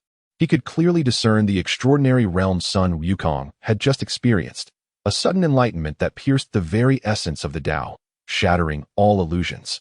Such enlightenment is rare and cannot be sought after. Even saints dare not claim they can easily lead a disciple into such a state. Yet, how did this monkey, a naturally born demon, achieve it? The Buddha's gaze remained fixed upon Sun Wukong. His unparalleled wisdom penetrated the monkey's physical form and spiritual essence, ultimately revealing the golden Tao seed within the deepest recesses of his consciousness, slowly spinning and emanating the essence of freedom and true self. It is it. In an instant, a tempest surged within the Buddha's heart. He finally comprehended. From the moment 500 years ago when the Bodhi patriarch, the adept of precise enlightenment, discovered this Tao seed, they had been vigilant and inquisitive. They had assumed this seed was merely a tool for monitoring Sun Wukong or a contingency plan to seize credit at a crucial moment. Little did they realize that from the outset, this Tao seed was not meant for control, but for enlightenment. The adept had, right under their noses, utilized 5 centuries of suppression beneath the 5 elements mountain and the arduous journey of 81 tribulations as nourishment, systematically instilling his own carefree Tao into Sun Wukong's heart. He transformed the painstakingly constructed stage of the Buddhist scriptures into a crucible for cultivating his disciple. Splendid, truly splendid. The Buddha's heart brimmed with an overwhelming bitterness and a profound sense of helplessness. He realized that he, along with the entirety of the Buddhist realm, had been manipulated by that azure-robed adept all along. He glanced below at Sun Wukong, whose eyes now sparkled with clarity, devoid of any lingering confusion. He understood that from this moment forth, this monkey had irrevocably severed the ties of control held by the Buddhist order. He was no longer a pawn to be easily maneuvered. He became a true variable, a force of independence. Amitabha. In the end, even the Tathagata could only exhale a long, sorrowful sigh. He understood that he had lost, utterly and completely. Turning to Sun Wukong, he spoke slowly. Wukong, having discerned the truth from falsehood and comprehended your true nature, it is evident that you share a profound karmic connection with me, the Buddha. Thus, you may return to your company. He could not utter a word of entreaty or reproach, for he recognized the futility of such expressions. Sun Wukong gazed at him, and for the first time, the playful grin had vanished from his simian visage. He bowed deeply to the Tathagata. Thank you, Buddha. His gratitude was not for the mercy of sparing his life, but for the grand spectacle that had allowed him to attain enlightenment. With that, he made no further delay and, with a somersault, exited the great Thunder Monastery, leaving behind a hall filled with Buddhas and Bodhisattvas, their expressions a tapestry of complexity. And the Tathagata, seated upon his throne, appeared as if he had aged thousands of years in an instant. Sun Wukong returned to the group. Tang Sung, Zhu Beiji, and Sha Monk rejoiced at his return. Tang Sung grasped his hand, inquiring with concern, Wukong, what of the monster? Sun Wukong looked at him, a faint smile gracing his lips as he replied, Master, there are no monsters in this world. What exists are merely the obsessions within the hearts of men. With that, he offered no further explanation and quietly took the reins of the white dragon horse, positioning himself at the forefront of the procession. Tang Sung observed his silhouette, pondering deeply, sensing that his eldest disciple seemed somehow different. The master and disciples resumed their journey, ultimately arriving at the final trial of their westward expedition, the Flaming Mountain. This mountain, spanning 800 miles, was engulfed in flames that burned fiercely and perpetually. These flames were no ordinary fire. They were remnants of the fire bricks that had fallen from the 8 trigrams furnace of the Supreme Lord during Sun Wukong's legendary havoc in the Heavenly Palace. Common water was utterly ineffectual against them. To traverse this mountain, one essential item was required, the banana leaf fan of Princess Iron Fan. And this Princess Iron Fan was none other than the wife of the formidable Bull Demon King and the biological mother of Red Boy. Upon hearing this, Sun Wukong was instantly overwhelmed, for he realized that although he had not personally slain Red Boy, that child had ultimately been taken by Guanyin Bodhisattva through his own actions. The enmity had grown significantly. Indeed, when he approached the banana cave on Mount Selene to borrow the fan from Princess Iron Fan, upon hearing his name, she emerged brandishing 2 gleaming swords, ready to strike. You detestable Bai Ma One. You have harmed my child and severed our mother-child bond. How dare you come here today to request a treasure? Prepare to face my blade. Thus, the two engaged in fierce combat. Though Princess Iron Fan possessed considerable strength, she was no match for the now enlightened Sun Wukong, whose resolve was unyielding. In merely a dozen exchanges, she was vanquished by Sun Wukong, who struck her with such force that her hands grew weak and her limbs numb. In her desperation, she resorted to producing the banana fan and, with great vigor, swung it towards Sun Wukong. He felt an irresistible gale rush upon him, and in an instant, he was sent flying thousands of miles away, akin to a kite severed from its string. Chapter 127. Old Grudges Before Flame Mountain. New Buddhas established in the carefree palace. Sun Wukong was sent flying by the banana fan, landing thousands of miles away on the small Mount Saru. As he struggled to regain his bearings, he fortuitously encountered the Bodhisattva Lingji. Upon understanding Wukong's intentions, Lingji graciously lent him the magical stabilizing wind pill. Elated by this gift, Wukong boldly returned to the banana cave.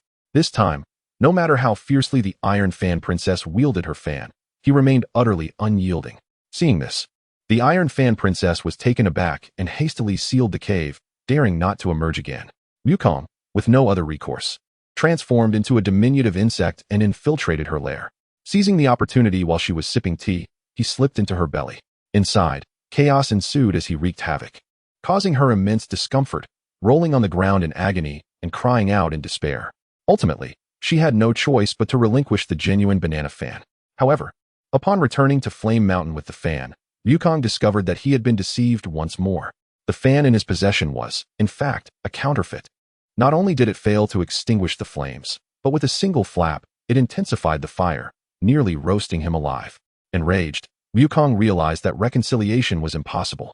He charged towards the Thunderclap Mountain's cloud-covered cave to confront his sworn brother, the mighty Bull Demon King.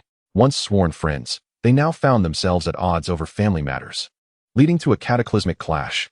The Bull Demon King, a formidable ancient demon, wielded immense power and unmatched abilities. The two engaged in a fierce battle that lasted for hundreds of rounds without a clear victor. Ultimately, reinforcements arrived from both the Heavenly Court and the Buddhist realm. General Li Jing, leading Neza and the four Heavenly Kings, laid down a celestial trap, while the Buddhas sent forth the Diamond Arhats to encircle Thunderclap Mountain, sealing it tight. Despite the Bull Demon King's tremendous might, he could not withstand the combined onslaught of the heavenly forces and was eventually revealed in his true form, a colossal white ox. After being struck by Nez's universe circle, he was firmly subdued beneath the King's tower. Upon learning of her husband's capture, the Iron Fan Princess felt desolate and surrendered the true banana fan. With it, Wukong extinguished the inferno engulfing Flame Mountain, bringing a momentous disaster to an end. The Bull Demon King and the Iron Fan Princess were escorted by celestial soldiers to the Western Paradise, awaiting the Buddha's decree. Yet, just as they were about to reach the sacred mountain, a chilling figure, imbued with an aura of supreme judgment, silently blocked their path. It was the malevolent Daoist, who had long awaited their arrival. "Stop," he uttered, and though only 2 words escaped his lips, they seemed to resonate with the command of the heavenly decree, rendering all celestial soldiers and the 4 heavenly kings motionless in an instant. You are the Xianyi heavenly sovereign of the Xiaoyao Palace." Li Jing gazed upon the figure before him, whose aura surpassed even that of a sage, leaving him utterly terrified and on the brink of despair. The Xianyi Daoist paid him no heed. His gaze was fixated solely upon the Bull Demon King, suppressed beneath the treasure pagoda, and the Iron Fan Princess, bound by celestial ropes. He spoke languidly. "These two are deeply entwined with my Xiaoyao Palace. Their son is currently within my realm, serving as the good wealth boy. Today, I have come to escort them home." "What?" Both Li Jing and the 4 great kings were taken aback, their faces paling. The red boy was actually in the Xiaoyao Palace. It dawned upon them why Guanyin Bodhisattva had subdued merely an illusion back then. The Xianyi Daoist afforded them no time to process this revelation. With a subtle flick of his sleeve, the magnificent pagoda, capable of suppressing quasi-saints, emitted a mournful hum and was effortlessly cast aside. The celestial ropes binding the Iron Fan Princess snapped inch by inch. "Let us depart." The Xianyi Daoist gathered the Bull Demon King and Iron Fan Princess, transforming them into a streak of radiant light, preparing to vanish. Before his departure, he cast a glance at the paralyzed Li Jing and his companions, leaving behind a statement that would haunt them for eternity: "Return and inform Tathagata. His Buddhist accounts must be settled. He should clean his neck and await me at Mount Ling. My Xiaoyao Palace shall soon personally arrive to reclaim that so-called true scripture." Chapter 128. Inquire the Buddha's heart at the foot of Ling Mountain. The Tripitaka's teachings astonished the world. The malevolent figure of Xian Yi, while traversing a midway path, intercepted the Bull Demon King and his consort. leaving behind an imperious challenge that reverberated like an earthquake of magnitude 18, igniting chaos throughout the three realms.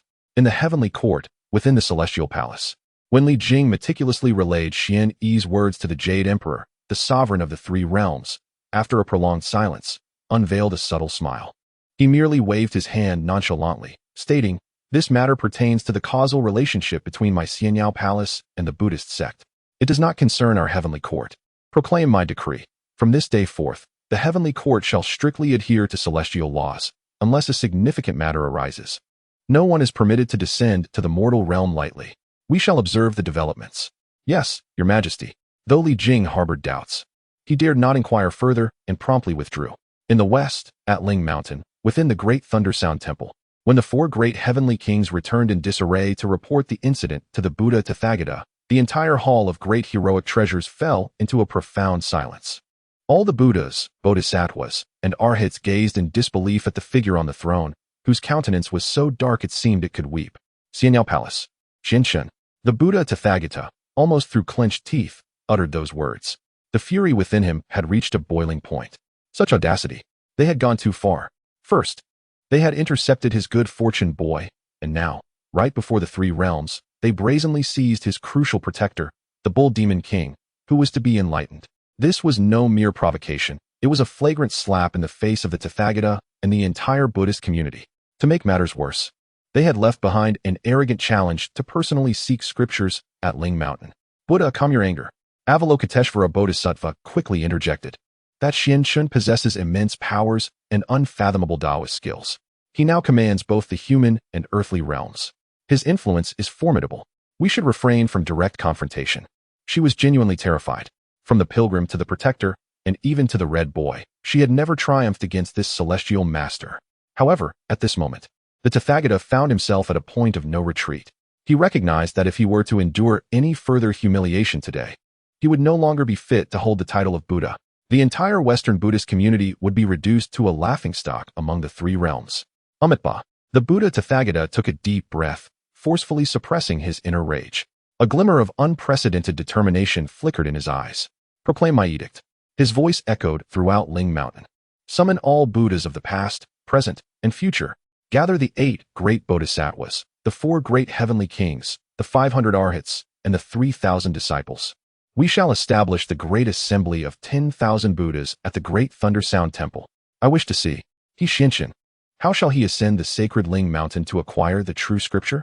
As the three realms trembled in anticipation of the impending ultimate confrontation between Shinshin and the Buddhist sect, the 4 protagonists, Tang Sung and his disciples, arrived, weary from their arduous journey, at the foot of the legendary Ling Mountain.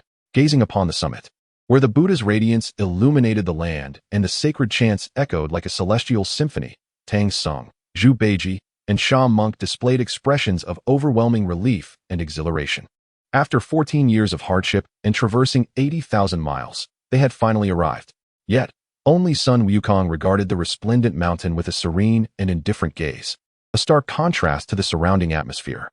He understood that the true trials of their westward journey were perhaps just beginning. The group ascended the steps, soon reaching the grand entrance of the great Thundersound Temple. Outside, a multitude of Buddhas congregated, and Bodhisattvas formed a verdant grove. The 8 great Vajra stood resolutely, holding their divine instruments, presenting a formidable presence on either side. This spectacle seemed less a welcoming for the scripture seekers and more a preparation for an impending battle against a formidable foe. Upon witnessing this, Tang Sung felt a flicker of doubt arise within him. Nevertheless, he approached respectfully, performing a Buddhist salutation. "From the great Tang of the East, I, disciple Sanzong, come at the behest of the Tang Emperor to pay my respects to the Buddha, seeking the true scripture. I hope for your kind communication." The leading Vajra, with an impassive demeanor, replied, "The Buddha has decreed, the scripture seeker may enter. As for your guardians, they must remain outside." At these words, Zhu Beiji and Sha Monk were taken aback, while Sun Wukong silently scoffed. Here it comes. He knew that the Buddhist sect intended to summon his master alone for a final indoctrination. Although perplexed, Tang Sung dared not defy the Buddha's decree. He imparted a few words of caution to his 3 disciples, and, with a heart full of reverence, stepped into the magnificent great hall where myriad Buddhas converged. Inside, the resplendent light of the Buddha enveloped the space, and the sound of sacred chants was as vast as the ocean. The Tathagata sat majestically upon a golden lotus of 9 grades of merit, gazing down upon the scripture seeker approaching him step by step. Jin Chanzi, you have finally returned.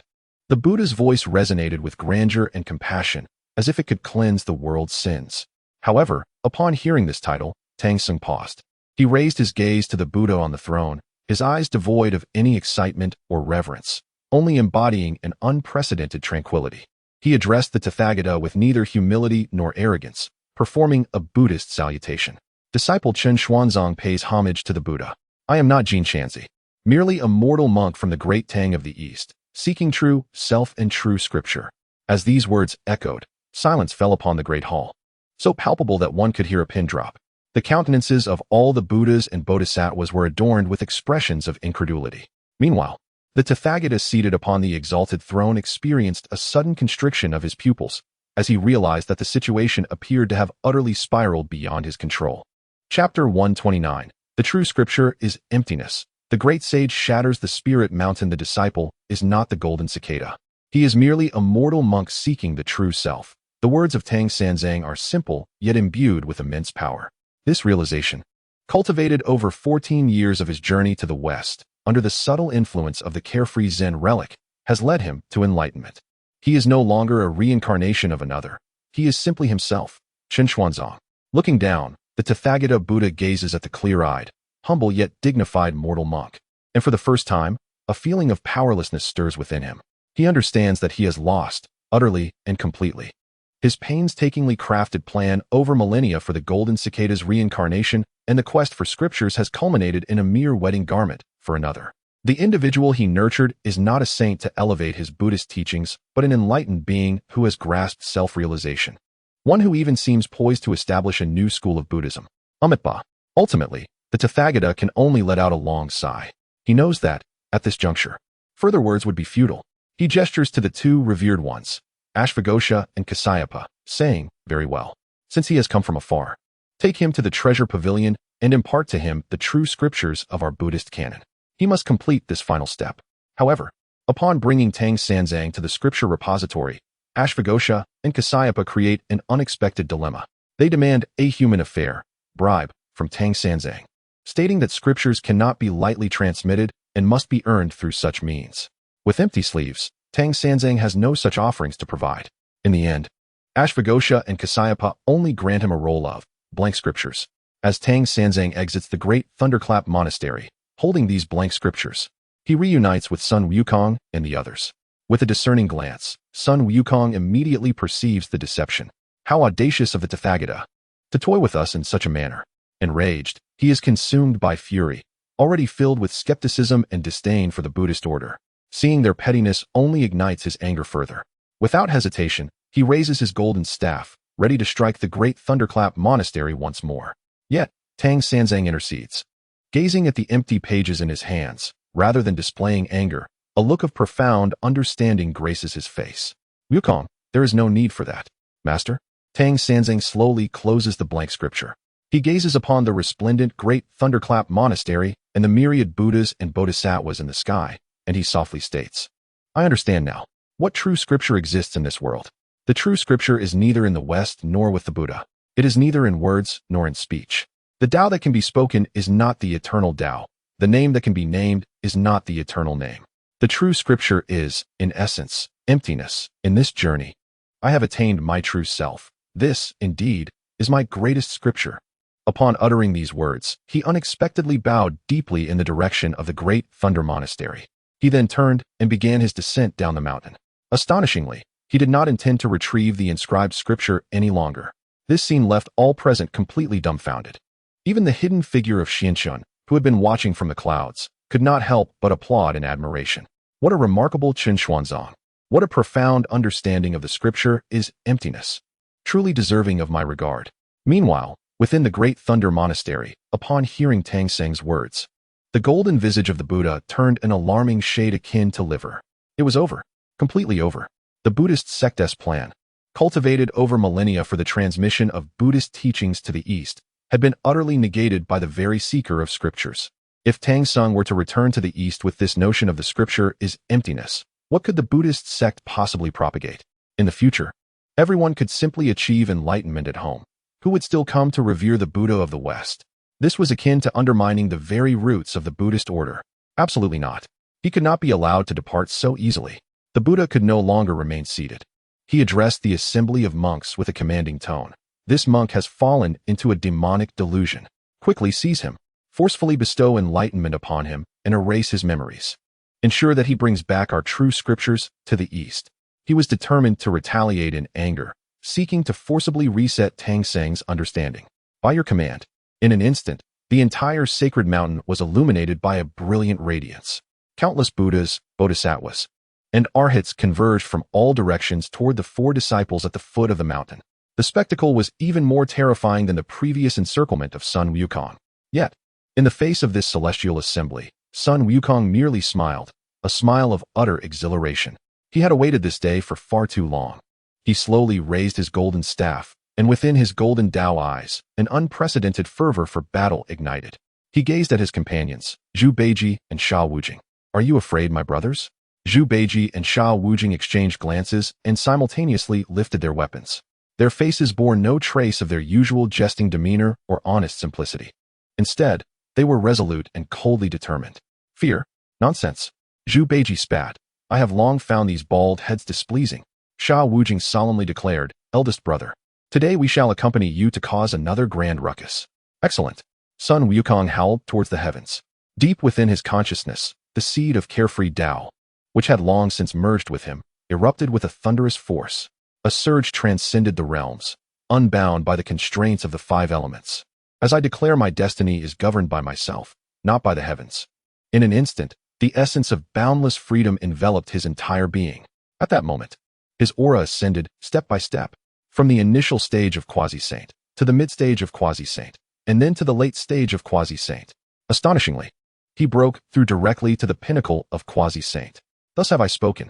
The voice of Sun Wukong reverberated throughout the 3 realms. "You fiend, prepare to taste my iron rod." In his grasp, the golden hoop staff expanded with the wind, transforming into a colossal pillar that surpassed even the majestic Mount Buzhou, a divine column reaching for the heavens. It bore the terrifying power capable of annihilating an entire world. With force, it descended upon the resplendent Great Thunder Monastery, the revered sanctuary where myriad Buddhas converge. A tremendous crash resounded. The edifice, emblematic of the utmost authority of the Western Buddhist sect, was mercilessly reduced to mere ruins beneath the weight of that strike. Chapter 130. The Great Sage shatters the Spirit Mountain. The path and demon finally manifest with a single swing of his staff. Sun Wukong unleashed a cataclysmic force. This blow not only encapsulated his own formidable power at the pinnacle of quasi-sainthood, but also intertwined with a trace of the transcendent Dao rhythm from the carefree Dao seed.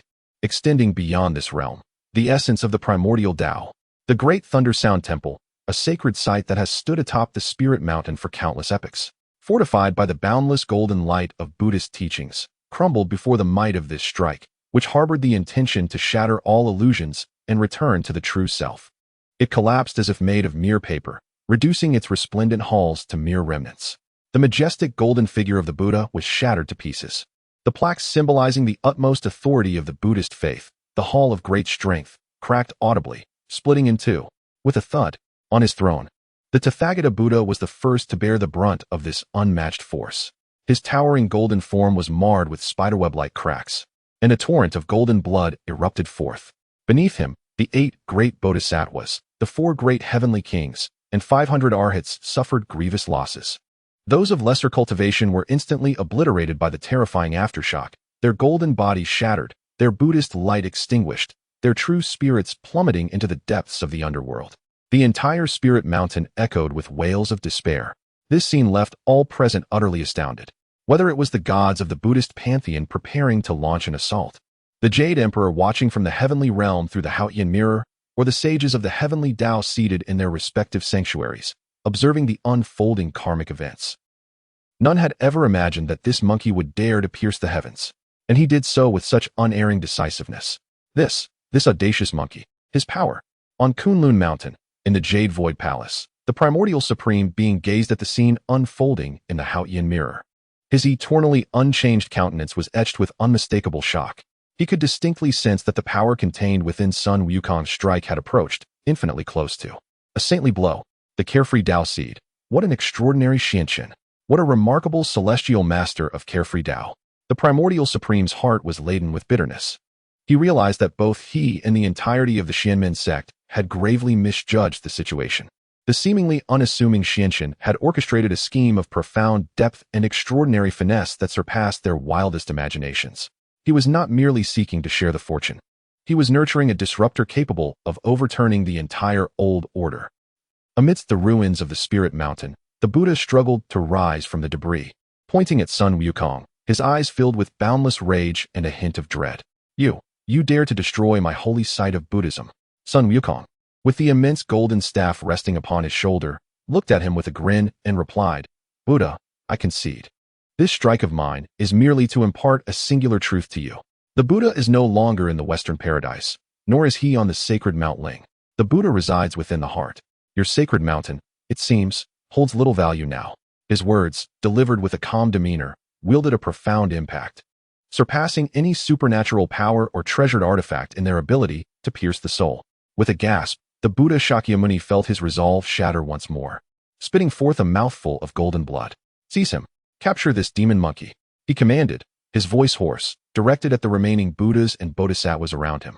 Yet, in the face of Sun Wukong, who wielded the immense pillar and radiated an aura of unimaginable power, none of the celestial beings dared to step forward. They were paralyzed with fear. In this tense standoff, an ominous, chilling laughter erupted unexpectedly in everyone's ears. The laughter brimmed with malice, destruction, and chaos, as if it emerged from the ultimate darkness of the cosmos. With the sound, an even more malevolent force than Sun Wukong's demonic essence enveloped the entirety of Mount Ling, surpassing even the pressures of the saints in its strangeness. Ha ha ha. Well fought indeed. Betrayer of the Buddha, did you ever foresee this day would come for you? From the ruins of the sacred mountain, dark demonic energy began to rise from countless fallen Buddhas and Bodhisattvas. This malevolence coalesced in the air, ultimately forming a figure draped in a black lotus, whose strikingly beautiful yet sinister visage harbored an insatiable thirst for destruction. Nothingness.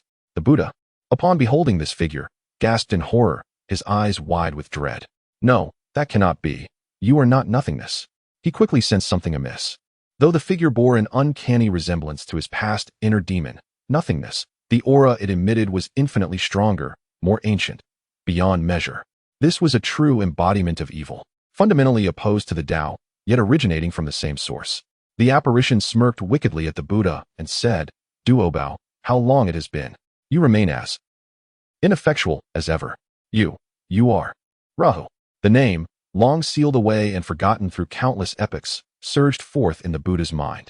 The demon sovereign Rahu, the one who, during the primordial chaos of the Dragon Han era, contended with the Daoist patriarch Hongjun for the sacred throne, only to fail and transform into an otherworldly demon, proclaiming that the Tao rises an inch, while demons rise a mile, the progenitor of all demons.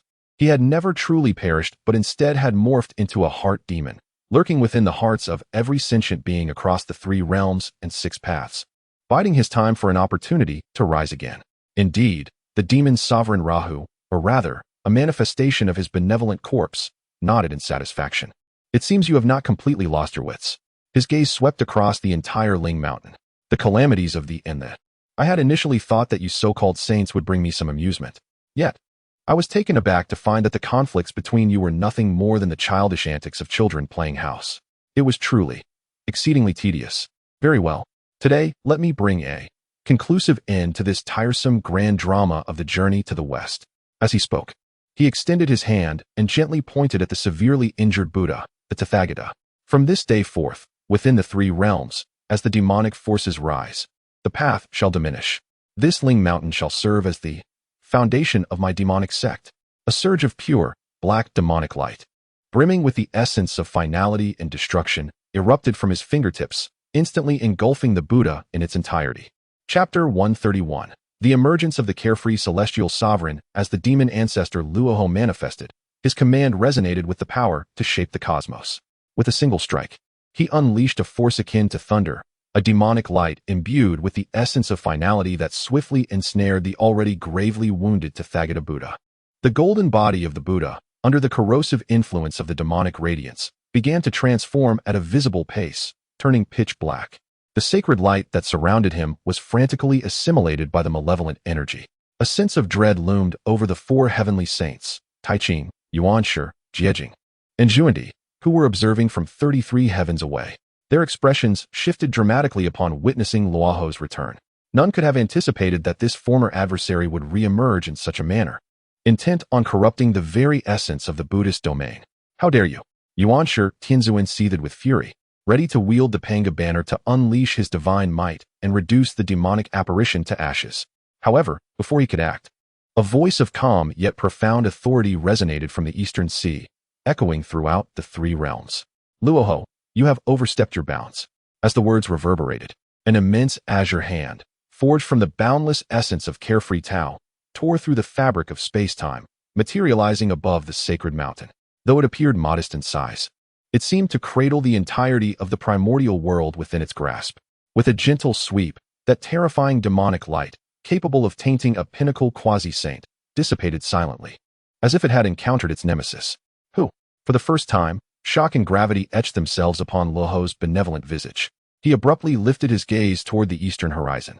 There, a figure clad in azure, exuding an aura beyond worldly confines, approached with deliberate steps upon the void. With each footfall, golden lotuses of the Dao blossomed beneath him. Despite an absence of any discernible magical fluctuations, the very laws of the primordial realm bowed in submission to his presence. The newcomer was none other than the carefree celestial sovereign, Xianchen, who had long since attained the realm of Hongjun and had been an observer of this grand spectacle. Upon witnessing Xianchen, Luoho's pupils constricted sharply. He could distinctly sense that the threat emanating from this figure surpassed even that of the illustrious Hongjun Daozu, who once wielded the Taiji diagram, the Pangu banner, and the extermination sword array. For while Hongjun's path remained within the confines of the Heavenly Dao, this individual seemed to transcend the very fabric of existence itself. Are you the unforeseen variable of this epoch? Luoho's voice grew hoarse with trepidation.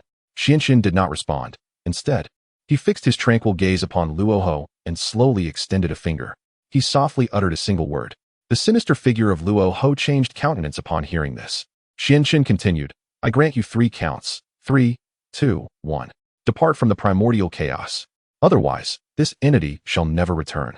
His words, though unadorned, brimmed with an undeniable tyranny. This was the dominance befitting the supreme being of the primordial chaos. Luoho trembled with fury. As the progenitor of the myriad demons, he had never endured such humiliation.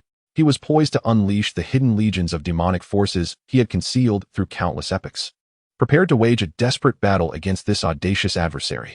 Yet, at that moment, a chilling thought from his true self, far removed in the depths of chaos, resonated within him, a single command that sent shivers down his spine. Retreat.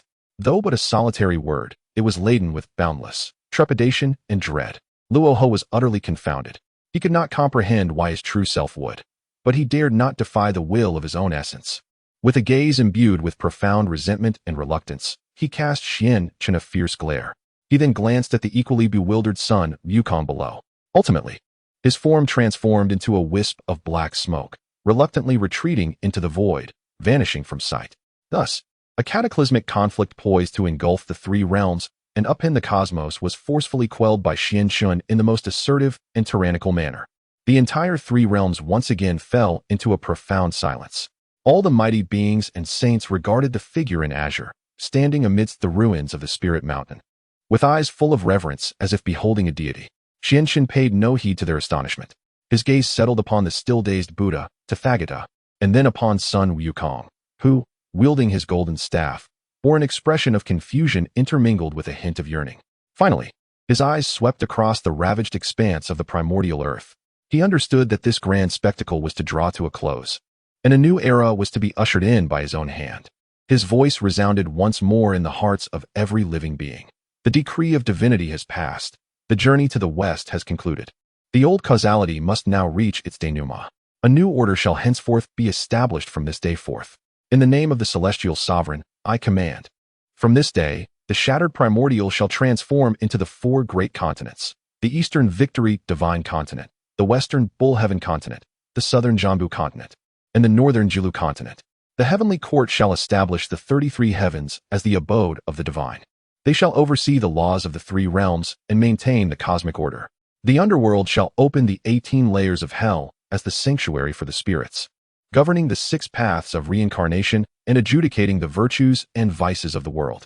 The human realm shall serve as the principal stage of the heavens, witnessing the rise and fall of dynasties and the ebb and flow of civilization. The Buddhist path shall propagate the great vehicle teachings, delivering all beings without distinction, focusing solely on the intrinsic nature. In my realm of carefree existence, I shall establish a sanctuary beyond the 33 heavens amidst the chaos, to create a haven for all beings in their pursuit of truth and wisdom. This marks the dawn of a new era in the primordial wilderness. It also signifies the inception of the Great Way. Each of his words seems to embody the principles of the celestial path, profoundly engraved within the very core of this world. Henceforth, the primordial wilderness shall enter a wholly new epoch. Chapter 132, A New Order Established. A new Buddha determined on Ling Mountain. The words of Xuanxing rang like divine edicts of creation, resonating through every corner of the primordial world and leaving an indelible mark upon the essence of every living being. As his voice faded, the entire realm of Hongjun began to undergo profound and enigmatic transformations. The land, once shattered during the war of the witches and demons, started to reassemble and evolve under his will, ultimately forming 4 distinct continents, separated by boundless oceans. Above in the 33 heavens, the ruins of the celestial court, nourished by the boundless essence of creation, regained their divine radiance, becoming even more magnificent and solemn than before. The Jade Emperor and the Queen Mother gazed upon this scene, their hearts stirred with myriad emotions, ultimately bowing reverently towards the East Sea. Beneath the 9 nether realms, the underworld echoed with thunderous sounds. The 18 layers of hell, born from his words, became the final judgment grounds for the vilest souls of the world. Lady Pingxin and Zhao Gongming, too, bowed towards the east, their eyes filled with reverence. On the western Ling Mountain, the Buddha's light shone brilliantly, surrounded by an aura of auspiciousness. The great Thunder Sound Temple, shattered by Sun Wukong's strike, began to coalesce anew under Xuanxing's profound Buddhist teachings. However, this time, it was no longer resplendent in gold and jade, imposing and oppressive, but rather transformed into a more archaic, natural form, imbued with the essence of Zen. Fellow Daoist on the ruins of Ling Mountain, the Buddha, Duobao Daoren, gazed at the carefree celestial master before him, who had reshaped the entire world's order with his words, and felt the last remnants of reluctance and resentment dissipate. In their place blossomed profound awe and admiration. He recognized that the chasm between himself and this individual was no longer one of mere cultivation, but rather a vast difference in realms and perspectives. Xuanxing regarded him with a gentle smile, saying, "Duobao, I trust you are well." At the utterance of Duobao, the Buddha trembled, a flicker of long-forgotten reminiscence and relief passing through his eyes. "Yes, I am Duobao." He smiled bitterly, no longer merely the Tathagata. Xuanxing shook his head, saying, "You are both Duobao and Tathagata. The past, present, and future are all you. Why cling to a mere name?" He paused, continuing, "I have previously stated that Buddhism transcends East and West. It is but a matter of one's true heart. Although you have strayed in the past, you harbor a desire to liberate all beings. Now, with the 2 saints of the West in seclusion on Mount Sumeru, the Buddhist realm cannot remain leaderless. Today, I shall bestow another decree." Xuanxing's voice grew solemn and grave. "In the name of the carefree celestial master, I hereby appoint Duobao Tathagata as the present Buddha, governing the Saha world, enlightening beings, and transmitting my Mahayana teachings. The burning lamp Daoist as the past Buddha, overseeing the past, using precepts to awaken the world. Maitreya Buddha as the future Buddha, presiding over the future, enlightening beings with hope. The 3 ages of Buddhas shall stand together in this world. Together, we shall magnify our Buddhist teachings. Guanyin, Puxian, Wenshu, Dizong. You are all great bodhisattvas, destined to assist the 3 Buddhas in their sacred duty of teaching and enlightenment." With the decree of Xuanxing, golden rays of Buddhist light, imbued with the essence of serene Zen, descended from the heavens and enveloped the bodies of the Tathagata, the light-burning Buddha, Guanyin, and others. The air around them, once tainted by the somewhat utilitarian and impatient essence of Western teachings, was instantaneously purified. In its place arose a tranquil, compassionate, and profoundly harmonious Buddhist nature.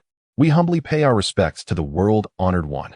After sensing their transformation, the Tathagata, the light-burning Buddha, and the multitude of Buddhas and Bodhisattvas prostrated themselves before Xuanqing, offering the most profound homage.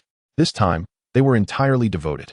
Xuanqing not only forgave their past transgressions, but, with supreme magical power, severed the inner demons obstructing their paths and illuminated a broad and genuine road leading to the other shore. This grace surpasses the heavens. Xuanqing accepted their reverence with serenity, knowing that from this day forth, the Buddhist order would truly be integrated into his own framework. His gaze finally rested upon the 4 disciples of Sun Wukong, who stood quietly to the side, having already sheathed their golden staff. Xuanqing regarded Sun Wukong, Tang Sanzang, Zhu Beiji, Sha Heshang, and the white dragon horse, who had regained her true form as a dragon maiden, with a look of satisfaction. You have all made significant contributions during this tribulation and are deserving of the resulting rewards. His voice was gentle, yet filled with authority. Tang Sanzang, Chun Xuanzang. Present, Master. Tang Sanzang promptly stepped forward and performed a Buddhist salute. Xuanqing looked at him and smiled. You have remained true to your original aspiration, piercing through the true self, and grasping the profound truth that the sutra is empty. You shall be the founding ancestor of my Buddhist sect, Zen Buddhism. I bestow upon you the title Buddha of meritorious virtue. Establish your school in the East, in the Great Tang, and propagate the essence of Mahayana. Disciple, bows in gratitude to the world-honored one. Tang Sanzang's eyes brimmed with tears, knowing he had finally attained the true sutra he sought. Sun Wukong, here I am. Sun Wukong scratched his head and chuckled. Xuanqing looked at him with a glimmer of approval. You, born from stubborn rock, possess an untamed heart. You have journeyed far, vanquishing inner demons and realizing your true self. You have shattered all illusions and broken free from all constraints. Your path aligns perfectly with my carefree pursuit. Today, I shall confer upon you the title Victorious Fighting Buddha. However, this Buddha is not the same as the other. You need not be bound by the precepts of the Spirit Mountain. You shall serve as the guardian deity of the Carefree Palace. Across the 3 realms and 6 paths, you may roam freely. In the vastness of heaven and earth, you may traverse as you wish. Just maintain a sincere intention to protect all beings within your heart. Ha! Excellent! Excellent! Excellent! Upon hearing this, Sun Wukong was filled with joy, dancing with delight, and offered a resounding bow to Xuanqing, expressing his gratitude to the Heavenly Master. This position is one I relish. Zhu Beiji, here I am. Zhu Beiji hurriedly stepped forward, his face brimming with anticipation. Xianshan gazed at him and smiled, saying, though you possess a nature of greed, folly, and laziness, within your heart resides a kindness. The journey to the West has also benefited from your protection. Today, I shall bestow upon you the title of Guardian of the Pure Altar, responsible for the incense offerings in the temples of the world. A position that allows you to indulge in the bounties of the 3 realms. Are you satisfied? Absolutely. Extremely satisfied. Upon hearing that he would be in charge of food, Zhu Beiji nearly drooled, repeatedly expressing his gratitude. Sha Monk, I am here. Sha Monk stepped forward, bowing respectfully. Xinshin continued, you are loyal and honest, diligent and earnest. Your contributions on the journey to the West are indispensable. Today, I shall confer upon you the title of Golden Body Arhat, granting you a place among the Bodhisattvas in our Buddhist realm, where you will enjoy tranquility and freedom, free from the cycle of reincarnation. Thank you, world-honored one. Sha Monk also bowed in satisfaction. Ailey, Dragon Maiden, I am here. The little white dragon, having regained her elegant form as the Dragon Maiden, stepped forward to pay her respects. Xinshin remarked, you fear not the might of authority and are courageous in your struggles. Your contributions on the journey to the West have also been significant. Today, I shall appoint you as Bodhisattva of the 8-fold heavenly dragons of great power. You shall enter my carefree palace as the dragon god of doctrine protection, managing the winds and rains of the 4 seas, and you may often reunite with your brother, little white dragon Ailey. Thank you, celestial sovereign. The Dragon Maiden was overwhelmed with joy. Thus, the 5 companions of the journey to the West achieved their merits and returned home. A grand and tumultuous adventure came to a perfect conclusion. After attending to all matters, Xinshin took one last look at this primordial world, which he had reshaped with his own hands. He bowed towards the void, saying, Dao Ancestor, your disciple takes his leave. He was aware that Hongjun had been watching over him all along. Perhaps this was the conclusion that the Daoist sage had truly wished to witness, a harmonious, stable, and flourishing primordial realm. Without further delay, his figure gradually became ethereal, ultimately vanishing completely from this realm. He departed into the chaos beyond the 33 heavens. Chapter 133. The chaotic sermon unfolds a new chapter. The celestial demons from beyond begin to manifest amidst the chaos. The Celestial Palace stands, neither forged from gold nor jade, nor stone nor wood, but rather, it is the embodiment of Xuanqing's primordial Dao, coalescing the essence of chaos into existence. Within this palace, a world unto itself is formed, where the flow of time and dimensions of space are dictated by his singular intent. When Xuanqing declared his intention to expound upon the Dao of freedom for 3,000 years in this realm, the entire primordial world erupted in fervor. Countless cultivators set aside their pursuits, approaching with a pilgrim's heart, soaring towards the chaotic void beyond the 33 heavens. Among them were remnants of the Jia sect, survivors of the Fengshen calamity, disillusioned with the teachings of the Dao. There were ancient quasi-saints, who, despite enduring countless trials, found themselves unable to sever their ties to the mortal realm, unable to glimpse the path ahead. Newcomers from the demon clan, the human race, and even the illustrious dragon lineage of the Four Seas, filled with curiosity and yearning for the Dao, also sought to attend. Even the recently stabilized Buddha's teachings, embodied by the Tathagata, and the hidden sovereigns residing in the Fire Cloud Cave, could not suppress their aspirations towards the Dao, dispatching their divine avatars to partake in the discourse. In an instant, the once desolate chaotic void outside the Celestial Palace transformed into a scene more vibrant than the ancient Purple Cloud Palace, as tens of thousands of seekers of truth congregated. They dared not approach too closely, instead settling at a distance, seated cross-legged in the swirling chaos, patiently awaiting the moment. 3 months later, the long-closed gates of the Celestial Palace, shrouded in the passage of untold ages, finally creaked open. No celestial attendants or maidens graced the entrance. Only Xuanqing emerged, clad in simple azure robes, stepping forth with measured grace. He surveyed the throng of eager seekers, their eyes filled with yearning and reverence. And a tranquil smile graced his features. With no superfluous words, he casually settled into a cross-legged position at the entrance of the palace. The Dao could be perceived, but not articulated. Slowly, he began to speak. Today, I shall not expound the law nor discuss techniques. Instead, I shall unfold for you the essence of freedom that resides within my heart. With those words, he gently closed his eyes. In the next moment, an invisible yet omnipresent resonance of the Dao emanated from his being. This resonance bore no weight of a saint's pressure nor the vastness of the Heavenly Dao. It was akin to a gentle breeze, a ray of sunlight, a flowing stream. It softly caressed the primordial spirits of every being present. Boom. In that instant, every cultivator touched by this resonance felt their consciousness drawn into a wondrous realm. In this world, they witnessed a mortal, from birth to death, experiencing joy and sorrow, love and hate, ultimately passing away with a tinge of reluctance, a hint of regret, yet also a semblance of contentment. They beheld a blade of grass, struggling to emerge from a crevice in the stone, enduring the trials of wind and rain, the thunder and lightning, and eventually, amidst the passage of spring and autumn, wilting, decaying, returning to the earth, only to nurture new life. They also observed a star, birthed from the chaos, emerging into existence. After enduring countless eons of evolution, it ultimately transforms into a resplendent star, consuming itself to illuminate the surrounding darkness.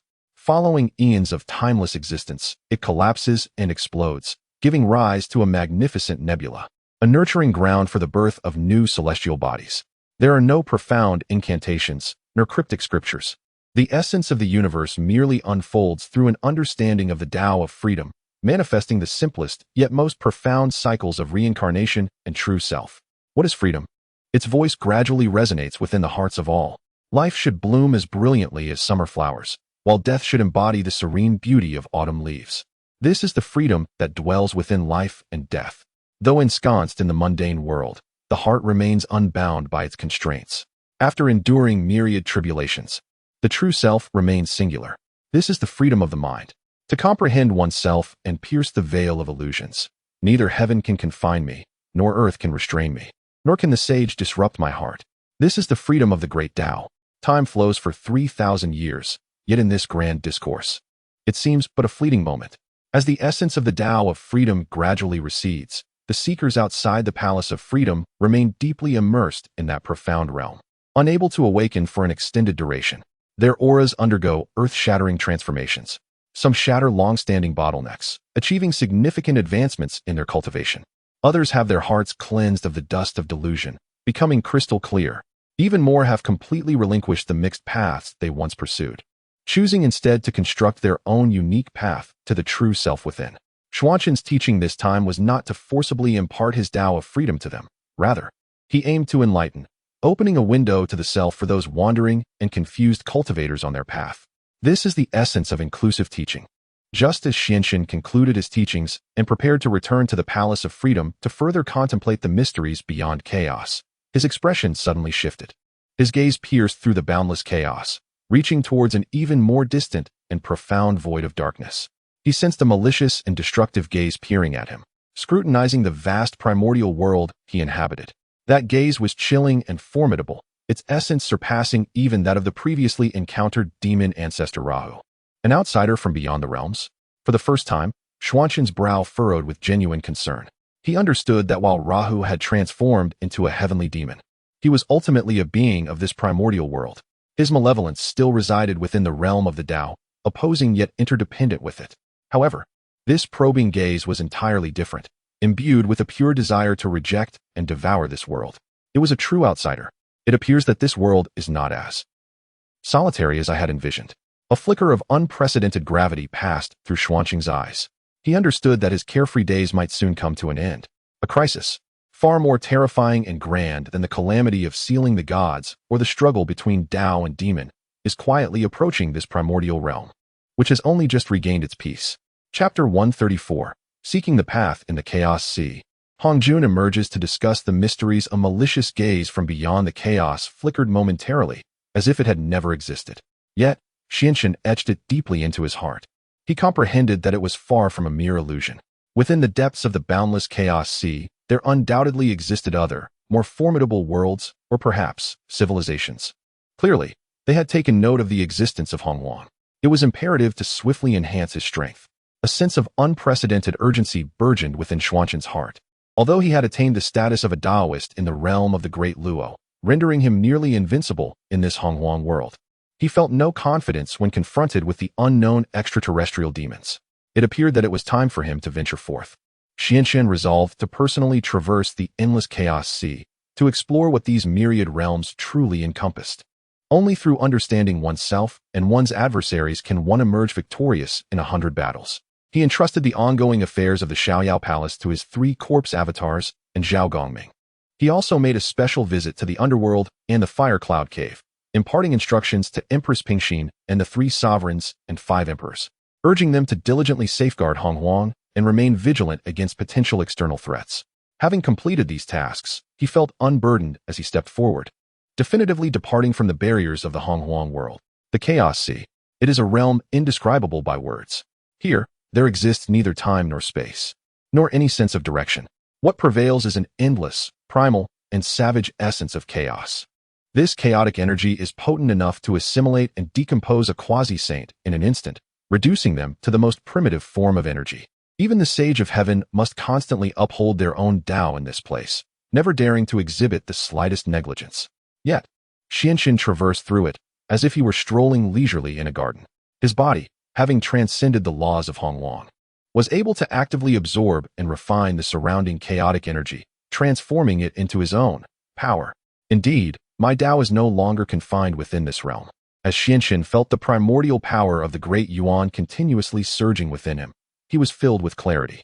He resembled a fish that had finally leaped out of its tank, witnessing for the first time the vastness of the ocean. He began to meander aimlessly through the endless chaos sea, exploring its depths. He beheld remnants of shattered worlds, small realms that had birthed in eons past, only to be obliterated for various reasons. He observed peculiar chaotic beings, diverse in form, devoid of intellect, instinctively consuming and evolving amidst the chaos. He also glimpsed other travelers, similarly exploring the chaos, powerful beings from distant, grand worlds. Some among them commanded colossal arcs forged from divine gold. Others traversed the expanse with formidable physical prowess. Yet others transformed into ethereal shadows, intangible and without form. Upon witnessing Xianxin, most chose to keep their distance, for they sensed the chilling aura of terror emanating from him, one that sent shivers down their spines. Xianxin, for his part, did not provoke them. He remained in a phase of gathering information. It was uncertain how long he had wandered through the chaos. On this particular day, he finally beheld a complete and intact grand world. one that did not belong to the primordial realm. This world was enveloped by a thick crystalline barrier, radiating a distinctly different aura of laws compared to the primordial chaos, a cold essence infused with technology and machinery. Outside this realm, countless legions of celestial demons, formed from the of demonic energy, relentlessly assaulted the crystalline barrier. These were the very extraterrestrial demons that had previously spied upon the primordial realm. It became evident that their ambitions extended beyond a singular target. A glint of cold light flickered in Xuanzhen's eyes as he observed the demons voraciously consuming the essence of that world. Although the realm fought valiantly against the onslaught, its crystalline barrier grew increasingly thin, teetering on the brink of collapse. Just as Xuanzhen prepared to approach and explore further, perhaps to seize an opportunity for himself, an unexpected figure silently appeared behind him. "Ah, my friend, what an intriguing endeavor you pursue," came a voice, both indifferent and familiar. Xuanzhen abruptly turned, only to find an elderly man clad in a dark robe, his visage ancient and weathered, standing quietly behind him. It was none other than Hongjun, the Dao ancestor, who had long since merged with the Dao. Chapter 135, The Games of All Realms, the Dao of Demonic Chess. The arrival of Hongjun was silent and unannounced, as if he had always existed there, unchanged through the ages. Yet, the shock he brought to Xuanzhen far surpassed that of witnessing the myriad armies of celestial demons. The Dao ancestor? Xuanzhen's eyes brimmed with vigilance, his entire being tensed instantaneously, the essence of chaos circulating rapidly, ever prepared to confront any impending thunderous strike. This was the sea of chaos, long detached from the confines of the primordial heavenly path. Was this Hongjun still the one who embodied the Dao, representing the will of heaven, or did he harbor ulterior motives, seemingly perceiving the wariness in Xuanzhen's heart? Hongjun's eternally unchanging visage rarely revealed a hint of what resembled a smile. "Fellow Daoist, there is no need for tension." His voice, no longer cold and indifferent, now carried a trace of tranquility characteristic of sentient beings. "You and I are now kindred spirits on the same path. I harbor no ill intent." Kindred spirits? Xuanzhen's brow furrowed slightly, yet his vigilance remained unyielding. Hongjun nodded, his gaze drifting towards the distant technological world besieged by endless celestial demons, and he spoke contemplatively. "Fellow Daoist, to escape the confines of the primordial fishbowl and arrive at this true ocean by one's own strength is commendable. I too, in my pursuit of the Dao, was once filled with curiosity about the world beyond this chaos. However, I lacked your fortune." There was a subtle hint of ineffable weariness and solitude in his words. Upon hearing this, Xuanzhen's heart swelled with further confusion. What did the Dao ancestor mean by this? Hongjun turned to face Xuanzhen, and within his once hollow eyes, the reflections of the rise and fall of 3,000 worlds appeared. "Fellow Daoist, do you know how vast this sea of chaos is?" Xuanzhen shook his head. Hongjun continued slowly, "I do not know either. What I do know is that within this boundless sea of chaos, countless worlds akin to the primordial realm drift. Each great world possesses its own unique laws and civilizations. Some, like my primordial realm, pursue transcendence through cultivation and enlightenment. Others, like that distant world, evolve technology and master matter. These worlds are separated by unfathomable distances. Under normal circumstances, even countless epochs may not witness a single intersection. However, Hongjun's tone shifted, a flicker of deep trepidation crossing his gaze. There exists a force that disrupts this balance. That is, the celestial demons. He pointed towards the distant, shadowy mass of demons and spoke in a grave tone. "Fellow Daoist, do you believe that the demon ancestor, Rahu, is exclusive to my primordial realm?" Xuanzhen's heart stirred suddenly. Hongjun continued, "You are mistaken. Rahu is merely a seed sown by the most terrifying master of the end in this endless sea of chaos, cast into the primordial world." The master of the end? Xuanzhen savored the unfamiliar name, a sense of gravity enveloping Hongjun's visage for the first time. This was an entity born from the primordial chaos, opposing the creation principle with a resolute destruction intent. Its very existence was dedicated to the consumption, annihilation, and ultimate conclusion of all vast worlds. It was the source of all extraterrestrial demons. It wandered the seas of chaos, perpetually seeking out nascent or waning worlds, dispatching its demonic progeny akin to swarms of locusts to infiltrate, devour the laws of those realms, obliterate their civilizations, and ultimately drag each world into eternal oblivion. The science realm, currently under siege, was its next target. And as for me, Hongjun observed Xuanzhen, articulating with deliberate precision that he had long been marked by this entity. Boom. Hongjun's proclamation struck Xuanzhen's heart, like chaotic divine thunder. Enlightenment dawned upon him. He finally comprehended the true origins of Luo Ho. He understood the immense trepidation that Luo Ho's true form expressed towards him that day upon Ling Shan.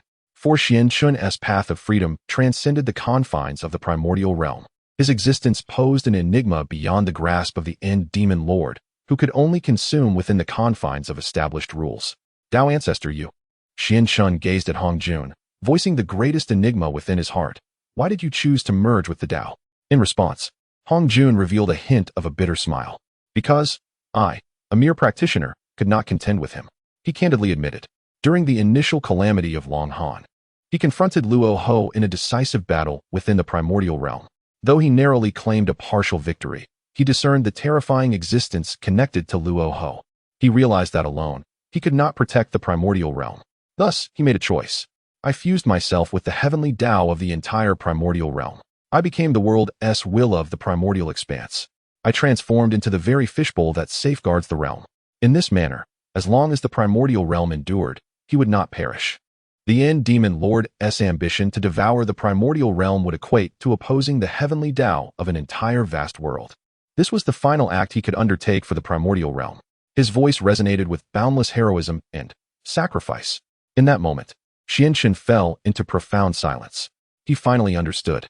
Hongjun, who in later legends appeared cold and indifferent, viewing all beings as mere fodder, was in truth the genuine guardian of this primordial world. He had confined himself as a cage, with heaven and earth as the chessboard, calculating through the ages and sacrificing everything. For the sake of this realm, the world he was born into, I seek merely an opportunity for continuity. So why do you appear here today? Xianxun gazed at Hongjun, posing another pivotal question. Are you not unable to leave the primordial chaos? Hongjun shook his head and replied, Indeed, I cannot depart. However, you are different. His intense gaze fixed upon Xianxun. Friend, you tread the path of proving the Dao through strength. Your essence does not rely on the primordial chaos. Your existence transcends the celestial order. You are free. What stands before you today is not my true form, but rather a mere projection of the celestial order, invoked through your variable. I have come to beseech you. To beseech me? Xianxun was taken aback. Indeed, a solemn expression adorned Hongjun's face. I have merged with the celestial order. And although I can temporarily fend off the invasion of the demon lord, this has effectively transformed the primordial chaos into a solitary island. Over time, as the essence of the primordial chaos remains unrenewed, it will only grow weaker, while the demon lord continues to devour other worlds, growing increasingly formidable. In this ebb and flow, the demise of the primordial chaos is merely a matter of time. Thus, the primordial chaos requires allies. It needs other grand worlds, equally unwilling to face destruction, to unite and collectively resist this harbinger of doom. And you, Hongjun looked at Xianxun, enunciating each word, are the sole messenger dispatched by the primordial chaos. I hope you can navigate the chaotic seas to seek and unite those worlds endowed with formidable power, yet oblivious to the demon lord. Reveal the truth to them. Bring them hope. Ultimately, we shall forge a coalition of realms formidable enough to stand against the demon lord. Hongjun's words, grand in scale and monumental in vision, resonated deeply within Xianxun, leaving him profoundly shaken. He had never contemplated that he would one day shoulder such a weighty mission. Why should I assist you? Xianxun remained silent for a long while before inquiring. Hongjun regarded him with a gentle smile. You are not aiding me. You are aiding yourself. Friend, though you have transcended. Your roots, your karmic ties, everything you cherish, still resides within the primordial chaos. When the lips perish, the teeth grow cold. If the primordial chaos were to fall, what would become of your celestial palace, your disciples, your celestial path? Each word from Hongjun pierced the heart. Xianxun fell into silence once more. Indeed, can he truly remain entirely detached? Can he bear to witness the realm, where he has lived through countless epochs, which holds all his memories and emotions, being consumed by the endless darkness? He cannot. I understand now. After a long while, Xianxun finally nodded slowly. He gazed into the distance, where the technological world was still under relentless siege, and a glimmer of unprecedented sharpness flickered in his eyes. Let it begin from here. He embraced the identity of this messenger and ultimately found a brand new and grander direction for his already illustrious path of freedom. His liberation was no longer a solitary endeavor. Rather, it was destined to seek a shared, profound freedom for the countless beings in this boundless sea of chaos. Those who yearn not to be bound or destroyed. This, indeed, was the true path of Xianqin. Hongjun observed him, and a gratifying smile emerged upon his ancient visage. He offered Xianqin a deep, respectful bow, acknowledging him as an equal. Thus, the primordial realm is entrusted to you, my friend. With that, his figure transformed into a wisp of ethereal energy, slowly dissipating from sight, leaving only Xianqin standing alone amidst the endless chaos. His gaze grew immensely resolute. His form became a streak of light, devoid of any hesitation, as he decisively soared toward the war-torn technological world. He understood that a conflict far grander and more exhilarating than any calamity within the primordial realm was about to unfold, and it would be he who would personally usher in the prologue of the celestial battle. And thus, his legend was only just beginning. Chapter 136. The Arrival in the Technological World. The Lament of Gaia's Will. As Xuanqing's figure drew near to the realm besieged by endless celestial demons, he became acutely aware of the world's profound differences. The crystalline barrier enveloping the entire domain was not akin to the primordial chaos, formed naturally by the membranes of heaven and earth and the laws of existence. Rather, it resembled an immense, artificially constructed energy shield. Upon this shield flowed not the runes of the great Dao, nor the innate spiritual essence, but rather a complex array of data streams composed of zeros and ones. Within this protective barrier, a cerulean planet hung in tranquil suspension. On its surface, there were no celestial paradises or ethereal mountains. Instead, towering cities made of metal and glass reached for the heavens. Countless uniquely shaped metallic creations traversed between these urban landscapes, continuously orbiting the planet. Is this the essence of technological civilization?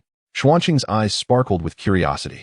He sensed a stark absence of spiritual energy, or rather, its presence was exceedingly sparse. The beings here tread a path entirely divergent from his own. They sought not introspection into their spiritual essence, but rather looked outward, to explore, to analyze, to master the fundamental rules of the material world. They referred to these principles as physics. Yet at this moment, this once glorious technological civilization faced impending doom. The ceaseless onslaught of extraterrestrial demons ravaged the data-constructed crystalline barrier like a horrific virus, each assault spawning a myriad of garbled codes that precipitated a significant loss of energy. Xuanqing could even hear the mournful cries emanating from the core of the cerulean planet, the world's will, or Gaia, issuing a desperate signal for help. It appeared that their endurance was waning. Xuanqing mused silently. He refrained from immediate intervention. He was no savior. To recklessly entangle himself in the conflicts of an unfamiliar world would be a profoundly imprudent action. He required a point of entry, an opportunity to maximize his gains with minimal cost. Thus, he melded his form into the chaos, like a speck of dust, quietly observing. Alarm! Alarm! The energy of the 7th defense matrix has dropped below 10. Imminent collapse. The 3rd starport in Zone C has been breached by the celestial demons. Requesting assistance. Requesting assistance. The Pangu mainframe has reached its computational limits. The world's essence is being rapidly eroded. It is estimated that in 37 standard hours, the global defense network will completely collapse. Deep within the core of the cerulean planet, in an immense central control room, piercing alarms echoed incessantly. Countless scientists clad in white uniforms, their faces haggard and weary, frantically input lines of commands before enormous screens. Their expressions are etched with despair and exhaustion. This war has persisted for far too long, so long that they have forgotten the essence of peace. In the heart of the control room, an elder with graying hair, yet eyes brimming with wisdom and resolve quietly gazes at the vast star map, which symbolizes the global defense status. He is the esteemed head of the highest scientific academy in this world and the chief architect of the Pangu project, Academician Chung. A young assistant approaches him, her voice trembling. Do we truly have no hope? Academician Chung, observing the myriad green dots representing defense nodes on the star map that are steadily extinguishing, slowly closes his eyes. A sense of powerlessness envelopes him. Their civilization has reached the pinnacle of technology. They can construct Dyson spheres, traverse through curvature travel, and even create artificial intelligences that rival deities. Yet, confronted by these entities that defy the laws of physics and erode existence at a conceptual level, these celestial demons, all their weapons seem utterly futile. At that moment, a female scientist, who had remained silent while monitoring deep space probes, suddenly lets out a gasp of disbelief. Director, look, on the periphery of the battlefield, our Quafu probe has detected an unexplainable energy entity. What? Academician Cheng's eyes snap open. All the scientists instinctively turn their gazes to the monitoring screen that has been activated. There, Against a pitch-black backdrop teeming with chaotic energy, a diminutive figure radiating an incomprehensible light hovers silently. This figure is humanoid. It bears no protective suit, no life support apparatus, merely exposed in the chaotic environment capable of instantly disintegrating even the most resilient alloys. Yet, their superluminal probe, which can detect the farthest reaches of the universe, returns nothing but null, unanalyzable, incomprehensible, indefinable. What is this? The young assistant's voice sharpens with shock as she stares at the figure. Academician Cheng's pupils constrict sharply. Suddenly, an absurd thought surges within him, one he himself finds utterly ludicrous. God! He unconsciously utters a term long relegated to the annals of history by their civilization. Quick! At any cost! Attempt to communicate with that energy entity. Academician Cheng's voice, for the first time, became imbued with a sense of excitement. He understood that this might be the last lifeline for their civilization, which was on the brink of destruction. At that moment, from the distant chaos, Lin Chen's lips curled into a knowing smile. He realized that the opportunity he had been waiting for had arrived. He sensed a faint yet benevolent wave of energy emanating from that distant realm. It was akin to divine thought, yet entirely composed of electromagnetic waves, a message, the unknown existence from the external world. Excuse me, can you hear our voices? We are Earth civilization. We are currently under invasion. We need assistance. The transmission was intermittent and filled with static. Nonetheless, Lin Chen comprehended the essence of the message with clarity. He did not respond immediately. He understood that the moment was not yet ripe. He would wait until this civilization reached its most desperate and helpless point, until their Gaia consciousness willingly offered sincerity to him. Chapter 137, Gaia's Plea and Bargain Time. In its agonizing passage, dripped away, second by second, 37 standard hours felt both fleeting and interminable for the civilization of Earth, which raced against the impending cataclysm. Within the heart of the Earth's control room, the atmosphere had become unbearably oppressive. The 11th defense matrix had collapsed. The space elevator in Sector B, Zone 7, lay in ruins. The global defense network's integrity plummeted below 3. The Pangu mainframe was on the brink of overload. A series of alarms, akin to death knells, blared incessantly. On the star map, the energy shield that represented Earth's last bastion had become riddled with wounds, precariously teetering on the brink of collapse. Through the thinning shield, the grotesque forms of the outer demons, radiating boundless malice, were visible.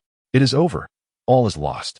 The young assistant, confronted by this apocalyptic spectacle, slumped helplessly into his chair, his eyes brimming with despair. The scientists had ceased their futile endeavors, silently awaiting the arrival of the final judgment. Only Academician Cheng remained, fixated on the monitor displaying the unknown energy entity. That was their sole flicker of hope. However, since they had dispatched their distress signal, there had been no response from the other side, as if it were merely a figment conjured from the depths of their despair. Had even the gods forsaken them? Cheng's heart was filled with bitterness. At that moment, the previously silent Pangu mainframe suddenly transmitted a stream of information, devoid of emotion, yet capable of shaking every soul present. Detection of unknown, high-dimensional information, request, access. The source of information originates from Gaia Core. Gaia. At the mention of this name, Academician Cheng trembled with astonishment. Gaia was their designation for the Earth's will, an ethereal entity existing solely within the realm of theory, a collective consciousness of the planet. It had actively sent a message. Connect, swiftly. Initiate access immediately. Cheng commanded without hesitation. In the next instant, every monitor in the control room transformed into a brilliant expanse of azure. An ancient, benevolent, yet profoundly fragile will descended upon the hearts of all present. My children. The voice resonated like the whispers of billions of souls, akin to the sigh of Mother Earth. I can barely hold on. The darkness is about to consume everything. Yet, I have seen hope. Gaia's will directed everyone's gaze towards the chaotic void, focusing on the still floating figure in green attire. He awaited our choice. My children, I implore you, relinquish your final authority to me. Allow me to engage in a transaction with him, one that pertains to the very survival of our civilization. In that moment, upon hearing these words, Academician Cheng comprehended everything entirely. Without a hint of hesitation, he approached the main control console and pressed his palm upon a crimson button. His voice, hoarse yet imbued with unprecedented resolve, declared, "In the name of the President of the Supreme Academy of Earth Civilization, I hereby announce the initiation of the Fire Seed Plan. The ultimate contingency. Transfer the highest control authority of the Pangu mainframe to the will of Gaia, the fate of Earth, our future. 2 streams of scalding tears cascaded down his cheeks. So, I beseech you. And at the very instant Academician Chung pressed the button. From the distant chaos, Xianxin slowly opened his eyes. A smile of triumph graced his face, for he had heard it, a plea emanating from the entirety of the world. O great, unknown existence. I am the will of this realm, Gaia. I am willing to offer half of my world's source production for the next millennium as a price.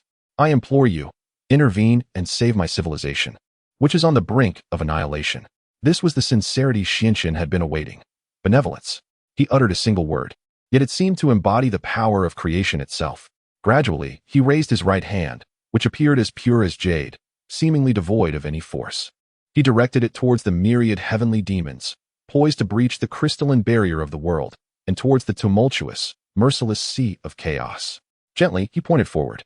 With a word, he spoke. In the next instant, the entire world froze. The countless heavenly demons, relentlessly crashing against the world's crystalline barrier, found their movements abruptly halted.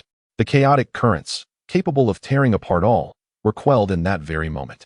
Time, space, energy, matter, everything was forcibly pressed to a standstill beneath that singular gesture. The entire battlefield transformed into a bizarre yet magnificent, static tableau.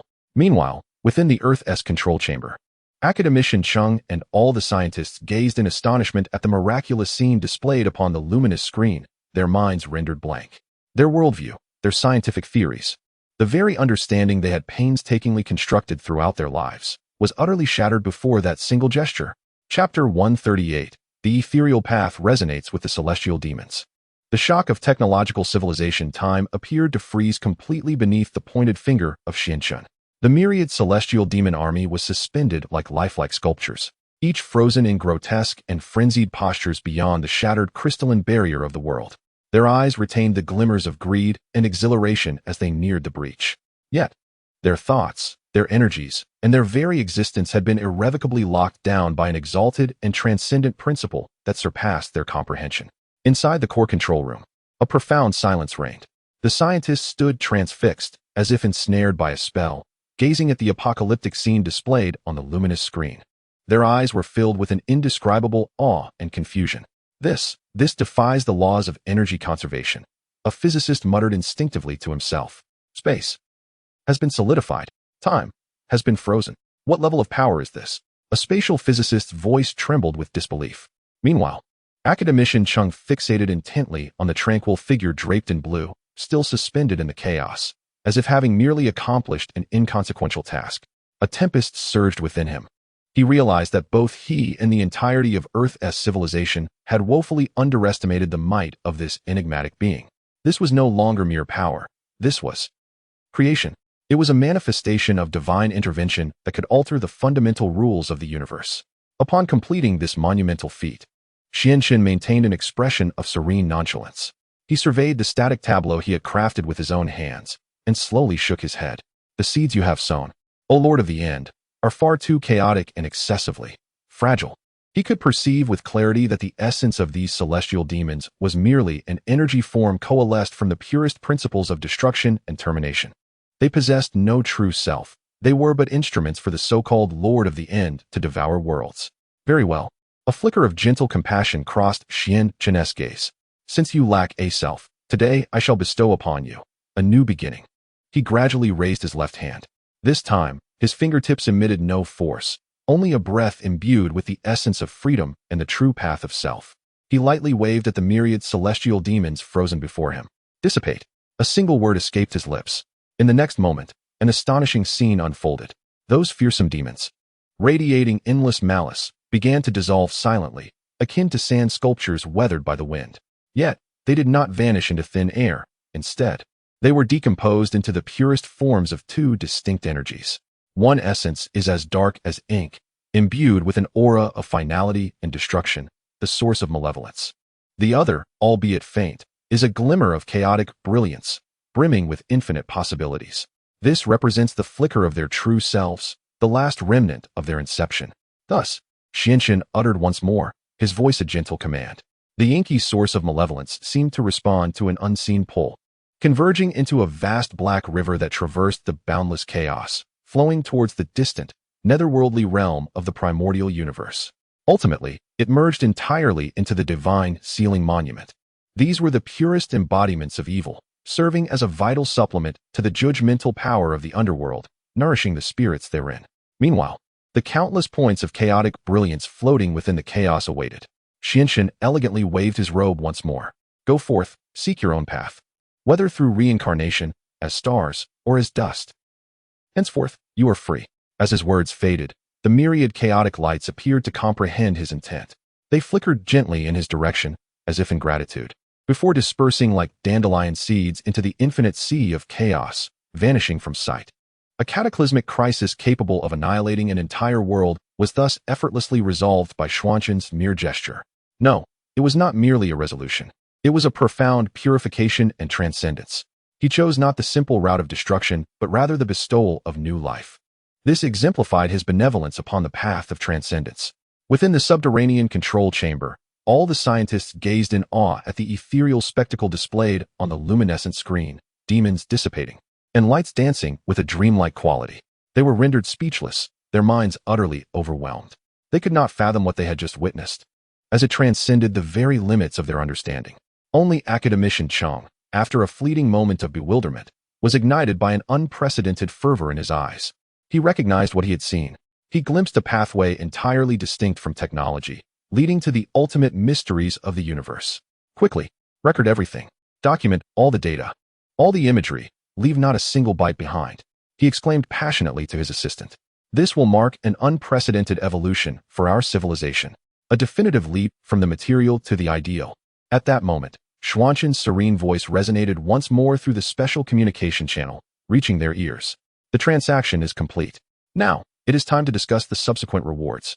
Upon hearing this, academician Cheng trembled with astonishment. He hastily conveyed his utmost respect to the divine being through the will of Gaia. Esteemed and magnificent presence, your grace shall be eternally etched in our hearts. Might I inquire what you require us to do? The voice of Xianxian resonated, calm and profound. It is quite simple. I require a coordinate, a stable temporal and spatial coordinate that allows me to traverse between your realm and mine at any moment. A mysterious smile graced Xuanzhen's lips as he continued, as well as all the technological data contained within your Pangu mainframe. Chapter 139, Establishing a Covenant to Spread the Doctrine. Setting a new standard amidst chaos, the demands put forth by Xuanzhen plunged all those present in the Earth's core control room into a momentary silence. A stable spatio-temporal coordinate, along with the most pivotal technological data of the entire civilization on Earth. These two requests were indeed monumental. The former was akin to handing over the key to one's own front door, granting the other party unrestricted access at any time and from any place. The latter represented an unreserved unveiling of the countless cards accumulated over millennia of one's civilization. Had this been in the past, either of these demands alone could have sparked a war of interstellar proportions. Yet now academician Cheng gazed at the figure, still quietly suspended in the chaos, seemingly patient in awaiting their response. His heart, however, was devoid of hesitation. He smiled bitterly and turned to his assistant.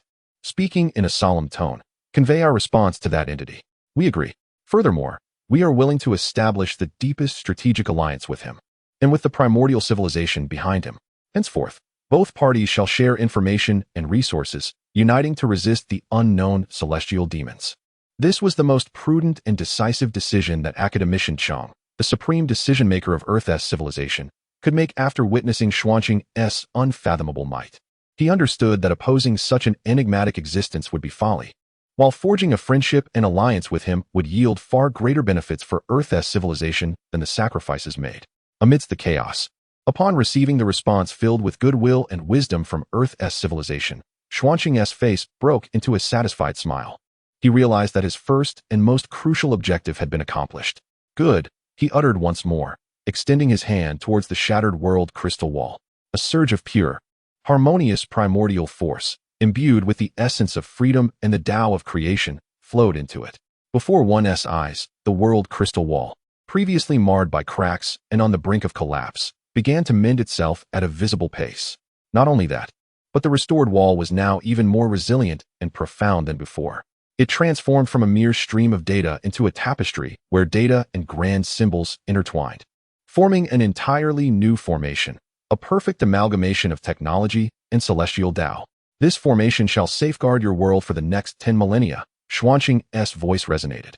After 10 millennia, we shall reconvene to discuss further matters. As his figure transformed into a fleeting light, it vanished into the stable spatio-temporal coordinates he had meticulously crafted for the two worlds, disappearing from sight. Within the core control room, Academician Chung and all the scientists gazed upon the revitalized, indomitable crystalline barrier of their world, as well as the vast stream of information regarding the primordial world and the civilization of the immortals that flowed continuously through the Pangu mainframe. Their eyes brimmed with boundless awe and fervor. They understood that a new era had indeed arrived. At the very moment when Xianxun returned to the primordial world, deep within the endless sea of chaos, a pair of crimson eyes, filled with the intent of termination and destruction, slowly opened. My demon seed legion has been entirely annihilated? Who dares to thwart my grand design of apocalypse? The primordial world. Xianxun, a cold voice, laden with infinite wrath, reverberated through the dark core of chaos. I shall remember you. Just wait.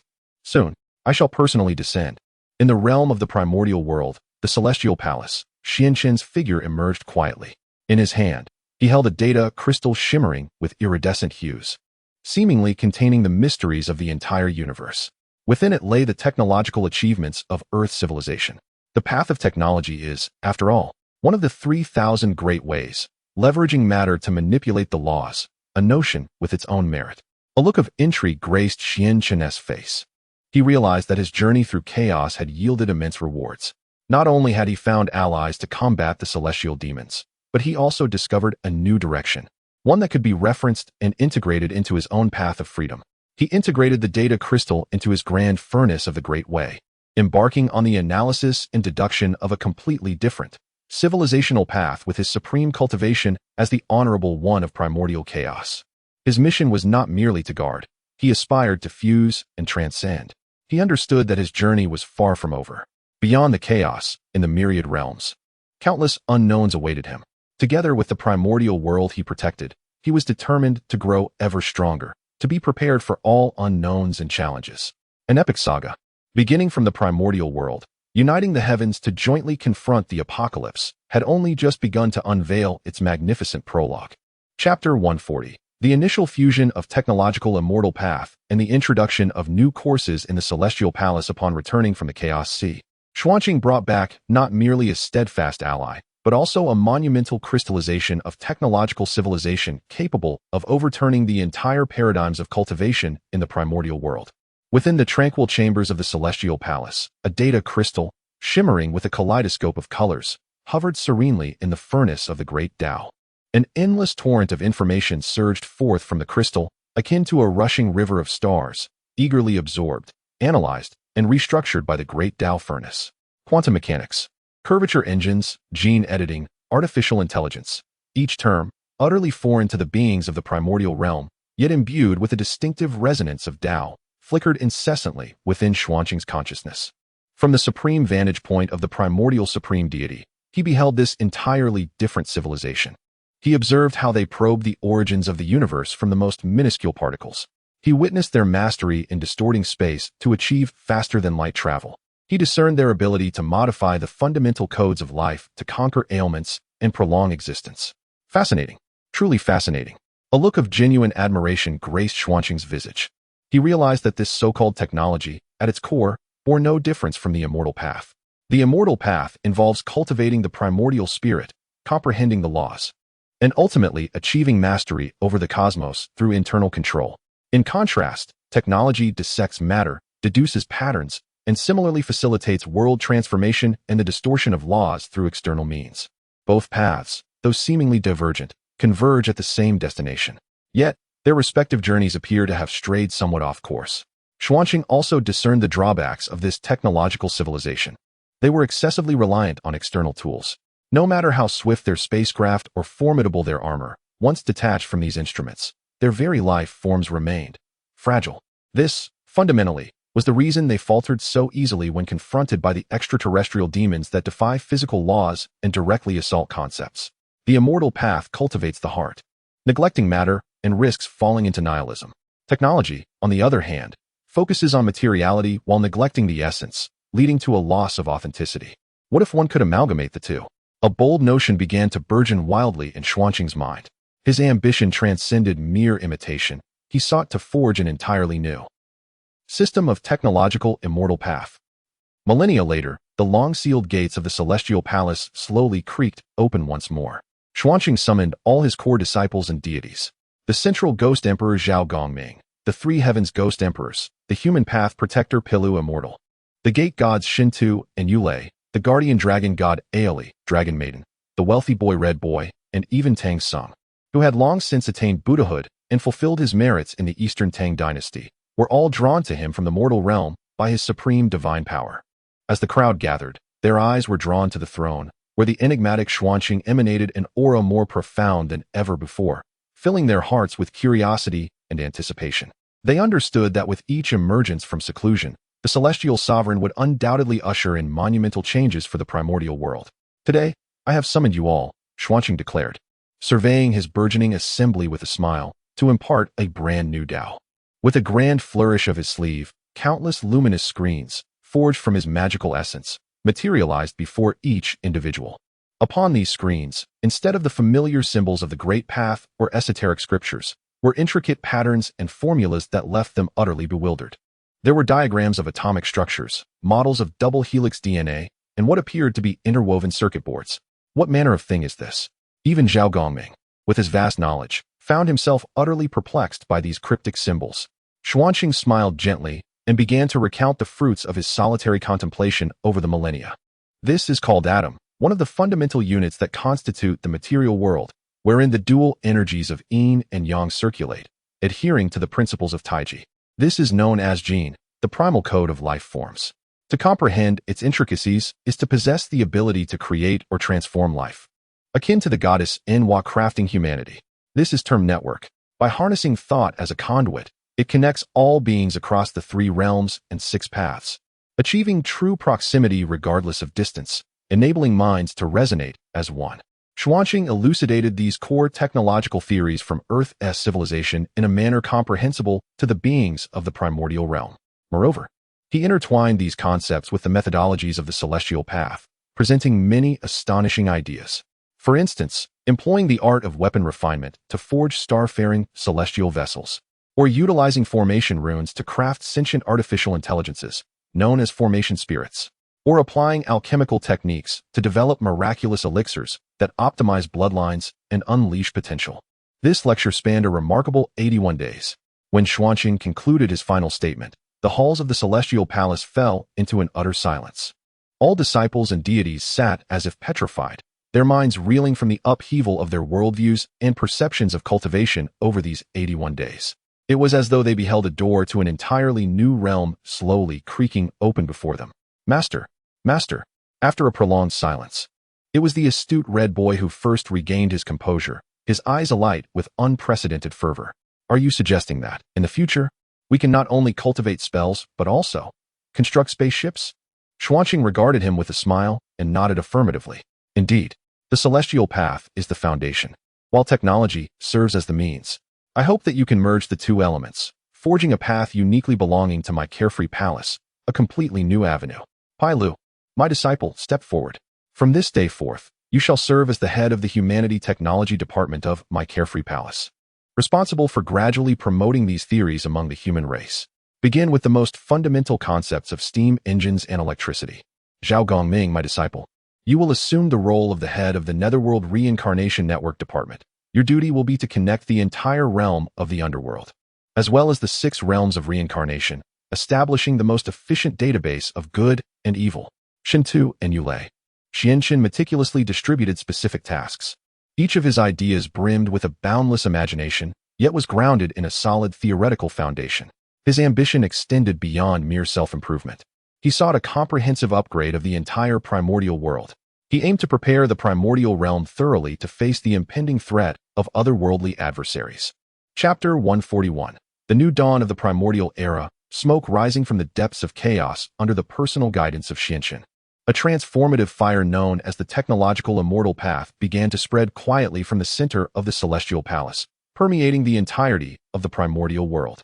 The human race emerged as the foremost and most immediate benefactor. Under the auspices of the Human Technological Department, led by Pangu Xian, the first steam engine powered by runes was manufactured within the capital of the human realm. Following this, generators capable of harnessing hydropower and wind power to produce lightning energy were created. As the night enveloped Chang'an for the first time, illuminated by the brilliance of electric lamps, the citizens of the human race were overwhelmed with emotion, kneeling in awe and proclaiming it a divine miracle. Looms, printing techniques, steel refining. One after another, groundbreaking technologies, potent enough to alter the course of civilization, proliferated among humanity at an astonishing pace, bolstered by the power of the immortal path runes. The productivity of the human race experienced an unprecedented liberation. Simultaneously, the underworld underwent a seismic transformation. Under the diligent efforts of Zhao Gongming and the Reincarnation Network Department, a local network in the underworld was established, encompassing the entire realm of the netherworld and even linking to the 6 paths of reincarnation. Each ghostly envoy was equipped with a reincarnation jade slip crafted by Xianchen himself, enabling them to access real-time information on the virtues and vices, as well as the karmic debts of every soul. The efficiency and fairness of judgment were elevated to unprecedented heights. The Book of Life and Death transcended its former simplicity, evolving into a super database with boundless computational power, capable of real-time updates. The primordial world was advancing at an unprecedented speed. Naturally, all of this did not escape the watchful eyes of the reclusive saints of the Heavenly Dao. At Kunlun Mountain, within the Jade Void Palace, Yuan Shi Tianzun gazed into the Haotian mirror, observing the brightly lit Chang'an, bustling even more than the heavenly court. His eternally unchanging visage was etched with complexity. He could not comprehend it, yet he was profoundly shaken. At Golden Ao Island, in the Bayou Palace, Tong Tianjiao Zhu beheld the improved agricultural tools and implements, enhanced by Pangu Xian and others, and a flicker of satisfaction crossed his eyes. He seemed to witness his ideal of teaching without discrimination and benefiting all beings being realized in a manner he had never imagined. In the west, at Mount Shumi, Jie Yin and Zhuan Ti watched the increasingly prosperous Eastern world, its fortunes flourishing, and their hearts were filled with mixed emotions. They understood that their earlier retreat might have been the most grievous decision of their lives. They had missed an entire era. As the entire primordial world reveled in this wave of transformation, merging technology with the immortal path, deep within the remote and overlooked depths of the Chaos Sea. In that realm, a stable temporal and spatial coordinate had long been established with the primordial chaos, fostering the civilization of Earth. Yet, once again, the highest level of alarm, a crimson alert, was sounded. Within the control room of the Earth's core, academician Chung gazed at the star map, where an army of celestial demons re-emerged, their numbers exceeding the previous encounter by an astonishing tenfold. His countenance bore an unprecedented gravity. They were coming again. Moreover, this time, he observed a figure emerging slowly from the endless tide of darkness, clad in a black imperial robe, exuding an aura potent enough to make the entire universe tremble. This time, the true form of the Doom Bringer had descended. A genuine cataclysmic crisis, sweeping across the heavens, had finally begun to unfold. Chapter 142. The Dark Lord's arrival overwhelms the star sea. The ancient alarm finally sounds in the chaotic sea, beyond the realm of technology. The figure of the endgame Dark Lord looms like an insurmountable chasm of darkness, stretching across the starry expanse. He refrains from launching an immediate assault, instead standing silently, his crimson eyes resembling 2 dying supernovae, coldly observing the azure world enveloped by a shield of mixed data and runic energies. Yet, the mere presence of his being induces an unimaginable oppression upon the surrounding chaotic space. The chaotic airstreams around him no longer writhe in disorder. Rather, they appear imbued with the will of death, transforming into dark, terrifying storms imbued with the laws of annihilation, relentlessly battering against the world's crystalline barrier. Fortified by Xuanqing himself, ZZZ upon the crystalline barrier, countless runes and streams of data flicker wildly under the tempest's onslaught, their illumination erratic and unstable. Within the core control room, piercing alarm bells once again resonate through the skies. Warning: detection of superstandard chaotic energy tides. Energy level: incalculable.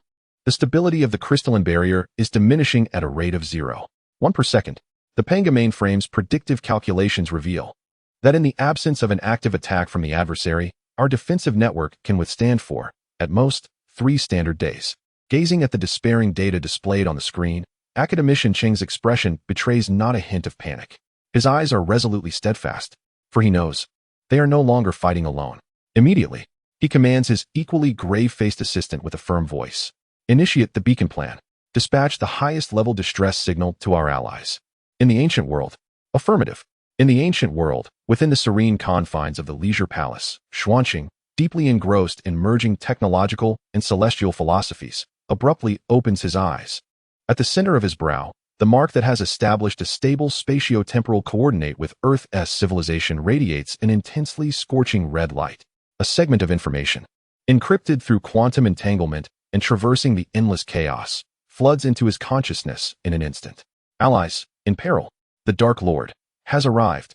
Xuanqing's countenance instantly darkens with grave intensity. He understands that his greatest fears have come to pass, and even swifter than he had anticipated. Has the endgame Dark Lord descended in his true form? He can distinctly sense the terrifying aura transmitted from the other end of that coordinate. A presence so formidable that even saints would tremble before it.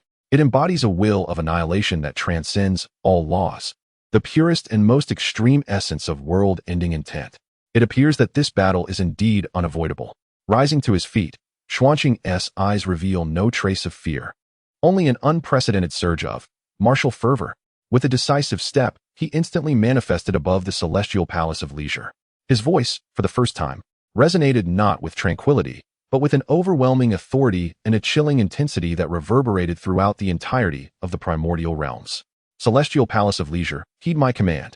The demonic forces from beyond the domains are launching a massive invasion. Our allies are in peril. The primordial world stands at the brink of catastrophe. This is not merely a battle of one realm, but a struggle for the survival of myriad worlds. Today, in the name of the celestial sovereign of leisure, I summon all practitioners of the saintly tier and above from the 3 realms and 6 paths. Let us venture into chaos together, to fend off the external enemies and safeguard our primordial realm. We fight not for merit nor fortune, but solely for survival. All participants, be they celestial beings, Buddhas, deities, spirits, demons, or fiends, are welcome to enter my celestial palace of leisure and listen to my exposition of the true essence of the primordial. Those who cower in fear or hesitate shall be eternally banished from the primordial realm, exiled to the depths of chaos, to perish alone. Boom. Xuanqing's declaration struck like a series of thunderous edicts from the heavens, piercing the hearts of every formidable being within the primordial realm. In an instant, the entire primordial world erupted in fervor. On Kunlun Mountain, within the Jade Void Palace, the primordial sovereign remained silent for a long while upon hearing these words, ultimately exhaling a deep sigh as he stepped out from the palace that had been sealed for millennia. On Golden Tortoise Island, within the Azure Pool Palace, the sword in the hands of the celestial master emitted an unprecedented, resounding cry.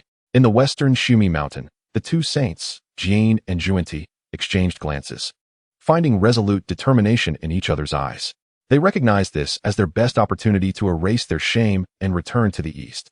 In the Firecloud Cave, the 3 sovereigns and 5 emperors bore solemn expressions. In the underworld, the 5 ghost emperors led countless spectral soldiers out of the netherworld. In the northern Jilu continent, the demon master Kuanpeng unleashed a long howl towards the heavens. At this moment, faced with a common enemy capable of annihilating the entire world, all internal conflicts and personal grievances were momentarily set aside. Streams of light, representing the pinnacle of power within the primordial realm, soared towards the heavens from all directions. Their singular aim was clear, to reach the celestial palace of leisure, which had already become the new core of the primordial world beyond the 33 heavens. Chapter 143, The Gathering of the Ancient Gods at the Carefree Palace. The expedition of the multiverse commences in the span of just a single day. The once silent chaos of the void, which had remained dormant for thousands of years, erupted into a cacophony of voices. However, this time, it was not the ordinary cultivators seeking enlightenment who had come. Instead, the most elite and formidable forces of the entire primordial world assembled, the pinnacle of power led by the heavenly saints, Taiqing, Yuanshi, Tontian, Nuwa, Jiejin, and Juanti. Beneath them stood the earthly saint, the Lady of Equanimity, accompanied by venerable quasi-saints such as Randeng and Duobao Relai, as well as reclusive mighty beings like Zenyuanzi, Mingi Laozu, and the demon master Kuanpeng. The 3 sovereigns and 5 emperors of humanity, the 5 ghost emperors of the underworld, even the long-absent dragon kings of the 4 seas and remnants of the Phoenix and Qilin clans, emerged from obscurity. Hundreds of quasi-saints and countless Deluo golden immortals gathered together, uniting in a way never before seen since the dawn of creation. They floated silently outside the carefree palace, awaiting the command from the one who alone possessed the authority to lead them, the great carefree heavenly venerable. Xuanzhen's figure gradually emerged from the carefree palace, followed closely by his entire entourage. The three corpse avatars, the deities of humanity and the earth, alongside Kongxian, who had already attained quasi-saint status with an aura more formidable than that of the bull demon king. As Xianshun gazed upon the expeditionary force that embodied the very essence of the primordial world's fortune, a smile of contentment graced his face. He understood that there was still hope for his realm. Without uttering any superfluous words to rally their spirits, he simply extended his hand and gently traced a line through the chaotic void ahead. With a resonant hum, an enormous, radiant wormhole materialized, shimmering with multicolored light. The other end of the wormhole led to the battlefield of Earth, long submerged by the relentless tide of darkness. Esteemed ones, Xuanzhen's voice resonated, calm yet imbued with boundless strength. Let us embark on our expedition. With that, he was the first to step forward, entering the profound depths of the wormhole. Battle! Tong Tian shouted, raising his Qingping sword, following closely behind. Battle! Yuan Shi Tianzuan, Taiching Laozu, and the two Western saints, all the saints and mighty beings, in that moment, set aside their grievances, transforming into streaks of devastating light as they plunged fearlessly into the temporal gateway leading to the unknown battlefield. Outside the crystalline barrier of Earth's civilization, the End Lord, who had long been resolute in his pursuit of victory, prepared to issue the final command for a massive assault. Suddenly, his expression shifted dramatically. His crimson eyes widened in disbelief as he gazed toward the nearby battlefield. There, a colossal, multicolored wormhole was slowly opening. What followed was the most spectacular and terrifying scene he had ever witnessed in his life.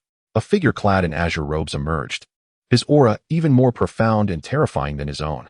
Behind him stood 7 saints, their energies nearly indistinguishable from his. Further back were countless beings radiating a horrific presence capable of tearing apart the very stars, quasi-saints. Beyond them, an overwhelming multitude of Deluo golden immortals filled the air, their numbers far too great to count. Ancient battle flags, adorned with various totems representing the elucidation, interception, humanity, Buddhism, demons, witches, and dragons, fluttered amidst the chaos. A surge of indomitable will, forged from the collective spirit of countless beings, rose like a tide. Infused with the essence of guardianship and resilience, an iron-blooded battle intent from the primordial wilderness that soared high into the heavens. In an instant, it shattered the malevolent force he had constructed from annihilation and despair into a myriad of fragments. This is impossible. For the Lord of Endings. Astonishment etched itself onto his face for the first time. He could not have fathomed that this world, which he perceived as a mere morsel, would instantaneously transform into a formidable prehistoric crocodile, armed to the teeth and capable of devouring him whole. Meanwhile, Xianshun, observing the bewildered expression of the demon lord and the earth civilization that had succumbed to stupor, allowed a smile of disdain to curve his lips. Slowly, he raised his hand and pointed forward toward the battle-hungry expeditionary force behind him. Kill. Thus began the ultimate holy war, a cataclysmic conflict that would determine the fate of all realms, heralding a magnificent and blood-stirring prelude. Chapter 144. The initial clash of the celestial realms shocks the demon lord. The divine powers of the primordial universe manifest as the calm, yet resolute voice of Xuanzhen reverberated throughout the chaotic battlefield, resonating with an unparalleled will to annihilate. The long-restrained army of the primordial expedition surged forth like a torrential river unleashed from the heavens. In an instant, they transformed into an unstoppable deluge, sweeping toward the billions of celestial demons, who remained in a state of shock and stupor. Ha ha ha. Disciples of the Chan teaching. Let these extra-mundane fiends witness what true jade, clear divine thunder is. Leading the charge was the primordial heavenly sovereign, who, with a gentle flick of the Pangu banner in his hand, unleashed countless strands of chaotic sword energy that tore through the vanguard of the demon army like the most precise cruise missiles, obliterating millions of celestial demons into the most primitive form of chaotic energy. Disciples of the form the array, unyielding. The master of the heavenly passage was not to be outdone. Although he had lost the 4 swords of celestial extermination, his mastery of formations was already sublime. He thrust the Qingping sword into the void, and the surviving thousands of immortals, along with over 2,000 human protectors bestowed by Xuanzhen, swiftly comprehended his intent and rapidly formed a simplified version of the grand array of 10,000 immortals. As the array activated, celestial light flowed, transforming into a colossal vortex that relentlessly slaughtered the approaching celestial demons. Amipa, the two saints of the West have elevated their transformative powers to the utmost. The guiding sage raised the 12-petal lotus of merit, and under the radiance of boundless Buddhist light, countless celestial demons were cleansed of their demonic aura, revealing their primordial chaotic spiritual essence, bewildered and frozen in place. Meanwhile, the sage of, brandishing the seven-treasure wonderful tree, targeted the dense clusters of demons with fervor. This demon is fated to our west. This demon is also fated to our west. He chanted incantations, and wherever the seven-colored divine light touched, swathes of celestial demons lost their sanity, transforming into solemn protectors of the law, turning against their former comrades. Witnessing this strategy of using one's own against oneself, Xuanqing could not help but twitch at the corner of his eye. These two truly were extraordinary talents. The other mighty figures of the primordial universe also revealed their divine powers. Zenyuanzi summoned the Earth Book, transforming it into an immense and boundless expanse that trapped countless celestial demons, rendering them immobile. The ancestor of the underworld river thrived in the chaos, unleashing his blood sea formation amidst the turmoil, where billions of Azura demons clashed fiercely with the celestial army. His weapons, the Yuan Slayer and the Ubijna twin swords, were particularly adept at severing the primordial spirits, each swing claiming thousands of celestial demons' true essences. The three sovereigns of humanity, crowned with the ethereal manifestation of human fortune, combined their strengths, subtly exuding the might of sages. Fuxi's Bagua divined the flaws in the demon formations, while Shinnong's ochre whip, when striking the demons, incited chaos within their energy structures. Xianyuan's golden sword, embodying the essence of human martial spirit, unleashed annihilation upon the celestial demons with each decisive strike. Not to mention the Endeluo beings, who had long been seething with pent-up fury.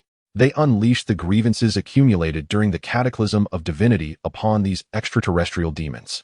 In an instant, the entire chaotic battlefield was inundated with a dazzling array of divine powers and treasures. The air was sliced by sword energies, and lightning flickered ominously. The radiance of Buddha intertwined with demonic energies, while the paths of immortality resonated with divine principles.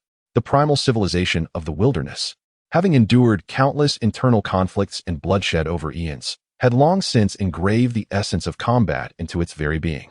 When confronted by external foes, the ferocity of their battle prowess left distant Earth civilizations and the lofty end-of-days demon lord utterly astounded.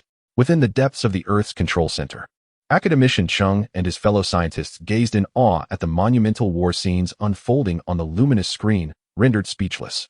They witnessed individuals capable of summoning the freezing winds of chaos with but a breath. They observed others whose mere gestures could evoke the incinerating flames of the sun. They beheld transformations into towering giants, shattering stars with their fists and treading upon the void. This defied all scientific understanding. A young scientist trembled as he beheld the figure of Sun Wukong, wielding a golden staff that obliterated a flagship of the demons, a colossal bastion formed by countless fiends. Yet, academician Cheng's eyes sparkled with boundless fervor. No, you are mistaken. This is the true essence of science. It is the ultimate truth of the universe that we have sought throughout our lives. He understood that he had made the right gamble. The outcome of this war was no longer significant. What mattered was that their civilization had glimpsed a pathway leading to higher dimensions, in stark contrast to the astonishment felt by Earth's civilization. On the other side of chaos, the end-of-days demon lord, after a brief moment of shock, revealed an abyss of fury in his crimson gaze. Useless. A bunch of useless fools.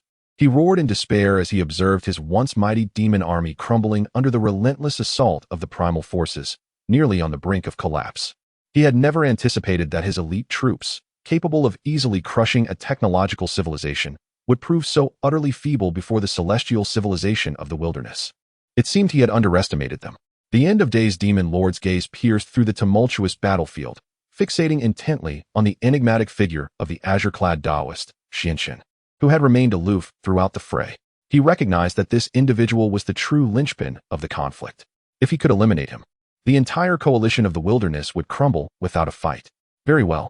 Let these deities who view the world from their wells witness the true essence of world-destroying power. The end-of-days demon lord slowly raised his right hand. A surge, far more terrifying and infinitely purer than before, began to converge within the palm of his hand.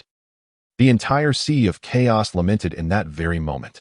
Chapter 145. The Celestial Sovereign strikes, shocking the chaos. The battle of the serene path approaches its conclusion.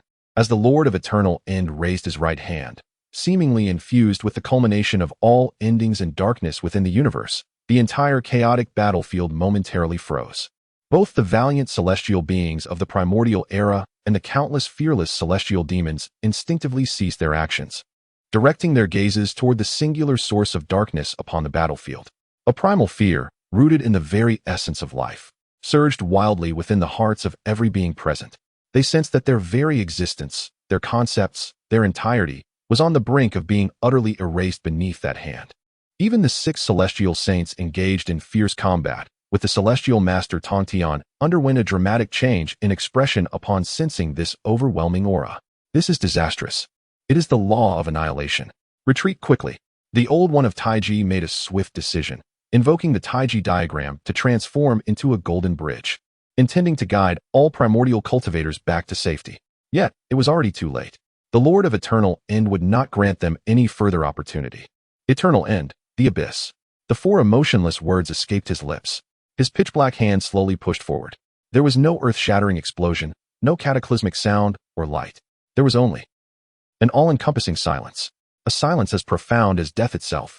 As he moved his hand, space began to collapse, time melted away, and the laws of existence faded into oblivion. Everything, whether material or energetic, was collapsing towards an absolute void, an eternal endpoint. This was the ultimate divine art that the Lord of Eternal End relied upon to obliterate countless worlds. A crisis.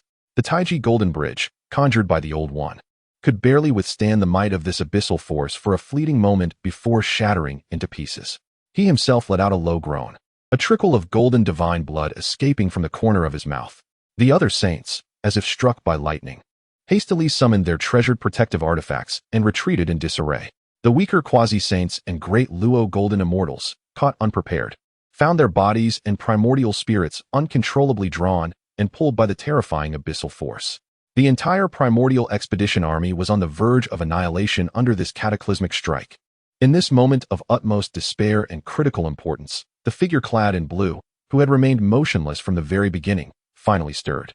Xuanqing slowly raised his gaze. Within his eyes, there was neither fear nor anger. There was only a depth of tranquility surpassing even the chaotic sea, a serene calmness. At last, will he make his move? He murmured softly to himself. Then, he gradually raised his right hand. There were no artifacts, no extraordinary phenomena upon his hand. He merely, facing the engulfing darkness of the abyss, gently extended a finger forward. Liberation, creation. 3 words, brimming with hope and new beginnings, escaped his lips. In the next moment, a faint yet seemingly encompassing point of azure light blossomed from his fingertips, radiating with brilliance that belied its small size. This light disregarded the distance of space and the collapse of laws, landing directly in the very heart of that abyssal darkness. Then, time appeared to halt once more. Everyone bore witness to the most magnificent and astonishing spectacle of their lives. Within that absolute darkness, emblematic of endings and death, that solitary blue light began to take root and sprout. It unfurled tender green leaves, blossomed into a resplendent flower, and bore a plump fruit. As the fruit matured and fell, it transformed into a vibrant expanse of grassland. Upon this prairie, streams flowed gently. In the waters, fish danced joyfully. At the edge of the meadow, mountains rose majestically. Above the mountains, the sun, moon, and stars ascended slowly. A brand new world, teeming with boundless vitality, was miraculously birthed amidst the shadows of absolute death. Boom. The moment this nascent world fully took shape, the terrifying force of the abyss seemed to encounter its nemesis, completely neutralized and dissipated by the boundless power of creation. The Lord of Finality, in turn, suffered a backlash as if struck by a fierce tempest. A grotesque crack appeared upon his demonic form, forged from the laws of termination, and a wisp of life-infused azure smoke emerged from the fissure. Who are you? For the first time, fear flickered in the eyes of the Lord of Finality. He could not comprehend, he could not believe, that there existed a force capable of directly contending with his supreme law of termination, even one that seemed to transcend it. Xuanqing offered no reply. He simply stepped forward, arriving before the dark embodiment that had wrought endless calamity upon countless worlds. Calmly, He extended his hand and placed it upon the being's crown. You should not exist. Today, I shall grant you a true liberation. Chapter 146. The furnace of the great path refines the end. Chaos is forever free of the demon Lord Lin Chen's hand, delicate and ethereal, descended gently upon the crown of the end demon lord. That hand, pale and elongated, exuded no trace of worldly heat. Yet, within the perception of the end demon lord, this palm bore a weight far heavier than myriad worlds, an overwhelming force. Utterly irresistible, he felt his indestructible demonic form, forged from the laws of conclusion, disintegrating inch by inch beneath this hand. His world-destroying will, capable of freezing the thoughts of saints, was thoroughly subdued before the essence of creation and liberation radiating from this palm. No, impossible. A profound sense of fear and unwillingness surged within the heart of the end demon lord. He was the embodiment of destructive will, born at the dawn of chaos. He was the terminator of all realms. How could he possibly be defeated? And so decisively, roaring in defiance, he unleashed all of his primordial demonic power, striving to break free from this hand, which felt like the shackles of fate. Endless, inky black symbols of conclusion erupted from within him, transforming into bolts of black lightning potent enough to obliterate saints, relentlessly striking Lin Chen's form. However, Lin Chen merely stood there, quietly enduring the onslaught of black lightning capable of shattering the very fabric of the great path. His ordinary azure robes remained unruffled, not a single crease stirred.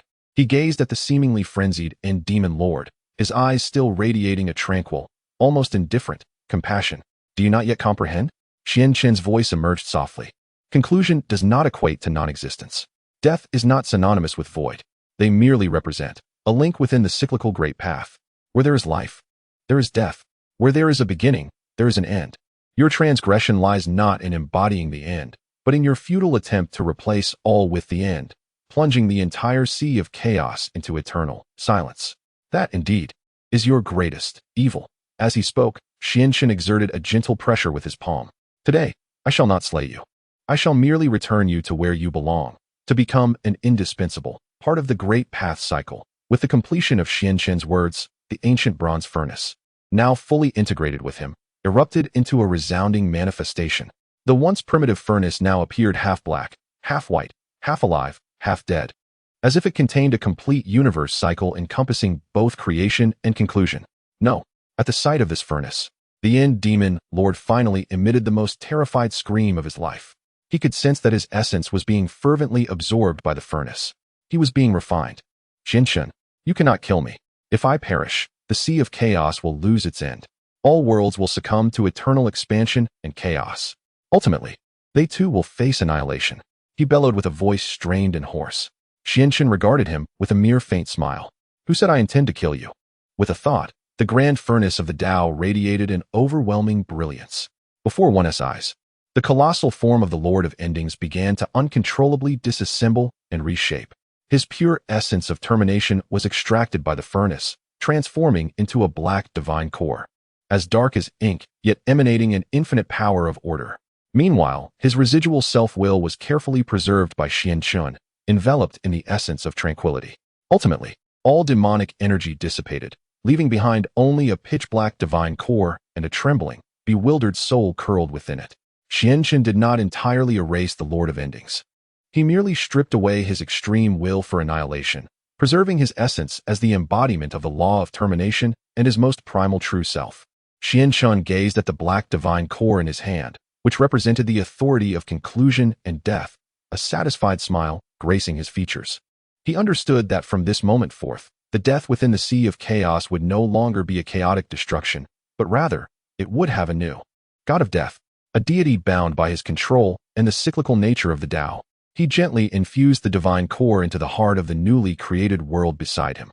Go forth. From this day forward, you shall be known as the Supreme of Oblivion, governing the termination of all beings across the myriad realms. Bring order to this endless chaos through death. The bewildered soul seemed to comprehend his words.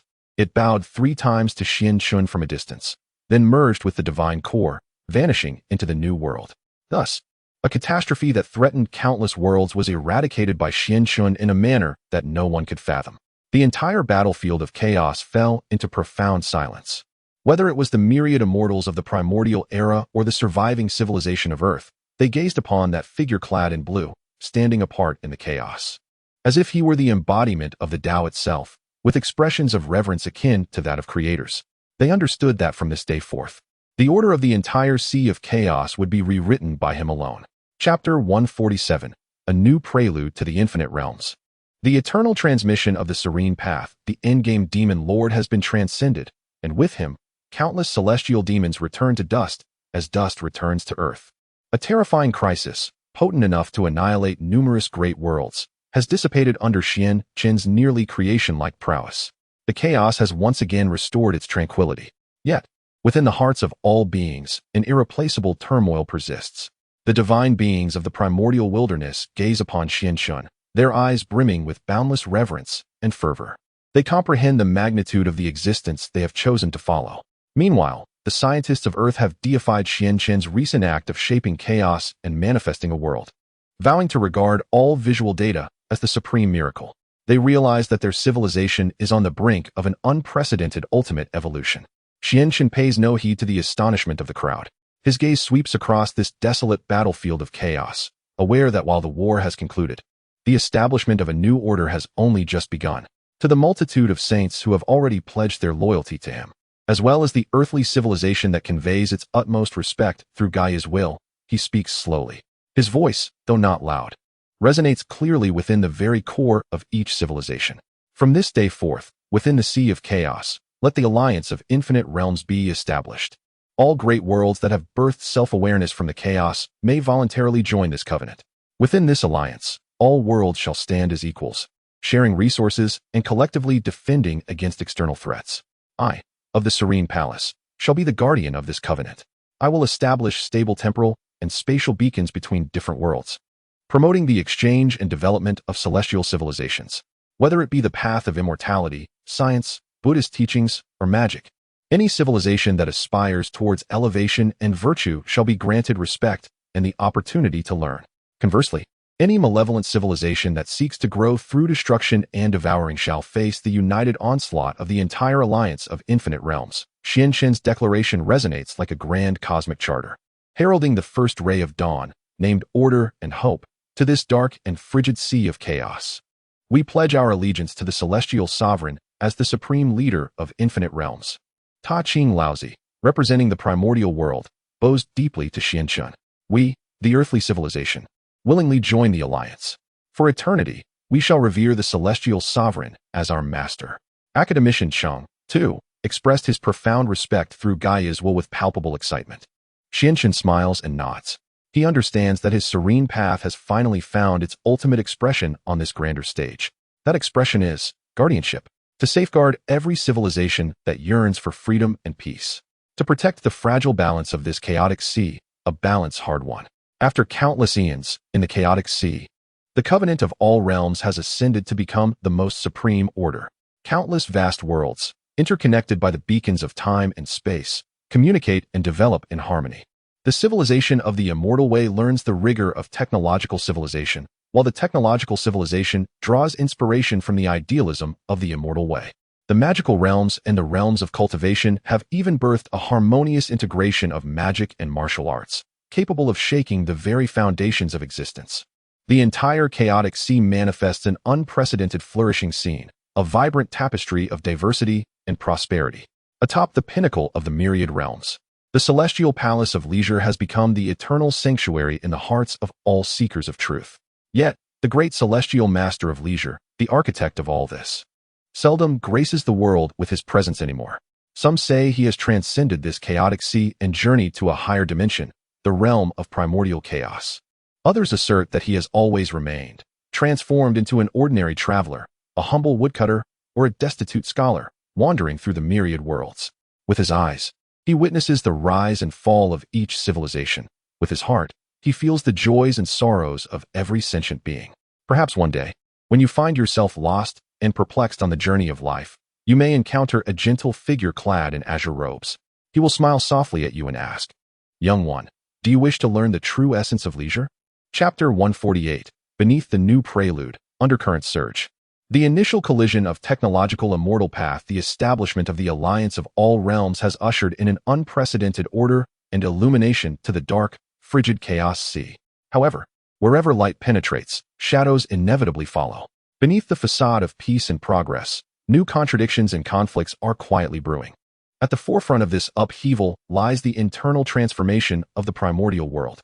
Although the concept of the technological immortal path is personally championed by the supreme and carefree celestial venerable Lin Chen, its implementation faces unimaginable resistance.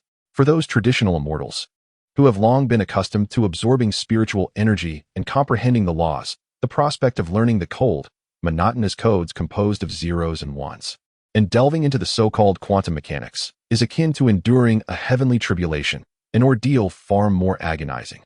Such endeavors seem to them mere tricks and frivolities. In the Zixiao Palace of Kunlun Mountain, a third-generation disciple of the Chan sect gazes disdainfully at the manual for the foundational construction of the spiritual energy network recently issued by the Human Technology Department of the Pailu Immortal. As practitioners, we ought to comprehend the heavens and earth through our primordial spirits and pursue the great Dao. How can we place our hopes upon these external contraptions? This is the path of forsaking the essence for the trivial. How is it different from the demonic path?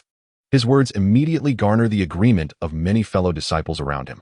Indeed, what my senior brother says rings true. Our Chan sect is the true orthodox of the Xian men, advocating alignment with the heavens and responding to humanity, rooted in fortune and blessings. If the path of technology is something anyone can learn, does it not disrupt the hierarchy and ruin the principles? Exactly. I have heard that among the human race, there are now mortals who can utilize a treasure called mecha to compete with earth immortals. What a disgraceful state of affairs. Such sentiments resonate profoundly among the traditional immortals of the Chan sect and the entire primordial world. They have long relished their exalted status, surveying the myriad beings from on high. Yet, the advent of technology has, imperceptibly, bridged the gap between them and the mortals, unsettling their very foundations. Contrasting sharply with the conservatism and resistance of the Chan sect, the remnants of the GS sect, along with grassroots cultivators, have exhibited an unprecedented fervor for the technological immortal path. Although Jinao Island has been sealed by the master of the heavenly teachings, the remnants of the GS sect, led by the Wudong Saint Mother, have established an organization called the New GS sect. They promptly embraced Xuanzhen's principles of the technological immortal path. What a splendid technological immortal path! Within an underground base constructed from countless formations and spiritual energy conduits, the Wudong Saint Mother gazes at the first-generation rune power core freshly developed in her hands, her eyes shimmering with excitement. My teacher once said, there are no distinctions in teaching, for the benefit of all beings is paramount, and this path of technology represents that glimmer of hope. It has bestowed upon those ordinary beings who lack foundation, fortune, and even spiritual roots, a ladder to ascend. Convey my edict. The unfettered Holy Mother proclaimed to her disciples beside her, from this day forth, our newly established sect shall embrace technological immortal path as its core doctrine. We shall widely open our gates and welcome all beings who aspire to this path. We shall forge the most formidable celestial vessels and create the most astute array spirits. Our sect shall, in this new era, in an entirely novel manner, once again witness the convergence of myriad immortals. Thus, a subtle yet profound contest between traditional immortal paths and the technological immortal path commenced within the primordial realm. The preaching sect, the human sect, and the heavenly court, the vested interests of the old order, mostly opted for conservatism and observation. Meanwhile, the new sect, the demon clan, and those discontented with the status quo became the staunchest advocates of the technological immortal path. Although both sides dared not engage in overt conflict under the authority of the unfettered celestial sovereign, clandestine struggles and negotiations regarding the transmission of teachings, recruitment of disciples, and resource competition never ceased. As for all of this, the true essence of Lin Chen was naturally acutely aware. Yet, he refrained from intervention. He understood that any transformation inevitably accompanies growing pains and conflict. Competition breeds progress. What he desired was not a monolithic, rigidly dogmatic primordial realm, but rather a vibrant and creative world, flourishing with diversity. Occasionally, he would anonymously publish academic papers within the reincarnation network, discussing topics such as the relationship between mass energy equations and the golden elixir path, or the unification of quantum entanglement and the laws of causality. Each time, these would ignite a tempestuous discourse across the immortal net of the primordial realm. He resembled a masterful chess player, occasionally placing seemingly inconsequential pieces on the board, yet capable of guiding the entire course of the game, in addition to steering the internal transformation of the primordial realm. Another significant responsibility of Xianxun was to fulfill his duties as the alliance leader of the myriad realms, establishing temporal and spatial markers to connect the heavens. This task, though seemingly simple in description, proved immensely challenging in execution. The chaotic sea, vast and boundless, teemed with various unknown dangers. Establishing a stable and large-scale material transport wormhole between two infinitely distant worlds was a challenge akin to creating a new realm. Even with Xianxun's current cultivation as a primordial sovereign, caution was paramount. He first constructed a superluminal quantum communication network transcending worlds. Utilizing the unfettered palace as the main server and the Pangu mainframe of Earth civilization as a subsidiary server, ensuring seamless information exchange between the two worlds without delay. Immediately, he embarked on countless journeys between the primordial chaos and Earth, traversing back and forth thousands of times. With each passage, he left behind a spatial node within the chaotic sea, imbued with the essence of his own carefree Dao rhythm. Ultimately, these myriad spatial nodes connected to form a singular, absolutely secure passageway. It was with this pathway that he commenced the most crucial step in constructing the portal of time and space. He laid the foundation upon the laws of the Heavenly Dao from the primordial realm, seamlessly integrating the spatial folding technology of Earth's civilization, and further enhanced by his own primordial power, capable of creating worlds. After expending a full millennium, it finally bore fruit. Above the Zixiao Palace and the control chamber at the Earth's core, two colossal stargates, woven from countless Dao symbols and streams of data, gradually took shape. As the twin stargates were activated simultaneously, a stable and resplendent wormhole, vast enough to accommodate an entire fleet, completely bridged the two worlds. Success. Within the control chamber at the Earth's core, Academician Chung and all the scientists gazed at the luminous screen displaying the remarkably clear real-time images from the distant primordial world. Their hearts swelling with emotion and tears of joy glistening in their eyes. They understood that from this moment onward, their civilization would no longer remain an isolated island, suspended in the chaos. They had acquired an unprecedentedly powerful support. Meanwhile, Xianxun, gazing upon the masterpiece he had painstakingly crafted over a millennium, wore a satisfied smile. He recognized that this was merely the beginning. In the future, he would establish countless portals to myriad realms, centering around the primordial, integrating the entire chaotic sea into the framework of his alliance of worlds. Yet, at that moment, an unforeseen accident transpired. Within the newly constructed, still-testing wormhole, a battered and tattered metal warship, resembling an ancient beast and bearing the scars of countless battles, unexpectedly burst forth from the other end of the wormhole. It did not originate from Earth, nor from the primordial realm. It was an unwelcome intruder, a stowaway. With a thunderous crash, the dark warship, upon emerging from the wormhole, succumbed to energy depletion, plummeting straight down towards the direction of Zixiao Palace. Observing this, Xianxun furrowed his brow slightly. With a graceful sweep of his sleeve, a gentle force stabilized the imminent crash of the warship in midair. His consciousness swiftly penetrated the vessel's interior, revealing a scene of carnage. Countless bodies of warriors, clad in peculiar armor and neither wholly human nor beastly, lay piled in heaps, a grim testament to the chaos that had unfolded within. Upon the bridge of the warship, there remained but one figure, a female warrior, bloodied and on the brink of death, yet resolutely clutching a metallic box. Xianxun focused his thoughts, and the valiant warrior was transported from the vessel, standing before him. He beheld her silver hair cascading like a waterfall, her pointed ears, and a breathtakingly exquisite visage reminiscent of an ethereal being. The armor she wore bore both a technological essence and intricate engravings of arcane runes. A civilization of magic, Xianxun discerned with a flicker of understanding in his eyes. At that moment, the silver-haired warrior slowly opened her beautiful eyes, reminiscent of amethyst crystals.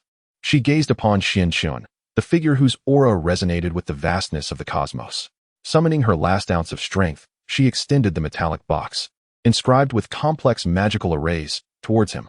In a language unknown to Xianxun, yet comprehensible through his thoughts, she uttered in fragmented phrases, "I beseech you, protect the ember." With those final words, her head drooped wearily, utterly devoid of life. Yet, the metallic box she cherished like her own soul began to creak softly as it opened. From within, a gentle flame, brimming with boundless creation and hope, ascended into the air. Chapter 149, An unexpected guest approaches the primordial wilderness. A mysterious flame conceals secrets. Before him was a flame that defied verbal description. It lacked the fierce dominance of the true fire of Samadhi, the intense chill of the six-ding divine fire, and the resplendent might of the solar true fire. Instead, it radiated warmth, tranquility, and an aura imbued with boundless creativity and hope. As this flame ascended from the metallic box, the chaotic energies surrounding the celestial palace seemed to gain life, joyously swirling and dancing around it. Hongjun gazed at this extraordinary flame, and for the first time, his eyes, which had long comprehended the essence of all things, revealed a glimmer of genuine astonishment. He could distinctly sense that the essence of this flame bore an uncanny resemblance to the spark of creation he had ignited in the darkness of the end of days. Beneath the demon lord's shadow, the thought of the Genesis flame flickered through Guanshen's mind. He extended his hand, cautiously cradling the flame in his palm. The fire was not searing. Rather, it offered a touch akin to the warmth and tenderness of an infant's skin. Guanshen gently probed with his primordial consciousness. Suddenly, an overwhelming torrent of fragmented yet immensely grand information surged into his mind like a breaking dam. He beheld a civilization of magic, resplendent and utterly distinct from both the primordial wilderness and earth.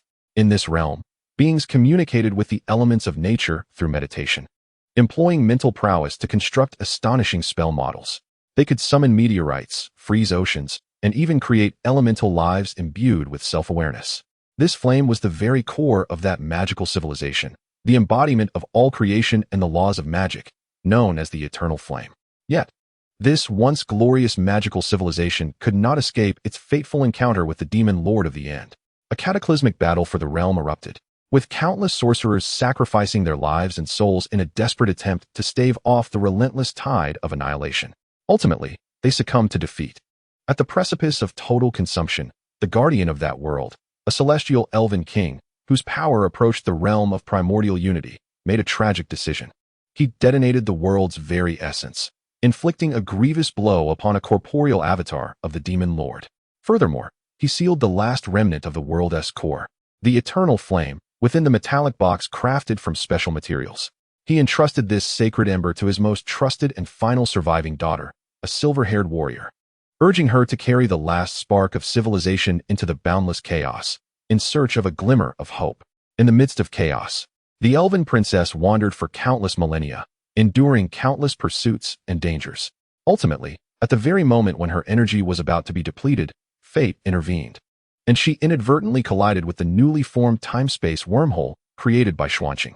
Thus, it was revealed. Xuanqing gradually withdrew his divine consciousness, his eyes filled with a complex expression. There was a sense of lament for the long-lost magical civilization, admiration for the elven deity who sacrificed herself for righteousness, and, most profoundly, a deep-seated murderous intent towards the Dark Lord at the end of it all. He gazed upon the lifeless form of the silver-haired warrior, who, even in death, maintained a protective stance. A soft sigh escaped his lips. "You may rest easy. Your entrusted mission shall be fulfilled by me. Your civilization shall continue in a new world, in an entirely novel manner." With that, he waved his sleeve, and a gentle force of creation enveloped the elven princess's body, transforming it into a laurel tree, resplendent and translucent as jade, exuding a faint moonlight and brimming with the essence of life. Xuanqing personally planted this laurel tree in the backyard of his carefree palace and summoned the divine water of the three lights to nourish it. On the day you bloom and bear fruit once more, it shall be your rebirth. Having completed this, Xuanqing turned his gaze back to the sphere of eternal fire in his hand, a symbol of a civilization's last hope. A spark of wisdom flickered in his eyes. He understood that this was not merely a heavy responsibility. It was an extraordinary opportunity, one capable of catalyzing a transformation for him and the entire primordial world. Xuanqing cradled the eternal fire as he returned to his palace. He chose not to claim it for himself, for he recognized that the creative principles contained within this flame were vast and distinctly otherworldly. To forcibly integrate it into his own path of freedom would not only be impossible to harmonize, but could also lead to a conflict of spiritual essence. What he sought was not to devour, but to integrate, allowing this seed from another realm to take root and sprout in the fertile soil of the primordial land, ultimately yielding even more splendid fruits in conjunction with the native civilization. After much contemplation, a grand and audacious plan began to form in his mind. He focused his thoughts and summoned his three incarnations, along with all the core members of the carefree palace, back to the Great Hall. When they beheld the sphere of eternal fire pulsating gently in Xuanqing's palm, filled with boundless creative energy, they were once again profoundly shaken. They could sense that within that flame lay a power system entirely distinct from the realms of celestial paths, divine doctrines, and technology, an entirely new paradigm. This entity, known as the Eternal Flame, was the very core of a long-lost magical civilization. Xuanqing slowly recounted the tragic epic he had gleaned from the flames to the assembled crowd. Upon concluding, the grand hall fell into an oppressive silence. Every countenance bore the marks of deep reverence for the fallen civilization, as well as an intensified loathing for the Lord of the End. Master, the first to rise was the Red Boy, his youthful visage aflame with indignation. That dark lord has gone too far. We must avenge the elven princess. Indeed, the others, including the celestial beings, echoed in unison. Please, Heavenly Sovereign, issue your command. We stand ready to confront the otherworldly fiends in a battle to the death. Xuanqing surveyed the impassioned assembly below, yet he slowly shook his head. Revenge is imperative, but not at this moment. His voice was chillingly composed. We are not yet strong enough. A world steeped in magical civilization was obliterated. This illustrates that the Lord of the Ends might surpass our imaginations. We require time to grow stronger. With that, he gently pushed the eternal flame forward. This shall be our opportunity for empowerment. His gaze swept over each individual present, ultimately resting upon his own 3 incarnations. Today, I shall divide this flame into 3 parts. Xianshan, disciple present. Xianshan stepped forward. Xuanqing extracted the purest essence of holy light, imbued with attributes of life, healing, and protection from the flame, transforming it into a white fire lotus, which he entrusted to him. You shall bear this holy light seed into the realm of mortals. Establish a sanctuary and impart sacred magic. Anyone with a pure heart and a desire to protect all beings may practice this art, be they priests healing the wounded or paladins defending justice.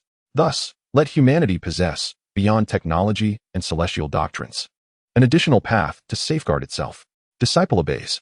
Xianshan solemnly accepted the seed. Xianevil, disciple present. Xianevil also stepped forward. Xuanqing separated the shadowy power, rife with attributes of death, darkness, and souls, from the flame, transforming it into a swirling mass of pitch-black fire, which he handed to him. You shall bear this shadow seed into the netherworld. Establish a nether realm alongside the cycle of reincarnation and impart necromantic magic. Anyone who serves as a spirit in the underworld, a ghostly messenger, or even a soul of great resolve may practice this art, either as a lich, commanding souls, or as a death knight, meting out justice upon the wicked.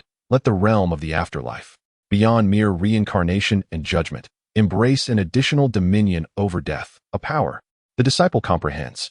The Daoist of profound malevolence has also grasped the ember. At last, Xuanqing's gaze falls upon his own corporeal manifestation, the Daoist Xuanjun.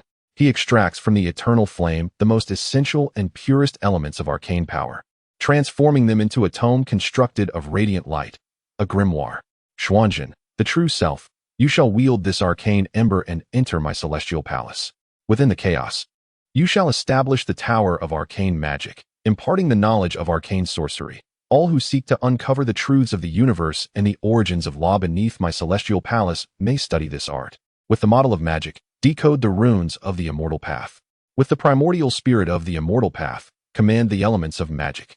Ultimately, unite technology, immortal path, and magic into a singular entity, thus forging a truly supreme path that rightfully belongs to my celestial palace. Xuanqing's declaration resonates with unwavering conviction. Chapter 150. The 3 flames ignite the world. Entering a new era in the wilderness, the decision made by Xianshan resonates like a divine decree of creation, illuminating a brand new future for the entire wilderness world, brimming with infinite possibilities. The human Dao sanctum, the underworld, and the celestial palace of magic towers. 3 seeds of fire from distant realms have been forcefully grafted onto the ancient and magnificent world tree of the wilderness by Xianshan, with a touch reminiscent of a creator deity. Thus begins an unprecedented era of grand civilization integration and transformation. Xianshan Daoist, having received the seed of holy light, swiftly descended upon the lands of humanity. He chose not to venture into the East, already dominated by various doctrines and philosophies, but instead directed his gaze towards the distant Western continent, recently liberated from savagery, where faith remained in a state of emptiness. There, he transformed into the Lord of Holy Light, establishing the first magnificent cathedral of holy light. He spoke not of celestial truths nor of reincarnation, but solely proclaimed love, guardianship, and devotion. He guided those frail mortals, incapable of cultivating the celestial path, on how to communicate with the pure elemental forces of holy light through earnest prayer. He anointed the first batch of priests, robed in white and wielding staves, capable of healing wounds and soothing hearts. He also consecrated the first cohort of paladins, clad in heavy armor and wielding war hammers, who took it upon themselves to protect the weak. Their faith strengthened their might. This power system, entirely distinct from the celestial path, bore a low threshold, yet was imbued with a profound sense of sanctity and order. Upon its emergence, it spread like wildfire across the western continent of humanity, igniting the spirits of countless mortals who found their faith. Numerous kingdoms embraced the holy light as their state religion, leading to a diversification and stabilization of the human Dao's fortunes. Meanwhile, Xianyi Daoist returned to the eerie underworld with the seed of shadow fire. By the banks of the river of forgetfulness, beside the 18 layers of hell, he utilized supreme powers to construct a towering edifice of the underworld, built from countless bones and endless soul fires. He imparted the arcane arts of necromancy to the diligent ghostly officials and shadowy generals within the underworld, as well as to the powerful souls who, though reluctant to accept their fates in the cycle of reincarnation, exhibited formidable resolve. Thus emerged the first wave of sorcerers capable of condensing the essence of souls into shadow arrows and soul-burning spells. The first battalion of Death Knights appeared, able to forge their own bones into shields and spears, donning rune-etched armor and commanding spectral steeds. They became the most formidable enforcers of the underworld, patrolling every shadowy corner, judging those who dared to challenge the order of reincarnation. The order of the underworld has transformed into an unprecedentedly stringent realm. Zhao Gongming and the Three Heavens Ghost Emperor have welcomed this development with open arms. They have even taken matters into their own hands, merging their divine authority with the necromantic arts to forge a more formidable magic unique to the underworld, ghostly sorcery. In the end, there is Hongjun Daoist, who, with the tome detailing the essence of elemental and arcane truths, returned to the Celestial Palace. Adjacent to the main island of the palace, he harnessed immense magical power to draw in chaotic energies, coalescing earth, fire, water, and wind to create a floating city suspended within the chaos.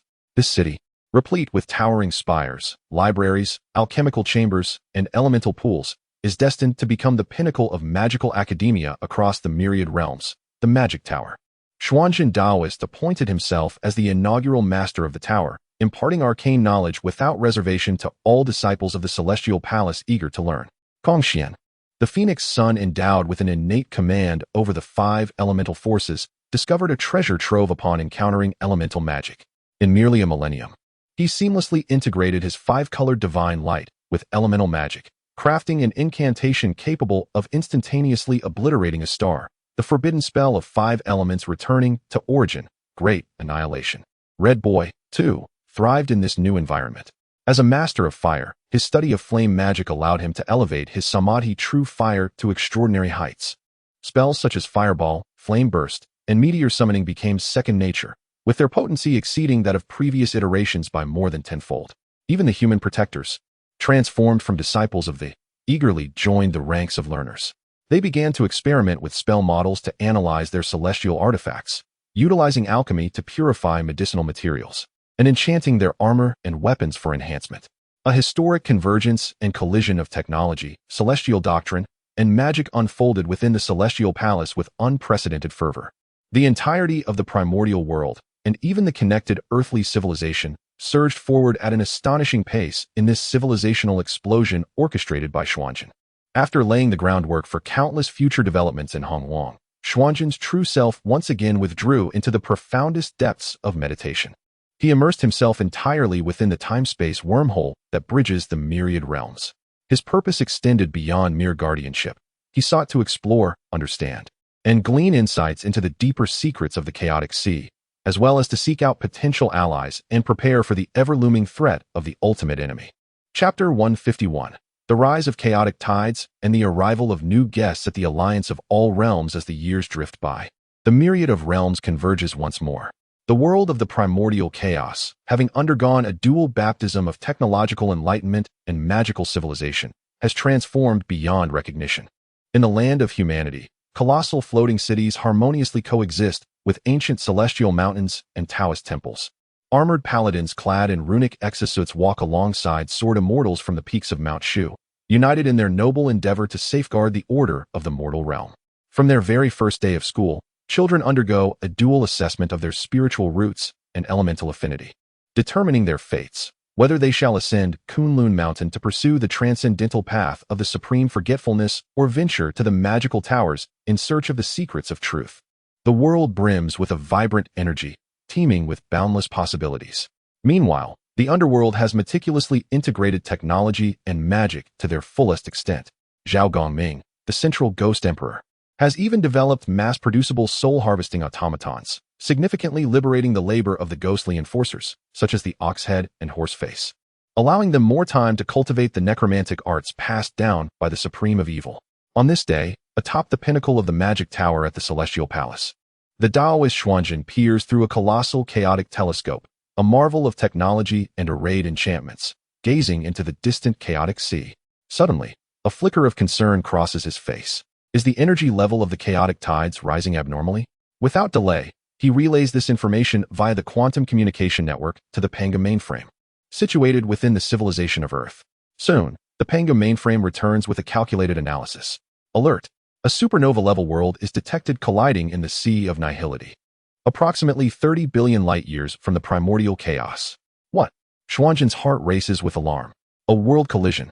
Such catastrophic phenomena are exceedingly rare and terrifying within the chaotic sea. Two or more vast realms, for reasons unbeknownst, have veered from their trajectories and are now colliding at an unfathomable speed. The energy unleashed is capable of tearing apart the very fabric of chaos and annihilating all in its path. It would also give rise to a chaotic tide sweeping across the entirety of the chaotic sea. I must report this to my esteemed self at once. Xuanzhen, not daring to delay, swiftly transmits the news to the enigmatic and elusive figure of the true being Xianchen, who has long since traversed the chaos. Deep within the boundless depths of the chaotic sea, Xianchen sits cross-legged upon a green lotus formed from the way of freedom, allowing the tempestuous chaotic currents to wash over his being. Upon receiving the message from Xuanzhen, he slowly opens his eyes, revealing no trace of surprise. It is as if all of this had been anticipated. So, it has finally arrived. He muses softly to himself. He understands that this so-called world collision is no mere coincidence. Behind it all, there undoubtedly lurks the shadow of the ultimate Dark Lord. It is he, employing a method far more extreme and madcap to haunt. By instigating collisions between worlds to create chaos, he accelerates the annihilation of those realms. It seems I must pay a visit to my new neighbor. Xianchen rose to his feet, and with a single step, he was billions of light years away. He made his way directly towards the source of the chaotic tides. Upon arrival, he beheld a scene reminiscent of purgatory. Three realms, each with distinctly different essences, collided violently like colossal icebergs crashing into one another. One realm was suffused with a savage and bloody atmosphere, teeming with enormous, primal beasts wielding their flesh as weapons. The second realm radiated with the brilliance of the sacred and the fervor of faith, where countless angels, wings unfurled and wielding holy swords, waged an unending war against demons clawing their way out of hell. The third realm was the most peculiar, a virtual world composed of an endless expanse of data and code. These three worlds, each representing starkly different civilizations, were now, due to the machinations of a hidden hand, inexorably drawn into a relentless melee. The barriers of existence shattered with each collision, and countless beings lamented and perished amidst this cataclysm. Meanwhile, the insatiable extraterrestrial fiends, akin to sharks scenting blood, converged from all directions, greedily devouring the shattered essence of the worlds and the souls of the fallen. As Xianchen gazed upon this harrowing spectacle, a flicker of genuine wrath ignited in his eyes for the first time. Luohu, you are truly deserving of death. He cast aside all hesitation, slowly extending his hand.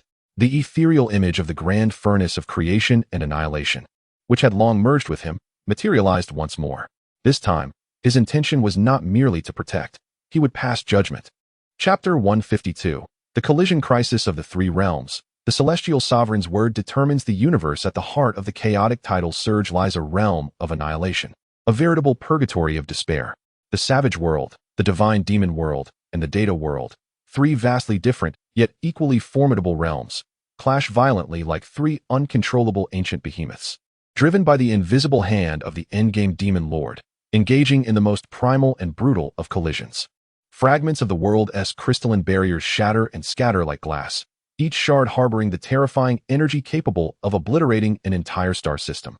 In the savage world, a colossal chaotic leviathan, comparable in size to a celestial body, lets out an anguished roar of defiance as half of its form is rent asunder by the spatial rifts born from the collision of worlds, transforming the skies into a torrential rain of blood. In the divine demon world, a seraph, ablaze with holy light and adorned with 12 pairs of wings, resolutely detonates its divine essence to protect the heavenly mountain behind it, perishing in a cataclysmic explosion alongside hundreds of thousands of demons. The data world faces the most tragic fate. As a pure amalgamation of energy and information, it proves the most vulnerable amidst the violent physical upheaval.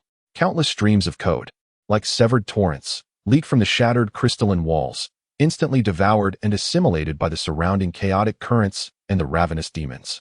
This is a senseless war of attrition, where three powerful civilizations annihilate one another in the most foolish manner.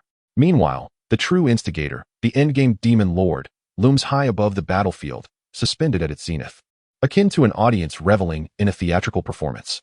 His crimson eyes gleam with a morbid delight and insatiable greed as he savors this feast of destruction, orchestrated by his own hand. He awaits, anticipating the moment when these three worlds exhaust their final essence, ultimately becoming the nourishment for his further ascension. Yet, at this moment, an azure luminescence, foreign to these three realms, alien to the demons, and untainted by chaos, suddenly rends the tumultuous battlefield, manifesting directly at the very epicenter of the three realms' collision. The arrival is none other than Lin Chen. His presence instantaneously captivates the attention of all sentient beings still capable of thought upon the battlefield. What is that? In the savage world, a golden behemoth of near-saintly prowess, having narrowly survived, gazes in bewilderment and caution at the azure figure. So diminutive it appears as mere dust in comparison to their massive form. In the divine demon world, a holy angel wielding a blazing sword, locked in fierce combat with a hell demon king, halts in disbelief, staring at this entity that can stroll unperturbed through the heart of the battlefield, seemingly unfazed by the tempest of spatial turmoil. An outsider? At the sight of Lin Chen, the endgame demon lord's eternally unchanged visage bears the first semblance of complex emotion, anger intertwined with apprehension. It is you again, Lin Chen. He never anticipated that this variable, which had repeatedly disrupted his endeavors, would once again manifest itself here. Lin Chen disregarded the myriad of emotions reflected in the gazes surrounding him. His eyes merely swept over the ravaged battlefield with a serene calm. Ultimately, his gaze settled upon the three entities nearing the core of a world on the brink of annihilation.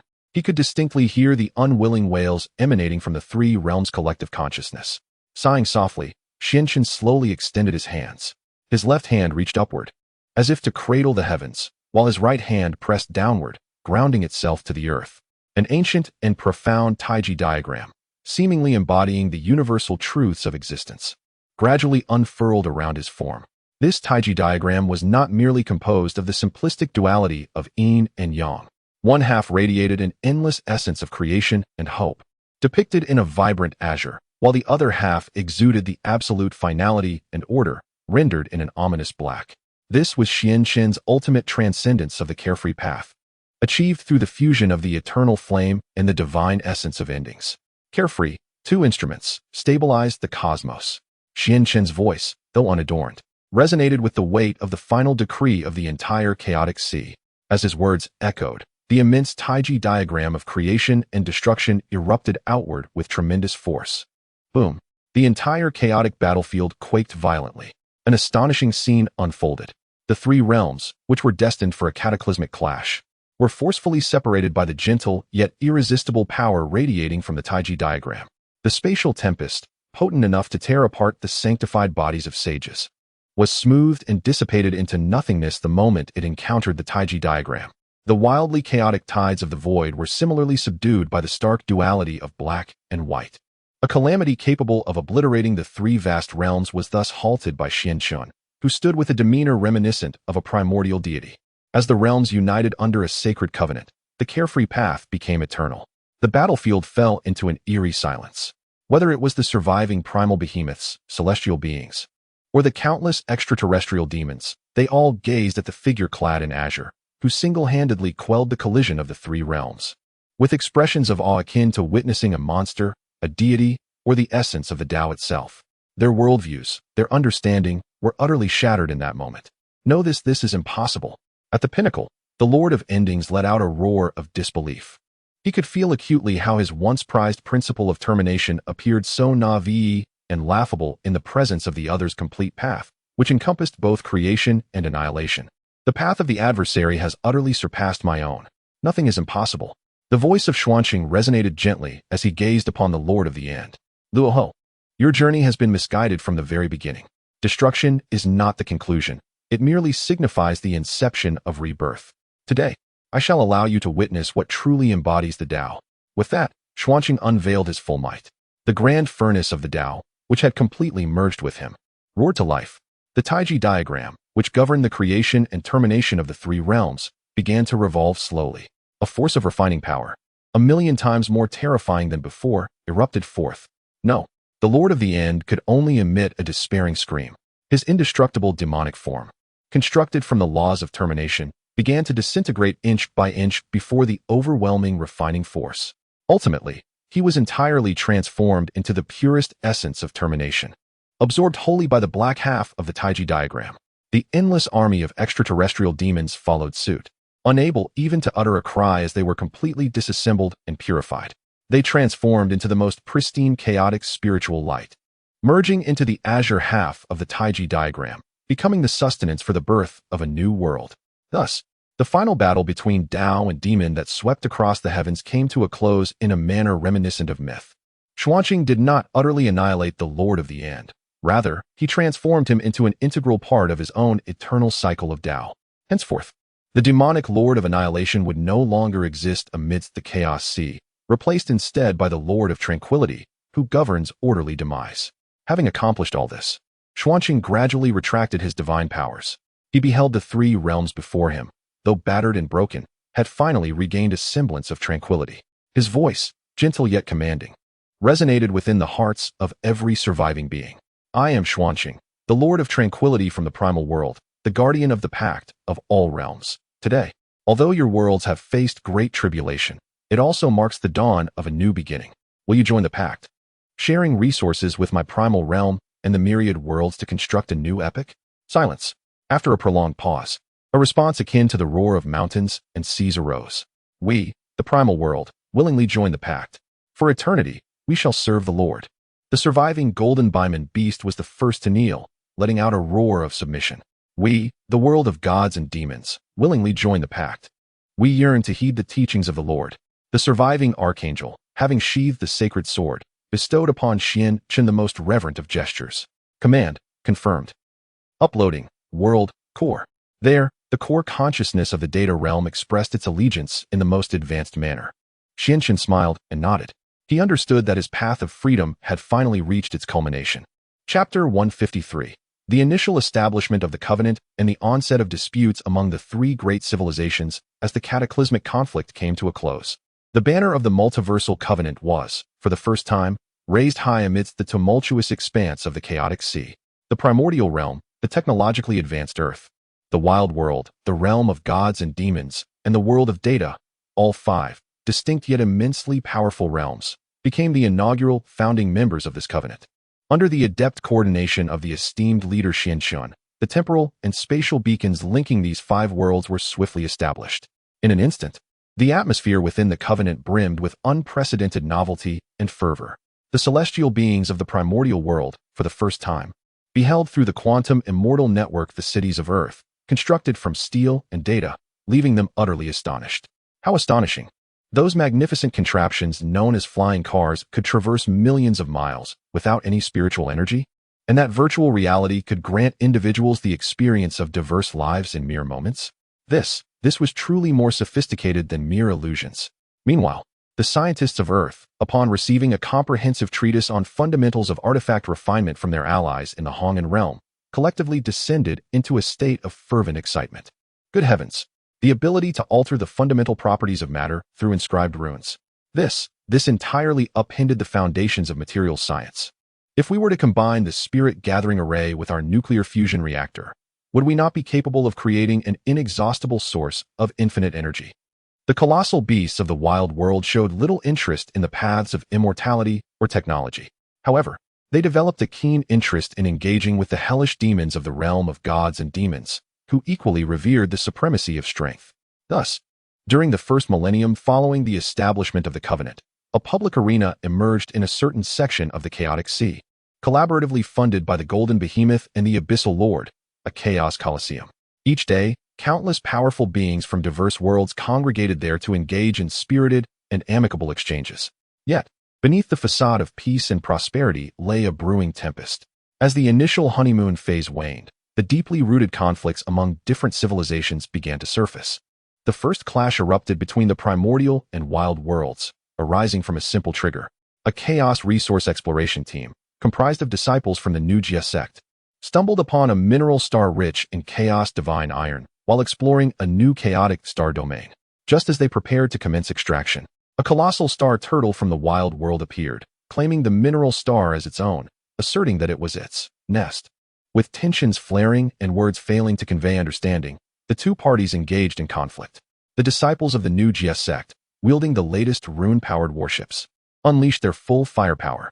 The celestial behemoth, with its rugged exterior and formidable presence, unleashed a chaotic beam of light potent enough to extinguish stars.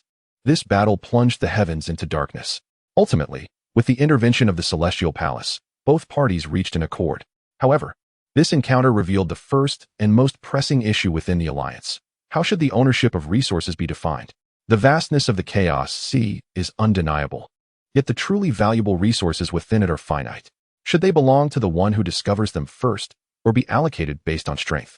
Alternatively, should the alliance manage them uniformly and distribute them as needed? This conundrum instantaneously divided the 5 founding member worlds into 3 factions. The primordial world, with its extensive heritage, naturally advocated for unified macromanagement by the alliance. In contrast, the savage world and the demon god world adhered to the jungle law of survival of the fittest, believing that resources should belong to the one with the strongest fist. Meanwhile, Earth civilization and the data world aspired to establish an utterly equitable legal framework wherein resources would be allocated based on contributions. The 3 factions staunchly defended their positions, resulting in ongoing disputes. The second conflict was even more acute, igniting between the demon god world and Earth civilization. It was sparked by an angel from the heavenly mountain of the demon god world, who, during a friendly visit to Earth through the time-space portal, discovered that Earth scientists were conducting an experiment dubbed Artificial Paradise. Astonishingly, they were attempting to create artificial angels, endowed with divinity and absolute obedience, through genetic editing and artificial intelligence. This revelation incensed the angel profoundly. "You are desecrating the divine," he exclaimed, drawing his holy sword and obliterating the entire laboratory.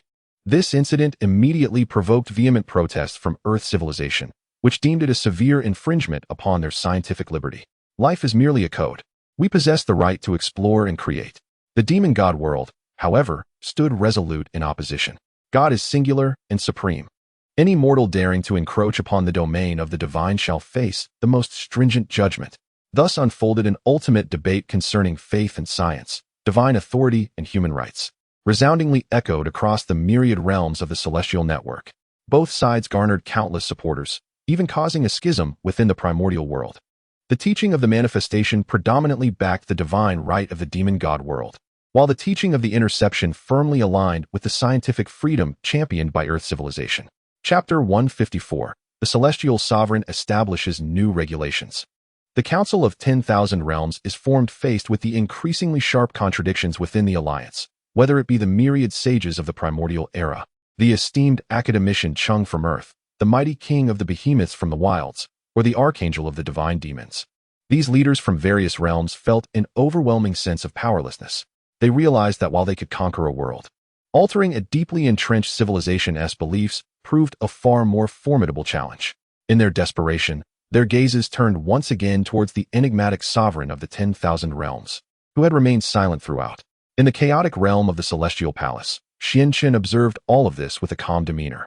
His expression betrayed no surprise, as if everything unfolded precisely as he had anticipated. He understood that for an alliance to endure, mere enemies and a written accord were woefully insufficient. It must establish a set of core values and behavioral guidelines universally acknowledged by all members. Now was the moment for him, the sovereign, to set forth the regulations for this nascent alliance. No longer would he merely guide from the shadows, for the first time, he issued a decree to all realms within the alliance as the sovereign of the 10,000 realms. 3 days hence, the inaugural Council of 10,000 Realms would convene at the Celestial Palace. All leaders of the allied worlds were required to attend in person or send their avatars to deliberate on the future of the alliance. This decree sent ripples of shock throughout the entire alliance. The leaders from every world, sensing the gravity of the moment, hastened to the newly established center of chaos, the Celestial Palace. 3 days later, within the grand edifice named the Hall of 10,000 Realms, a colossal round table fashioned from chaos divine stone was situated at the hall's center. Lin Chen took his seat at the head of the table. To his left sat the representatives of the primordial world, the venerable Laozi of Taiji, the origin heavenly sovereign, and the master of the celestial teachings. To his right was academician Chang, representing Earth's civilization, who, having undergone genetic optimization and spiritual nourishment, had secured an extended life. Below them were the golden behemoth king from the wild world, the seraph of heaven, and the demon king from the realm of divine beings, who astonishingly had arrived together. And the voice of the core consciousness from the data world. This marked the first assembly of the supreme governing body of the alliance of 10,000 realms. The atmosphere was heavy and solemn. Lin Chen's gaze calmly swept across each representative present. He slowly began to speak, his voice soft yet resonant, echoing in the hearts of all. Esteemed leaders, I am aware of the purpose of your gathering.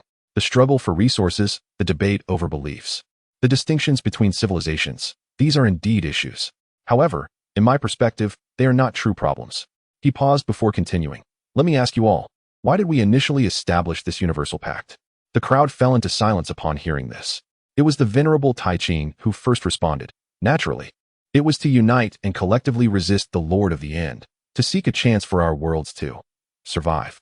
Good, Lin Chen nodded in agreement. It is indeed for survival. Now, allow me to pose another question. Lin Chen's gaze sharpened significantly. What constitutes survival? Is it merely possessing the mightiest physique as in the savage realms? Is it adhering to the most devout beliefs as in the realms of gods and demons?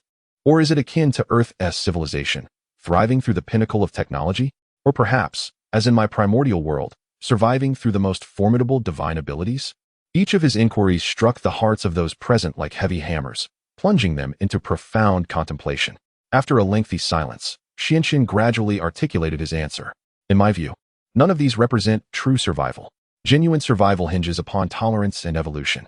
A civilization that clings solely to tradition, unwilling to learn and adapt, regardless of its past brilliance, will ultimately be discarded by the vast sea of chaos. My intention in establishing the Universal Pact was not to transform you all into another primordial world, but rather to encourage you to learn from one another in this unprecedented grand exchange, to complement each other's strengths, and ultimately carve out a path of civilization that is uniquely yours, stronger and more fulfilling. Therefore, from this day forth, I shall establish 3 fundamental laws for the Universal Pact. Lin Chen's voice resonated with solemnity. The first law, resource sharing and cooperative development. The chaotic sea is unclaimed. The capable shall thrive. However, any member world within the pact that discovers new resource points must report to the Council, which will then conduct unified and rational planning and distribution based on the needs and contributions of each world. Any private encroachment or instigation of conflict will be met with the collective sanction of the entire pact. The second law, freedom of belief, seeking common ground while reserving differences. Deities may exist, as may science. Every civilization has the right to choose its own path of development. However, this is contingent upon not imposing one's will upon other civilizations. Furthermore, one must never commit acts of evil in the name of God. Those who violate this principle, using belief as a pretext for malicious invasion or enslavement of other civilizations, shall face no mercy. The third law, the principle of bottom line, life is paramount. No civilization, no individual shall engage in the nefarious pursuit of annihilating an entire world or enslaving an entire intelligent race, whether through technology or arcane arts. All endeavors must serve the purposes of survival and development, rather than destruction and demise. This stands as the highest and most unyielding decree of the covenant. Those who dare to transgress shall face the divine retribution, as the celestial beings shall descend to erase them from the chaotic abyss. The 3 fundamental laws resonate with gravity.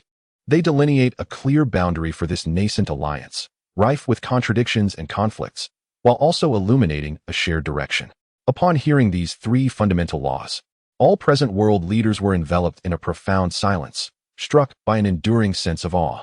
Ultimately, they rose in unison, bowing deeply before the figure seated at the helm, an embodiment of order and truth clad in blue. We hereby pledge our unwavering adherence to the dictates of the covenant. Chapter 155. A New Order, a Fresh Perspective. The celestial sovereign contemplates the legacy of transmission in the Council of 10,000 Realms. A decisive decree was issued. The three fundamental laws, meticulously crafted by Lin Chen, were swiftly disseminated through the quantum immortal network to every covenant world, embedding themselves within the consciousness of every sentient being. A sweeping ideological transformation, cascading from the apex to the depths, engulfed the 5 great thousand worlds in a fervent upheaval. Initially, there was resistance and confusion. The colossal beasts of the primitive world lamented the constraints of resource-sharing regulations, which they felt stifled their innate desire for unbridled combat. The angels of the divine and demon world expressed their discontent regarding the principle of religious freedom, perceiving it as a sacrilege against divine authority. Certain radical scientists of earthly civilization voiced their dissatisfaction with the baseline principles, arguing that it hindered their exploration of the ultimate mysteries of the cosmos. However, under Xuanzhen's unparalleled strength and his gentle suggestion that dissenters could withdraw from the covenant and face the chaos sea alone, all grievances and complaints ultimately dissipated like mist. They began to adapt and comprehend this novel set of rules. Only when they earnestly endeavored to act according to these principles did they gradually come to appreciate the benevolent intentions of their leader, Lin Chen. In the primitive world, under the principle of resource sharing, several spiritually rich yet undeveloped subsidiary realms were opened to the savage world. In exchange, the savage world dispatched its most elite behemoth legion to garrison the chaotic borders of the primitive world, serving as its most formidable, mobile Great Wall. Within the framework of religious freedom, the divine and demon worlds ceased to be entangled in the ethical dilemmas surrounding artificial angels. Instead, they engaged in profound collaboration with earthly civilization. They provided divine data, while earthly civilization took charge of crafting more robust, concept-resistant, sacred mechas. The first generation, piloted by the Seraphim commander, demonstrated terrifying power during tests, rivaling the might of a sage's strike. Meanwhile, the data world, having received the array legacy from the Palace of Leisure, soared to unprecedented heights. They seamlessly integrated their virtual realities with the illusionary arrays of the primitive world, creating a super-virtual realm known as the Great Path Illusion. In this realm, all members of the Covenant could channel their consciousness through a port crafted from a fusion of technology and immortal methods, engaging in risk-free cultivation simulations, divine confrontations, and cultural exchanges. The Great Path Illusion swiftly emerged as the most cherished and monumental invention within the entire Covenant of 10,000 Realms. The barriers and conflicts between different civilizations found unprecedented resolution and integration on this virtual platform, where free expression and unrestrained dialogue flourished. In the entire myriad realms, an unprecedented era of rapid advancement and prosperity has dawned. Yet, amidst all this, the true essence of Lin Chen has once again assumed the role of a detached overseer. He has delegated the daily management of the Myriad Realms Council to a standing committee, meticulously chosen by himself. This committee comprises leaders from 5 worlds, such as the esteemed Taiching Laozi from the primordial realm and academician Cheng from Earth, tasked with addressing the various daily affairs and disputes within the alliance. It is only when they encounter significant crises that they cannot resolve that they may seek the highest level of arbitration from him, the Lord of the Alliance. Meanwhile, he has retreated once more to the tranquil confines of the carefree palace. It is not out of laziness, but rather an understanding that a healthy alliance cannot solely depend on the autocracy of a single deity. It necessitates a comprehensive system capable of autonomous operation and a cadre of capable, visionary administrators. His role is to guide, not to control. On this day, in the rear courtyard of the carefree palace, Lin Chen is leisurely tending to the laurel tree, which has been nurtured by the essence of the elven princess. After thousands of years of care, this laurel tree has grown tall and lush, adorned with several delicate buds exuding a faint vitality. At this moment, his self-corporeal manifestation, the Daoist Hongjun, quietly materializes behind him. "Master, what is the matter?" Lin Chen inquires without turning around, his voice calm. The Daoist Hongjun, with an expression of rare perplexity on his transcendent face, responds, "I find myself somewhat puzzled. Now that the alliance is established and order is in place, we need only to observe and develop steadily. Why do you continue to impart the technological immortal path, holy magic, and necromantic magic so unreservedly, particularly concerning the great Dao illusion? while it may facilitate cultural exchange.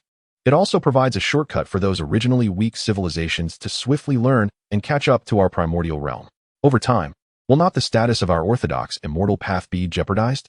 This concern is not solely that of Daoist Hongjun. It resonates as the greatest apprehension among many traditional immortals within the primordial world today. Upon hearing this, Lin Chen merely smiles. He slowly turns to face his embodiment of absolute rationality. Ah, Hongjun. He shakes his head gently. You are still attached to form. You continue to regard primordial as our foundation. Yet you fail to realize that my gaze has long since transcended this small realm.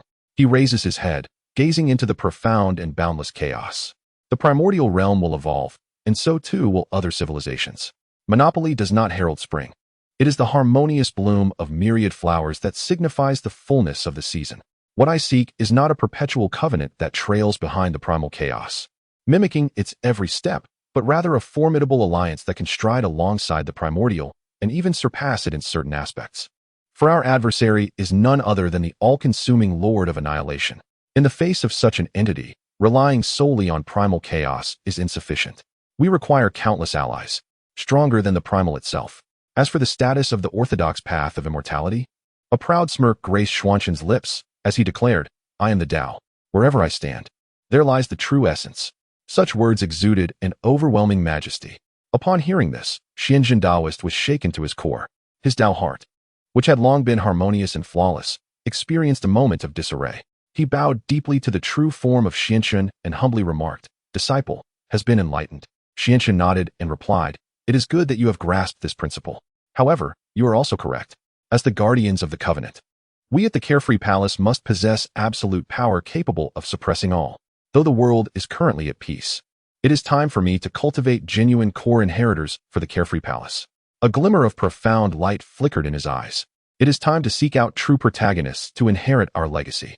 Chapter 156. Seeking the seed of the Dao amidst chaos. The future protagonist begins to emerge, cultivating the true heir.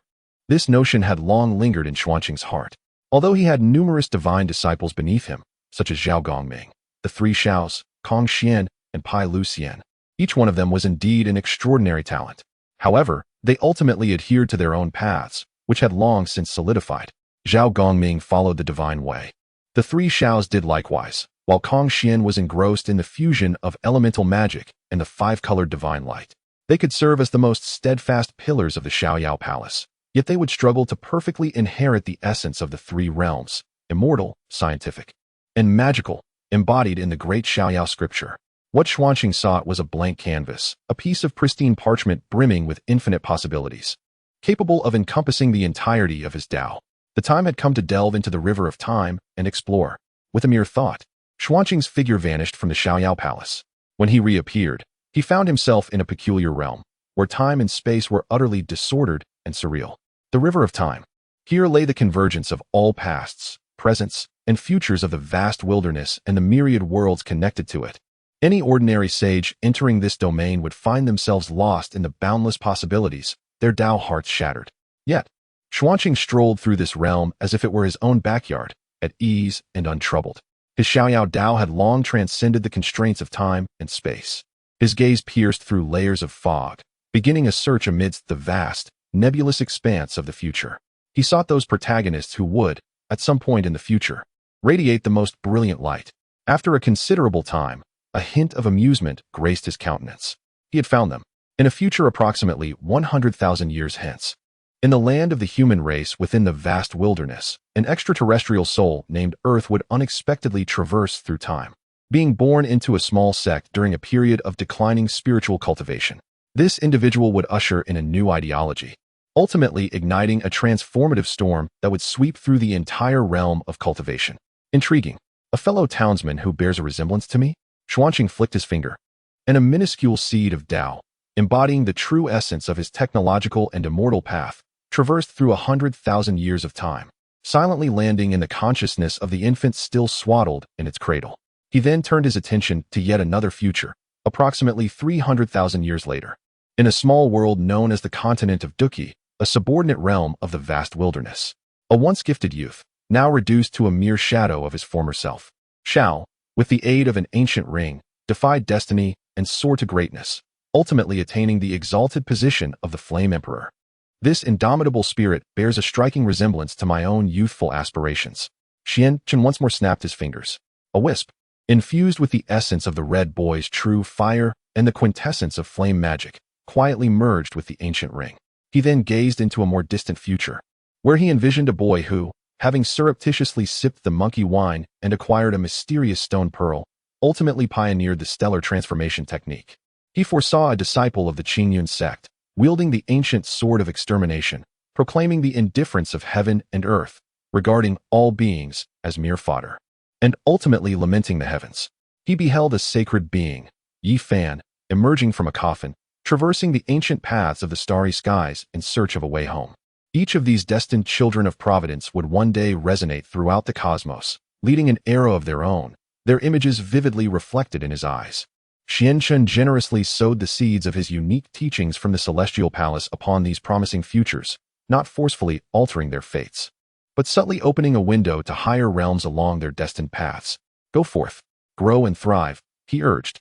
When you reach the pinnacle of your respective worlds, I shall be waiting at the end of this grand path.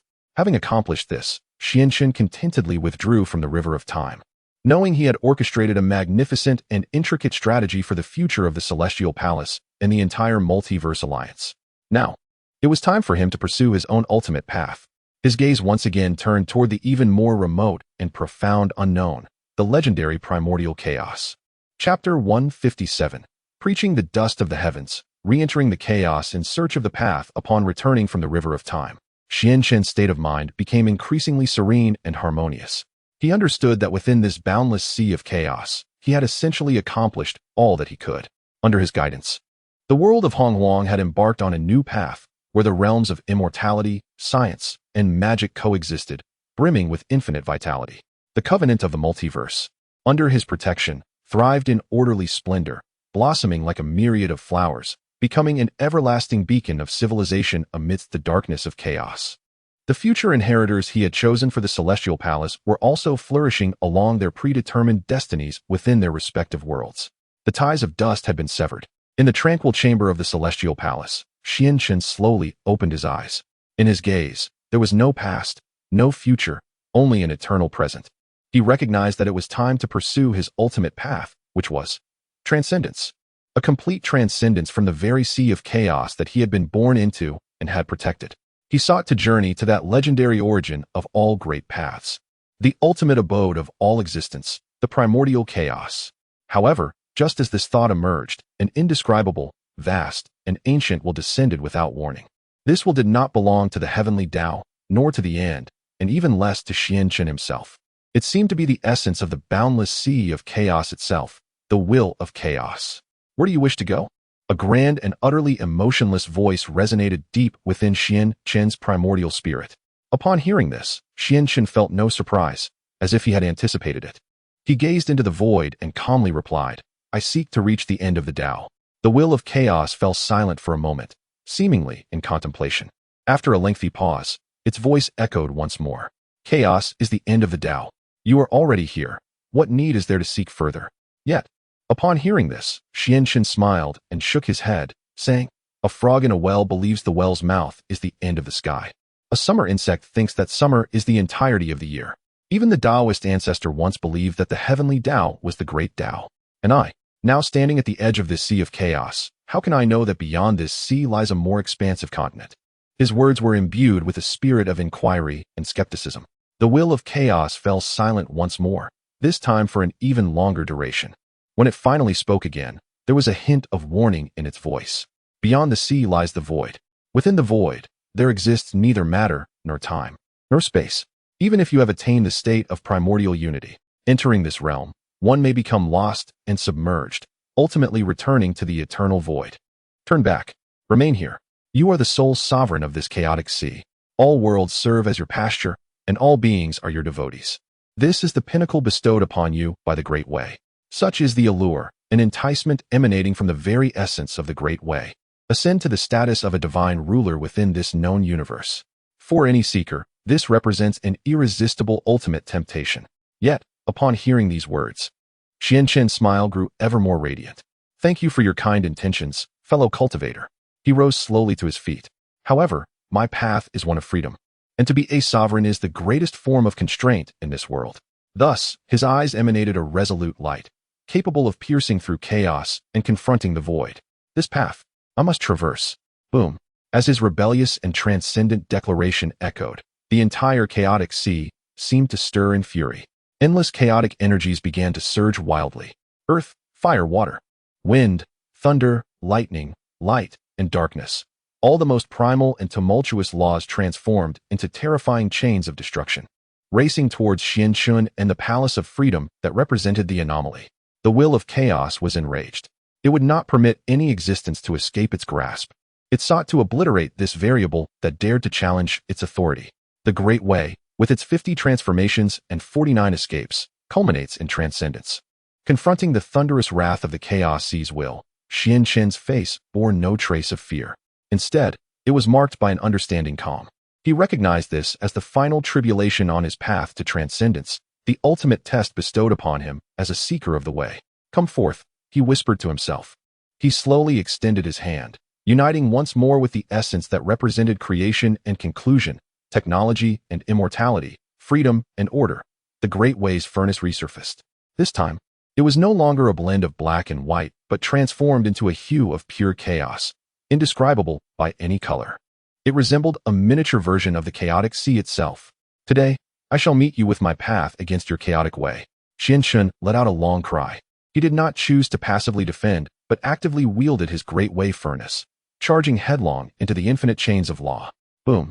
A clash unfolded that transcended the capacity of any language to encapsulate, a cataclysmic encounter that erupted at the core of the sea of chaos. This was no longer a conflict between beings, but rather a profound confrontation between paths. The newly born path of freedom and the ancient path of chaos engaged in a monumental struggle of the Grand Dao. This great contention persisted for an indeterminate span of time, perhaps a millennium, or perhaps eons, or maybe just a fleeting moment. When all settled into silence, the once tumultuous sea of chaos restored its tranquility. The infinite chains of law had long since dissipated, yet Xianchun remained, suspended in stillness. His ordinary azure robe remained untouched by dust, though a hint of weariness flickered upon his usually serene visage. Opposite him, the resounding voice representing the will of chaos emerged, infused with an unprecedented frailty and bewilderment. Why does your path surpass mine? Xianchun gazed into the void and offered a gentle smile as he slowly articulated his response. My friend, you are mistaken. My path does not eclipse yours. We are, in essence, of the same origin. It is merely he paused, then spoke with a measured cadence. The Tao encompasses 50, and the heavenly transformations 49, with one concealed. You embody the 49, representing existence and order, while I am the one that has been obscured, symbolizing variability and possibility. The 49 is tangible and finite, whereas the one is intangible and boundless. This is the singular distinction between us. Having imparted his insight, he ceased further explanation and, addressing the void, performed a gesture of respect akin to that of equals. My friend, I must take my leave. With those words, his form transmuted into a thought more pure than light, swifter than thought itself, resolutely propelling towards the terminus of the sea of chaos, a realm that even the will of chaos regarded with trepidation, an absolute void. After a prolonged silence, the chaotic will ultimately surrendered to a sigh, a sound echoing with the release of a long-held obsession. It did not seek to impede further. Within the void, Xianchun's thought traversed freely. Indeed, as the chaotic will had proclaimed, there existed neither time nor space, neither matter nor law. What persisted was an eternal and pristine nothingness. Any entity entering this realm would be assimilated by this void, ultimately fading into oblivion. Yet, Xianchun's thought remained an exception. Because his path of transcendence is fundamentally rooted in the essence of the true self, his authentic self does not rely on any external entities. It is independent of time, space, matter, and even the laws themselves. He embodies absolute unity. He is the singular variable. It is uncertain how long he traversed through this void.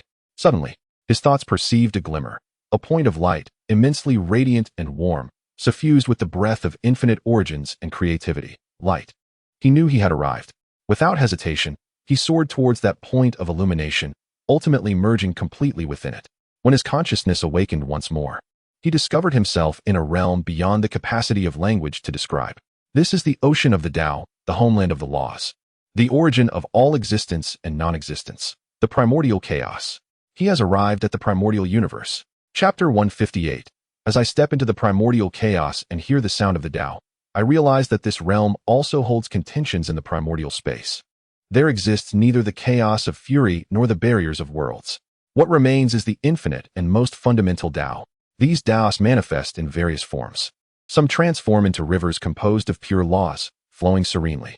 Others coalesce into majestic mountains formed from crystallized principles, standing tall and proud. Yet others dissipate into wisps of resplendent primordial purple energy, suffusing every inch of space as if it were air. Upon merging with this space, Lin Chen's true self begins to greedily absorb the surrounding primordial purple energy, reshaping his very being. Tao body. This process is remarkably smooth. In just a few short days, a Tao body, far more powerful and perfect than his previous primordial form, takes shape.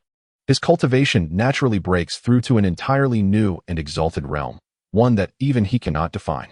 If he were previously the supreme being of the primordial Great Luo, the sovereign of the Chaos Sea, then perhaps he can now be referred to as the Lord of the Primordial.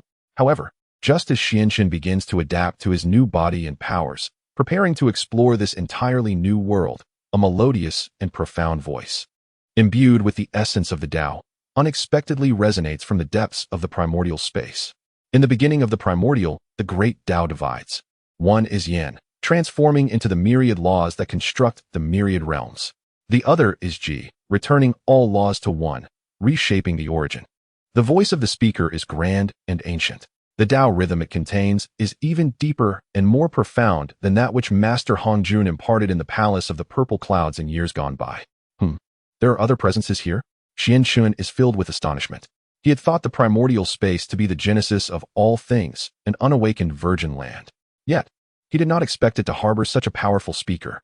He dares not delay, immediately retracting all his aura, quietly following the source of the voice.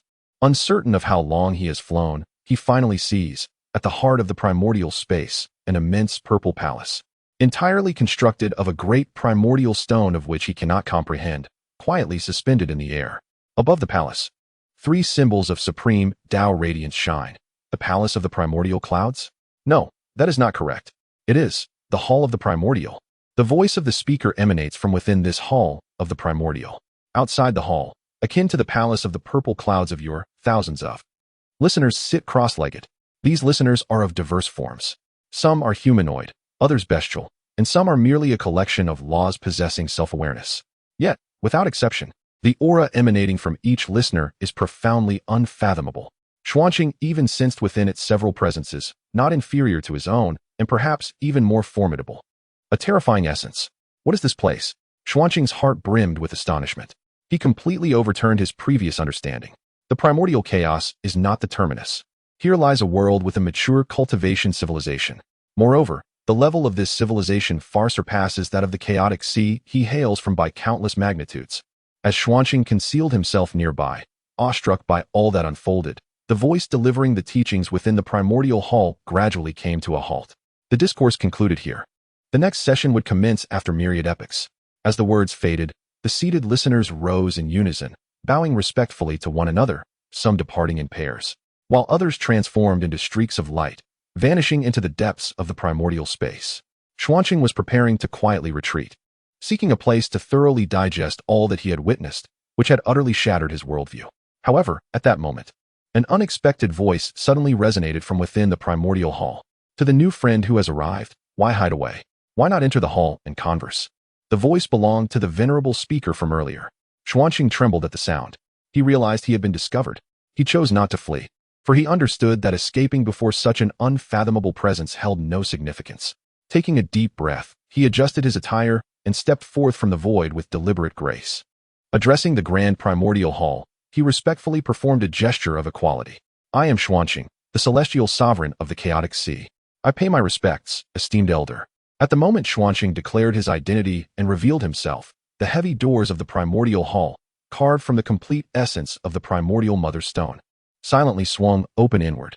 A wave of primordial purple energy, purer and denser than that outside the hall by countless times, rushed towards him. Merely inhaling it, Xuanqing felt his recently formed primordial Tao body solidify further. Friend, please enter. The aged and serene voice resonated once more from within the hall. Xuanqing's heart settled, knowing the other harbored no malice. He no longer hesitated, taking a step forward and confidently entering this hall, which symbolized the highest authority within the entire primordial space. The interior of the hall was unexpectedly simple. There were no ornate beams or resplendent decorations. Instead, it resembled an endless expanse of purple starry sky. Countless stars, coalesced from the most fundamental Dao laws, slowly revolved within, perpetually manifesting and vanishing. At the very center of that celestial expanse, upon a cloud bed crafted from the same purple primordial stone, an elderly figure adorned in a violet robe, with white hair and beard, bore a striking resemblance to the venerable Hongjun, yet his aura was imbued with a more profound antiquity, a more primal essence. He gazed upon Xianxun with a gentle smile. In that moment, upon beholding this elder, Xianxun experienced a profound bewilderment. It felt as though he was not merely in the presence of a being, but rather the entirety of the Hongmeng space itself, an amalgamation of all paths. Junior Xianxun pays his respects to the Dao Master. A fitting title instantly emerged in his mind as he reverently bowed to the elder before him, aware that this figure was the true embodiment of the Dao, the undisputed sovereign of the Hongmeng realm. The elder in the violet robe, upon witnessing this gesture, smiled and waved his hand. Ah, fellow Daoist, there is no need for such formalities. At our level, distinctions of precedence and status hold no significance. We are all seekers of the Dao. It suffices for us to address each other as fellow Daoists. His voice was gentle, yet imbued with wisdom. I am Hongmeng, the first wisp of Hongmeng purple qi that has manifested in this realm, and I humbly serve as its master. Xianxun was taken aback, realizing that the elder was indeed named Hongmeng. With a mixture of awe and reverence, he seated himself upon a cushion before the elder. May I inquire, Dao Master, what is your summons for me? He asked tentatively. Hongmeng Dao Master regarded him with eyes that seemed to encompass the birth and demise of the entire universe. Filled with approval. Summons is perhaps too grand a term, he replied with a smile. I have merely sat here in solitude for an unfathomable number of epochs, and it is the first time I have encountered a being capable of transcending from the chaos sea below through sheer will. Your path of freedom does not cling to any world, seeking only the true self. It is truly remarkable, worthy of admiration even from me. Xianxun felt a growing sense of caution at these words. Senior, you flatter me. I am merely a product of fortunate circumstances. Ah, how can there be so many fortunate coincidences in this world? Hongmeng Dao Master shook his head. Fellow Daoist, there is no need for anxiety. I harbor no malice towards you. After a pause, he continued, I have called you here simply to impart some truths regarding this Hongmeng. Please, enlighten me, Senior. Xianxun listened intently. Hongmeng Dao Master spoke slowly. Do you believe that this Hongmeng space is the ultimate destination of all worlds? Xianxun nodded. Incorrect. Hongmeng Dao Master countered, shaking his head. This is not an end, but rather, a new beginning. How so? Xianxun inquired. Hongmeng Dao Master explained. Do you know how the chaos sea from which you emerged came into existence? Is it not the natural evolution of the great Dao? Yes, and yet it is not. The Lord of Hongmeng proclaimed, the chaos sea serves as the nursery of the great Dao. We, the beings of the Hongmeng space, are the sours. What? Xianxun was utterly astounded upon hearing this. The Lord of Hongmeng continued, although the Hongmeng space is the origin of myriad paths, it remains inherently incomplete. It possesses principle but lacks form, holds laws yet is devoid of substance. Thus, at intervals of countless epochs, we transform our insights into the great Dao into Dao seeds and sow them into the void below. These Dao seeds will naturally evolve within the void, absorbing energy until they ultimately manifest as vast expanses of chaos sea. Within this chaos sea, worlds akin to the primordial will be birthed. These worlds will undergo diverse evolutions according to the Dao seeds we initially scattered. Some will evolve into immortal paths, others into technology, and still others into magic. We, in turn, validate our own Dao by observing the birth and extinction of these worlds, while simultaneously drawing new insights into the great Dao from those fruits that manage to transcend, such as yourself, to remedy our own deficiencies. This, then, is the true nature of the entire Hongmeng chaos system. The words of the Lord of Hongmeng resonated like the thunder of creation, completely overturning Xuanqing's understanding of the world. He could scarcely fathom that everything he had experienced, from the primordial to the chaos, was merely an experiment conducted by these higher beings of Hongmeng. Chapter 159. The primordial chaos is also a battlefield. The struggle for the great Dao never ceases. After a moment of shock and disorientation, Xianxun quickly regained his composure. After all, he was the carefree celestial sovereign who had already attained the Dao of primordial unity. His determination was as steadfast as a mountain, impervious to the ravages of time. He gazed at the smiling figure of the primordial Dao master before him, who seemed to be recounting a trivial matter, yet within him surged a profound chill. So it is. Xuanzhen's voice betrayed no emotion. Thus, I, along with the entirety of the chaos I inhabit, are nothing more than experimental subjects of the esteemed Dao master. Upon hearing this, the primordial Dao master shook his head. Dear friend, such words are misguided, he replied. We are not merely my experimental subjects, but rather, all of us. With a gentle wave of his sleeve, the scenery of the primordial hall shifted once more. Xianshun beheld that deep within the starry expanse composed of the laws of the great Dao, several magnificent palaces, comparable in aura to the primordial hall, floated in the void. Some of these palaces were entirely obsidian, exuding a pure essence of destruction and finality. Others were constructed from countless gears and codes, brimming with cold order and logic. Still others were entirely formed from faith and light, both sacred and majestic. This is. Xuanzhen's pupils dilated in shock. The primordial Dao master slowly elucidated. The primordial space is not solely inhabited by me. Here, various Dao lineages and factions coexist. The path I traverse is one of evolution and balance. Thus, the Dao seeds I sow often evolve into worlds like Hongjun, where myriad flowers bloom. Conversely, that friend residing in the endless demonic palace follows the path of termination and return to the void. The Dao seeds he sows manifest as the endless demon Lord you encountered earlier, whose purpose is to validate his great Dao through destruction. And then there is the logic sovereign of the mechanical temple, the faith sovereign of Heavenly Mountain.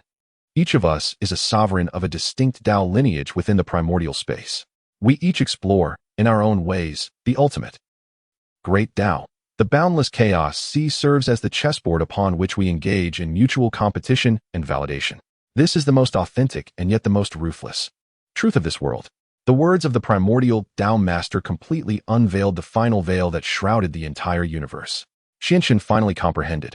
The so-called endpoint has never existed. What remains is merely an ever more grand and merciless battlefield. From the internal strife of the primordial realms, to the chaotic battle between the Dao and the demonic forces, and then to the grand conflict of the Hongmeng, the struggle has never ceased. Indeed, it shall never cease. At that moment, Xianshun gazed at the Hongmeng Dao master and posed the most pivotal question. What do you perceive in your eyes? The Hongmeng Dao master regarded him, a flicker of complex emotions flashing through his ancient eyes. There was admiration, apprehension, and above all, an unmistakable expectation. You are unlike any other. He spoke slowly. You are the first, a Dao seed that does not belong to either of our factions, yet you have transcended through your own merit. An anomaly. Your Dao of freedom encompasses both transformation and termination. It embodies both idealism and materialism. Your path is quite diverse. Yet, it is equally complete. I perceive in you a brand new potential, a possibility that may, perhaps, bring an end to this endless struggle for the Dao. The Hongmeng Dao master looked at Xianshun, for the first time speaking with an unprecedented solemnity. Xianshun, my friend in the Dao, I wish to propose a transaction with you. No, perhaps it should be termed an investment. I am willing to share with you a portion of my authority over the transformation Dao. This will assist you in establishing your own palace of freedom within this Hongmeng realm, enabling you to become, on this grand chessboard of Hongmeng, the next player after us. All I require is. A glimmer of wisdom sparkled in his eyes. When you, in the future, truly ascend to the summit of the Dao, you may lend me a hand. Chapter 160. The Alliance of the Dao in the Primordial Hall.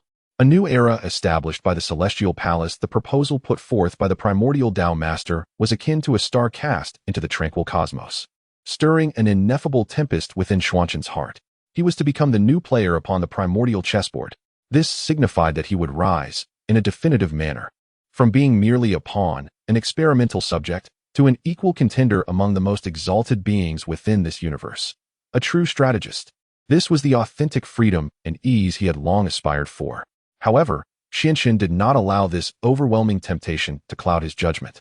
His resolve was forged through countless tribulations, unyielding and steadfast. He gazed at the primordial Dao master before him, whose eyes brimmed with sincerity and expectation, and calmly inquired, Esteemed Dao master, why me?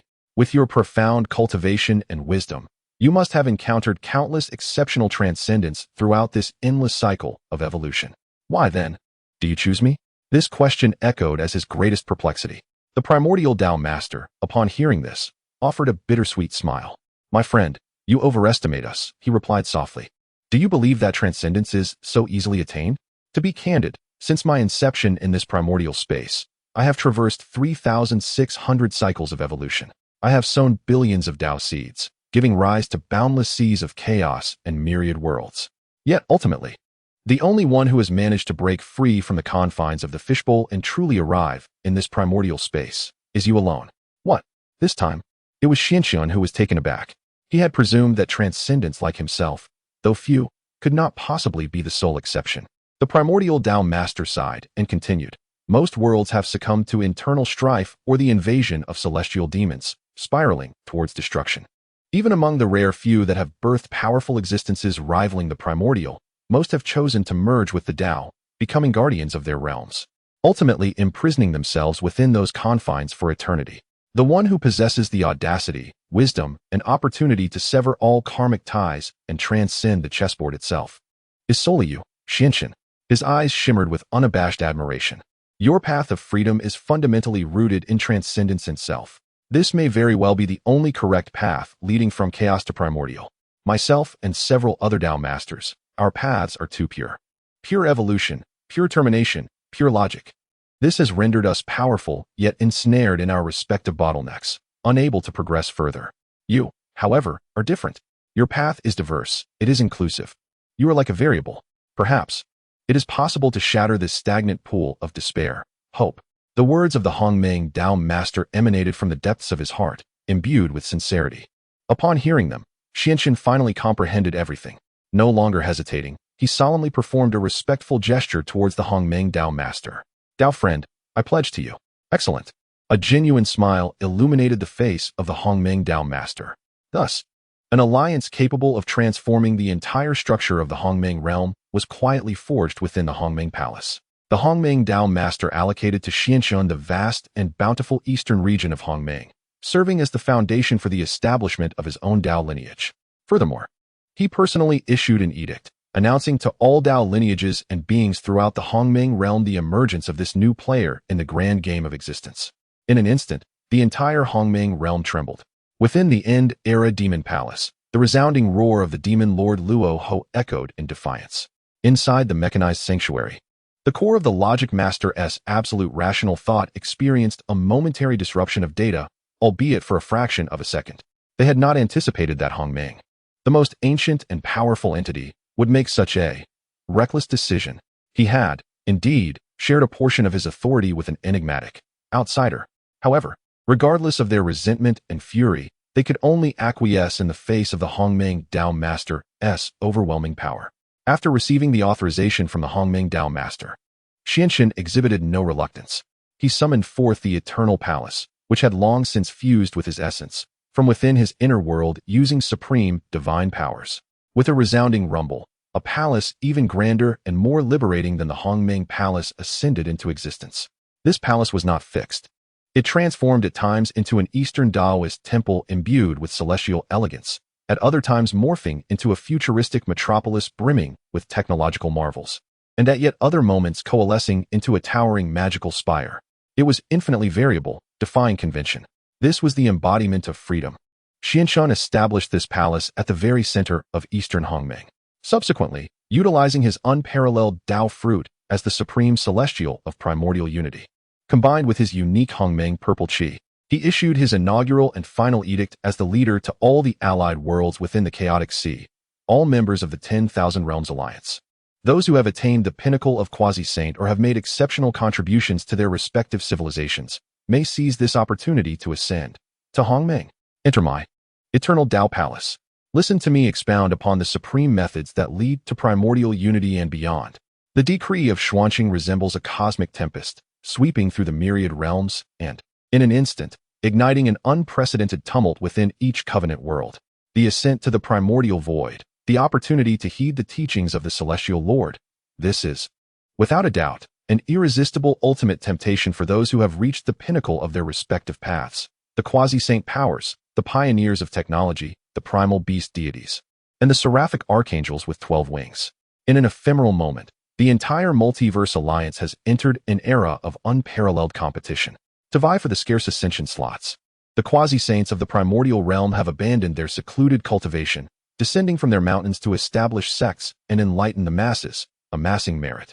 The scientists of Earth have unleashed an unprecedented surge of creativity, iterating the curvature engine thousands of times, while the artificial intelligence, Pangu, has even evolved a nascent self-awareness. The primal world has transcended its former inclination towards conflict. They are now engaged in the study of formations and collaboration, collectively safeguarding the peace of their realm. The realms of gods and demons, heaven and hell, have, for the first time in history, entered into a truce. Their shared objective has transformed into how to convert the power of faith into a positive energy capable of propelling the advancement of civilization. The entire alliance is imbued with a vibrant, upwardly striving atmosphere. Meanwhile, in the realms below, as fervent efforts are made for the coveted ascension spots, the Zixiao Palace has welcomed its first cohort of ascendants who have passed Xuanqing's trials. The Taiji Laozi of the primordial world, through the way of non-action, has cultivated the human teaching into the foremost philosophical school among humanity, thus achieving immeasurable merit and becoming the first to attain ascension eligibility. The Tongtian master, after sealing himself away, reflected deeply and established a new sword path, emphasizing that the sword is not a weapon of harm but a means of protection, and has received recognition in kind. The Yuan Shi Tianzun, unable to lower his saintly visage, remains in the Yushu Palace, brooding and declining ascension.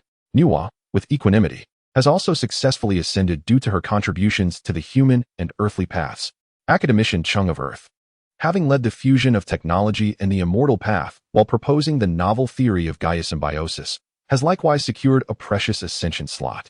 In the primal realm, the seemingly simplest-minded Golden Baiman King, through his decade-long reign as the most beloved contestant in the chaotic Colosseum and his diligent maintenance of order within it, has accumulated the faith of countless fans, inadvertently meeting the criteria for ascension. Soon, within the Zixiao Palace, an assembly of elite individuals from diverse worlds and civilizations converged. They gathered in the main hall of the palace, gazing upon Xuanqing, who sat high upon a cloud bed, his essence now harmonized with the entirety of the primordial void. In his gaze, there dwelled a profound reverence intertwined with fervor. Xuanqing beheld below him the seeds of myriad civilizations, meticulously chosen by his own hand. A gratifying smile graced his countenance as he realized that his lineage of carefree transcendence had at last acquired its inaugural cohort of genuine core disciples. He began to elucidate the supreme path that transcends the primordial chaos, directly pointing to the essence of the primordial source. The Dao is nameless and formless, yet it is also named and has form. You all embody the Dao. The convergence of your paths constitutes the Dao. Today, what I impart to you is neither technique nor method, but rather a seed capable of discerning the essence of the Dao. As for what blooms from this seed and what fruits it may bear in the future, Xuanqing's gaze swept over each disciple below, enraptured by his words. Ultimately, his vision transcended the confines of the carefree palace and pierced through the primordial chaos, as if glimpsing an endless future brimming with infinite possibilities.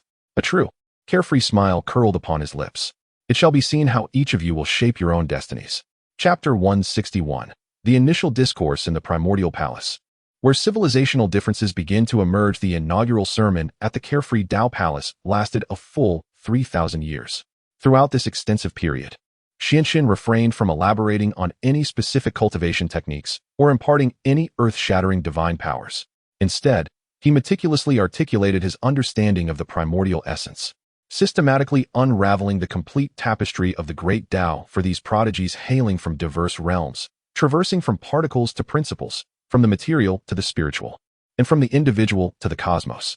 He stood as a paragon of wisdom, supplementing the most critical and foundational aspects of cosmic philosophy to students who had already attained doctoral levels in their respective fields. The audience present was equally extraordinary.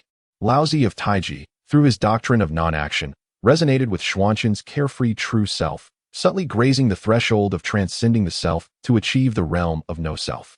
Meanwhile, the master of the celestial path amalgamated his protective sword techniques with the firewall logic safeguarding core codes within technological civilizations, culminating in the realization of an unparalleled defensive sword formation known as the law of causality barrier. Academician Chung from Earth was utterly enraptured, correlating the grand Daoic framework expounded by Xianxin with the vast technological tree in his mind. He discerned that the so-called golden elixir Dao bore remarkable similarity to the energy core of controllable nuclear fusion.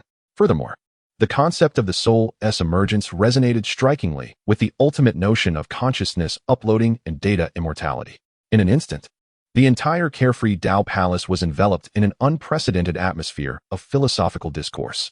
The ideas from various civilizations clashed and intertwined vigorously, igniting countless brilliant sparks of wisdom. However, as the initial novelty and excitement gradually waned, some fundamental contradictions rooted in disparate civilizations began to manifest inevitably. The first contention arose between Laozi of Taiji and academician Cheng. The catalyst was Xuanzun's mention of the essence of life, where he introduced the concepts of true spirit and reincarnation. Laozi, in sincere agreement, proclaimed that all beings possess spirit. Only those whose true spirit is not extinguished may enter the cycle of reincarnation, a profound truth of heaven and earth, an eternal great Tao. Conversely, academician Cheng rose to present an alternative perspective. Tao Master, if I may, he respectfully bowed to Xianchen and then turned to Laozi, stating, according to our earthly civilization's research, the so-called soul is fundamentally a complex consciousness collective composed of countless quantum information. It does not possess the notion of not being extinguished. With the dissolution of the physical body, these quantum information will dissipate, returning to the cosmos. The so-called reincarnation may merely be the reassembly of these fragmented pieces of information, giving birth to a new consciousness by chance. Thus, I believe life occurs but once. The so-called past lives and present existence lacks any scientific foundation. Boom. Academician Cheng's assertion of scientific materialism detonated like a heavy bomb, instantly igniting a fervor among all the celestial beings present.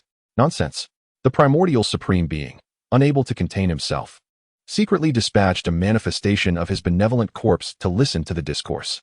He was the first to rise, furiously denouncing, true spirit is the foundation of the great way, and reincarnation is embodied by the goddess of tranquility. This is decreed by the Dao ancestor. How dare you, a mere mortal, defame the Dao in the name of science? Even the typically gentle Tongtian leader furrowed his brow in discontent. Yet, facing the overwhelming pressure from the sages, academician Cheng remained unperturbed. Adjusting his glasses, he calmly stated, truth becomes ever clearer through debate. I am merely articulating the facts observed by my civilization.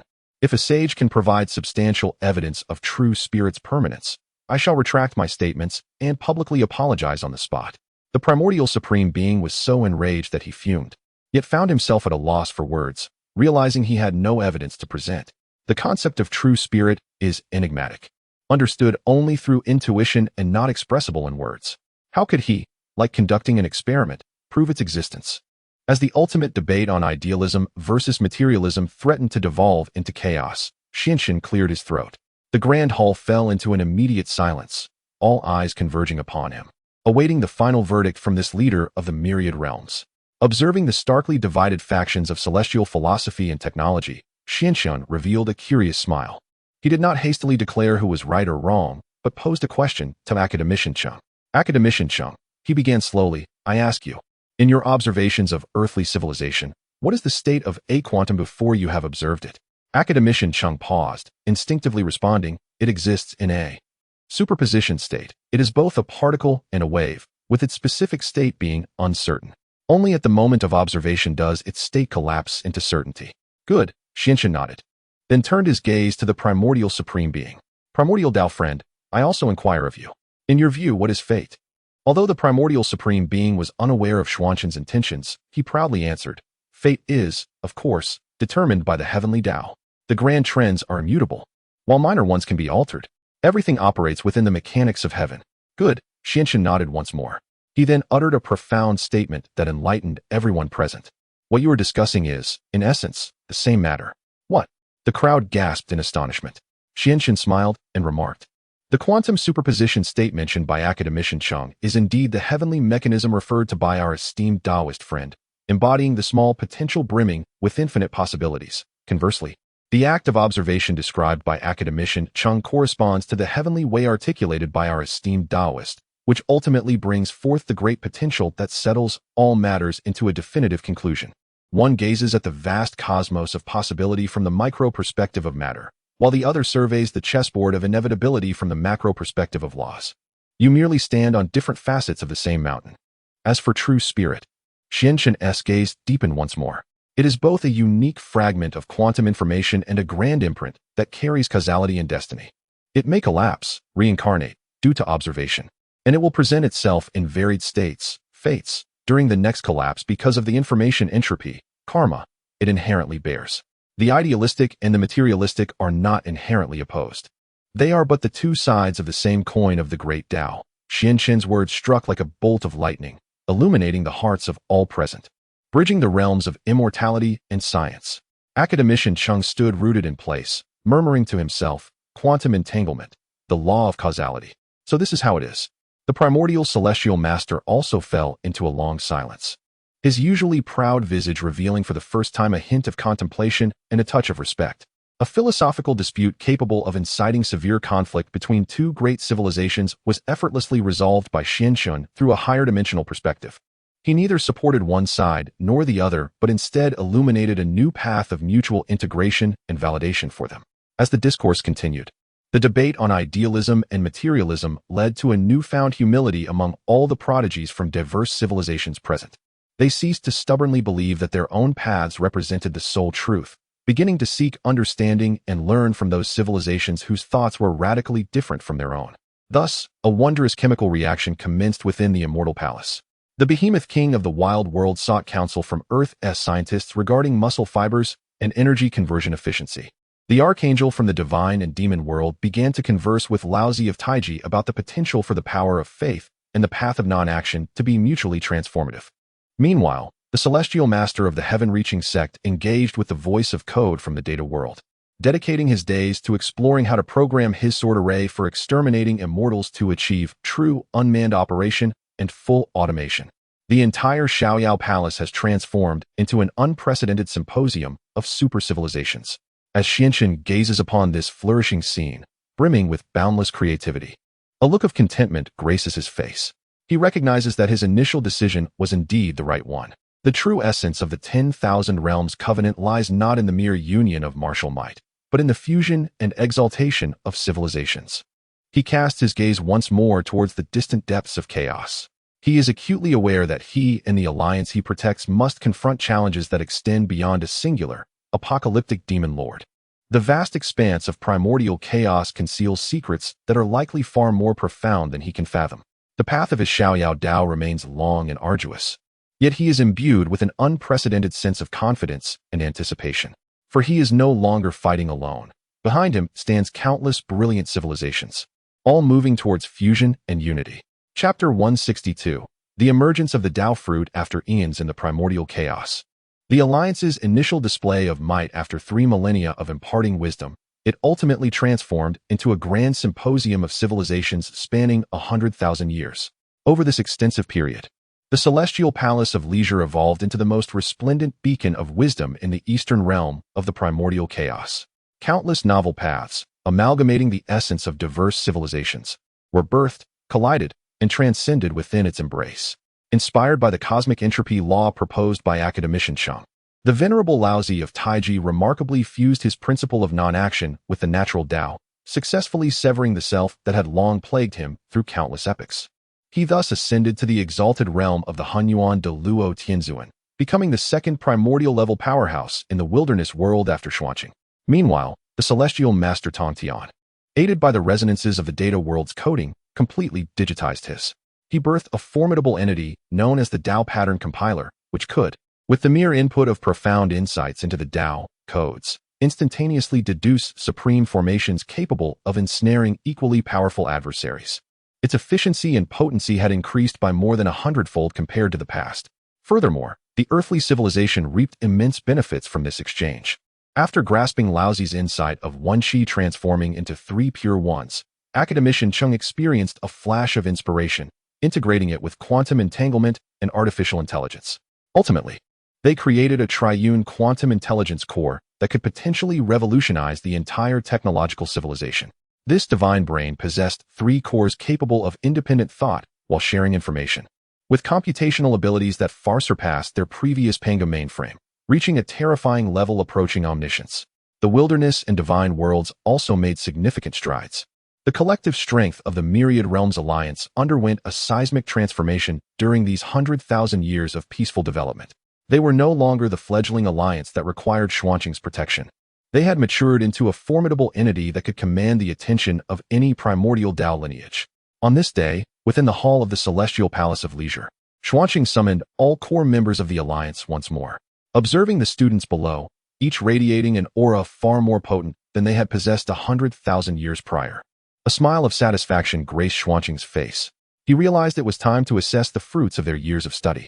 Esteemed members, his voice, though not loud, resonated clearly within each heart. The 10,000 years of discourse have propelled our civilization to unprecedented heights. Yet, mere theorizing remains superficial. The true Dao is validated through practice.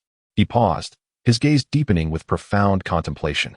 Not long ago, I received a distress signal from the chaotic sea exploration team as soon as these words were uttered. The entire hall fell into an instant silence. In the eyes of all present, a flicker of a flame named the spirit of battle ignited. They had awaited this day for far too long.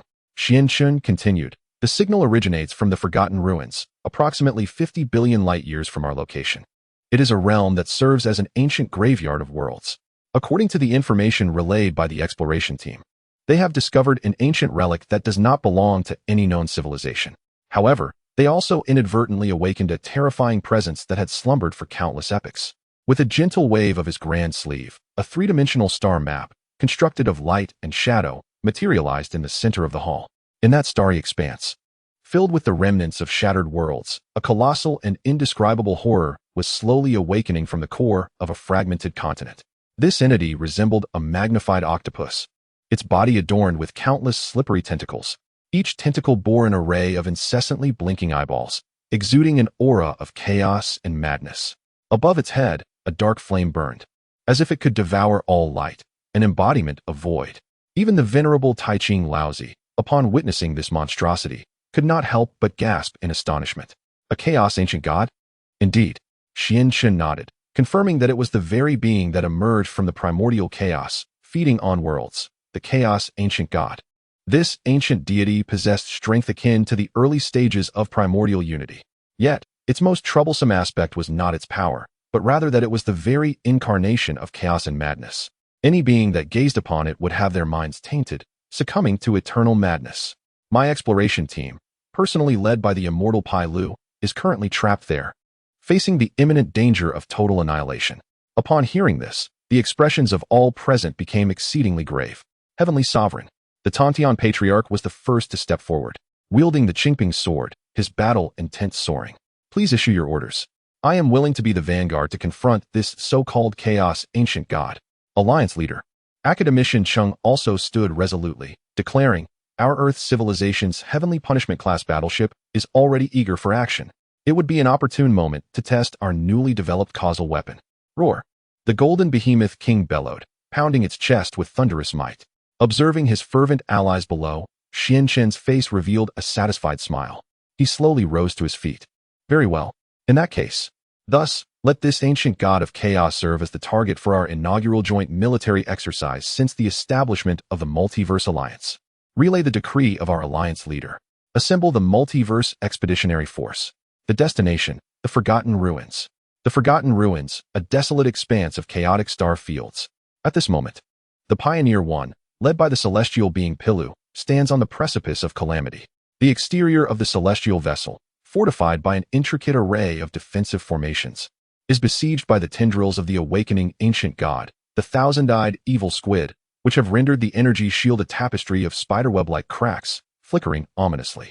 Inside the vessel, chaos reigns. Many disciples of the carefree palace, possessing weaker cultivation, upon merely glimpsing the true form of the thousand-eyed evil squid through the light screen, succumb to madness. Their eyes aflame with crimson as they frantically lash out at their comrades. Steady yourselves. Hold your ground. Pilu, the revered protector of humanity, now pale and with a trickle of golden divine blood at the corner of his mouth, exerts his initial stage quasi-saint power to its utmost, desperately maintaining the core formation of the celestial vessel to prevent an immediate collapse. Yet, he knows that his endurance is waning. The mental pollution from the ancient god is overwhelmingly tyrannical, utterly inescapable. Just as despair threatens to engulf him, a command imbued with authority and hope resonates unexpectedly within his mind. Pilu, hold your position. Reinforcements have arrived. It is the voice of the celestial being. At the sound, Pilu's entire being trembles. Instantly, a flicker of hope ignites within his eyes. Summoning the last remnants of his strength, he roars into the void. Brothers, the reinforcements from the celestial being have arrived. Hold your ground. Meanwhile, at the edge of the forgotten ruins, the fabric of space ripples violently like water disturbed. Following this, a colossal warship, larger than the stars themselves, crafted from an unknown black alloy and adorned with countless glowing blue data runes, emerges slowly from the spatial undulations. It is the Pangu, the ultimate war fortress forged by Earth's civilization through the entirety of its collective might and the fusion of celestial weapon crafting techniques. Behind the Pangu, thousands of uniquely designed celestial vessels and magical mechs follow suit. A multiverse expeditionary force, composed of diverse civilizations, has officially descended. Target locked. The ancient god. The thousand-eyed evil squid. The cataclysmic main cannon begins charging. Inwa series. Gene-targeted missiles. Prepare for launch. On the bridge of the Pangu, academician Cheng, gazing at the star chart depicting the colossal ancient god emanating an aura of endless chaos, wears a countenance both icy and fervently passionate, characteristic of a true scientist. Fire. At his command, the battle commences. A beam of pure white light, more radiant than the sun and robust enough to pierce through an entire world, erupted instantaneously from the main cannon of the Pangu. Within that beam resided not merely energy, but highly compressed causality. Those struck by this weapon of causal law would find their existence forcibly erased from the realm of effects. Boom. The beam disregarded the distance of space and instantaneously struck the massive tentacle of the thousand-eyed evil octopus, which was still flaunting its might. A shriek, so piercing that no words could adequately convey its horror, reverberated throughout the chaos. The colossal tentacle of the ancient deity began to vanish inch by inch from its tip the moment it was hit by the beam, as if it had never existed at all. This was the most terrifying monstrosity born from the fusion of technology and celestial arts. However, the thousand-eyed evil octopus was indeed a primordial chaos deity. Its vitality was tenacious beyond measure. Though it suffered immense pain from the loss of a tentacle, it was equally incensed. Thousands of its eyes, brimming with madness and chaos, turned in unison toward the Pangu, the ship that had just ambushed it. Buzz. Thousands of chaotic divine lights, imbued with spiritual corruption, surged forth like a rain of lasers toward the Pangu and the expedition fleet behind it. Humph. Mere trifles. At that moment, a cold snort echoed from the rear of the fleet. The Taiji master, having appeared at the forefront of the fleet unbeknownst to anyone, casually waved his sleeve. A clearly defined Taiji diagram unfolded, enveloping the entire expedition fleet within its protective embrace. Those chaotic divine lights, capable of driving even the most powerful beings to madness, met the Taiji diagram and dissipated without stirring a single ripple, as if a cow had sunk into the sea. Tranquility and non-action, impervious to all laws, the Taiji master remarked lightly. Meanwhile, the celestial teacher was direct in his approach. He summoned his Dao pattern compiler and input the chaotic law data recently collected from the thousand-eyed evil octopus. In mere moments, a new sword formation, specifically designed to counter the octopus and imbued with order and protection, was derived. Go. The celestial teacher pointed forward as if directing a sword. Countless ethereal sword images erupted from the thousands of celestial ships behind him, forming an extraordinarily profound sword formation that ensnared the enormous thousand-eyed evil octopus in return. Technology led the offense. Celestial arts focused on defense. The formation commanded control. The first joint operation of the Multiverse Expeditionary Army showcased a cooperation that could only be described as flawless. On that side, the once invincible ancient deity of chaos unexpectedly found itself, in an instant, ensnared in a predicament of passively enduring blows. Chapter 163. The cunning of the ancient god revealed. The initial manifestation of mental pollution, the formation devised by the master of the celestial path, known as the order cage, is not a lethal array but rather a confinement mechanism. Its essence lies in the application of principles of order, starkly opposed to chaos, to neutralize and suppress the innate mental pollution radiating from the ancient chaotic deity, firmly ensnaring it within a designated space. In an instant, the battlefield witnessed a dramatic reversal of fortunes. The once formidable thousand-eyed evil squid, which had previously stirred unrest throughout the forgotten abyss, now appeared as a colossal beast ensnared in a web, bound tightly by the chains of order constructed from countless ethereal sword images. Its mental onslaught, potent enough to drive even the most exalted beings to madness, was rendered as powerless as spring snow confronted by the blazing sun, swiftly dissolving and disintegrating before the order cage. Marvelous. On the bridge of the Pangu ship, Scholar Chung gazed upon this formation, a veritable work of art, his eyes gleaming with unabashed admiration and yearning. He understood that this method of programming and compiling directly from the level of cosmic laws represented the next technological breakthrough that their earthly civilization had long aspired to achieve. Fleet, heed my command. Seizing the opportunity to strike while the iron was hot, Scholar Chung decisively ordered the activation of the saturation strike protocol. All secondary cannons, fire at will. Reducing this behemoth to cosmic dust is imperative. Affirmative. With his command, thousands of uniquely designed celestial ships, arcane mechanized armors, and technologically advanced warships simultaneously directed their cannons toward the ensnared, thousand-eyed evil squid, buzzing incessantly. In the next moment, an endless torrent of radiant energy, akin to a metallic tempest sweeping through chaos, cascaded from all directions toward the immobilized ancient deity. There were runic projectiles infused with the essence of the metal principle.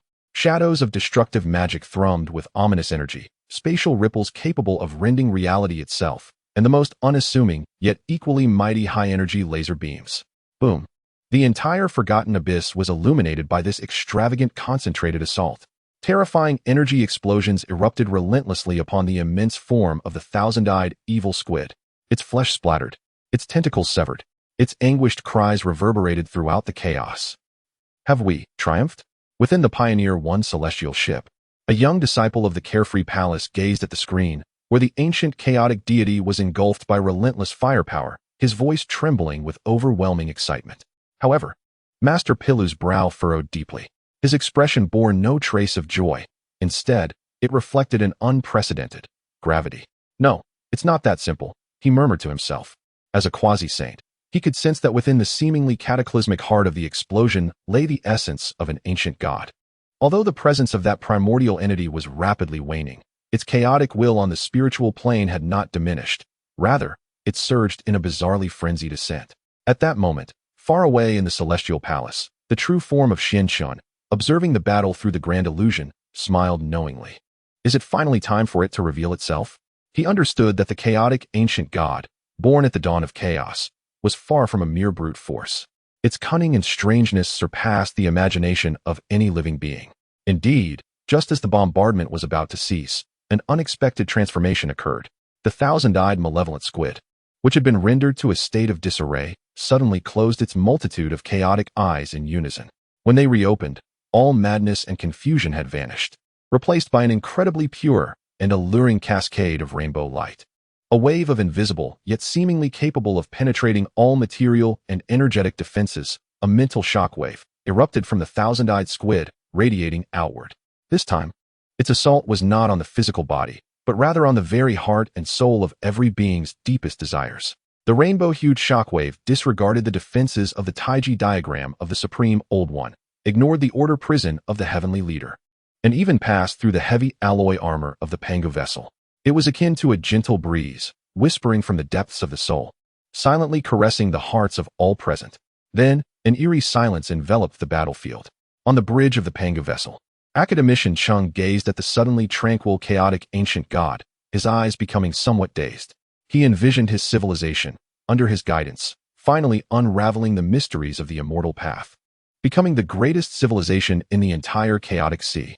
He stood atop the pinnacle of the universe, receiving the adoration of all realms. A look of rapture spreading across his face. I have succeeded. I have truly succeeded.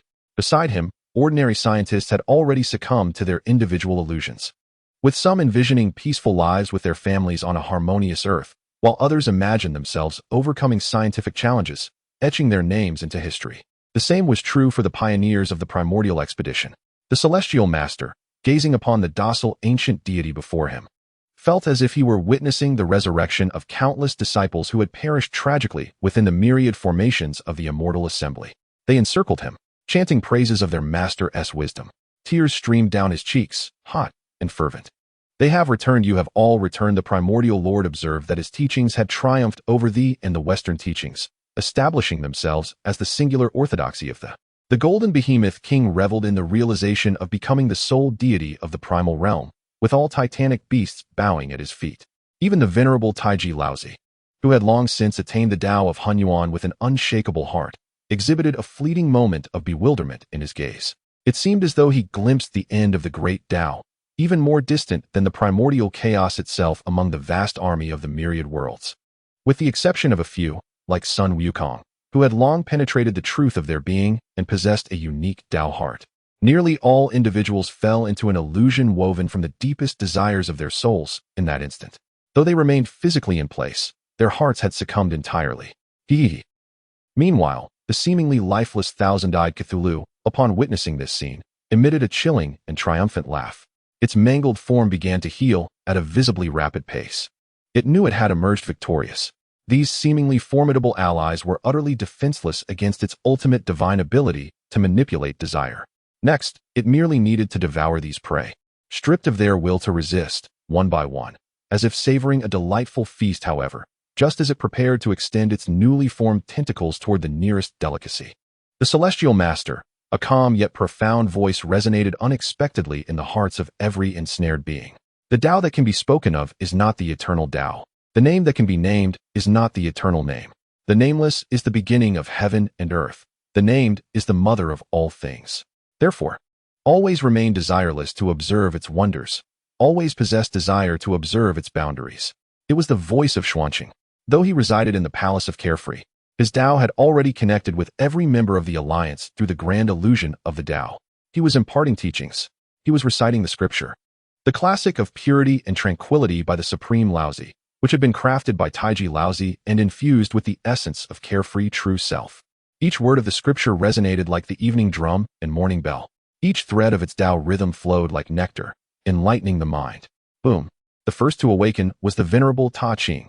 His nearly submerged primordial spirit, on the brink of oblivion, suddenly trembled. Clarity returned to his eyes. What a formidable technique of inner demons. The old sage nearly fell into its trap. He gazed at the malevolent, grinning thousand-eyed evil squid, and for the first time, genuine fury ignited within him. Following him, the celestial teacher, the primordial supreme being, and Scholar Chang. One by one, the resolute leaders of their sects broke free from the illusion. Their faces were etched with dread and boundless wrath. They had been toyed with by a mere beast. Abominable creature, you seek your demise, the celestial teacher roared, and the order guarding sword formation he had just devised erupted with blinding radiance. Countless chains of order became even more solid and robust, ensnaring the thousand-eyed evil squid with unyielding strength. This time, it was a true binding. Scholar Chang, without hesitation, issued a cold command to the now fully recharged heavenly punishment cannon. Target locked. Enemy's mental core. Fire. No. The thousand-eyed evil squid emitted the most terror-stricken wail of its existence. It could never have anticipated that these prey, having seemingly plunged into the abyss of desire, would collectively awaken in an instant. This defies logic. This is no sorcery. This is certainly not the path of cultivation. Chapter 164. The Fall of the Ancient Deity and the Earthquake of Ruins, Secrets Hidden in the Depths. The weapon of causality is activated once more.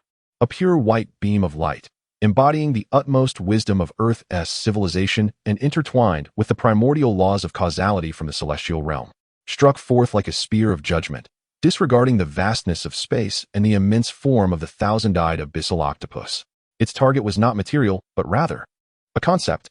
The beam struck with unparalleled precision, targeting the most core and fragile essence of spirit concealed within the abyssal entity. With a soft sound akin to the tearing of a soul, the once mighty and chaotic ancient deity, reveling in the manipulation of sentient hearts, witnessed its myriad eyes, filled with allure and chaos, simultaneously lose all their brilliance. Following this, its colossal body, reminiscent of a mountain, began to crumble from within, like a sand sculpture stripped of all support, disintegrating inch by inch. There was no explosion, no wailing, only a silent yet profoundly shocking collapse of concept. A generation's worth of the primordial chaos deity was thus utterly erased from the fabric of existence, leaving behind not even a trace of true spirit that could enter the cycle of reincarnation. The entire chaotic battlefield fell into a profound silence once more. All members of the myriad realms expeditionary force, recently awakened from their illusions, gazed upon this miraculous scene with hearts full of trepidation for having survived and a deep reverence for the terrifying power of technological celestial methods. Is this truly the end? On the bridge of the Pangu, a young scientist stared at the star map where the ancient deity's signal had completely vanished, his voice laden with disbelief. Academician Chung exhaled a long breath of relief, his eyes shimmering with the light of insight. He understood that they had emerged victorious, yet the victory was hard-won. Had it not been for the timely intervention of their ally, far away in the Celestial Palace, who awakened them with supreme celestial sound, they might have already become a meal within the ancient deity's belly. We still have a long way to go. He glanced at the equally shaken Laozi of Taching and the master of Tongtian beside him, for the first time gaining a profound understanding of the essence of the Dao heart. Technology could bestow upon them the power to annihilate worlds, but only an indomitable heart could truly wield such strength. We have won. We have triumphed.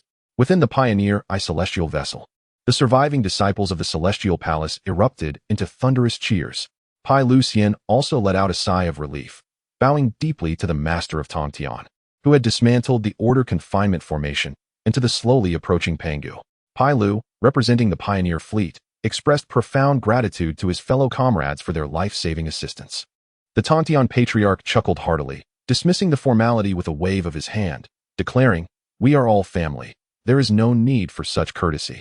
Thus, the inaugural joint military exercise, destined to be etched into the annals of the 10,000 Realms Covenant, concluded triumphantly. However, as everyone reveled in the glory of victory, preparing to return home, the usually reticent Ta Ching Laozu furrowed his brow, casting his gaze towards the void left behind by the dissipated thousand-eyed evil cephalopod. "Friends, please hold on." His voice, though soft, sent a chill through the hearts of all present. This matter may not yet be over. The crowd, taken aback by his words, followed his gaze. In the previously empty chaotic void, as the concept of the thousand-eyed evil cephalopod was erased, what had been concealed by its massive form was finally revealed. It was an immense pyramid, constructed entirely from an unknown, jet-black crystalline substance. This pyramid hovered silently at the heart of the forgotten ruins, its surface etched with countless mysterious totems, neither celestial runes, technological codes, nor magical inscriptions. It emanated an aura far older and more deathly than that of the thousand-eyed evil cephalopod. In comparison, the ancient ruins previously discovered by Pai Lu and his companions seemed like mere insignificant stepping stones against the grandeur of this colossal pyramid. Academician Chung gazed at the suddenly revealed monumental artifact on the star chart, his eyes brimming with unprecedented shock and fervor. It was an artifact of a long-lost, ultra-ancient civilization. Upon witnessing the pyramid, a rare gravity clouded Ta Ching Laozu's typically tranquil gaze. From this pyramid, he sensed a power that sent tremors through his very being, a force that transcended chaos and order, imbued with absolute annihilation and ultimate entropy, a breath of death. Could it be that the ancient chaotic deity was not the true master of this realm? The Tongtian patriarch, too, had shed his smile, speaking solemnly. It resembles more of a watchdog? This conjecture sent shivers down the spines of all present. A primordial chaotic deity, merely a watchdog? What terrifying existence could be concealed within this pyramid? The notion of a watchdog struck each heart like a heavy stone. The jubilation of their recent victory was swiftly overshadowed by a deeper, more profound unknown and fear. All eyes instinctively converged upon the solitary figure of Taiji Laozi, who alone remained composed amidst the turmoil. They understood that only this venerable sage, possessing the most profound Daoist mastery and the deepest lineage, might discern the underlying truths. Taiji Laozi furrowed his brow. The celestial tower above his head, exquisite in its design, emanated a myriad of mysterious energies, enveloping him in a protective cocoon. Gradually, he extended his sacred consciousness towards the ominous, obsidian pyramid that exuded a malevolent aura. However, just as his consciousness was about to make contact with the pyramid's essence, a resonating hum erupted. The ancient, enigmatic totems adorning the pyramid's surface suddenly ignited with a fierce luminescence. A surge of pure, black divine light, imbued with the will of annihilation and finality, exploded forth from the totems. Alarmed, Taiji Laozi's countenance shifted, and he instinctively attempted to withdraw his consciousness. Yet, it was too late. The black divine light, akin to a relentless parasite, coursed back along his consciousness, striking him directly. With a muffled grunt, even the illustrious Taiji Laozi, despite his profound Daoist cultivation, found himself momentarily staggered, a trace of nearly imperceptible golden holy blood escaping from the corner of his mouth. Though the injury was trivial, it was sufficient to instill terror in the hearts of all present. A sage of the highest order, of the Hunyuan de Luo Tianzun caliber, had merely sought to probe and had sustained injuries. This shattered their previous understanding. Brother, Yuanshi, Tianzuan, and Tongtian Jiaozhu rushed forward, concern etched upon their faces. Taiji Laozi waved his hand, signaling that he was unharmed, yet his expression bore an unprecedented gravity and a hint of trepidation. Such an overwhelming principle of annihilation. He rasped. The power structure of this civilization likely surpasses even that of the Lord of Finality. What? The crowd gasped in shock at his words. This place was no longer safe. Taiji Laozi decisively ordered a retreat, insisting that they report this matter to the Tianzuan, who would personally adjudicate the situation. He recognized that the secrets concealed within the pyramid far exceeded their capacity to confront. Any reckless investigation would only invite catastrophic consequences. However, just as they prepared to redirect their fleet to escape this treacherous domain, a voice, unassuming yet suffused with supreme authority, resonated in each person's ears. No need for that. I have already arrived.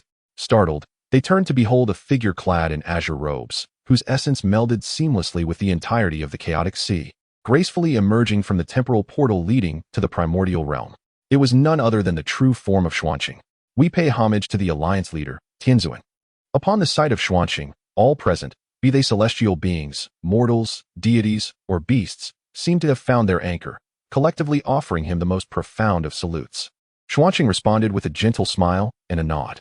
His gaze then transcended the multitude, landing directly upon the black pyramid that emanated an aura of boundless annihilation.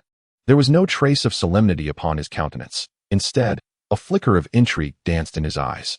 How fascinating. It appears that this chaotic sea conceals quite a number of ancient relics. With a single step, he traversed a distance of billions of light years, arriving before the Black Pyramid, a structure that even saints dared not approach lightly. He did not activate any form of defense. Rather, he calmly extended his hand, pressing it gently against the cold surface of the pyramid, which was inscribed with enigmatic totems. Buzz. As anticipated, the black light of annihilation, potent enough to retaliate against saints, erupted once more, even more ferocious than before, as if intent on completely obliterating this insignificant being that dared to profane the divine. Yet, Xuanqing merely smiled serenely. A vibrant essence of creation and hope surged through him, resonating with a powerful Dao rhythm. The overwhelming black divine light, upon contact with this azure rhythm, appeared to encounter its nemesis. It not only failed to harm Xuanqing in the slightest, but was gradually neutralized and decomposed by the azure essence, ultimately transforming into the purest chaos energy, dissipating into the void, to guard slumber with annihilation. A flicker of understanding crossed Xuanqing's eyes. The technique was commendable, yet a confident smile curved his lips. Before me, you attempt to showcase your skills?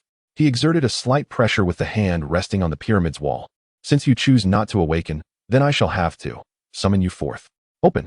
With that soft exclamation, the seemingly indestructible black pyramid, capable of withstanding saintly assaults, audibly cracked, revealing a vast fissure down its center. Chapter 165. The pyramid unveils the ancient deity, the slumbering sovereign named Entropy, as the pyramid, constructed from an unknown black crystal, slowly fissured under the seemingly casual touch of Xianchun. The entire forgotten abyss fell into a profound stillness, with all chaotic streams of energy momentarily suspended.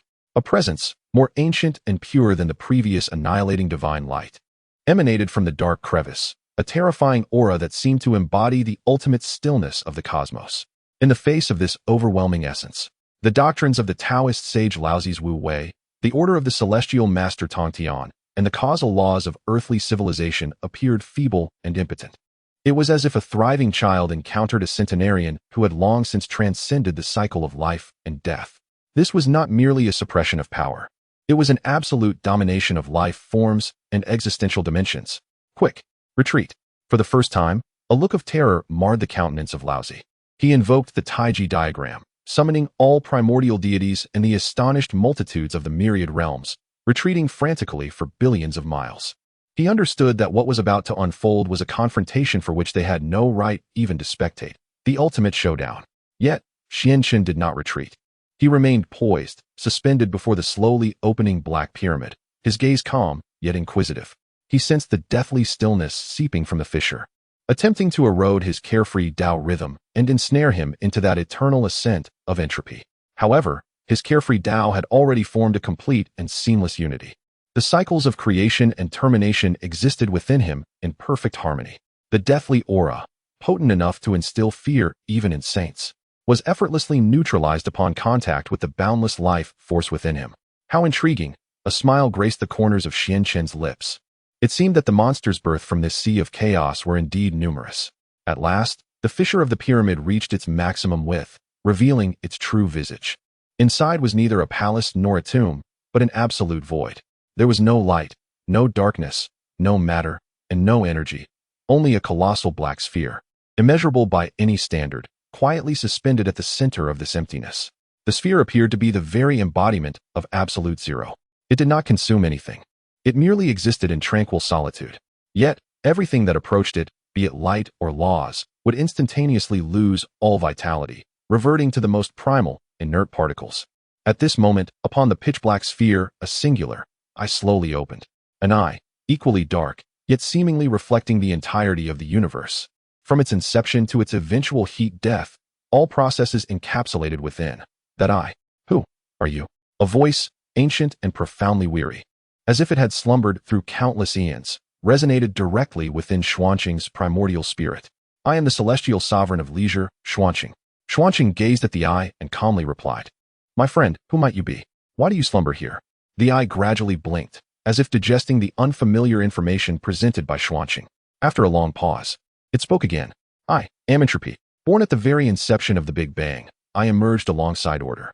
My path is to witness and propel all things from order towards disorder, ultimately returning to the eternal heat death. I am neither deity, nor demon, nor living entity. I am merely an observer and a harbinger of endings." Its words, though fragmented, carried an overwhelming weight of information that was utterly staggering. In an instant, Xuanqing comprehended. This entity, known as entropy, bore a striking resemblance to the Lord of Finality. Yet, it was far more ancient and infinitely more pure. The Lord of Finality epitomizes active destruction, while this entropy represents the universe's passive, irreversible decline. If the Lord of Finality is the executioner, then entropy is the exalted principle of death itself. Why, then, do you slumber here? Xuanqing inquired once more. A hint of human-like confusion flickered in entropy's gaze. I do not know. I only remember that at the end of the previous eon, I was observing a civilization known as the primordial ones as it approached its demise. Yet, just as they were about to succumb to annihilation, they seemingly performed an act that I cannot comprehend. They condensed the existential information of their entire civilization into a seed. Then, that seed exploded, and thereafter, I fell into slumber. Until today, when you awakened me. The primordial ones? A seed? A greater tumult surged within Xuanqing's mind. He keenly seized upon these two pivotal terms. A strong premonition stirred within him. It seemed he was on the verge of uncovering a secret even more ancient and central than that of the Lord of Finality. What manner of seed? Xuanqing pressed further. The great, singular eye of entropy slowly blinked once more. In its depths, a flicker of memory intertwined with profound trepidation emerged. It harbored a seed, brimming with hope and uncertainty. The force unleashed by its explosion was not one of destruction, but rather of creation. It violently ruptured the path of nihilistic perfection that I had nearly attained, leaving an irreparable chasm. Consequently, I sustained injuries to my very essence, compelling me to construct the palace of annihilation in this realm, where I would succumb to an extended slumber to mend myself. Upon hearing this, a bolt of lightning surged through Xuanqing's mind. In an instant, he connected all the dots. The eternal flame, he exclaimed in astonishment. That flame, a vestige of civilization, delivered to him at great peril by the elven princess. It too was imbued with the essence of creation and hope. Surely, it was the seed that entropy spoke of. How enlightening! How enlightening! Lin Chen finally comprehended everything. That long-lost magical civilization was not merely ordinary. They were likely the primal beings referred to by entropy. At the twilight of their civilization, they did not choose to await their demise passively. Instead, they opted for a most heroic course of action, condensing the entire civilization's hope into a seed, self-destructively delivering a blow to the Grim Reaper. This seed, symbolizing hope, was cast into the boundless unknown. Ultimately, after countless epochs, it fortuitously found its way into his hands. This was a grand strategy laid out across infinite ages by a once great civilization now lost to time. And he, unknowingly, had become the heir to this game. But what of that chaotic ancient deity? Lin Chen suppressed his astonishment and continued to inquire. Entropy replied, "It is a parasite naturally drawn to me by the dissipating aura of annihilation during my slumber. It feigns guardianship over my rest, all the while greedily siphoning my essence. Had you not eradicated it today, in a few more epochs, it might have completely usurped my existence." A note of relief tinged its voice. Xianxin, upon hearing this, fell utterly silent. He had never imagined that his involvement in this joint military exercise would inadvertently unveil such a momentous ancient secret. He gazed at the figure before him, an ancient and formidable sovereign of annihilation, whose intellect seemed somewhat naive. In his heart, a thought suddenly emerged, bolder and more audacious than the prior endeavor of subduing the Endbringer. He gazed at Entropy, a faint smile gracing his lips as he spoke softly. "My friend, would you care to witness the very seed that once inflicted such grievous wounds upon you?" "What?" The colossal eye of Entropy widened in astonishment, brimming with disbelief. Xianxin refrained from further words. With a mere flicker of his mind, a gentle azure flame, teeming with boundless creativity and hope, began to rise gracefully from his palm. This was the eternal flame, which he had long since refined and woven into his own path of transcendence. This is. In that instant, upon beholding the flame, Entropy's essence, forged from absolute annihilation, began to tremble violently. It was terror, born from the absolute restraint of the primordial source. And no, it cannot be. How could it be in your hands? Xianxin observed it, his smile deepening into an inscrutable enigma. "My friend, are you now willing to sit down and engage in a meaningful discourse? A conversation regarding the potential coexistence of annihilation and transcendence?"